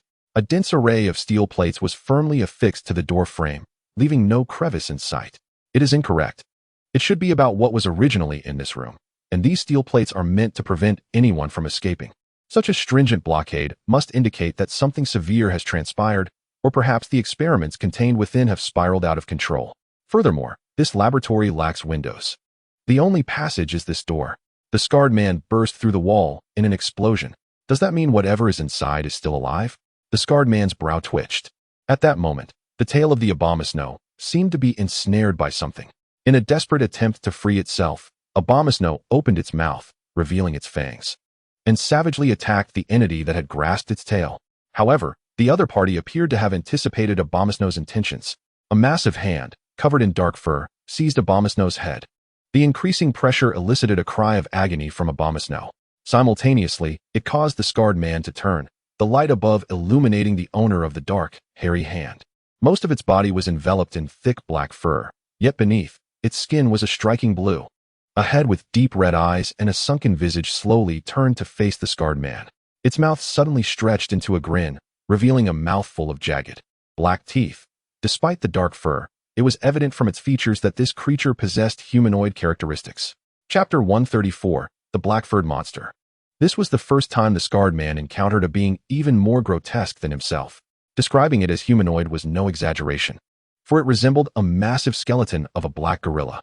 Its distended belly and pronounced ribs caused its entire back to hunch. This humanoid monster, grasping Abomasnow, was attempting to shove it into its gaping maw. Rows of black teeth lined its mouth like serrated edges. Abomasnow had never encountered a being intent on consuming it. In a flurry of panic, it struggled, its large tail whipping and slapping against the monster's face and arms with resounding thuds. Yet the creature remained unfazed, sinking its teeth into Abomasnow's form. The broad folds of Abomasnow's neck, usually intimidating to other Pokémon, swelled with pain, revealing the patterns of a serpent. Blood erupted, and Abomasnow cried out in anguish, its forked tongue trembling in distress. The scarred man's brow furrowed. Witnessing Abomasnow's injury ignited a furious rage within him, and he shouted, "Ariados! Spinwebs!" Ariados, slightly rotund, twisted its body, releasing a stream of pure white silk that shot toward the monster. The silk, highly adhesive, pulled the creature back, anchoring it to the floor. The monster continued to chew, red blood oozing from the corners of its mouth as it laughed, its voice reminiscent of a malfunctioning bellows. As it began to struggle upright, it inadvertently tugged at the silk, thinning it to a precarious degree. Snap! The silk broke. The creature slowly stood, charging once more at Abomasnow. Damn it! The scarred man cursed, swiftly commanding, Abomasnow, use acid spray. Ariados, poison trap. Abomasnow opened its mouth wide, releasing a torrent of corrosive acid that directly splattered the creature, coating its entire body, including its head, in the viscous substance. Ariados unleashed another wave of venom. The creature stood rigidly, toxic liquid and acid dripping from its form. Suddenly, it swung its body, and the thick fur seemed to repel the acid and venom entirely. The scarred man furrowed his brow. Was it immune to poison? That bore a resemblance to himself. Was this the result of the research conducted in this laboratory? Not only that, the creature's previous escape from Ariados' silk revealed its incredible strength. Grimer, Mudbalm. After a moment's thought, the scarred man decided to deploy his trump card. Grimer opened its rancid mouth wide, spewing forth clumps of black sludge resembling cow dung. However, this sludge was remarkably hard, akin to cow dung after it had dried. It struck the monster squarely, exploding upon impact against its chest. Ariados, Shadow Strike. The creature suddenly trembled, turning its gaze toward the scarred man, death in its eyes. What the hell? The scarred man felt a chill run down his spine. Was this truly human? The creature charged forward, smashing through Aeritos and delivering a punch to Grimer. Grimer's entire body quaked, its small eyes widening in pain. The scarred man hurriedly leaped in front of the gaping hole, releasing his Pokeballs to swiftly recall his 3 Pokemon, racing down the corridor. The creature hesitated momentarily before abruptly giving chase. The sound of rapid footsteps echoed. At that moment, Belinsky heard a sound entirely different from before, one that was drawing nearer. Something was amiss. Kogs also noted this change. Just as Belinsky glanced over, Kogs immediately warned, "Everyone, be alert. Something is approaching us." No sooner had Kogs spoken than the scarred man came sprinting from the opposite end of the corridor. For a moment, everyone exchanged bewildered glances. The scarred man was taken aback as well. Where had these old Russians come from? Yet there was no time for contemplation. Without hesitation, the scarred man dashed past them. Kogs and the others were still processing the situation when they witnessed the scarred man fleeing. Kogs stammered in disbelief, "Who the hell is that?" And at that moment, the black-furred monster appeared before them. It tilted its head slightly, gazing down at the group of old Russians. What was this? The scarred man heard the frantic murmur of the white bear language behind him. Though he could not comprehend the words, he could sense the despair within them. The scarred man quickened his pace. Meanwhile, the black-furred monster indiscriminately seized a large bald man, yanking him before it. Its massive jaws opened wide, clamping down on the round head. Crack! The sound of shattering bone accompanied a scream. Witnessing a companion convulsing in death, Kogs roared, "Brothers, let us take him down." The Pokemon were released. The black-furred monster's eyes gleamed brighter. Food. As it charged into the throng of Pokemon, the black-furred monster was akin to a tiger in a sheepfold. It effortlessly snatched a large Tylo, which struggled fiercely, instinctively biting down with its deadly fangs on the monster's hand. Clang! Tylo felt as if it had bitten into a solid steel plate rather than flesh. The black-furred monster winced in pain, tugging with all its might. Tylo was torn apart. Innards and blood spilled everywhere. The monster grasped the still-beating heart, cramming it into its mouth and chewing vigorously. Belinsky's trembling voice echoed, "What kind of monster is this?" Kogs was rendered speechless. As time passed, the black-furred monster, enduring the assault of numerous Pokemon, tore them apart one by one, feasting only on their vital hearts. The ebony-haired monstrosity appeared to grow ever more formidable. Its subcutaneous tissues seemed to swell, transforming from mere skin stretched over bones to a robust, fleshy form. Koyas finally comprehended why that individual had chosen to flee at their first encounter. "Everyone, retreat." Koyas made the astute decision to sacrifice a portion of Pokemon in exchange for a chance at survival. This black-haired beast had exceeded the typical strength of Pokemon. Perhaps only the emergence of legendary Pokemon could contend with it. As more intruders flooded into the ruins, the areas detonated by the scarred man multiplied. An increasing number of black-haired monstrosities emerged. The entire ruin trembled with wild fervor. Atop the long-forgotten triangular-hatted ruin, a radiant light akin to an otherworldly glow continued to pierce the heavens. The clouds above disintegrated, resembling a fiery sunset. A kaleidoscope of colors washed over the sky. The leaders of various factions sensed this phenomenon simultaneously. Countless powerful Pokemon soared into the air, racing towards the ruins. Chapter 135, Diminished Power. A yellow Pokemon was the first to arrive at the ruins. The human atop it bore some resemblance to Long Dong.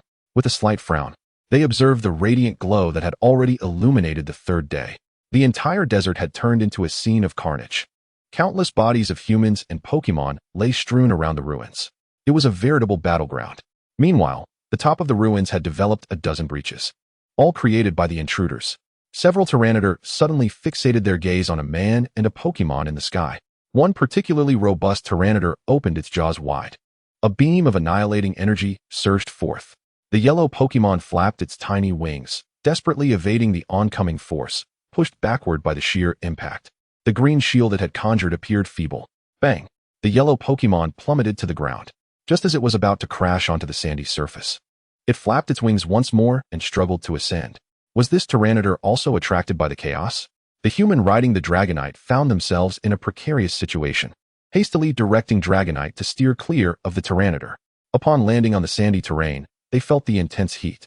While the desert's temperature was certainly not to be underestimated, the Alambu Desert had been under control for many years, and after a period of management, the oasis had expanded, moderating the heat compared to other deserts. However, the Alambu Desert was gradually transforming into a desert hell. The elder of the dragon family quickly reached out to the dragon family's offspring in the oasis. Xiaodong. You mentioned that the black-haired monstrosities from the ruins have emerged? Why don't I see them? The elder of the dragon family contacted the satellite launched by the one in the sky via satellite phone, reaching out to Long Dong, who had not managed to evacuate in time due to the ruins. Uncle, my companions and I witnessed a black-haired monstrosity driving humans away to an area 3 kilometers from the ruins. Long Dong asserted with conviction. Just 2 days prior, Long Dong and Sun Mian had deliberately taken a detour to avoid the ruins, intending to leave the Alambu Desert. However, they encountered a humanoid creature covered in black fur chasing a Chinese individual who was perched atop a dada. Upon seeing Sun Mian and the others, the person urgently shouted, "Run! These monsters want to devour humans and Pokémon." Sun Mian and Long Dong immediately released their Pokémon, not to engage in battle. Sun Mian returned his Pidgeot to Long Dong, allowing Ditto to transform into Charizard to carry him skyward. They swiftly pulled the individual onto Ditto's back. Fortunately, the black-haired monstrosities were powerless against the Pokémon in the sky. They glared menacingly at Sun Mian, unwilling to retreat. Sun Mian, known for his fiery temper, commanded, "Ditto, unleash Flamethrower." A torrent of flames surged towards the black-haired monstrosity. Strangely, amidst the flames, although the creature thrashed about, even losing a substantial portion of its black fur, it showed no significant injuries. What on earth is that? Sun Mian instinctively uttered the elegant Mandarin that many Chinese speakers would recognize. Meanwhile, the Chinese individual clinging to Ditto gasped for breath, recalling Dada's Pokeball, and said, "These creatures all fled from the ruins, having slain numerous Pokémon. They are virtually immune to damage, except for Psychic and Dragon-type moves, although I have noticed that Fire-type attacks have some effect, albeit minimal." Sun Mian, still shaken, gazed at the black-haired monstrosity glaring at him, relieved that he had not impulsively released his Pokémon to confront it. Thus, the three hastily fled the desert. The black-haired monstrosity pursued them relentlessly, only retreating when they reached the edge of the desert, unwilling to cross to the other side. Long Dong reported all these findings to his family. Many within the family were affiliated with the Alliance, and they immediately contacted the Chinese Alliance regarding the radiant glow piercing the clouds. Not only did they dispatch a vast army of Pokémon, but they also sent a hefty Dragonite from the Dragon family to Alambu Desert to assess the situation. Meanwhile, the powerful trainers who had departed earlier had yet to arrive. It must be noted that while Dragonite had not undergone Mega Evolution, it was still exceptionally swift in terms of travel speed. Long Guiyang, the second elder of the Dragon family, nodded upon hearing his nephew's account. Since his nephew was so certain that a Tyranitar was guarding the ruins, it would be unwise to attempt an immediate incursion. Instead, they should first deal with the black-haired monstrosities that had emerged. However, Long Guiyang harbored doubts. If what Long Dong said was true, why did these black-haired monstrosities not attack the Tyranitar? Additionally, where were the other Pokémon besides Tyranitar? They were nowhere to be seen. Had they vacated the ruins? Or had they been driven away by these black-haired monstrosities? Yet, why were the Tyranitar exempt from this pursuit? Long Guiyang pondered as Dragonite soared through the desert. At that moment, a black-haired monstrosity lifted its head from a corpse, fixating intently on the Dragonite in the sky. Dragonite. Hurricane. As Dragonite descended gracefully, it was fortunate to be only 3 to 4 meters above ground, using its hands to cushion some of the impact. A violent tempest suddenly enveloped the black-haired monstrosity. The whirlwind, infused with dragon-type energy, rendered the creature exceedingly agitated, desperately striving to break free from its confines. Dragonite, shedding its usual docility, expelled numerous energy orbs from its maw. It soared faster and faster. In a blink, it shot into the heavens. Just as the whirlwind dissipated, a piercing sound echoed. Dragonite dove fiercely. Bang! The black-haired monstrosity was sent flying, collapsing to the ground, as if all its strength had been sapped away. Yet, Dragonite unexpectedly sensed an energy clinging to its form. Was it from that very black-haired monstrosity? Why had it attached itself to Dragonite? In bafflement, Dragonite unleashed a dragon rage, sending the black-haired monstrosity skyward once more. A dragon claw followed suit. The black-haired monstrosity erupted into a shower of energy, its bodily structure obliterated by the dragon-type energy. However, the residual energy from the opponent left Dragonite feeling slightly uneasy. This energy resembles a chaotic amalgamation of Dark-type, Ghost-type, and Psychic-type energies, yet it is even more frenzied. Long Guiyang also sensed something amiss with his Dragonite, furrowing his brow slightly. Dragonite, what troubles you? The deep emotional bond forged over decades allowed Long Guiyang to comprehend even the simplest gestures of his Dragonite. Is it feeling a depletion of strength? Long Guiyang's brow knitted tighter. Could it be that slaying a black-furred creature would cause his Dragonite to lose power? Would it ultimately lead to a total loss of strength? Is this phenomenon temporary or permanent? If it is permanent, what would become of his Dragonite? Long Guiyang's expression grew increasingly grave. Chapter 136, The Psychic Legion. After Long Guiyang located and dispatched 2 more black-furred creatures, he conducted an experiment. Indeed, he discovered that Dragonite's strength was continuing to wane. What initially required 3 moves to defeat the black-furred creatures now left Dragonite feeling fatigued, nearly sustaining injuries. Moreover, apart from Dragon-type and Psychic-type moves, other attacks against the black-furred monsters were akin to striking against a divine beast's defenses. The reduction in strength was staggering. Long Guiyang dared not launch further assaults and hurriedly relayed his findings to the Huagua Alliance. Upon learning of this development, the Huagua Alliance promptly instructed the already arrived Psychic Legion to halt their advance, allowing other national alliances to proceed first. This crafty, albeit prudent decision proved to be remarkably wise. The European alliance entered the Ulaanbaatar Desert, reminiscent of those initial pioneers, gradually uncovering the advantages of Psychic-type and Dragon-type skills. They also found that, through the power of Fire-type moves, Dark-type skills could also inflict harm.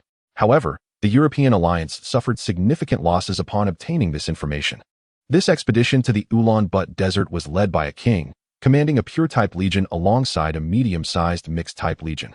While they managed to eliminate the black-furred creatures from sight, at least visibly, their casualties reached the numbers typically reported for border soldiers, exceeding 100 Pokémon, not including those whose powers had been corrupted. From this, it became evident that Long Guiyang possessed the strength of a king, even if he did not bear the official title. Gaisai City had long since sealed all airports and high-speed train stations, even halting highways. Countless individuals found themselves unable to leave, relying solely on the military personnel and supply transporters. With no one able to enter or exit, Gaisai City was teeming with people. In the midst of rising anxiety, the Alliance issued a statement and explanation. Due to the emergence of ruins in the Ulaanbaatar Desert, the radiance they emitted might have a radiative effect. Although no aftereffects had been discovered thus far, as a precaution, all individuals and Pokémon emerging from the ruins would undergo quarantine. Simultaneously, the restriction on entry and exit from Gaisai was enforced to prevent further unforeseen incidents. Days later, as the Alliance's researchers had surmised, the radiation from the ruins indeed had side effects. Severe cases among humans exhibited scorching red rashes and unbearable itching. While Pokémon had begun to self-clear mild cases, those exposed to excessive amounts displayed chaotic and uncontrollable behavior. The ruins' triangular pillar must be destroyed. During a high-level Alliance meeting, a military leader clearly articulated his intention. Another official from the Ministry of Foreign Affairs remarked, now that the European Alliance and the White Bear Nation are aware of the situation in the Ulaanbaatar Desert and have withdrawn their troops, leaving only perimeter monitoring personnel, we must take the risk to infiltrate and destroy the triangular pillar. Who can guarantee that there are no black-furred creatures inside? Furthermore, what assurance do you have regarding the 7 Tyranitar? Can anyone guarantee their defeat? Each of the 7 Tyranitar is a king-level entity, although lacking a trainer's guidance. Stabilizing the situation would require at least 4 kings if the Legion does not intervene. Each king in Huagua has their own responsibilities. When tallying the jurisdictions, the numbers are indeed insufficient. While the World Organization officially recognizes only 8 kings in Huagua, numerous others exist just shy of that level. These 8 represent the pinnacle of Huagua's kings. A moment of silence enveloped the assembly. At this juncture, the military leader asserted, "The situation is dire. I understand your concerns regarding diplomatic relations, but what about the citizens of Gaisai City? It has now been sealed for an entire week.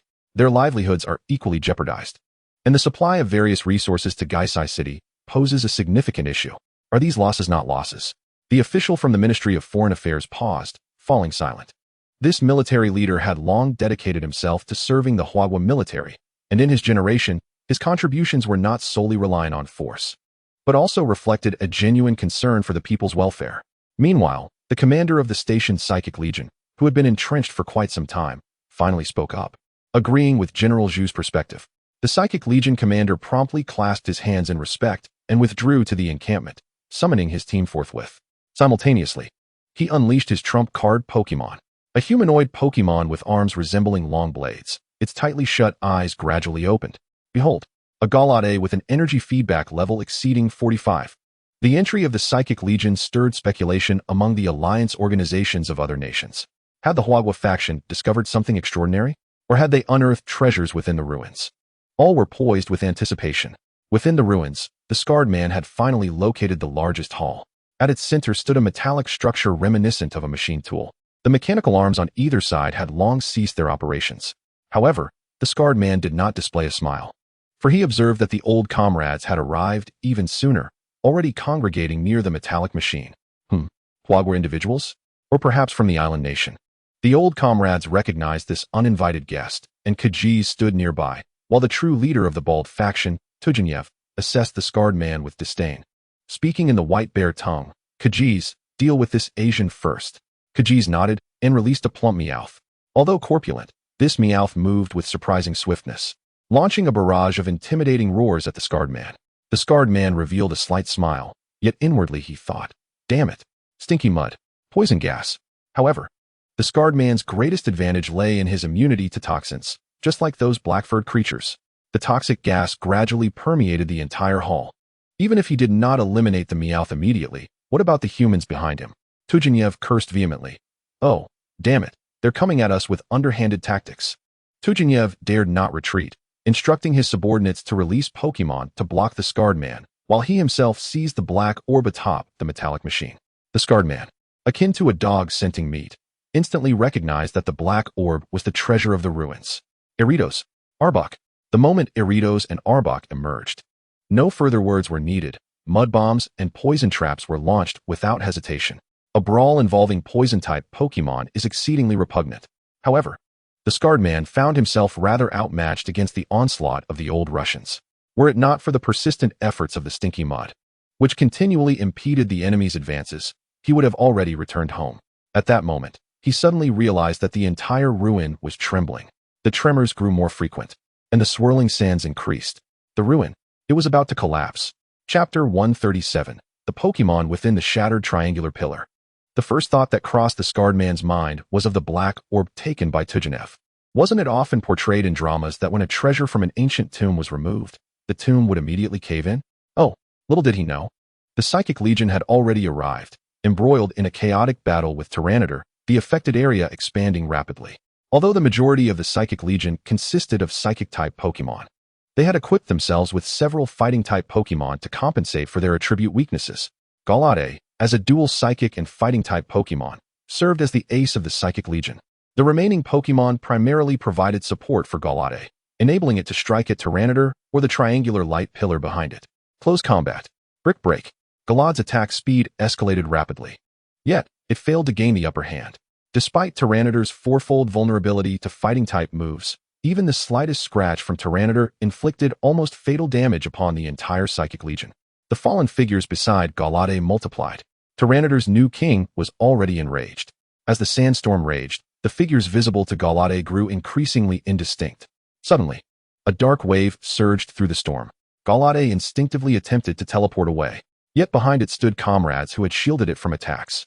If it fled, those companions would likely perish. Gallade, defend quickly. Gallade heard the familiar commands from its trainer. Without hesitation, it crossed its arms over its chest, shielding its companions.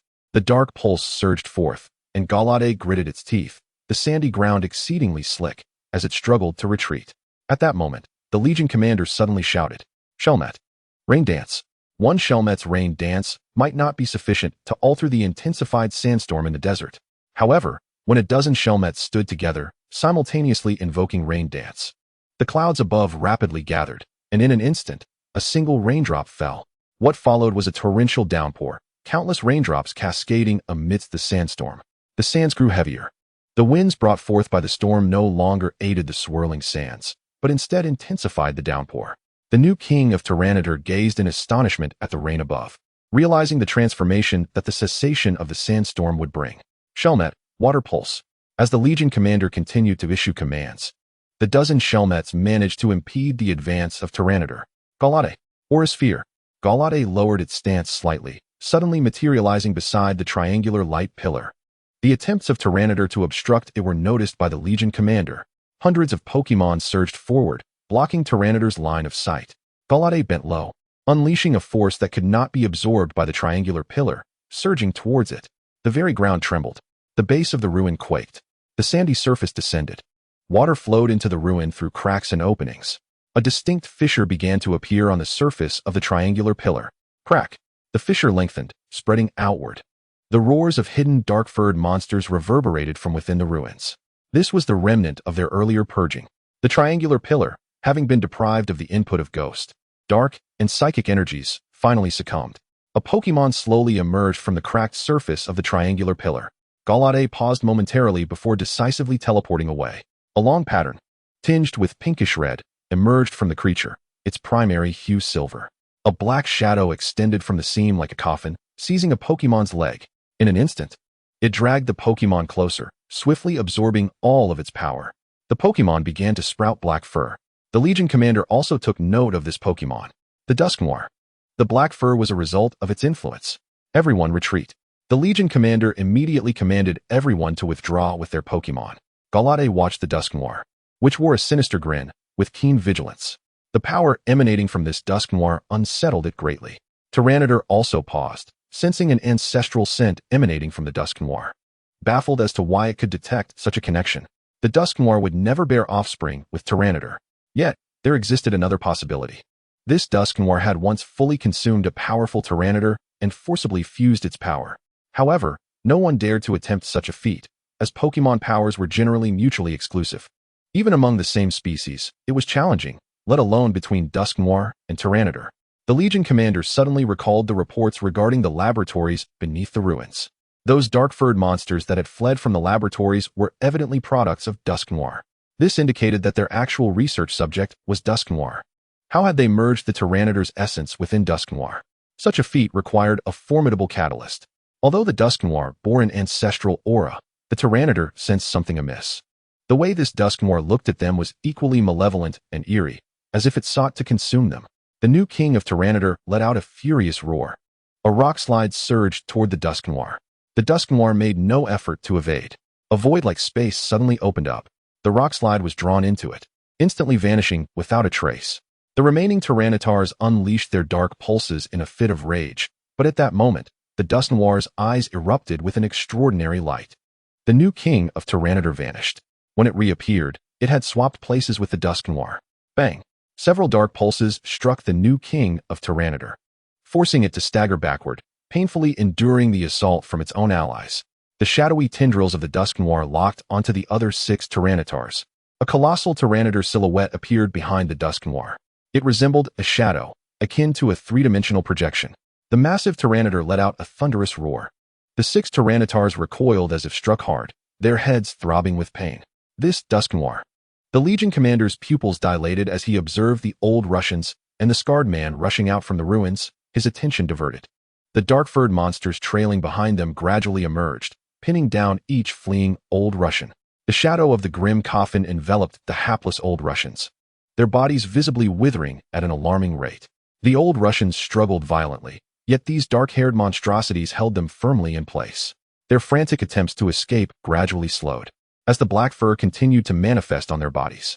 Slowly, these deflated old Russians rose to their feet, their skin transforming into a toxic shade of blue. Chapter 138, Secrets of the Story. The commander led the Psychic Legion in a continuous retreat. However, the relentless charge of these dark-haired creatures began to overwhelm the commander. The grim coffin's target remained fixated on the few Bangyruses. It was at this moment that the Bangyruses realized the pulsation they felt was a deliberate lure to draw them here. Nevertheless, the Bangyruses were not unprepared. As they continued their assault, countless Pokémon suddenly emerged from the desert's edge. These were the Pokémon that had arrived in the Yalambu Desert days prior. Each had claimed a territory in the Yalambu Desert, evading the pursuit of the dark-haired monsters. At this moment, the tyrant's call made them understand that this was a battle for survival. No one could evade it. These Pokémon took the place of the Psychic Legion, standing against the dark-haired monstrosities. Seizing the opportunity, the commander notified the Alliance headquarters. Meanwhile, chaos reigned at the Alliance headquarters. The Pokémon that had arrived from the Demon City had not been properly addressed, and now it had unexpectedly appeared in Guizhou. The commander's report revealed the dire situation unfolding in the desert. Countless human and Pokémon corpses had all been transformed into dark-haired monsters, or, more accurately, mummies by the grim coffin. If this situation was not contained soon, it would lead to utter devastation. What indeed was the connection between that Pokémon and the terrifying grim coffin? The Huagua alliance dared not ponder further and immediately informed several foreign alliances. This was a global catastrophe. Without prompt countermeasures, it would not only be Huagua that would suffer severe losses. The pink and yellow Pokémon appeared in the desert, soaring swiftly toward the ruins. Sun Mian and many citizens of Guizhou witnessed that silhouette flying across the skies above Guizhou. Cresselia, Sun Mian furrowed his brow. What was it doing here? Was it not supposed to be in the Demon City? Just then, the system's voice resonated. A selectable mission was released. Assist Cresselia in defeating the Grim Coffin. Earn a psychic mark, which holds a certain allure for psychic-type Pokémon, significantly increasing the likelihood of enhancing one's mental prowess, as well as bolstering psychic-type Pokémon. Ignore Cresselia's counterattack and assist the Grim Coffin in absorbing Cresselia's power. Gain the Grim Coffin's friendship. Note: choosing this option will temporarily grant the host the ability to attain a maximum level psychic mark. Energy consumption will depend on system energy. Sun Mian sighed inwardly. What did the Grim Coffin even mean? Could that thing truly contend with Cresselia? Unaware of the unique nature and secrets of this Grim Coffin, he instinctively voiced his skepticism. Yet, he quickly began to analyze the situation. Choosing the first option would surely yield the greatest benefit, as what could the friendship of a Grim Coffin even entail? But the danger was equally immense. Guizhou had been sealed for so many days, and Sun Mian suspected he had begun to uncover the truth of the matter. However, he had not anticipated that the initiator would be a Grim Coffin. Even with the psychic mark experience card mentioned by the system, it still depended on the consumption of system energy. The system's energy had been spent during his stay in Guizhou and Longdong over the past few days, leaving no time for recharge. He had only absorbed 2 units from solar energy, totaling 14. It was still insufficient to fulfill the energy requirement for the last task reward. At this moment, all formal trainers in Guizhou City received a message. The content detailed the basic situation in Alanbu and the desert. A significant number of militia was needed to resist the dark-haired monsters in the desert, without the triangular prism suppressing the Grim Coffin's body. These dark-haired creatures were beginning to break free from the desert. Thus, there was no option left but to act. Sun Mian and Longdong received the news and immediately chose to eliminate these dark-haired monsters. In the face of national crisis, unless one were exceedingly selfish, everyone would opt to assist others, especially in Huagua, a nation renowned for its strong sense of unity. Sun Mian and Longdong quickly received their badges. Being assigned to a militia squad, Sun Mian, well regarded among formal trainers, caught the attention of the officers and was appointed as a squad leader, while Longdong, due to his status, also became a militia squad leader. Each led 10 individuals as they re-entered Alanbu and the desert alongside the main force. From a distance, they could see the destructive beams piercing the clouds and Cresselia's psychic blades, along with the peculiar light continuously emitted by the Grim Coffin. Cresselia and this Grim Coffin were old adversaries. 300 years ago, before Pokémon were discovered, a nation existed in the Alanbu Desert. Though isolated, this nation possessed its own strength, having encountered beings from a strange world. These bizarre entities emerged from black holes, and the transfer points were exceedingly rare, with very few creatures managing to traverse this passage successfully. However, when an aberrant Grim Coffin was transmitted to this nation, its malevolent power ensnared the king. Enraptured by this power, the king completely disregarded the side effects brought by the aberrant Grim Coffin, including the dark-haired monsters. Instead, he instructed his subjects, after death, to wrap their bodies and deliver them to the palace. Under the influence of the Grim Coffin's power, these corpses slowly rose, becoming mummies. Over the span of 10 years, as the black hole of transmission expanded, the Grim Coffin encountered a formidable opponent, a Bandurace measuring around 30 meters. Sensing the Grim Coffin's gradually increasing power, the Bandurace immediately launched an attack. Despite the Grim Coffin having fortified itself over the years, it could not withstand the Bandurace assault. It retreated step by step, once again targeting the nation's king, coercing him to sacrifice the entirety of his people. Yet, no matter how foolish, the king would never commit such an act of self-destruction. However, the Grim Coffin had now entirely shredded its facade. Countless mummies and mummy Pokémon besieged the entire royal capital. The Bandurace, which had not crushed the Grim Coffin outright, reappeared, but by now, the Grim Coffin had accumulated the deathly energy of the entire capital and could finally contend with the Bandurace. A colossal sandstorm erupted as the Bandurace raged, and after several days of battle, it gradually submerged the entire royal capital, transforming this once lush oasis into a desert. With the terrain and weather aiding it, the Bandurace once more battered the Grim Coffin to the brink of destruction. The grim coffin hastily commanded countless mummies to shield it while it sought refuge deep within the concealed city. Bankiras ruthlessly obliterated these cities and eradicated the majority of the mummies. However, the sheer ferocity of Bankiras instilled a profound sense of terror in the neighboring kingdom's populace and its monarch. The incident concerning the death god coffin reached the ears of this king, who, in a bid to combat the desert tyrant, initiated a monumental research endeavor. This undertaking focused on how to augment the powers of the death god coffin, striving for an outcome where both Bankiras and the kingdom could suffer mutual destruction. Yet, possessing such power was not a feat attainable by just anyone. With the assistance of these individuals, the death god coffin regained its strength. Under the seductive influence of the death god coffin, a catastrophic flood plan emerged, one potent enough to engulf the entire nation. Countless water-type Pokémon, commanded by those who had yet to become trainers in the first generation, inundated the very location of Bankiras. Amidst the deluge, Bankiras, consumed by agitation and fury, yearned to rend asunder all who stood before it. Yet, the now weakened Bankiras was swiftly overwhelmed by the flood, which was exacerbated by the resurging might of the death god coffin. This deluge not only submerged all cities along the national borders, but also engulfed the valley where Bankiras resided, giving rise to what would later be known as the Heavenly Lake. The weakened Bankiras succumbed to the weight of its own body, forcibly drifting into slumber beneath the water. As the death god coffin sought to absorb its power, the ferocity of Bankiras' strength was unparalleled. And only after the death god coffin began to absorb it did it realize the magnitude of what it could not withstand. The death god coffin resolved to awaken Bankiras once more. At the very least, it sought to rouse the mindless Bankiras, enveloped in chaos. Bankiras unwittingly aligned itself with the death god coffin's scheme, as the countless corpses amidst the sandstorm bolstered the coffin's confidence. However, just as the plan was set into motion, Cresselia arrived. In its prime, Cresselia evoked within the death god coffin a resurgence of the terror once faced against Bankiras. Nevertheless, the research yielded a result: the fusion of the genes of the death god coffin and fragments of Bankiras' essence. If it could consume Bankiras, it would possess the strength to contend. This notion grew increasingly vivid within the death god coffin's mind.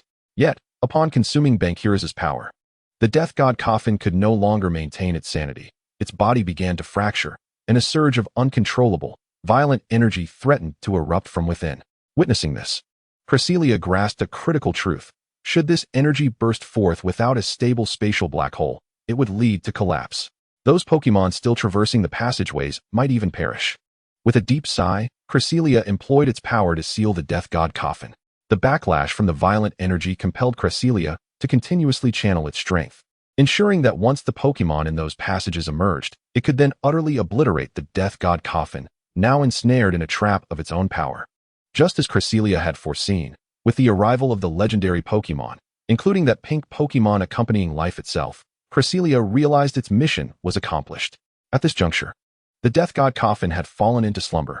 After decades of energy infusion, Cresselia crystallized its essence into a triangular prism-like form. Weakened, Cresselia sought to shatter its own energy crystal but was unable to resist the fatigue that followed its depletion, succumbing to sleep. Countless grains of sand gradually buried this vast expanse. The two great civilizations faded into obscurity. Only the triangular prism housing Cresselia remained amidst the desert. Unbeknownst to Cresselia, time passed until it sensed a presence akin to that of the nightmarish god. Instinctively, it attempted to rise, yet was ensnared by the sands. As it broke free, the crystal it had sealed with its power remained intact. Cresselia sensed the expanding domain of the nightmarish god, and, without hesitation, flew towards the southern reaches of Huagua. I shall return to resolve this. Chapter 139, The Monarch. When the death god coffin discovered Cresselia, it could no longer contain its emotions and hastily sought to flee. Yet, Bankiras and the other Pokémon not only obstructed the mummies but also shielded the death god coffin, using their bodies to impede its assault and compel it to remain. Cresselia's psychic blades and Bankiras' destructive beams surged towards the death god coffin. Instinctively, the death god coffin summoned the colossal shadow of Bankiras once more. Countless sandstorms tore through the sky. Bankiras grew bolder amidst the tempest, yet Cresselia found itself on the brink of collapse. Having lost too much strength, it knew that unless it reclaimed its energy crystal and devoted decades to reabsorbing it, it could not restore its former glory. The death god coffin noted Cresselia's frailty as well. So, you are not the same as before. With a sudden burst of radiance, The death god coffin emanated an eerie light. The mummies became increasingly frenzied, their black fur serving as formidable armor. Their undamaged vocal cords unleashed raspy roars as they lunged to bite at the obstructing Pokémon. Cresselia's pupils flickered. A mark was inscribed upon the lid of the death god coffin. Sensing the impending harm, the death god coffin hastily grasped Bankiras. The Bankiras, in unison, clutched their heads in agony, while the death god coffin absorbed the vitality emanating from them. Confidently, it braced itself against the damage foretold. This won't do. Cresselia realized that with its current assault, if neither it nor the Bankiras could strike the death god coffin down in one blow, the coffin would continue to launch relentless attacks by continually siphoning the death energy and redistributing the damage. Just then, reinforcements from Huagua arrived. The mummies were once more subdued. The Psychic Legion returned as well. The Legion commander spat vehemently. "You coffin lid, are you not reliant on these black-furred monsters for siphoning death energy? I'll destroy you first." The commander, hailing from a military background, was fueled by rage, and the Psychic Legion gradually gained control over the black-furred mummies. The death god coffin observed the unfolding scene with a calm demeanor. Even if the opponent had one final card, it still possessed 17. In such critical moments, few would dare to believe that 17 cards could bring about its demise. Yet, the death god coffin's trump card manifested. Those Pokémon once tethered to a certain energy suddenly felt the pressure dissipate. Dark, serpentine energies coalesced around the death god coffin. This influx of power rendered the death god coffin's expression increasingly bizarre as it began to swell. Within mere seconds, it transformed from a height of less than 2 meters to a towering form exceeding 10 meters. The death god coffin understood that this was its ultimate gambit. Should it fail to subdue them after this, the ensuing weakness would render it powerless. A colossal shadow of Bankiras grew ever more pronounced behind the death god coffin, seemingly on the verge of materializing. Sun Mian was also among the reinforcements. Observing the exaggerated form of the anomalous death god coffin, Sun Mian stammered. "Can this even be defeated? I believe in you, host." Sun Mian replied, "Thanks for the encouragement, but what does that even mean?" The system data failed to provide a translation for that remark. "Fear not, I commend your prowess," Sun Mian declared, addressing Long Dong. "Brother Long, instruct everyone to target me with electric-type moves, but do remember to refrain from using Thunder Fawn." Long Dong paused momentarily, deducing that Sun Mian likely possessed a certain extraordinary ability, possibly requiring electricity to activate. However, he pondered why he himself did not require electricity for his own secrets. Was their essence not different? Seeing Long Dong nod in agreement and begin to communicate with those present, Sun Mian felt a sense of relief wash over him. With a mighty shout, he called, "Cresselia." Cresselia instinctively glanced towards the source of the voice, recognizing the young human child. Upon realizing that Cresselia remembered him, Sun Mian promptly activated the psychic mark. A star-shaped symbol manifested upon his forehead. Thankfully, Sun Mian remained oblivious to it. Otherwise, he would have jested about his transformation resembling that of a magical girl. An invisible force enveloped Cresselia, and to her astonishment, she felt her strength beginning to restore at an astonishing pace. It was that human child. Cresselia gazed deeply at Sun Mian, joyfully emitting a cry of jubilation. A powerful psychic wave surged towards the Grim Reaper's coffin, which, shrouded in the darkness of its own malevolence, elongated the shadow of Tyranitar behind it. Within that shadow, Tyranitar's massive claws swung towards the formless ripple generated by the psychic wave. A resonant hum filled the air as all present experienced a sudden ringing in their ears. Although the impact remained unseen, the abrupt auditory disturbance and the oncoming gust of wind indicated a clash of powers had just transpired.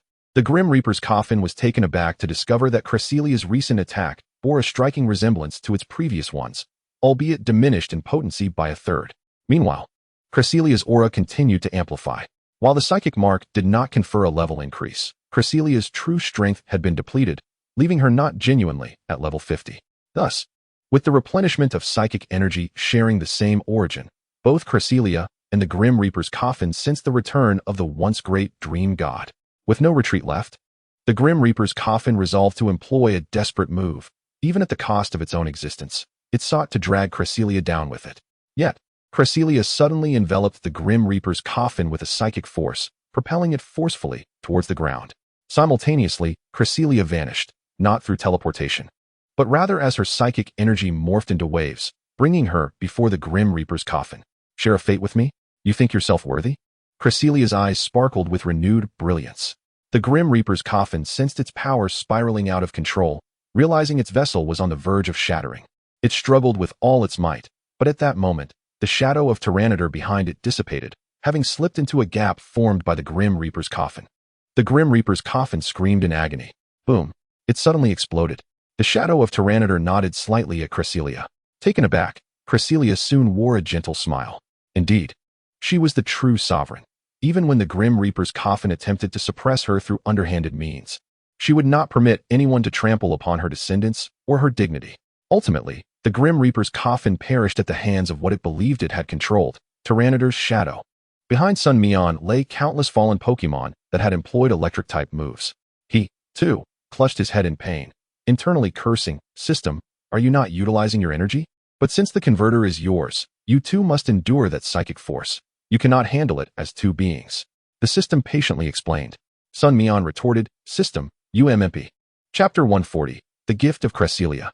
Sun Mian, tentatively attempting to rise, felt as though every ounce of strength had been siphoned away from him. If he, merely a conduit, struggled to withstand this, how would he fare if granted true superpowers, relying on his own body and psychic energy for support? However, the system elucidated that, akin to the power of eternity, Sun Mian, though currently adept and agile, remained at a novice level.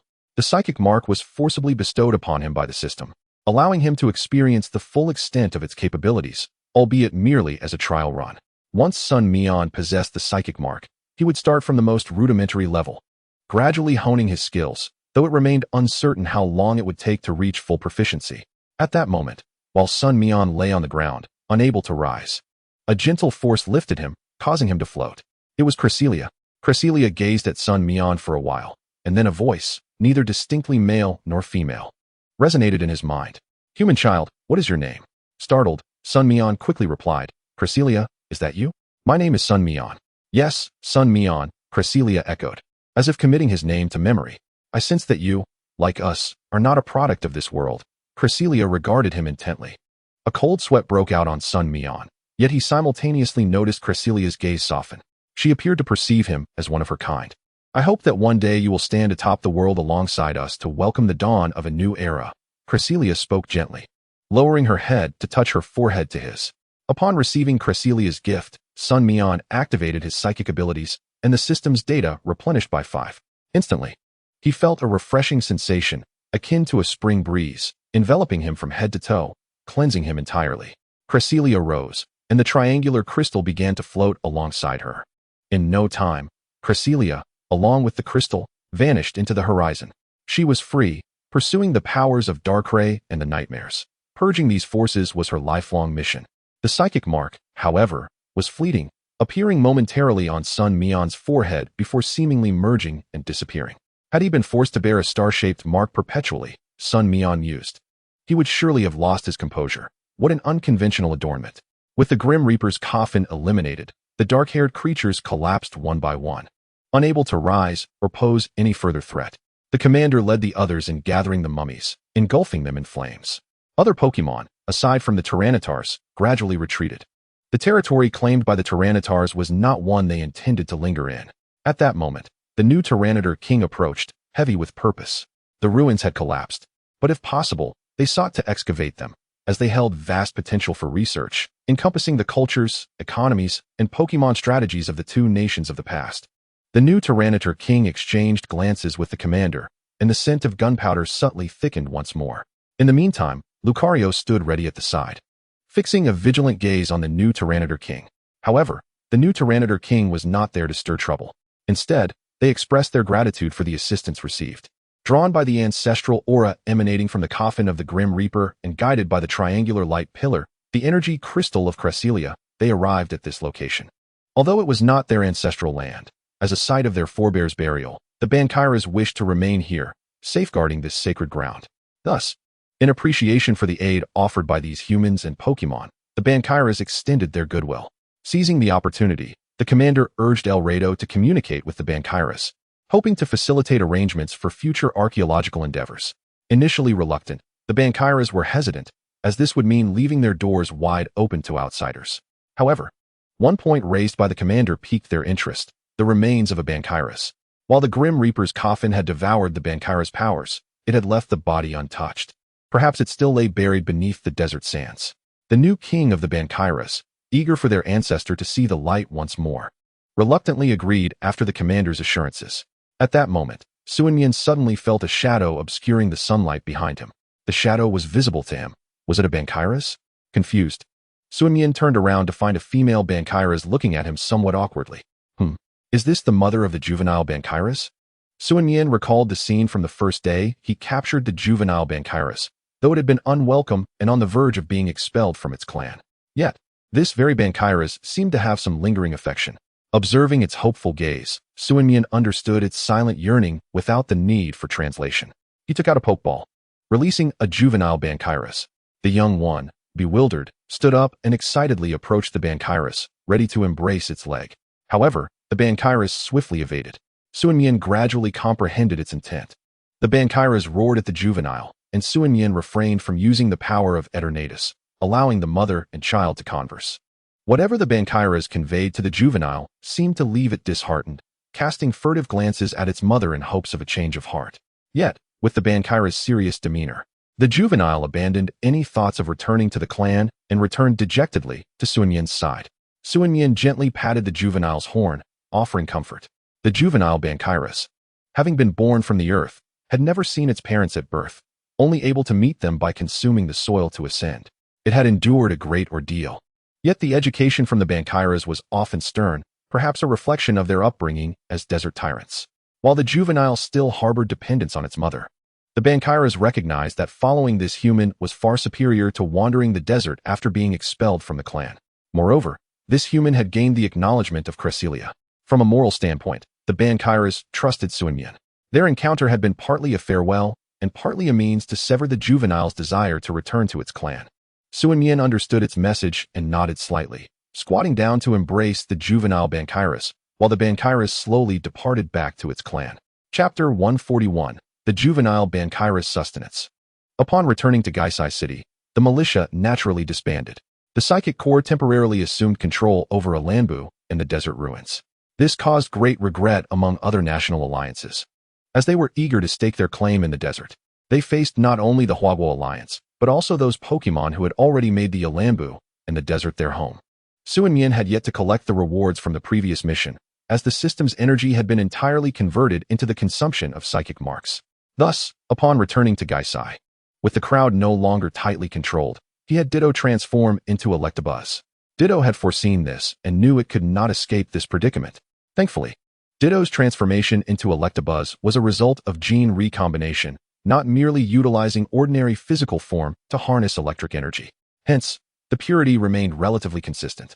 However, Sun Mian's other plan faltered. He had hoped for Ditto to recharge the system while he infused Ditto with Eternatus power. Unfortunately, while Eternatus power could restore stamina after being infused, Ditto was able to channel less and less electric energy. Sun Mian soon realized something was amiss. The purity was insufficient, absorption slowed, and Ditto was at risk of backlash and injury. The Cycle System 10 plan was shattered. Nevertheless, he managed to gather the necessary energy for the system. The skill discs for Sandstorm and Destruction Ray were temporarily stored. The enhancement potions would undoubtedly be reserved for the juvenile Bankiras. Presently, Ditto had the lowest talent level of C, followed by Heracross with B after consuming a potion. Hawlucha and Lurantis both held A, while the highest was Sizer, also at A. Initially, Sun Mian's Pokémon had implicitly accepted this dynamic. If rewards were generated from an individual Pokémon, they naturally belonged to that Pokémon. As the juvenile Bankira's older siblings, they would not covet their brother's possessions. Strangely enough, aside from the genderless Ditto, all of Sun Mian's team were male. The juvenile Bankiras, being a dual-type rock and ground, had a ground type overlapping with Sizer, prompting the system to directly issue a rock-type training manual. This was somewhat of a small bug, as during the Bankira's period, the ground type had been replaced with dark type. The reward included an evolutionary stone. Sun Mian prepared a silver necklace for the juvenile Bankiras, embedding the evolutionary stone within it. The juvenile Bankiras adored the gift Sun Mian had prepared, repeatedly attempting to put the necklace in its mouth, startling Sun Mian, who thought, "This child has a strong bite and can consume anything." The juvenile Bankira's dietary needs were quite complex. It could consume sand, stones, and ores. However, to ensure optimal physical condition, the variety of ores must be rich, While it did not require large quantities at every meal, a diverse range of high-energy ores was essential. Fortunately, Sun Mian had received numerous rewards from the police station. Lead, copper, and manganese were relatively inexpensive, while iron varied greatly in price depending on purity. For copper and iron of the same purity, iron was considerably more expensive. Sun Mian spent $100,000 specifically to prepare food for the juvenile Bankiras. These ores were of average purity, still clinging to their raw forms. However, the juvenile Bankiras relished them immensely. The $100,000 worth of ores far exceeded his expectations, amounting to 2 full trucks of goods, all purchased from a single supplier, with several types of ores mixed together. Sun Mian kept a portion for himself, sending the remainder to the ancient capital. Watching the juvenile Bankiras crunch through the ores as if they were chocolate, his brothers looked on in astonishment. Howley gently patted the head of the young Gyarados, then pried open its mouth, feeling perplexed, as nothing seemed to have changed. The Scorpion King struck a rock with its pincers, causing it to crack, while also experiencing a sharp pain from the recoil, a result of not using any skills. However, the young Gyarados wouldn't employ biting skills while eating. The forest lizard silently took a bite of a tree fruit, indicating its desire to refrain from participating. Heracross simply smiled at the young Gyarados, expressing admiration for its impressive dentition. Meanwhile, Ditto, in a sudden burst of inspiration, transformed into a replica of the young Gyarados and took a bite of the rock. The same crunching sound prompted the young Gyarados to turn its head in curiosity. Seeing another Gyarados identical to itself munching on the rock filled it with delight, and it embraced Ditto, as if they were brothers sharing this feast. However, once Ditto reverted to its original form, a mild discomfort in its stomach made it feel nauseated. Although its genes had temporarily altered, it remained Ditto at heart. The young Gyarados boasted not only strong teeth, but also a cast-iron stomach. Eventually, Sun Mian, unable to watch any longer, utilized the power of eternity to mend Ditto's digestive system, for otherwise, Ditto would truly end up overindulging. From that moment on, Ditto vowed never to transform into a young Gyarados again. The young Gyarados, feeling a mix of curiosity and frustration, wondered why its newfound companion had vanished so swiftly. Their journey northward yielded no sight of Pachirisu. According to the local police in the ancient capital, Pachirisu had chosen a location near the border. Sun Mian, lacking a passport, knew venturing abroad was out of the question, especially given the current issues related to Alanbu and the desert ruins, where being undocumented could lead to more than mere deportation. Sun Mian dared not take that risk. However, the commander returned to Gaisai before Sun Mian and Long Dong departed, as both sides had become somewhat familiar after the battle at the ruins. Upon learning that Sun Mian was in search of a Pachirisu, the commander readily offered assistance. When inquiring about any distinguishing features of this particular Pachirisu, Sun Mian recalled the bow tie, dumbbell, and branch. He smiled and relayed these details to the commander. Long Dong's private jet had already landed in Gaisai. After enjoying a meal, Sun Mian was set to hitch a ride back to the ancient capital. Before leaving, the commander handed Sun Mian a phone number. Since Long Dong and Sun Mian had already exchanged numbers with the commander, it was clear this was not the commander's number. With a semblance of a smile, the commander remarked, "If you ever require assistance, and those around you cannot resolve it, just dial this number." Sun Mian paused, quickly pondering the implication. Those around me who cannot resolve it must refer to Long Dong, right? Moreover, judging by the commander's expression, the owner of this number likely held a higher position. Sun Mian's suspicions began to form. Chapter 142, The Dazed Little Fellow. Outside the terminal, Sun Mian bid farewell to Long Dong with a smile, despite Long Dong initially intending to escort him back. However, upon spotting a middle-aged man clad in a brown leather jacket, Long Dong waved cheerfully. Lao Luo had worn this leather jacket for nearly a decade.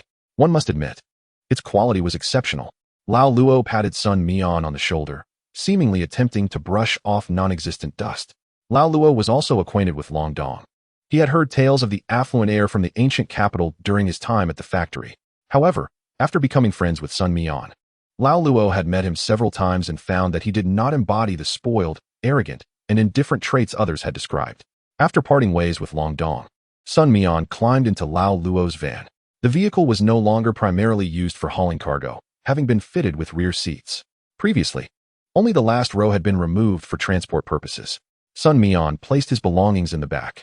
The weight of his compact backpack caused the van to dip slightly. He rubbed his shoulder. Thankfully, it was Long Dong's private jet, or else the weight of this compact backpack would have necessitated checking it in. "What have you packed in there?" Lao Luo inquired, sensing the vehicle's added weight. Oh, just some Pokemon food, primarily for the new little one, Sun Mian replied sheepishly. In truth, it was merely enough for 1 or 2 meals. However, for the young Gyarados' appetite, that amount was rather substantial. Lao Luo did not press further. As the vehicle exited the parking lot and smoothed out, he finally spoke. Have you gathered all the Pokemon for the national tournament? Are you going to venture out again? Yes, I have gathered them, but I won't be going out again. I'll just concentrate on training for now. We may head to the reserve. The outdoor practical classes from the school are held there, Sun Mian explained. Lao Luo suddenly recalled that Sun Mian was still a student. His time spent outside school had indeed exceeded his time in class. However, it seemed the school had made accommodations, and given Sun Mian's assertiveness, Lao Luo refrained from commenting on the matter. Suddenly, one of the Pokeballs began to shake vigorously. Sun Mian glanced at it. Although the Pokeballs lacked markings, they were arranged in order and secured to the inner hooks of his jacket. It was the young Gyarados. Presumably, it had grown accustomed to being confined for too long. Dad, once we exit the airport expressway, could you pull over? I want to let the young Gyarados out. It's not quite acclimated to being in the Pokeball, and I worry it might leap out unexpectedly, Sun Mian urged. He released a wave of the power of eternity to soothe the young Gyarados within the Pokeball. Although Lao Luo was unaware of what a young Gyarados was, he understood Sun Mian's intentions. Nodding, he increased his speed, and upon exiting the airport expressway, he stopped alongside a small town. Sun Mian opened the passenger door and climbed to the back. He released the young Gyarados. It was now heavy enough to rival an adult's weight, and its high density caused the van to sway. The dazed young Gyarados, spotting Sun Mian, gleefully patted his chest. Sun Mian nearly choked, quickly grasping the young Gyarados' hand and pointing forward. Young Gyarados, allow me to introduce you to my father. You can call him Grandpa, just like your second brother does. Although the forest lizard seldom called him that now, it occasionally still did. Hao Li, in his boisterous manner, sometimes referred to Sun Mian simply as Big Brother. Yogi-I, the young Gyarados waved politely, appearing adorably dazed. Lao Luo chuckled, saying, So, you're the young Gyarados, huh? Greetings. After exchanging pleasantries, the young Gyarados stared curiously at the interior of the van, likely wondering if it could eat anything inside. Sun Mian quickly embraced it as Lao Luo restarted the vehicle. The reflections outside the window excited the young Gyarados, prompting it to point out various scenes to Sun Mian. Sun Mian felt a wave of nostalgia. It seemed like just yesterday that he had been in a similar situation, even spotting a Rockruff and wanting to challenge it. In the blink of an eye, more than half a year had passed since he arrived in this world. Sun Mian, much like he once advised Wang Li, began to instruct, this is a car, and this is a traffic police officer on duty. Young Gyarados' eyes sparkled with curiosity, eagerly absorbing the novelty of his surroundings as if every detail was a captivating revelation to a child. The physical enhancement potion had already been administered to young Gyarados. Yet due to its incomplete integration and naturally high innate potential, it failed to elevate its talent level. It merely resulted in a modest energy feedback increment of 1 level. Upon returning to the long-missed neighborhood, many greeted old Luo, while some extended their salutations to Sun Mian, expressing their astonishment and delight at his return home. The convenience store remained open, but Wang Yulan had already prepared a meal in advance. However, as the store still needed to serve customers, she set up a table outside the entrance. Young Gyarados, clutching a chunk of iron ore, chewed contentedly, encircled by a cluster of stones. Old Luo and Wang Yulan marveled at young Gyarados' impressive dentition. Sun Mian had not yet released his other Pokemon, as their meals were still being prepared. Letting them out too soon would obstruct the passersby. After a meal, Sun Mian busied himself with energy cubes and Pokemon food for Hao Li and the others. He also offered young Gyarados a couple of energy cubes. Although the energy concentration was higher than that of the ore, it did not quite align with its taste, nevertheless. Out of respect for Sun Mian, young Gyarados dutifully consumed it, occasionally glancing up at him.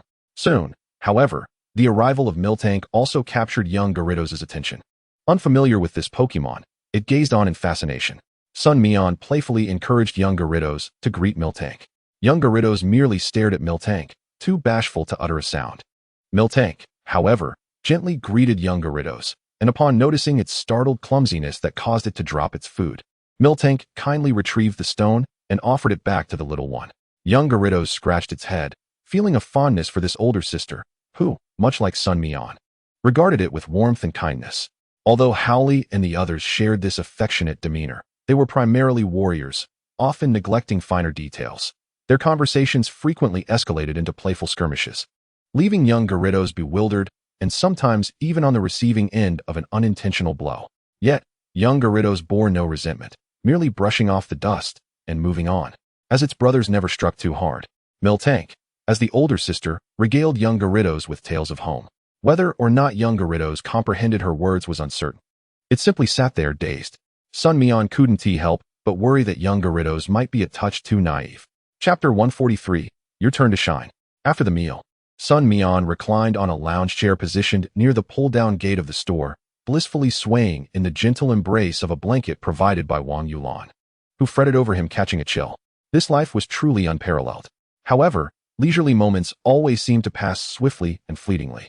Ma Yuning, clad in uniform, rushed in and immediately spotted Sun Mian lounging in the chair. "Hey, little Mian, your life seems splendid." Sun Mian, nearly drifting into slumber, stirred at the sound, half rising. "Ma Ge, what brings you here?" "Hey." Ma Yuning chuckled, and upon seeing him, old Luo approached with a cigarette and a stool. After expressing his gratitude, Ma Yuning continued. "Team leader Zhang mentioned your return, which is why I came by. Do you have enough Pokemon for the national tournament?" At that moment, Sun Mian realized he had a hidden superior. It was inevitable that Zhang Qi would learn of his return almost immediately. "Enough. Aren't you guys participating in the national tournament?" Sun Mian inquired. The government unit has limited slots, and others still need to maintain their regular duties. The national tournament has already been delayed for quite some time. By the way, I almost forgot the main point. Team leader Zhang said if you wish to undergo specialized training, the police station has reserved a small training room for you, which will be closed to the public during that time, Ma Yuning informed him. "Wow, that's quite an honor," Sun Mian exclaimed. Previously, the individual training rooms were accessible to anyone.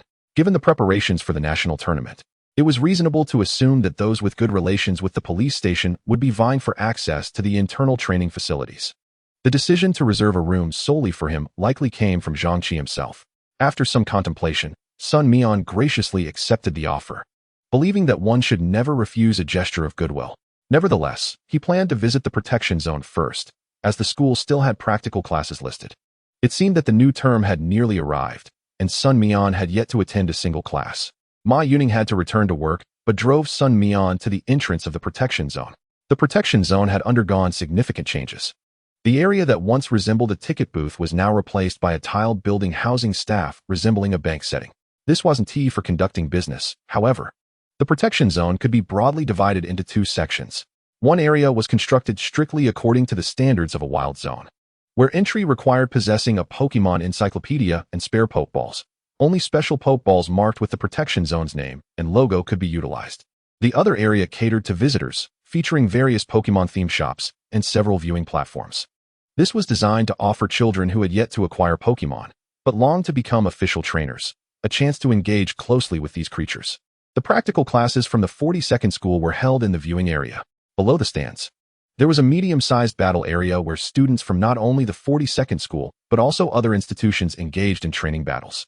Their goal was not the national tournament, but rather to prepare for the entrance exams to the Pokemon Academy. The admission rate to the Pokemon Academy was relatively low. Statistically, about 70% of students would be unable to gain entry. Those who could not qualify for the academy would often attend regular schools, aiming for universities related to other fields, with Pokemon serving merely as an auxiliary aspect. With his student ID and official trainer certification, Sun Mian accessed the battle area and called Fatty to inform him of his whereabouts. A rotund and plump Snorlax was being dragged towards him by a chubby boy. Despite the effort, Snorlax moved languidly, maintaining its leisurely pace. Sun Mian immediately noticed this portly duo. "Little Snorlax has evolved," he exclaimed. Scanning Snorlax's data, he discovered that its talent level had impressively risen to C, with a 21 energy feedback level. Fatty could easily dominate among this group of middle school students with his Snorlax, and even when he reached the Pokemon Academy, he would likely stand out among his peers. Sun Mian observed Snorlax's languid demeanor and decided to approach it. The hefty figure panted heavily, while Snorlax merely squinted its eyes, completely ignoring him.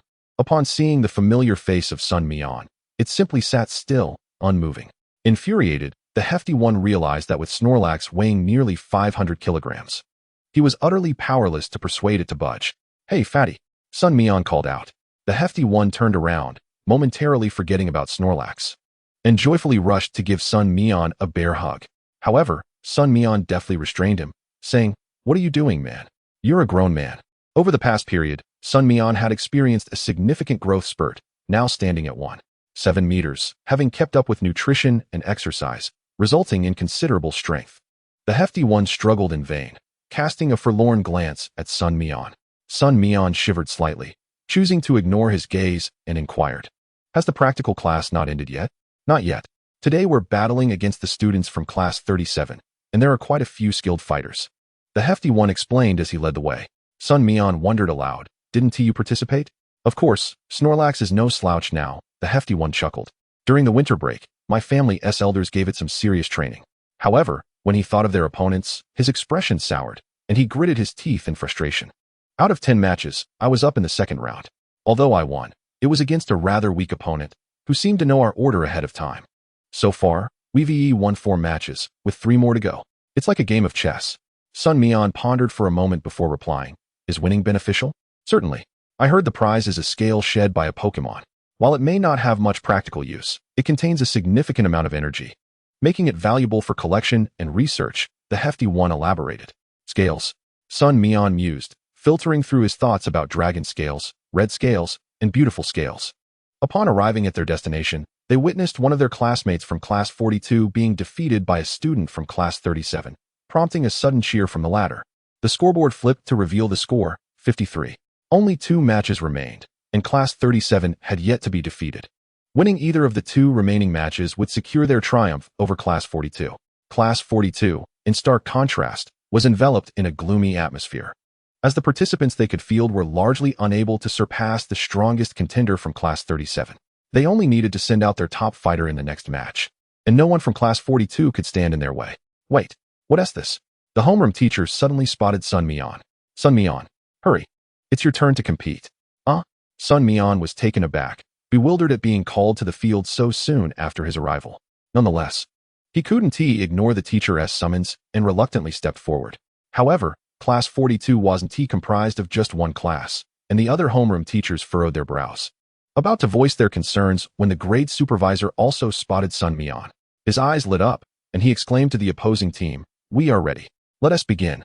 Turning to Sun Mian, he added, "Sun Mian, it's all on you." Upon glancing over, Sun Mian realized that the grade supervisor was aware of his qualifications as a formal trainer. Nodding, he made his way to the battle platform. At that moment, those from class 42 who were unfamiliar with Sun Mian began to murmur among themselves. "Who is this guy? I've never seen him before. Is he from class 2? A hidden expert? But shouldn't experts come on last? Why is he up now? Perhaps they've watched too many dramas. If he doesn't go now, the opposing team will win outright." Despite the skepticism, the grade supervisor's recognition of Sun Mian at least indicated that he wasn't an ordinary student. After all, this was a matter of their school's honor, and the supervisor wouldn't be foolish enough to gamble on it. The absence of a face-saving moment left Sun Mian scratching his head, pondering why this was so different from the television dramas and novels. Soon, a student from class 37 approached, unaware of Sun Mian's background. Their knowledge of class 42's orders stemmed from the fact that one of their own had transferred from class 37, and there had been some information leakage. However, that transfer student was also unfamiliar with Sun Mian. This led class 37 to perceive Sun Mian merely as a sacrificial pawn, believing class 42 had already thrown in the towel. Ignoring this, their strongest student stepped up. It was a 1v1 match. The referee promptly took the stage, instructing both competitors to take their positions. Since the previous match was won by class 37, their student would send out their Pokémon first. The student from class 37 nonchalantly flicked his bangs, which now obscured his eyes, and threw out a Pokeball. Out came a Gloom. Oh, it's the evolved form. Gloom. Gloom, LV21. Type, Grass Poison. Ability, Chlorophyll. Gender, male. Talent level, C. Skills, Tackle, Growl, Leech Seed, Vine Whip, Poison Powder, Sleep Powder, Stomp, Leaf Blade. Inherited skills, Root, Grass Whistle. Taught skills, Sunny Day, Solar Beam. It even mastered weather moves. This could be interesting. Sun Mian rubbed his chin, contemplating which Pokemon to send out. However, this hesitation appeared as fear to the opponent. After all, in Huagua, possessing one of the starter Pokemon at least indicated that one's elders were formal trainers. "Come on, hurry up and send out your Pokemon," the student urged, "because whoever it is, my Gloom and I will crush you." The confidence in the opposing Gloom was palpable. The referee turned his gaze to Sun Mian, who hesitated momentarily. Scyther and Machop were simply too aggressive, while Heracross had not seen action in quite some time. Go, Heracross. Heracross glanced at the opposing Gloom, instinctively protective of weaker Pokémon, yet it clearly recognized that this Gloom was not within its sphere of protection. Gloom attacked first. The confident student commanded, Gloom, use poison powder. This person was indeed quite the chatterbox. A purple powder began to drift from the flower bud on Gloom's back. However, the speed was far too slow. Heracross dodged, with a name as lengthy as Heracross. Sun Mian often simply shouted the move's name when he didn't have other Pokémon on the field. In fact, with the newfound abilities, he could experiment with silent commands, catching the opponent off guard. Heracross lowered its stance, utilizing speed that belied its size. It evaded the poison powder and swiftly maneuvered behind Gloom. With a powerful strike, it swung its forelegs. Boom! Gloom was sent flying. Although the energy feedback levels were equivalent, the intensity of training between the two sides differed vastly. While Heracross's speed may not rival that of Sceptile and Scyther, it was formidable for Gloom. To Gloom, Heracross was akin to a muscular powerhouse. Regaining its balance, Gloom stood back up, and the confident student finally recognized Heracross's strength, his expression turning serious. Gloom, it seems we've encountered a formidable foe. Before he could finish, Sun Mian called out another command, horn attack. As soon as the order was given, Heracross charged forward, its horn aimed like a chisel, thrusting against Gloom's abdomen and sending it soaring. Ugh! Gloom, Vine Whip, seized the Heracross. In midair, the Bulbasaur anxiously unleashed two long green tendrils from its flower bud. Grasp! As the vine approached Heracross, the little pincers of its forelimbs clamped down on the tendril.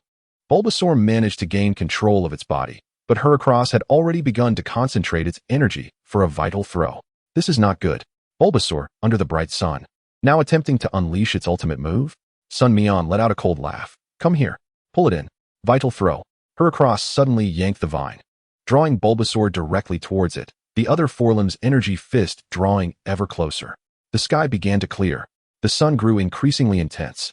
Yet, Bulbasaur was already struck by the energy fist. Bang! Bulbasaur plummeted, slammed directly into the ground. With relentless fervor, Heracross pressed on, pinning down Bulbasaur. The shadow of Bagua Palm materializing before Heracross's forelimb. It struck Bulbasaur's head, limbs, and flower bud. Bulbasaur was tossed around like a plaything in Heracross's grip, unable to escape.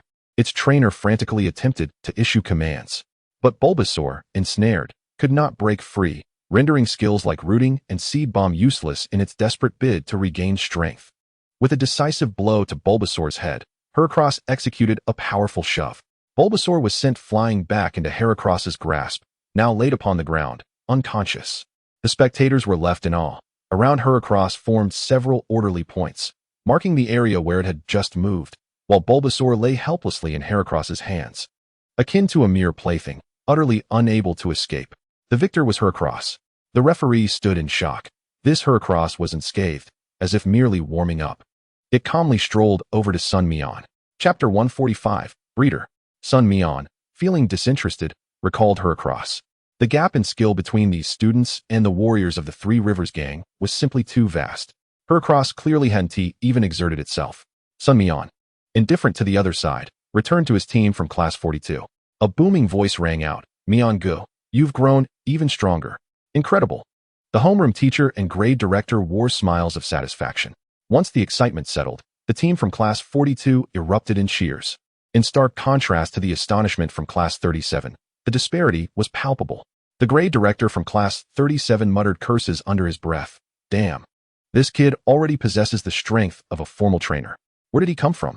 Class 42 has struck gold. In the next round, Class 42 sent forth Wu Xia, another classmate of Sun Mian, who smoothly secured victory in that match. 5. It was a tie? Reluctantly, both sides agreed to a tiebreaker. Class 42, with utmost confidence, placed Sun Mian on the battlefield. Class 37 hesitated, cursing Class 42 for their blatant bullying. They had no choice but to find a second best from their grade. Someone who paled in comparison to the previous competitor. Sun Mian cast a glance at the opponent's Pokémon and summoned Heracross once more. Heracross was calm and composed, returning unscathed after its previous victory. Upon winning, Sun Mian spotted the prize, the beautiful scales. This item, was it not linked to Milotic? However, this prize was not for Sun Mian alone. The grade director wished to directly award the beautiful scales to Sun Mian, but it did not conform to the rules. They established a regulation. At the end of the semester, the reward for the top performer in practical classes would be these beautiful scales, effectively reserving them for Sun Mian. Sun Mian, however, remained indifferent, as he currently could not possess a seventh Pokémon. The Frostless was still at the police station, let alone finding a FIBA. The day's classes had concluded. Yet, Sun Mian's impressive performance left the grade director thoroughly satisfied, prompting a brief introduction to Sun Mian for the students of Class 42. In no time, schools participating in the practical classes would undoubtedly learn of the formidable presence in Class 42, but without any need for dissemination. A small figure soon approached Sun Mian. Brother, a beautiful woman chased after a little girl, who excitedly darted ahead while the woman wore a helpless expression. As Sun Mian was still in a daze, a small figure collided with his chest. Junjun. The little girl looked up, her twin pigtails bobbing. Her cheeks flushed from running too fast. Hee, it's me, brother. As the daughter of the protector of this area, Junjun could freely enter the battle zone. She had come to the protected area after class today, and Feng Xianhua had just received news of Sun Mian's arrival. Before he could act, Junjun could no longer contain herself and dashed out to find Sun Mian. The plump boy observed the scene with a peculiar expression as Junjun clung to Sun Mian's arm, muttering under his breath. Brother Mian said I was his child bride. Isn't he doing the same? Sun Mian's keen senses caught the remark, and he turned to glare at the plump boy, realizing he had been discovered. The boy chuckled awkwardly and quickly blended into the crowd. Junjun. At that moment, Mrs. Feng finally caught up, wearing an expression of a mother reluctant to let go. Upon seeing Sun Mian, her face broke into a smile. Little Mian has returned, grown taller and more handsome. Junjun beamed with pride, of course. It's not flattery. What if I bumped into someone while running so fast? Mrs. Feng looked at Junjun with exasperation and said, You shouldn't cling to your brother Mian. Your father will be looking for him soon. Junjun's eyes sparkled as she turned to Sun Mian. Brother, have you eaten? Shall we go grab a bite? It was only 4:30 in the afternoon. Sun Mian awkwardly chuckled, debating whether he should eat or not. Fortunately, Mrs. Feng came to the rescue, inviting Sun Mian to sit in her office first and suggesting they all dine together in the evening. Sun Mian considered this and nodded. Seeing him agree, Junjun became even more delighted, pulling Mrs. Feng along as they made their way. Bidding farewell to the plump boy, Sun Mian walked alongside Mrs. Feng, engaging in conversation. Mrs. Feng had a deep appreciation for Pokemon culture and had long known about Sun Mian's travels. She inquired about his experiences during the journey, expressing her regrets. If only I had met Junjun's father earlier. We both chose to become research-oriented Pokemon scholars and never had the chance to travel together. It really is a pity. After listening for a while, Junjun raised her small hand and declared, I want to travel with brother in the future. Sun Mian cast a fleeting glance at Junjun, contemplating the arduous nature of his own journey, and surmised that her delicate constitution might not withstand the rigors of travel. Unfazed by Sun Mian's straightforward musings, Madame Feng smiled and remarked, You are but in the 7th grade. To embark on a journey, one must first gain admission to the Elven Academy. Your elder brother Mian has long since acquired his formal trainer qualifications, which allows him to travel. Junjun hesitated at her mother's words, her small face a picture of conflicted emotions. Mother, must one truly be a formal trainer to go? Madame Feng replied earnestly, Indeed, the wilderness can be perilous. However, there are also breeders or renowned scholars who venture forth. Scholars typically gather data and return swiftly. Listening intently, Junjun pondered, secretly considering the possibility that if a formal trainer could not keep pace with Sun Mian, perhaps a breeder might suffice. Moreover, breeders would undoubtedly care for her brother. Observing Junjun deep in thought, Madame Feng assumed she understood, though in truth, Junjun grasped not her words at all. In the office of the sanctuary, Feng Xianhua waited at the entrance, his face lighting up upon seeing the mother-daughter duo approach with Sun Mian. He eagerly stepped forward, clasping Sun Mian's hand. Little Mian, come. Let me show you the current plans for the sanctuary. I would appreciate your suggestions.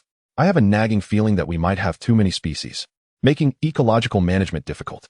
Sun Mian was ushered into the office by Feng Xianhua, leaving Junjun and Madame Feng exchanging glances. Chapter 146. The boundaries of male-female interaction. Feng Xianhua's office retained its former layout, albeit with a plethora of new furnishings. 2 parallel rows of cabinets brimmed with various documents, clearly categorized. Zone A for terrestrial creatures, Zone A for aerial beings, and Zone D for insects. Currently, there were 4 designated areas. Despite the limited number of zones, the variety of species was vast. However, the population of Pokemon had not been fully accounted for. Feng Xianhua grappled with the dilemma of wild Pokémon arriving at the sanctuary through various means versus those rescued or sponsored, contemplating their coexistence. It was evident that the Earth of the past had seen a return to wilderness training, and these Pokémon would likewise experience this transition. Yet, the duration of this process remained an unknown. Furthermore, how to pair species to stabilize the ecological balance was a pressing concern, as this sanctuary was a pioneering endeavor in Huagua, akin to crossing a river by feeling for stones. Although Sun Mian lacked experience, his ignorance allowed him to avoid becoming ensnared in the complexities of the situation. Uncle Feng, why not release the wild Pokémon directly? Don't we have administrators? We can prepare the necessary food for the Pokémon in advance. Once the wild Pokémon establish their territories and become familiar with our administrators, we can control their populations and closely monitor those that require protection. His words struck a chord, awakening clarity in Feng Xianhua's thoughts. Rather than attempting to create balance ourselves, it would be wiser to let the Pokémon achieve balance and delineate their domains independently, with us merely providing support. Feng Xianhua couldn't help but inhale sharply, realization dawning upon him. He immediately began typing furiously on his computer, ideas flooding his mind. Sun Mian, well aware of Feng Xianhua's character, settled onto a nearby sofa, sipping tea as he observed. Surrounding him were several thin pamphlet-like publications, roughly 30 to 40 pages each. Flipping through one, Sun Mian discovered it was a magazine or promotional brochure printed by the sanctuary, likely a sample from its trial phase. A third of the content detailed future plans and visions for the sanctuary, while the remaining two-thirds encompassed its current state. The Longshuan Sanctuary now boasted nearly 6,000 Pokémon. Aside from the common Pidgey and Caterpie, Director Feng Xianhua had opted to introduce Pokémon such as Breloom and Meowth, which belonged to the normal type. Breloom? Sun Mian suddenly recalled, nearly forgetting that the fairy type had yet to be discovered in this world. Additionally, there were Eevee's evolutions. This reminded Sun Mian of Zhang Xiaoming, a prodigious child in the field of research who was likely from the prestigious Shigong University-affiliated high school. Following the restructuring, the Elven Academy had merged with the first high school, allowing top students from affiliated schools to advance directly into the academy. The materials on the cabinet were off-limits without the owner's permission. As Sun Mian surveyed the office, aside from the space that resembled a living room or study, there was a restroom and a lounge tucked away in a corner. On a vertical cabinet behind Feng Xianhua rested a family portrait, set against a backdrop of vast ocean. The three family members leaned against the railing, all wearing radiant smiles. The child in Feng Xianhua's arms appeared to be a young Junjun, roughly 3 or 4 years old. However, something felt amiss. Sun Mian noticed a Pokémon silhouette in the expanse of that ocean. Old Feng, little Mian. It's about time for us to go out for a meal. A gentle knock and Madame Feng's voice echoed from the entrance. Sun Mian redirected his attention, noting that Feng Xianhua was still engrossed in his typing, seemingly oblivious. With a resigned expression, Sun Mian opened the office door. Upon seeing Sun Mian at the door and Feng Xianhua fervently typing away, resembling old hay in his usual fervor, Madame Feng felt a surge of frustration. However, adept at managing such situations, she refrained from seeking confrontation. Waving at the Peking Junjun, she beckoned her over. Junjun scampered to her side, and Madame Feng whispered a few words in her ear. Junjun nodded and approached her father's computer, not causing any disturbances, but instead plaintively stating, "Daddy, I'm hungry." Feng Xianhua instinctively replied, "Junjun, be a good girl and go find your mother. I want Daddy to take me." Sweetheart, wait until Daddy finishes this." "But it's already 6:30, Daddy." In that moment, the affectionate nature of a father shone through, as Feng Xianhua glanced at the time on his computer and slapped his forehead. "All right, let us go, Junjun, it's time to eat." "Little Mian, you're still here?" Feng Xianhua appeared momentarily dazed, while Sun Mian stood in astonishment, thinking, shouldn't I be here?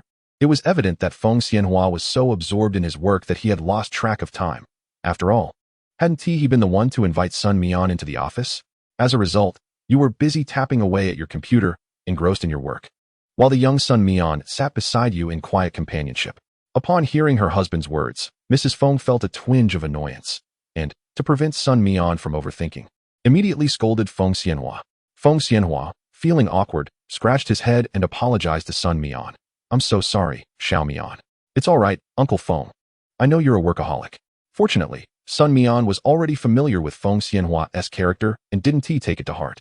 After saving the information he had just written, Feng Xianhua was about to take his daughter's hand, but Junjun gently evaded him, stating, "Daddy, I've grown up. We must observe boundaries between genders. Oh. Feng Xianhua chuckled sheepishly, realizing from Junjun's expression that her earlier discomfort stemmed from the incident. Indeed. Just as they exited the door, Junjun secretly grasped two of Sun Mian's fingers. Chapter 147, Training on Water-Type Terrain. After dinner, Sun Mian took his leave from the family of three. His mind was solely focused on preparing for the upcoming national competition, setting aside any personal matters for the time being. Junjun, pouting slightly, felt a bit downcast but soon realized that her brother was likely a workaholic like their father, albeit in a different direction. Thus, she resolved to put in more effort herself. Upon returning home, Mrs.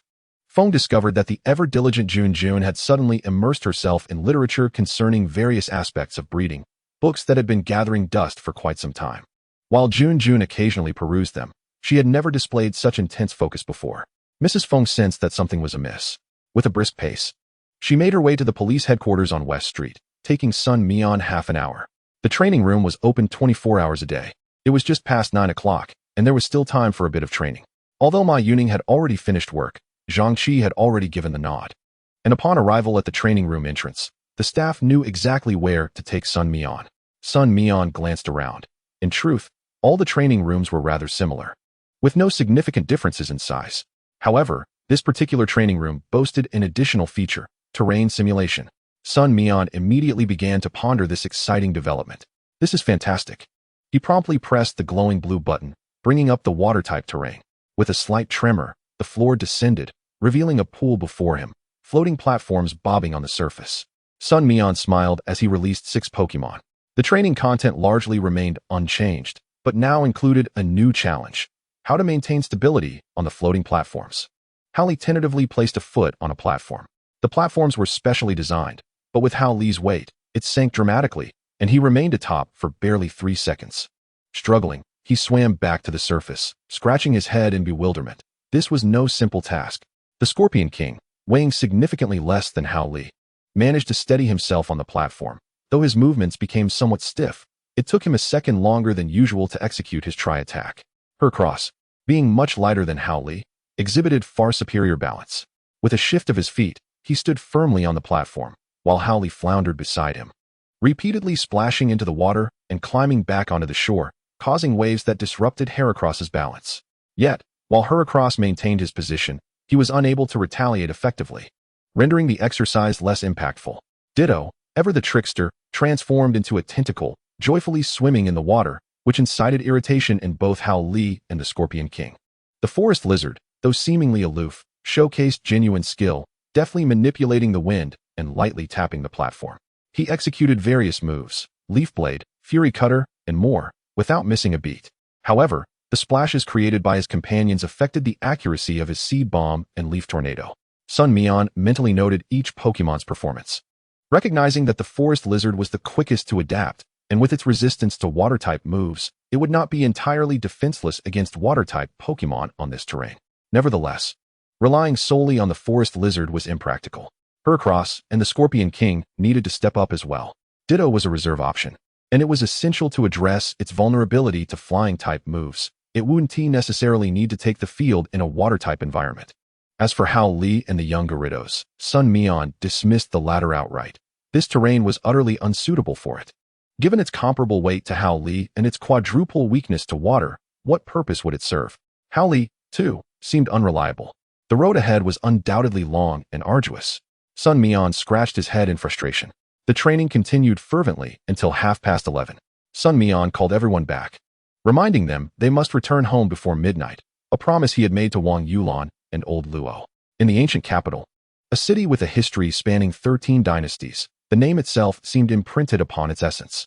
Along the city walls, towering skyscrapers were absent, yet the streets were aglow with light. Numerous street vendors were present, and many night owls were out and about, listening to the banter of nearby stalls. Accompanied by the sizzling sounds of teppanyaki, Sun Mian felt a pang of hunger. Nearby, there were freshly grilled skewers ready for the taking. He grabbed a few sticks of squid and continued his jog towards home. Approximately 20 minutes later, Sun Mian arrived home. Upon opening the door, he found the living room shrouded in darkness, while the lights in Old Luo's room were aglow. Hearing the door creak, Wang Yulan's slightly fatigued voice called out, "Is that you, Xiaomian?" "It's me," Sun Mian replied softly.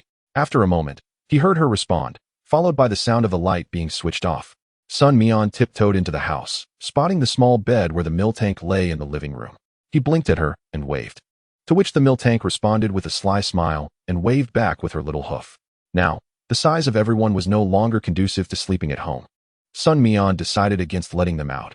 In the wild, there was ample space, and he didn't have to worry about the building collapsing, so they could be more relaxed. However, at home, it was better to be more restrained. Regarding training time, Sun Mian also aimed to be more proactive. Unable to convince them to wait for him, he would have to coordinate his schedule himself. The next morning, Sun Mian rose early, descended the stairs with Hao Li and her across for a jog, and picked up some steamed buns and spicy soup along the way. Old Luo and the others opened their shop early, and as Sun Mian ambled back, the two had just unlocked the door. He handed them the breakfast, changed his clothes, and hopped on a vehicle headed for the reserve. Class was still on. Since there were no academic subjects, the morning session primarily involved pairing off opponents for mutual honing. Naturally, Sun Mian found himself teamed up with Fatty.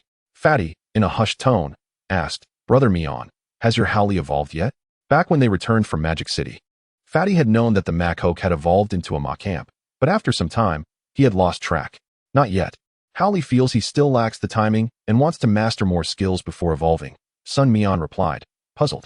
Fatty let out a sigh of relief. Thank goodness it's not a Macamp. If it were, my Snorlax wouldn't stand a chance against 4 fists. Though the 2 fists of Hitmonlee might not guarantee victory, the plump fellow confidently mused that holding his own for several rounds should pose no significant challenge. Sun Mian, unaware of the fat man's thoughts, speculated that he was contemplating sending Hitmonlee into battle, as Snorlax would be doubly vulnerable to fighting-type moves, while the rest of his team remained relatively unaffected. Immune to ghost-type attacks, it seemed the fat man intended to exploit Snorlax's weakness to allow for some valuable training against fighting-type Pokémon. Thus, without a moment's hesitation, Sun Mian unleashed Hitmonlee. However, the fat man's daydream was swiftly shattered. Although Hitmonlee found water-type terrains to be quite a headache during training, his mastery of Xingyiquan granted him a speed nearly twice that of Heracross's proficiency in Baghuazhang. Chapter 148, Xingyi Hitmonlee. The interpretations of Xingyiquan may vary, yet its branches are numerous. Currently, Hitmonlee had not only mastered the foundational Santi Shi and the 5 Elements Fist, but was also gradually exploring the 12 Shapes Fist. While he had not yet reached the pinnacle of mastery, his strategic comprehension in combat was distinctly clear. Hitmonlee's innate talent for martial arts far exceeded what Lei Gua had initially anticipated. If he were to face the former Flying Leg King, Hitmonlee would certainly possess the strength to contest, rather than being utterly overwhelmed. Lazily sprawled on the ground, Snorlax appeared rather lethargic about the impending battle. Despite the fat man's frequent admonishments, it seemed to be a trait inherent to its character, as this Snorlax rarely engaged in serious combat. Even as Hitmonlee was released and showcased his muscular physique, Snorlax remained unfazed, scratching its belly and squinting at Hitmonlee, its mind already wandering to thoughts of what to eat today. Sun Mian frowned slightly, observing the fat man's face flush with frustration as he attempted to direct Snorlax, only to be met with Snorlax's sluggish response in executing commands.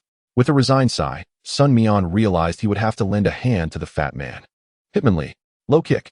For a Pokemon of such substantial weight, low kick and trip were the most effective maneuvers. Though in the game low kick dealt fixed damage, in reality, it bore a remarkable resemblance to tripping. Carrying extra weight was a part of Hitmonlee's regular training, and compared to the other Pokemon, Hitmonlee's training regimen was the most rigorous, yielding visible results. At the very least, the forest lizard dared not approach Hitmonlee. Lowering his legs, Hitmonlee did not rush forward with the speed of Sizer. Instead, he protected his vulnerable areas, such as his abdomen and spine, while steadily advancing on Snorlax. Hitmonlee exhibited remarkable control over his opponent, which put Sun Mian at ease. With a sweeping kick, even if Snorlax attempted to use Thunder Punch at that moment, Hitmonlee's leg kick was executed simultaneously, causing his entire body to lean back as though he were about to fall. By curling his leg and dropping to the ground, he evaded the Thunder Punch, causing Snorlax to topple over. Yet, Hitmonlee's astonishing physical resilience allowed him to spring back up instantly. A fiery punch, infused with the essence of the fire punch, struck Snorlax squarely under the jaw. In a flash, Hitmonlee swiftly struck with a backhand, targeting the void created by the fiery punch. Kaboom! Snorlax let out a pained cry. Impossible. With his thick fat, the fat man instinctively relied on empirical knowledge, only to realize something was amiss. it was not the fire damage. The fire punch merely amplified the straightforward impact of the barrage punch. What appeared to be a single blow was, in fact, the culmination of 3 punches worth of damage: barrage punch, fire punch, and barrage punch again. The subsequent open-handed strike sent Snorlax crashing back to the ground as it attempted to rise. Hitmonlee. Bullet punch. Hitmonlee roared with ferocity, akin to a fierce tiger descending the mountain. The afterimages of the bullet punch seemed to carry the brutality of a tiger's descent. Bang, bang, bang. Each punch landed with precision, like a ferocious tiger, aiming directly for the vital points. Snorlax struggled to rise, but Hitmonlee had already leaped back, his hands planted on the ground, dispersing the force of the punches. Snorlax managed to prop himself up, finally standing, cautiously eyeing Hitmonlee. He reminisced about a time when, as a small Snorlax, he was ruthlessly pummeled by a Machoke. It was the same adversary. He had grown stronger, yet so had his opponent. Before Snorlax could ponder further, without needing Sun Mian's command, a surge of energy ball focused on Hitmonlee, and he intuitively grasped Sun Mian's intention. Once more, he charged forward, seizing Snorlax's fur with tremendous strength, aligning his landing directly upon Snorlax's hefty belly, hesitant to strike the head or limbs. Sun Mian feared he might send Snorlax to the hospital for an extended stay. Hitmonlee concentrated his immense strength in his palm, shoulders aligned, and unleashed a rapid punch. Snorlax instinctively attempted to block, but the punch was too swift, leaving Snorlax no time to react. Unbeknownst to anyone, this seemingly ordinary punch, underpinned by Hitmonlee's tremendous strength, was combined with the crumbling punch. This was the true essence of a decisive strike. Bang! Snorlax was sent flying, crashing heavily to the ground, causing the earth to tremble. Snorlax squirmed a few times, but the excruciating pain in his belly, due to the lack of regular training, only exacerbated the discomfort. After several futile attempts to rise, he ultimately remained on the ground. The fat man observed Snorlax, who suddenly met his gaze. Snorlax felt an inexplicable sense of despondency, sensing the fat man's disappointment. Was he truly too lazy, resulting in his inability to retaliate? Yet, as the fat man approached, placing a hand on Snorlax's belly, his voice was not directed at Snorlax, but rather at Sun Mian. Brother Mian, this is a bit too violent, I assent it. What if my Snorlax's belly gets damaged? Feeling the fat hand soothingly on his belly, Snorlax suddenly ceased his struggles, calmly resting there, a paw leaning against the fat man's arm. Hitmonlee flexed his fists. The softness of Snorlax's flesh made the impact uneven, causing the burdened Hitmonlee to feel slightly hindered. Following Sun Mian, he approached the fat man and Snorlax. Their commotion drew the attention of many onlookers. After all, it was quite extraordinary to send Snorlax flying with a single punch. Hitmonlee grabbed Snorlax's arm, effortlessly lifting him up. Snorlax clutched his belly, still in pain. Hitmonlee patted Snorlax's arm, frowning slightly. What a hefty lad, yet so weak. Our sizer is far superior. If it weren't for my brother instructing me to hold back, I would have shattered your head. Snorlax, slightly taken aback by Hitmonlee's actions, instinctively recoiled. Hey, Hitmonlee, undeterred, insisted on pulling Snorlax closer.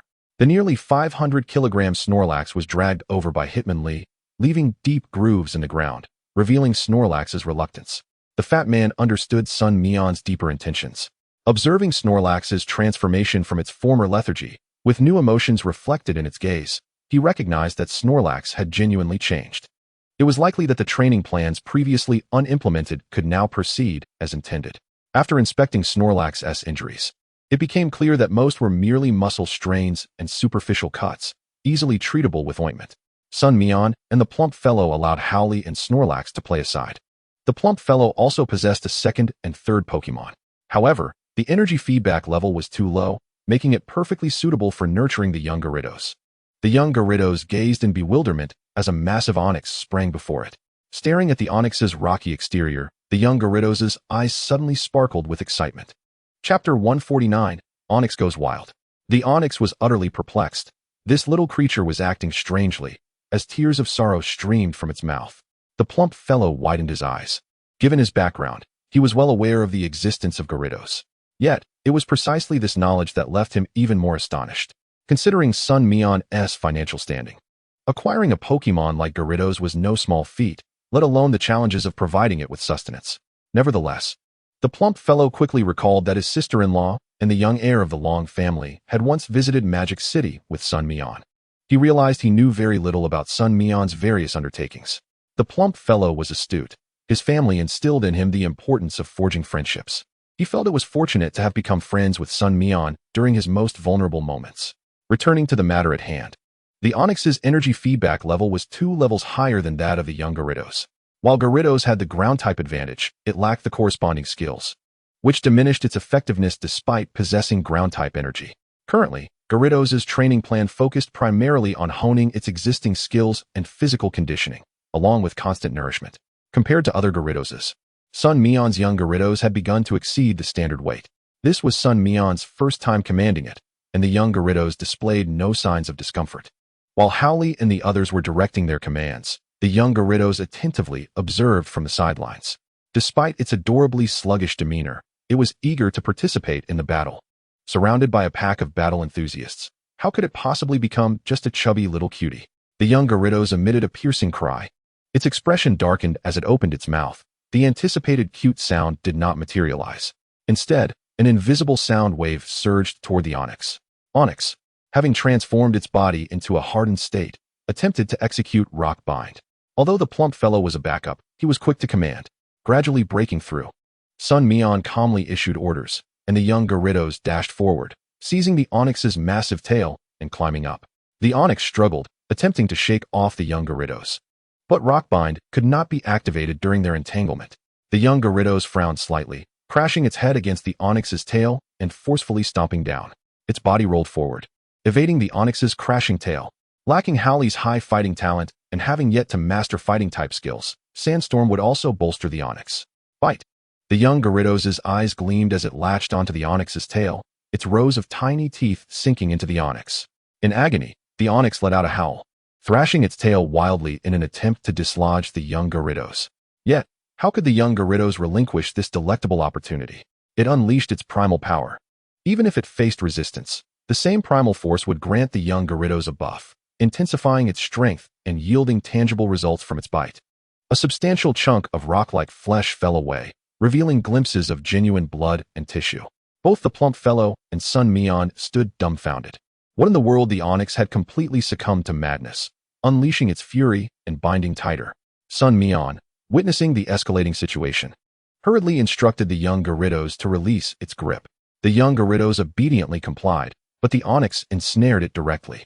The slender body of the Onix bore a tiny figure. The young Gyarados appeared small and fragile. However, upon closer inspection, one could see that its short forelimbs and robust hind legs were bracing against the Onix's bindings, indicating it had not been entirely subdued. The plump fellow hastily attempted to recall the Onix, but its frenzied actions caused a whirlwind of dust to envelop the surroundings, leaving both the plump fellow and Sun Mian coughing uncomfortably. They quickly retreated to safety. The young Gyarados was gradually incensed. Its master instructed it not to bite, yet it remained bound. The scar-like red eyes of the young Gyarados flared with a sudden crimson glow. Unleash! The young Gyarados activated its rage. Upon hearing its roar, Sun Mian's expression shifted. The Onix was in for a rough time. In its rage state, not even the fiery Charmeleon could withstand the young Gyarados, and the forest lizard would surely face a beating without causing harm. Sun Mian directed Howley, who was playing with Snorlax, saying, "The young Gyarados has entered rage, and the Onix is in chaos. Separate them." Upon hearing this, the plump fellow echoed, "Snorlax, you too, lend a hand." Snorlax scratched its head, rising unsteadily, its belly still somewhat sore. However, shifting its mindset, Snorlax was eager to heed the plump fellow's command. Howley entered the fray, seizing the Onix's tail and executing a powerful throw. Bang! The Onix was hurled to the opposite side, freeing the young Gyarados, which, with its eyes ablaze, was ready to continue the fight. Howley furrowed his brow. "Little bro, why so angry?" Grasping the young Gyarados' horn, Howley's immense strength rendered it unable to advance. The young Gyarados viewed Howley as its target. The sandstorm began to rise. Howley abruptly sank to one knee, delivering a punch from below, like a crane nodding its head, striking the young Gyarados on the head, followed by a swift kick. The young Gyarados toppled to the ground, and Howley pinned it down, allowing the young Gyarados to kick at him without concern. To Howley, this force was not taxing. Once the young Gyarados had expended its energy, panting heavily, it cried out, "Unleash!" Howley finally released it, scooping it up. Meanwhile, Snorlax faced a bit of trouble. After being thrown by Howley, the Onix still sought revenge. Snorlax's hefty form stood firm before it, akin to a sumo wrestler, blocking the Onix's massive head from advancing. The Onyx attempted to ensnare Snorlax, but the latter's round physique made it no easy target. After failing to bind Snorlax the first time, the Onyx devised a plan, launching a rock slide to strike Snorlax before swinging its tail at it. Snorlax instinctively took 2 steps back, and the Onyx quickly bounded again. Snorlax stared in disbelief. How did I get tied up? It desperately sought to break free, but the Onyx constricted tighter, prompting Snorlax to unleash an ice punch in retaliation. The Onyx, being stubborn, thought, "You hit me, so I will grip even harder." As they became locked in this struggle, Howley had no choice but to step in, delivering a bullet punch that knocked the Onyx out cold, thereby freeing Snorlax. Howley then carried the Onyx while cradling the young Gyarados as they made their way back. Chapter 150, Zhang Xiaoming's Thesis. The month-long training had enabled the young Gyarados to successfully reach level 16. In contrast, Howley, the elder brother, maintained his lead, currently at level 26. The Forest Lizard and Scorpion King closely followed, both at level 24, while Heracross lagged slightly behind at level 23. The least fortunate was Ditto, remaining at level 21. Machoke has newly acquired the move Wake Up Slap. The Forest Lizard has learned Seed Bomb and Agility. The Scorpion King has also mastered Iron Tail. Heracross has gained the moves Fury Attack and Revenge. Young Larvitar has learned Rock Slide, and, through continuous battle with Onix, has also mastered Earth Power. The disparity in the prowess of high-potential Pokémon is beginning to manifest. During the special training period, all of Sun Mian's Pokémon, except for that Ditto, have essentially grasped new abilities. Notably, Machoke has integrated most of its techniques into the essence of Xingyiquan. The rapid exchanges of blows between the Forest Lizard and the Scorpion King during this time have rendered their movements nearly indistinguishable. Only the Forest Lizard's seemingly infinite barrage of Seed Bombs and Leaf Blade could indicate their positions. Recently, Heracross has been the mainstay in battles against others.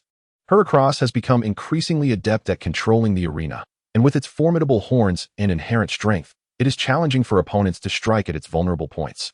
Even without utilizing techniques, it is evident that Heracross is merging the essence of Bagwazang into its formidable horns.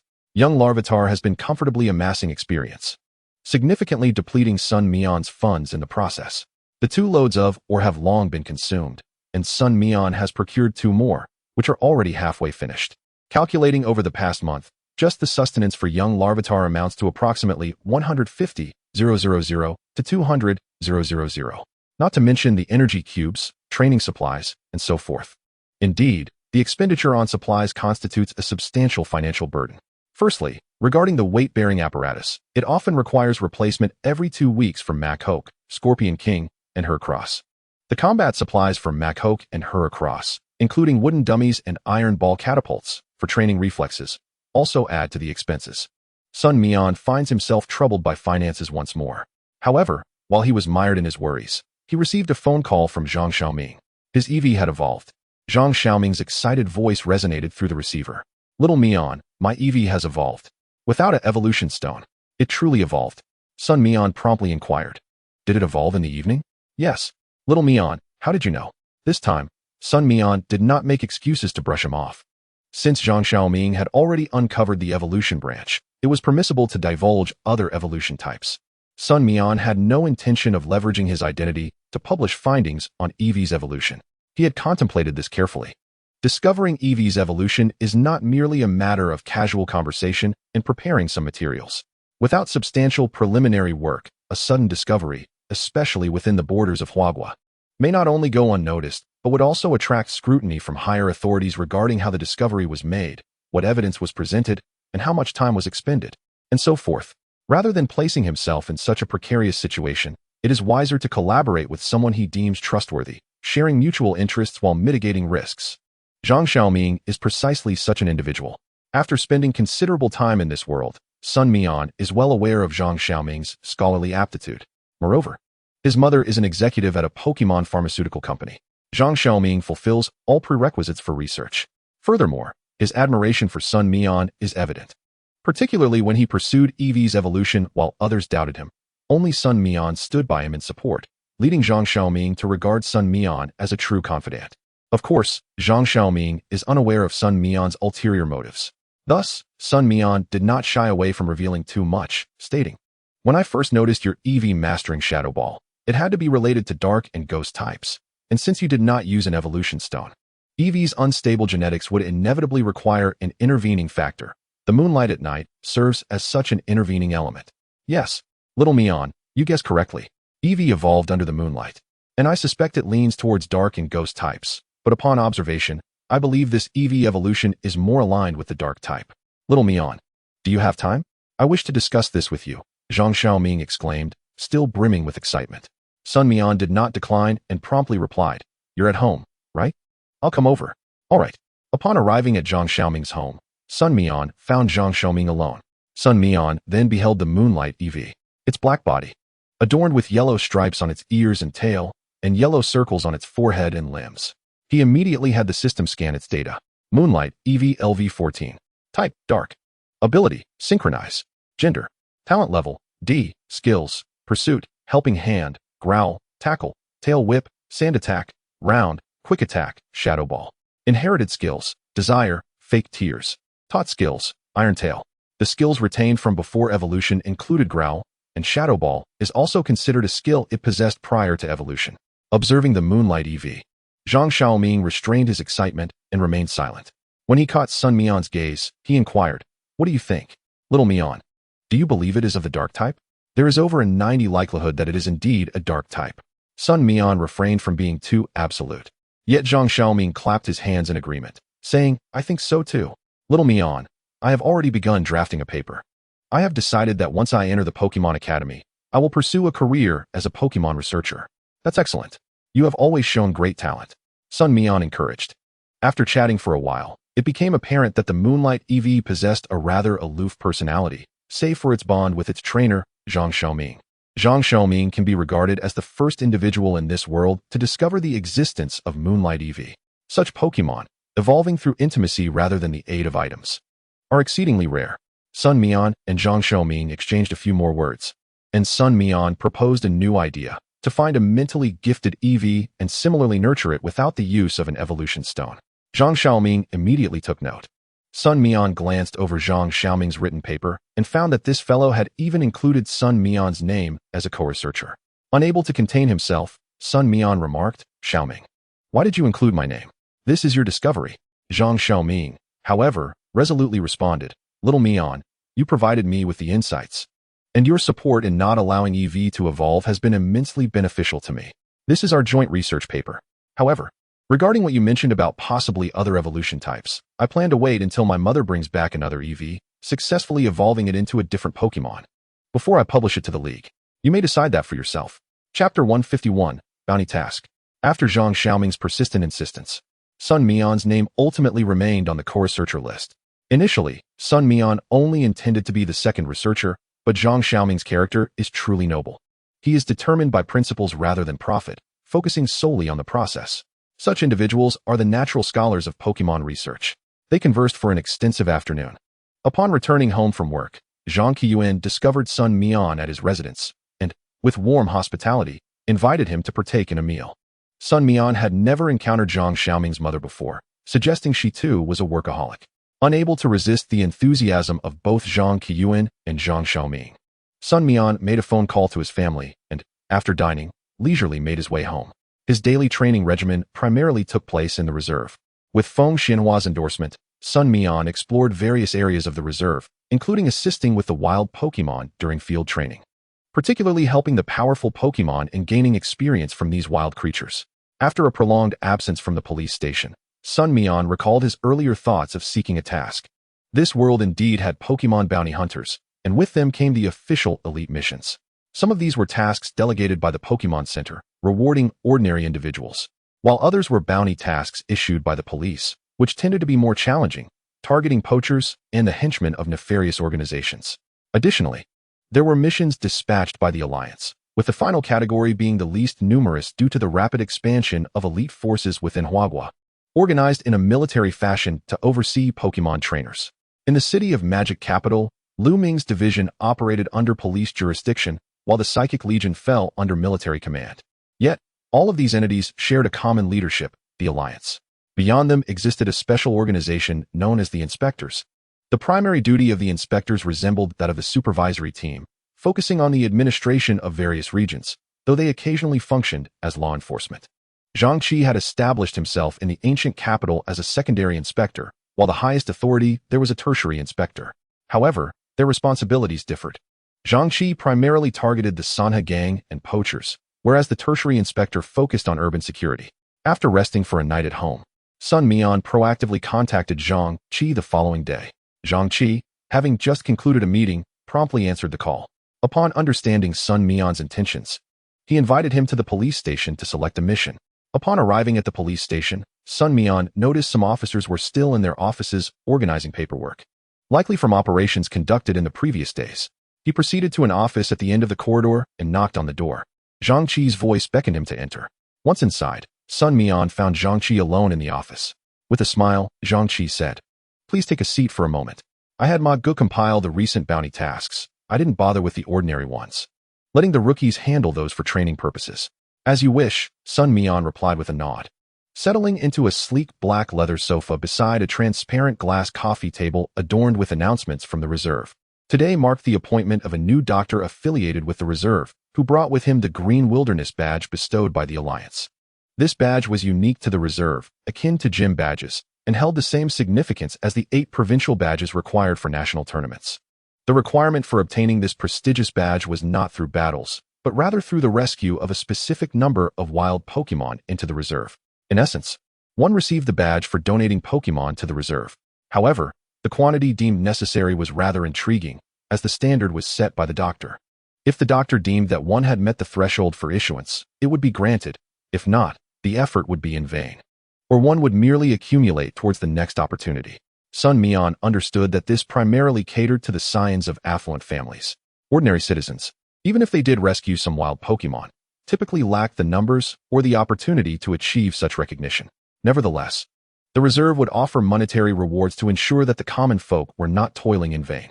However, for those from wealthy families who sought the Green Wilderness badge through donations, it would undoubtedly be a losing endeavor. Yet, many from affluent backgrounds lacked the capability to earn the badge through merit, naturally resorting to financial means to acquire it. Thus, it was a clever exploitation of the elite. Nonetheless, this was voluntary. If one wished to spend money, they were free to do so, with no one coercing them. The Alliance had indeed executed this strategy adeptly. After a brief while, Ma Yuning knocked and entered. Zhang Qi paused his work as old Ma set aside his documents and winked at Sun Mian before departing. "Little Mian, take a look at these documents. They contain the current bounty tasks available at the station. The elite forces are too occupied for this, and few capable officers have the time. You, being on temporary assignment, have the opportunity to attend to this," Zhang Qi stated. "Understood, Uncle Zhang," Sun Mian nodded. Taking up the documents, the tasks were organized in ascending order based on the bounty amount. The first task offered a reward of 30,000 yuan for apprehending a thief who had repeatedly targeted a city's breeding center, primarily stealing Pokémon eggs. The low reward stemmed from the thief's dismal success rate. So far, only 2 eggs had been stolen across 7 attempts, 3 of which were thwarted by alarm systems, forcing the thief to flee. On 2 other occasions, the thief found himself in an awkward situation when confronted by the breeding center's staff or owner, leading to a hasty retreat. However, the thief proved to be a persistent adversary. The police had responded several times, once nearly capturing him. But the thief escaped through a tunnel dug by a Diglett. Officers with Pokémon capable of digging pursued him, but upon discovering multiple underground passages, they could not ascertain the thief's location and had to return empty-handed.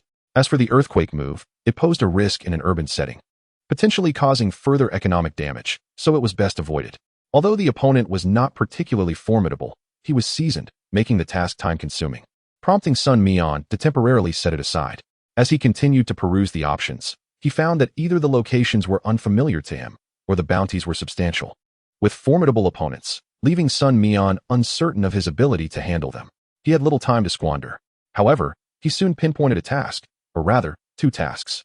The first was a bounty issued by the Jiangpa Mountain Research Institute regarding missing Pokémon, linked to suspicious footprints. The second was a police-issued task concerning the Jiangpa Mountain air raid shelter. These shelters had existed for over a century, and during the investigation of the Research Institute's task, officers unexpectedly discovered traces of human activity.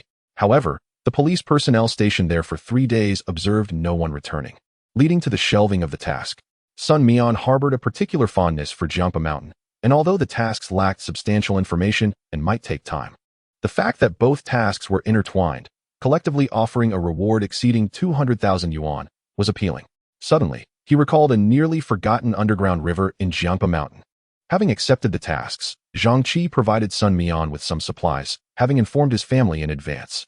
Without delay, Sun Mian set off, with a police vehicle from the station transporting him to the foot of Jiangpa Mountain. The area was still devoid of any significant structures. However, at the foot of the mountain, there was now an imposing gate enclosed by a sturdy wall, with a rotating camera perched at one corner. Sun Mian and the personnel dispatched from the police station waited at the entrance for a while. Soon, a man clad in a white research uniform emerged. He appeared to be in his 20s, likely not the head of the Nyangpa Mountain Research Institute. The dispatched officer, dressed in a police uniform, approached him for a brief conversation. The man in the research garb cast a curious glance at Sun Mian, surprised to see such a young intern investigator. Nevertheless, since the officer had stated their purpose for being there, he felt obliged to cooperate. After bidding farewell to the officer, the researcher led Sun Mian through the gate. A series of gray staircases ascended directly to the mountaintop research facility. However, Sun Mian noticed, to the right of the staircase, a platform that resembled a helicopter landing pad. An alloy door with a groove protruding from within suggested the presence of an elevator. It likely did not lead to the summit. The cables for such an elevator could not extend that far, and even if they were forced to, the fixed position would be problematic. It was implausible to excavate the entirety of the mountain. The unevenness on either side, coupled with the abundant trees and rocky debris, made it unrealistic to directly access the peak. It could possibly lead downward, Sun Mian suddenly pondered. However, the research staff member did not guide him to that platform, opting instead to lead him up the staircase. Gradually, the platform faded from view. Sun Mian couldn't help but marvel at the physical demands of their daily commutes. The researcher paused briefly, then quickly regained his composure and chuckled. In truth, we seldom leave the institute. Supplies are delivered directly to the mountaintop via a specialized helicopter. The mountaintop. Sun Mian glanced at the staff member, who had not mentioned the platform at the foot of the mountain, surmising it might be a secret of another research institute. However, halfway up, the staff member was already gasping for breath. The descent would undoubtedly be considerably easier, as ascending such a lengthy staircase was strenuous. The staff member glanced at Sun Mian, who remained calm, his complexion only slightly flushed, and could not help but exclaim, "Your police department must possess excellent physical fitness. We do not fare as well. I consider myself the most physically capable in our institute. Yet even climbing stairs is a challenge." Sun Mian shot him a sidelong glance and inquired, "Does the research institute not have any trained birds? Why not keep a couple of them to shuttle between here and there?" The staff member was taken aback for a moment before explaining that the research institute's content was not suitable for outdoor release. Upon finishing this statement, he seemed to fall silent, continuing to struggle up the stairs. Sun Mian's curiosity deepened, yet he understood that the staff member would not divulge any further information. Upon reaching the top of the staircase, Sun Mian beheld a meticulously cleared area. The protruding rocky formations had been flattened, with only some mountain walls remaining as a perimeter. The remaining soil was dominated by uniformly colored silver buildings. Outside, a few staff members, smoking, sat in what appeared to be a break area. They glanced at Sun Mian and his companion before their conversation dwindled. After a few puffs, they discarded their cigarette butts and entered the nearby research facility. The guiding staff member led Sun Mian to a smaller building, approximately 3 stories high, resembling a hotel. The first floor housed workstations, devoid of personnel. The staff member escorted Sun Mian to a room on the second floor, opened the door, and handed over a room card. "Comrade, this is the guest house of the Research Institute. Please keep the room card safe. Aside from areas within the institute that are restricted, you are free to roam. I have work to attend to, so I shall take my leave and not disturb your rest." Sun Mian nodded with a smile, closing the door behind the departing staff member.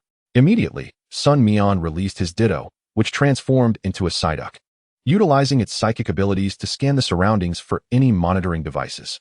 As Sun Mian spoke, the 5-pointed star mark on his forehead flickered, establishing a psychic connection with the Ditto disguised as a Psyduck. As he anticipated, Ditto swiftly discovered a listening device beneath the television, which it promptly destroyed. Observing the shattered device, a slow smile crept across Sun Mian's face. This place held intrigue. After a thorough scan, Ditto uncovered another listening device beneath the bathroom mirror and a pinhole camera on the doorknob.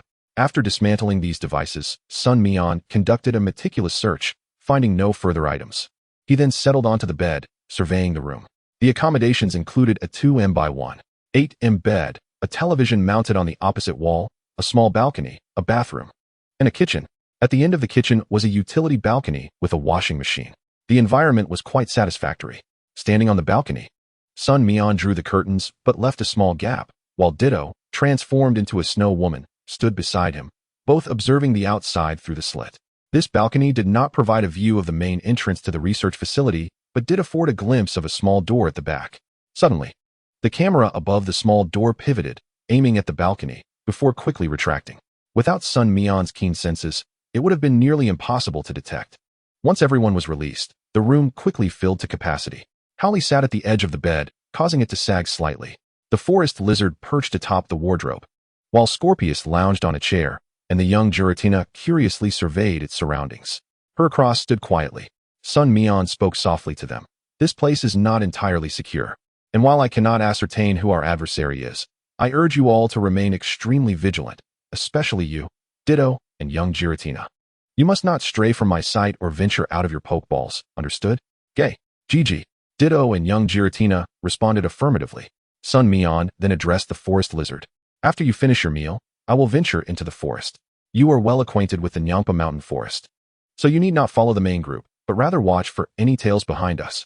The forest lizard nodded in understanding, remaining silent. Sun Mian was aware of its nature and knew it had taken his words to heart as he prepared lunch for everyone. After dining, Sun Mian recalled all his Pokémon. Exiting the research facility area, he crossed the location of the staircase, heading toward the cave where the monkey-like creature had previously led him. Upon entering the forest, Sun Mian immediately released all his Pokémon. Ditto swiftly transformed into the forest lizard, while the Real forest lizard leaped and vanished from sight. Chapter 153, The Pokémon of the Underground River. In the forest, Sun Mian was uncertain of the myriad dangers lurking within or the number of surveillance devices present. However, he was acutely aware that his movements were undoubtedly exposed to those within the research institute. Whether the forest lizard had also revealed its presence remained unclear to him. The wild Pokémon of the forest had all been cleared out long ago, having been removed from the Nyampa Mountain area. Unless a Pokémon capable of flight returned to the mountain, Sun Mian found no signs of Pokémon activity, despite his extensive search. Did the opposition simply abandon such a large area of forest? Sun Mian was perplexed. He quickly arrived at the previously encountered small cave. Once, members of the Sana gang, who had engaged in the theft of the Pokémon Center, concealed themselves within this forested mountain range. Upon discovering their hiding place, Sun Mian was guided by a Monferno to a location of refuge. The reason Sun Mian held this spot in his heart was not due to any profound memories associated with the incident, but rather the underground river that peeked through a crevice at the cave's base. Sun Mian had once vaguely perceived the silhouettes of Pokémon swimming in that subterranean waterway. This at least substantiated one point. The underground river had long been home to Pokémon life, and it was conceivable that this watercourse connected to a nearby river or sea. The closest river to the vicinity of Nyampa Mountain was the Han River, yet it lay nearly 200 kilometers away. Such an extensive underground river, devoid of any visible traces, could only be hinted at by the cave at Nyampa Mountain. The forest, absent of Pokémon, exuded an unusual tranquility. Familiar mountain paths began to guide Sun Mian. Before long, he arrived at the entrance of the diminutive cave, which remained stubbornly obstructed by entwined vines. Showing no signs of being cleared, it was difficult for any Pokémon not accustomed to this habitat to discover the spot. Sun Mian carefully lifted the vines, navigating his way inside without causing harm to them. After more than half a year, Sun Mian had grown taller, making the entryway feel somewhat constricted. The sound of dripping, akin to raindrops, was the only noise that could be heard inside the cave. After adjusting to the darkness, Sun Mian located the fissure leading to the underground river. From this crevice, the soft sound of flowing water could be faintly discerned.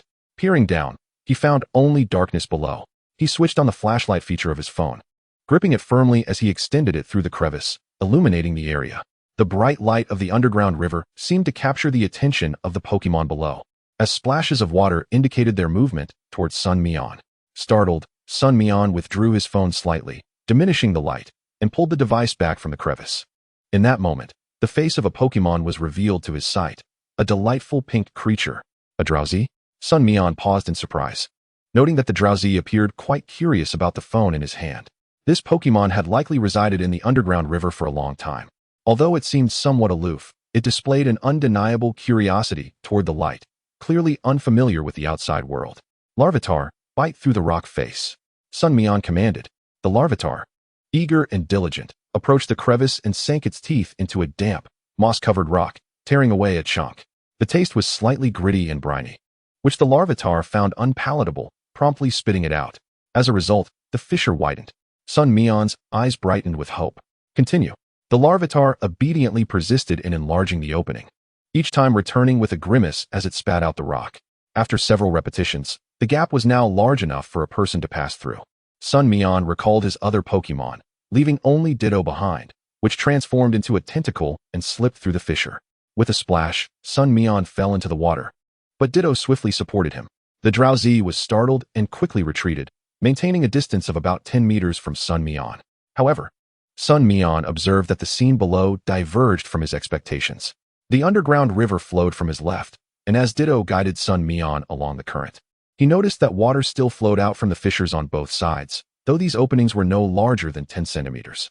It seemed as if a massive boulder obstructed the river's outlet, preventing any life within the underground river from escaping.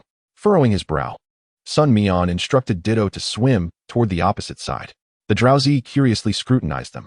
Sun Mian waved at it, but the Drowzee hesitated, instead maneuvering its body to climb up the side of the underground river, where there was a small area untouched by the water, approximately 10 square meters. This was the only viable resting point below. Upon reaching the other side, Sun Mian discovered that the underground river flowed down from above. The ceiling was quite high, exceeding 3 meters, and Sun Mian could not reach it.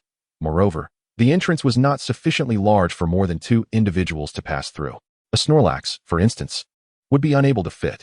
Sun Mian speculated that this Drowzee likely descended from that water outlet. After being swept away, it found itself trapped in this section of the underground river due to the blockage on the other side. But what of its food source? Sun Mian gazed thoughtfully at the water outlet. Soon, a Kingler with a large tail splashed down. Another Pokémon had fallen? Sun Mian observed the Drowzee skillfully using its telekinetic powers to control the Kingler, lifting it toward the platform. Was this how food was obtained? The Drowzee soon realized it was not the only one seeking a meal. There were others present. After a moment of hesitation, the Drowzee knocked the Kingler unconscious, then mimicked Sun Mian's earlier gestures, waving its appendage. Sun Mian paused in surprise, then chuckled, prompting Ditto to guide him closer to the platform. The Drowzee stepped aside, allowing enough space for Sun Mian, the Drowzee, and the unconscious Kingler to comfortably occupy the small platform. Ditto reverted to its original form and rolled over. The Drowzee gazed at it in astonishment, while Ditto proudly held its head high. Sun Mian glanced at the unfortunate Kingler, opting not to end its life, primarily because he could not bring himself to consume a Pokémon as sustenance. However, his size-reducing backpack possessed waterproof capabilities and contained ample food supplies. Sun Mian retrieved some provisions, offering Ditto an energy cube, which it eagerly devoured, chewing contentedly. He then produced another energy cube and extended it to the Drowzee. The Drowzee, intrigued by Ditto's enthusiastic consumption, hesitated before accepting the energy cube and tentatively taking a bite. Chapter 154. The True Intentions of the Research Institute. After savoring the energy cube's delightful taste and experiencing its invigorating effects, the Drowzee was successfully communicated with through the power of the oak. Just as Sun Mian had previously surmised, this Drowzee had indeed fallen from that water outlet. However, when it descended, 2 other Pokémon had still been present. The Drowzee had been in this location for approximately 3 months. The shadow of the Pokémon Sun Mian had glimpsed earlier was not the Drowzee, but one of those 2 Pokémon.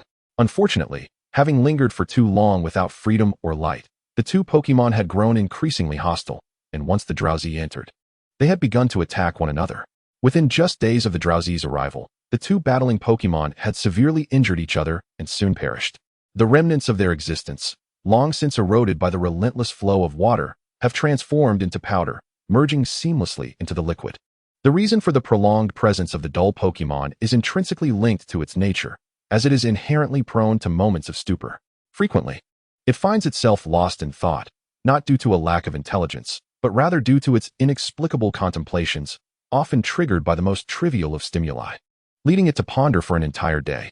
Stripped of other emotions, the dull Pokémon can easily withstand the oppressive atmosphere of this confined space, while simultaneously enduring the pangs of solitude.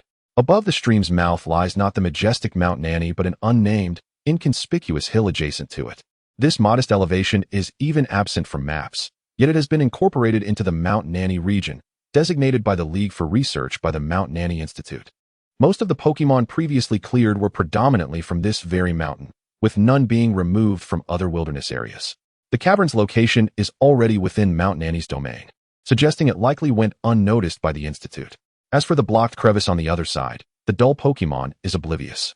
However, in the past 2 months, the abundance of Magikarp has provided it with ample sustenance. From an initial drop of 1 every 3 days, now one appears daily.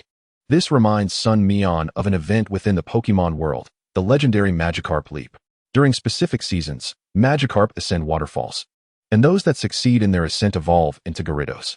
If this underground river connects to the Han River, which is a tributary of the Yangtze, then this subterranean stream could very well be the passage for nearby Magikarp to reach their legendary gate. Alas, the rock has completely obstructed this route. Even without the dull Pokémon fishing for Magikarp, they would still be unable to escape. Suddenly, Sun Mian recalls the bounty task concerning the personnel traces at the Mount Nanny air raid shelter. Could this diminutive cave also serve as an air raid shelter? Are those individuals in search of this underground river? Sun Mian's mind races, contemplating the possibilities. Yet, it may not solely be this reason. There are also suspicions regarding the anomalies at the Institute. The staff member clearly conceals something, and upon entering Mount Nanny, he was immediately monitored. All these points raise suspicion. After a moment of contemplation, Sun Mian resolves to take the initiative. Lingering in indecision serves little purpose. Having discerned the origins of this cave, it is imperative to further investigate the overtly suspicious elements. Otherwise, he would have no direction elsewhere. Sun Mian instructs Ditto to transform back into the dull Pokémon, its star-shaped mark on the forehead shimmering. This amplifies the dull Pokémon's psychic abilities, allowing Sun Mian to levitate and slip through the crevice again. He crouches above the cave, waving to the dull Pokémon below, which nods in cheerful acknowledgement, aware that Sun Mian intends to lead it outside. Ditto likewise levitates the dull Pokémon up to the cave's mouth, after which Sun Mian retrieves Ditto into its Pokeball. Just as he prepares to exit the cave with the dull Pokémon, he suddenly hears footsteps from outside. Someone is approaching. Sun Mian immediately presses down on the dull Pokémon, using the power of tranquility to calm it, signaling the possibility of adversaries outside. The dull Pokémon cautiously lowers itself, remaining silent. Sun Mian inches closer to the cave's mouth, concealed by vines, rendering the entrance invisible from the outside, while he too cannot see what lies beyond. He can only vaguely hear the sounds emanating from outside. The footsteps halt, and Sun Mian remains still, maintaining his composure, as voices begin to emerge once more. Where did that child run off to? Weavee searched the entire mountain. A child? Are they referring to him? What about the air raid shelter? Has no one discovered his presence? It appears someone is utilizing a communication device. Sun Mian cannot ascertain who is on the other end, but it is undoubtedly an individual from the Institute. He is acutely aware that the route leading to the cave is now largely covered by the Mount Nanny Institute's area. Therefore, if others are ascending the mountain, the Institute's personnel would surely be aware. Meanwhile, the police officers may remain oblivious to this situation. Thus, it stands to reason that these two bounty tasks are, in fact, one and the same. A phrase suddenly springs to Sun Mian's mind. The thief cries thief? After listening for a while longer, Sun Mian confirms that the interlocutor is indeed affiliated with the Institute, as they mention a detail he had previously speculated upon. Are there any signs of someone entering the laboratory at the foot of the mountain? None. Have you checked the surveillance on the roads? Right. Did they find his location after he entered the forest? Can we lock onto the position of that forest lizard? It is familiar with the trainer's scent, and following it would lead us to the child. Damn, this kid is harder to deceive than those police officers. Sun Mian quickly determines several possible directions. First, the helicopter platform-like area likely conceals a laboratory underground. Second, his entry into the forest was indeed detected, including the independent actions of the forest lizard. Ditto's transformation into the forest lizard must have been observed. Third, although the forest lizard was spotted acting alone, its precise location has not been tracked. Fourth, the Institute members actively issued the air raid shelter bounty, fabricating traces of personnel activity to mislead the officers into investigating the shelter. What are they attempting to conceal? Sun Mian's pupils constrict, realizing the connection to the missing Pokémon from the Institute. This was a case they reported as a bounty. But why then fabricate another bounty task? It is highly likely that those Pokémon are not merely missing. Have they perished or become uncontrollable? Or perhaps, Chapter 155, The Plunge. Sun Mian considers the situation from the perspective of the Institute's leader. Why would they issue a missing persons task? It is plausible that the disappearance was not intentional, but rather a Pokémon escaped. But why go through such elaborate lengths to hide this runaway Pokémon? Is this research genuinely targeting Pidgeot? Sun Mian gradually notices the sounds outside have ceased. While he has resolved several previous uncertainties, new questions have emerged. This is hardly a matter that 20,000 could resolve. Sun Mian cannot confront the Institute for that amount. The individual capable of utilizing a mountain as a research base must possess an incredibly formidable background and resources. How could a fledgling investigator like himself tackle such a case? What a farcical notion. As he glances at his phone, the 1 or 2 bars of signal that remained have vanished. It seems the opposing party, uncertain of his location but wary of his discoveries, has directly blocked all surrounding signals. Sun Mian's expression darkens as he swiftly makes a decision. He must locate the forest lizard and escape. He needs to distance himself from this research facility. Gently parting the vines, he reveals a narrow gap, scanning the area but seeing no one. Yet, the more uncertain the situation becomes, the more cautious Sun Mian feels. The shapeshifter re-emerged, transforming into a snow spirit, keenly attuning itself to the presence of individuals nearby. An eerie gust emanated from the snow spirit's form, weaving through the vines and reaching the outside world. Sun Mian could not help but shiver, while the shapeshifter's eyes suddenly gleamed with intensity. Hastily, Sun Mian communicated through the power of the everlasting tree. There are people, merely 30 meters away. If we venture out, we will undoubtedly be discovered. Thankfully, he had exercised caution. Cold sweat trickled down Sun Mian's brow. How to proceed? The underground river. Suddenly, he recalled that if the river were indeed obstructed by a rock, breaking through would surely provide an escape. Sun Mian's realization dawned upon him. He quickly led the shapeshifter and his companion, the slowpoke, back into the underground river. The water was perilously deep, without the shapeshifter's transformation into a jellyfish. Sun Mian would have been completely submerged. He urged the shapeshifter to place him onto a nearby platform. Summoning his might, he called forth his Pokémon. With great difficulty, the shapeshifter supported the Mighty One as they approached the blocked section of the river. Mighty One, assess whether you can break through directly. Sun Mian's tone was forceful. The Mighty One responded with unrestrained vigor, delivering a powerful punch that struck the obstruction. The underground passage began to tremble as sand and stones cascaded downwards. Sun Mian furrowed his brow. The commotion was excessive. However, the shapeshifter struggled to sustain the weight of the young Giratina, thwarting any plans to carve out a passage. Mighty One, strike with all your strength. There was no time to waste. They could only hope to break through before the others heard the commotion. The Mighty One roared, swiftly combining rapid punches with the monkey style of boxing, relentlessly pummeling the boulders in their path. Debris flew in all directions. Yet the rock proved thicker than Sun Mian had anticipated. The Mighty One continued to hammer away ferociously. The force of his blows resonated throughout the water's surface. The noise was enough to capture the attention of those outside. What was that? Over there. Quickly. Sun Mian could not hear their cries. Yet he saw the gap between the rocks widening under the Mighty One's relentless effort. The water was flowing faster, and the water level in the underground passage was visibly dropping. Almost there. The Mighty One roared once more. He urged the shapeshifter to move back slightly, then leaped with all his might. His fist collided with the rock. Boom. Countless fissures erupted. The force of the water was the proverbial last straw. They had broken through. The Mighty One could barely keep his balance, swept away by the torrent. Damn it. Shapeshifter, we must go. Sun Mian grasped the shapeshifter with one hand and the slowpoke with the other, allowing the current to carry them away. Meanwhile, several individuals who had located the cave began to pry apart the vines outside. Upon entering, they were greeted by the sight of the underground river raging like a flood. There truly was a passage. Hurry, informed the director. That child must have fled from here. The forest lizard sensed Sun Mian's presence fading away, gradually slipping from its perceptive range. The forest lizard anxiously gazed in that direction, swiftly descending from the treetops, racing towards the cave's entrance. Just as it locked eyes with the group, the forest lizard disdainfully raised an eyebrow, then burst forth with speed, vanishing before them. No, it reappeared directly behind the group. It dove into the cave, spotting the underground river, and without a moment's hesitation, leaped into the water. The reason the others could not pursue was that the forest lizard had unleashed a swift blade of leaves, piercing through their bodies before it plunged into the water. As the forest lizard submerged, the bodies of the individuals slid down, half of their forms collapsing onto the ground. With the help of the shapeshifter and the slowpoke, Sun Mian, though no swimmer, managed to maintain his composure in the water. Soon, he spotted the Mighty One. The Mighty One flailed about, unable to control himself in the water, an unsettling sensation causing him to panic after such a long time. Sun Mian quickly retrieved the Mighty One's Pokeball, struggling to aim correctly and failing 4 times before finally recalling him. The underground river passage was enveloped in darkness, resembling a colossal pipeline, with the water surface acting as the stone wall, allowing only brief, hurried breaths. Sun Mian felt as though he might burst from the pressure. Finally, light appeared ahead. Sun Mian rejoiced.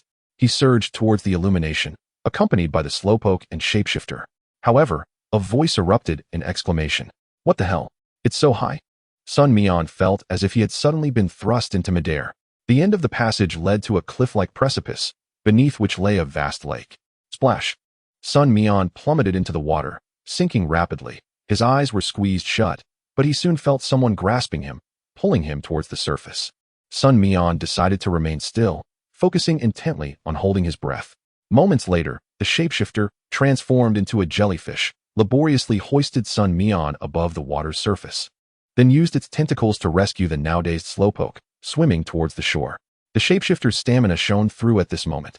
Having safely brought Sun Mian and the Slowpoke to the bank, the shapeshifter spotted a familiar figure emerging from the mouth of the underground passage. Second brother? The shapeshifter paused momentarily, then hastily set down Sun Mian and the Slowpoke, diving back into the water to assist the forest lizard. Yet, the forest lizard shook its head, sending splashes of water flying. Just as it was about to plunge into the water, a gust of wind stirred up green leaves, swirling the water beneath it. The forest lizard leaped from the leaves, quickly propelling itself away. Sun Mian's forest lizard possessed the ability to control windstorms of leaves around itself. It utilized the leaves to leap onto the bank, casting a glance at the astonished shapeshifter. Oh, little brother, you seem quite flustered. Chapter 156, Wrongfully Accused. At this moment, Sun Mian observed the forest lizard landing gracefully, and he couldn't help but twitch his lips in resignation. However, the fact that the forest lizard had managed to accompany him brought him solace. He pulled out his phone to check, only to find that the device had succumbed to water damage. He shook it, a small stream of water gushing from the charging port. It seemed best not to rely on it any longer. But where were they? Sun Mian surveyed his surroundings, releasing the Mighty One and the others as well. The unfamiliar environment compelled them to emerge together for reassurance.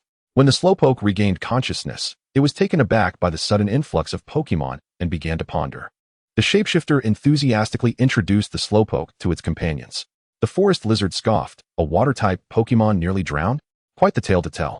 However, the forest lizard's haughty demeanor was well known among its peers, and they paid it no heed, instead approaching the Slowpoke to greet it. The Mighty One even tossed the Slowpoke high into the air. The dull Pokémon suddenly trembled, its limbs thrashing wildly, but was soon caught by Machoke, followed by the sound of Mashoki's exaggerated laughter. The dull Pokémon sensed that something was amiss with these creatures. Sun Mian observed for a while, noting the absence of human presence, which at least confirmed that he was not at the Han River, but rather at a tributary. If he could locate the riverbed, he should be able to reach the Han River. Sun Mian and his Pokémon replenished their food and energy before commencing their search along the lakeside for a path leading to the Han River. Sun Mian pondered over the arduous evolution journey of those Magikarp. They had to endure rushing waters, bungee jumps from great heights, and navigate their way through obstacles. Reaching the Han River was merely the beginning of their quest. Eventually, Sun Mian discovered a downstream exit. However, he wondered how to traverse it. Should he transform Ditto into a tentacle to carry him across? Sun Mian felt that even if he didn't drown, he would certainly emerge as a waterlogged mess. Fortunately, the surrounding area was densely wooded. Machoke nodded knowingly, uprooting several trees while Heracross and Scorpius worked to chop them into uniform wooden planks. Meanwhile, Trico gathered some vines. With a sturdy yet rather unsightly raft assembled, they pushed it into the water. Sun Mian instructed Trico and Scorpius to stay close while recalling Machoke and the others, as their weight was not conducive to the raft's buoyancy. With the raft's assistance, Sun Mian still felt the occasional splash of water soaking his clothes, but it was far superior to being in the water directly. At that moment, he longed for a Lapras. After all, it was the premier aquatic mount. However, Lapras were exceedingly rare, and certainly not found in such a small river. Following the current, Sun Mian gradually spotted the outline of urban structures. It appeared to be a quaint little town, with few tall buildings, most being low-rise. The water flowed directly into the town's periphery, merging into a stream akin to a moat. Sun Mian decided against continuing downstream on the raft and instead made his way ashore, where several pedestrians noticed him, pointing and whispering. Embarrassed, he rubbed his nose and noticed a young girl timidly trying to avoid him. "Little sister, do you know where the nearest Pokemon Center is? Please don't run away," Sun Mian called out. To his astonishment, the girl took off at a dead sprint. Was he really that frightening? He then glanced at an elderly woman nearby. Upon noticing Sun Mian looking her way, she exclaimed in a panic, "Young man, I'm nearly 80. Sun Mian was perplexed. What did her age have to do with his inquiry? Fortunately, a bold middle-aged man stepped forward, observing Sun Mian's disheveled appearance. "Young man, are you a trainer?" he asked. "Yes, sir. Do you know if there's a Pokemon Center in town?" Sun Mian inquired. "There isn't one here. You'll have to go to the city. However, there's a hospital with a Pokemon medical point," the man replied. "Then never mind that. Sir, where's the police station? My phone got wet, and I need to contact my family," Sun Mian said. "This way, I'll show you," the man eagerly offered. Sun Mian quickly managed to contact Zhang Qi. Upon hearing about Sun Mian's series of events, Zhang Qi frowned. "Are you sure the research institute is falsely accusing us? They just claimed that you, our very own, stole their documents." "What?" Sun Mian furrowed his brow, feeling the situation had become quite grim. "You know I wouldn't steal their documents, right?" The head of the Jiangbo Mountain Research Institute even came to file a report. "The police have to take this case seriously. I heard they also discovered Magikarp in the ancient capital's Dragon Gate passage. That is a significant achievement, and higher-ups are paying attention to it." Zhang Qi's words left Sun Mian in silence for a moment. Having connections certainly made things easier. "I was the one who broke open the Dragon Gate passage. There's definitely something wrong with that research institute, Uncle Zhang. I trust your words, but I can't represent the ancient capital police alone. I can only have my people investigate this matter. Do you have any evidence to prove the research institute is at fault?" Zhang Qi asked. "No. Then you should return to the ancient capital. You'll encounter more uncontrollable factors out here. I'm here, and they won't resort to violence against you." Sun Mian reluctantly agreed. When Zhang Qi arrived in town riding a Charizard, Sun Mian greeted him calmly. Zhang Qi glanced at Sun Mian, noticing no signs of panic or dissatisfaction on his face. "The police have opened a case. They know our relationship, and I want to be responsible for this case upon return. Another level 4 officer will handle it. But rest assured, I've mentioned your concerns in the meeting, and there are quite a few who support your claims now," Zhang Qi stated slowly. Sun Mian nodded. "Don't worry, Uncle Zhang. This matter won't break me." Zhang Qi patted Sun Mian on the shoulder. Upon returning to the ancient capital, staff members from the Jiangbo Mountain Research Institute were still at the ancient capital police station. Upon seeing Sun Mian, one of the staff members indignantly shouted, "It's him. He stole our documents while we weren't paying attention." Zhang Qi frowned slightly, and the other officers, noticing Zhang Qi's presence, did not react.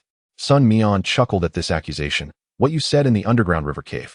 I believe that a esteemed level 3 inspector would love to hear about it. Now you dare to slander me? You should clean your own mess first." The staff member was momentarily taken aback, then fell silent, cold sweat trickling down. He was the one who spoke outside the cave. He knew exactly what was said. "Damn it, this kid recorded us." Chapter 157, Fossil Pokemon. Sun Mian appeared utterly unflappable, and combined with his status as an intern inspector, he was indeed quite intimidating. The staff member from the Jiangbo Mountain Research Institute was drenched in cold sweat, hesitating to continue making wild accusations. Sun Mian then smirked. "Leader Zhang, let us go. I need to have a proper discussion with the Jiangbo Mountain Research Institute." Zhang Qi nodded in agreement. Before they left, he cast a deep glance at the staff member. The staff member watched as the two entered the office, too frightened to linger, hastily exiting the police station and rushing to their vehicle, immediately advising the institute's head. "Director Jiang, that kid returned to the police station." He is quite bold. "I'm currently in operation. The inspection team will head to the police station shortly, so please cooperate with the reception." On the other end of the phone, Director Jiang of the Jiangbo Mountain Research Institute spoke with an air of arrogance. "Director Jiang, the situation might be more complicated than you think." The staff member hurriedly added, "That kid doesn't know where he was hiding before, but he recorded us." "What?" Director Jiang abruptly stood from his office chair, contemplating briefly, his tone darkening. "What did he record? Has he been to the Research Institute? He must have realized that our previous bounty was a ruse. He might have recorded something in the largest air defense lab at the foot of the mountain." The staff member, unable to conceal his fear, hurriedly added, "He wouldn't have had the chance to record anything. Who told him?" Director Jiang snapped, his temper flaring. The staff member dared not respond. If he were to reveal that it was his own words, Director Jiang would surely retaliate. "Director Jiang, after gradually calming his emotions, instructed, "In that case, you should return first. I will have the inspection team sent back later. Given the current situation, we are quite passive. Immediately notify all personnel outside the Research Institute to convene and discuss this matter." With that, Director Zhang abruptly ended the call. The staff member wiped the sweat from his forehead and hurriedly began notifying those outside the institute. It is worth noting that these individuals constitute the institute's formidable force. A research institute comprises not only researchers and scholars, but also trainers and breeders affiliated with it. In particular, those institutes established by prominent families boast exceptionally skilled trainers, who are not only well-trained but also possess resources far superior to the benefits provided by the League. Naturally, this leads some avaricious individuals to become the private armed forces of these influential families. Within the Research Institute, that staff member hurried back. In the largest conference room at the mountaintop research facility, many individuals had already gathered. Only the trainers outside had yet to return. Director Jiang had not yet arrived.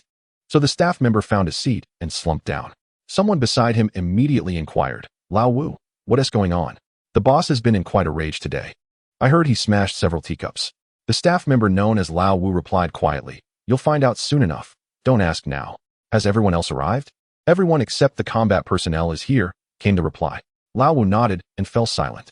After a while, all the combat personnel from within the ancient capital returned. Those from other locations could only participate via video call. Director Jiang entered with a stern expression, standing just under 6 feet tall. His single eyelids and slanted eyes gave him a somewhat sinister and sharp demeanor. He surveyed the room and, upon seeing the crowd, slammed his bag heavily on the table. "Today, a grave incident occurred. A probationary investigator infiltrated our research institute and recorded audio that may contain critical documents. The researchers present are far more aware than I of the ramifications should this information reach the outside world.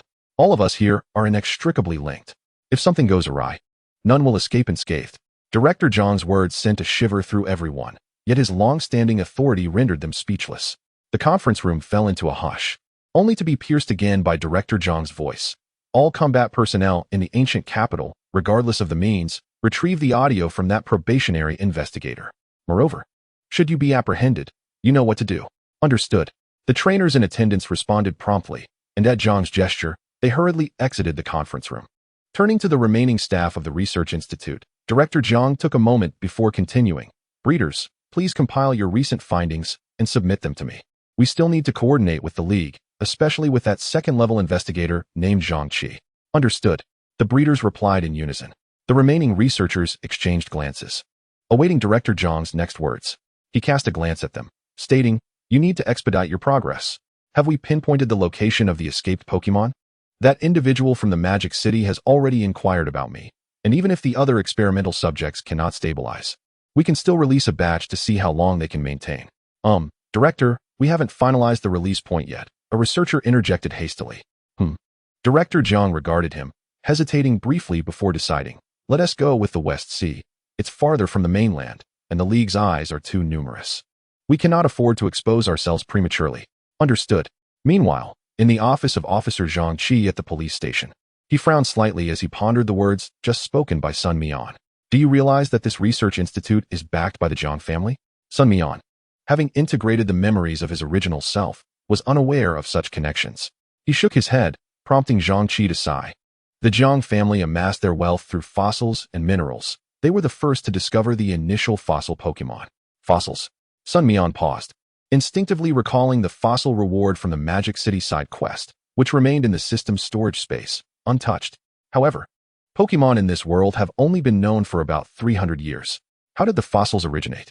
Noting Sun Mian's confusion, Zhang Qi explained, "Some fossils come from within Pokémon, while others appear in the wild, not embedded in the ground or cliffs, but emerging directly. You should have heard some rumors by now.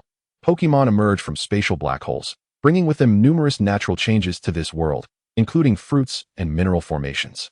Zhang Qi's words prompted Sun Mian to reflect deeply. "So now you understand the Zhang family's unique status within the League? Most of the genetic material of these fossil Pokémon is retained within the Jiang family. Have there been any successful revivals of fossil Pokémon?" Sun Mian asked suddenly. Zhang Qi hesitated before replying. "I've heard that the Jiang family has successfully revived a batch, but the genetic stability has yet to be fully achieved. Further observational experiments are necessary." Chapter 158, The New Home of the Dull Pokémon. Sun Mian nodded slightly. Even if this were the case, based on what he knew, the Jiang family led fossil research in Huagua. They are indeed the foremost authority among all organizations in the current world. This is a significant point of pride for Huagua. Even a mere research institute in the ancient capital is beyond individual challenge or scrutiny. Sun Mian had unwittingly walked into a minefield. After a moment of hesitation, Zhang Qi continued, I've heard that the head of the Jiang family at the Jianghua Mountain Research Institute is quite unscrupulous. He might cause trouble behind the scenes. You've managed to resolve the official issues with your recording, but now, who knows how many eyes are watching you as you go about. Sun Mian exhaled, refraining from making any grandiose statements. Personally, I don't mind, but I hope Uncle Zhang can keep an eye on my adoptive parents. Zhang Qi nodded, of course. You should stay at the police station for now. I still need to participate in the national conference, Uncle Zhang. I can't remain at the police station indefinitely. My identity is tied to you, which complicates matters, Sun Mian replied rationally. Zhang Qi could say no more, his brow furrowed as he considered solutions for Sun Mian. As a member of the League with a solid background, Zhang Qi had risen rapidly, but he could not easily wield the influence of his connections. Even though a second-level investigator is considered a deputy in provincial capitals, he still holds little weight in the presence of those with greater power. However, Sun Mian remained optimistic. The events had transpired. Dwelling on regret would be futile. Now, he must address the issues at hand, even if no immediate solutions were available. Yet, Sun Mian had the system. Their fates were intertwined. If Sun Mian perished, the system would cease to exist as well. Just as Sun Mian was departing the police station, the system predictably began to issue tasks. Triggered task, a perilous crisis. For each day survived, 24 hours, a randomly enhanced potion will be rewarded until the Jiang family concludes their pursuit. It is a repetitive task, which can also be regarded as a daily chore. Sun Mian finds himself at a crossroads, unsure whether to laugh or weep. The system is not reluctant to issue tasks to bolster his strength. Rather, it is constrained by its own substantial energy requirements. Each task released depletes the system's energy, facilitating the transfer of rewards. The system's willingness to generously issue repeated tasks this time has made Sun Mian acutely aware of its underlying sense of urgency. Host, I recommend allowing Howley to evolve ahead of schedule. It is merely 3 steps away from achieving perfection. Additionally, the incomplete divine essence can be bestowed upon the young Giratina, and we can establish contact with Cresselia through the psychic imprint. The system rapidly generated several ideas to aid Sun Mian in surviving. However, he refrained from acquiescing immediately, recognizing that such actions would preemptively exhaust his trump cards. Currently, those individuals are oblivious to their own capabilities and dare not act recklessly. Should they become aware of their true strength, it is likely that the ensuing crises would multiply. The system solely analyzes data and the success rate of tasks, neglecting the intricacies of human emotions. Sun Mian did not return home. Instead, he purchased a new mobile phone, as the SIM card from his previous one remained functional. He dialed Wang Yulan. Mom, I will be embarking on another mission soon, and I may have to stay out overnight. Please don't worry. I will call you every day. Also, take care of yourself and Dad. After hanging up, Sun Mian gazed at the sky, devoid of stars.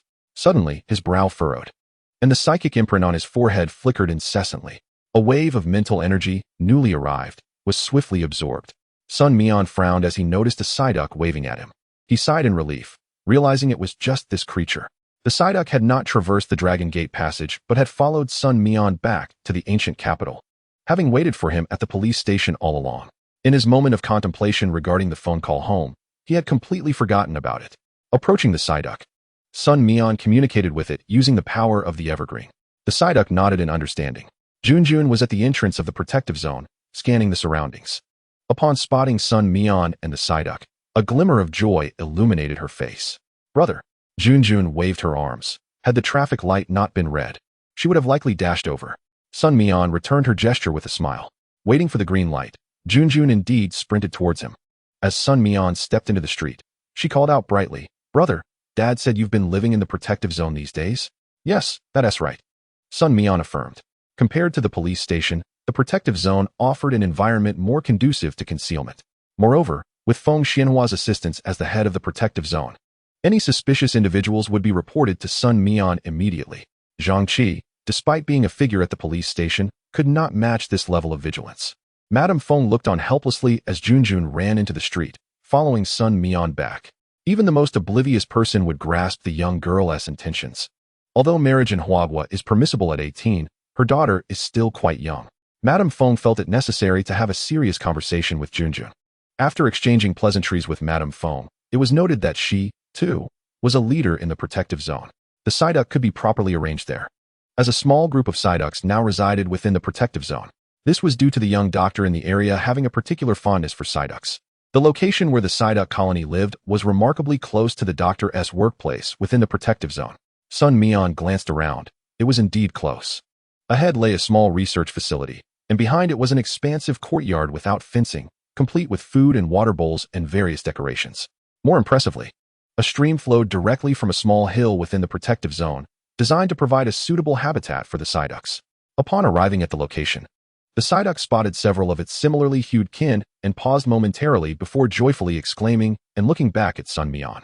Seeing Sun Mian smile and nod in encouragement, the Psyduck hurried towards its companions. Even so, it did not seem inclined to run. Sun Mian observed as the Psyduck integrated seamlessly with its newfound family. Lying together on a stone platform near the stream in a daze, he felt a sense of relief, having fulfilled his promise to find this Psyduck a new home. Speaking of which, one must mention the Mankey. After the protective zone opened, Mankeys were quickly relocated there, with the small hill fed by the stream serving as their habitat. However, the Mankeys were unable to achieve their aspiration of becoming the kings of the mountain, primarily due to the presence of a fiercely protective Espur residing atop the hill. Chapter 159, A Letter from Home. As Sun Mian watched the Psyduck blend into its group, he prepared to take his leave when a young man in a white lab coat approached, carrying a handful of modified energy cubes. These cubes were evidently designed specifically for water-type Pokémon. The Psyducks happily consumed the energy cubes, and the additional one was noticed by the young man. However, he was not overly surprised, for Madame Feng had already begun to take care of the situation. Dr. Xiaomu, Madame Feng said, grasping Junjun's hand, who promptly greeted him politely. Oh, and Junjun, good evening.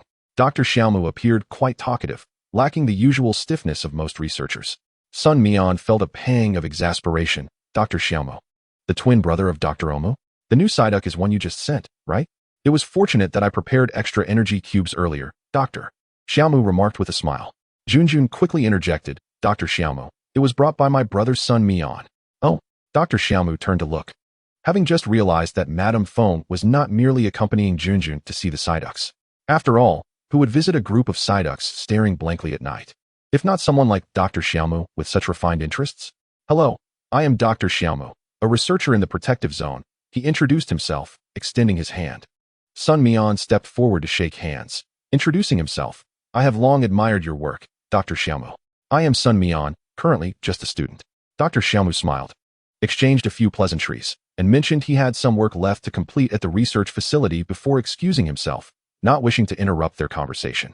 Madame Feng then remarked, Dr. Xiaomu is quite talented. His presence in the protective zone is likely driven more by interest. Given the current scale of the protective zone, it is insufficient to establish a full-fledged research facility. He probably intended to simply have an affiliation. Sun Mian nodded, recognizing that Dr. Xiaomu was the type of individual dedicated to his research, indifferent to the location of his work. That makes sense, Madame Feng mused with a smile, then added, let us head to the staff lounge. I have arranged a small suite for you, though it is a bit cramped. It's perfectly fine, Aunt Yang. I am truly grateful to you and Uncle Feng. This arrangement is wonderful, Sun Mian replied eagerly. The staff count within the protective zone was considerable, given the need for constant vigilance over two large areas. The conflicts among wild Pokémon also required ongoing monitoring, particularly with the Espur, which had a notorious history and was a subject of close observation upon entering the protective zone. However, it was later discovered by the staff that as long as the little cat monster was not threatened, the Röntgen cat typically remained nestled in its den. Recently, due to the preparations for the national games and the examinations at the Pokémon Academy, the reserve was bustling with activity. Just as Mrs. Feng brought Sun Mian to the resting area, she received several phone calls. Even at night, the regions inhabited by wild Pokémon were still rife with unresolved matters. Sun Mian, understanding the situation, said, Aunt Yang, please attend to your work. You've given me the keys, and I know the room number. I can manage on my own. Mrs. Feng hesitated for a moment before apologetically replying, all right, there's just too much work at hand. Will you be free tomorrow, Xiaomian? Let us have a meal together. Sure. Aunt Yang, Sun Mian responded with a smile. Junjun, with a twinkle in her eye, chimed in, Mom, You go ahead with your work. I'll just stay here with my brother. Mrs. Feng looked at her and firmly stated, Andy will come to pick you up later.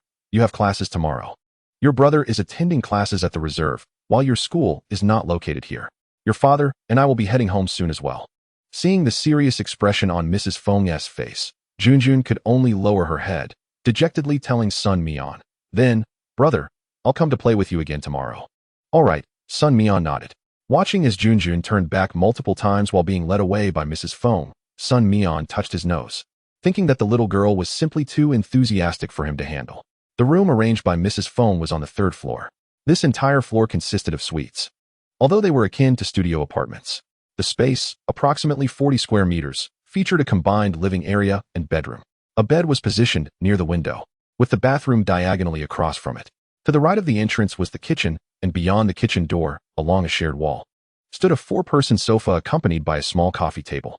After some contemplation, Sun Mian decided against letting everyone out of their pokeballs. The space was too confined, and releasing them would make it cramped, not to mention they would be more comfortable inside their balls. Additionally, he was concerned that the weight of Howley and the young Gyarados might cause disturbances to the residents below. After washing up, Sun Mian was suddenly alerted by the text notification from his newly purchased phone. It was a bank transfer notification. Someone had deposited 520,000 into the bank account linked to this phone number. Furrowing his brows slightly, he soon saw a message from Wang Yulan. The content was as follows.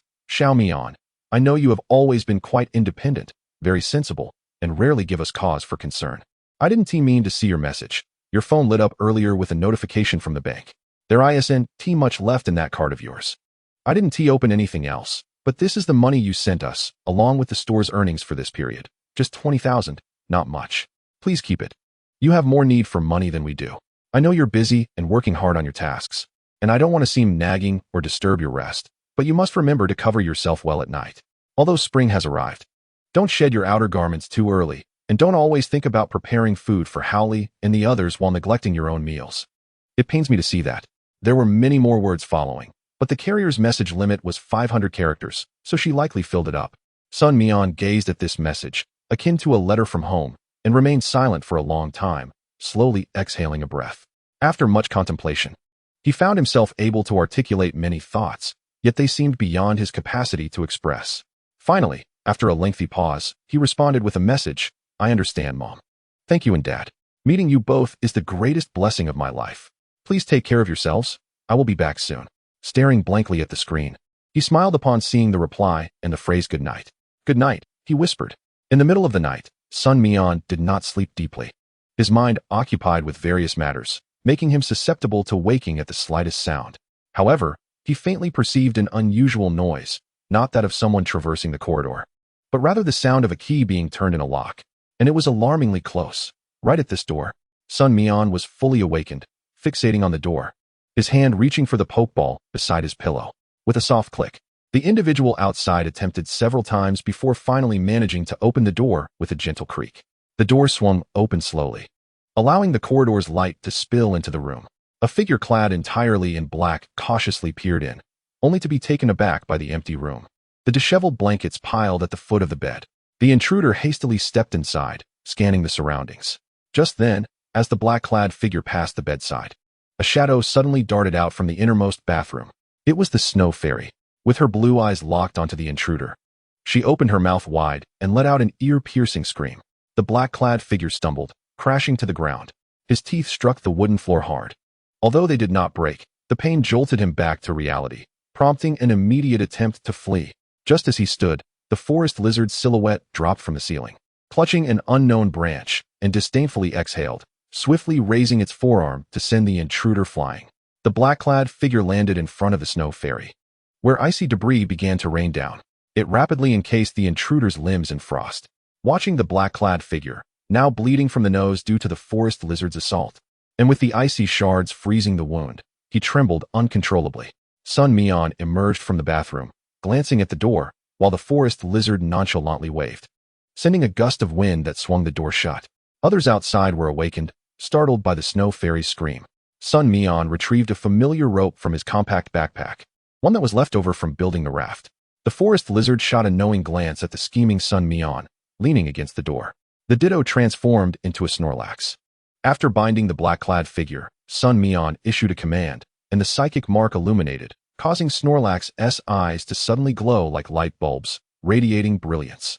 A mental shockwave was unleashed by the psychic mark. The intruder's body went rigid for a moment, his gaze gradually turning hollow. "Who sent you? What is your purpose?"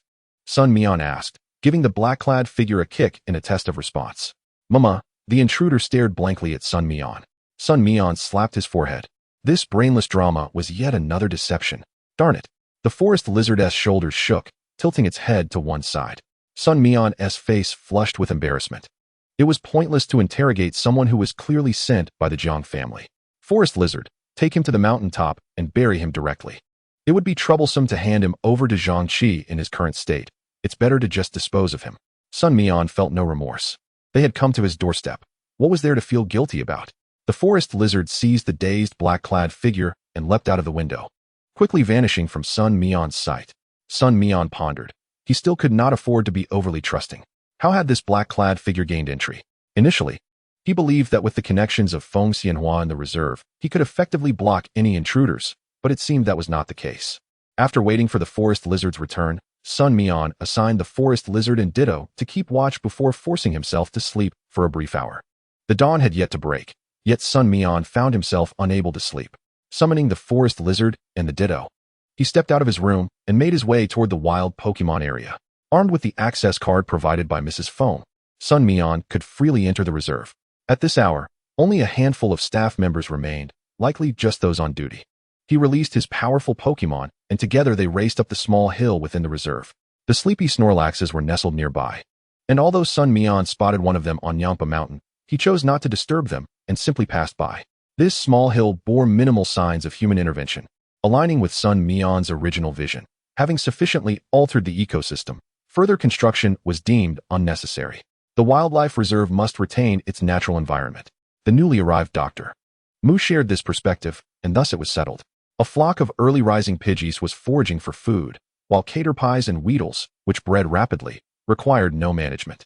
Sun Mian even noticed a Caterpie lost in thought, perhaps pondering how to evolve into a Rayquaza. Upon reaching the summit, Sun Mian quickly spotted a familiar figure, an Ampharos, clutching a dead Pidgey in its mouth. Startled to see Sun Mian, the Ampharos dropped its catch and attempted to flee. Sun Mian, taken aback, wondered if he appeared so intimidating. "Ampharos, come back. I'm not trying to steal your food. I need your assistance." After some coaxing, the Ampharos returned, casting a wary glance at the nearby Machoke, which was eyeing its Scorpy. The Ampharos let out a resigned sound, realizing Sun Mian actually wished to be electrocuted. Shocked, the Ampharos shook its head vigorously, thinking, "Do you take me for a fool? If I zap you, those fellows will pounce on me." However, after Sun Mian reassured it that Machoke would not interfere, the Ampharos unleashed a bolt of electricity. It cautiously approached Sun Mian, the currents coursing between them. The Ampharos felt as though a pump was siphoning its energy, causing it to panic and instinctively attempt to flee. Quick as a flash, Sun Mian grasped the nape of the Ampharos's neck. It struggled briefly, but Scorpy loomed before it, baring its fangs. "Try moving again and see what happens." The Ampharos, disheartened, lay flat on the ground. Only when it sensed the last vestiges of its electric energy had been drained did it emit a pitiful cry. "System, how much energy remains?" 34. Not bad, Sun Mian thought, wishing he had a Zapdos to siphon energy from. Yet he had Ditto, which, although not as effective as a genuine electric type like Ampharos, would suffice. Not needing words, Ditto transformed into an Electabuzz at Sun Mian's gaze. Once the system indicated 50 energy points, Sun Mian released Ditto, allowing it to revert to its original form. Meanwhile, Machoke and the others had already begun their training. The Ampharos seized the opportunity to flee, much to Sun Mian's chagrin, as he retracted the energy cube he had intended to offer it, saving himself a sum.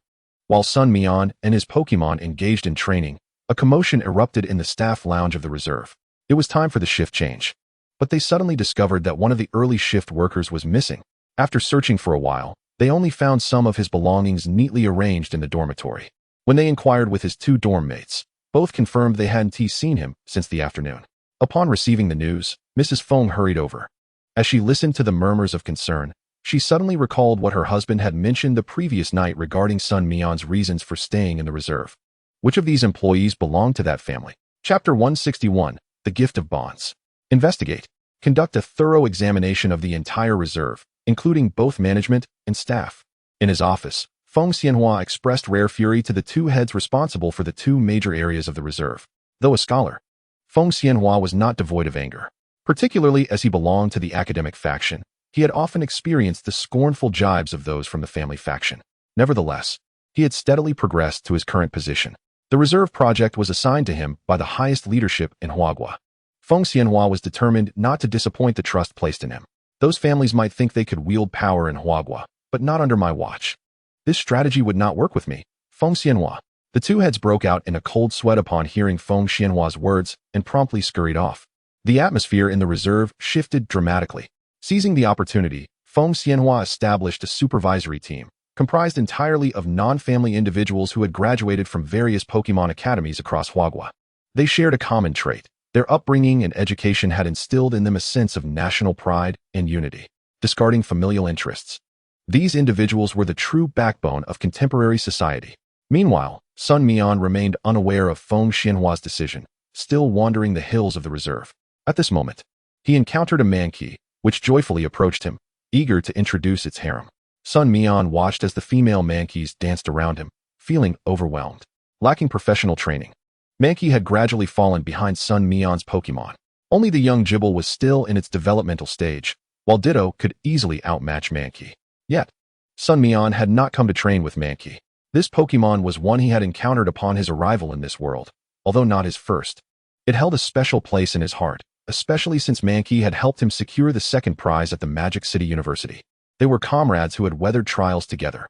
Sun Mian inquired about Mankey's experiences in the reserve, especially considering it had been displaced by the Jiang family to facilitate their research. Given Sun Mian's current circumstances, his disdain for the Jiang family had only intensified. Mankey, however, was nonchalant. As long as it had its kin, it was content wherever it went.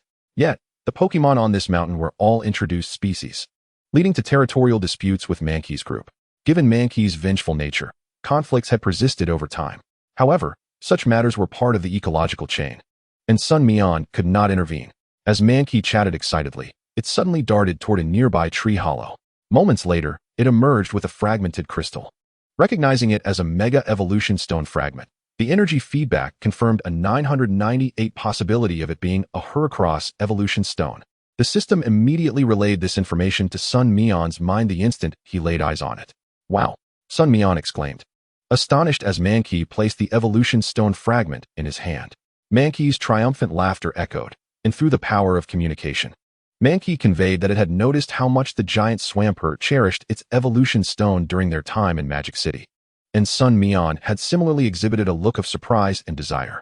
The monkey monster is acutely aware that his current circumstances are largely due to the assistance of Sun Mian. He has always regarded Sun Mian as his younger brother, while he himself assumes the role of the elder sibling. Thus, he finds it difficult to accept help from his younger counterpart with grace. Consequently, after arriving at the sanctuary, the monkey monster resolves to find a suitable gift for Sun Mian. During his relentless skirmishes with other factions, he scours the entire wild Pokémon sanctuary, ultimately discovering a fragment reminiscent of the evolution stone of the Gigantamax Swampert. The system indicates that the fragment is approximately half intact, and inquires whether to expend 18 units of energy to scan the entire Dragon Head original sanctuary's geological structure. Sun Mian does not respond immediately. Instead, he solemnly addresses the monkey monster, stating, "In truth, I have not been of much assistance to you. It is you who have aided me in Magic City, and providing you with a new home is merely a promise I made to you from the outset." Taken aback by Sun Mian's words, the monkey monster becomes visibly irritated, dismissing the fragment with a wave of his hand before departing with his entourage. Sun Mian watches in silence as the monkey monster gradually disappears from sight. A smile suddenly graces his lips as he exhales deeply and responds to the system. Commence the scan.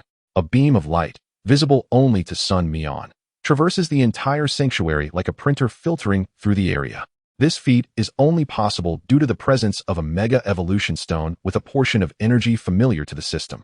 The scan encompasses the entire sanctuary, and the system swiftly provides feedback. The additional fragment of the Evolution Stone resides in Feng Xianhua's office, and the two pieces can be fused by expending 10 units of energy. Sun Mian raises an eyebrow, pondering, Feng Xianhua? Has he discovered Mega Evolution? That seems unlikely. Given his current status, Uncovering the existence of mega evolution would make locating the other half of the fragment a trivial task. If the monkey monster can find it, surely the head of the sanctuary can as well. After some contemplation, Sun Mian decides to pay Feng Xianhua a visit. He recalls his Pokemon and descends the mountain. Upon reaching the sanctuary's research facility, Sun Mian observes Dr. Xiaomu diligently engaged in some form of analysis. However, through the window, he notices the intensity of the doctor's focus and refrains from interrupting. The drowsies have awoken, yet they remain motionless atop their stone platforms. Only the one drowsy that Sun Mian brought along waves its forelimb upon seeing him, to which Sun Mian responds with a smile. In the living area, Sun Mian sees staff members with serious expressions passing by, each scanning their surroundings, accompanied by various Pokemon. The most striking among them is a level 30+ Alakazam. Wielding 2 spoons, its eyes closed, yet emanating a glow from the spoons, indicating its use of psychic powers. Each passerby is subjected to a psychic sweep by Alakazam, and Sun Mian does not evade this scrutiny. However, Alakazam shows no particular reaction, allowing him to proceed into the office area without hindrance. Ascending the stairs, Sun Mian spots Mrs. Feng on a phone call, her tone icy. The documents for that individual are still incomplete. How do you conduct your affairs? 3 hours have passed, and it takes this long to verify pre-employment documents? Sun Mian remains silent, waiting for Mrs. Feng to finish her call. Once she does, she notices Sun Mian and smiles, saying, "Xiaomian, you're back. Your Uncle Feng is waiting for you. He wishes to discuss matters concerning the Jiang family." Sun Mian is momentarily taken aback, but nods and follows Mrs. Feng into Feng Xianhua's office. In the office, Feng Xianhua appears calm, a stark contrast to the fury he exhibited 3 hours prior, seemingly engrossed in replying to emails. Upon Sun Mian's entrance, Feng Xianhua states, "Han, please tend to your current matters. I need to speak with Xiaomian for a while." Mrs. Feng nods and closes the office door behind her. After a brief pause, Feng Xianhua begins, "I initially thought you had offended a junior member of the Jiang family, but seeing that they have mobilized their hidden pawns within the sanctuary, this is no trivial matter. I plan to leave the sanctuary soon." Sun Mian replies slowly. "Leave?" Feng Xianhua glances at Sun Mian, suddenly chuckling derisively. "Does Xiaomian seek to slap my face? Do you think I fear these families?" Without waiting for Sun Mian's response, Feng Xianhua continues, "This is a perfect opportunity to eliminate the tendrils of those families, but you must explain to me the circumstances. I need to understand what they truly intend." Sun Mian then recounts the events that transpired, while simultaneously noting the irregular crystal resting beside the frame on the cabinet behind Feng Xianhua. It is a fragment of the Mega Evolution Stone. Unbeknownst to Feng Xianhua, Sun Mian's attention has shifted. With a cold smile, Feng Xianhua confidently declares, "Rest assured, Xiaomian. While others may fear the Jiang family, I do not. It is precisely because of these parasites that our nation becomes vulnerable to foreign incursions. You need not worry. What are you looking at?" Feng Xianhua increasingly animatedly remarks, suddenly noticing Sun Mian's gaze fixed behind him. "Oh no, don't scare me in broad daylight." Feng Xianhua awkwardly turns around to see the familiar family portrait, which suddenly appears unsettling. The once sweet smiles of the mother and daughter seem to mock him, reminiscent of his own smug expression. "Oh my goodness." Cold sweat begins to bead on Feng Xianhua's forehead. "Xiaomian, Xiaomian." Sun Mian looks at Feng Xianhua's frantic behavior, scratching his head in confusion. "What's wrong, Uncle Feng? Was there something behind me?" Feng Xianhua's words come out haltingly. "What did you see behind me?" Sun Mian pauses. "Nothing, Uncle Feng. I merely thought that the small crystal beside your family photo was quite beautiful." "Huh." Feng Xianhua is taken aback, stuttering, "Just that?" "Yes, just that." Sun Mian replies earnestly. Feng Xianhua breathes a sigh of relief, collapsing into his office chair. While he has a reputation for bravery, everyone has their vulnerabilities. Feng Xianhua, in particular, has an affinity for ghost-type Pokemon, leading to a childhood steeped in fright. His psychological trauma could wrap around the earth 3 times, as he often frightens himself with his own imagination. After regaining his composure, Feng Xianhua retrieves the Mega Evolution Stone fragment, stating with resignation, "This was found by Junjun in the sanctuary. It truly is quite beautiful. However, knowing that girl's disposition, if she realizes you like it, she would likely give it to you." With that, Feng Xianhua slides the Mega Evolution Stone fragment across the desk to Sun Mian. Sun Mian cannot help but swallow hard. Has he truly obtained it so easily? Observing Sun Mian's expression, Feng Xianhua seems bemused but continues, "You should remain at the sanctuary. I can at least guarantee your safety until the national tournament. As for what the Jiang family's research facility is working on, It is indeed highly suspicious. Feng Xianhua ponders for a moment before making a phone call. Hello, Old Tong? Yes, this is Feng Xianhua. I would like to formally report that the ancient capital's Jiang Family Mountain Research Facility is conducting inhumane Pokemon experiments. Yes, I am certain. Do I have evidence? Of course. I witnessed it with my own eyes. Sun Mian is left utterly astonished. Uncle Feng, how can you fabricate such statements so effortlessly? It sounds strangely familiar. After hanging up, Feng Xianhua grins at Sun Mian's astonishment, just a little trouble for them to deal with. Sun Mian cannot help but give a thumbs up. That's incredible, Uncle Feng. Lunchtime. After school, Junjun was promptly escorted to the protection zone by the nanny. She dashed into the office area, her eyes brightening upon spotting Sun Mian, who was engaged in a casual conversation over tea with her father. Brother Mian, she called out cheerfully. The little girl's affectionate address seemed to grow more endearing with each passing day. Sun Mian couldn't help but feel a hint of joy. In both his past and present lives, he had never been particularly striking in appearance, nor had he possessed a lively personality, resulting in a lack of romantic interest from girls. The notion of being pursued by a girl had always seemed foreign to him. Although Junjun was still young and perhaps somewhat naive, it could be said that Sun Mian was no longer entirely devoid of romantic prospects. Feng Xianhua, having waited with bated breath, lamented, Junjun, it seems I have been rendered invisible in your eyes, my dear daughter. What? Not at all, Daddy.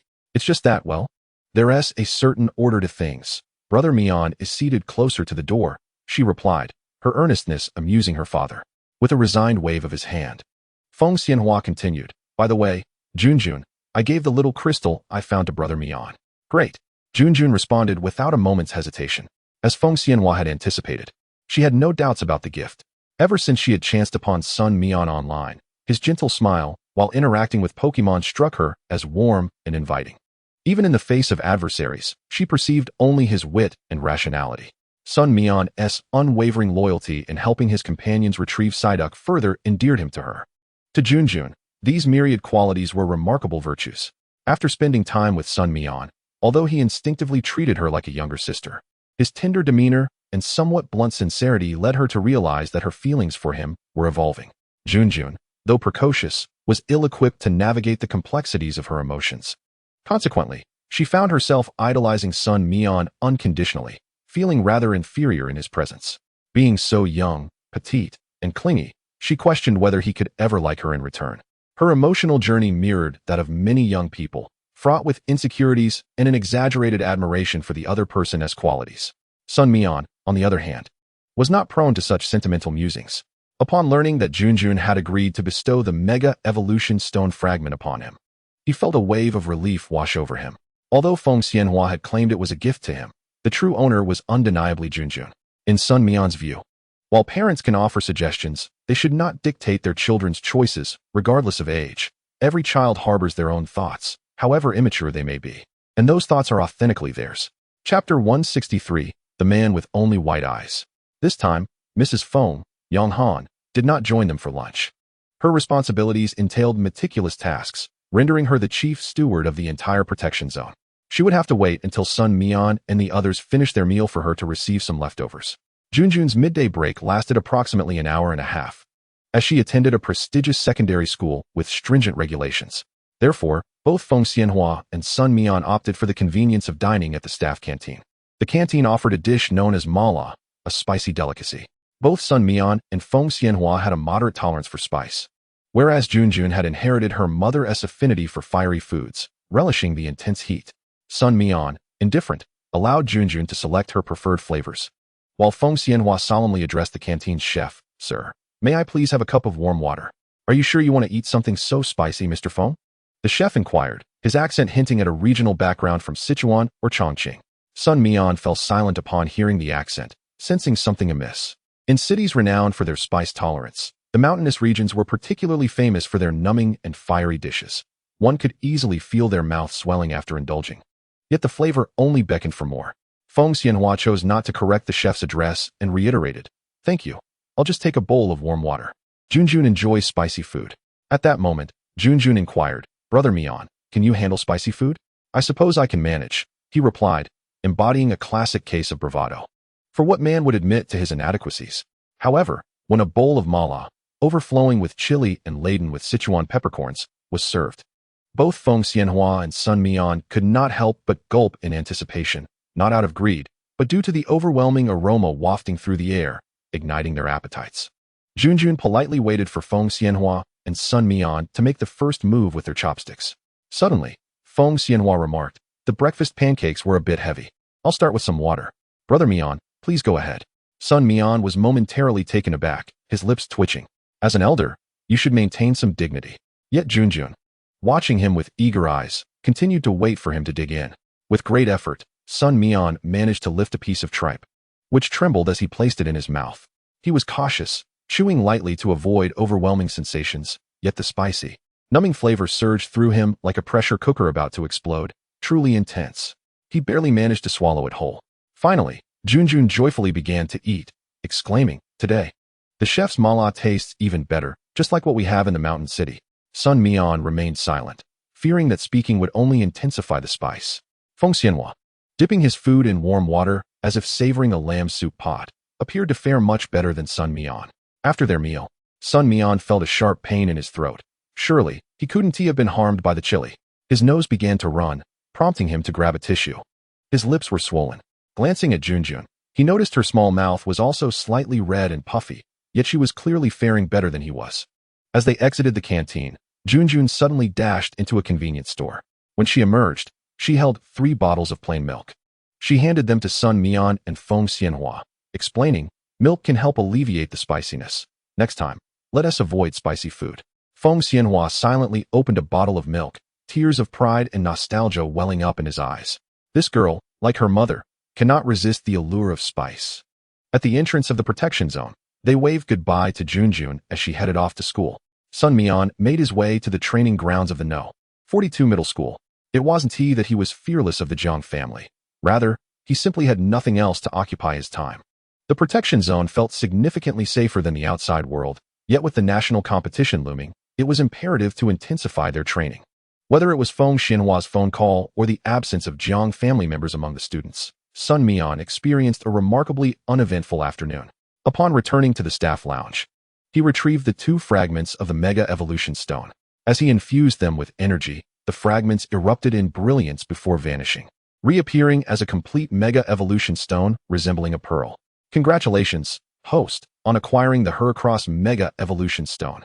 Task initiated. Train Heracross to meet the prerequisites for Mega Evolution. Reward, Mega Keystone. Sun Mian furrowed his brow. System, what conditions must be met for Mega Evolution? Heracross's overall strength must reach level 50, along with a resonant bond. Overall strength? He pondered. Does that imply it's not merely about energy levels? What is Heracross's current overall strength? Level 30. Sun Mian was momentarily taken aback. The energy feedback level of Heracross now stood at 23, indicating that it had surpassed its inherent capabilities. However, this was still far from sufficient. What difference did this task hold from merely painting a pie in the sky? If the host was dissatisfied, I could retract the mission.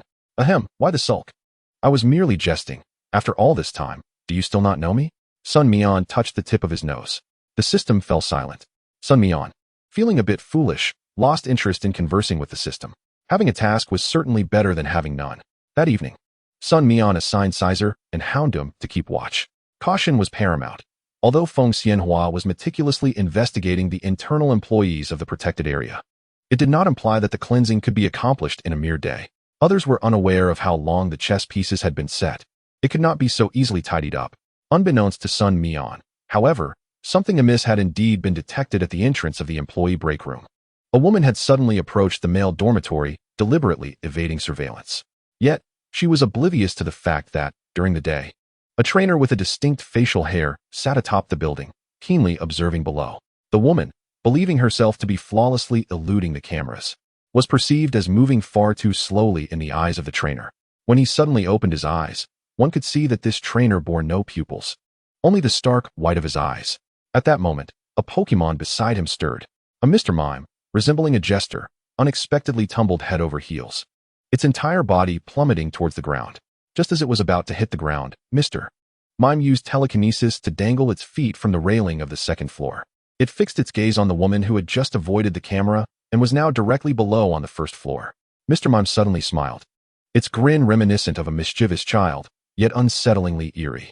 What sensation does one experience when a jester, hanging upside down on the second floor, smiles at you from the darkness?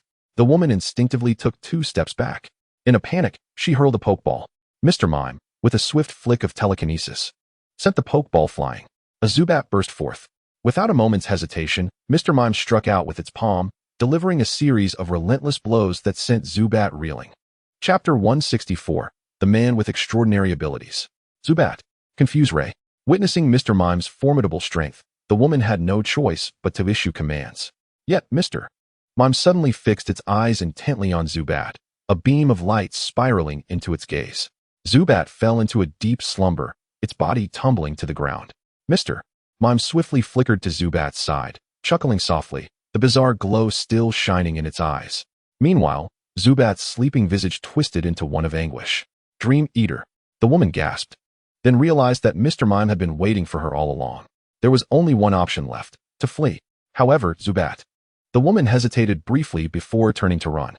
Just as Mr. Mime was about to pursue, it suddenly paused, responding mentally. Understood, Master. The man with eyes devoid of pupils also possessed extraordinary abilities. Mr. Mime returned with Zubat to the rooftop. The man spoke little. Mr. Mime maintained control over Zubat as they descended the stairs together. Just as they reached the bottom, a Gardevoir used telekinesis to bring the earlier woman and a Dunsparce down to the lower level. The man chuckled softly. A waste from the John family? The woman's teeth clenched at his first words. Do you think you are so superior? I'm the waste here. You are merely the League's lapdog. Before the man could respond, Mr. Mime approached the woman and delivered a resounding slap. It then turned and stood beside the man once more. The League belongs to Huagua, as does the Jiang family. I believe you have forgotten your identity. Perhaps you should clarify matters with the investigator. After the man finished speaking, Mr. Mime's eyes glowed ominously, and both the woman and Dunsparce fell into slumber. Gardevoir suddenly sensed its master's extraordinary power being bestowed upon it, and understanding its master's intent, teleported them all to the entrance of the ancient capital police station. Gardevoir panted slightly after the man recalled it. He entered the station calmly to report. The following day, Sun Mian overheard employees whispering about yet another person who had gone missing the previous day. Word had it that it was a personnel assistant from the logistics department, known for her warmth and humility, always willing to assist anyone who sought her help. She had a stellar reputation. Moreover, her ability to disguise herself was commendable. During the daytime inspections, she had not been apprehended. However, Feng Xianhua was also well aware that it was impossible to conduct a thorough search on the first day.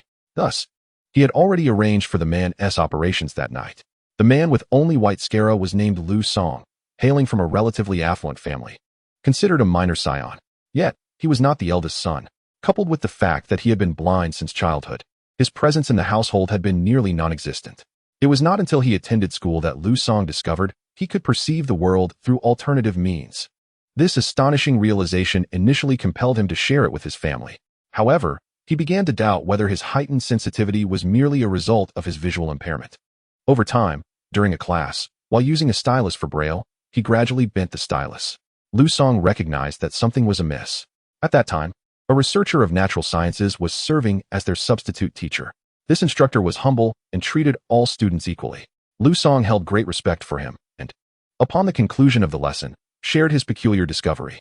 The teacher, possessing a far broader perspective than Lu Song, immediately wondered if Lu Song might have become an extraordinary individual. There existed a rare group of people in this world who could wield supernatural abilities. The odds were akin to 1 in a million. This teacher was none other than the young Feng Xianhua. After discovering Lu Song's abilities, Feng Xianhua took him to undergo tests to gauge the strength of his powers and encouraged him, affirming that this was not a sign of abnormality, but rather a manifestation of genuine genius. With Feng Xianhua's support, Lu Song graduated from high school and received a gift from Feng Xianhua, a Pokemon egg of a Munchlax. Ultimately, Lu Song disclosed his abilities to his family, who began to recognize him anew and decided to support his admission to the capital's Pokemon Academy. However, Lu Song resolutely chose to remain in the ancient capital. After graduating from the academy, he sought out Feng Xianhua, who at the time was still an assistant at the research institute, and expressed his determination to follow Feng Xianhua and become his aide. Feng Xianhua, moved by Lu Song's resolve, continued to advise him that with his talents, he could have a far brighter future, whether participating in the national tournament or joining the military, rather than merely being an assistant to a Pokemon scholar. Yet Lu Song remained unwavering in his decision.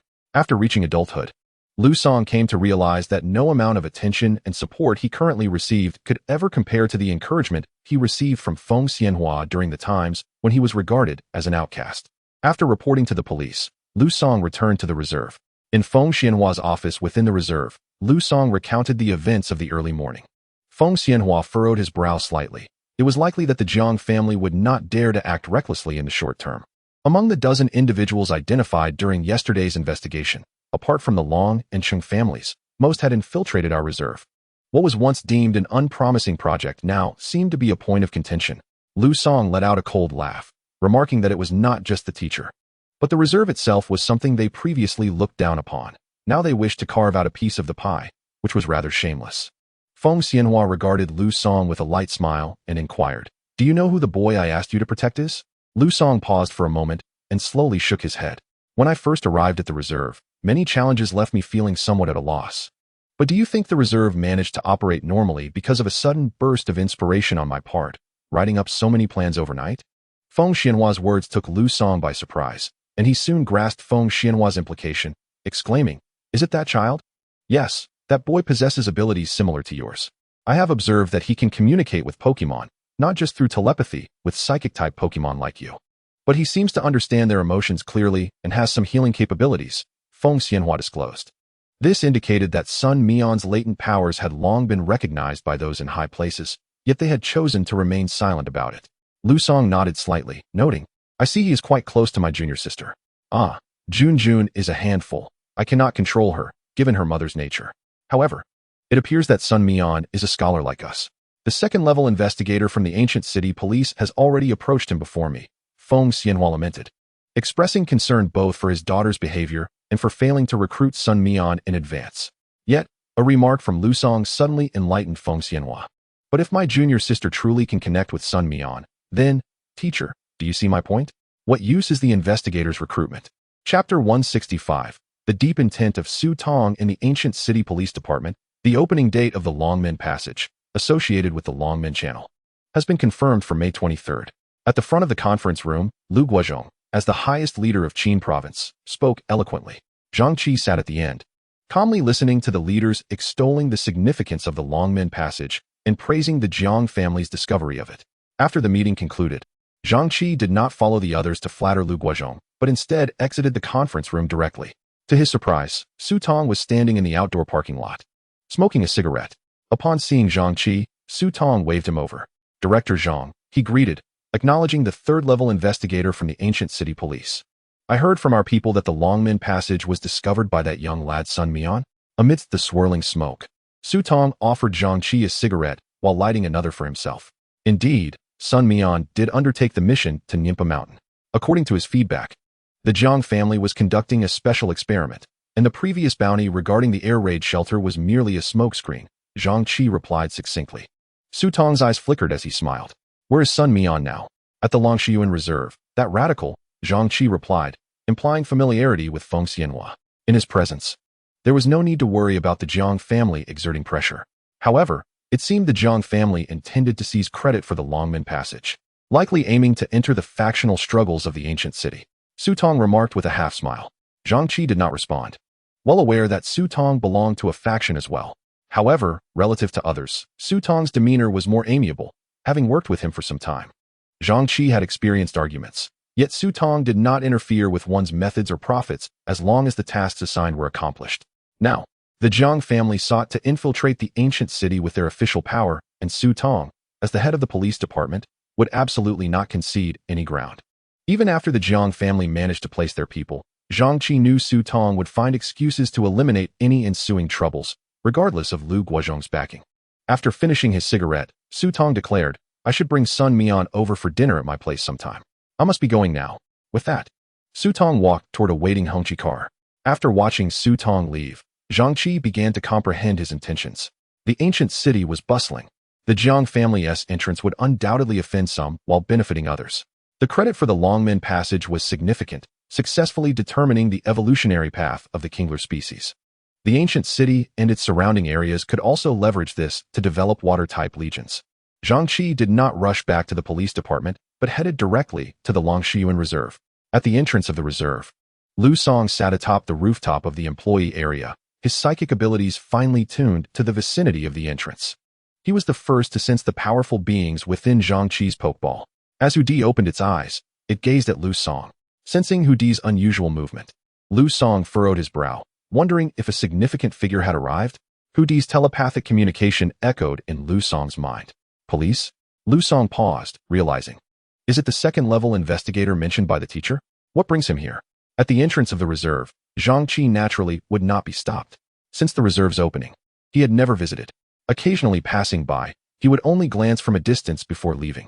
The reserve was now designed so that upon entering, one would find the so-called living area. Shops selling balloons and beverages lined both sides, with numerous children tugging at their parents' hands, chattering excitedly as they queued outside the small stores. Many children waiting further back cast envious glances at those who had already purchased balloons and snacks, eagerly anticipating their own turn. Zhang Qi observed this scene with a hint of disdain, thinking the reserve had transformed into a children's paradise. What a ridiculous affair. Continuing deeper, he encountered stores related to Pokemon, including the one that originally sold Kinglers. However, not everyone was as fortunate as Junjun. The shopkeeper was reaping substantial profits, grinning broadly. The businesses most thriving were those associated with Pokemon, and the management fees had also steadily increased the reserve's revenue. Although Zhang Qi looked down upon the existence of these incongruous stalls within the reserve, he understood that without them, sustaining the reserve would be a challenge. In the Wild Reserve, aside from bug-type Pokemon, very few had given birth. Unless they were already pregnant upon entering, they would lay eggs only after arriving. At the end of the living area was the battle zone temporarily designated for students. Because it showcased constant battles, many visitors came to observe. The agreement between the reserve and the school included the provision of the venue for free, but they charged for entry to watch the battles.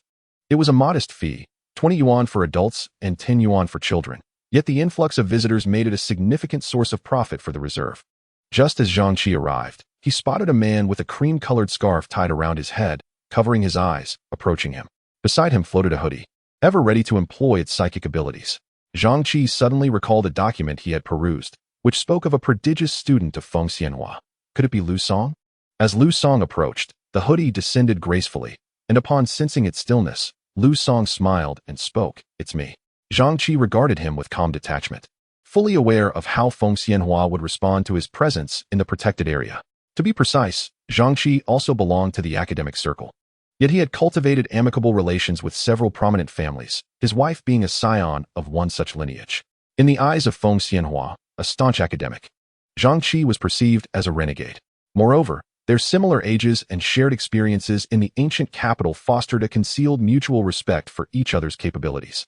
Though they both considered the other's character lacking. Is Director Zhang here to oversee work or merely to indulge in leisure? Lu Song maintained his amiable demeanor, clad in white attire complemented by a white scarf beneath his brow, presenting himself like a refined gentleman. Zhang Qi remarked, "I have come to seek your mentor." Lu Song momentarily paused, aware of the intricate relationship between Zhang Qi and Feng Xianhua.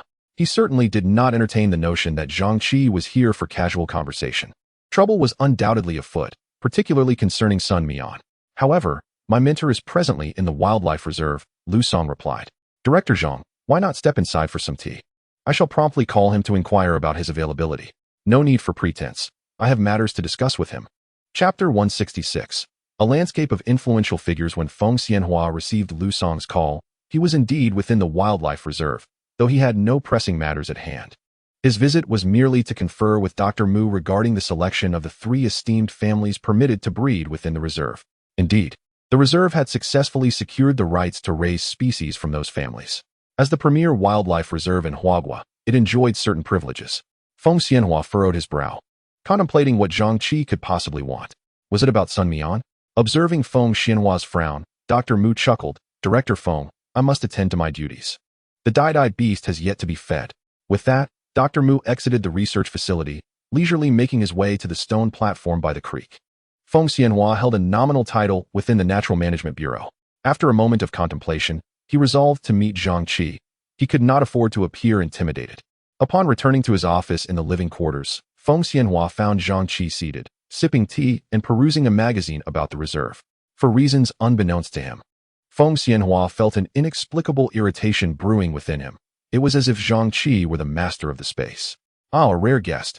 Feng Xianhua greeted with a smile, approaching the sofa where Zhang Qi was poised to shake hands. Instead, Feng Xianhua took a seat, disregarding the gesture entirely. Unperturbed, Zhang Qi withdrew his hand, reciprocating with a smile as he commented, "The reserve is developing splendidly. I see many visitors." Feng Xianhua thought to himself, "This old fellow. What an insufferable tone he adopts. Director Zhang, you seldom visit without purpose. What brings you to the reserve?" Feng Xianhua inquired. "Is Sun Mian with you?" Zhang Qi asked. "Well, others are attending classes here. Is that strange?" Feng Xianhua feigned ignorance.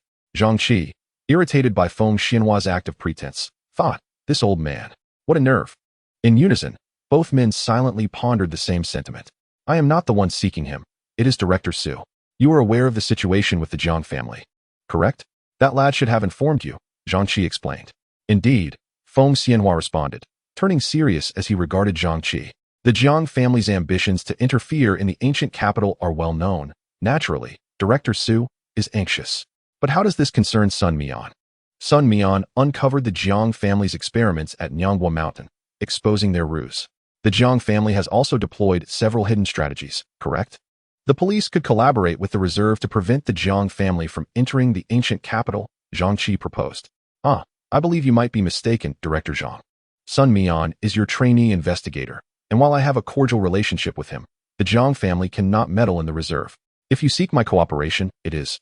In fact, I who would be assisting you, Feng Xianhua remarked with a sardonic smile. Zhang Qi paused before adding, "I understand you harbor some grievances towards me. However, the Jiang family is also a faction you despise, and their actions have become increasingly brazen. Sun Mian is merely a catalyst." Today at the provincial meeting, Secretary Liu confirmed the opening date of the Longmen Passage and credited the Jiang family for the accomplishment. This has significant implications for all of us affiliated with the ancient capital. Director Su merely seeks an alliance. Feng Xianhua fell silent for a while before suddenly declaring, "I shall take administrative authority of the reserve." "Very well," Zhang Qi replied without hesitation. Moments later, Zhang Qi exited the office and contacted Sun Mian. "Hello, Xiao Mian. Are you in class?" "Yes, Uncle Zhang, what is up? I need to take a moment of your time. I am at the entrance of the reserve, and Director Su wishes to meet you," Zhang Qi informed. "All right, Uncle Zhang, I will be right there." Without hesitation, Sun Mian hung up, pondering the reason for Su Tong's request. After requesting a leave of absence from his homeroom teacher, Sun Mian continued to contemplate. The only plausible explanation was the Jiang family. His sole interaction with Su Tong had been when he had handed over a reward during the time of the forest lizard, previously known as the Wood Guardian. It was improbable for Su Tong to seek him without cause. Moreover, any matters could have been relayed through Zhang Qi. The urgency of this direct meeting indicated something significant was at hand. Upon exiting the reserve, Zhang Qi stood beside a Volkswagen, calling out to Sun Mian, "Xiao Mian." Sun Mian hurried over. Zhang Qi had come alone. After they got into the car, Zhang Qi glanced at Sun Mian through the rearview mirror while driving. "Engaging in small talk. Have you been training lately? Are you confident about the national competition?" "Well enough, I suppose. This is my first year participating. I don't expect to place highly, just hoping to meet some of the nation's talents and broaden my horizons," Sun Mian replied. "Just maintain a good mindset and focus on learning. Aim for the championship in the next national competition," Zhang Qi encouraged with a smile. "Hey, of course. I want the championship," Sun Mian responded. Unbeknownst to Zhang Qi, the championship Sun Mian referred to was quite different from the one he envisioned. Su Tong's residence resembled an old alleyway, where numerous vendors vocally promoted their wares at the entrance. The proprietor of a cold dish stall cheerfully served an elderly man who had come solely for a drink, handing him a bottle of white liquor. The atmosphere was vibrant with life. However, Sun Mian noticed that Zhang Qi seemed unusually cautious, parking the car 100 meters away from the alley before they proceeded on foot. Along the way, Zhang Qi offered an explanation. "The alley is home to many former alliance members. Do not underestimate these small vendors. They are not lacking in wealth." Sun Mian nodded in understanding. A landscape of influential figures. Upon entering the alley, the door numbers on the walls were faded and barely legible. A series of numbers had been scrawled beside them in chalk, serving as makeshift house numbers. A group of children squatted by the roadside, clutching cards from an unknown animated series, energetically fanning themselves. Occasionally, one would feign ferocity, leaping to emphatically slap the ground. It is unclear who is experiencing the pain. Shortly thereafter, Sun Mian and Zhang Qi arrived at the entrance of a certain residence. At the entrance stood two small stone lions, somewhat faded from exposure to the elements. Two red lanterns, presumably equipped with light bulbs, hung above the doorframe.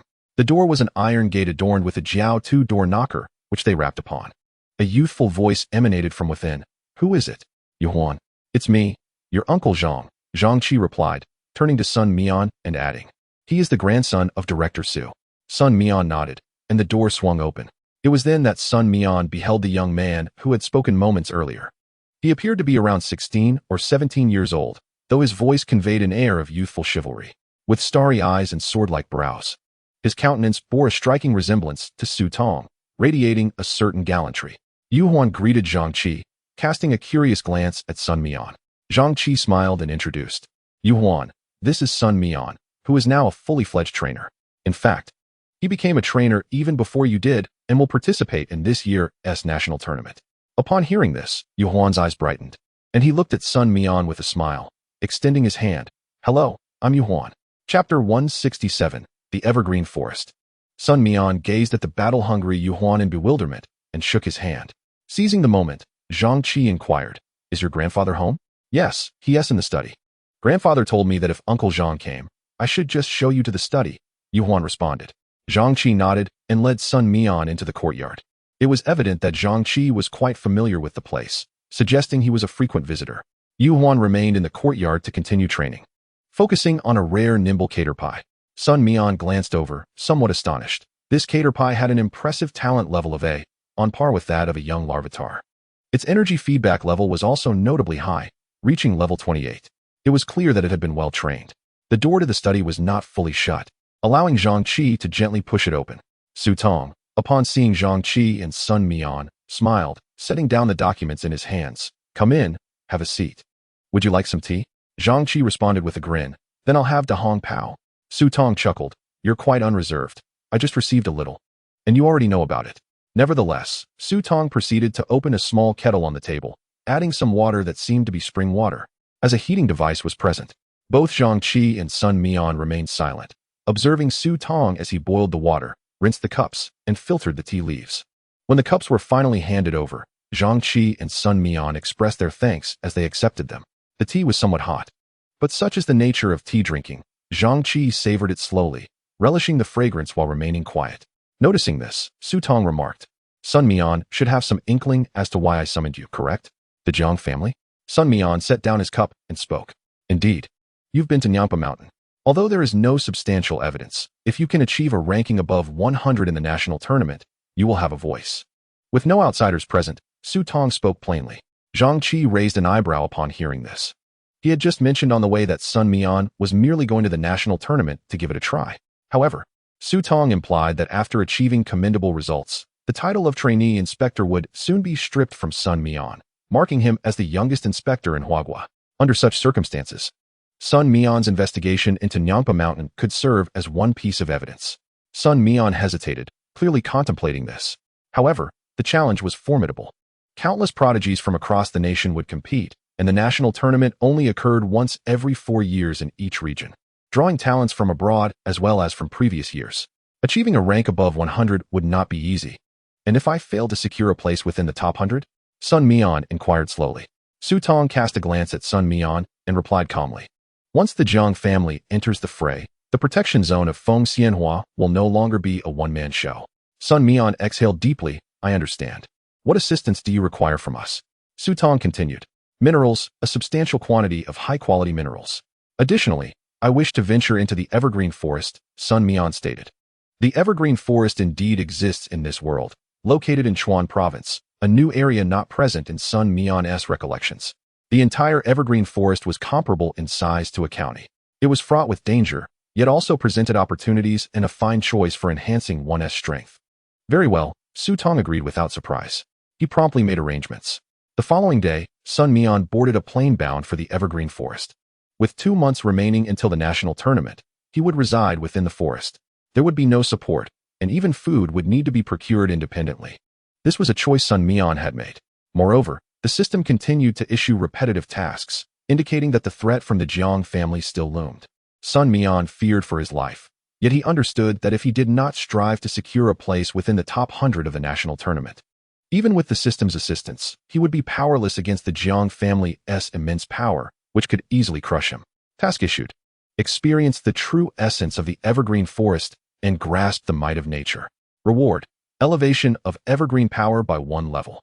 Sun Mian's evergreen power remained at the beginner level, yet it was on the brink of advancing to the intermediate level. If he could elevate it to intermediate before claiming the reward, would he not leap directly to the advanced level? The hostess' thoughts were indeed feasible. The system immediately provided clarity. To survive, the system too sensed the impending crisis. During this period, enhancement potions were being distributed, including stamina-enhancing potions for Ditto, with each Pokémon receiving corresponding upgrades.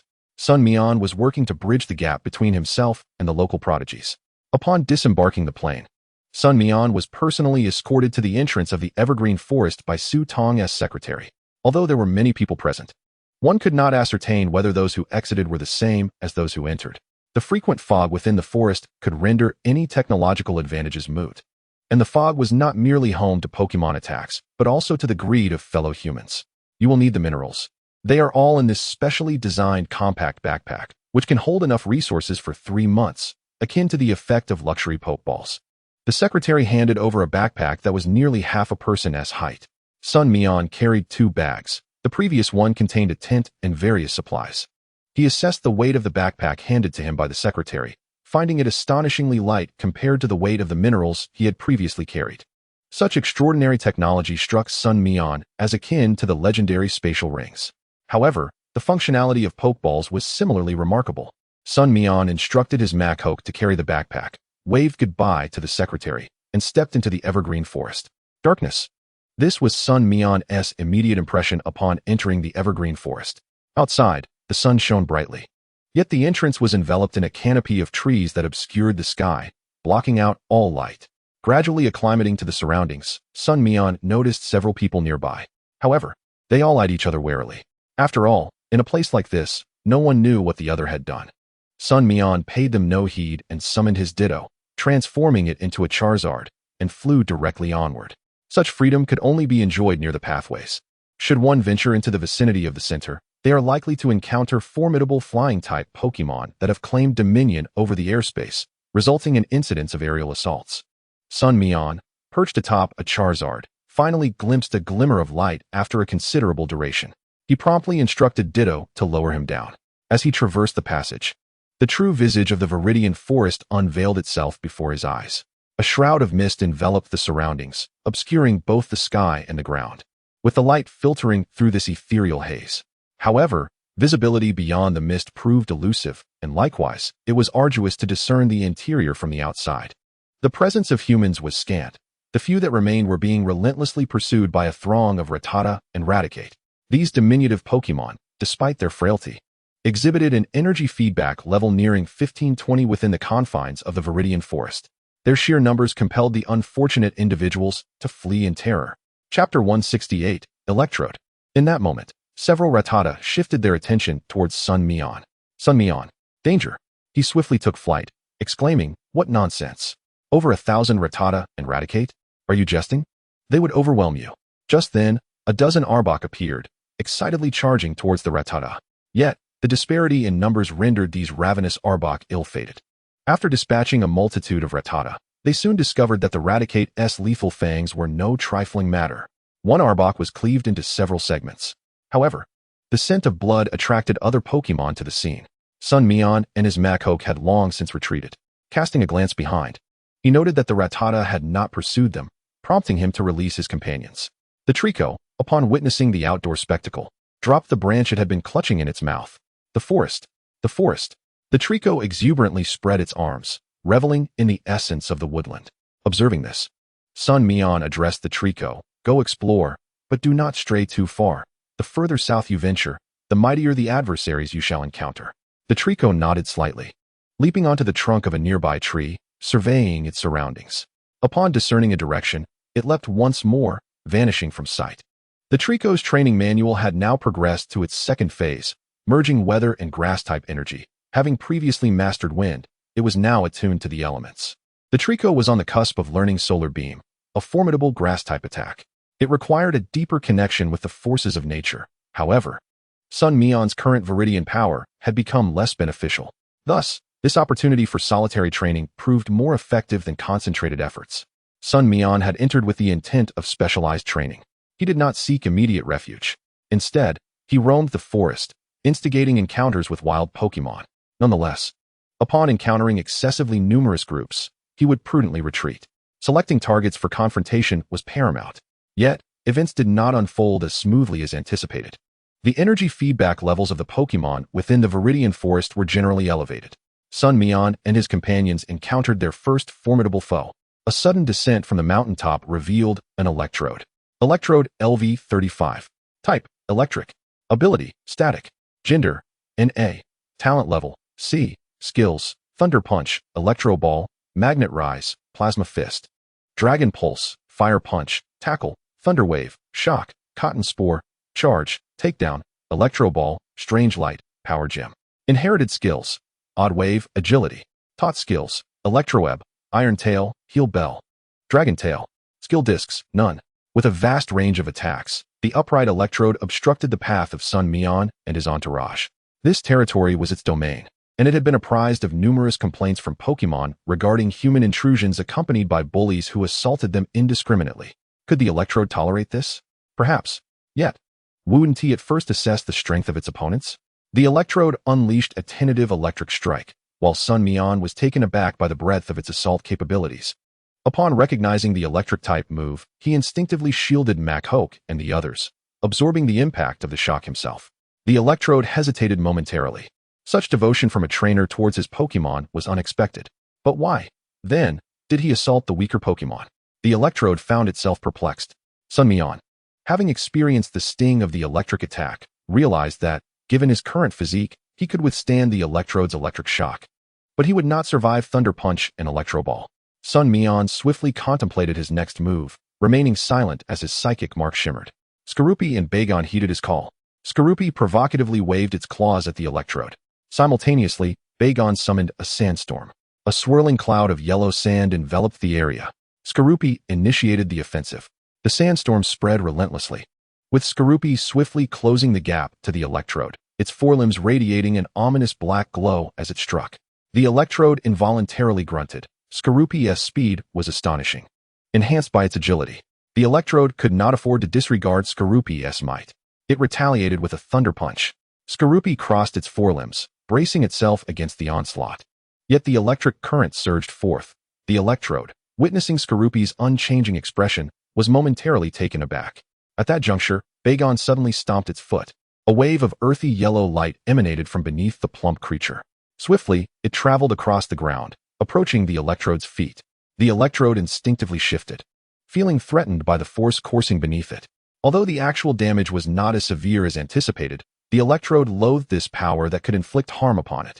Its pupils flickered, and a tangible beam of light shot forth from the Electrode's gaze. Bagon, fully aware of the attack, realized evasion was futile. However, a figure interposed itself before Bagon, erecting a protective barrier. Skorupi glanced at Bagon, relieved to see it unharmed. After blocking the attack, Skorupi swiftly glided towards the horizon. Utilizing its acrobatic speed, it reached the Electrode's side, crashing down upon its head. Its pincers crossed in a dramatic manner, delivering a decisive blow to the Electrode's forehead. The Electrode instinctively retaliated with a takedown. Its head collided with Skorupi's pincers. The Electrode staggered back 2 steps, while Skorupi was sent hurtling through the air. In mid-flight, a colossal surge of electric energy enveloped Skorupi. The notion that ground types were entirely immune to electric attacks seemed to falter at this moment. Skorupi, inundated with electric currents, particularly felt the paralyzing sensation from its wings, rendering it unable to maintain its form as it plummeted to the ground. Thud! Skorupi crashed onto the earth, and a surge of Viridian power swiftly dispelled its paralysis. With its fangs bared, the emboldened Skorupi confronted the Electrode once more, its entire body spinning like a top. Its forelimbs flailed wildly. Like a frenzied lion, Skorupi's relentless assault inflicted considerable distress upon the Electrode. Yet, the powerful Electrode quickly regained its composure, igniting its right fist with flames and delivering a swift punch, which, to Skorupi, felt akin to a mere scratch. After smiting Skorupi aside, the Electrode trembled violently. A wave of energy once again sent the Scorpion King hurtling through the air, as electricity coalesced into a spherical form, hurled directly from the front limbs of the electric dragon, which lacked fingers. Once more, The intent was to exploit the Scorpion King's immobility in midair. Despite a significant reduction in the power of the electric-type attack, the resultant force was still sufficient to deliver a substantial blow to the Scorpion King. Yet at that moment, the young Giratina unexpectedly grasped the swiftly approaching electric ball. The electric orb detonated. The young Giratina gazed at the electric dragon with a bewildered expression. The electric dragon was momentarily taken aback. How could this little creature emerge unscathed? Following its injury, the Scorpion King became even more frenzied. Empowered by Sun Mian's unyielding strength, it launched itself toward the electric dragon with a swift aerial strike, landing a powerful punch. Acha! The Scorpion King glared at the electric dragon suspended in midair. Its fangs ignited with flames, charging upward. Chapter 169, The Electric Dragon's Power Bank. Bayou. The electric dragon let out a pained howl, vigorously flailing its short, fingerless forelimbs. Instinctively unleashing a thunderous punch, the Scorpion King retaliated with a series of slashes. Sun Mian suddenly directed, continue using the psychic imprint. Under high load, it will induce a sense of dizziness. The Scorpion King, heeding the command, decisively swung its pincers repeatedly. The electric dragon's instinctive resistance was withstood entirely by the Scorpion King. The results of its resistance training were astonishing. Meanwhile, the young Giratina occasionally unleashed a force of the earth, as if practicing its skills.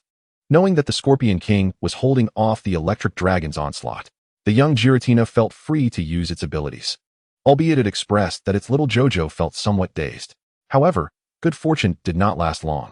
The electric dragon suddenly erupted in a blaze of electricity. Even the Scorpion King and the young Giratina, both ground-type Pokemon that typically disregarded electric-type moves, were caught in the blast. The Scorpion King carved deep rifts into the ground to manage its backward momentum. The young Giratina, lacking such strong control, rolled uncontrollably until it landed beside Sun Mian. Sun Mian quickly lifted the young Giratina's small head to check for injuries. Gay. The young Giratina looked at Sun Mian with a confused expression, revealing no significant harm. Merely disoriented by the overwhelming force, Sun Mian finally breathed a sigh of relief. On the other side, without the young Giratina's sandstorm, the Scorpion King was relentlessly struck by the electric dragon. Although the Scorpion King was incredibly swift, the speed of the electric currents far surpassed its own. Nevertheless, the Scorpion King persisted, relying on its electric resistance and physical prowess. Howley, Heracross, it's your turn. Sun Mian spoke solemnly. Howley cracked his knuckles, setting down his backpack. Though his running speed was not particularly fast, his presence was formidable. The electric dragon instinctively unleashed an electric net to intercept Howley. A golden net crackling with electricity surged toward Howley. Howley met the electric light with his fists, seemingly attempting to merge with the current. As their electric energies made contact, an explosion ensued. A cloud of dust was kicked up. With tremendous force, a figure leaped from the dust. Howley's eyes turned crimson, bearing the brunt of the electric net's damage. A powerful tiger punch, like a tiger descending a mountain. Bang! The electric dragon was sent flying. Howley, propelled by the explosion caused by the thunder punch and electric net, sustained heightened damage, yet the net dissipated. And the follow-up move allowed Howley to deliver a powerful punch to the electric dragon, in the position where the electric dragon landed. Heracross's horn gleamed with a cold light. Like the sharpest spearhead, it charged toward the electric dragon's lower back. The electricity coursing through the electric dragon erupted. Plasma shower. Countless luminous particles descended upon Heracross, Howley, and the Scorpion King. Heracross's horn collided with the electric energy. Yet the electric dragon gritted its teeth and held firm. Heracross, momentarily perplexed, wondered why the impact of its horn inflicted so little damage on the electric dragon. Sun Mian understood that the plasma shower transformed the ordinary type moves of Howley and the others into electric type moves. Since there were no electric type factors within their bodies, the damage was diminished, and the electric dragon also possessed an immunity to electric type moves. This was the electric dragon's prime opportunity to seize control of the battlefield. With a blast of electromagnetic cannon, the electric dragon forcefully repelled Howley, who was attempting to assist. Howley withstood the attack. Having ingested several bottles of special defense-enhancing potions, he managed to endure, albeit with slight labored breathing and narrowed pupils, as the electric dragon advanced toward the Scorpion King. A fire punch. Channeling the power of flames, the already injured Scorpion King could no longer withstand the blow and collapsed to the ground. Yet even in this state, the Scorpion King glared fiercely at the electric dragon. The electric dragon unleashed its fury. An invisible pulse of draconic energy reverberated like a dragon's roar, engulfing the Scorpion King. The Scorpion King's tenuous shield, held together by sheer will, crumbled as if made of paper, and the ensuing damage caused its carapace to emit ominous creaking sounds, threatening to shatter. Heracross, trust in your horn. Super Horn Attack. Sun Mian, observing Heracross's moment of hesitation, shouted. Heracross nodded resolutely, bolstered by its trust in its trainer. Suppressing its doubts, the mighty horn charged toward the electric dragon, then suddenly dove downward, launching itself upward for a fierce collision. The electric dragon endured the equivalent of 2 strikes. Heracross, the 8 trigram strike. Heracross, understanding the task at hand, delivered a swift palm strike directly to the electric dragon's face, followed by another strike aimed at its neck. At this moment, as Heracross restrained the electric dragon, Howley roared, channeling all his strength into a devastating punch. Crushing punch, a million-ton blow. Howley's exaggerated expression resembled that of a beast on a fantastical battlefield. As he struck the electric dragon's head with tremendous force, the electric dragon spun several times before collapsing helplessly to the ground. Seeing the electric dragon struggle, the now-recovered young Giratina hurled a large boulder. It exploded. Ultimately, the electric dragon closed its eyes, succumbing to unconsciousness. Empowered by Sun Mian's unyielding strength, the Scorpion King gradually regained its composure. Acha, Master, shall we finish it? The Scorpion King cast a glance at the unconscious electric dragon. Sun Mian stroked his chin thoughtfully. No, it still has some utility. Sun Mian contemplated the rewards from the system's current missions. Firstly, he had not fully utilized these potions, as absorption required a certain period. During the absorption process, consuming 2 or 3 at once would yield negligible effects. However, that did not mean Sun Mian was disinclined to stockpile them. These enhancement potions would assist Hao Li and others in their ascent to new challenges. Each potion dispensed by the system consumed 5 units of energy. In contrast, extracting the electric energy from the still intact electric dragon could restore approximately 35 units of energy to the system. The recovery of this energy would take about 5 days. Given this calculation, 35 units would allow for 7 days of replenishment at 5 units per day. This was undoubtedly a reliable power bank. Sun Mian's eyes sparkled with excitement, and the Scorpion King, perceiving Sun Mian's expression, understood that the electric dragon would suffer greatly even if it survived, thus feeling reassured and returning to its companions. The moment the electric dragon regained consciousness, it found itself bound, with Sun Mian standing before it, instinctively discharging electricity. Sun Mian placed his palm gently on the electric dragon's head, as if to soothe it, yet the electric dragon felt its strength waning, its power diminishing. The electric dragon, filled with trepidation, attempted to evade the grasp of Sun Mian's palm. However, bound as it was, it possessed no means to resist. After extracting the electrical energy, Sun Mian glanced at the result, approximately 12 units. It appeared that the electric dragon had expended considerable energy in its previous battle, leaving it severely depleted in both stamina and resources. Sun Mian commanded his Machoke to drag the electric dragon along, while also bearing a backpack. The burden had lightened significantly for Machoke, making this weight far more manageable than its usual load. Chapter 170, The Electric Dragon Courier. Ascending the barren rocky slopes, Sun Mian climbed steadily upward. Apart from Machoke, all other Pokémon had been recalled. As for the decision not to use Ditto to soar above, Sun Mian cast a wary glance at the sky, where several level 30 Spearows were soaring, making it clear that he wished to preserve his life. Ditto, despite its stamina, could not possibly compare to Sun Mian's other Pokémon. Even if it were to perform extraordinarily and take down one Spearow, the others would show no mercy. Moreover, transforming into a Spearow would be futile, as these birds, born from the same lineage, shared a profound bond and were instinctively hostile towards any Pokémon not of their kind, unless it were a Fearow, which they might tolerate. Therefore, Sun Mian had no choice but to continue his ascent alone. The Whitestone Mountain was where the electric dragon had previously descended. Sun Mian sought to leverage the vantage point offered by the mountain's height to survey the surrounding terrain. Additionally, he aimed to locate the electric dragon's treasures. As a Pokémon capable of asserting dominance in the vicinity, gathering resources was imperative. Of course, these treasures did not necessarily need to be of exceptional quality. Common berries were the most frequently encountered.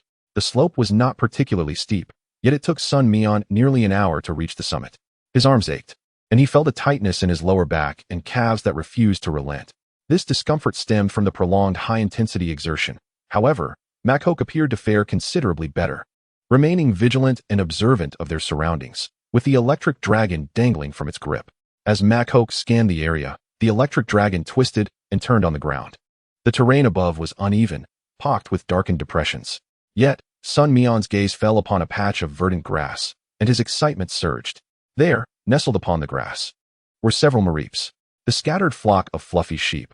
Upon noticing Sun Mian and his companions, erupted in alarm. Their leader, the electric dragon, was being hoisted like a mere toy by Makok. The Mareeps charged forward in indignation. Makok, seeing the little rascals, grew exhilarated and tossed the electric dragon aside. Eager to rush forward, the Mareeps emitted electromagnetic waves, launching electric shocks towards them. Sun Mian swiftly seized Makok, positioning himself in front. In the midst of the electric display, the weakened electric dragon could not help but exclaim, "Foolishness! You are all so foolish." As Sun Mian felt the currents course through his body, producing a tingling sensation, the muscle soreness from his climb began to dissipate. Sun Mian's eyes brightened. Could this have such an effect?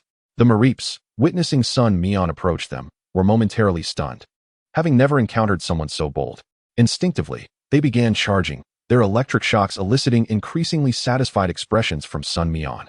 One particularly agile Mareep lunged forward, knocking Sun Mian off his feet. "Hey, this isn't the script." Sun Mian regained his composure, bemused at the audacity of this little rascal. "You are electric-type Pokemon. How can you resort to such tactics?" Sun Mian cradled his aching abdomen, realizing that at his current height, the Mareep, barely a meter tall, had nearly struck him where it hurt. "Makok, come here and subdue these little rascals." Makok understood and stepped forward, delivering a punch to each Mareep. In no time, the Mareeps lay sprawled on the ground, drained of their electrical energy, mirroring the electric dragon's state. As for the flock of Mareeps, Sun Mian unleashed his Scyther and others to continue extracting energy from these living batteries. However, once the system energy reached 70, a notification appeared. Solar energy can only restore a maximum of 70 units, while the remaining 30 units require nuclear energy for replenishment. Sun Mian frowned slightly. Did this world even possess nuclear energy? The system assured him, indeed. Drawing from Dr. Chin's research from Magic City, the system identified the existence of nuclear power plants that harnessed energy from atomic nuclei. Yet, it seemed the inhabitants of this world were either excessively environmentally conscious or overly reliant on Pokemon power, showing little interest in the advent of nuclear weapons. With no means to absorb further energy, Sun Mian had no choice but to let Makok and the others gently set down the electric dragon and Mareeps. Subsequently, Sun Mian approached the electric dragon with a broad smile. The electric dragon shivered. "What do you want now?" Sun Mian released a calming aura to soothe the electric dragon and spoke. "Lead me to your treasures. Berries, peculiar stones, scales, anything will suffice." The electric dragon finally grasped Sun Mian's intentions. However, it resolutely declared, "I will never lead you, you fiend. Not for all the riches in the world." Yet, Sun Mian lightly whispered into its ear, "If you are unwilling, I shan't force you. We can cultivate our relationship gradually. Let me tell you, charging daily promotes blood circulation." The electric dragon's feeble and resentful voice responded. Laughter erupted among Makok and the others. Sun Mian patted the electric dragon's head, reminding it that those who recognize the times are wise. The electric dragon's treasure lay hidden within the mountain, beneath a large rock. The electric dragon was preparing to rally the Mareeps to help move it. However, Makok waved his hand, using his shoulder to brace against the boulder and exerting force forward. The rock shifted far more swiftly than when the electric dragon's stronger kin had attempted to push it.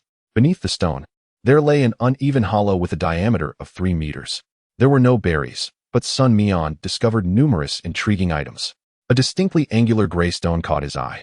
"System, it's your turn to scan." Hard rock. As expected, it was authentic. "I'll save this for Larvitar." The little Larvitar received the stone and gleefully stuffed it into its mouth. "Hey, wait." Sun Mian swiftly clamped down on Larvitar, prying its mouth open. "This is for you to carry, not to eat." Yet Larvitar did not swallow. It chewed on the stone, and despite its efforts, the stone showed no signs of breaking. Sun Mian successfully obtained the hard rock, observing that aside from Larvitar's saliva, it remained unchanged. "Excellent. Even if I don't give it to Larvitar, I can use it as a weapon." Sun Mian was pleased with his first find. He discarded some pretty yet useless stones and Pokemon bones, when suddenly, he spotted a smooth bone club. Could this be used by Cub 1? After scanning it, he confirmed it was indeed a special thick bone. Sun Mian decided to keep it. It could serve well for striking others, and should he ever have a friend with a Cub 1 or decide to raise one, it would come in handy. Finally, Sun Mian uncovered another valuable item, a magnet possessing NS properties. This is a fine find. The electric dragon watched Sun Mian retrieve the magnet, hesitating to voice its feelings. It was its most cherished treasure. Yet, alas, Electrode let out a deep sigh. Chapter 171, The True Warriors in the Forest. Farewell. Electrode, I shan't escort you any further. Sun Mian waved goodbye to Electrode and Flaffy. Electrode, mustering a semblance of spirit, gestured with its bare, outstretched arms, urging Sun Mian to hurry along and not linger. The efficacy of the power bank was limited, and Sun Mian was too apathetic to bring Electrode along. If necessary, he could always return for another charge. He silently marked the location in his mind. Atop Baisher Mountain, Sun Mian noticed a glimmering area of silver and blue devoid of vegetation. Numerous individuals from the Jado forest were hastening towards it. These adventurers were evidently well prepared for exploration. Such unusual occurrences often heralded the presence of something extraordinary. Yet, it could also be a hidden treasure. Sun Mian was in dire need of augmenting his strength. Carrying items was one method to enhance his capabilities, and he would not let this opportunity slip away. He set off in that direction with his Pokémon. Although they were still quite distant from the shimmering area, by now, many had already gathered at the silver, barren expanse. They eyed each other with caution. A robust man clad in a black windbreaker stood vigilant, accompanied by a Kingdra guarding a substantial cluster of water stones, as if shaped by the rain. The reflected light of the water and sunshine melded into a gentle silver that enveloped the crystalline blue stones. The assortment of water stones varied in size, but the price of evolution stones in the market was notoriously steep. A small stone, no larger than a fingertip, could command a price between 30 to 50,000. Naturally, larger stones held greater power and thus a higher cost. The water stones exposed here were valued at over 1 million. Who could say what more lay beneath the area still partially concealed? Previously, someone had discovered a water stone here, but they never anticipated such a treasure would be fully revealed this time. One solitary water stone might be attributed to luck, but an entire cluster was akin to striking gold. The Kingdra was not wild. It had sensed the water stones first and arrived before its trainer, who was still en route. The trainer of this Kingdra must surely belong to an esteemed lineage of the Alliance. Under normal circumstances, many would have shown deference. Yet with such immense wealth at stake, who would willingly withdraw? No one. The man in the black windbreaker immediately unleashed a Raikou, which also surpassed level 30. As Raikou emerged, electric currents surged across its body, creating an electric field. The brilliance of its aura illuminated the surroundings, and Raikou charged at the Kingdra. Despite Kingdra possessing a steel typing, its repertoire of steel moves was woefully limited. Just as Raikou prepared to strike, a torrent of water surged beneath Kingdra, propelling it out of harm's way while dousing Raikou's head. This Kingdra exhibited remarkable combat prowess. The man in the black windbreaker recognized that Raikou's defeat was merely a matter of time. Even with type advantages, this Kingdra was far too formidable. Raikou's limited electric skills were easily evaded by the expertly trained Kingdra. If you don't act now, it will be too late when their trainer arrives. Once we attain our objective, the distribution of spoils is not for us to decide, the man declared, summoning a Mothim to assist. However, Mothim dared not soar too high, instead supporting Raikou from the sidelines and impeding Kingdra's evasive maneuvers. The strategy bore fruit. Kingdra, caught off guard, was struck by Raikou's electric ball, emitting a pained groan. Raikou, swift as the wind, attempted to dodge Kingdra's counter, when suddenly, a Houndoom, ablaze with flames, charged forth, observed by onlookers. Behind Houndoom trailed various other Pokémon, each with unique forms. Though Kingdra remained unfazed, it understood that awaiting its trainer's arrival had become increasingly improbable. At that moment, a fierce gust of wind swept through, dislodging a flurry of leaves and sending Mothim tumbling, while a razor-sharp leaf sliced through Houndoom, sending it reeling. Emerging from the whirlwind was a forest lizard, clutching a bare branch in its mouth. With a casual glance at Raikou, the forest lizard sensed that, despite Raikou's superior energy levels, it instinctively felt threatened and took a few steps back to shield itself from the oncoming Pokémon. With a disdainful huff, the forest lizard glanced at Kingdra, perplexed by this unexpected ally's intervention. No, the forest lizard was merely seizing an opportunity. Realizing that an abundance of weaker Pokémon were present for battle, it was reluctant to forego this chance to level up. Although the leaf storm had ceased, the forest lizard unleashed a barrage of seed bombs, striking Raikou with a rapid-fire intensity reminiscent of a Gatling gun. Houndoom, enraged, lunged at the forest lizard, but despite believing it had connected, it felt nothing. Watch your head, Houndoom's trainer urgently warned. The forest lizard, wielding a dark, glimmering blade, swiftly raised its arms to erect a protective barrier.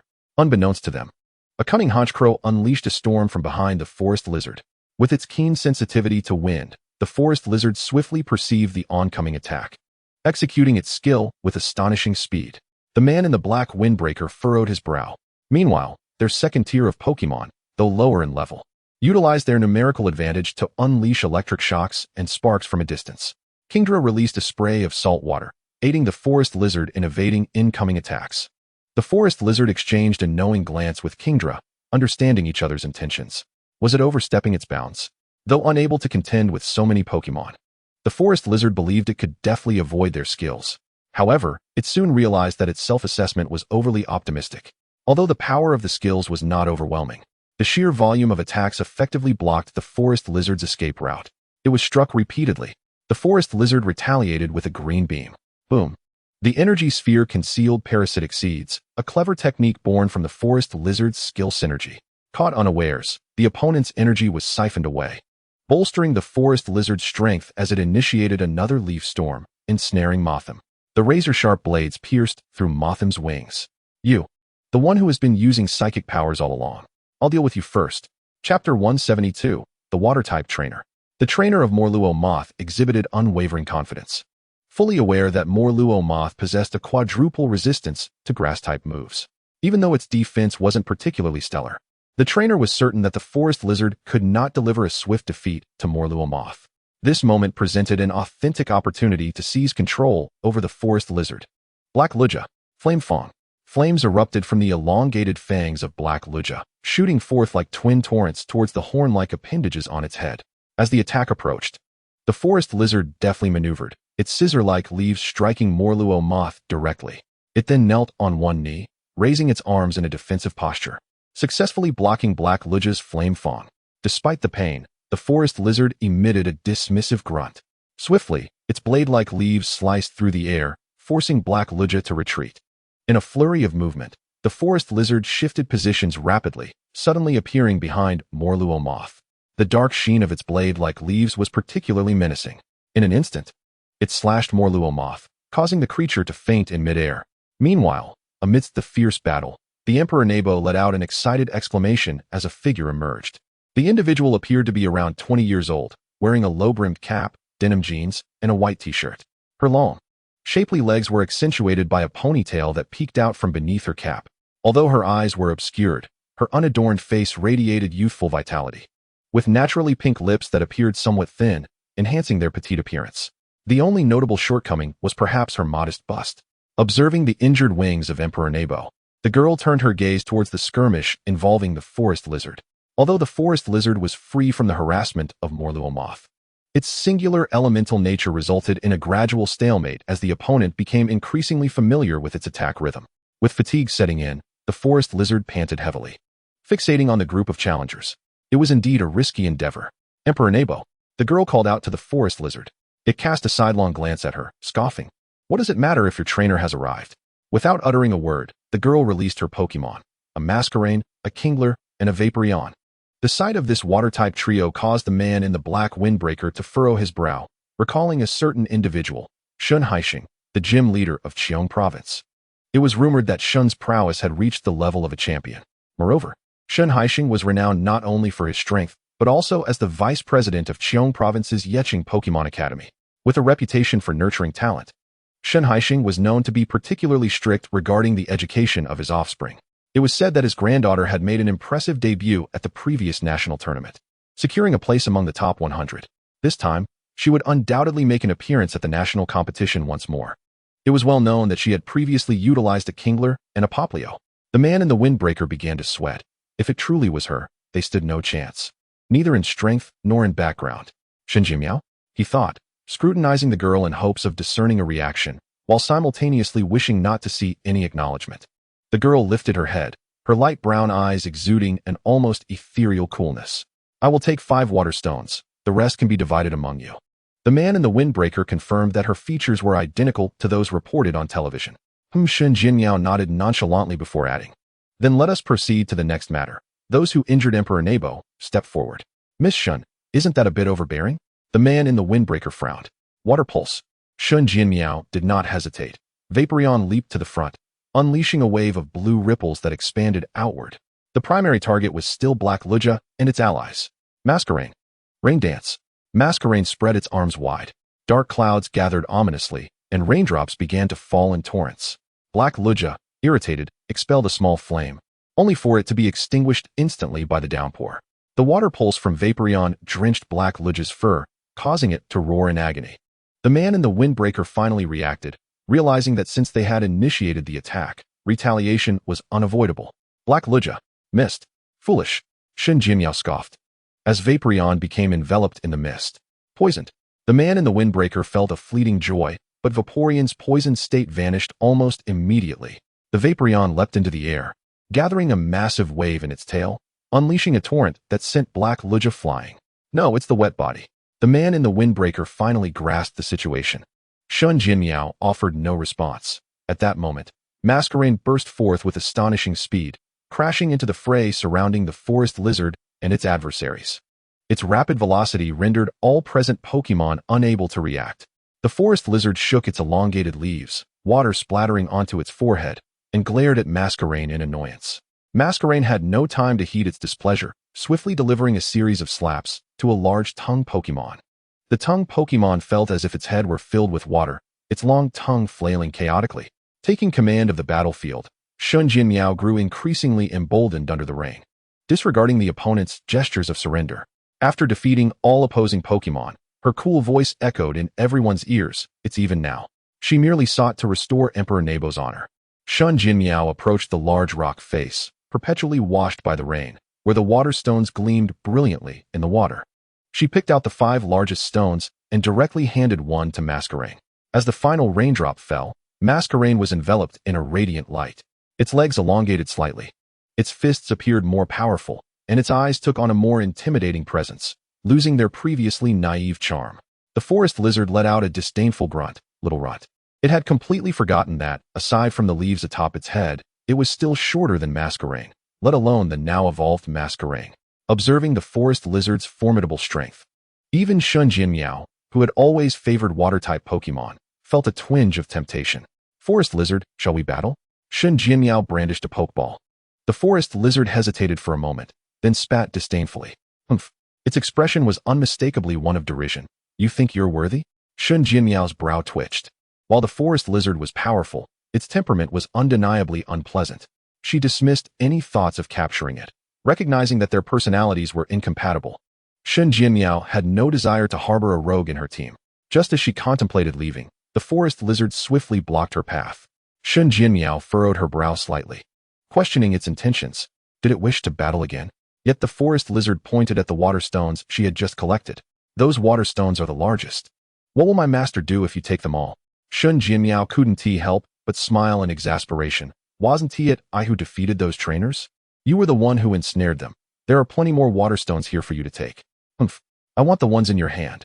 Chapter 173, The Forest Lizard's Limits. Drip. A single drop of water fell from the mountain ledge to the ground. Masquerain was the first to act. A long stream of bubbles erupted from Masquerain's mouth, dense and rapid, far surpassing ordinary bubble beams. The forest lizard approaches battle with utmost seriousness and focus. It retracts its legs, an incessant barrage of seed projectiles, directly penetrating the bubble beams. Once the surplus seed bullets pierce through the bubble beams, they strike the mosquito swimmer directly. Sun Mian furrows her brow slightly. This forest lizard has not only enhanced its seed gun, but also executes it with instantaneous precision. While the seed gun typically operates at a rate of about 1.5 seconds, the forest lizard seemingly unleashes 3 rounds of seed projectiles in the same span. The cooldown is maximized. The substantial grass-type damage forces even the mosquito swimmer, now at energy feedback level 34, to continually retreat. Mosquito swimmer. Ice punch. Sun Mian begins to command. The mosquito swimmer responds with a heavy grunt, leaping into the air, its icy fist hurtling forward. The forest lizard, unwilling to confront it head-on, swiftly evades, increasing the distance from the mosquito swimmer. Yet just as it dodges, Sun Mian's voice rings out once more. Mountain press. The mosquito swimmer leaps high, as if blocking the sun itself. The forest lizard squints, glaring intensely. Boom. The mosquito swimmer lands on the ground, but it does not hit the forest lizard, which stands right before it. The mosquito swimmer is taken aback. How could this be possible? Yet Sun Jianmiao realizes it. It's a feint. While the mountain press skill cannot be nullified by foresight, it can cause the attack to miss its intended target. Mosquito swimmer. Once more, ice punch. Now, at such close range, there is no way you can avoid it. It is unrealistic for the non-psychic forest lizard to attempt high-speed evasion at this moment. However, a voice suddenly calls out, "Defend." The forest lizard instinctively raises a protective shield. The mosquito swimmer's ice punch is completely blocked, allowing the forest lizard to jump away. Without even glancing at the source of the voice, it knows its trainer has arrived. The forest lizard is brimming with fighting spirit. Sun Jianmiao glances behind the forest lizard to see a youth slightly over 1.7 meters tall, with a fresh wound on his face, likely from a scrape against a rock, giving his otherwise handsome visage a somewhat fierce appearance. Sun Mian also sizes up Sun Jianmiao, thinking she is quite pretty, albeit with a somewhat smaller chest, which does not align with his aesthetic preferences. "Since your trainer has arrived," Sun Jianmiao remarks. Sun Mian responds, "Now that I'm here, let us fight fairly. My forest lizard has faced considerable challenges without its trainer's guidance." Listening to Sun Mian's protective words, Sun Jianmiao turns away helplessly. Feeling it unnecessary to explain, this young man likely wouldn't listen anyway. In that case, mosquito swimmer. Summon rain. The sky darkens with ominous clouds once more. Sun Mian quickly realizes that the sudden downpour must have been conjured by the mosquito swimmer, but executing 2 weather skills consecutively demands immense physical stamina. He refrains from interrupting, instead empowering the forest lizard with grass power and applying a layer of evergreen force to alleviate its fatigue. Energy ball. The forest lizard instantly condenses a green energy sphere, but refrains from launching it immediately. Just as the mosquito swimmer prepares itself, the forest lizard suddenly hurls it, and a barrage of leaf blades sweeps in from both sides. Triangular lock. Defend. Realizing evasion was impossible, Sun Jianmiao quickly commands. The mosquito swimmer raises its protective shield in response. However, Sun Mian suddenly chuckles. Sun Jianmiao raises an eyebrow. Something feels amiss. Does the opponent have a counterattack ready? The energy ball collides with the shield, shattering upon impact. The ensuing leaf blades completely dissipate the protective barrier. The mosquito swimmer suddenly drops to one knee, and Sun Jianmiao gasps instinctively, "Mosquito swimmer." At the moment the energy ball explodes, several small energy spheres soar into the sky. As the leaf blades diminish the shield, these energy spheres descend directly upon the mosquito swimmer. Seed bomb. Empowered by the grass power, the seed bomb doubles its energy absorption. The mosquito swimmer, already at a disadvantage against grass-type moves, collapses to the ground, agony etched across its face. Sun Jianmiao realizes that the forest lizard's skill transitions are remarkably swift, allowing it to seamlessly blend 2 skills together. Both skills derive from the same grass-type energy, sharing identical essences. Defense alone will not suffice. This forest lizard is indeed a formidable opponent. Mosquito swimmer. Surf. Sun Jianmiao devises a strategy to use surf to restrict the forest lizard's position, enabling the mosquito swimmer to close in. Sun Mian hesitates for a moment, but ultimately allows the forest lizard to evade the surf's radius without rejecting the mosquito swimmer from getting closer. Mosquito swimmer. Infernal roll. This is a skill that the mosquito swimmer acquired only after its evolution. Although it feels instinctual, it is still not executed with perfect finesse. Unaware that the mosquito swimmer has just evolved, Sun Mian, upon understanding the opponent's intent, calmly instructs, "Forest lizard, shadow clone." The shadow clone is a technique the forest lizard developed after completing a training manual, saving Sun Mian the cost of a skill disc. Instantly, the forest lizard conjures 3 shadowy figures. The mosquito swimmer is momentarily bewildered, instinctively reaching out to grab. Yet, to its side, 2 of the figures are mere illusions. The real forest lizard swiftly wields its leaf blade. The shadows of the leaf blade blur. The mosquito swimmer suffers cuts from the leaf blade. But that is not all. The forest lizard delivers a powerful kick to the mosquito swimmer, as the leaf blade glimmers ominously once more. Ice punch. The ice punch collides with the forest lizard's leaf blade. One of the forest lizard's arms freezes solid, and it grits its teeth, suppressing any cries of pain. The mosquito swimmer, equally distressed, gazes at the forest lizard, panting heavily.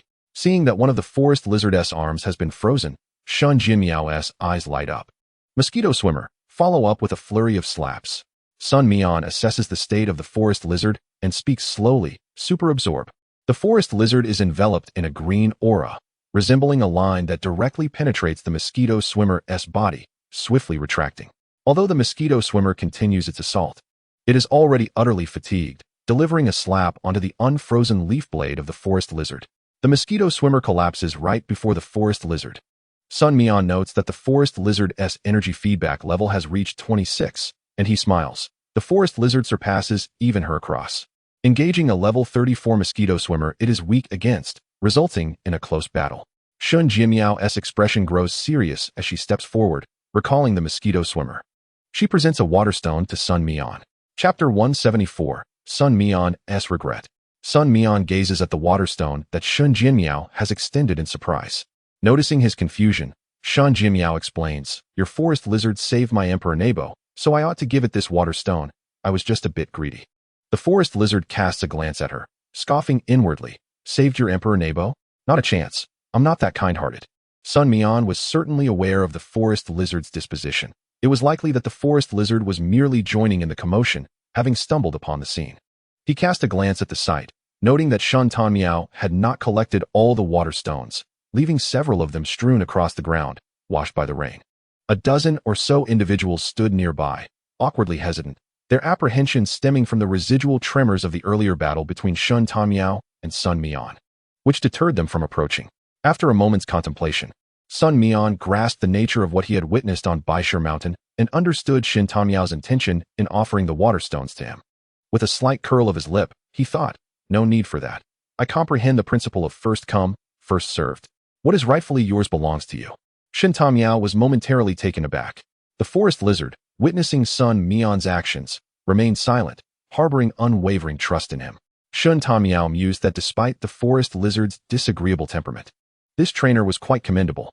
Suddenly, Sun Mian turned and commanded, "Release the Heracross. Quickly gather the water stones from the ground."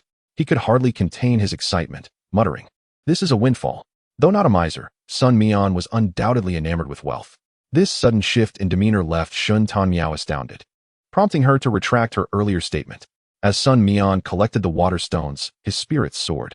However, the onlookers could not suppress their disbelief. Had he not just claimed first come, first served? Sun Mian scratched his head. "But I don't perceive you as possessing the strength to engage in such a contest." The truth was, Sun Mian's Pokémon were indeed formidable, and Sun Mian had no intention of squabbling with her. Yet, the other individuals, already stripped of their combat capabilities, were of no concern to him. The man in the tactical jacket seethed, his teeth clenching in irritation. However, considering the forest lizard was Sun Mian's Pokémon, he pondered whether Sun Mian's other Pokémon could match the forest lizard's prowess. Could his mere reserve Pokémon contend with them? Everyone watched in astonishment as Sun Mian stowed away all the water stones into his diminutive backpack, their gazes returning to the cliff face that produced the water stones. Goodness! He isn't leaving a single one behind. Unable to contain himself, the man in the tactical jacket unleashed his second-tier Pokémon, a level 22 Beedrill. Yet, at that moment, a Heracross abruptly positioned itself before them. With a serious demeanor, Heracross, the most composed member of the team, was known for its unwavering loyalty. It never shied away from dirty work. What mattered most was mutual support among companions. Even though the Beedrill held a type advantage, its training had been rather mediocre. Each of Sun Mian's Pokémon was currently absorbing enhancement potions, equivalent to approximately 5 bottles for each. Heracross had consumed 3 bottles of offensive enhancement potions, 2 bottles of stamina enhancement potions, and 1 bottle of universal constitution enhancement potion. The Beedrill, in Heracross's grasp, was as helpless as a ball. And with a combination of Bagua Palm and Heracross's powerful pushes and horn strikes, it found escape impossible, while any attacks on Heracross felt merely like a tickle. Upon witnessing Heracross's prowess, the man in the tactical jacket silently recalled his Beedrill and turned to leave. Realizing he stood no chance, and considering the temperament of that trainer, Sun Mian, he concluded that he would likely leave empty-handed, deciding it unwise to waste time here. Sun Mian, however, had no time to dwell on such matters. He had stumbled upon a remarkable discovery. The layers of rock enveloping the water stones, stripped of their outer sand, appeared to be naturally formed. In other words, these layers were evolving toward the water stones, rather than the stones being encased. They were the focal point of the transformation into water stones. With this astonishing realization, Sun Mian felt invigorated. There must be treasures within. If he could harness this phenomenon, he would have a continuous supply of water stones. As he envisioned the scenario, he nearly drooled with anticipation. "Let us dig." Young Giratina was a master in the field. When it came to anything involving stones, there was nothing it would shy away from. Without needing encouragement from Sun Mian, young Giratina began to gnaw at the rock layers with abandon. While there was considerable sand, once the outer layers were consumed, many untouched rock layers remained. Although young Giratina had originally tunneled through the earth in search of sustenance, having now savored delectable ores, it showed little interest in the sandy remnants. Sun Mian observed the little creature's intentions and promptly instructed Ditto to transform into a tentacruel. Old buddy, you'll have to exert yourself again and help young Giratina clear away the debris. Ditto, accustomed to its role as a support tool, hesitated before expressing its discontent with a series of murmurs directed at Sun Mian. Sun Mian comprehended the issue. He had forgotten that Tentacruel could not use water gun. The waves of water were merely the ripples produced by water-type skills, lacking actual water. The minuscule amount of moisture from Bubble Beam was insufficient to wash away the sand. Sun Mian was momentarily taken aback. Fortunately, Shun Tamiao had not departed. Noticing Sun Mian's dazed expression, she suddenly inquired, "Do you need assistance?" "Absolutely," Sun Mian exclaimed upon seeing her release several water-type Pokemon, enthusiastically slapping his thigh. Shun Tamiao, irritated, swatted his hand away. "If you're going to slap, do it on your own thigh. Why mine?"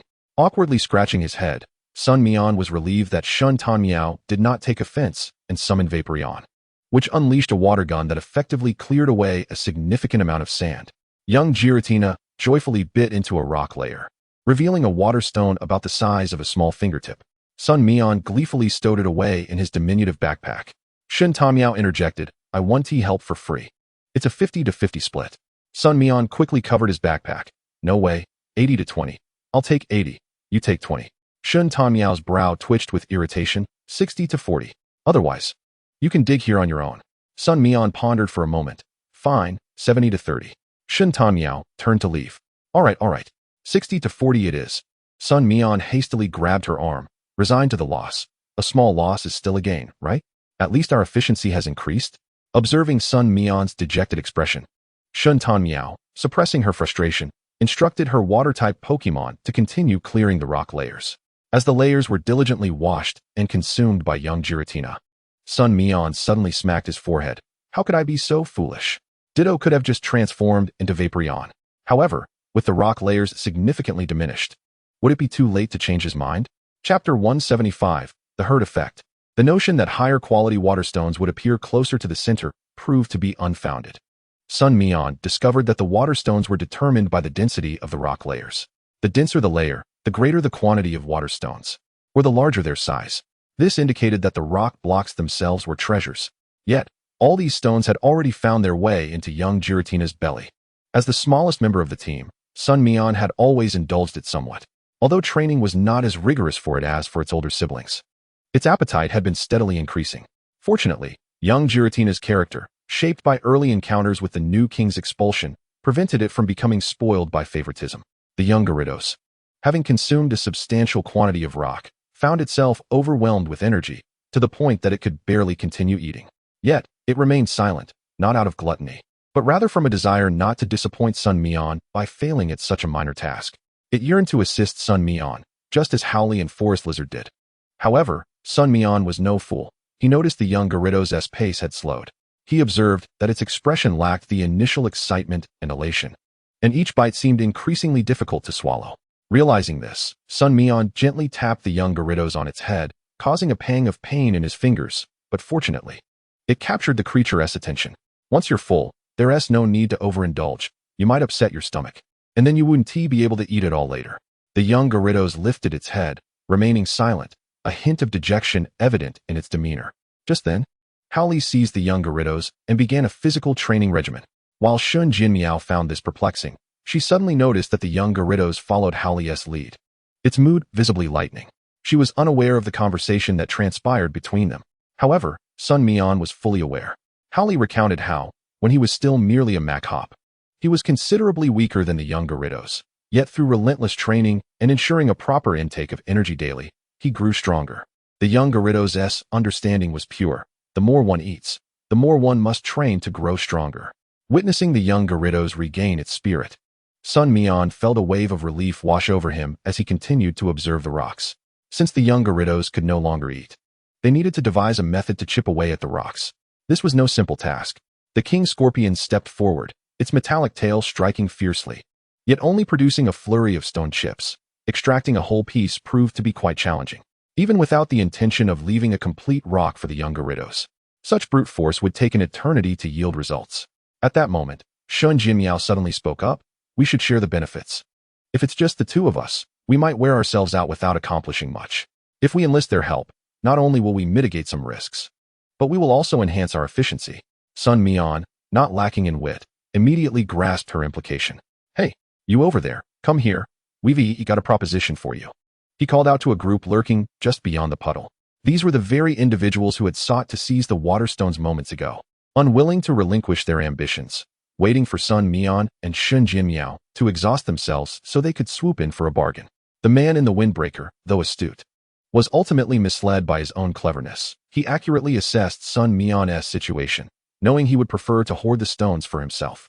Yet, Sun Mian had shifted his perspective, realizing that maximizing benefits through a fair distribution was a more pragmatic approach. The onlookers exchanged glances, unable to decipher Sun Mian's intentions, especially as he wore a smile that conveyed genuine invitation, heightening their suspicions about his true motives. You go check out what that kid wants, said a wiry man, nudging his slightly plump companion. The plump man shot a glare at him, retorting, why don't you go first? I'm afraid he might be attracted to my good looks. You should go. The wiry man, with a serious expression, insisted, you should go first.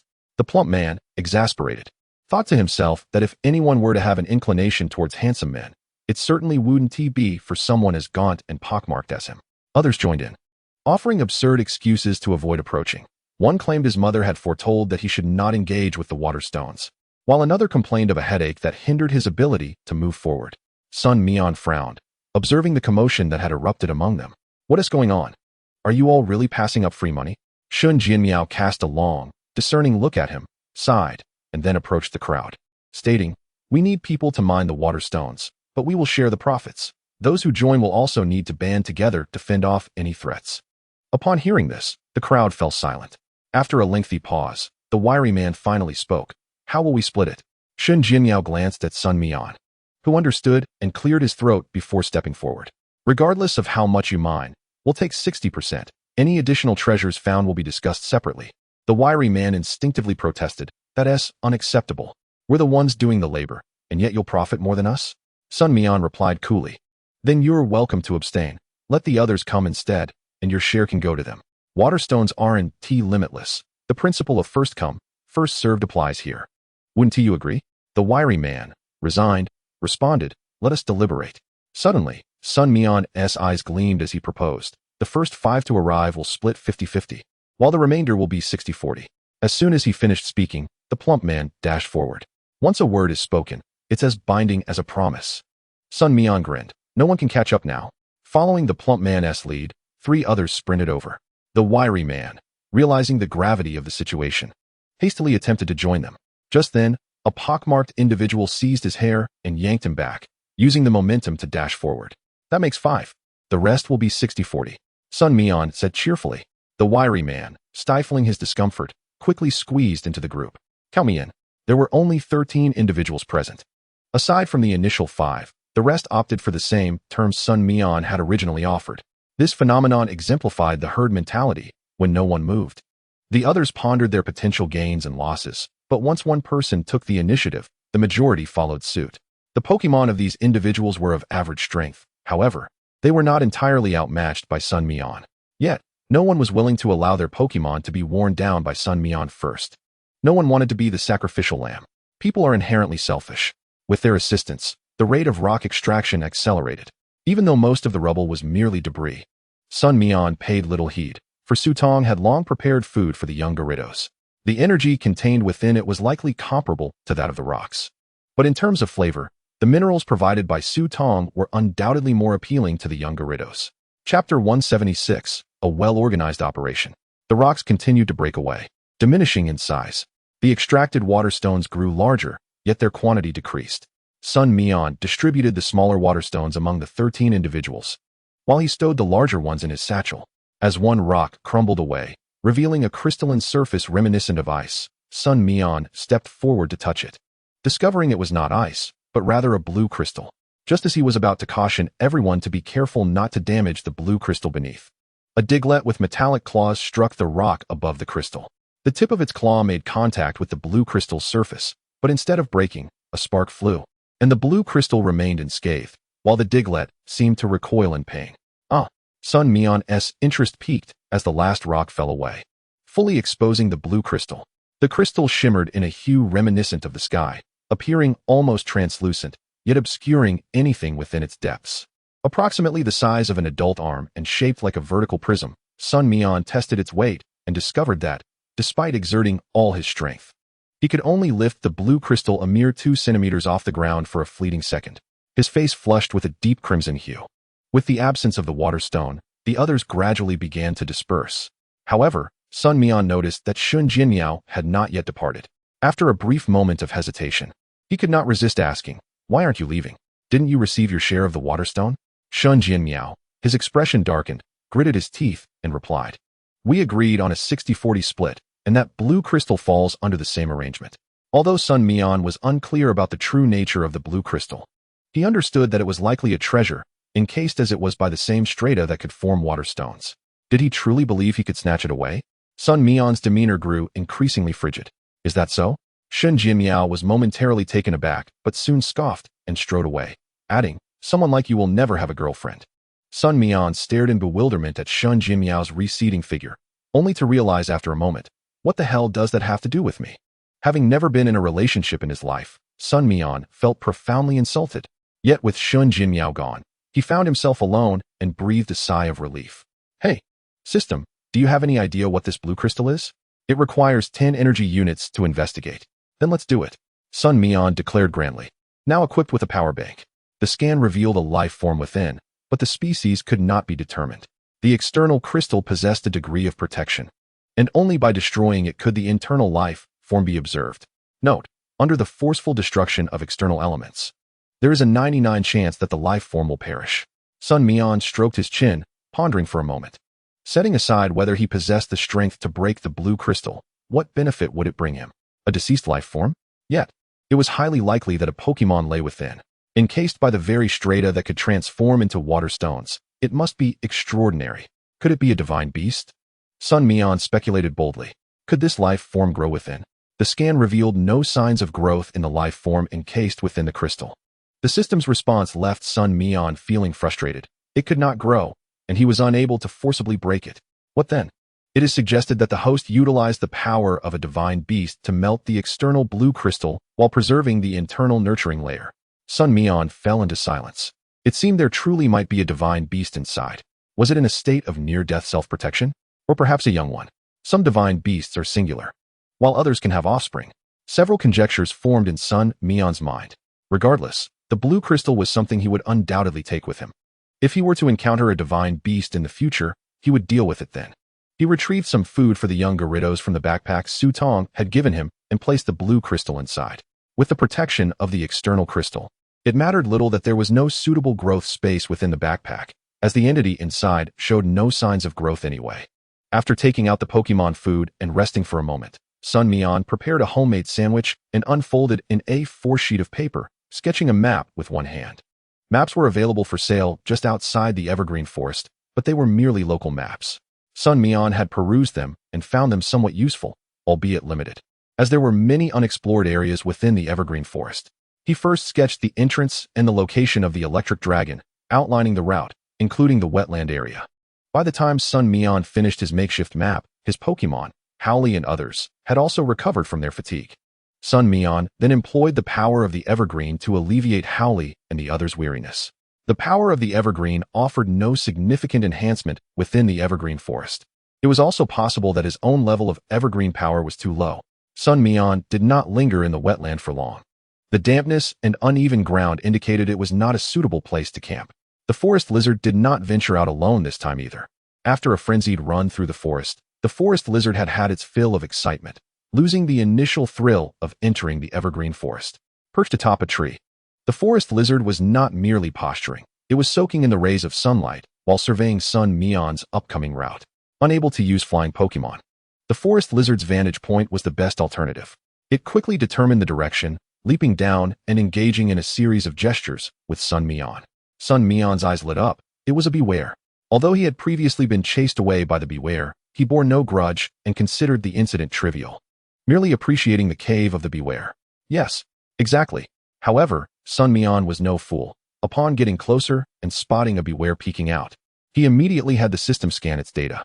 Energy feedback indicated level 34. Excellent. Perfect for leveling up. Sun Mian instructed the forest lizard to scout the area and determine how far the other Bewares were. The forest lizard nodded rapidly, bounding away and discovering that 3 other Bewares were nearby, likely a family out searching for honey from the combi. Sun Mian promptly called out to Howley and Heracross, saying, "Howley, Heracross, that Beware is yours to handle. Take care of it swiftly." Howley raised its arms, flexing its muscles, making its intentions clear. It would certainly give the Beware a run for its money. Heracross nodded solemnly, deeming it a heinous act to steal from the weak combi, declaring, "Leave this to me, the champion of justice." Sun Mian nodded in satisfaction, observing the eagerness of his 2 Pokémon. Scyther, young Gyarados, and Ditto, you are tasked with blocking the other 3 Bewares. Just hold them off until Howley finishes with this one. Ditto would then transform into the young Gyarados, utilizing the double sandstorm to assist Scyther. With clear roles established, everyone sprang into action. Chapter 177, Heracross's Fighting Techniques. The Beware lamented its misfortune today. Ever since the combi's nest had been raided, the queen had relocated with her swarm. Following the scent of honey, it had arrived only to find an abandoned nest shell with little honey left inside. The Beware had filled banana leaves with fruits, intending to dip them in honey, but now it could only eat the fruits dry. The thought of honey made the Beware salivate, and the fruits in its claws suddenly felt insipid. The more it thought, the hungrier it became. Unable to resist, the Beware resolved to continue searching for the combi. But suddenly, a robust Howley, entirely out of the ordinary, sprang forth from the thicket, standing at its height. No, it was even slightly taller. The Beware glared at the blocking Howley and roared, "Don't block my way. I'm going to find honey. No need to thank me for the translation." Howley raised an eyebrow, brimming with bravado. "Is this your territory? I say you're blocking my way." The Beware was taken aback. When did its reputation as the forest bully falter? Moreover, it seemed that this creature appeared even more like a bully than itself. While the Beware was in a daze, a Heracross emerged from the side, wearing a serious expression, bullying the weak. How disgraceful! What was this creature? The Beware was infuriated. What was going on today? No honey from the combi, and now it encountered a bully that looked even more menacing than itself, along with a fool. With a sweeping gesture, Howley exclaimed, "Brother, why waste your breath on her? The type of woman I detest most is one lacking in muscle. Behold my flame fist." In an instant, Howley's fist erupted with electric energy, striking the chest of the round bear. The round bear felt a tingling shock radiate through its chest. "You deceitful scoundrel. Ah, I shall end you." It roared, claws flailing in a frenzy, poised to land a hit on Howley. Yet Howley stood his ground, adopting a fierce stance, his expression serious, like a true master of combat. The round bear scoffed, "Do you think you can deceive me? I won't fall for your tricks." Howley lifted his foot and delivered a powerful kick, causing the round bear to stagger back 2 steps. Without hesitation, Howley transformed his hand into a blade, executing a diagonal strike. Merging the essence of Zingiyiquan, he sliced through the air, landing a blow on the round bear's thick neck. The round bear clutched its neck, which was entirely invisible, retreating in agony. It finally recognized that this Howley was not merely a blusterer. With renewed determination, the round bear unleashed a forceful punch directed at Howley. Sensing the might behind it, Howley did not retreat. Instead, he revealed a maniacal grin, unleashing his bullet punch. As his fist collided with the round bear's massive paw, he continued to rain down punches, effectively dissipating the force. Although Howley's knuckles reddened slightly, he appeared unconcerned, reveling in the thrill of facing such a resilient opponent, an uncommon occurrence. The round bear stared at Howley in astonishment, unable to comprehend how he remained unscathed. Meanwhile, Sun Mian commanded the Scorpion King to unleash 3 round bears as distractions. Utilizing the Scorpion King's speed and lethal strike power, the round bears found themselves constrained, unable to exploit their advantages, trapped within a limited circular area. Shortly after, Sun Mian felt a gentle touch beside him. He looked down hurriedly. "Huh, Heracross, what are you doing here?" Heracross turned helplessly to glance at Howley, who was increasingly enjoying his battle with the round bear. Sun Mian understood immediately. "Heracross, go assist the Scorpion King. We have our own tough fight to contend with." Heracross nodded and dashed towards the Scorpion King. Upon seeing Heracross, The Scorpion King did not neglect its companion like Howley. Instead, it created space, executing a crosscut to drive back one round bear, only to be struck by another.